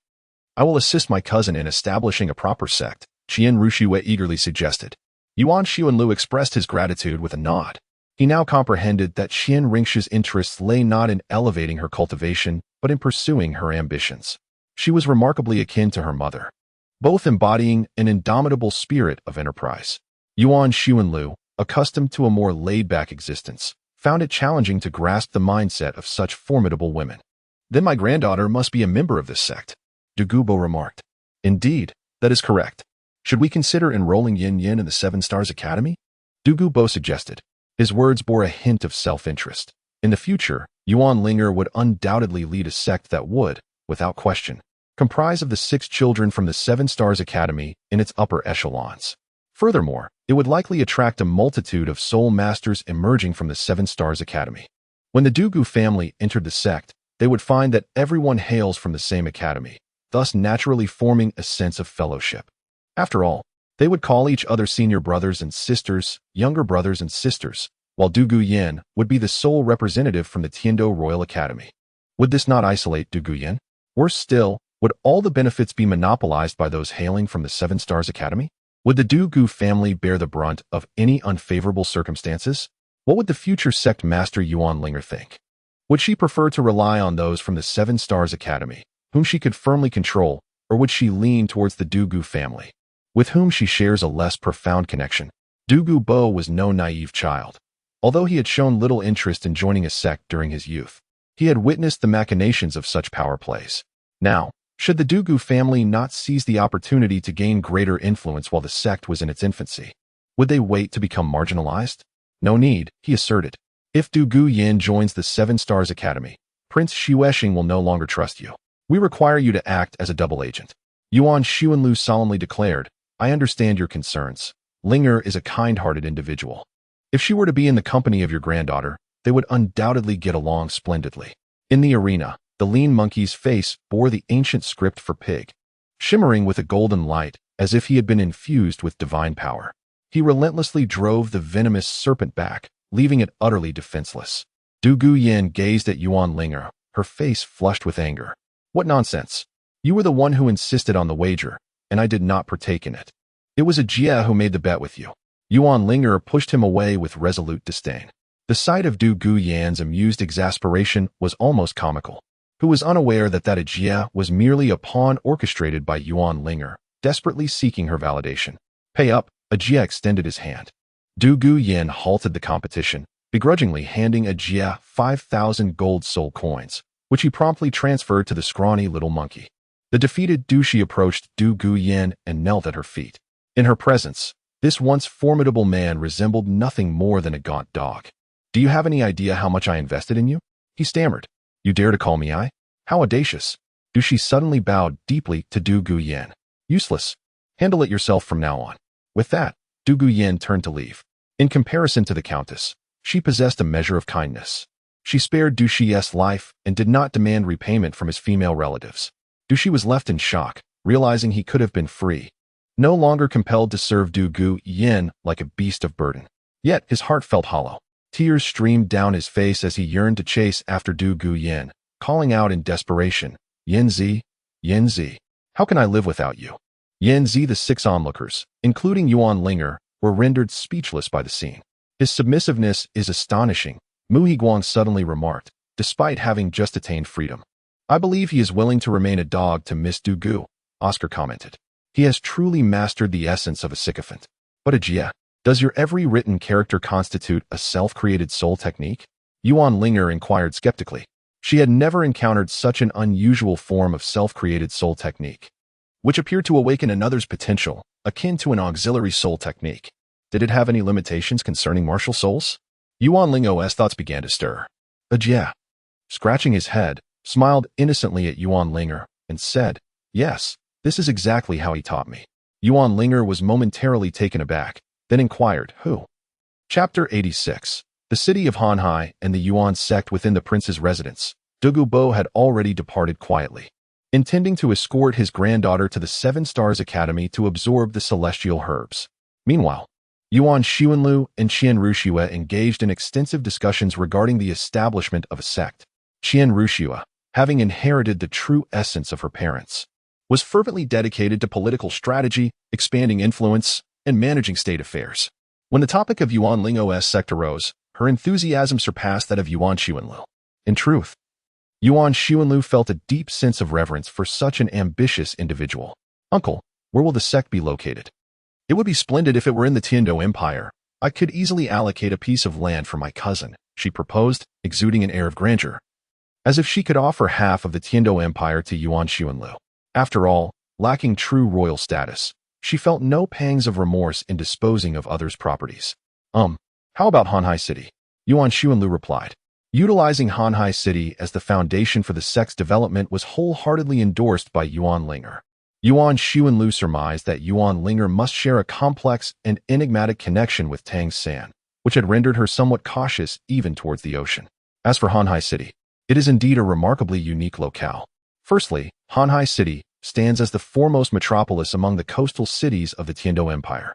In comparison, Feng Xiaoyan's hometown, Shihai City, pales in scale and influence, rendering it merely a subordinate. Furthermore, while Hanhai City may not be the closest city to Sea God Island, it is undoubtedly the largest city in proximity capable of sustaining a grand-scale conflict. Many years ago, during the confrontation between the Spirit Hall and Sea God Island, Hanhai City served as the stronghold for the Spirit Hall's soul masters.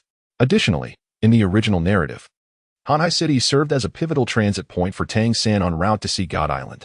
Moreover, upon venturing north from Hanhai City into the Hagedas Kingdom, one reaches the farthest northern territories. To the west lies Sea God Island, while to the south is the domain of the Xinghua Empire, thus showcasing its strategic significance.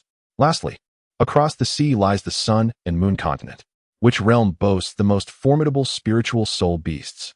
Seek the evil eye in the Sun and Moon continent. Where can one find the pinnacle of soul guide technology? Look no further than the Mingda Hall of the Sun and Moon continent. Yuan Xuanlu must undoubtedly embark on a journey to the Sun and Moon continent. Only then will the soul rings of Yuan Ling'er, with her ethereal eyes and martial spirit, have the potential to reach a remarkable age of 100,000 years. Of course, divine soul rings are also an option, but Yuan Xuanlu prefers to leave a safety net and a fallback plan. In any case, this location is indispensable for Yuan Ling'er. Thus, the establishment of Hanhai City as the foundation for Yuan Ling'er's sect is entirely justified. Moreover, it caters to Yuan Xuanlu's fondness for seafood. Rest assured, uncle, I shall entrust Hanhai City to you, allowing you to become the Duke of Hanhai. Who would have thought that you, Qian Rinxue, appeared so exquisite?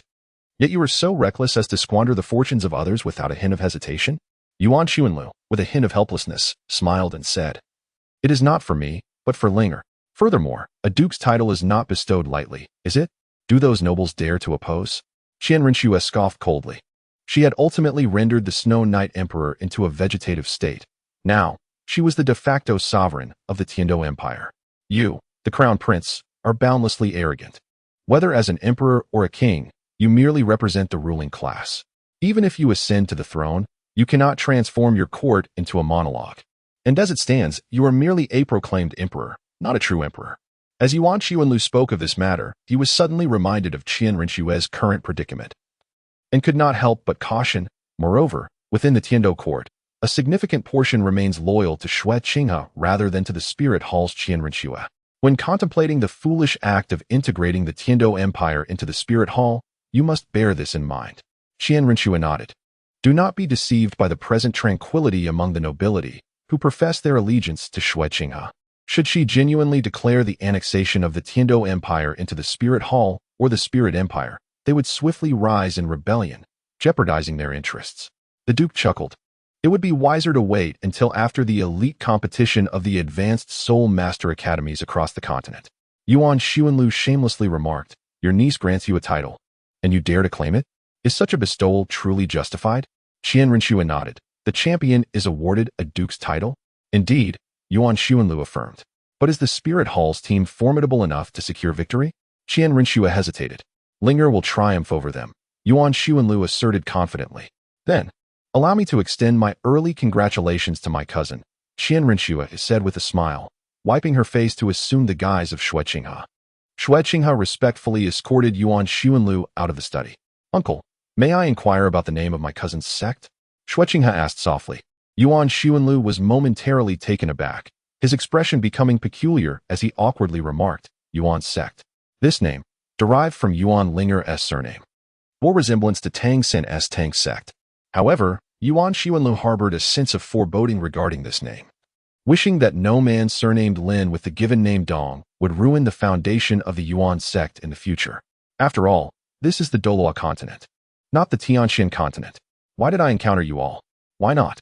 There's no need for misunderstanding. This is merely a trivial mix-up. At the Seven Stars Academy, on the back mountain, Du Yin exchanged a glance with Yuan Ling'er, both of them diverting their gazes from one another. Du Yin could hardly fathom that her grandfather's mention of joining a sect meant joining the very sect of Yuan Ling'er. I have just lost you 5,000 gold soul coins, Du Yin grumbled indignantly. Come now. The 2 celestial herbs you are about to absorb are worth far more than 5,000 gold soul coins.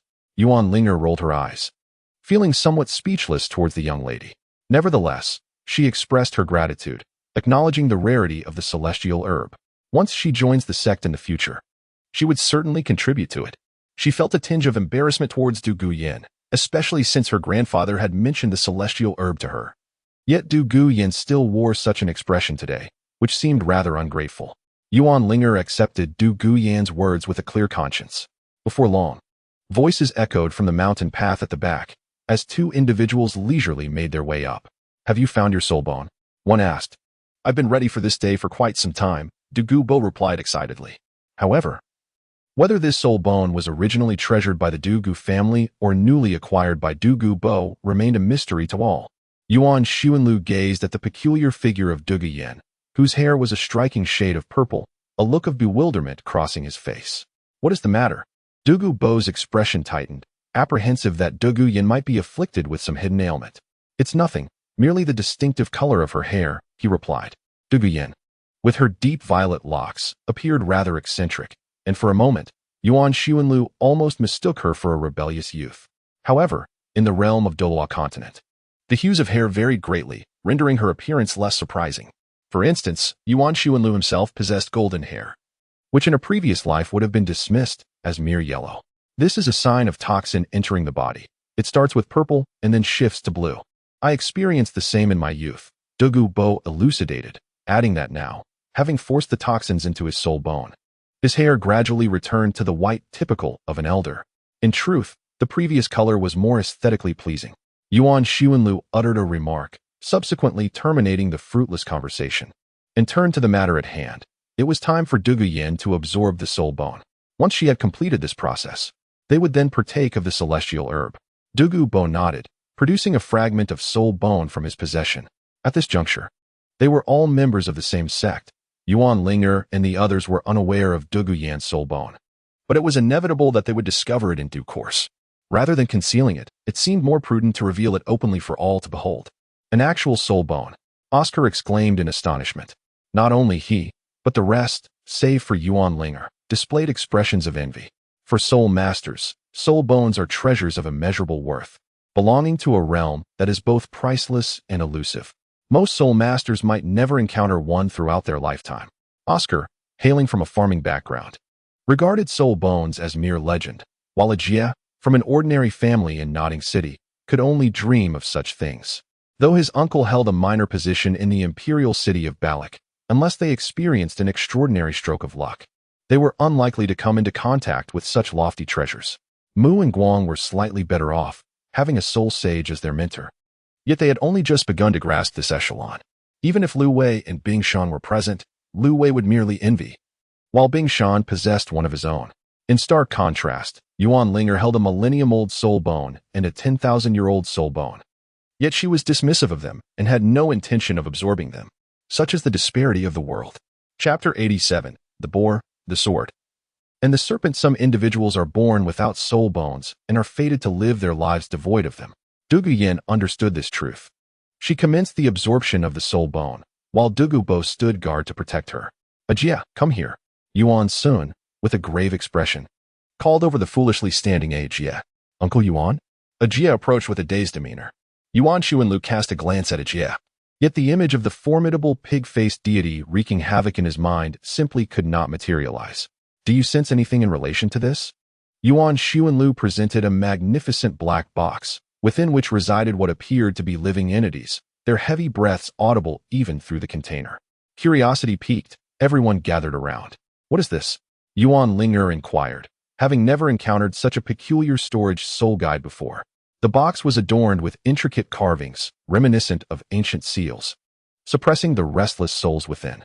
This is an ancient collection from the Qian family, specifically designed to store hazardous items, Yuan Xuanlu explained. The Qian family, a prestigious lineage, possessed an abundance of rare treasures seldom seen in the outside world, particularly in their private collection. Moreover, following the demise of Qian Xuanji, Yuan Xuanlu, as the younger brother, had shown no mercy in dividing the family assets with fervor.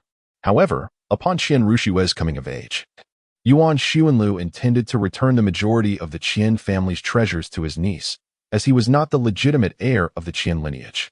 Hazardous items? Oscar, a food system soul master, felt an acute sensitivity to danger and quietly concealed himself behind Mu and Guang, trembling in fear. Yuan Xuanlu cautiously pressed the button, opening the enigmatic black box. A fleeting glimpse of azure light shimmered through the crack as the box sprang open, and a resounding drumbeat echoed in the air, reminiscent of ancient legends where people vanquished a mythical beast known as Kuei, crafting its hide into grand drums that they subsequently struck. The sound they now heard was indeed akin to that of drums, yet it also resonated like a heartbeat. Do you not agree? Mu and Guang gradually discerned an unsettling anomaly. This implied that something within was alive. Oscar became agitated. The very thought of such supernatural phenomena filled him with dread. Although Yuan Xuanlu had repeatedly reassured Oscar that these supernatural beings were merely humans endowed with extraordinary powers, his fears persisted. Indeed, it was alive. Yuan Xuanlu unlatched the hidden clasp, and the enigmatic box sprang open, revealing a colossal azure sword within. In Yuan Xuanlu's grasp, the sword thrashed violently, akin to boiling water. Its surface was adorned with intricate patterns resembling cracked stone crevices, yet it possessed the texture of jade. The razor-sharp edge shimmered in a dark golden hue, displaying swirling motifs under the sunlight. He's bleeding, Oscar exclaimed. It was not the sword that bled, but Yuan Xuanlu himself. The hilt of this gigantic sword sprouted dense metallic spikes reminiscent of a hedgehog, piercing the palm of Yuan Xuanlu.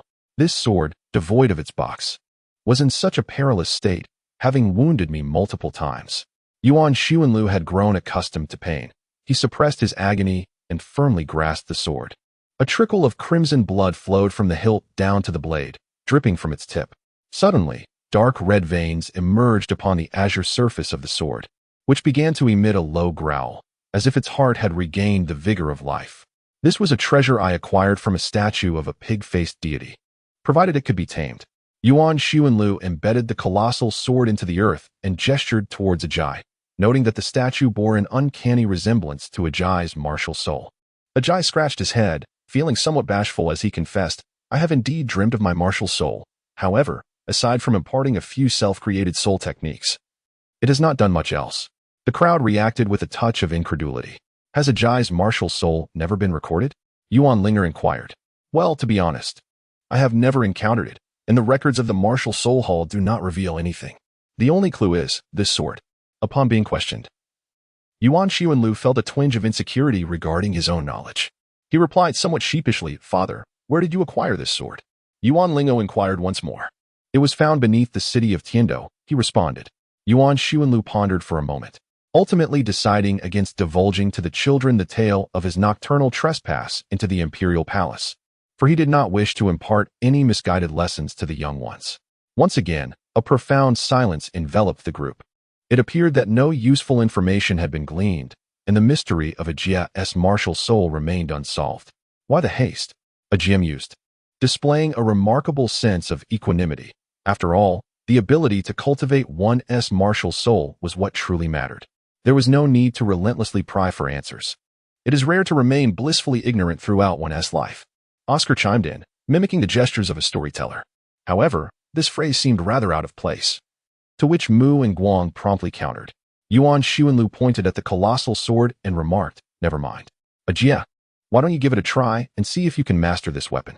Ajia pondered for a moment, then disregarded his doubts. Focusing intently, he reached out and grasped the hilt of the giant sword. As he lifted it, it came free with the same ease as extracting chopsticks from a holder. To Ajia, the massive sword felt as tranquil as a stone, offering no resistance to his grip. Yuan Xianlu, your sword is indeed loyal. When I hold it, it exudes a fierce demeanor, yet when Ajia wields it, it remains utterly serene, doesn't he it? Yuan Ling'er suddenly gazed in astonishment at the necklace adorning her neck, an ancient artifact of the light god that had remained inert for centuries, now inexplicably reacting.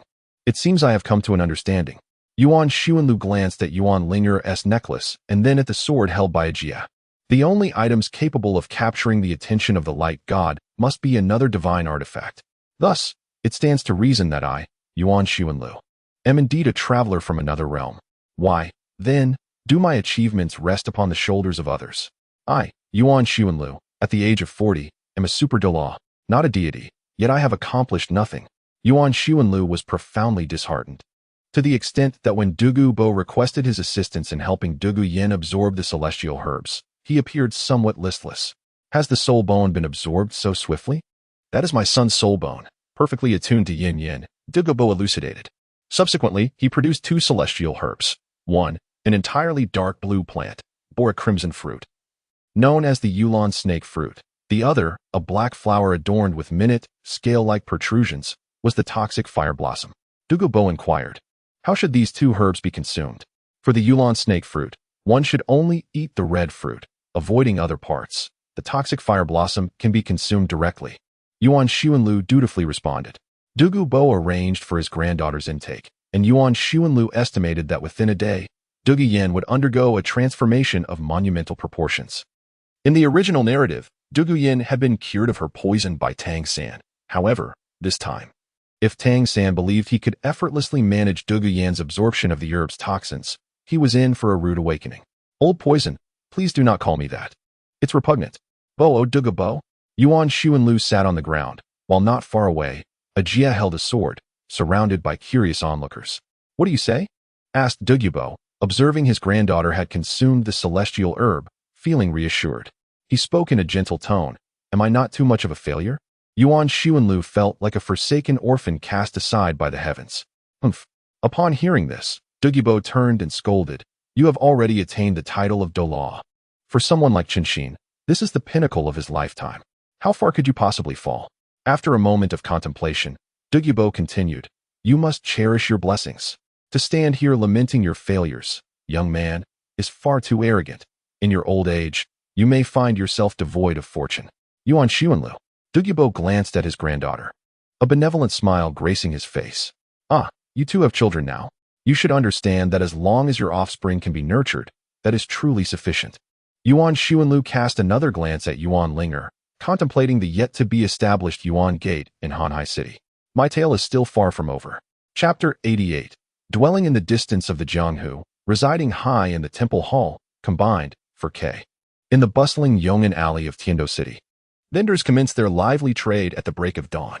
Though they had received little formal education and lacked the understanding of the maxim "the early bird catches the worm." For them, a prosperous day must begin with vibrant activity from the morning. A lively start would surely herald a promising day ahead, wouldn't it? A group of small children, hand in hand and with runny noses, merrily hopped along the street, singing nursery rhymes.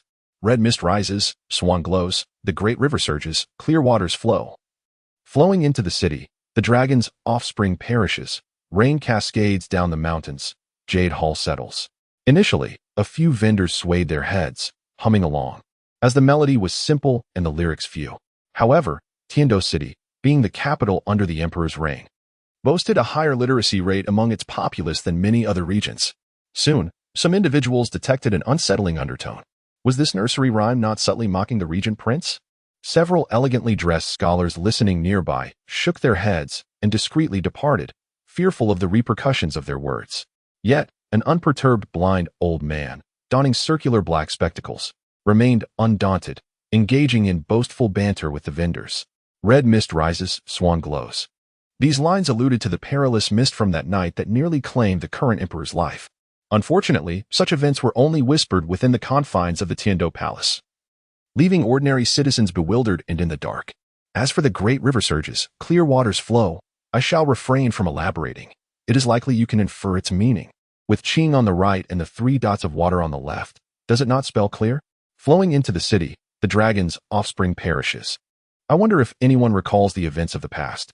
The blind old man paused for a sip of tea, creating a moment of suspense. What past events? Someone inquired. The tales of the second and third princes. Upon hearing this, the vendors, who had previously been amused by the old man's tales, suddenly turned pale. One vendor, overwhelmed by dread, seized his singing child and delivered 2 sharp slaps to the child's backside. With a resounding smack, the child wailed, tears streaming down his face. The vendor awkwardly addressed the onlookers, chuckling nervously. "Ah, the child is merely playing, unaware of the implications, ha." The merchants, after all, are the common folk residing in the city of Tiando, and their level of consciousness is not something an ordinary citizen can compare to. Upon hearing such nursery rhymes, coupled with the blind elder's admonition, it became abundantly clear that the depths of this matter were profound. As the vendors gradually dispersed below, Yuan Xuanlu in the restaurant scoffed and remarked, "Saras, could this possibly be your doing?" Seated in this modest eatery, aside from the Dragon Emperor Douluo, was a platinum bishop from the Wuhuan Temple of Tiando City. This bishop possessed narrow shoulders, and his slender physique resembled that of a javelin. The words of the marketplace, devoid of any foundation, are deemed mere rumors. The heavens appoint rulers, commanding the planet of Comet to transform into children, fabricating rumors that children come to learn. Thus termed nursery rhymes. On a smaller scale, they may signify the fortune or misfortune of an individual. On a grander scale, they could determine the rise or fall of a nation. Saras, with an air of ancient wisdom, leisurely lifted his self-provided cup of warm jade wine and downed a mouthful of aged liquor. Do you think I am but a 3-year-old child? If the heavens could truly act thus, why have I never witnessed it? Yuan Xuanlu smiled, reflecting on the deities of the divine realm. Particularly before Tang San intervened to disrupt the divine edict prohibiting interference in the mortal realm, these gods had not overly acted to influence worldly affairs. Regarding the matter of nursery rhymes, it is generally frowned upon for common folk to speak indiscriminately about state affairs. Hence, disseminating public sentiment through the innocent voices of children is most fitting. After all, children speak without reservation and cannot be punished for their words. Since these rhymes are crafted from a child's perspective, few would scrutinize their logic or details, allowing the originators of such rumors to obscure their true intentions, rendering the information both plausible and dubious. Thus, even if the rumors falter, it cannot be deemed a failure.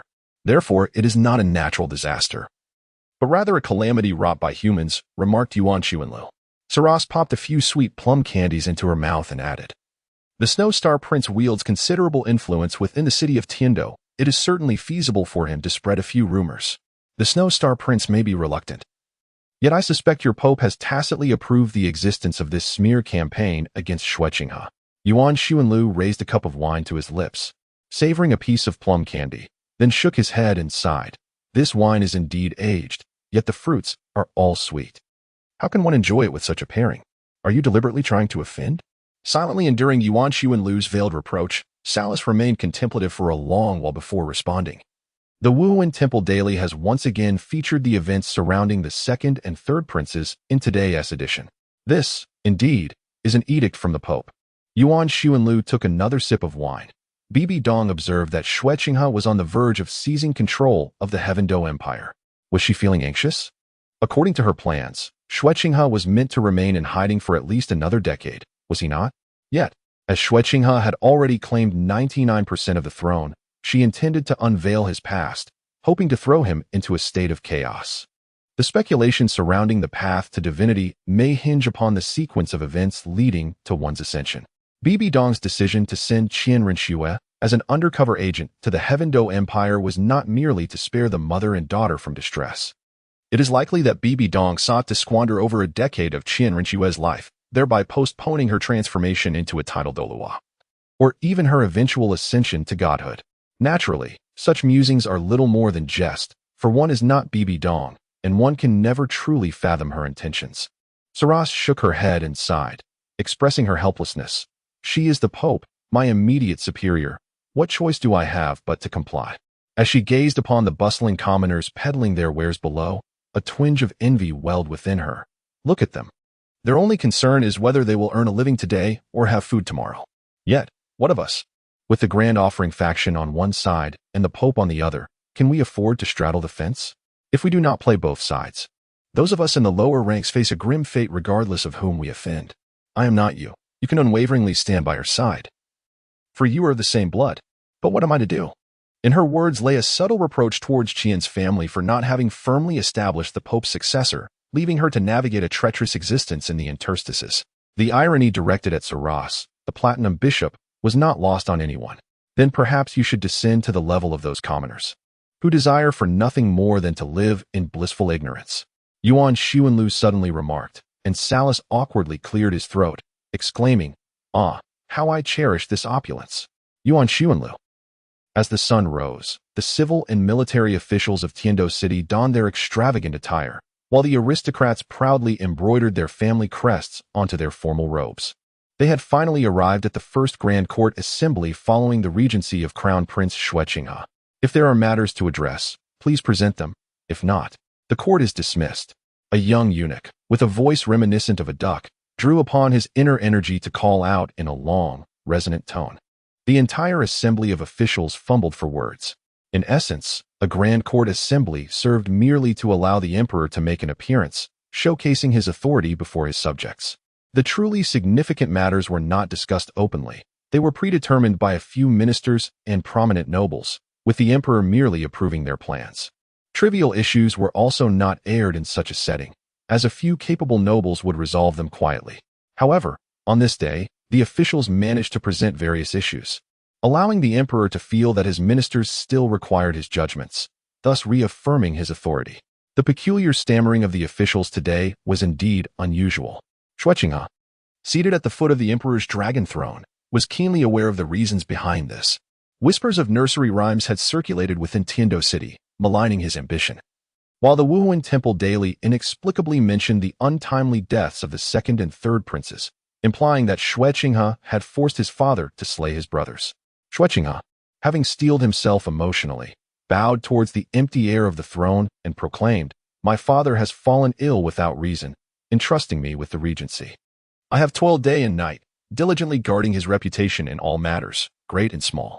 Now, I am weary at heart and wish for my father to reclaim the regency." The weariness referenced the wounds inflicted by rumors, a sentiment that the officials could all comprehend. Xue Qinghe took the initiative, his eyes filled with sorrow, projecting the image of an innocent victim of slander. Minister Fu was prepared to support Xue Qinghe's words to bring him down, but unexpectedly, someone else spoke up first. The Crown Princess Regency is legitimate. Why concern oneself with the petty gossip of the lowly?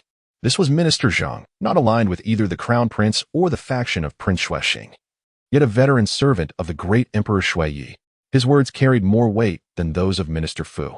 Unlike other ambitious ministers and nobles, Minister Zhang resolutely acknowledged the Emperor's decree designating the Crown Prince as regent. Minister Fu found himself at a loss for words. The Emperor's edict clearly stated the Crown Prince's regency, leaving him without a solid argument. We, the ministers, concur. The court officials finally ceased their hesitant murmurs, resembling puppets brought to life as they spoke in unison. Xue Qinghe appeared profoundly moved, rendered momentarily speechless, before shifting his gaze toward Prince Xuexing. Disregarding the decorum befitting a sovereign and his subjects, Xue Qinghe clasped Prince Xuexing's hand, presenting a scene of familial camaraderie. "Your Highness is a brother to His Majesty, a vital minister," Xue Qinghe implored. "I hope that my royal uncle will extend his assistance to me."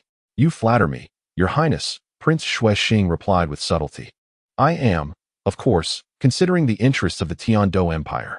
A cold smile flickered within Xuexing's heart. Yet he maintained a facade of familial affection with Prince Xuexing for an extended period before returning to his regent's throne. "I have a matter to address." A low-ranking official suddenly interjected. "Please, speak your mind," Xue Qinghe responded. "I have heard that the Imperial Guards fled their camp on the night of His Majesty's assassination attempt. This is utterly incomprehensible. As the foremost protectors of His Majesty and the Crown Prince, how could the Imperial Guards be manned by a troop of idle noble youths?" The official continued, "I propose that we reform the Imperial Guards, selecting loyal, valiant, and reputable individuals from good families to serve in the military." Oh my heavens! Today brings great revelations. Many astute mid-level officials had already begun to sense the shifting tides, realizing that the Crown Prince sought to grasp military authority. Historically, although the Crown Prince had a military establishment, it had merely been a nominal title. Successive emperors of the Tiandou Empire feared that should the Crown Prince seize military power, he might rebel. Thus the Crown Prince was typically devoid of any military forces before ascending the throne.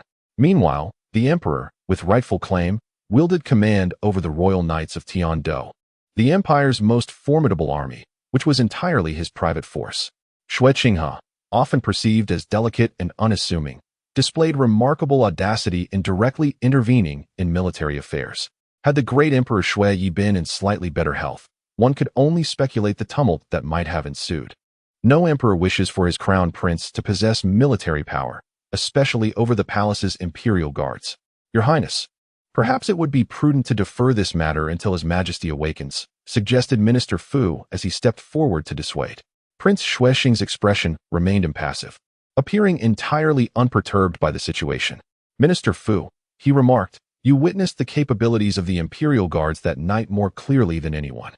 If you now assert that reform is unnecessary, what will you say when another assassin comes forth to strike down the king?" Prince Xuexing has the wealthy official as his ally, and naturally, Xue Qinghe possesses his own supporters. A prominent minister stepped forward and vehemently confronted the wealthy official, as if sounding the clarion call for war. Subsequently, the court erupted in uproar, akin to a bustling marketplace, with factions of the Crown Prince and the Prince of the Blood hurling insults at each other. As the clamor reached its peak, Xue Qinghe calculated it was time for him to make his entrance. "Silence!" Xue Qinghe exclaimed, his voice laced with indignation. "You are all esteemed ministers of the empire. How can you behave like commoners, bickering and clamoring in such a manner? What sort of decorum is this?" The ministers fell silent. The matter of reforming the Imperial Guard could wait, but it was imperative to select a few reputable individuals to lead the guard, Father Emperor. "We cannot afford any further incidents." Upon hearing this, the assembly fell into acquiescence. After all, Xue Qinghe spoke from the perspective of safeguarding the late Emperor Xia, demonstrating filial piety. No amount of discord among the ministers could diminish the sincerity of a son wishing to honor his father. Moreover, Xue Qinghe's proposal to appoint a few reputable individuals as leaders did not preclude the aristocracy from placing their candidates within the ranks. Business could still flourish. This reflects the timeless nature of humanity. When one wishes to open a window, they resist, insisting that only by tearing off the roof will they concede to the opening. Xue Qinghe was well aware of the disposition of these nobles and ministers. The reform of the Imperial Guard was but a fade, while his true intention lay in securing positions for his own people. Prince Xuexing evidently recognized this reality, yet he found himself powerless. Although Xue Qinghe had not overtly restricted his authority, in truth, Prince Xuexing's current freedom from confinement relied upon the power of rumor. As Xue Qinghe feared the whispers of the court, suddenly, Prince Xuexing felt a gaze upon him. He glanced towards the throne below, where Xue Qinghe was smiling at him. The Crown Prince's initial tentative assault had been met with success. The tides of change were approaching for Tiandou. Prince Xuexing returned Xue Qinghe's smile with politeness, though an invisible noose tightened around his neck. Years of noble training allowed him to maintain his composure. I too possess troops, Shuiqinghe. Do not compel me to engage in civil strife. Chapter 89. 5 years later, Seoul City. 5 years later, in Seoul City. This is the heart of the Spirit Hall, the only city on the continent entirely inhabited by soul masters, and the place where the highest concentration of titled Douluos can be found. Outside the gates of Seoul City, a carriage is parked in a designated area, and 6 young individuals descend from it, standing at the entrance, awaiting inspection. Among them is Yuan Ling'er and her companions. Over the past 5 years, their training has not focused on elevating their soul power levels. Rather, under Yuan Xuanlu's guidance, they have deliberately compressed their soul power to enhance its purity. While a higher level may seem more formidable, Yuan Xuanlu understands that there are ways to challenge those above their rank. Instead of being a hollow soul master, it is far better to be a grounded soul sovereign. Thus, the enhancement of their soul power levels is not as exaggerated as one might think. However, the purity of their soul power is likely several tiers ahead of their peers. These 6 individuals, known within the soul master community of Tiando City as the 6 sons of Yuan men, can be regarded as the paragons of the younger generation on the continent, and indeed, they are of an unparalleled caliber.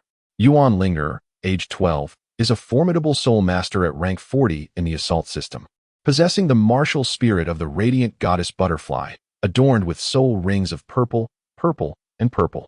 Oscar, at 14, is a 37-level food system soul master, wielding the martial spirit of sausage, with soul rings of yellow, and purple. Ajia, also 12, stands at 39 in the assault system, embodying the martial spirit of the boar, complemented by soul rings of yellow, and purple. Lu Wei, likewise 12, is a 34-level control system soul master, manifesting the martial spirit of reed, with soul rings of yellow, and purple. Bing Shan, at 14, is a 39-level assault system soul master, bearing the martial spirit of the ice blue scorpion, with soul rings of yellow, and purple. Mu Higuang, aged 15, commands a rank 40 in the assault system, possessing the martial spirit of the absolute sword, adorned with soul rings of yellow, and purple. Yuan Ling'er and Mu Higuang are both soul masters at the 40th level. This is not a typographical error, but rather a reflection of their decision not to acquire a 4th soul ring. Yuan Ling'er reached the 40th level 2 years ago, while Mu Higuang attained this level a year prior. They chose not to augment their abilities with an additional soul ring, but instead opted to continue their cultivation, harboring the hope of enhancing the longevity of their future 4th soul ring. Yuan Ling'er and Mu Higuang both intend to bestow a 10,000-year soul ring upon their 4th soul ring. Yuan Ling'er had long established the aspiration of obtaining a 10,000-year soul ring, while Mu and Guang were purely motivated by the desire to accompany Yuan Ling'er, as she was determined not to be outdone by anyone.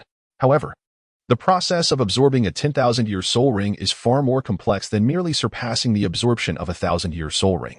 In the past, Yuan Xuanlu deliberately suppressed his level, dedicating a year to meditation before absorbing the millennium-old 4th soul ring. The perils he faced during this time are not for outsiders to comprehend. In response to Yuan Ling'er's request, Yuan Xuanlu consented, but insisted that both Yuan Ling'er and Mu Higuang begin training their mental fortitude to guard against the unique soul vibrations of the Millennium Soul Ring. Back then, Yuan Xuanlu was incredibly confident, believing his status as a transmigrator endowed him with exceptional mental strength. Yet, he nearly faltered when confronting the 4th soul ring. Some matters are such that, if you are not the protagonist, you truly lack the fortune to navigate them. Having learned this lesson, even when faced with the daunting prospect of the 4th soul ring, which spans a millennium, Yuan Su seemed somewhat neurotic, perceiving everyone as though they might falter at the threshold of the 4th soul ring. What business do we have at the Spirit Hall? Why traverse such a distance for no apparent reason? Oscar disembarked, shaking his groggy head in complaint. It appears you are quite discontent due to parting from your beloved Bing Bing. Lu Wei jested with a smirk. Humph. Oscar rolled his eyes. Ever since Lu Wei's return, Ajia and Lu Wei had been inseparable. The reason Ajia has yet to break through the 40th level is that he wishes to wait for Lu Wei, ensuring their paths do not diverge too greatly. We initially came to unveil the secret of Ajia's martial spirit, after which we shall seek the 4th soul rings for Sister Ling'er and Sister Mu. Ajia, no longer merely plump but rather robust, adjusted his glasses and remarked, "Is it not feasible to locate a Millennium Soul beast directly in the Sunset Forest?"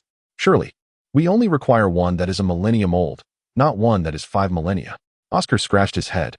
This endeavor involves not only the Millennium Soul Ring but also concerns regarding soul bones. Yuan Ling'er inquired, do you recall that deity? The radiant god who chose me as the heir. Oscar, somewhat uncertain, replied, I don't quite remember. The divine seems distant, while Bing Bing feels much closer. Indeed.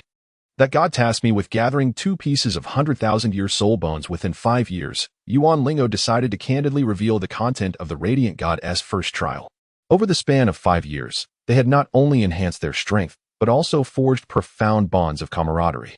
They had become like brothers and sisters, sharing everything without reservation. 2 pieces of 100,000-year soul bones. Isn't the deadline approaching? Oscar exclaimed as he counted on his fingers. Precisely. That is why my father is coming to the spirit hall to make preparations. Yuan Ling'er nodded in affirmation. For the past 5 years, Yuan Xuanlu has been in search of the 10,000-year soul beasts across the continent. However, it is lamentable that genuine soul beasts of the light attribute are already rare. And to seek those of such an extraordinary age is an endeavor fraught with impossibility. Yuan sought his 200,000-year soul rings, neither of which possessed the attribute of light. The 8th soul ring, the pure-blooded dragon, does not distinguish between elemental properties, instead following a lineage path. The 9th soul ring, the golden crow, is of the fire attribute, which can be loosely associated with the light attribute. Typically, a standard quasi-title Douluo cannot obtain a 100,000-year soul ring. Those capable of acquiring such a ring generally pursue it whenever they encounter a 100,000-year soul beast, provided the attributes do not clash too severely. For instance, Bibi Dong once utilized the mother of Xiao Wu as a soul ring. One might ask how the soul-devouring spider emperor relates to the soft-boned rabbit. Is it in terms of attributes being identical? Or perhaps in their classification as both being spiders? The reality is that not everyone can be a protagonist. When one wishes to rest, a suitable pillow is not easily found, and there are not countless 100,000-year soul beasts available for absorption. Thus, individuals tend to select 100,000-year soul beasts with somewhat compatible attributes that do not conflict, as it is understood that a 100,000-year soul beast is undoubtedly stronger than one of 90,000 years. Yuan Xuanlu shares a similar sentiment, having exhausted all avenues. He finds himself unable to locate the 10,000-year soul beast of the light attribute. Thus, he is left with no choice but to utilize the known soul bones from the Great Ming and Second Ming within the Stardow Forest. After all, their locations have been clearly delineated in the original text. Yuan Xuanlu arrived at the Spirit Hall with the singular intention of seeking out Qian Douluo. In the original narrative, it was only with the assistance of 5 titled Douluos led by Bibi Dong that they were able to hunt down both of them. Although Yuan Xuanlu has reached the 96th level, should one of his opponents sacrifice themselves in a desperate explosion to hinder him, while the other destroys their soul ring and soul bone, then Yuan Xuanlu would indeed find his efforts to be as futile as drawing water with a bamboo basket. Yuan Xuanlu, a person of modest demeanor, preferred to remain cautious rather than take risks. Lu Wei expressed his envy. Among the 6 of Yuan men, he possessed the weakest soul power level. If he were to acquire a 10,000-year soul bone, his prowess would undergo a remarkable transformation. Stop dreaming, came the retort. With a mere 10,000-year soul bone, one should feel fortunate. Aspiring for one that is 100,000 years old is folly unless one is the offspring of a titled Douluo. Mu and Guang maintained a sense of clarity amidst the conversation, while Yuan Ling'er set her sights on obtaining an entire set of 100,000-year soul bones. This ambition was fueled by her exceptional talent, recognized as the finest on the continent, coupled with the influence of her titled Douluo father. Consider Du Guyan, who also hailed from a family with a titled Douluo, which she dared to demand a complete set of 100,000-year soul bones. Such thoughts were beyond her reach. Yet, Mu and Guang held a flicker of envy for Yuan Ling'er, noting her personality was reminiscent of Gao Yi's. Both possessed a resolute spirit, unwilling to yield. Thus, she too aspired to absorb a 1,000-year soul ring for her 4th. Regrettably, she felt increasingly distanced from Yuan Ling'er. Indeed, possessing a mere 1,000-year soul bone was already formidable. Sister Ling'er was simply beyond their comparison. Oscar's words resonated deeply with the group, as they all nodded in agreement. One must be cognizant of their own status and identity. To regard oneself as a prodigy akin to Yuan Ling'er was to overestimate one's worth. The 6 members of the Yuan clan meandered into the Spirit City, where Yuan Sun had already been waiting for them. Why are they so slow? Standing at the Yuan station is not particularly arduous. It is merely the discomfort of waiting for someone that weighs heavily. Let's go, Yuan Ling'er said nonchalantly. You all can have your meal first. And then Ling'er will take you to explore the Soul City.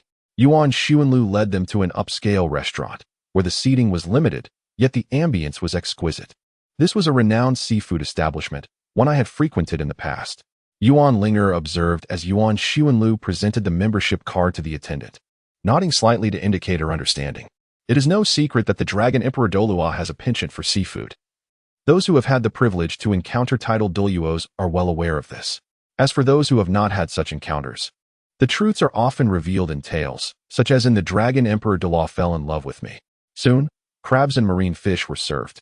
Yet after settling the bill, Yuan Xuanlu stood up to depart. Father, the grand offering is summoning me. I must take my leave. Yuan Xuanlu gently ruffled Yuan Ling'er's hair before rising to depart. Chapter 90. The devil is the opposite of an angel. Qian Daolu stood beneath the statue of the angel, resembling a pillar of eternity. The grand offering, Yuan Xuanlu, clasped his hands in a gesture of respect. He sensed that the atmosphere today was distinctly unusual. Although a cold silence often enveloped their father-son interactions, today bore a subtle difference. You wish to hunt souls, do you not? Qian Daolu inquired first. Yuan Xuanlu nodded in astonishment, and then inquired, how did you come to know that? He had never confided in anyone about his intention to hunt a 10,000-year soul beast. It seems your daughter also intends to absorb a 10,000-year soul ring for her fourth spirit ring, which is why you have come to martial Soul City seeking treasures to enhance your mental strength. Qian Daolu, with an air of confidence, held the wisdom of the situation in his grasp. Oh, little rascal, do you dare to challenge your father? Yuan Xuanlu seemed to sense that Qian Daolu might have misjudged the situation. Yuan Xuanlu discerned a certain mockery in the eyes of Qian Daolu, despite Qian Daolu's appearance, which suggested a wisdom born of age. Yuan Xuanlu, who seldom adhered to convention, had never allowed him to accurately perceive his intentions. I did not seek you for treasures that enhance spiritual power, Yuan Xuanlu declared, shaking his head. Then what brings you to the Spirit City?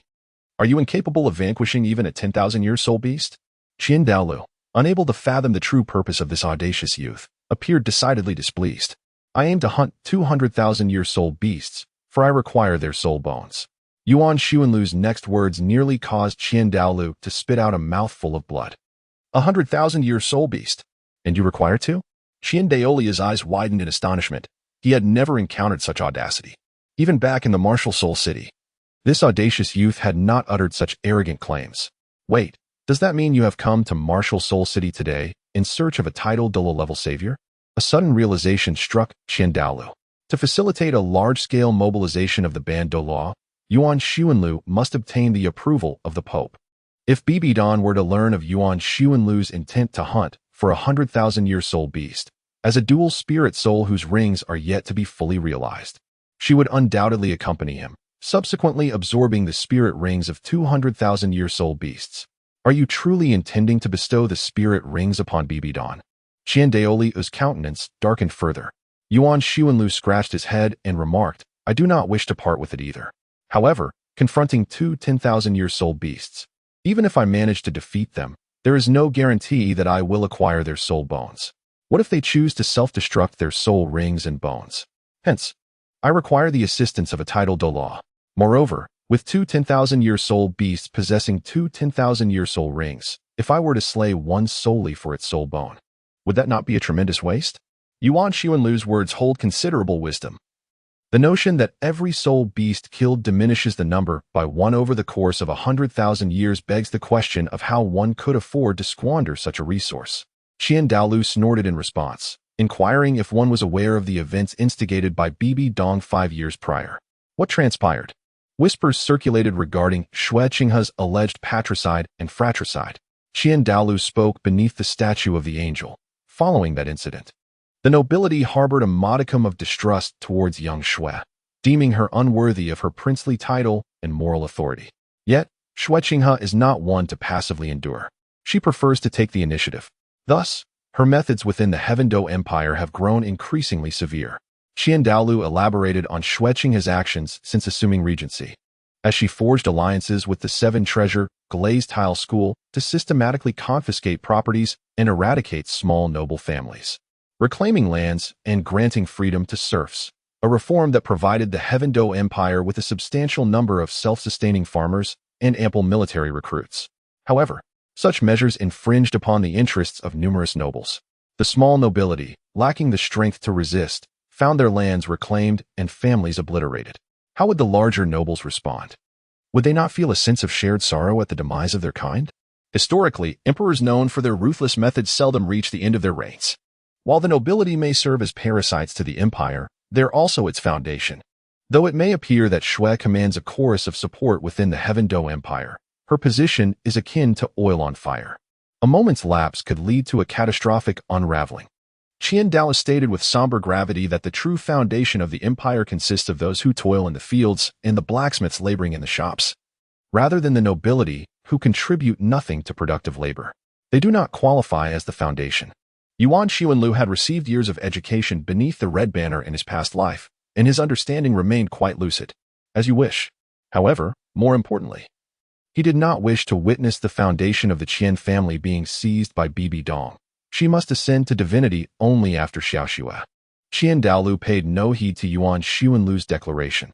In his view, the cornerstone of power lay within the nobility and the formidable clans of soul masters. While Yuan Xuanlu's ideology could only be described as heretical, ascend to divinity afterward? Yuan Xuanlu thought of the Rakshasa god. Bibi Dong possessed exceptional talent. He discerned the shadows of other deities within her. Qian Daolu gazed piously at the statue of the angel, his eyes brimming with malice. Originally, I had no desire to obliterate her legacy. The emergence of an additional deity within the spirit hall would bolster the future's foundation for unifying the continent. Yet, I cannot allow her to usurp the heritage of the Qian family. Yuan Xuanlu failed to comprehend Qian Daoliu's words. According to the original narrative, Qian Daolu did not concern himself with whether Bibi Dong would ascend to divinity. Ultimately, what mattered was that Qian Renxue attained godhood, was it not? After all, are we not the inheritors of the angel god? Shouldn't we focus on our own paths instead of meddling in others' affairs? Yuan Xuanlu raised a question. Qian Daolu, still with arms crossed and turned away from Yuan Xuanlu, replied, I can permit her to become the pope. I can also allow the spirit hall to gain another deity. After all, she is the mother of Xiaoxue, and eventually, she must return the family legacy to her. Yet, what has she been doing these past few years? She seemingly wishes for the nobility of the Heaven-Do Empire to rebel, hoping that Xiaoxue perishes within its borders. I cannot allow the heritage of the Qian family to fall into the hands of a mere watchdog. For the first time, this elder, hailing from the angelic lineage of the Qian family and radiating an aura of sanctity, revealed a despicable side before Yuan Xuanlu. I wonder what you think. Do you truly believe that our Qian family and Bibi Dong are akin to one another? Yuan Xuanlu appeared utterly bewildered. Was this not an indisputable matter? When did Bai Dong cease to be a member of the Spirit Hall? Have you, in your advanced years, perhaps suffered a stroke? Qian Daolu observed Yuan Xuanlu standing there, devoid of understanding, and a flicker of disdain and helplessness danced in his eyes. She hails from a humble background. What does it matter if she possesses twin martial souls? She is merely a figurehead appointed by the Qian clan. Now, she mistakenly believes that bearing our children grants her the right to assume control. What audacity! Yuan Xuanlu, you ought to be grateful that the continent is devoid of combat sports. Otherwise, one might incite a virtual lynching against you. Your words lack respect, Yuan Xuanlu countered, attempting to temper the tone. Respect? Qian Daolu sighed. Xuanlu, you possess the identity of a noble, but lack the heart of one. My designation of her as pope was a gracious gift. All she needs to do is manage the Spirit Hall on our behalf. Even if the Spirit Hall unifies the continent, it will ultimately return to our control. Yet now, she deludes herself into nurturing a so-called golden generation. I could once feign ignorance, as they were merely inept. However, since the incident 5 years ago, I believe she has lost all maternal instinct. Qian Daoliu's voice was cold and merciless, reminiscent of the time he ordered the death of Yuan Xuanlu's mother. To him, women with whom he shared fleeting pleasures were expendable. What tolerance would he extend to Bai Dong? Adjusting his attire, he remarked on the 200,000-year soul rings, originating from a python and a monkey, respectively. Indeed, they are the Tianqing bull python and the Titan great ape, Yuan Xuanlu elucidated. As the patriarch of the angel clan, Qian Daolu was undoubtedly aware of such obscure knowledge. Qian Daolu nodded. Should these two soul rings be bestowed upon Bai Dong, her ascension to godhood would be expedited. Then they shall not be given. Absolutely not. Let her second martial soul remain bereft of 100,000-year soul ring. How dare she plot against Xiao Shui? I have shown her enough leniency. Yuan Xuanlu understood this meant that Bai Dong had offended Qian Rinxue 5 years prior, prompting Qian Daoliu's desire for retribution. Is this not personal vengeance? The title Douluo? I shall send Qian Jun, Jiang Yamo, and you along. As the high priest, Qian Daolu could mobilize the services of a level 96 priest. Moreover, Qian Daolu continued. She has yet to return the shares she took from your tobacco company, has she? I will ensure she relinquishes 50% to you and another 50% to Xiao Shui. She shall not lay claim to a single copper soul coin. Upon hearing these words, Yuan Xuanlu was instantly enveloped by a profound sense of paternal support, igniting an exhilarating sensation that seemed to unfurl every pore of his being. He stood resolute, embodying loyalty and integrity, as if in that very moment, all notions of justice across the continent coalesced within him. With a firm hand upon his chest, he proclaimed loudly, "Indeed, I too believe that Bibi Dong is unworthy of being a child of this realm. Her actions have surpassed all bounds. Our esteemed Qian family possesses a legacy of immense depth. How could we allow a mere insignificant upstart to usurp our rightful place? That little Hulayina is but a fool, devoid of wisdom. Does she truly believe she can compare herself to my niece? I, Yuan Xuanlu, am a child of the Qian family in life and a spirit of the Qian family in death, dedicated to upholding the illustrious legacy of the angelic lineage. I, Yuan Xuanlu, am duty-bound. For the sake of the Qian family, what battle do we fear?" Moved by his own fervor, Yuan Xuanlu found himself brought to tears. Qian Daolu, having long been aware of your flexible moral compass, found today's display to be a revelation, making me realize I had underestimated you. Truly, you seem to have cast aside all semblance of dignity. But is the soul ring truly to be squandered in such a manner? After Yuan Xuanlu finished his loyal service, a pang of sorrow struck him, for those were 200,000-year soul rings. How splendid it would be if Yuan Ling'er could absorb such ancient rings. I would prefer to squander them rather than grant Bibi Dong any advantage. A wave of soul power emanated from Qian Daolu, yet this time it would result in only a singular waste. Soon after, a strikingly beautiful and regal woman entered the hall, respectfully bowing to Qian Daolu. She was unmistakably a daughter of a noble family. Unlike Bibi Dong, who acquired her nobility through prolonged power, or Gaoyi, who learned the etiquette of the elite post factum. She had been nurtured within a noble environment, and every gesture of hers exuded the essence of aristocracy. Qian Daolu was particularly attuned to such noble individuals. Lin Yuan? Yuan Xuanlu became acquainted with this woman, who had accompanied him through the tumultuous chaos of his private life for the past 30 years. It had been a considerable time since they last met. Lin Yuhan nodded at Yuan Xuanlu, her demeanor lacking the warmth it once held. Children of noble families often indulge in reckless abandon during their youth. It is only with maturity that they come to understand the essence of moderation. She had only recently ascended to the rank of title Douluo, and you bestowed upon her a soul ring of 100,000 years. Qian Daolu commanded, solely granting her the soul ring. Yuan Xuanlu has recently reclaimed 30% of his shares and, in addition, profited by 20%. His heart brims with joy, and he naturally heeds Qian Daoliu's words with utmost respect. Xuanlu, my title is Spirit Kite. The future Spirit Kite Douluo bestows a sincere smile upon Yuan Xuanlu. As for the announcement of the book launch, it is scheduled to debut around noon on the 19th. There may be some delays. This marks my inaugural signing and my first release. In my previous readings, I often pondered whether I might one day compose a launch announcement myself. And now that aspiration has come to fruition, first and foremost, I must extend my gratitude to my editor. Truth be told, I was exceedingly thrilled upon receiving the initial message, so I am deeply thankful to my editor for granting me this signing opportunity. Next, I wish to express my appreciation to my esteemed readers. Readers are my benefactors. I am grateful for your recommendations, monthly votes, and generous gifts, which have provided encouragement to this humble novice. I bow in thanks. Now, regarding the potential pitfalls of the narrative, the inspiration for this book struck me after reading the fanfiction The Ordinary Epic of Douluo, which ignited my creativity, leading me to write impulsively.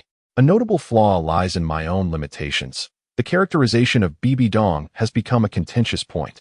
Originally, I merely intended to ride the wave of her popularity, but it has not turned out well, resulting in a flaw. Many have criticized this aspect. Yet I am reluctant to alter the earlier plot, for any changes would necessitate substantial revisions, which I find daunting. Concerning the female protagonist, it depends on your definition. If you envision a character who shares a bond with the male lead that surpasses the ordinary, then the female protagonist is Yuan Ling'er. As for Yuan Xuanlu's future divine status, I have yet to determine that. Moving on. Regarding the plot, I am indeed committed to incorporating Tang San, as he represents my assurance of success and a source of income. The 7 major sects, the 2 great empires, Sea God Island, and the Sun Moon continent will be addressed in due course. There is no rush. In summary, I shall not abandon this work. This is my first signing, and I cherish it dearly. Even if future outcomes are less than favorable, I will complete this book, dedicating at least 1 chapter per day. As for a haphazard conclusion, this is my first attempt, and I cannot predict the outcome. Thus, I encourage you to selectively subscribe. For subscription issues, as a novice, I confess my ignorance regarding the nuances of performance. I have come to terms with this and humbly implore the capable individuals to consider making an initial subscription. For the subsequent chapters, readers may choose selectively, perusing only those sections that pique their interest. As long as my work remains unsatisfactory, I shall be shielded from harm. Yet, I still hope for your support in subscriptions, as the success of an author directly correlates with their sustenance. I understand if one is reluctant to spend. You may earn incentive fragments by watching videos, which is a simple way to contribute. Even if you subscribe to just 1 chapter every 2 days, it would be a significant boon for me. Readers accustomed to paid content elsewhere are welcome to support me here. 5. Update concerns. As someone with limited dexterity, my maximum output is around 4,000 to 5,000 characters a day. After the official launch, I aim to produce 10,000 characters in a day, roughly translating to 3 chapters. Should the initial subscriptions exceed 100, an additional chapter will be added to the 10,000 character milestone. Surpassing 200 will yield 2 extra chapters. The future is uncertain, and I even dread falling short of 100 initial subscriptions. Tonight, I feel more anxious than on the eve of my examination results. Henceforth, I will strive to deliver 4,000 characters daily. If any generous patrons find my work to their liking, your encouragement would be immensely appreciated. I extend my heartfelt gratitude in advance. 6. Additional chapter rules. Although the path is fraught with challenges, aspirations remain essential. What distinguishes a person with dreams from a mere fish? After the launch, a one-time donation of 10,000 starting coins will grant 2 additional chapters, while a cumulative donation of 10,000 coins will yield 1 extra chapter. This format is inspired by observations of others, and I have adopted it accordingly. Beyond this, I dare not speculate. Lastly, for those who donate, rest assured that I will diligently repay any owed chapters, as I earnestly wish for your generosity in subscriptions and donations to uplift this humble writer. Chapter 91. Kneel for Ma Hongjun. Tang San, requesting subscriptions. The Douluo Forest remains the premier locale for soul masters to procure soul rings. As one of the 3 major habitats for soul beasts, the vast expanse of the Douluo Forest is akin to a small kingdom, straddling the borders of the Heaven Do Empire and the Star Luo Empire, teeming with a formidable quantity and quality of soul beasts. Yuan Ling'er and her companions were not the primary force in the soul-hunting expedition. They merely accompanied the group to broaden their horizons, not even daring to set foot into the forest.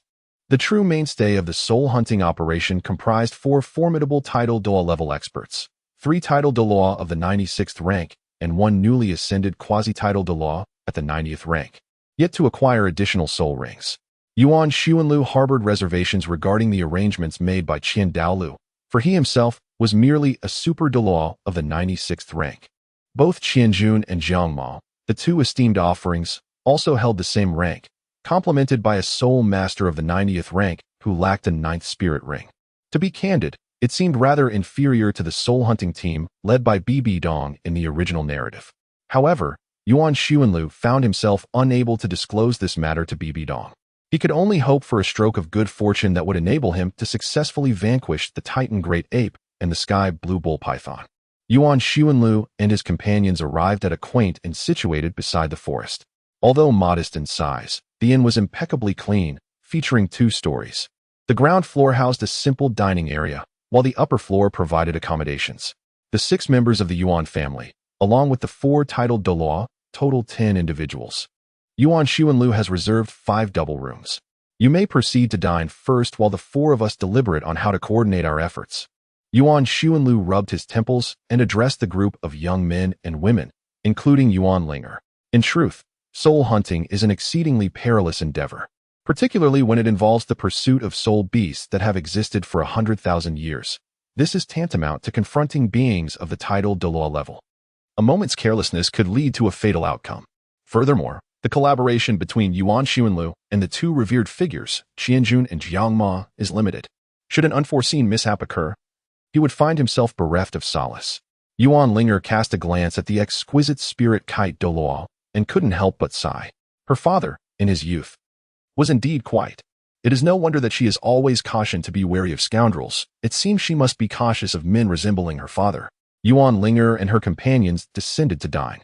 The restaurants near the forest, undoubtedly, could not compare to the opulent eateries of Tianhuang Street, where the dishes are both exorbitantly priced and exquisitely prepared, albeit in scant portions.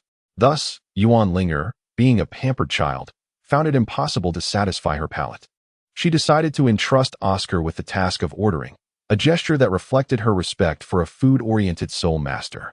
After much deliberation, Oscar, perhaps having indulged too lavishly in recent years, struggled to select even a few appealing dishes. Will these suffice for our party of 6? Lu Wei interjected, seizing the menu to add a few more items, before succumbing to his old habit. And let us have a bit more wine. Yuan Xuanlu had long warned Lu Wei that if he did not quit drinking, he would inevitably succumb to liver cirrhosis. However, Lu Wei had never taken these words to heart. He laughed off the notion, jesting that a soul master could meet his demise from such an ailment. It was amusing indeed. I had often heard tales of the fine spirits from the Stardo forest, and I was determined to sample them. Lu Wei began to regale everyone with stories of the renowned liquors found near the Stardo forest, yet aside from Ajia, the others displayed little enthusiasm, quite a normal reaction, one might say, as they had grown accustomed to it. The young woman with golden hair at the center was exceptionally beautiful. Dilatta, why don't you make a move? Suddenly, a remark from the adjacent table shattered the awkward silence among Yuan Ling'er and her companions, delivered with such volume that it seemed almost a provocation. At that moment, Yuan Ling'er's delicate visage turned frigid. Oscar, seated beside her, distinctly sensed a wave of murderous intent. On such a sunlit day, he felt colder than if he were beside a glacier. Never mind, some individuals, raised by mothers but lacking guidance, do not deserve her attention. Witnessing the escalating tension, Lu Wei hastily sought to quell Yuan Ling'er's ire. Who are you cursing? A voice erupted from the adjacent table. Lu Wei, you are truly courting death. Though I yearn for harmony and prosperity among us, how can I intercede in this chaos? Yuan Ling'er cast a glance over, reflecting on the years when any man daring to harbor lewd intentions toward her met with dire consequences. They either fell victim to Yuan Xuanlu's ruthless retribution or found themselves with broken limbs at her own hands. In an instant, this goddess of light earned both a fearsome reputation and a captivating allure within the city of Tiando. Yuan Ling'er rose and made her way in that direction, followed closely by Mu He, Guang, and Oscar, with Lu Wei, Ajia, and Bing Shan trailing behind. The individuals at the adjacent table displayed a hint of disdain in their eyes. Yuan Ling'er glanced at the individuals gathered around the table. A total of 6, 3 men and 3 women. One possessed flowing golden locks and captivating dual-colored eyes. Another was clad in simple attire, with an unremarkable appearance. A third was plump with striking short red hair. A fourth sported charming braids. The fifth had a bob cut and fair skin. And the last bore a cool demeanor coupled with an alluring figure. It turned out to be the Shrek 7, or rather, the 6 monsters. Unbeknownst to them, Tang San and his companions had also arrived at the Stardo forest for soul hunting, having just reached the nearby town. The catalyst for their journey lay in Tang San's contemplation of his earlier defeat at Yuan Ling'er's hands, which haunted his thoughts day and night. Consequently, he resolved to refine his skills over 5 arduous years, ultimately achieving a breakthrough to the 30th rank on his way to Shrek Academy. The master, upon witnessing Tang San's ascension to Soul Master, was overjoyed, taking pride in what he believed to be his own effective mentorship. However, it was regrettable that the master himself had not yet attained the rank of Soul Master, rendering him incapable of assisting Tang San in acquiring the soul ring from a 1,000-year-old soul beast. Thus, The master decided to take action by allowing Tang San the opportunity to utilize the labor of his good friend, Flinder, without charge, enlisting the teachers of Shrek Academy to guide Tang San in his quest for the third soul ring. Under the leadership of Zhao Wujin, the Shrek's 6 monsters, minus Oscar, ventured into the Stardow Forest. As soon as they crossed the threshold, Tang San's attention was drawn to Yuan Ling'er. Throughout the years, memories of his battles with that girl would often resurface in his mind, each encounter leaving him awestruck, for she stood before him like an immovable mountain, seemingly unbeatable. However, Ma Hongjun appeared to misinterpret Tang San's intentions. Following his gaze, he could not help but exclaim, "The girl with the golden hair is exceptionally beautiful, Boss Dai. Why not take a chance?" Yuan Ling'er cast a disdainful glance at the group of contemptible individuals before her, an unnameable fury surging within her. Could this bunch truly alter the course of the continent's fate? What are your intentions? The boy with golden hair and dual-colored eyes raised an eyebrow at Yuan Ling, his tone replete with arrogance. This must be Dai Mubai. Do not indulge any further. Yuan Ling'er placed her hand beneath the edge of the table and, with a sudden force, overturned all the dishes before them. This was Yuan Ling'er, a disciple of Yuan Xuanlu, who claimed that this was a unique soul technique created by the formidable Crow brother, particularly effective in provoking others. Do not waste food. The rather unremarkable-looking boy sprang into action, swiftly returning several dishes back to their plates. Unfortunately, however, Yuan Ling'er overturned the table, yet she failed to fully catch the dish, resulting in a pot of braised pork with vermicelli landing squarely atop the head of an unremarkable boy. "Ah, third brother," exclaimed the girl with the scorpion braid, hastily lifting the pot from third brother's head, leaving his entire face glistening with grease from the vermicelli. It turned out to be Tang San, whose exceedingly ordinary visage had gone unrecognized. Yuan Ling'er thought to herself, how infuriating. Dai Mubai, consumed by rage, unleashed a fierce slap towards Yuan Ling'er's face, imbued with a potent surge of soul power. If that blow landed, it would surely leave the girl's visage swollen. It was precisely because she irked him the most. In a tempest of fury, Yuan Ling'er could not possibly hold back. With a surge of soul power, she first deflected Dai Mubai's palm before retaliating with a strike of her own. The results revealed that Yuan Ling'er's mastery of soul power far surpassed the mere threshold of level 40. Dai Mubai, a soul master of level 37, was caught off guard and received a resounding blow to his face. The impact sent him flying, shattering several tables in the process. When Dai Mubai finally regained his footing, his face was swollen from the force of the strike. "Ajay, settle the bill," he said.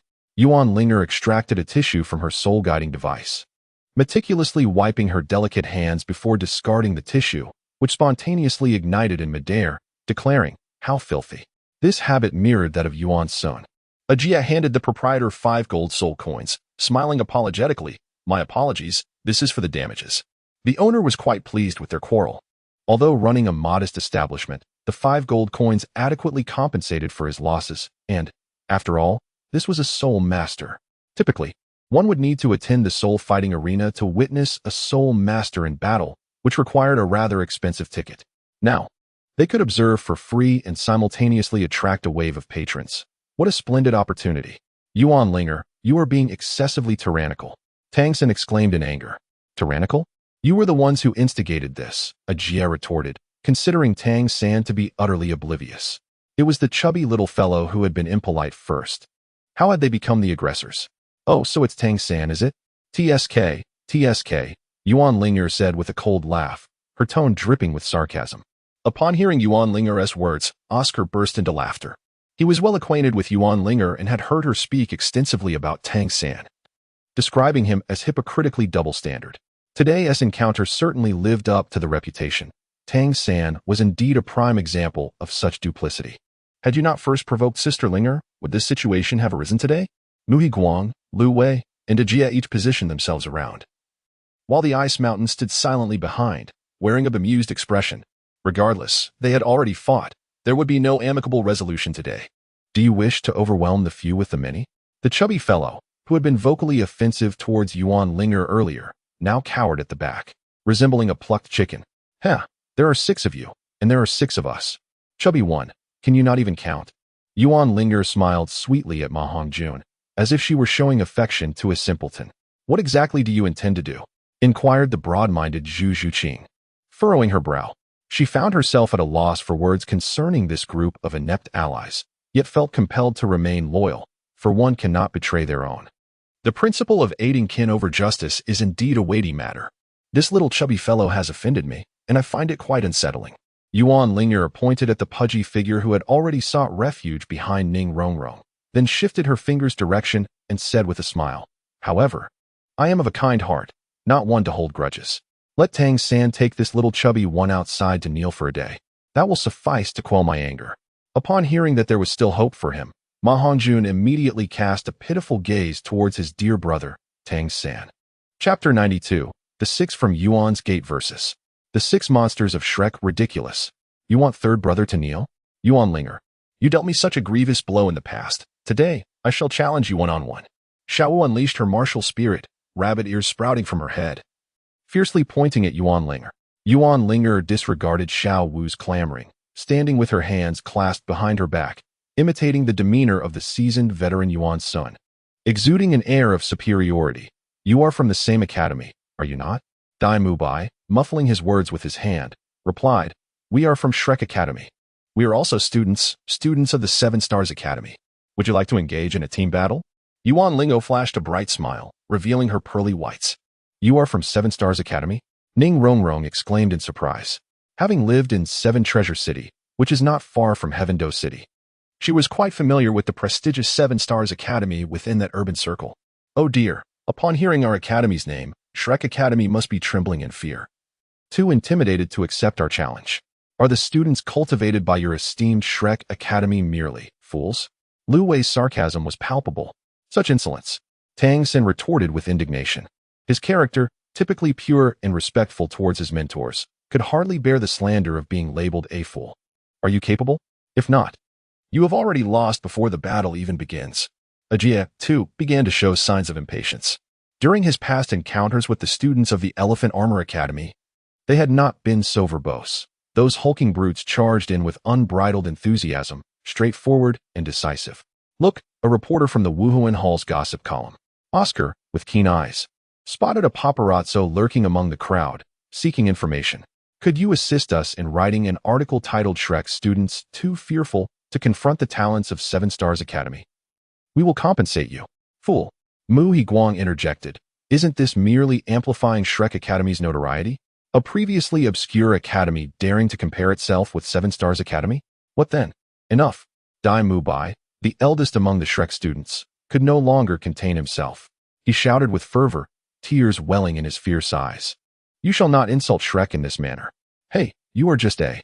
Lu Wei ceased his mockery as Yuan Ling'er raised her right hand, signaling for silence. Subsequently, Yuan Ling'er innocently raised her hands towards Tang San, saying, My intention in battling you all is not ulterior. I merely wish to take advantage of you. The Shrek's six monsters responded, We shall fight you. However, we shall not engage in a team battle. Instead, we will duel one by one. Dai Mubai, with reddened eyes, roared in agreement. Very well then. After a moment of contemplation, Yuan Ling'er acquiesced to his request, yet stipulated, I choose Tang San, and I wish to be the last to strike. Dabai, rest assured. Tang San offered Dai Mu by a firm and confident nod, exuding a palpable sense of assurance. Sisters and brothers of Shrek, this is a matter of our academy's honor. Let us set aside any past grievances and focus on defeating them first. Dai Mubai rallied the troops. Huh, weren't you just trying to provoke me a few days ago? Ning Rongrong remarked sharply, casting an eye roll towards the visibly frustrated Dai Mubai. I have heard of the Seven Stars Academy. It is a prestigious institution guarded by a titled Douluo, boasting 6 students known as the 6 Stars of the 7 Stars. What is their strength? Tang San inquired hastily. Unknown. But it is said that all of them have surpassed level 30. Ning Rongrong replied with a dismissive roll of her eyes. Whether she was genuinely unaware or merely feigning ignorance out of irritation towards Dai Mubai remained ambiguous. In any case, we are set for one-on-one duels. Since the strongest, Yuan Ling'er, has chosen Little San, it seems certain that Little San will be defeated. What nonsense reasoning is this, Tang San? Dai Mubai exclaimed, his eyes gleaming with insight. As a sole master of level 37, I assure you that no one can stand in my way. Victory is ours. Thus, the Shrek's 6 monsters prepared for a contest akin to the famous horse racing strategy of Tianji, while Lu Wei and Ajia had already cleared the area. With a multitude of spectators encircling the space, eager to witness this impending clash, Yuan Ling'er cast a silent glance at the Shrek 6 monsters, who were still deliberating their strategy, and then addressed the other 5 members of the Yuan clan. I desire absolute victory, and it must be a resounding triumph. Let the match begin. The first battle pitted Dai Mubai against Ajia. Little fatty, I've tolerated you for long enough, Dai Mubai proclaimed arrogantly, selecting the opponent he perceived as the weakest. The pudgy figure of Ajia appeared to lack any combat prowess. So, you are quite brave, Ajia said, removing his glasses and releasing his seal with a smile. Lu Wei immediately offered a sympathetic smile to Dai Mubai. Dai Mubai, with the white tiger as his martial spirit, stood as a level 37 soul sovereign of the assault type, while Ajia, with the boar as his martial spirit, was a level 39 soul sovereign of the same class. Upon hearing Ajia's level, Tang San instinctively clenched his fists. He had believed that his talent combined with hard work to reach level 30 by the age of 12 was remarkable. Yet he was taken aback to discover that Ajia was even more extraordinary. White tiger, possession, Dai Mubai roared, unleashing a surge of pale light as his muscles bulged and his bones cracked audibly. 2 additional levels did not deter him. He had faced level 39 soul masters before. Sister Ling'er, a resounding victory, right? Ajia even had the leisure to shout at Yuan Ling'er. A smile graced Yuan Ling'er's lips as she observed Ajia's confidence. Martial spirit possession. Ajia's bore martial spirit manifested, with 3 soul rings of yellow, and purple appearing beside him. Subsequently, the second soul ring flickered, immobilizing both Ajia and Dai Mubai in place. Second soul skill, let me see. Although the name of this soul skill was a bit peculiar, its effectiveness in one-on-one combat was formidable. This skill could forcibly draw all beast martial spirit soul masters within a certain range into a strange mental realm. In this mental domain, the opposing soul masters would fight, with all their soul skills being weakened while Ajia would gain enhancement. A terribly dismal experience was Yuan Ling'er's exact assessment of Ajia's second soul skill. Of course, this skill could not be used in team battles. If employed and a non-beast martial spirit soul master launched a surprise attack, Ajia would be in grave danger. In less than 20 seconds, Dai Mubai spat out a mouthful of blood and collapsed, unconscious. How could this be possible? Tang San's eyes widened in disbelief, blood vessels visible in his irises. He had previously fought with Dai Mubai at the Rose Hotel and was well aware of Dai Mubai's strength. The pinnacle martial spirit of the White Tiger, coupled with his level 37 soul power, should have led to an exhilarating battle that had ended so swiftly. He hadn't even grasped how the defeat transpired. A resounding victory. Ajia opened his eyes and arrogantly raised an eyebrow at Tang San. Third brother, that person, Xiao Wu, perceiving the look in Ajia's eyes, suddenly gripped Tang San's hand tightly in fear. What's wrong? Tang San quickly clasped Xiao Wu's hand in reassurance. He is terrifying. Do not be afraid. Hey, that little rabbit, stop flaunting your affection. The Ice Mountain impatiently urged, for as a 10,000-year-old bachelor, he could hardly tolerate others displaying their affection in his presence. I have chosen you. Xiao Wu blinked and offered a comforting smile to her third brother before unleashing her martial soul, standing before the Ice Mountain. Xiao Wu's martial soul, Soft-Bone Rabbit, a level 29 agility system soul master. The Ice Mountain's martial soul, Ice Blue Scorpion, a level 39 agility system soul sovereign. This revelation astonished not only Tang San, but even Ning Rongrong, who paled at the realization. She had only heard of the formidable strength of the 6 from the 7-Star Academy, but had never anticipated it to be this overwhelming. Could a level 39 soul sovereign truly require battling against a level 29 soul master? A complete defeat, indeed. You actually associate with them as a soul beast. I feel utterly humiliated. You are nothing but a traitor to the soul beasts. Xiao Wu and the Ice Mountain were not particularly far apart, speaking in hushed tones that only they could hear. The Ice Mountain regarded Xiao Wu as having spent too much time among foolish humans, leading to her current state of mind. He scoffed. Huh, am I supposed to be familiar with your Soft-Bone Rabbit clan? The Ice Mountain clicked his tongue, suddenly losing interest in conversing with such an inferior being. The third soul ring glowed, signaling the initiation of a lethal attack. Third soul skill, Frozen Touch. A layer of azure light shimmered across the ground, and layers of ice crystals radiated outward from the Ice Mountain center. If Dai Mubai had been eliminated in an instant, Xiao Wu, however, still managed to retaliate. She curled her body and leaped, her feet aiming directly at the ice mountain's chest. Subsequently, a tendril emerged from the ground, ensnaring her feet, and an intense chill instantly rendered her lower limbs numb. A level 39 soul sovereign battling against a level 29 soul master. If the latter were to gain a semblance of back and forth, it would indeed be a disgrace. With a resounding clap, the ice mountain, considering that they were all 10,000-year-old soul beasts, chose to show mercy and flung Xiao Wu towards Tang San. Not Xiao Wu. Tang San caught her, his gaze falling upon her frostbitten ankle, tears streaming down his cheeks. In just 30 seconds, Ice Mountain, you are truly weak. Yuan Ling'er scoffed. The Ice Mountain took her words as praise, nodding amiably. I have always held great affection for my kin. Oh, next time you aim to hunt her, do remember to call me. Yuan Ling'er furrowed her brows and inquired, what are you doing? She mused to herself.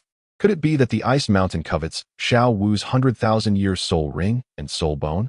Having resided in the farthest northern lands, she had never tasted the rabbits of the mainland.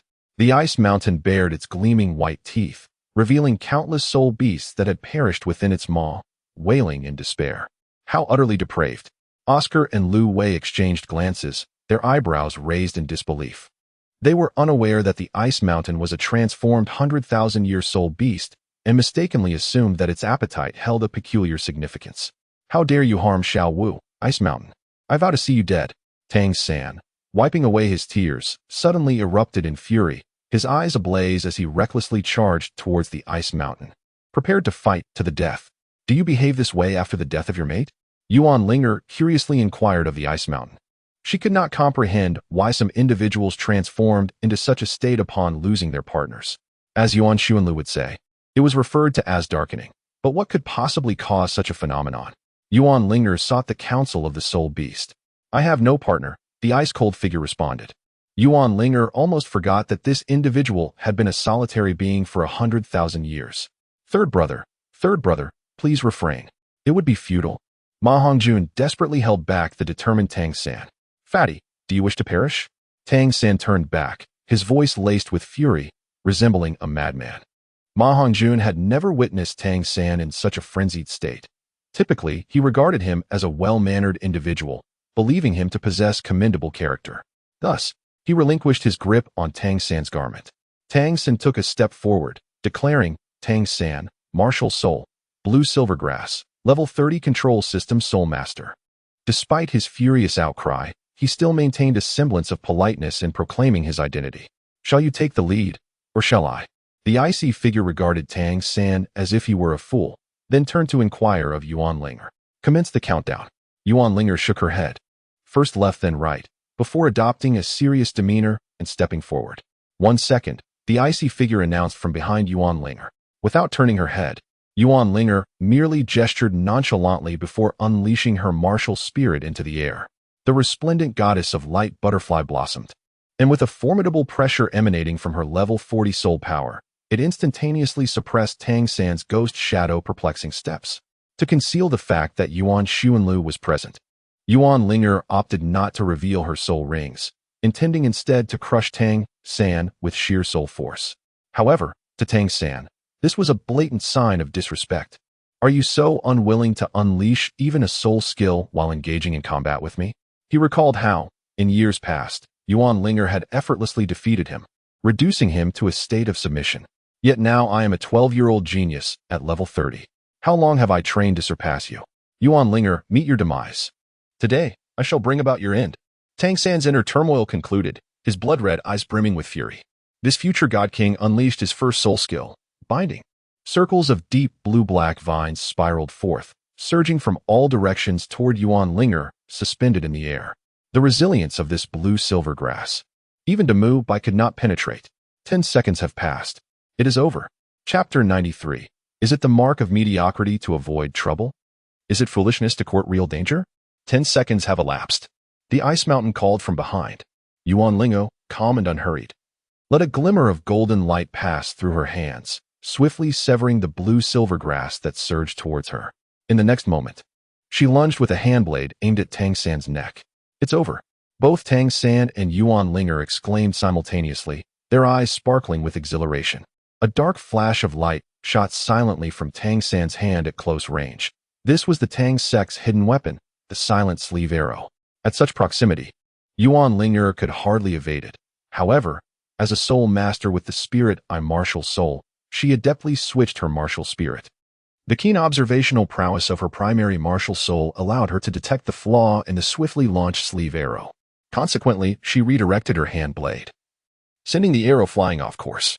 Following this, Yuan Ling'er executed a graceful turn and delivered a powerful sidekick to Tang San's head.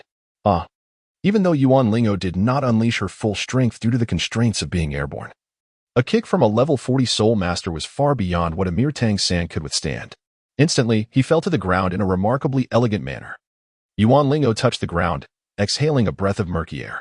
12 seconds. The iceberg serves merely as a mechanical device for measuring the emotions of Moha, a concealed weapon.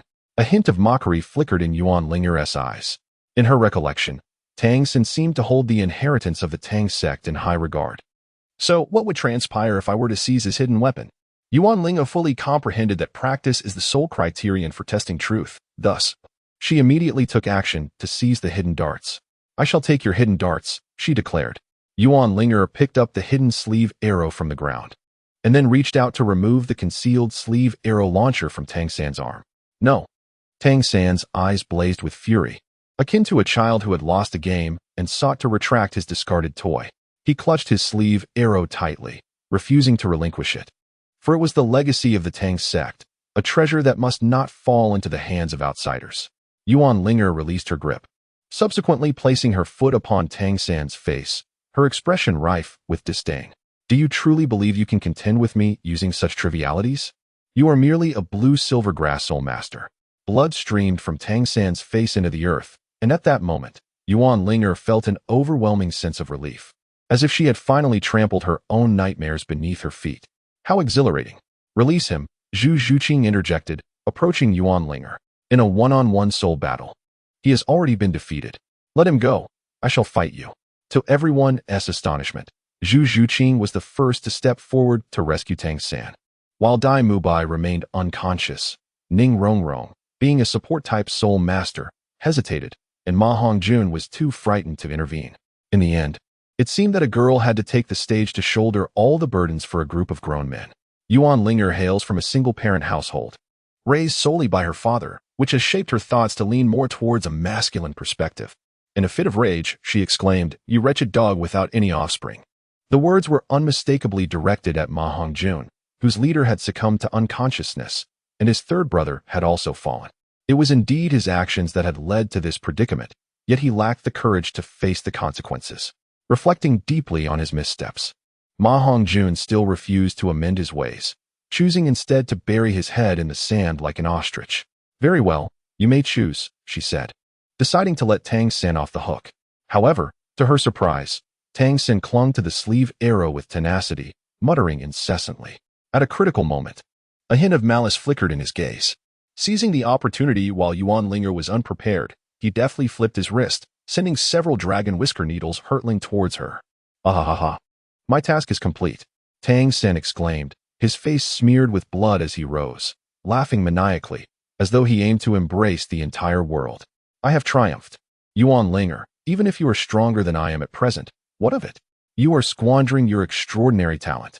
"Ah-ha-ha-ha-ha." Tang San still firmly believes in Master Yu Xiaozhang's judgment. Yuan Ling'er also possesses a twin martial soul. However, after reaching level 30, she allowed the goddess of light butterfly to absorb the first soul ring of a millennium, which is why Tang San finds himself unable to triumph over her. This foolish individual. After a prolonged silence, Oscar could no longer restrain his tendency for sarcasm.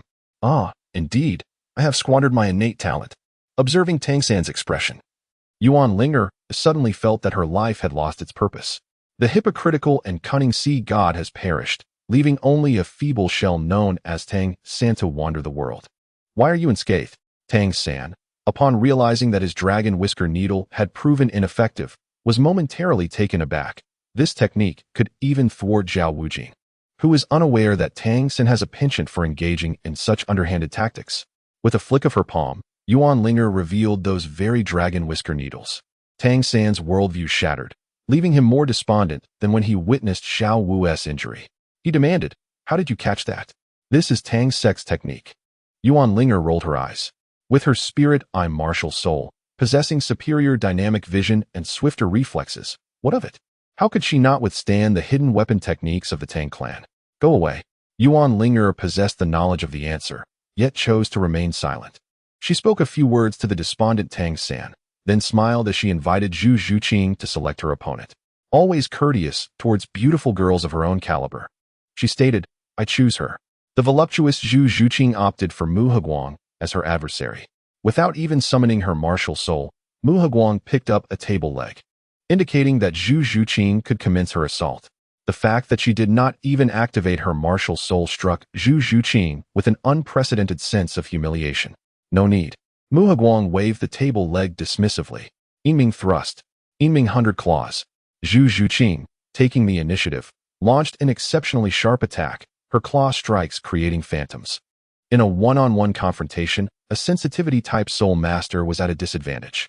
Mu Heguang wielded her sword with grace akin to a startled swan, yet with an indomitable force.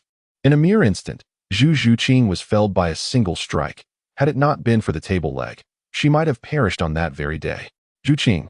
Dai Mubai finally regained his senses, witnessing Zhu Zhuqing's choice of Mu Heguang as her challenger, only to see her utterly defeated. Zhu Zhuqing retreated from the arena, a trace of blood at the corner of her mouth, casting a disdainful glance at Dai Mubai as she remarked, "Every time I see you, I feel a wave of revulsion. Especially after mingling with such individuals for years, your spirit has waned considerably." Her words were aimed squarely at Ma Hongjun. Had Ma Hongjun possessed the courage to step up and face a battle, even in defeat, Zhu Zhuqing would not have uttered such words. "Dai Lao Dai Yu. Take care of yourself," Ma Hongjun said, noticing Dai Mubai's furious gaze directed at him, and he lowered his head awkwardly, glancing at the departing Zhu Zhuqing. "Dai Mubai, for heaven's sake, take care of yourself. I haven't lost a loved one. Did we lose? Well, Rong and I have yet to take the stage." Dai Mubai's irritation only intensified as he unleashed a barrage of reprimands. "Are you suggesting that we send a support-type soul master in a battle?" Ma Hongjun, feeling aggrieved, responded pitifully. "But they are too strong. All of them are at level 30. Why don't they send out someone in their 20s? With a heavy sigh, Dai Mubai reclined back on the ground, his eyes filled with indifference. "Let it be destruction. Hurry up. I'm weary. You little rascals, fighting like this." A commanding voice resonated, belonging to a figure with broad shoulders resembling a fortress, his muscles forged like steel, imposing in stature. "Teacher Zhao." The Shrek group found their anchor of support. To avoid trouble is the mark of mediocrity. Yet, if you provoke trouble and cannot resolve it, then you are truly worthless. Zhao Wujie glanced at his utterly defeated student, then turned his gaze towards the instigator, Yuan Ling'er, and coldly remarked, "Even if you possess exceptional talent, must you resort to such bullying? Youth should not be so impetuous. Is it truly youth if one is not spirited?" Oscar, unfazed, retorted immediately, very well, very well." Zhao Wujie, filled with rage yet mocking, declared, "I shall take it upon myself to teach you a lesson on behalf of your teacher. Come forth." Yuan Ling'er arched her brows and deliberately stepped in front of Zhao Wujie, provocatively taunting him, "Strike me if you dare." A hint of cruelty flickered across Zhao Wujie's rugged visage. Did he truly believe that his noble lineage afforded him the luxury of arrogance? "I have dispatched many scions of affluent families such as yours. Spare your threats. Let us see if you can back them up." Yuan Ling'er once again closed the distance with Zhao Wujie. "I shall grant you your wish." Zhao Wujie, with the might of a powerful bear's paw, struck toward Yuan Ling'er's face, intent on disfiguring her visage. Suddenly, a flame descended from the heavens, casting a palpable threat of death over Zhao Wujie in an instant, compelling him to abandon his strike and retreat in disarray. "Ah, my apologies. Which law of the empire states that a noble lineage exempts one from facing consequences?" Yuan Ling'er had long anticipated such an outcome. The short-haired Douluo, Ling Yuan, descended from the heavens, shielding Yuan Ling'er and her companions behind her. "Is the motto of your Shrek Academy that those who do not provoke trouble are mediocre? Huh. Allow me to impart the next line to you. Those who engage in real trouble are fools." Ling Yuan's eyes brimmed with disdain. Families of prestige do not instill in their children the notion that avoiding conflict is a sign of mediocrity. Contrary to popular belief, progeny of such illustrious households are not merely arrogant second-generation heirs, causing turmoil and distress for their families. In truth, most of these scions may indulge in frivolities, Yet they surpass the average individual in both intelligence and emotional acumen, except for the disgraceful Yuan Lu. The majority of noble offspring, akin to Ning Fingxi, often wear friendly smiles, concealing their true cunning. The ostentatious display of arrogance is not their aesthetic. Rather, they embrace the philosophy of unleashing thunder in silence, which epitomizes their family's ethos. Teacher Zhao. Dai Mubai, with reddened eyes, gazed at the retreating Zhao Wujia, yearning for him to seek justice for their wounded children. She was a formidable soul Douluo. Zhao Wujia's expression darkened. Nevertheless, he was still a soul sage, wary of engaging a soul Douluo in combat. However, he was not one to possess a gentle temperament. Although he could not strike, he was determined to pursue justice. Esteemed elder, our students have all been injured, Zhao Wujia began. But Ling Yuan interrupted his words abruptly. They are still alive, are they not? Tang San, cradling the frostbitten ankle of Xiao Wu, stepped forward and shouted at Yuan Ling'er. Are you truly this tyrannical? Indeed. Yuan Ling'er nodded with unreserved confidence. Tang San, oh, so that is how it is. Today, I am truly fortunate. At this moment, the attention of Spirit Doa Ling Yuan had shifted entirely away from the clownish Tang San, as her mind was consumed by thoughts of the 100,000-year rabbit. My ninth soul ring has found its fate. A smile graced the lips of Spirit Douluo Ling Yuan. She was about to unleash her power when she was restrained by Yuan Ling. This individual is needed by my father. Chapter 94. The Professional Wife of the Qian Family. First subscription, 100 more updates. Thanks for everyone's support. Ling Yuan's gaze towards Xiao Wu was filled with reluctance. 100,000-year soul ring was sufficient to drive a quasi-titled dual-level powerhouse to madness. Yet Ling Yuan gritted her teeth and stated, very well. Ultimately, she acquiesced to Yuan Ling'er's request. After all, she needed Yuan to navigate this path to obtain a 100,000-year soul ring. Disrupting Yuan's arrangements would be disastrous. Ling Yuan watched helplessly as Xiao Wu lay peacefully in Tang San's embrace, then glanced at the ice mountain beside Yuan Ling'er. Ice mountain, what do you mean by that look? I truly desire that 100,000-year soul ring. Just because your family is affluent, do you squander such treasures? You let that 100,000-year soul ring linger here, swaying about day after day? Our Ling Yuan family would never engage in such disgraceful behavior. Suppressing her greed, Ling Yuan redirected her gaze towards Zhao Wujia, along with her restless agitation. Zhao Wujia? At her words, Zhao Wujia nodded, the bear-like man standing there obediently. I recall you were once a wanted criminal of our spirit hall. Ling Yuan revealed her identity. The past is the past. Why not let it remain so? Zhao Wujia replied with an awkward smile. The immovable King Zhao Wujia had a history with the spirit hall, having escaped during the siege of 16 titled bishops, a testament to his formidable strength. However, in the presence of Ling Yuan, he seemed somewhat lacking. Is he truly a powerhouse of the spirit hall? Tang San vaguely recalled the master Su Yuntao, who had awakened his martial soul at the age of 6. He had not anticipated that Yuan Ling'er was affiliated with the spirit hall. He thought all members were like Master Su Yuntao, those of good character.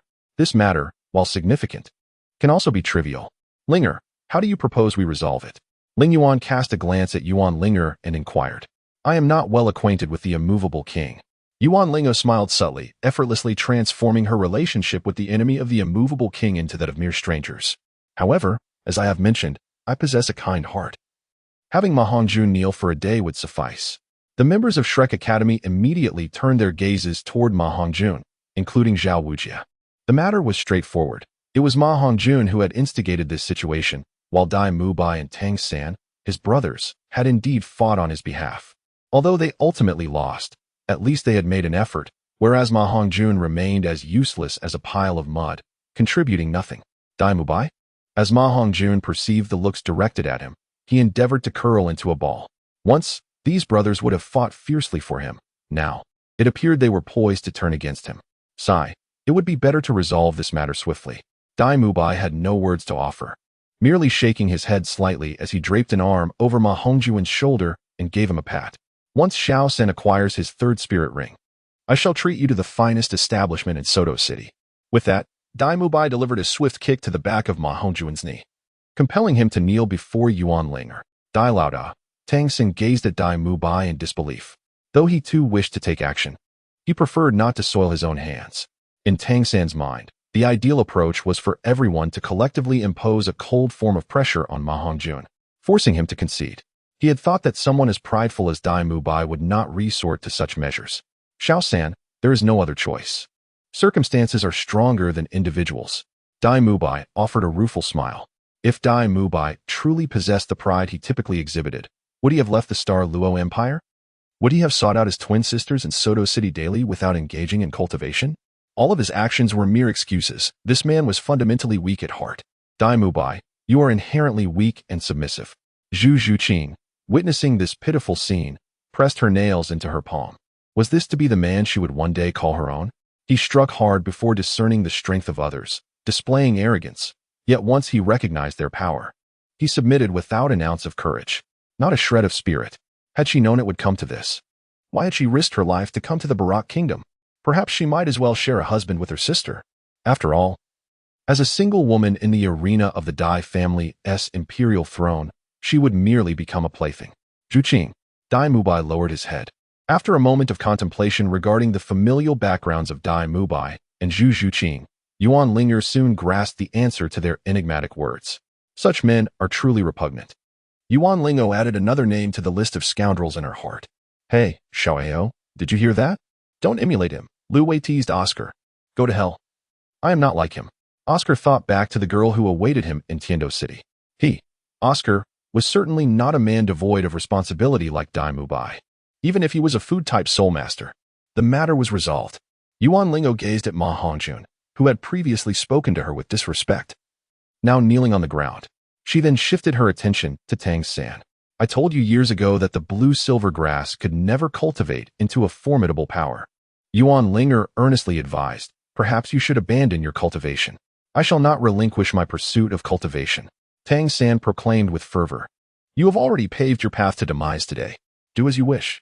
Yuan Ling'er, with a sense of helplessness, waved her hand as the 6 sons of the Yuan sect and the spirit feather doll returned to the second floor of the hotel.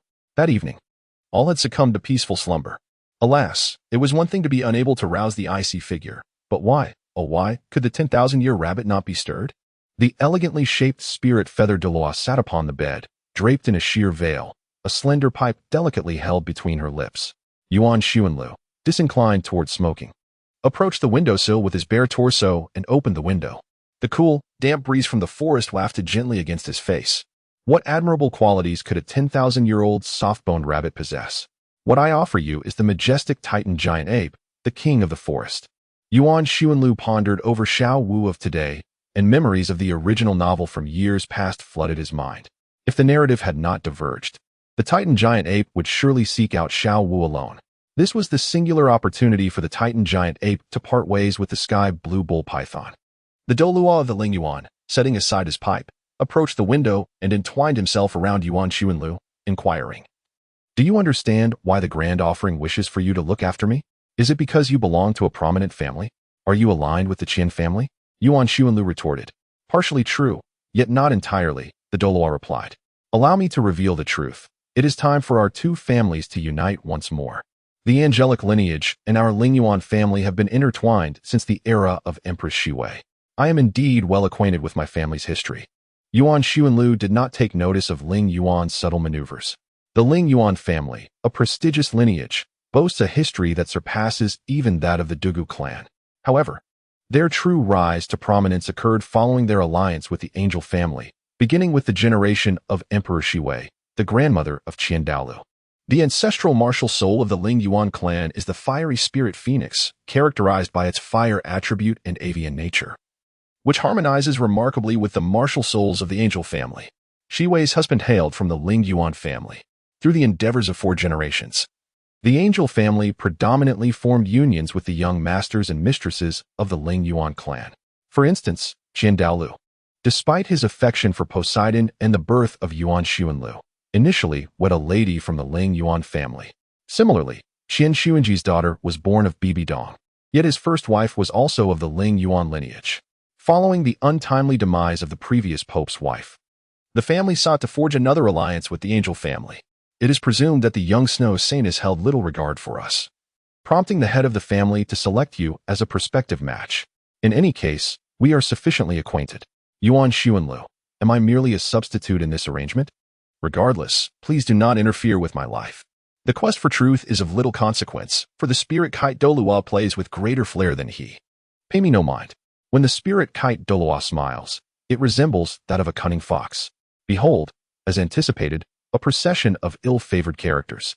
Chapter 95, The King of the Forest, Part 1, with over 200 subscriptions, additional updates. On this particular night, Yuan Ling'er and her companions, as well as Tang San and his group, both suffered from a restless night. Yuan Ling'er and her companions had a restless night due to the issue concerning their reserved double room. There was initially nothing amiss with the double room. Yet they witnessed Yuan Xuanlu and Douluo Lingyuan entering the room together. Yuan Ling'er is doing well. After all, during the time in Balak City, her father's private life was quite similar, and she had grown accustomed to it. One cannot expect a young master from a prestigious family, who indulges in myriad pleasures, to be particularly devoted. However, others had not witnessed this. The most loquacious Oscar and the most gossip-prone Lu Wei were eager to dissect and scrutinize the matter. Consequently, early in the morning, apart from Yuan Ling'er and Mu Higuang, the other boys appeared with pronounced dark circles under their eyes, as if they had spent the night poring over their studies. As for Shrek, they were purely affected by Yuan Ling'er's overwhelming presence, which had shattered their mental state. When Dai Mubai closed his eyes, he was gripped by an overwhelming fear imposed by a Jia, trembling and trepidation. Under the influence of a Jia's soul technique, he experienced a hallucination where a colossal sword-wielding figure with a pig-like visage stood at the end, surrounded by the seething flames of destruction. An aura of immense authority and will emanated from him. Dai Mubai did not even spare a glance, and inexplicably succumbed to defeat. In Tang San's mind, Yuan Ling'er's words, "A blue-silver grass soul master is unworthy of cultivation," echoed like a haunting melody, leaving him in turmoil. Why had he strived so hard for so long? He had achieved the rank of soul master at the tender age of 12, yet he still could not overcome Yuan Ling'er. Ma Hongjun felt a flicker of resentment rise within him. He had knelt until late into the night before returning home, subjected to the scornful stares of passers-by. His leader, Dai, and his third brother both wished for him to kneel and apologize. Yet, Dai had also angered Yuan Ling'er, and Tang San had long held a grudge against her. Why should he be the one to endure the disdain of others? If he were to kneel, they ought to kneel alongside him. This burgeoning thought in Ma Hongjun's mind sprouted like rampant weeds, inflating his anger further. Xiao Wu felt similarly, but more importantly, she had encountered her kin, a 10,000-year-old ice-blue scorpion that had transformed into a human. Ning Rongrong, however, did not ponder too deeply. As the princess of the Seven Treasure Glazed Tile School, she assumed Yuan Ling'er would show her some leniency. Zhu Zhuqing, on the other hand, was troubled not only by Dai Mubai's weakness that day, but also by her fiancé's infidelity regarding their marriage. She had seen those two twin sisters, and her heart ached. Zhu Zhuqing viewed marriage not as a mere transaction, like Yuan Xuanlu, but as something of great significance. She had envisioned countless times that Dai Mubai would strive to cultivate diligently, like a battle god descended from the stars, defeating his brother. Yet, now that the stars had vanished, what purpose did her efforts serve? Thus, after a restless night, the Shrek's 6 monsters, filled with anxiety and uncertainty, departed from the hotel under the guidance of Zhao Wujing. Their destination was the Star Do Forest. The prospect of capturing a 100,000-year soul beast in human form was tantalizing. Tang San's gaze lingered solely on Xiao Wu, his eyes brimming with insatiable desire. Yuan Ling'er and her companions remained at the inn, while the 4-titled Douluo intriguingly trailed behind Shrek's group. According to Yuan Xuanlu's conjecture, a soul beast of 100,000 years would conveniently present itself. Your grandson is merely 8 years old, and you already contemplate granting him a 100,000-year soul ring? Yuan Xuanlu inquired. Had the Titan Douluo not overheard these words, it would have been well, yet upon hearing them, a surge of ire welled within him. Humph, that worthless brat is utterly useless. I do not expect him to be as exceptional as your daughter. But his talent is insufficient for him to cultivate into a titled Douluo. The Titan Douluo's countenance was laden with fury, compelling his brother, the demon slayer Douluo, to awkwardly offer words of comfort. Presently, the ancient Gu family, custodians of the Panlong stick, faced a similar predicament of inadequate successors. As long-standing allies of the Qian family, they stood among the venerable aristocracy, comparable to the Genie family.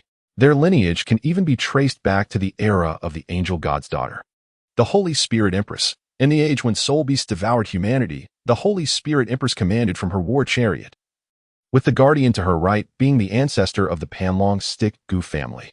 Should she waive her standard, the men of the Panlong Stick Gu family would, with the Empress's authority, disseminate her commands throughout the three armies. Within the annals of the Gu family's history, whenever the head of the Qian family adopted a member of the Gu family as a son, they would bestow the surname Qian Gu, which represents the utmost honor for the Gu lineage. Alas, why ponder such matters? The fortunes of future generations shall be their own.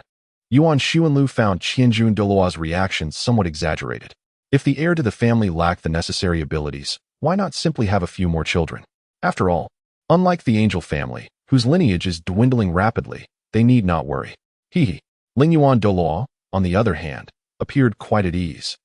Accompanied by 3 titled Douluos of the 96th rank, who provided her with ample protection. She even found the leisure to jest, grandchildren will have their own fortune. If I have none, I shall enjoy my blessings alone. Suddenly, the group from Shrek ahead came to an unexpected halt. Qianjun Douluo and Jiangma Douluo promptly assumed a combat stance, ready to unleash their martial spirits at a moment's notice.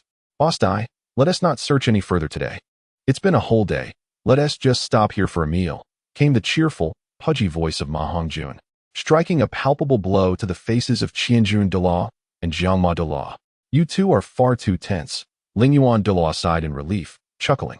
A little caution never hurts. Just wait. That Titan Great Ape is about to arrive, Yuan Xuanlu declared with unwavering confidence. Lingyuan Douluo leaned against a tree, pouting slightly, and remarked, what a waste it would be to expend 100,000-year soul ring, truly a pity. With a lazy closure of his eyes, Yuan Xuanlu succumbed to a moment of respite. There was no alternative. They were compelled to eliminate one swiftly, lest the other approach and thwart their efforts. The formidable Qianjun Douluo, along with Jiangma Douluo, devised a plan to swiftly vanquish a soul beast. For instance, if the Titan Great Ape, a hulking brute, were to confront Xiao Wu, the 3 titled Douluo of level 96 would unite to slay the Titan Great Ape within mere minutes. Should the Sky Blue Bull Python arrive thereafter, it would find itself pitted against 3 titled Douluo, rendering its self-destruction of soul rings and bones nearly impossible. Suddenly, Yuan Xuanlu, who had been feigning slumber, opened his eyes. Behind him, Qianjun Douluo and Jiangma Douluo tensed in unison. Teacher Zhao, I apologize for injuring you last time. Tang San whispered to Zhao Wujia at a distance from the camp. Let us not speak of that incident, Zhao Wujia replied, his temper flaring as he recalled the beating he had received from the Haotian Douluo. He had never imagined that even with a severed arm, the Haotian Douluo remained formidable. Teacher Zhao, Tang San bashfully scratched his head, wanting to articulate something further, but when he raised his gaze, he noticed the coldness intensifying in Zhao Wujia's eyes. Everyone, leave the tent immediately. Quickly, Zhao Wujia bellowed, seizing Tang San and retreating hastily. Opposite them, 2 towering trees slowly parted, revealing a colossal figure before the Shrek 6 monsters. An enormous, pitch-black beast moved into their view, its limbs grounded, yet its shoulders towered above 7 meters. It was the nightmare of human soul masters, the rightful king of the Star Doe Forest, the Titan Great Ape. Chapter 96, The King of the Forest, Part 2. How formidable is the Titan Great Ape? Ancient texts describe this soul beast as fierce and valiant, unrivaled among all beasts. In the research conducted over the past century, human soul masters have acknowledged the Titan Great Ape's dominion. Its presence in any soul beast forest signifies an indisputable supremacy. Even a Titan Great Ape of merely a century in age can contend with soul beasts that are 10 millennia old. The Titan Great Ape possesses unparalleled strength and speed, with almost no discernible flaws in its attack and defense. Esteemed king of the forest, we harbor no intention of offense, Zhao Wujia, a humble soul sage, spoke with deference. If this is your territory, we are willing to withdraw at once. The Titan Great Ape, Hu Jinging, gazed with flickering eyes, seemingly deep in contemplation. Suddenly, 3 beams of light surged forth from the woods behind Zhao Wujia, each radiating an unparalleled aura of soul power. In midair, the trio unleashed their martial spirits. 2 bore the spiral dragon staff, each extending over 2 zhong, their mental energies harmonizing into a singular, formidable force, adorned with 2 yellow, 2 purple, and 5 black soul rings. The third, positioned centrally and serving as the primary attacker, was particularly striking, boasting not 1 but 2 crimson soul rings, each signifying a staggering 100,000 years. Such a sight was unfathomable even to the current members of the Shrek Six. Tang San was utterly dumbfounded. If Yuan Ling'er's thousand-year first soul ring could be justified, how could one explain the presence of 200,000-year soul rings on this titled Douluo? To witness 3 titled Douluo simultaneously was beyond belief. Zhao Wujie was overwhelmed with emotion, tears brimming in his eyes, as the pinnacle of human soul masters on the continent. Every titled Douluo was a figure he could only revere. "We must leave," Zhao Wujie exclaimed, his excitement tempered by reason. He would gladly risk his life for a glimpse of the clash between 3 titans, but his students, who were merely average great soul masters, could not afford such recklessness. This was a soul hunt, where neither humans nor soul beasts would hold back. Even the residual forces from their soul techniques could obliterate them. "Xiao Wu, we must hurry." Tang San grasped the hand of the still-watching Xiao Wu, only to find her face streaked with tears. "What are you doing?" he queried, his mind still occupied with the impending battle. "Third brother," Xiao Wu sobbed, collapsing into his embrace, her tears dampening his garments. She understood that facing the simultaneous assault of 3 titled Douluo, the likelihood of her beloved being grievously wounded was all too real. Amidst Tang San's distractions, Yuan Xuanlu initiated his first probe. Sword arm. It resembled the moments he had observed in Ultraman, where the hero seldom unleashed his ultimate move immediately, instead testing the waters before selecting his technique to confront the adversary. A beam of light pierced through time and space, akin to cleaving mountains, and a fierce sword energy lunged through the chest of the Titan Great Ape. Subsequently, it merely shifted slightly, and the muscles surrounding the wound instinctively tightened. Fearsome and awe-inspiring, Yuan Xuanlu gazed upon the Titan Great Ape's robust physique, its muscular contours so exquisitely defined that even the finest sculptor of Soul Master City would struggle to replicate them. Truly, it was perfection incarnate. The Titan Great Ape's body was astonishingly majestic, its powerful muscles resembling granite in their strength, rising like small hills in their prominence. I am determined to preserve its remains as a specimen. After years of dormant collecting habits, Yuan Xuanlu's obsession unexpectedly resurfaced. Upon hearing this, the Titan Great Ape was filled with fury, opening its massive jaws to reveal its formidable teeth, and roared at Yuan Xuanlu. After 100,000 years, soul beasts possess considerable intelligence, even capable of human speech. The true embodiment of martial spirits. At once, the 3 individuals activated their 7th soul rings, casting a blinding radiance that illuminated the entire forest. Following this, the Titan Great Ape let out a deafening roar, unleashing a wave of dark energy that surged forth, creating a cataclysmic tsunami within the woods. The tidal Douluo, Qianjun, and the tidal Douluo, Jiangma, surged forward simultaneously, their 3rd, 4th, and 5th soul rings igniting in unison, while a deep dragon's roar resonated through the air. The 2 spiral dragon staffs struck towards the Titan Great Ape, one ascending and the other descending. Spiraling dragon. Do not use. Infinite sticks. The 2 titled Douluo had been together for over a century. Their brotherhood forged a bond as unbreakable as steel. They countered the dark tsunami, causing it to recede, and boldly advanced through the waves, each striking the Titan Great Ape's legs with their staffs. The sound of cracking bones echoed. Yet the Titan Great Ape appeared unfazed. Clenching its hands, it awakened the terrifying core of the earth, and a violent surge of soul power simultaneously forced the 2 titled Douluo to retreat. Titan's might. As a favored child of the earth, the Titan Great Ape instinctively commanded the forces of the land. It was a commonplace occurrence for soul beasts to sustain injuries. These 2 strikes were merely a light drizzle. Let me handle this. The luminous sacred dragon, transformed by Yuan's search for the path, spiraled through the heavens before plunging directly towards the Titan giant ape. The golden radiance shimmered upon its claws as it unleashed its 5th soul skill, the Sword of the Holy Court. The 2 colossal beasts clashed ferociously, with the white dragon's blade piercing into the Titan's flesh, while the Titan's massive hand seized the dragon's wing. A crimson mist enveloped the air, blood staining the earth, casting a layer of red upon the trees. The monsters roared, sinking their sharp fangs and claws into each other's vulnerable spots. At this moment, Yuan Xuanlu realized that the Titan giant ape's lower limbs appeared somewhat unnatural. Just moments ago, the dragon-encircling staff wielded by Qianjun Douluo and Jiangma Douluo had shattered the Titan giant ape's legs. Now, the Titan giant ape was entirely relying on the formidable physique of its soul beast to sustain its intense combat. God of Death's domain. In the eyes of the colossal dragon transformed by the primal path, a palpable intent to kill surged forth.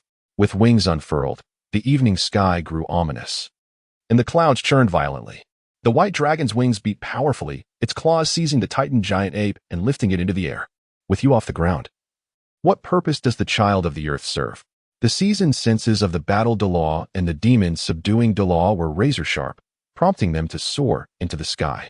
The coiling dragon staff swung forth, and two golden dragons seemed to spring to life, emitting a resonant roar. The wind generated by their movement tore through the atmosphere, severing the already broken legs of the Titan giant ape as if they were mere twigs. A spray of blood, dark as ink, erupted in the air. A magnificent spectacle reminiscent of ancient family murals, an embodiment of savage slaughter, a cruel aesthetic of the primal era. This time, the battle Douluo and the demons subduing Douluo truly transcended their limits. Such a strike was beyond their usual capabilities. Dragon Emperor's pure blood, the ultimate technique of a 100,000-year pure-blood dragon, surged forth. The white dragon let out a thunderous roar toward the heavens, and the clouds began to swirl and roar in response to its movements. The true form of the dragon, Yuan Ling'er, once again underwent a remarkable transformation.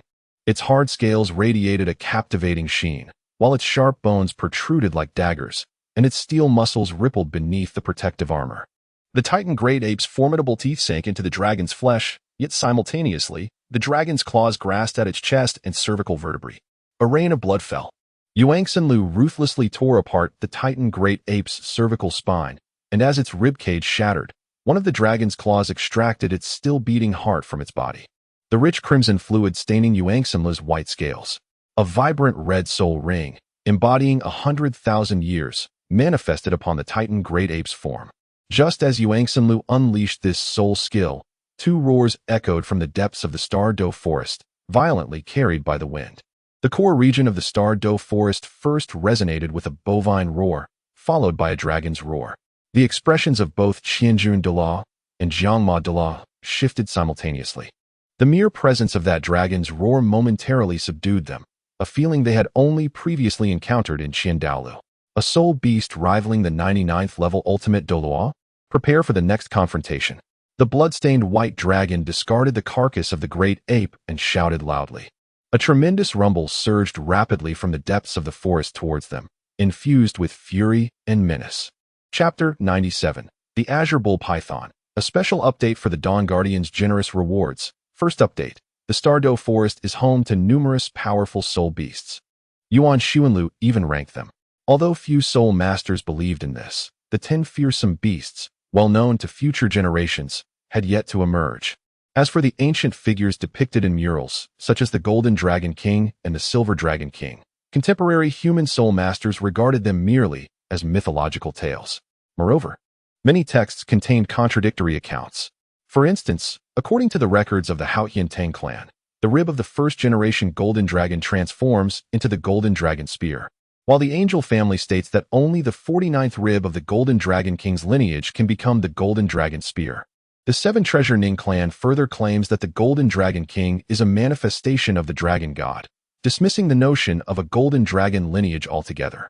In summary, considering the millennium-long lifespan of soul beasts, the human lifespan appears exceedingly brief, so much so that events from 5,000 years ago are recorded chaotically.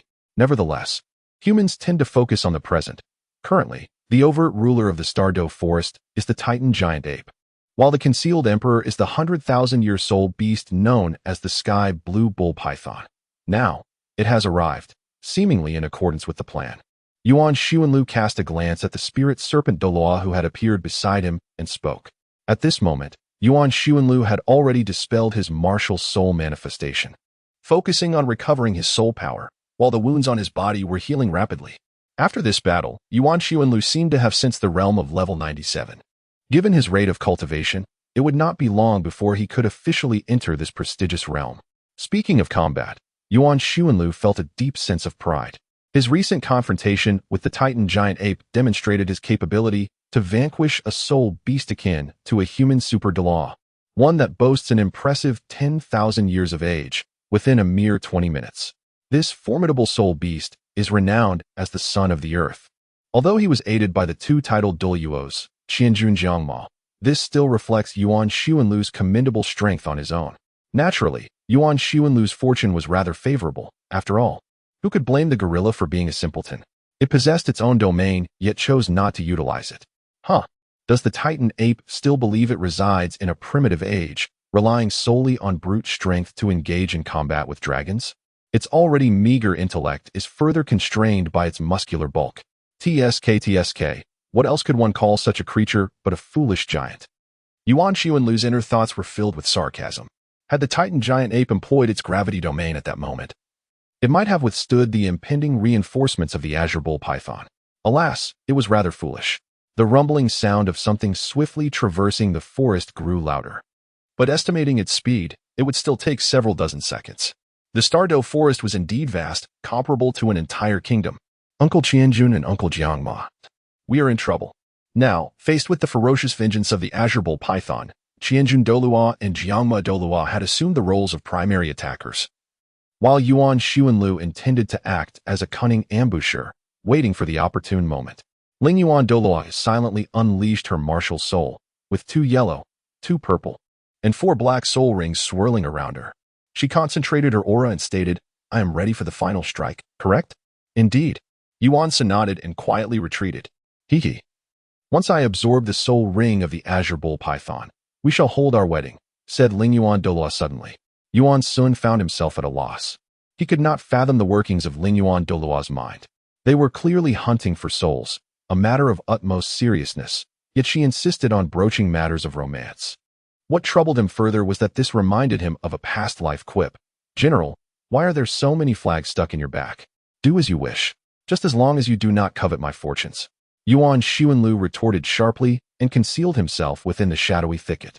Meanwhile, Qianjun Douluo and Jiangma Douluo prepared to confront the emperor of the forest, the azure bull python.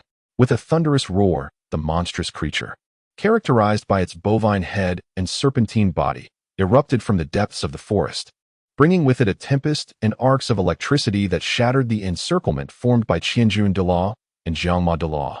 Upon its initial gaze, the azure bull python immediately recognized its second brother, coiling itself around the corpse of the Titan giant ape, great tears shimmering in its eyes as it unleashed a frenzied roar upon the lifeless body.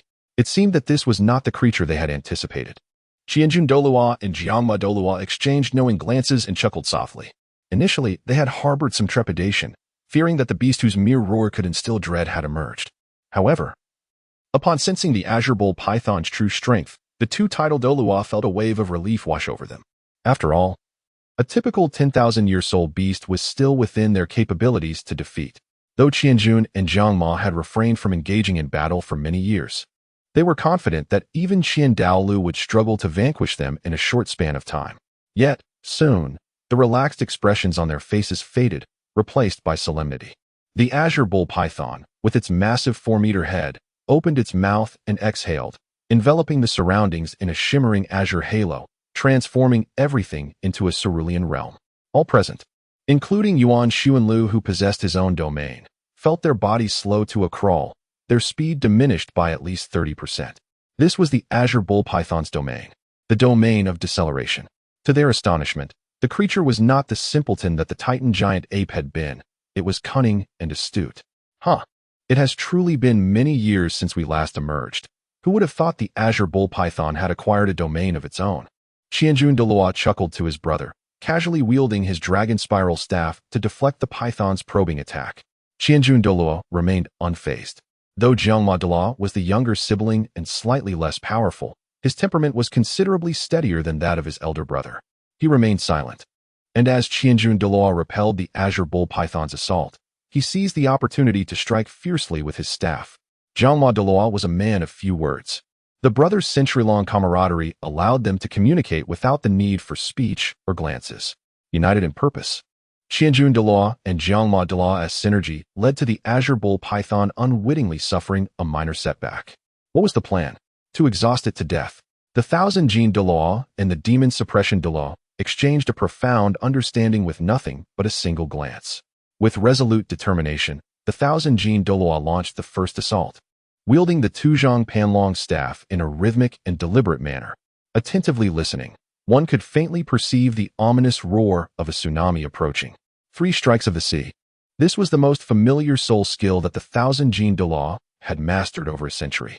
The attack from the demon suppression Douluo followed closely, as a radiant aura surged forth from the Panlong staff. With a dragon's roar, he unleashed a golden strike. Demon suppression dragon hammer. As an ancestral martial soul of the ancient clan, the Panlong staff undoubtedly possessed formidable strength. Despite the peculiarities and flaws associated with the Seven Treasure, Glazed Tile School, and the Douluo clan, one cannot deny the immense power wielded by these noble families. At this moment, the Tianqing Neo Manta once again found itself at a disadvantage. Waves of azure ripples emanated from the dual horns of the Tianqing Neo Manta, whose massive head opened wide in a furious roar, as flickering lightning once more disrupted the coordination between the Thousand Jin Douluo and the Demon Suppression Douluo.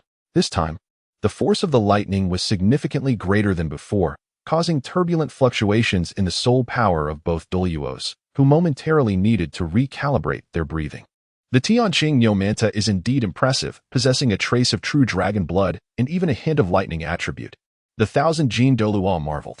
Without lingering in hesitation, the two advanced once more.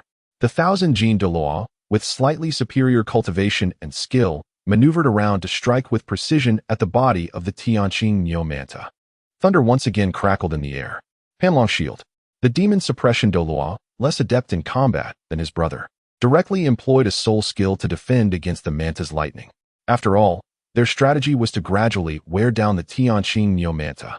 The principles of human soul hunting and animal hunting are fundamentally similar. First, they drive the prey into exhaustion, then engage in a few exchanges to deplete the prey's already limited stamina and energy, ultimately delivering a fatal blow. The Tianqing Neo Manta, having tested its strength a few times without gaining any advantage, decided to escalate the intensity of the battle. Tianqing Divine Claw. Ethereal azure claws materialized from its domain, seizing the Thousand Jin Douluo, who was evidently slightly stronger than the Demon Suppression Douluo. The Thousand Jin Douluo's body faltered momentarily in evasion, even the flow of his soul power becoming somewhat impeded. Seizing this opportune moment, the Tianqing Neo Manta lunged to bite the Thousand Jin Douluo. Thunderbolt Meteor. Binding Spell. In this moment of crisis, both the Spirit Douluo and the Demon Subduing Douluo unexpectedly smiled.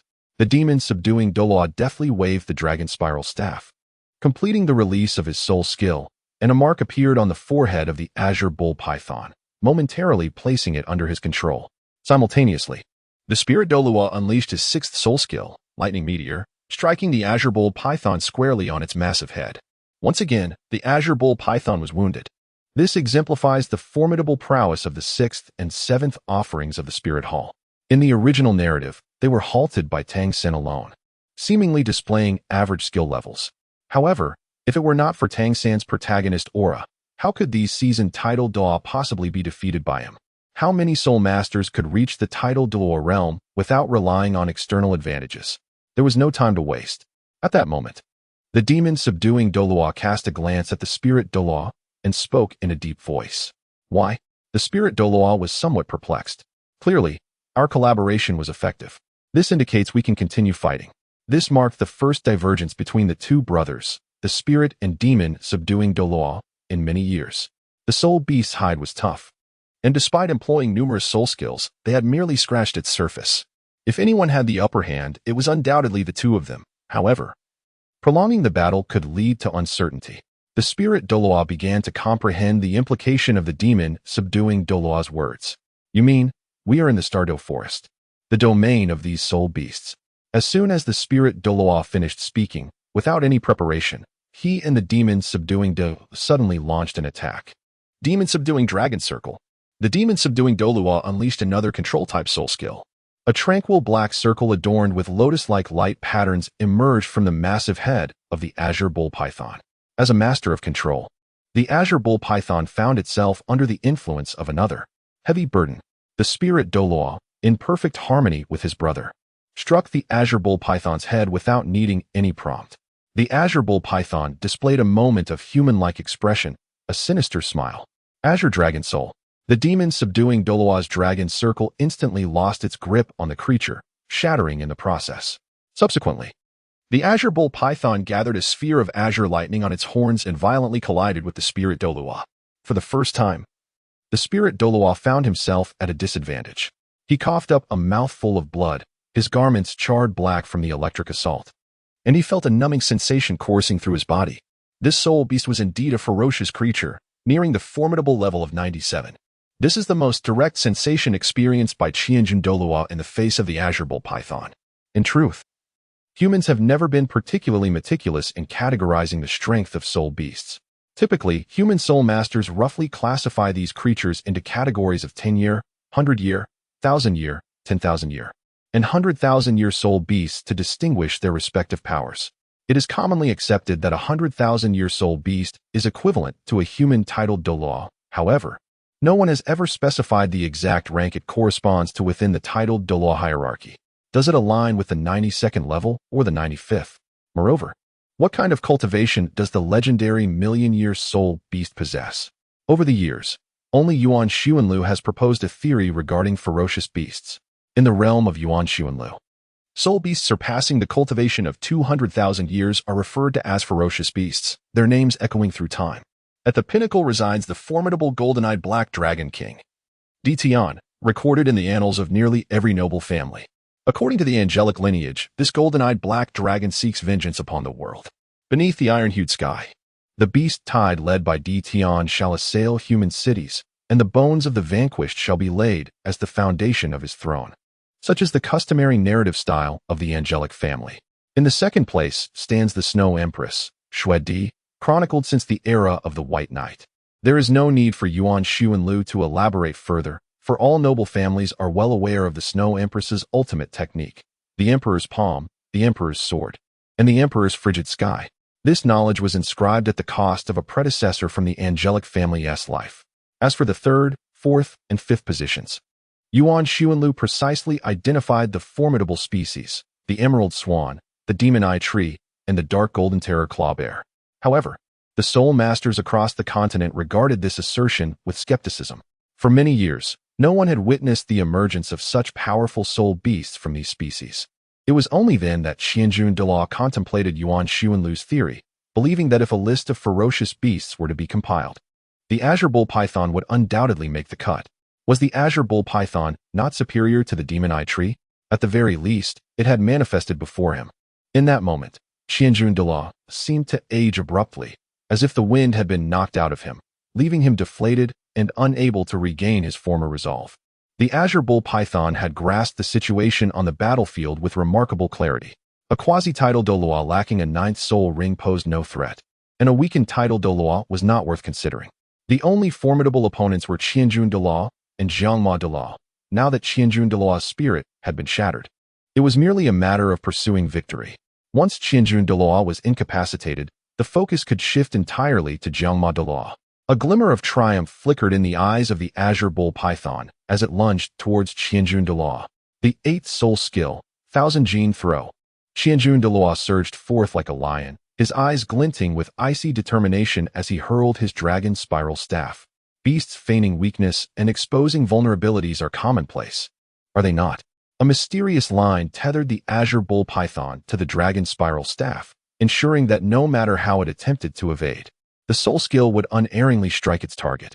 With a thunderous roar, the golden dragon materialized, animating the dragon spiral staff, which pierced through the serpentine body of the Azure Bull Python, draining the color from half of its form. Now, Qianjun Douluo commanded. He aimed to penetrate the heart of the Azure Bull Python. Yet, in consideration of allowing Lingyuan Douluo to absorb the soul ring, he intentionally held back. Finally, it was Lingyuan Douluo's turn. Seeing the Azure Bull Python in a state of utter defeat, she could no longer contain herself. She soared into the sky, unleashing her most powerful soul skill to date. The eighth soul skill, Blood Boiling. The ethereal figure of the blazing fire Lingyuan appeared behind her, transforming into a dazzling halo, as countless arrows rained down upon the Azure Bull Python. As anticipated, the Azure Bull Python was struck by the fiery deluge, rendered incapable of resistance. And with a mighty roar, its colossal form collapsed amidst the trees. The final blow is mine. Lingyuan Douluo rushed forward, her eyes fixed on the Azure Bull Python, which had now transformed into the manifestation of her soul ring, a ninth soul ring of 100,000 years. In this era, such a high-level soul ring surpasses countless titled Douluos. I must obtain it. Perhaps it was the words of the spirit bird Douluo, once the ninth spirit ring is absorbed. We shall wed. That became a rallying cry. In any case, the seemingly powerless heaven blue bull python astonishingly awakened. Human, even in death, I shall take someone down with me. The heaven blue bull python spoke. Heaven blue annihilation thunder. A scorching red hue dominated half of spirit bird Douluo's field of vision. No, what are you saying? Next time, do not plant a flag again. Hasten to eliminate the spirit ring absorption. Yuan Xuanlu's left arm emanated a crimson glow. The intense heat scorching half of the Tianqing Nyoban into charred remnants, its glass-like bones contorting in agony. Chapter 99. The Projection of Emperor Tian, with over 400 subscriptions. Additional updates. Half of the scales of the Tianqing Nyoban had already been seared into cinders by Yuan Xuanlu's soul skill, Golden Crow bearing the sun, derived from his 10,000-year-old Golden Crow soul bone. If Lingyuan Douluo did not act swiftly, the soul ring from the Tianqing Nyoban would slip from her grasp. Gratitude filled her heart. Lingyuan Douluo, still gripped by trepidation, concentrated her soul power into a colossal flaming hand, striking the Tianqing Nyoban with force. A crimson 10,000-year soul ring manifested upon the carcass of the Tianqing Nyoban. Thus, Tang San's future ninth soul ring, the emperor of the Star Do Forest and the brother of Xiao Wu, was unwittingly bestowed upon Lingyuan Douluo. Yuan Xuanlu wiped the blood from the corner of his mouth. The relentless assault had nearly drained his strength. However, it simultaneously rendered the barrier between the 96th and 97th levels increasingly tenuous. No wonder so many had been stymied by the transition from level 96 to 97. After 6 arduous years of cultivation, coupled with 2 extraordinary battles, I barely felt the threshold of breakthrough. Yuan Xuanlu gazed upon Qianjun Douluo and Jiangma Douluo, both of whom had lingered at the 96th rank for countless years. Within the entire Spirit Hall, aside from the Grand Priest Qian Douluo and the Second Priest Golden Crocodile Douluo, all other priests were also at the 96th rank, at the level of title Douluo. Unless one possesses an extraordinarily powerful advantage, the only path forward is to painstakingly ascend rank by rank. Yuan Xuanlu is currently at level 96. And at the tender age of merely 45, he possesses the qualifications to strive for the pinnacle of level 99, the ultimate Douluo. Unlike Qian Douluo and Poseidon, who relied on divine gifts to attain this exalted status, he has the potential to follow in the footsteps of Tang Chun, achieving the rank of ultimate Douluo solely through his own formidable prowess.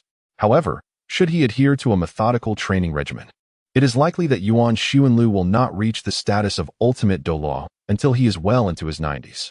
Yuan Xuanlu furiously pried open the body of the azure bull python, revealing its crystalline-like skeleton within. The creature's interior contained over 1,000 bones, of which more than 200 were already fractured.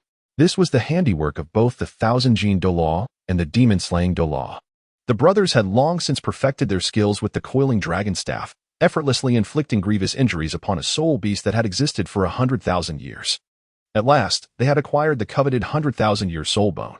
In the remains of the azure-hued celestial serpent, Yuan Xuanlu unearthed a right arm bone of exquisite lapis lazuli, a relic from the celestial serpent's right arm, dating back 100,000 years. Subsequently, Yuan Xuanlu once again retrieved the crimson golden left arm bone previously discovered within the remains of the Titan great ape. Lingyuan Douluo gazed longingly at these 2 soul bones. Generally speaking, when soul rings and soul bones derived from the same soul beast are absorbed by the same soul master, their effects transcend mere addition, resulting in a synergy far greater than the sum of their parts. Yuan Xuanlu delicately toyed with the 2 soul bones, casting a seemingly amused glance towards Spirit Kite Douluo. Hiki, I merely find myself envious. If I were to truly seize them, even if it meant my demise here today, you would undoubtedly reclaim these 2 soul bones. Wouldn't you? Spirit Kite Douluo, suppressing the greed in her eyes, responded with a smile. Yuan Xuanlu is quite an enigmatic individual, yet she remains oblivious to this fact. He is a tenacious character, resolutely stubborn. To attempt to seize a soul bone from Yuan Xuanlu would surely earn one his lifelong enmity. Moreover, Yuan Xuanlu has always believed in settling scores promptly, and retribution is often immediate. Lingyuan Douluo is no fool. It is inconceivable for him to engage in such actions. My apologies, I genuinely have a pressing need for these 2 soul bones. Yuan Sunluo, having failed to catch any fish, found it amusing to observe Lingyuan Douluo's apparent disinterest. I owe you a piece of 100,000-year soul bone, he remarked. Hee, then you might as well offer me that golden crow soul bone you possess. It would suit my fire attribute martial soul quite well, Yuan Douluo replied, without hesitation. Quickly absorb your soul rings, Yuan Sunluo said, as he carefully stored the left arm bone of the Titan giant ape and the right arm bone of the sky blue bull python, addressing Yuan Douluo with irritation. Humph. Pushing one's luck, Yuan Douluo retorted, settling down to summon the 100,000-year soul ring of the sky blue bull python onto her fiery spirit. Instantly, a look of anguish crossed her face, and it turned pale. The 10,000-year soul beasts were said to cause what is known as soul turbulence. While those of 100,000 years could retain their complete souls, absorbing them is no easy feat, the demon suppression Douluo stated solemnly. If she could not overcome this challenge, even as a title Douluo, she would remain merely a secondary character, Yuan Xuanlu calmly remarked, observing the ethereal silhouette of the azure sky bull python taking shape upon the form of spirit Yuan Tong. It felt as though it sought to engulf her entirely. Indeed, if one cannot even absorb this soul ring, the future is destined for mediocrity.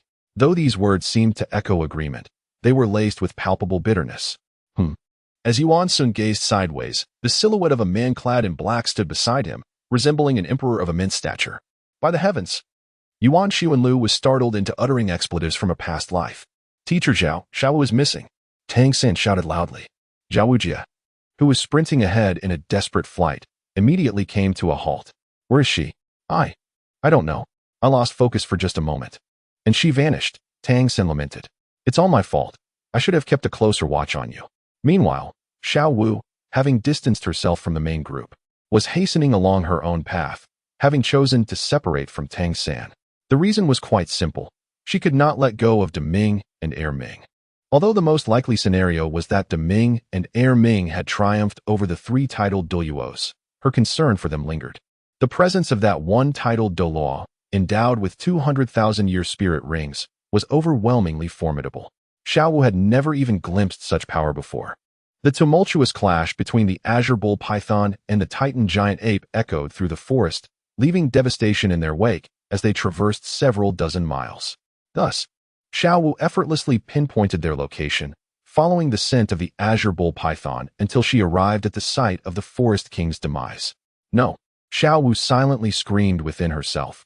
Her two guardians, who had always protected and accompanied her, lay slain. Fearful of being discovered, she stifled her cries, unable to weep openly. The beast god. Upon spotting the man clad in black, she instinctively concealed herself behind a tree, a natural intimidation of a superior predator over lesser beings. Besides Emperor Tian, she also recognized several titled Douluos who had hunted the formidable Daming and Erming. Among them, a golden-haired man was bowing and speaking deferentially before Emperor Tian. Was it not agreed upon? Moreover, I did not slay that pure-blood dragon. It was Qian Daolu who had left him on the brink of death. O great beast god, you may seek out Qian Daolu at the spirit hall. Yuan Xuanlu wore an expression of innocence as he unhesitatingly sold the grand offering, Qian Daolu. This elicited a series of disdainful glances from the likes of Qianjun Douluo and Jiangma Douluo. Filial piety embodied. Yuan Xuanlu indeed proved to be a remarkable figure of the spirit hall, living up to his reputation. Tian could not help but clench his fist in frustration. Was it not you who slayed the pure-blood giant dragon? If you did not slay it, how could you possibly absorb its soul ring? That pure-blood giant dragon was among the very few dragon kind in the Douluo continent. Anger flickered in Tian's eyes, only to be forcibly suppressed. Had it not been for the Lord's need for information about the Golden Dragon King, even with the presence of that angelic deity's servant, you would not have survived. The mere thought of this incident stirred his ire. Yuan Xuanlu does not appear to be a candidate for any deity. How could he possibly possess knowledge of the divine realm? His incessant references to information about the celestial domain give the impression that he has visited it himself. Yet, there is no alternative. His master genuinely believes his words, claiming that the Golden Dragon King will awaken in 10,000 years. Indeed, I have exchanged intelligence with you. Then why do you seek me out? Faced with Yuan Xuanlu, still oblivious to his own missteps, Emperor Tian furiously declared, I have warned you that after acquiring your 8th spirit ring, you shall never set foot in the Star Do forest to hunt souls. But I did not hunt any souls. It was this spirit Doa Ling Yuan who defeated the Tianqing Niu Meng. Yuan Xuanlu replied with a feigned lack of understanding, gesturing towards spirit Douluo Ling Yuan. Ling Yuan, Emperor Tian. Were it not for the fear of Qian Daoliu's formidable power and the potential disruption he could cause to his master's grand designs, Emperor Tian would have already dispatched this wretched creature with a single swipe of his claw. Do not assume that our slumber permits you to repeatedly challenge our authority. The projection of Emperor Tian revealed its claws. Receive my strike, survive, and all your transgressions against the Star Do Forest shall be forgiven. Chapter 100. Look what I have discovered. A Tang San. Leaning against a sturdy tree, Tang San gasped for breath. He had traveled for a considerable distance, yet still had not discerned the direction in which Xiao Wu had departed. The traces of battle against the Azure Bull Python and the Titan Giant Ape are indeed substantial, yet for Tang San, pinpointing a location amidst the dense forest remains a formidable challenge. After all, he lacks the innate ability to sense soul beasts that his companion Xiao Wu possesses. Suddenly, a peculiar sound emerged, a rustling akin to leaves brushing against one another. Tang San rose cautiously, peering ahead. Within his line of sight appeared a spider, an extraordinary creature with a body diameter exceeding 1.5 meters and 8 legs resembling long spears, each over 3 meters in length. Its black carapace gleamed ominously, and the tips of its elongated legs were sharp and slender. Beneath its abdomen, a grotesque face formed by white patterns could be discerned, with 8 small eyes flickering with a faint purple glow, nestled closely against its underbelly. The human-faced demon spider. Tang San drew forth the Zhuge crossbow, poised for action. Meanwhile, not far away, Yuan Xuanlu and the other 3 titled Douluos were observing the scene before them. Look what I have discovered. It's Tang San. Yuan Xuanlu remarked with a sly grin directed at Tang San. Aren't you coming back with us? Inquired Ling Yuan Douluo. Initially, she had encountered considerable difficulty in absorbing the spirit ring of the heavenly blue bull python, but upon the emergence of a formidable aura, the spirit of the heavenly blue bull python was utterly paralyzed with fear. To put it simply, it was as if the heavenly blue bull python was being suppressed by the very essence of human bones. In any case, she had now officially ascended to the rank of a titled Douluo of the 93rd level. The enhancement provided by a 100,000-year spirit ring is indeed terrifying. Yuan Xuanlu waved his hand, urging them to attend to their tasks first. I shall be out shortly. Ling Yuan Douluo observed Yuan Xuanlu with a hint of concern, particularly since he had just withstood a powerful strike from that formidable soul beast. However, her worry was fleeting. In the blink of an eye, her expression shifted, and without a moment's hesitation, she departed, leaving behind a solitary admonition, be cautious. Yuan Xuanlu thought to himself, damn it. The soul-hunting spirit was once so compliant, accommodating every whim. Yet after attaining the 9th spirit ring, it has turned its back on me. Not long ago.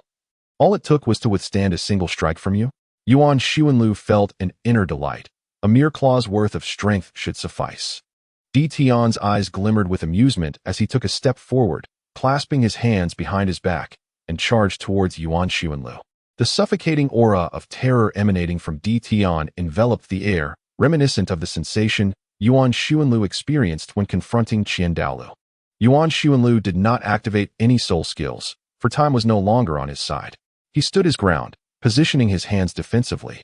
Even though the angel family had enhanced your martial soul, you would still have to confront the overwhelming force of my noble dragon lineage. Tian's movements were slow and cumbersome, yet the pressure he exerted upon Yuan Xuanlu only intensified. It felt as if he were being bled out with a dull blade. Yuan Xuanlu comprehended the intentions of Emperor Tian. His radiant holy dragon martial soul was not the true holy dragon, but rather a mutated soul derived from the white-armored earth dragon and angel martial souls. In terms of dragon lineage hierarchy, it fell significantly short compared to Emperor Tian. As for why Yuan Xuanlu chose to name it the Holy Dragon, the answer is simply that it is melodious. In the original narrative, the dragon god Douluo relied on an authentic holy dragon martial soul and possessed the cultivation of a 99th level limit Douluo to contend with Emperor Tian. However, at this moment, Yuan Xuanlu neither had the cultivation of the 99th level nor possessed a true holy dragon martial soul. Faced with the ultimate darkness attribute of Emperor Tian, his light attribute held no advantage, resulting in a complete defeat. Emperor Tian approached Yuan Xuanlu, exerting only a fraction of his power. Yet Yuan Xuanlu felt as though his very soul was on the verge of being expelled from his body. It was an overwhelming pressure akin to that of a mountain. Bang! Yuan Xuanlu's body was sent flying, yet a faint smile graced his face as he declared, "I caught it." Tian coldly shook his head, replying, "No. I did not use my claws just now." Yuan Xuanlu retorted, "Ah, I never imagined that with your thick brows and large eyes, you would be such a cunning trickster. Engaging in a wordplay game with me, are you?" Hee hee. Tian revealed a pleased smile, swiftly shifting his form and charging towards Yuan Xuanlu once more. As Yuan Sun stepped forward, his spirit and essence coalesced, once more colliding with Emperor Tian. In that fleeting moment of contact, Yuan Xuanlu retreated more than 10 steps in an instant. Refreshing. Once more. Tian, you might indeed have a penchant for masochism. While Tian silently pondered this about Yuan Xuanlu, he chose not to voice his thoughts, instead rising once again to charge at Yuan Xuanlu. Yuan Xuanlu dared not relax. Regulating his breath and channeling his soul power, meticulously controlling the rhythm of being knocked back, returning to a state of unity.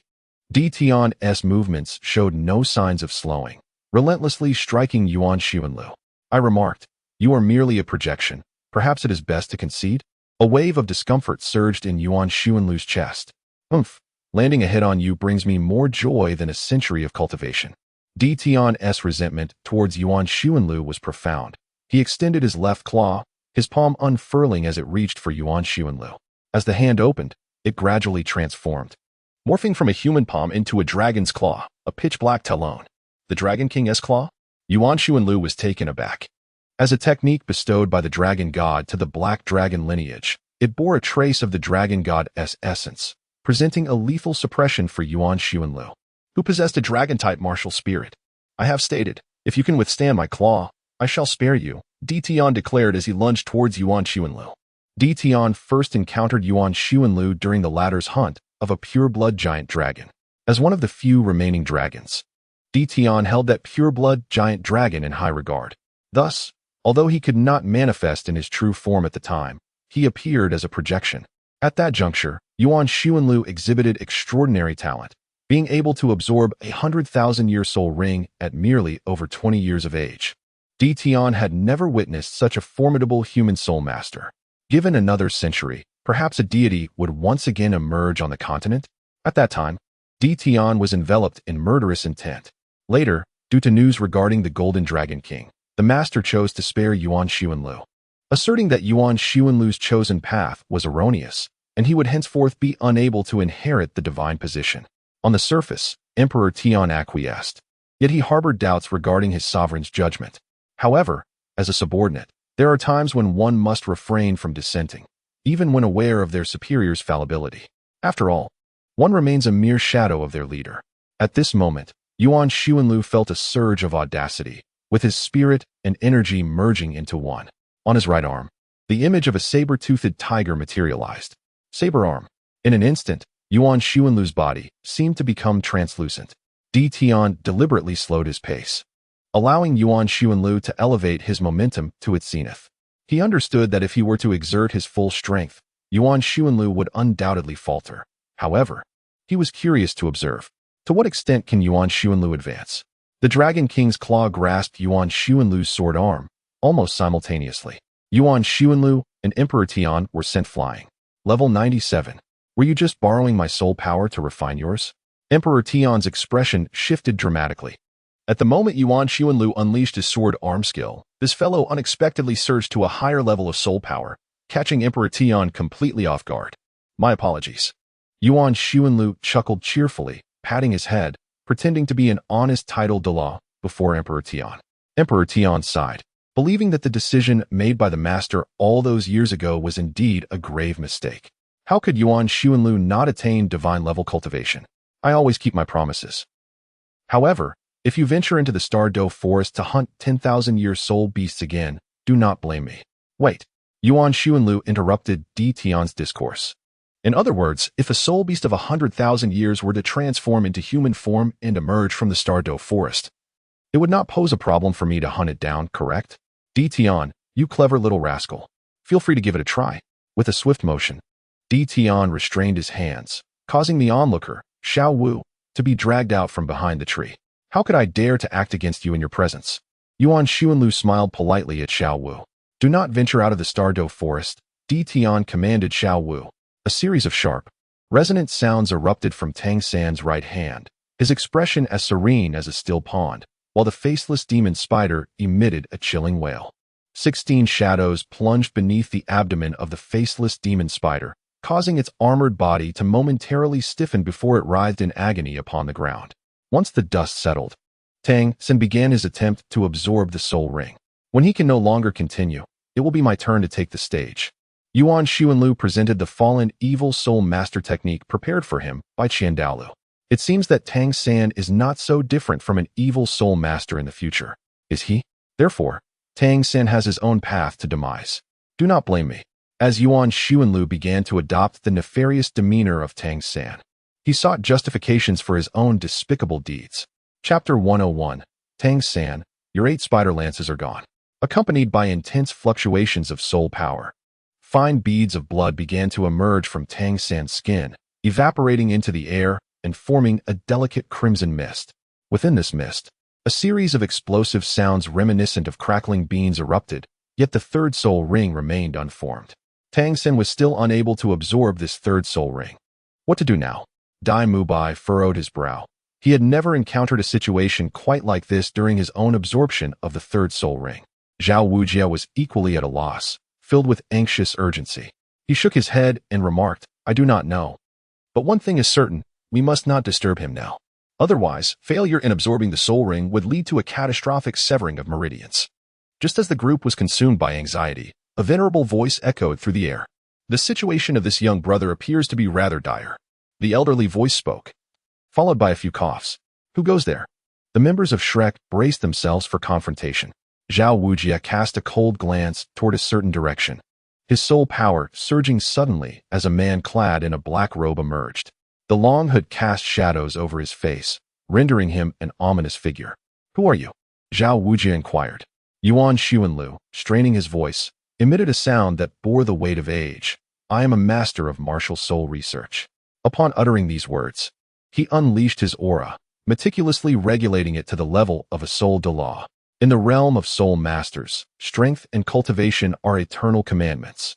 Upon sensing the formidable aura of Yuan Xuanlu's soul Douluo rank, the members of Shrek displayed a markedly heightened respect towards him. A master? Cough, cough. Yuan Sun coughed a few times, still unaccustomed to speaking in such a constrained manner. The third soul ring of a soul master can absorb a maximum of over 1,700 years, yet this young brother has absorbed the essence of the human-faced demon spider, whose true cultivation surpasses 2,000 years. Yuan Xuanlu assumed the demeanor of a teacher in Balak City, captivating the Shrek group with his lecture and skillfully persuading them. How do you know? Dai Mubai questioned, his youthful exuberance evident in his tone of skepticism. Yuan Xuanlu let out a cold snort, declaring, I am indeed a master. The cultivation of the human-faced demon spider can be assessed by the length of its legs. This particular specimen boasts legs exceeding 3 meters, indicating its cultivation has surpassed 2,000 years. His thoughts were clear, and his articulation was eloquent, supported by sound reasoning.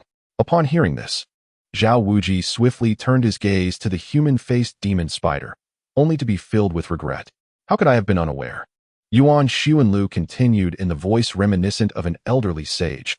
100-year spirit beast will evolve in accordance with its century of cultivation, just as a 1,000-year spirit beast will transform with its millennial prowess. This is entirely natural. Dai Mubai cast a glance at the faceless demon spider and then at Tang San, inquiring, is it still feasible for Tang San to absorb this spirit ring successfully? Upon hearing this, Zhao Wujia, filled with urgency, turned his gaze towards Yuan Xuanlu. While Dai Mubai and Ma Hongjun were merely classmates of Tang San as his teacher, the weight of responsibility bore heavily upon him. If anything were to befall his student under his guidance, he would carry that burden of guilt for a lifetime. It was indeed a formidable challenge. Yuan Xuanlu sighed, feigning nonchalance. Indeed, it was a formidable challenge. In the original tale, the human-faced demon spider was gravely wounded by the Dragon King and Snake Lady before being vanquished by Tang San. However, this time, the Dragon King and Snake Lady did not make an appearance. Tang San faced a fully intact human-faced demon spider. Although he survived by virtue of his extraordinary protagonist aura and ultimately succeeded in slaying the creature, he was, in fact, far more grievously injured and in a deteriorated state. Master, surely you must have a solution, do you not? Zhao Wujie implored urgently. There is a method, but I cannot divulge it to you, Yuan Xuanlu teased. Withholding his knowledge, Dai Mubai produced a pouch of gold soul coins and stated solemnly, Master, at this juncture, it would be prudent to share your insights without reservation. Upon witnessing this, Zhao Wujie hastily admonished Dai Mubai to retract the pouch of coins. Mubai, as a formidable soul Douluo, this scholar embodies the essence of one who regards fame and fortune as mere refuse. How could you dare to insult him with mere money? Not at all. I am but an ordinary person. Please do not hesitate to accept the gold soul coins. I desire them, Yuan Xuanlu exclaimed. Foolishness. Zhao Wujie observed Yuan Xuanlu's pallor and became increasingly convinced of his interpretation of the scholar's lofty ideals, vociferously demanding that Dai Mubai return the coins. Rest assured, Master, I would never sully your vision with such mundane objects, Yuan Xuanlu retorted. Finally, after a considerable effort to steady his emotions, Yuan Xuanlu withdrew an ancient parchment from his grasp, its surface marred by a multitude of dense, reddish-brown stains. This was the technique I acquired from a malevolent soul master. A malevolent soul master? Zhao Wujie immediately grasped the gravity of the situation, hastily positioning himself to shield the children behind him. The malevolent soul master is the arch-nemesis of all human soul masters, and even soul beasts. Under the relentless oppression of the spirit hall over the years, the emergence of such malevolent soul masters has significantly dwindled. If the scholar before him, a soul Douluo, were indeed a malevolent soul master, then he should take a closer look to discern whether I truly embody such darkness. Yuan Xuanlu feigned anger, emanating the aura of the holy light dragon. Zhao Wujie was rendered speechless. Such a radiant presence could not possibly be conjured by a malevolent soul master. Indeed, this technique was acquired from a nefarious soul master. Thus, when you inquired about its use, I hesitated to grant you permission. However, it appears that you no longer require it. Yuan Xuanlu retracted the technique. Feigning anger as he spoke, Zhao Wujie, observing Tang San's deteriorating condition, could only force a smile and say, my apologies, haha. How infuriating. I must not act so impulsively in the future. Let me clarify, this technique, after my modifications, will certainly not lead to the cultivation of a sinister soul master. I cannot speak for others, but in my case, this is the only method that can assist that young brother in overcoming this challenge. Yuan Xuanlu candidly expressed his thoughts, laying everything bare. According to conventional reasoning, one would surely opt for deception. However, Yuan Xuanlu chose to take the opposite approach. A single lie necessitates a multitude of others to maintain its facade, a task Yuan Xuanlu found rather unworthy of his efforts. Moreover, in the treacherous realm of spirit masters, the more straightforward one is, the more readily others are inclined to believe. Yuan Xuanlu now wore an expression that seemed to convey indifference. Zhao Wujie had indeed taken the bait. This scholarly figure, so candid, how could he possibly be a villain? Zhao Wujie pondered. Moreover, with Tang San in such a state, and the group of children unable to draw attention, Zhao Wujie gritted his teeth and decided to gamble recklessly, treating a dying horse as if it were alive. This was akin to wagering Tang San's very life. For someone like Zhao Wujie, who had navigated the tumultuous world in his youth, risking one's life was hardly a daunting prospect. Sometimes, one merely needed to summon their resolve and take the plunge. It would be best to seek the master's intervention. Zhao Wujie bowed first, expressing his intent.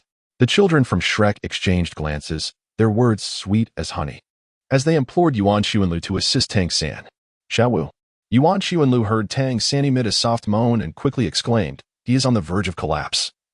I shall assist you at once. The crowd hurriedly expressed their gratitude. In truth, it was not that Tang San was incapable of enduring any longer, but rather that time seemed to have stretched on too long. He could indeed persevere.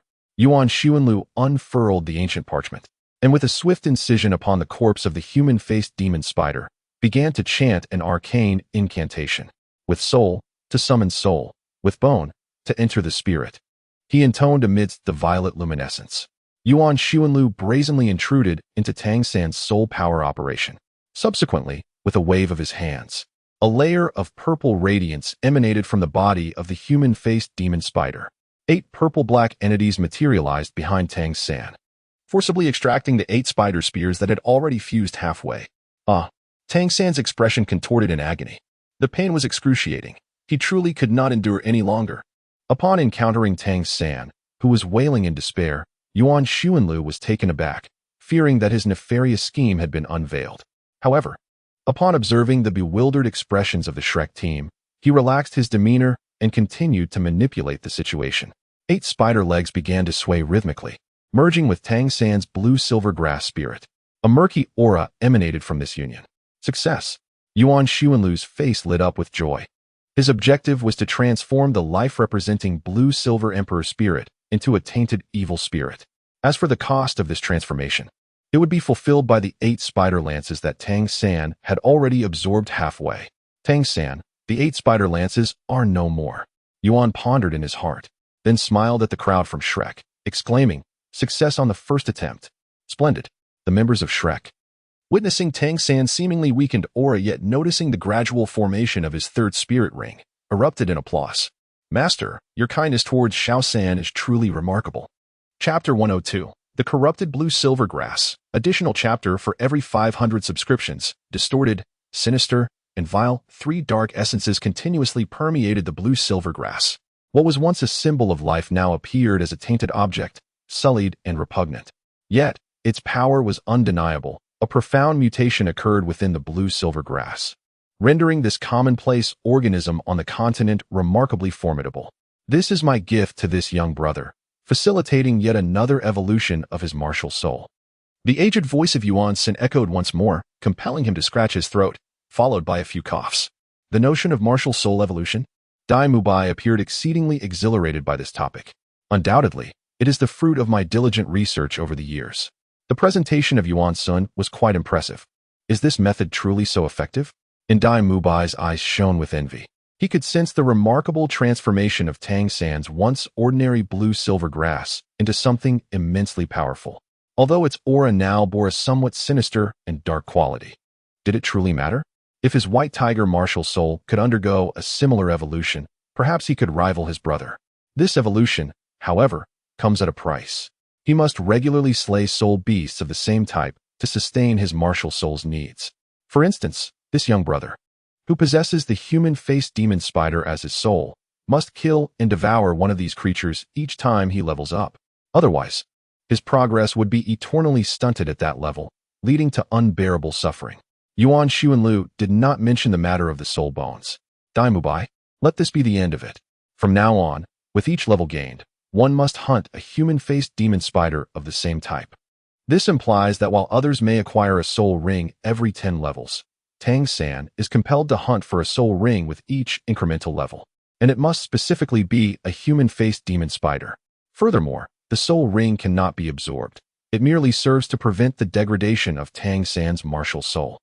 This evidently escalates the cost of leveling up. This is simply what? I have mentioned to you before, this method was devised by the evil soul masters. And it was you who invited me to undertake this task. Yuan Xuanlu first silenced Zhao Wujia's complaints. Some individuals are indeed like this. They receive kindness yet still voice their grievances, truly embodying the notion of a small act of kindness met with ingratitude. A playful touch added, of course. There exists a means to counter this. After all, it is the technique of the malevolent soul masters. Murder, too, can serve to elevate one's cultivation. Do you seek a method for a virtuous soul master to descend into the realm of malevolent soul masters? Such a thing could never originate from our angelic lineage. Not long ago, Yuan Xuanlu and Qian Daolu are engaged in a discussion regarding their journey to the Starry Forest. As their conversation unfolds, Yuan Xuanlu believed that he must create a predicament for Tang San in the future. Thus, he indirectly sought the cultivation techniques of evil soul masters from Qian Daolu. As expected, Qian Daolu declined his request. Great Elder, I find it hard to believe that the angel family has stood at the forefront of combating evil soul masters for so many years without possessing any artifacts associated with them. Yuan Xuanlu remains undeterred. My intentions are solely for the preservation of the angel family's future. I must guide an individual onto the path of the evil soul master. Qian Daolu merely observes Yuan Xuanlu's performance with a detached demeanor. In this world, there exist 2 things that our angel family must never engage with. One is the fusion with soul beasts, and the other is aligning ourselves with the evil soul masters. Qian Daolu gestured upwards. Our ancestors are watching. They perished on the front lines, battling against the soul beasts and the evil soul masters. Should their descendants become evil soul masters as well? Yuan Xuanlu chuckled awkwardly. Unlike the Tang family, I have no intention of marrying a soul beast. Douluo recalled Tang Hao and his 10,000-year-old soul beast wife with disdain, exclaiming, "Unworthy descendants. Why are you scolding me?" Yuan Xuanlu, perplexed, assumed Douluo was directing his ire at him. Huh, if I were to scold you, it would not be misdirected. Were you not once infatuated with that beauty named Ain? Douluo's eyes brimmed with contempt, as if to suggest that Yuan Xuanlu and Tang Hao were cut from the same cloth. Yuan Xuanlu, what is with your gaze? Do you not understand the saying, when the upper beam is not straight, the lower beam will be crooked? You yourself admitted that you were merely attracted to her physical beauty. Yuan Xuanlu casually shrugged. I have no intention of forming any genuine emotional attachment with a soul beast, nor do I wish to produce a hybrid. Who, then, would you truly care for? Douluo retorted. I only love myself. Yuan Xuanlu lifted the glass of water from the table, took a sip, and nonchalantly stretched out his hand. Indeed, I possess the artifacts of the evil soul masters here. Douluo was once again refining his cultivation technique. Yuan Xuanlu, growing impatient, extended his hand and demanded, in any case, give me a straightforward answer. Will you provide it or not? Douluo gazed intently into Yuan Xuanlu's eyes, seemingly trying to ascertain whether he was jesting. I am not jesting. I am serious, Yuan Xuanlu replied, shaking his palm. Immediately thereafter, Yuan Xuanlu began to eloquently recount the malevolence of Tang San. It was a singular occasion. Douluo hesitated for a moment before extracting a piece of parchment stained with brown blood from the soul guiding device. Is this enough to convince me? Huh. Consider it fodder for dogs. Yuan Xuanlu noted that this piece of parchment could only be utilized by one individual, and the conditions were exceedingly stringent. The principle involved the infusion of a soul beast's ferocity into one's own martial soul, rendering oneself murderous, a rudimentary and sinister technique of the evil soul master. However, it necessitated a soul bone as a catalyst. It is precisely because this soul bone serves as the price that, despite its rudimentary nature, this dark art is challenging to dispel. If you are willing to sacrifice a soul bone to enact this sinister technique, then I have no further comments to make. Douluo's intention in presenting Yuan Xuanlu with this technique was merely to allow him to experiment, not to genuinely implement it.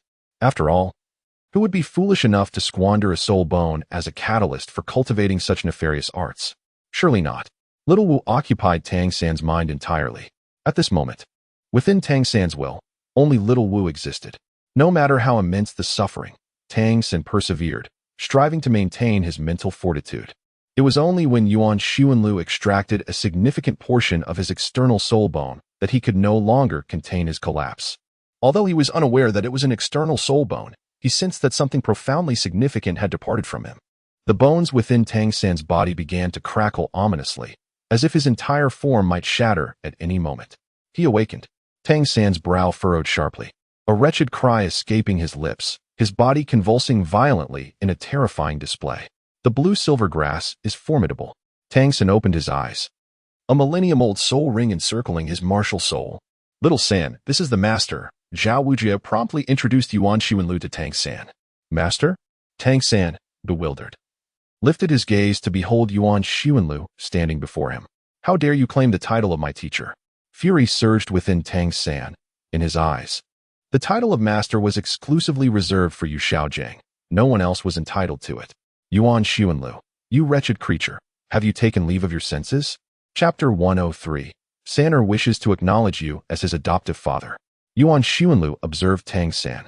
He perceived that this individual hardly evoked any profound sentiments. Rather, it seemed that everyone operated from their respective positions, pursuing their own interests in their endeavors. Much like in his previous life, when he crafted narratives surrounding Tang San solely for the sake of generating higher traffic and better income, one could hardly claim a deep-seated enmity existed. After all, could a fictional character truly consume the rice from one's table? Conversely, Yuan Xuanlu ought to express gratitude to Tang San for providing this intellectual property, which enabled him to garner traffic and profit.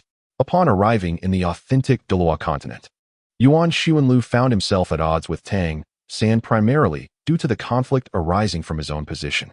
Had it not been for Yuan Ling'er's entanglement with Tang San, he would have preferred to continue his aimless existence, merely kindling the flame of his life in its final moments.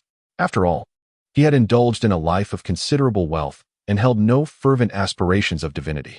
His attitude could be summarized as a desire to either grow old amidst the company of beautiful women or to perish in a state of intoxication. Frankly speaking, Yuan Xuanlu had savored life to the fullest. However, upon witnessing the tragic fate that awaited Yuan Ling'er and Tang San, he commenced his scheme against Tang San. Yuan Xuanlu has never considered himself to be more noble or greater than Tang San. Like Tang San, he is a person who is primarily concerned with his own interests. He is equally capable of engaging in hypocritical actions, presenting a facade of virtue while indulging in deceitful behavior. For instance, he is quick to malign the Haotian sect in the newspapers, denouncing it in various ways, yet he remains silent about the sordid affairs of the spirit hall, which are far from few. Yuan Xuanlu's manipulation of Tang San is merely a matter of stance. It is entangled with both covert and overt schemes, all aimed at the ultimate triumph. Why not test the waters and see if it is possible to eliminate Tang San now? In the midst of an unexpected surge of soul power, Tang San found himself overwhelmed with emotion, tears streaming down his face. Master, I apologize for my earlier behavior. I am truly grateful for your timely intervention. Tang San adopted a humble demeanor, appearing as a cautious individual. He was acutely aware that his counterpart was a formidable soul Douluo. Should he maintain an arrogant posture, he risked being effortlessly obliterated with a mere wave of the hand. Thus, he chose to lower his stance even further. In the original narrative, upon entering the Haotian sect, he exhibited a similar demeanor, and later, well, those who understand, understand. Haha, I am inherently kind-hearted and dislike being spoken of negatively. Yuan Xuanlu wore a broad smile. And it is only now that I comprehend the title of master refers to individuals with profound expertise in the realm of martial souls. This scholar evidently embodies such mastery. Zhao Wujia hastily sought to clarify Tang San's words. This esteemed master, after all, is also a distinguished individual with significant knowledge of martial souls, serving as Little San's mentor. So it is thus. Yuan Xuanlu displayed an exaggerated expression of realization, chuckling. I genuinely hope to engage in a thorough discussion with that esteemed master in the future. Subsequently, the group exchanged pleasantries. Dai Mubai began recounting the dangers he encountered while absorbing his soul ring. The mere recollection of the 8 agonizing points that had appeared on his back sent shivers down Tang San's spine. Now, knowing that it was Yuan Xuanlu who had alleviated those 8 pains, he felt a deep sense of gratitude. Master, you see, we are indeed bound by fate. Your assistance to Xiao San has been a significant favor. Why not accompany us to visit Xiao San's academy? Zhao Wujia invited Yuan Xuanlu to take a look at Shrek Academy, though his true intention was to recruit him. I have no desire to join any academy. My visit to the Stardow Forest is merely for the purpose of gathering materials. Yuan Xuanlu politely declined, stating that he would never consider joining an establishment like Shrek, which offers no salary. Oh dear, this is not about joining any academy. It is merely an invitation for you to visit our institution, Zhao Wujia remarked. I am confident that with your profound insights, you could provide these children with invaluable guidance. As he spoke, he positioned the 6 oddities of Shrek before Yuan Xuanlu. Hehe. I hope the master will take a moment to observe their martial souls and skills and offer some advice. Yuan Xuanlu contemplated for a moment and felt a sense of his labor being taken for granted. Dai Mubai was the first to step forward, grinning. Master, please take a look at mine first. How could Yuan Xuanlu truly provide a serious analysis of the issues surrounding martial souls? With a gentle smile, he remarked. As for analyzing martial souls, I dare not claim such expertise. The crowd merely perceived this as a display of modesty on his part. Yuan Xuanlu surveyed Dai Mubai after he unleashed his martial soul and inquired, Are you from the Douluo Dai clan? Indeed, came the reply. With diligent effort. Achieving the rank of title Douluo should pose no problem. Thank you, Dai Mubai exclaimed, overwhelmed with joy. Ning Rongrong then stepped forward, performing an elegant noble salute towards Yuan Xuanlu. Grandmaster, what about me? She asked sweetly, although she often displayed a whimsical and somewhat spoiled demeanor. Ning Fengji had adeptly refined her social skills. As for the 7-treasure glazed tile school, I dare not comment too extensively. However, unless you have addressed the deficiencies in your martial soul, even exceptional talent will only amount to the 7 treasures. Yuan Xuanlu's candid words resonate with me. I too shall contribute. Ma Hongjun, typically timid and apprehensive, becomes audaciously exuberant when confronted with opportunities devoid of risk, eagerly charging to the forefront. Is it wicked fervor?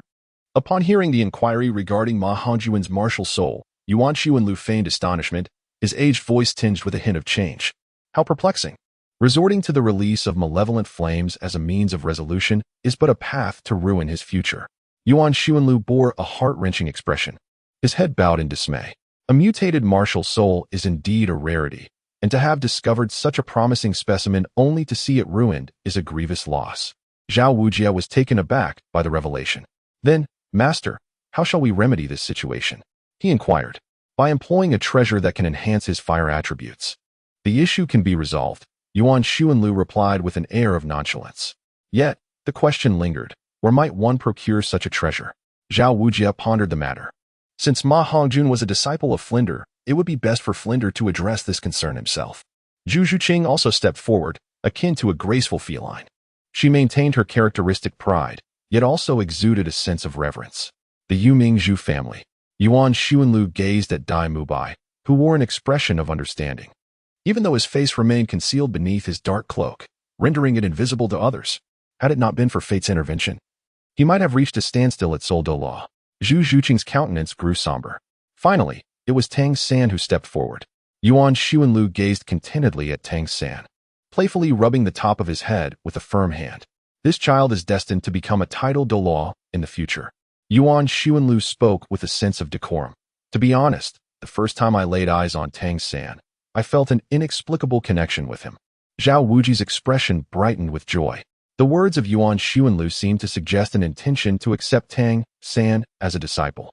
Although Tang San's father is a titled Douluo, aligning himself with a soul Douluo would undoubtedly be advantageous for his future. Xiao San, do not hesitate to pay your respects to your master, urged the others. However, Tang San shook his head, resolutely stating, I have only one master. And that is you, Xiaojiang.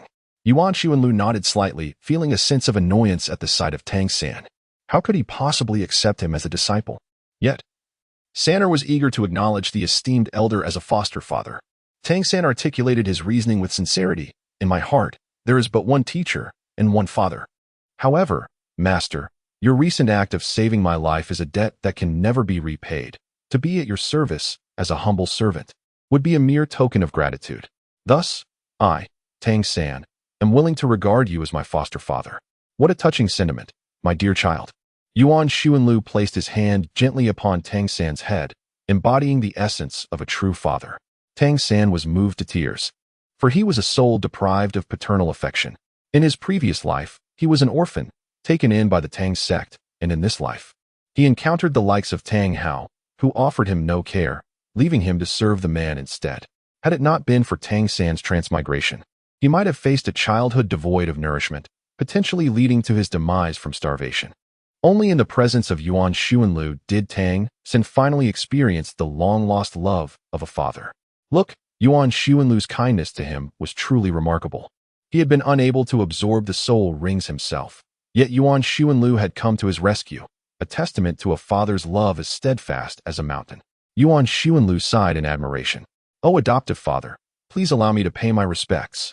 Tang San was a person of exceptional politeness. For instance, when he first met the master, he knelt without hesitation, and this time was no different, albeit with greater proficiency. With 2 respectful bows, he expressed his gratitude. Well. Yuan Xuanlu repeatedly uttered the word good thrice, yet proceeded to wipe his hands with a tissue after touching Tang San's head. However, I refuse to acknowledge this adopted son. Tang San, does this mean that I have wasted my efforts? Chapter 104. It is the light god who is diligently feeding Yuan Ling'er.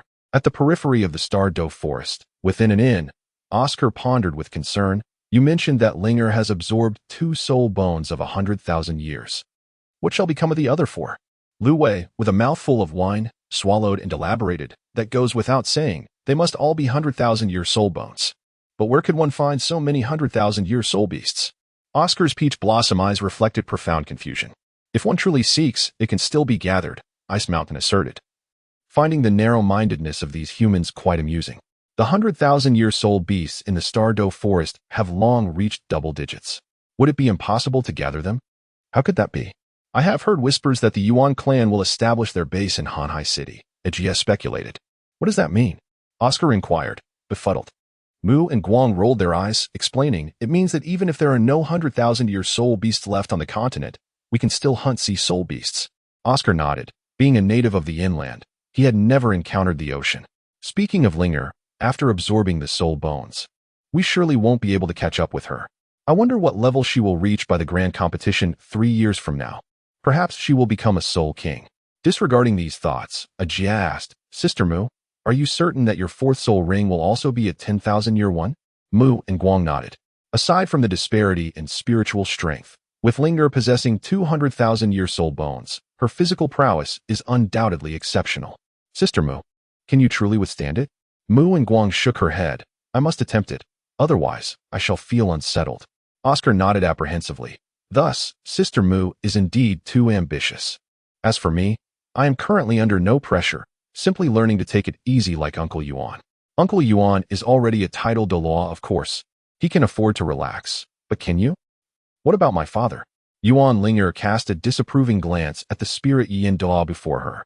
This seemingly pure and beautiful woman, whose heart was, in truth, licentious, shamelessly ruffled her small head.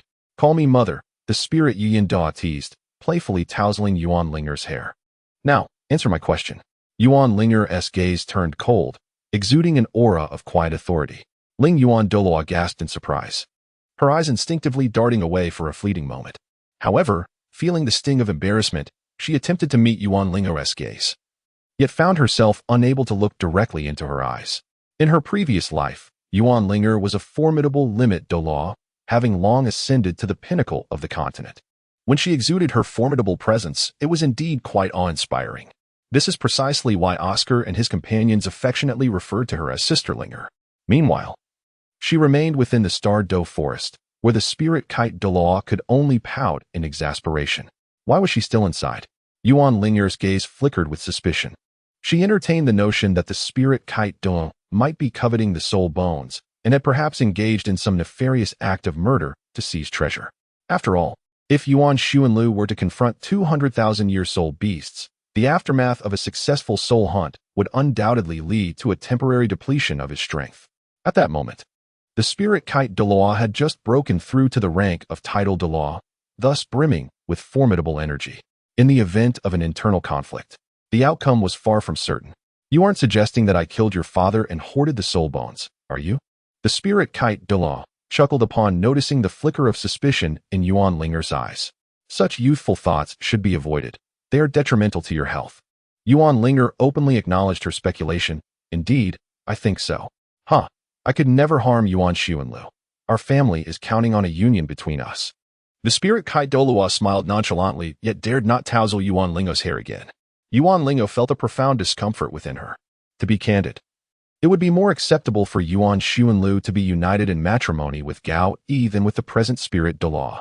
At least Gao Yi harbored genuine affection for Yuan Xuanlu, unlike this woman, whose fickleness was rather disconcerting. The sound of knocking reverberated through the air. "Please enter." Yuan Sunluo finally opened the door and stepped into the room. To his astonishment, he found Ling Yuan Douluo and Yuan Ling'er together. "What brings you two together?" he inquired. "Just now, this little fellow was quite worried about you." Ling Yuan Douluo chuckled. "I thought a person like you would never be cared for until the very end." "Haha. That's just you," Yuan Sunluo replied. Yuan Xuanlu once again engaged in a verbal spar with Ling Yuan Douluo. As for Qianjun Douluo and Jianma Douluo, they had departed long ago. "I, too, awaited your emergence, for I must proceed to the Spirit Hall to partake in the ceremony of being bestowed the title of Douluo." Ling Yuan Douluo swiftly gathered their belongings and rose to their feet. "Allow me to extend my heartfelt congratulations on your ascension to the esteemed rank of a true title Douluo." Yuan Xuanlu smiled gently at Spirit Douluo Ling Yuan. After Spirit Douluo Ling Yuan departed, Yuan Ling'er embraced Yuan Xuanlu's waist. "Father," she said, her eyes glistening with tears, "I feared you would never return. First and foremost, that was simply impossible." Yuan Xuanlu gently patted Yuan Ling'er on the head and then, with a carefree demeanor, remarked, "Moreover, if it comes to pass, you ought to smile. For after my demise, you shall still partake in the feast. Much like how I have always longed to savor the grand banquet hosted by the esteemed benefactor." "Father, where did you just go?" Yuan Ling'er inquired. Yuan Sun casually waved his hand and said, "It's nothing. I almost found myself unexpectedly becoming a father.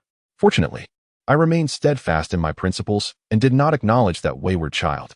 In Yuan Ling'er's eyes, there was a glimmer of confusion. Choosing to sidestep the topic, Yuan Xuanlu retrieved 2 soul bones from the soul guide device, one of a deep azure hue and the other of a radiant golden shade. One belonged to the 100,000-year-old sky blue bull python, while the other was from the 100,000-year-old titan great ape. Yuan Xuanlu handed the soul bone to Yuan Ling'er. "Absorb it," he said. "In truth, my long-held dream has always been to acquire an entire set of 10,000-year soul bones for myself." Yuan Xuanlu reminisced about his youthful arrogance. "Father, I will help you realize your dreams," Yuan Ling'er earnestly declared to Yuan Xuanlu. This azure bull python can be regarded as the foremost powerhouse of the Stardow forest. Even at the level of 100,000 years, it undoubtedly surpasses any soft-boned rabbit. Yuan Xuanlu affectionately patted Yuan Ling'er on the head, exuding a sense of pride as he proclaimed, "This is the soul bone that I, your father, have forged for you. Isn't it impressive?" "Indeed, it is extraordinary." Yuan Ling'er obediently revealed her big, starry eyes. Her father, at times, relished in pretending to be omnipotent in front of his daughter. "Father, please protect me." Yuan Ling'er settled into a meditative position, commencing the absorption of the Titan giant ape's soul bone. Immediately upon this infusion, she sensed a frenzied ascent in her myriad attributes, predominantly those of strength, while her skin transformed into a deep crimson hue. The Titan giant ape, truly a child of the earth, possessed an impressive cultivation of 100,000 years. Consequently, Ling'er's physical prowess was likely to surpass that of an ordinary soul king. Yuan Sun did not disturb Yuan Ling'er as she absorbed the soul bone. If all goes as expected, the competition 3 years hence will surely witness Ling'er's overwhelming triumph. Time flows silently. As the golden crow descends in the west, the jade rabbit rises in the east. Soon, Yuan Ling'er absorbed both soul bones completely. But when she opened her eyes, the world before her had transformed into a realm of gold.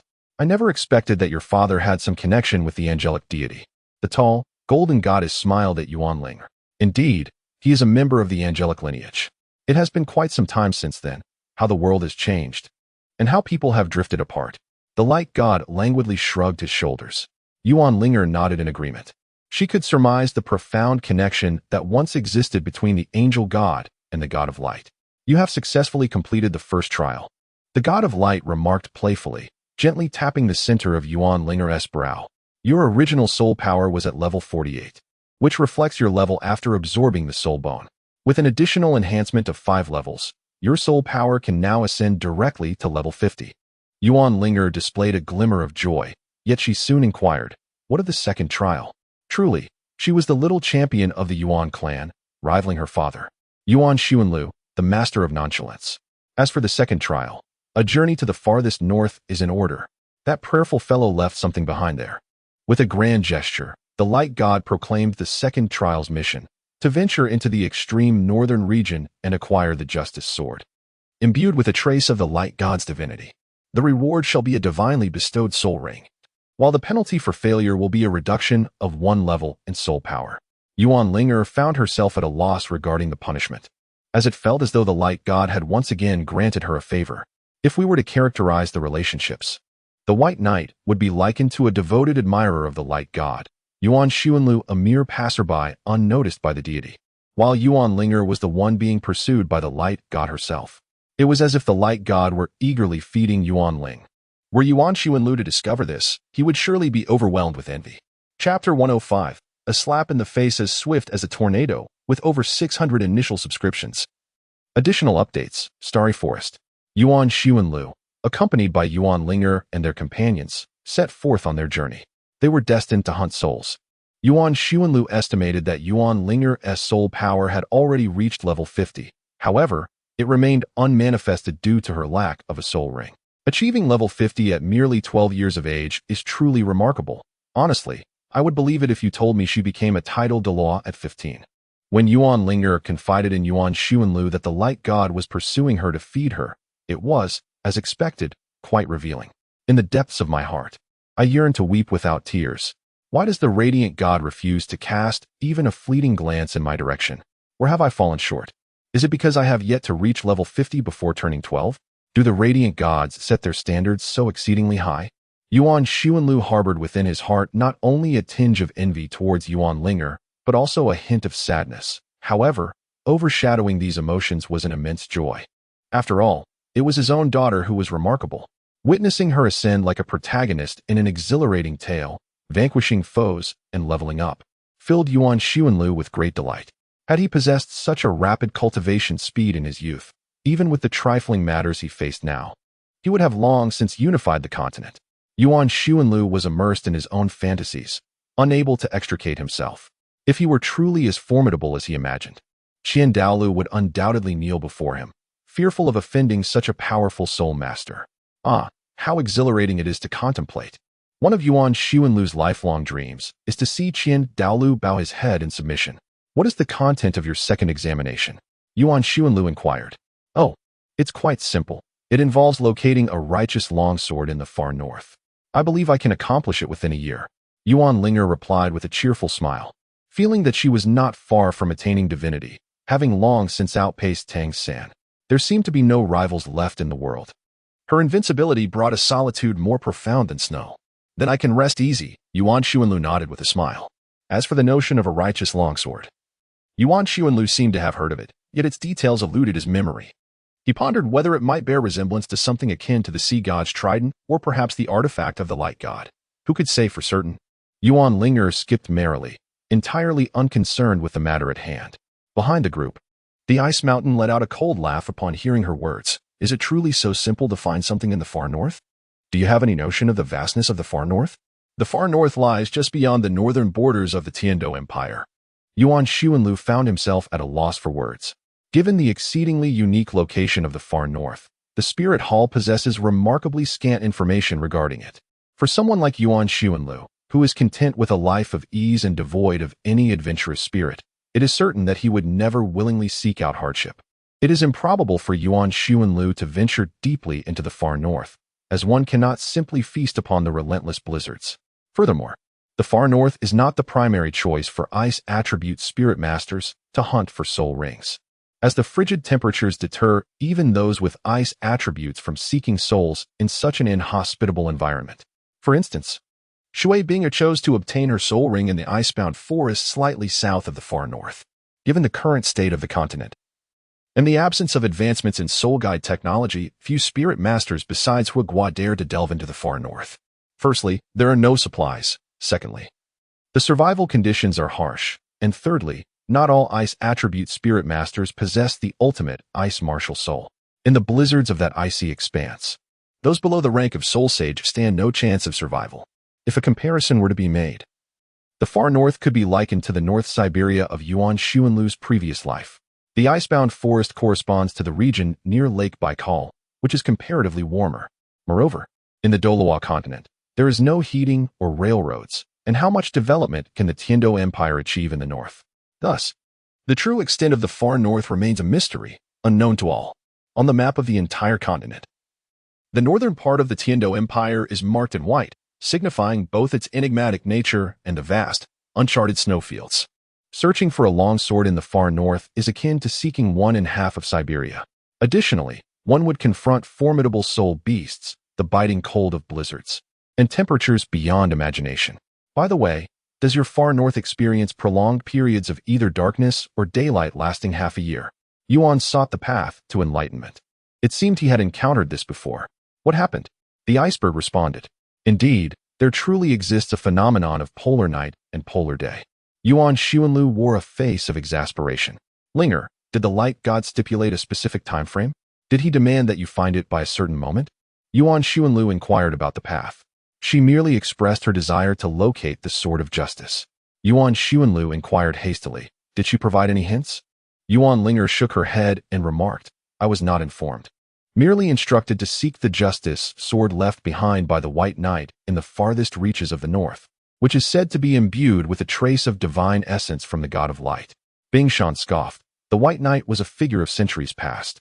If that adventurer truly traversed the entirety of the north, then to locate that sword, one would likely need to scour every corner of the icy expanse, as well as delve beneath each layer of permafrost. The relentless blizzards may have long since buried the sword beneath the snow. Yuan Ling'er. Bingshan shook his head, deriding these foolish mortals for their arrogance, his expression laced with scorn. The far north is the sacred abode of the ice god. Do you still wish to encroach upon the divine domain? Huh, you think you understand. Those who truly comprehend have already grasped all that you claim to know. Yuan Ling'er is currently feeling rather despondent. She had believed that she was merely a step away from succeeding in the second assessment, only to discover that it was, in fact, a significant pitfall. But there is no need for haste. Let us take a look, for who knows, perhaps Ling'er, endowed with the aura of a protagonist, may yet find a solution.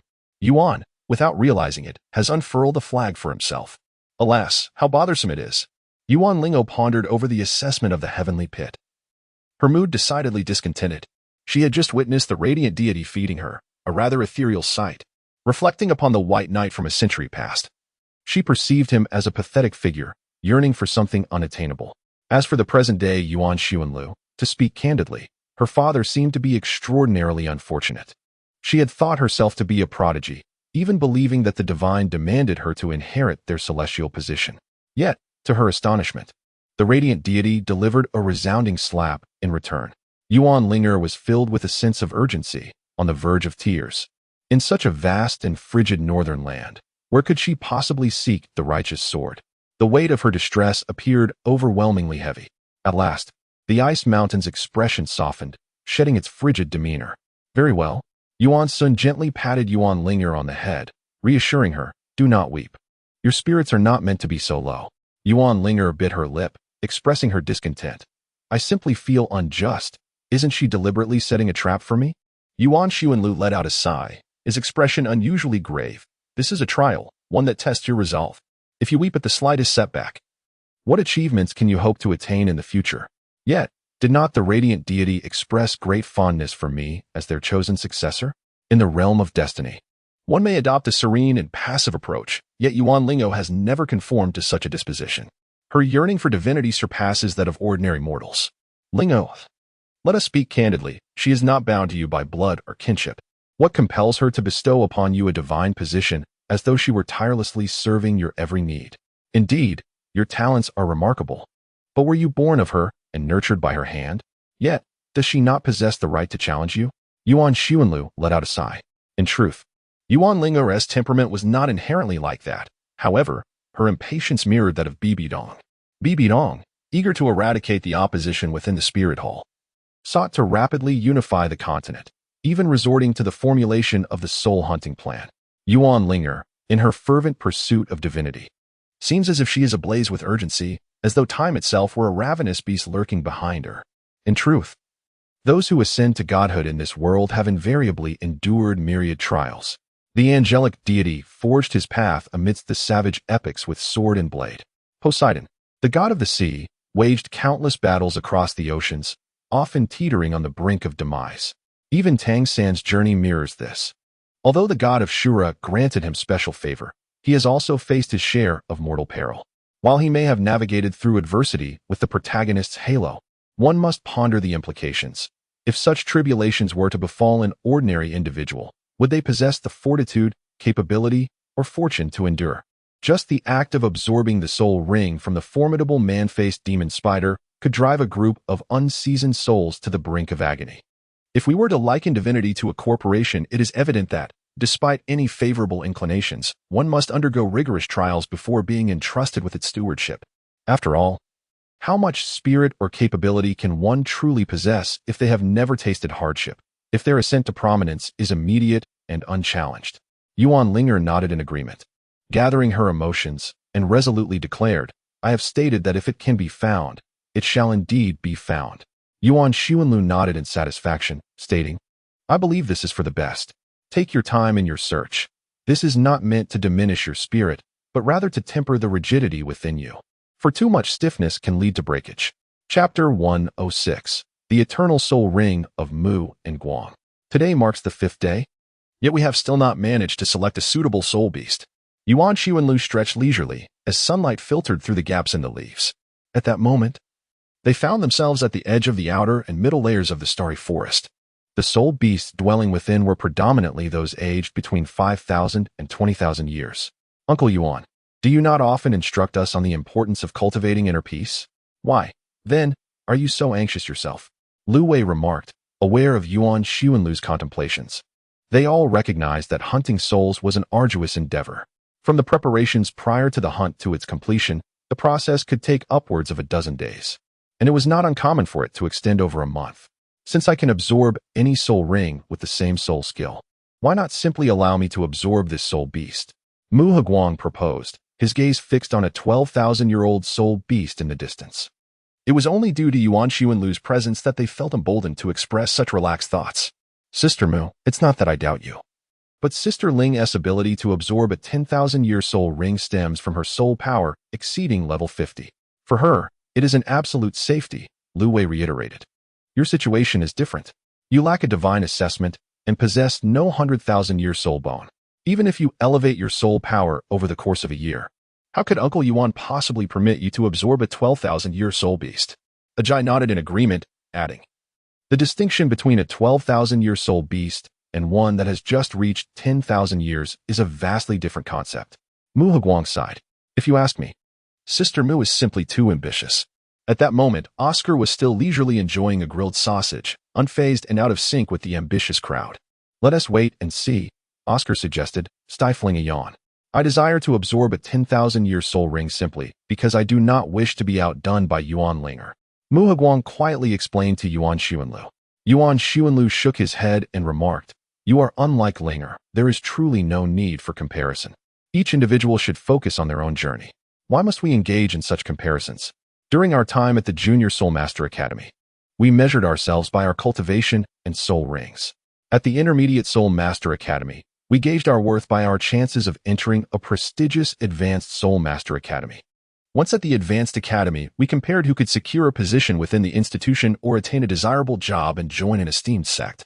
After graduation, we even assessed whether to purchase a home in Heavendo City or in Balak City. Isn't life exhausting in this manner?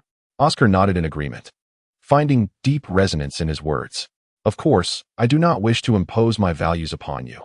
I merely reflect upon the matter from my perspective. Perhaps to you, proving your prowess is what makes life worthwhile. Yuan Xuanlu gently patted Mu Higuang's shoulder, resembling a benevolent elder. I aspire to catch up with Yuan Ling'er. With diligent effort, rewards will surely follow, will they not? Mu Higuang wore an expression brimming with vitality. However, I must confess, rather than offering you empty encouragement or platitudes, I cannot deceive you. Throughout your life, you will never truly catch up with Ling'er. Yuan Xuanlu let out a faint sigh, remarking, look at the current pope. He shares a striking resemblance to Bibi Dong, hailing from humble beginnings and possessing twin martial souls, yet in the end, he still finds himself serving the likes of the Qin family. The atmosphere grew somewhat somber among the group when, suddenly, Oscar shattered the melancholy with an exuberant exclamation, behold, a magnificent great power golden bear. Not far away, a robust bear cub pitifully made its way towards them. Yuan Xuanlu summoned the bear cub, only to discover it was merely a spirit beast that had existed for 5,000 years. The little bear stood there obediently. Never mind, let it go. Yuan Xuanlu released the little bear cub, yet the cub merely wandered around for a couple of circles before returning to Yuan Xuanlu. I am not Zhao Wujia. What do you seek from me? However, as the saying goes, unusual occurrences often harbor hidden truths. Yuan Xuanlu extended his spiritual energy 100 steps forward and soon detected an exceedingly ferocious soul beast, the dreaded human-faced demon spider, a necessity for Tang San. Lately, it felt as though there was an inherent conflict with this demon spider. Just as the thought crossed his mind, the human-faced demon spider lunged towards the bear cub with swift, slicing movements, only to notice Yuan Xuanlu standing nearby, with just a hint of his presence. The demon spider recoiled in terror, as if it had encountered a ghost. Judging by its stature, it appeared to have existed for merely 10,000 years. Yuan Xuanlu swiftly captured the human-faced demon spider, while that little bear cub let out a series of distressed cries and fled. Yuan Xuanlu mused, goodness, am I to be regarded as a shield? Without paying heed to the obviously intelligent bear cub, Yuan Xuanlu shifted his gaze to the human-faced demon spider. Xiaomu, this must be the one, he said. However, Oscar interjected, isn't the human-faced demon spider usually favored by poison attribute soul masters for absorption? The human-faced demon spider is renowned for its terrifyingly domineering attacks, distinguished by formidable offensive power and potent venom. Regardless, the essence of what I absorb remains unchanged. Mu and Guang resolutely plunged the absolute sword into the creature's lower abdomen. A faint black radiance began to emanate from the human-faced demon spider, coalescing above its form. The emergence of the soul ring's power signified that this 10,000-year soul beast had irrevocably perished. Mu and Guang settled into a meditative position, invoking the soul ring of the human-faced demon spider. This is true absorption. Everyone watched anxiously as Mu and Guang prepared. Be cautious of the soul's resonance. You may encounter illusions, but remain steadfast in your essence. Yuan Xuanlu also broke into a sweat. When he absorbed his first 10,000-year soul ring, he nearly encountered disaster. A torrent of black energy surged from Mu Heguang's right hand. She felt the surrounding light dim, as if engulfed by a wave of darkness. The rushing water invaded her ears and nostrils, rendering her breathless and unable to call for help. Her vision succumbed to obscurity. It was not until a long while later that a voice broke the silence, inquiring about her motives. Why do you practice swordsmanship? I wish to escape the toil of farming, hence I train in the art of the sword. Mu Heguang hailed from a humble abode near Tiando City, merely a child of the countryside. In her youth, she was incapable of performing agricultural labor, finding it too arduous, and was harshly reprimanded by her father for being a delicate creature without the privileges of a young lady. During the wheat harvest, villagers raced against time. She would leave home at dawn and return late at night, often having her midday meal in the fields, consisting of a few buns and some scallions. Harvesting wheat relied solely on human labor. For every acre she cut, she had to bend over thousands of times. First, she would cut the wheat, then bind it into neat bundles with ropes. From morning till night, she scarcely found a moment to rest. Under the blazing sun, she hung a towel around her neck, bending to cut the wheat while wiping away her sweat. By the time evening arrived and she washed up, her arms bore numerous scratches from the wheat stalks, each mark a testament to her toil. The first day her arms ached, the second day her waist protested, and by the third day, her backside burned. Mu Heguang's father, puffing on a dry cigarette, wore a weary expression. This is the life we lead. It is our fate. Those young ladies are fortunate, while you are of lesser worth. Do you understand? But I do not wish to be of lesser worth than those noble young ladies. Tears streamed down Mu Heguang's face as she cried out. I do not want to farm. I wish to cultivate. I want to become a soul master. I want to rise above. At last, that voice unveiled her true self, revealing a strikingly beautiful woman who said, Our 7-star academy teaches children to cultivate not to become superior beings, but to aspire for a world devoid of such hierarchies. Of course, this is but a distant dream. Chapter 107. The Heart of the Swordsman. Ah? Sister Mu is crying, Lu Wei exclaimed, squatting beside Mu Heguang, akin to a child observing ants. The human-faced demon spider is inherently fierce. It seems unable to withstand the soul's resonance, perhaps awakening some inner demons, Yuan Xuanlu speculated. Is it dangerous? Xiao Ao, are you not stating the obvious? Ajia, I only speak the truth. In your eyes, what Lu Wei said is not trivial, is it? Oscar and Ajia frequently engage in playful banter, while Mu and Guang are drenched in cold sweat at that moment. Amid the soul-shaking presence of the human-faced demon spider, she reminisces about the past. This recollection takes place in the office of the headmaster of the 7 Stars Academy, where Gaoi lifts a delicate white porcelain cup to sip her tea and gestures towards the plate of muffins beside her. Do give it a taste, she encourages. Thank you, teacher, but I seem to have lost my path in swordsmanship, Mu and Guang confesses, now grown. She picks up a muffin and takes a bite. Isn't the essence of wanting to lead a good life your own way? You possess a heart that embodies the principle of when in poverty, one should cultivate oneself. When prosperous, one should aid the world. Gaoi gazes at Mu and Guang with a gentle smile. No, it's the nature of my soul skills that leaves me uncertain about which path I should pursue. My martial spirit merely enhances sharpness and speed, regardless of the soul rings I absorb. If that is the case, why must I search for a sword path? As long as my strikes are swift enough to cleave through everything before me, isn't that sufficient? Mu and Guang finds herself at an impasse. What you are practicing is merely the technique and momentum of swordplay, yet you have yet to cultivate the heart of the sword. I have a friend who, like you, focuses solely on sword momentum while neglecting the heart. Gaoi lovingly strokes Mu and Guang's hair, proud of her most cherished disciple. Is he powerful? Yes, but not truly formidable, Gaoi replies, shaking her head. His sword is both fierce and light, yet he possesses only momentum and techniques. Without the enlightenment of why he wields a sword, his sword heart is empty. Drawing Mu and Guang closer, she combs her hair while proudly stating, This is a realm where he shall never surpass me. At this moment, Mu and Guang realizes who this individual is in her memories. It is Yuan Ling'er. Teacher, do you have any insights into your sword path? She inquires once more. Gao Yi chuckles softly, embracing her as she gently responds. Are you familiar with the tale of the killing sword and the living sword? Mu and Guang nods in affirmation. During the decline of the mighty Tiando Empire, the southern star Luo Empire rose to prominence. At that time, two sword masters emerged on the continent, one known as the killing sword, and the other as the living sword. Although Mu and Guang recognizes this as an illusion, she is eager to hear Gao Yi recount the story once more. They were brothers, sharing the same martial spirit, yet they chose divergent paths. The elder brother aligned with the star Luo king in his northern campaigns against the Tiando Empire, achieving remarkable military success and earning the title of Killing Sword. The younger brother, disillusioned by the star Luo king's violent and bloody rule, chose to side with the Tiando Empire and became known as the Living Sword. As Mu and Guang followed the progression of the tale, they envisioned the tumultuous era of iron and blood. The ruthless brother Killing Sword was known for his brutality. One day, he marched his army into a small mountain village. As his troops found themselves deprived of provisions, he unleashed them to pillage the village's grain, sparing even the seeds from their grasp. The villagers, however, dared not resist. There was no collective outrage, only the sight of them kneeling before brother Killing Sword. In a chilling turn of events, he commanded the execution of all the villagers. Upon hearing of his brother's actions, the Living Sword's younger sibling was taken aback and confronted him. The brother inquired, "Since the villagers did not resist you, why must you condemn them to death?"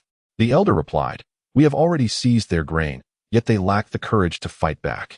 Those who dare not wield a blade shall find it equally impossible to survive in this chaotic world." The younger brother disagreed with such a perspective.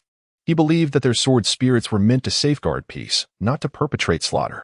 The elder brother, however, asserted that this tumultuous era demanded the sword as an instrument of death.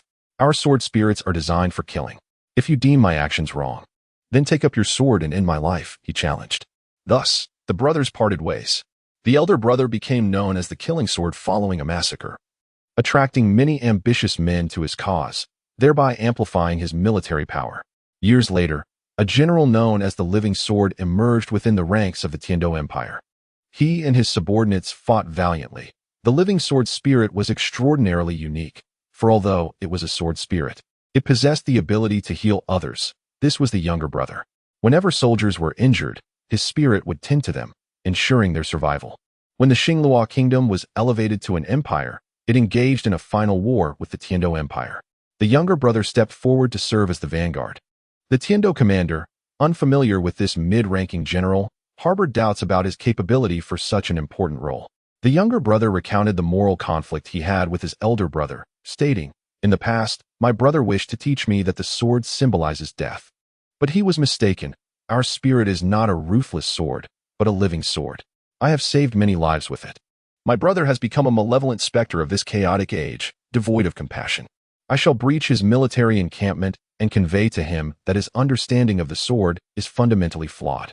The following day, the younger brother led his troops as the vanguard, demonstrating immense valor. He braved arrows and stones, charging boldly to within mere feet of his brother's formation, allowing them to see each other's faces clearly. Yet, ultimately, the younger brother succumbed to exhaustion and perished in battle. Before his death, he hurled his living sword with all his might before his elder brother. Upon witnessing this, the elder brother rejoiced, exclaiming to those around him, "At last, my brother has grasped the truth of this chaotic world." He mistakenly believed that the younger brother, in his final moments, harbored the intent to slay him. In reality, the younger brother sought to convey that their sword spirits were capable of saving lives, not merely instruments of violence. Regrettably, until the elder brother met his own demise and defeat, he failed to comprehend this truth.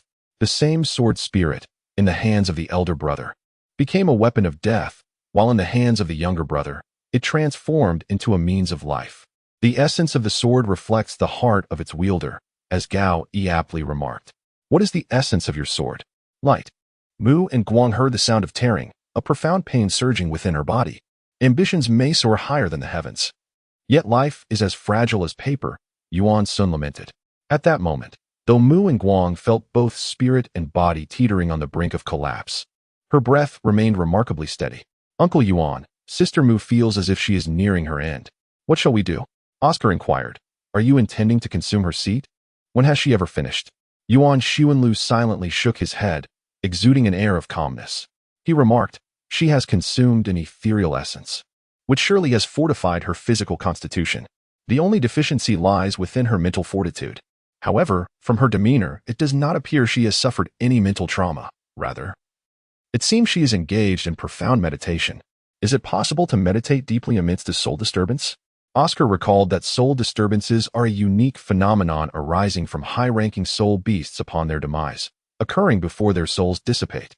Could it also assist soul masters in achieving deep meditation? Perhaps, as each individual possesses their own fortuitous encounters. Father, there is a soul beast ahead that I require. Yuan Ling'er suddenly pointed towards the forest ahead. Xiao Mu is immersed in deep meditation. You must ensure her safety. Yuan Xuanlu made a brief announcement before rising to capture that ethereal soul beast. It was a magnificent starlight deer, its entire form seemingly imbued with the hues of the galaxy, resplendent and radiant. Chapter 108. After such a lengthy companionship, shall we not partake in some broth?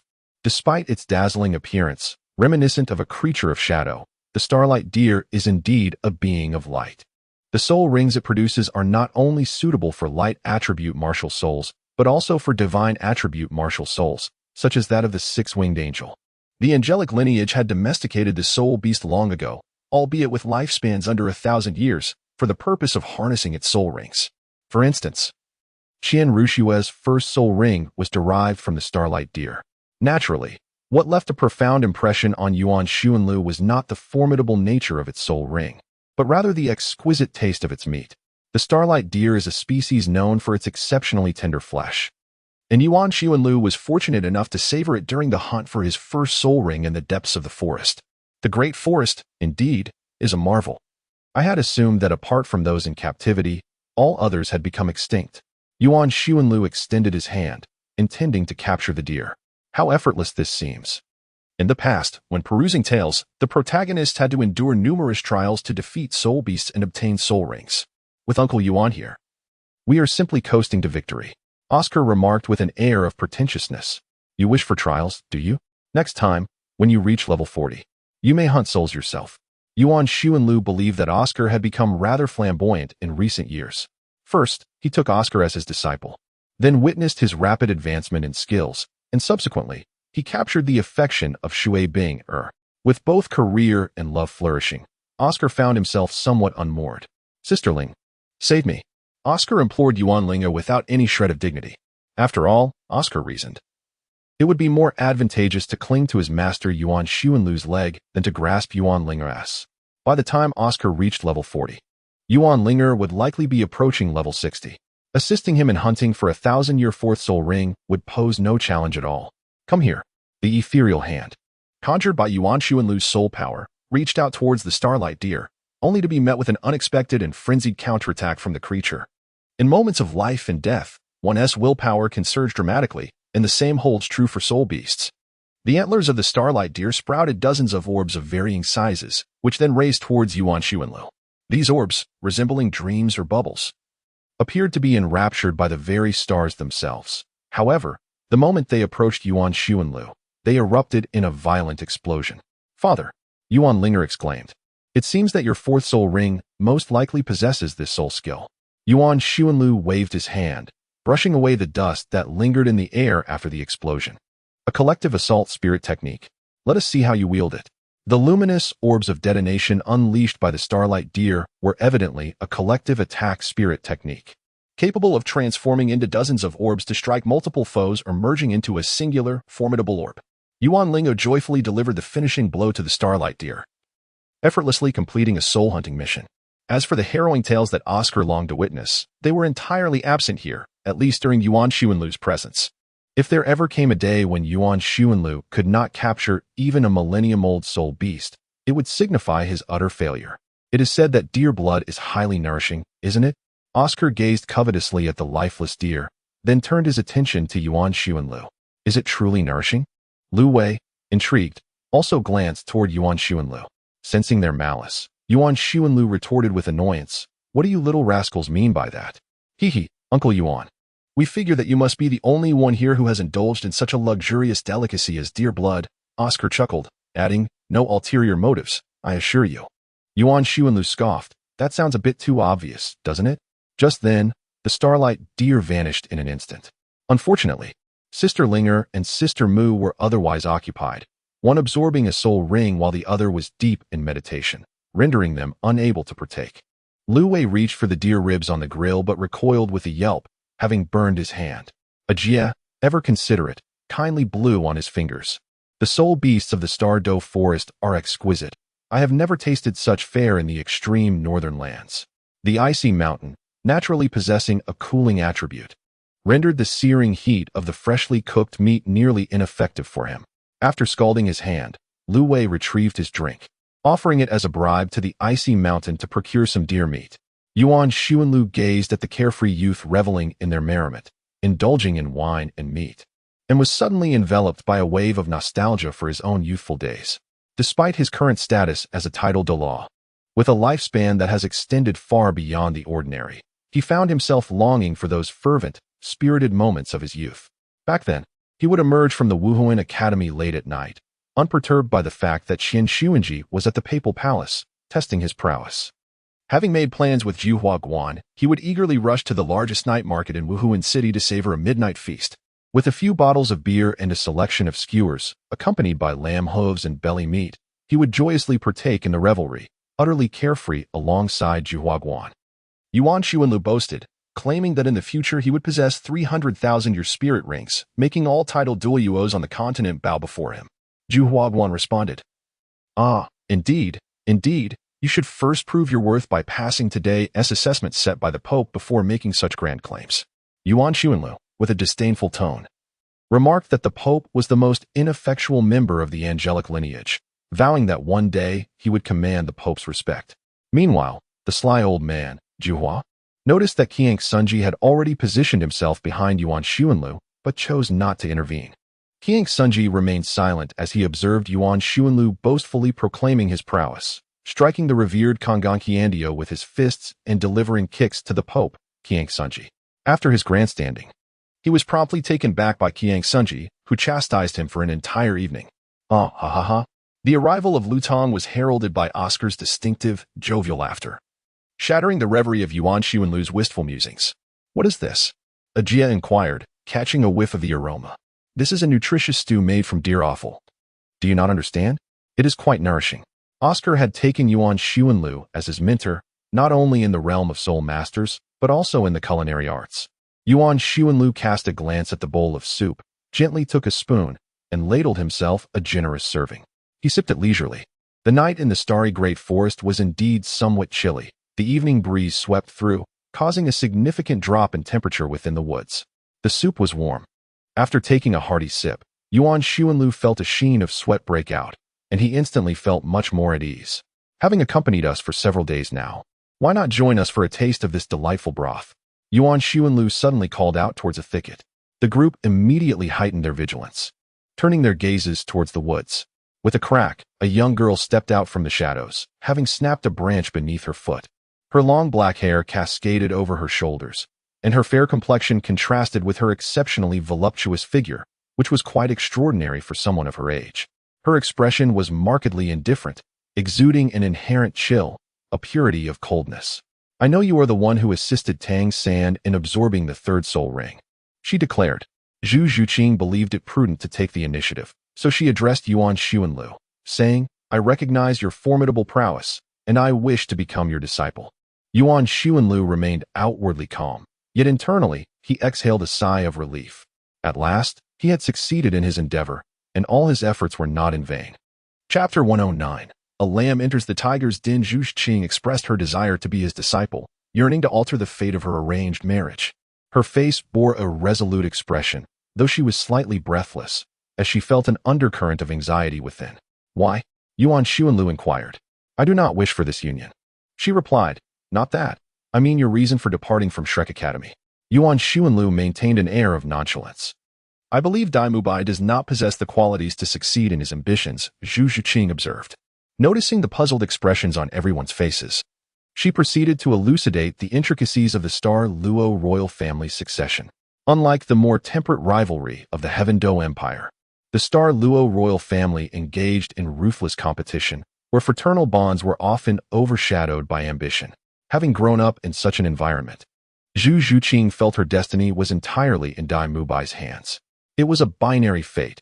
Either he triumphed, making her the crown princess, or he faltered, relegating her to the role of a side consort. This was precisely why Zhu Zhuqing found herself under his sway. However, after witnessing Yuan Ling'er's spirited demeanor, she felt a pang of envy. She too aspired to be a formidable woman, to seize her own fate with unwavering resolve.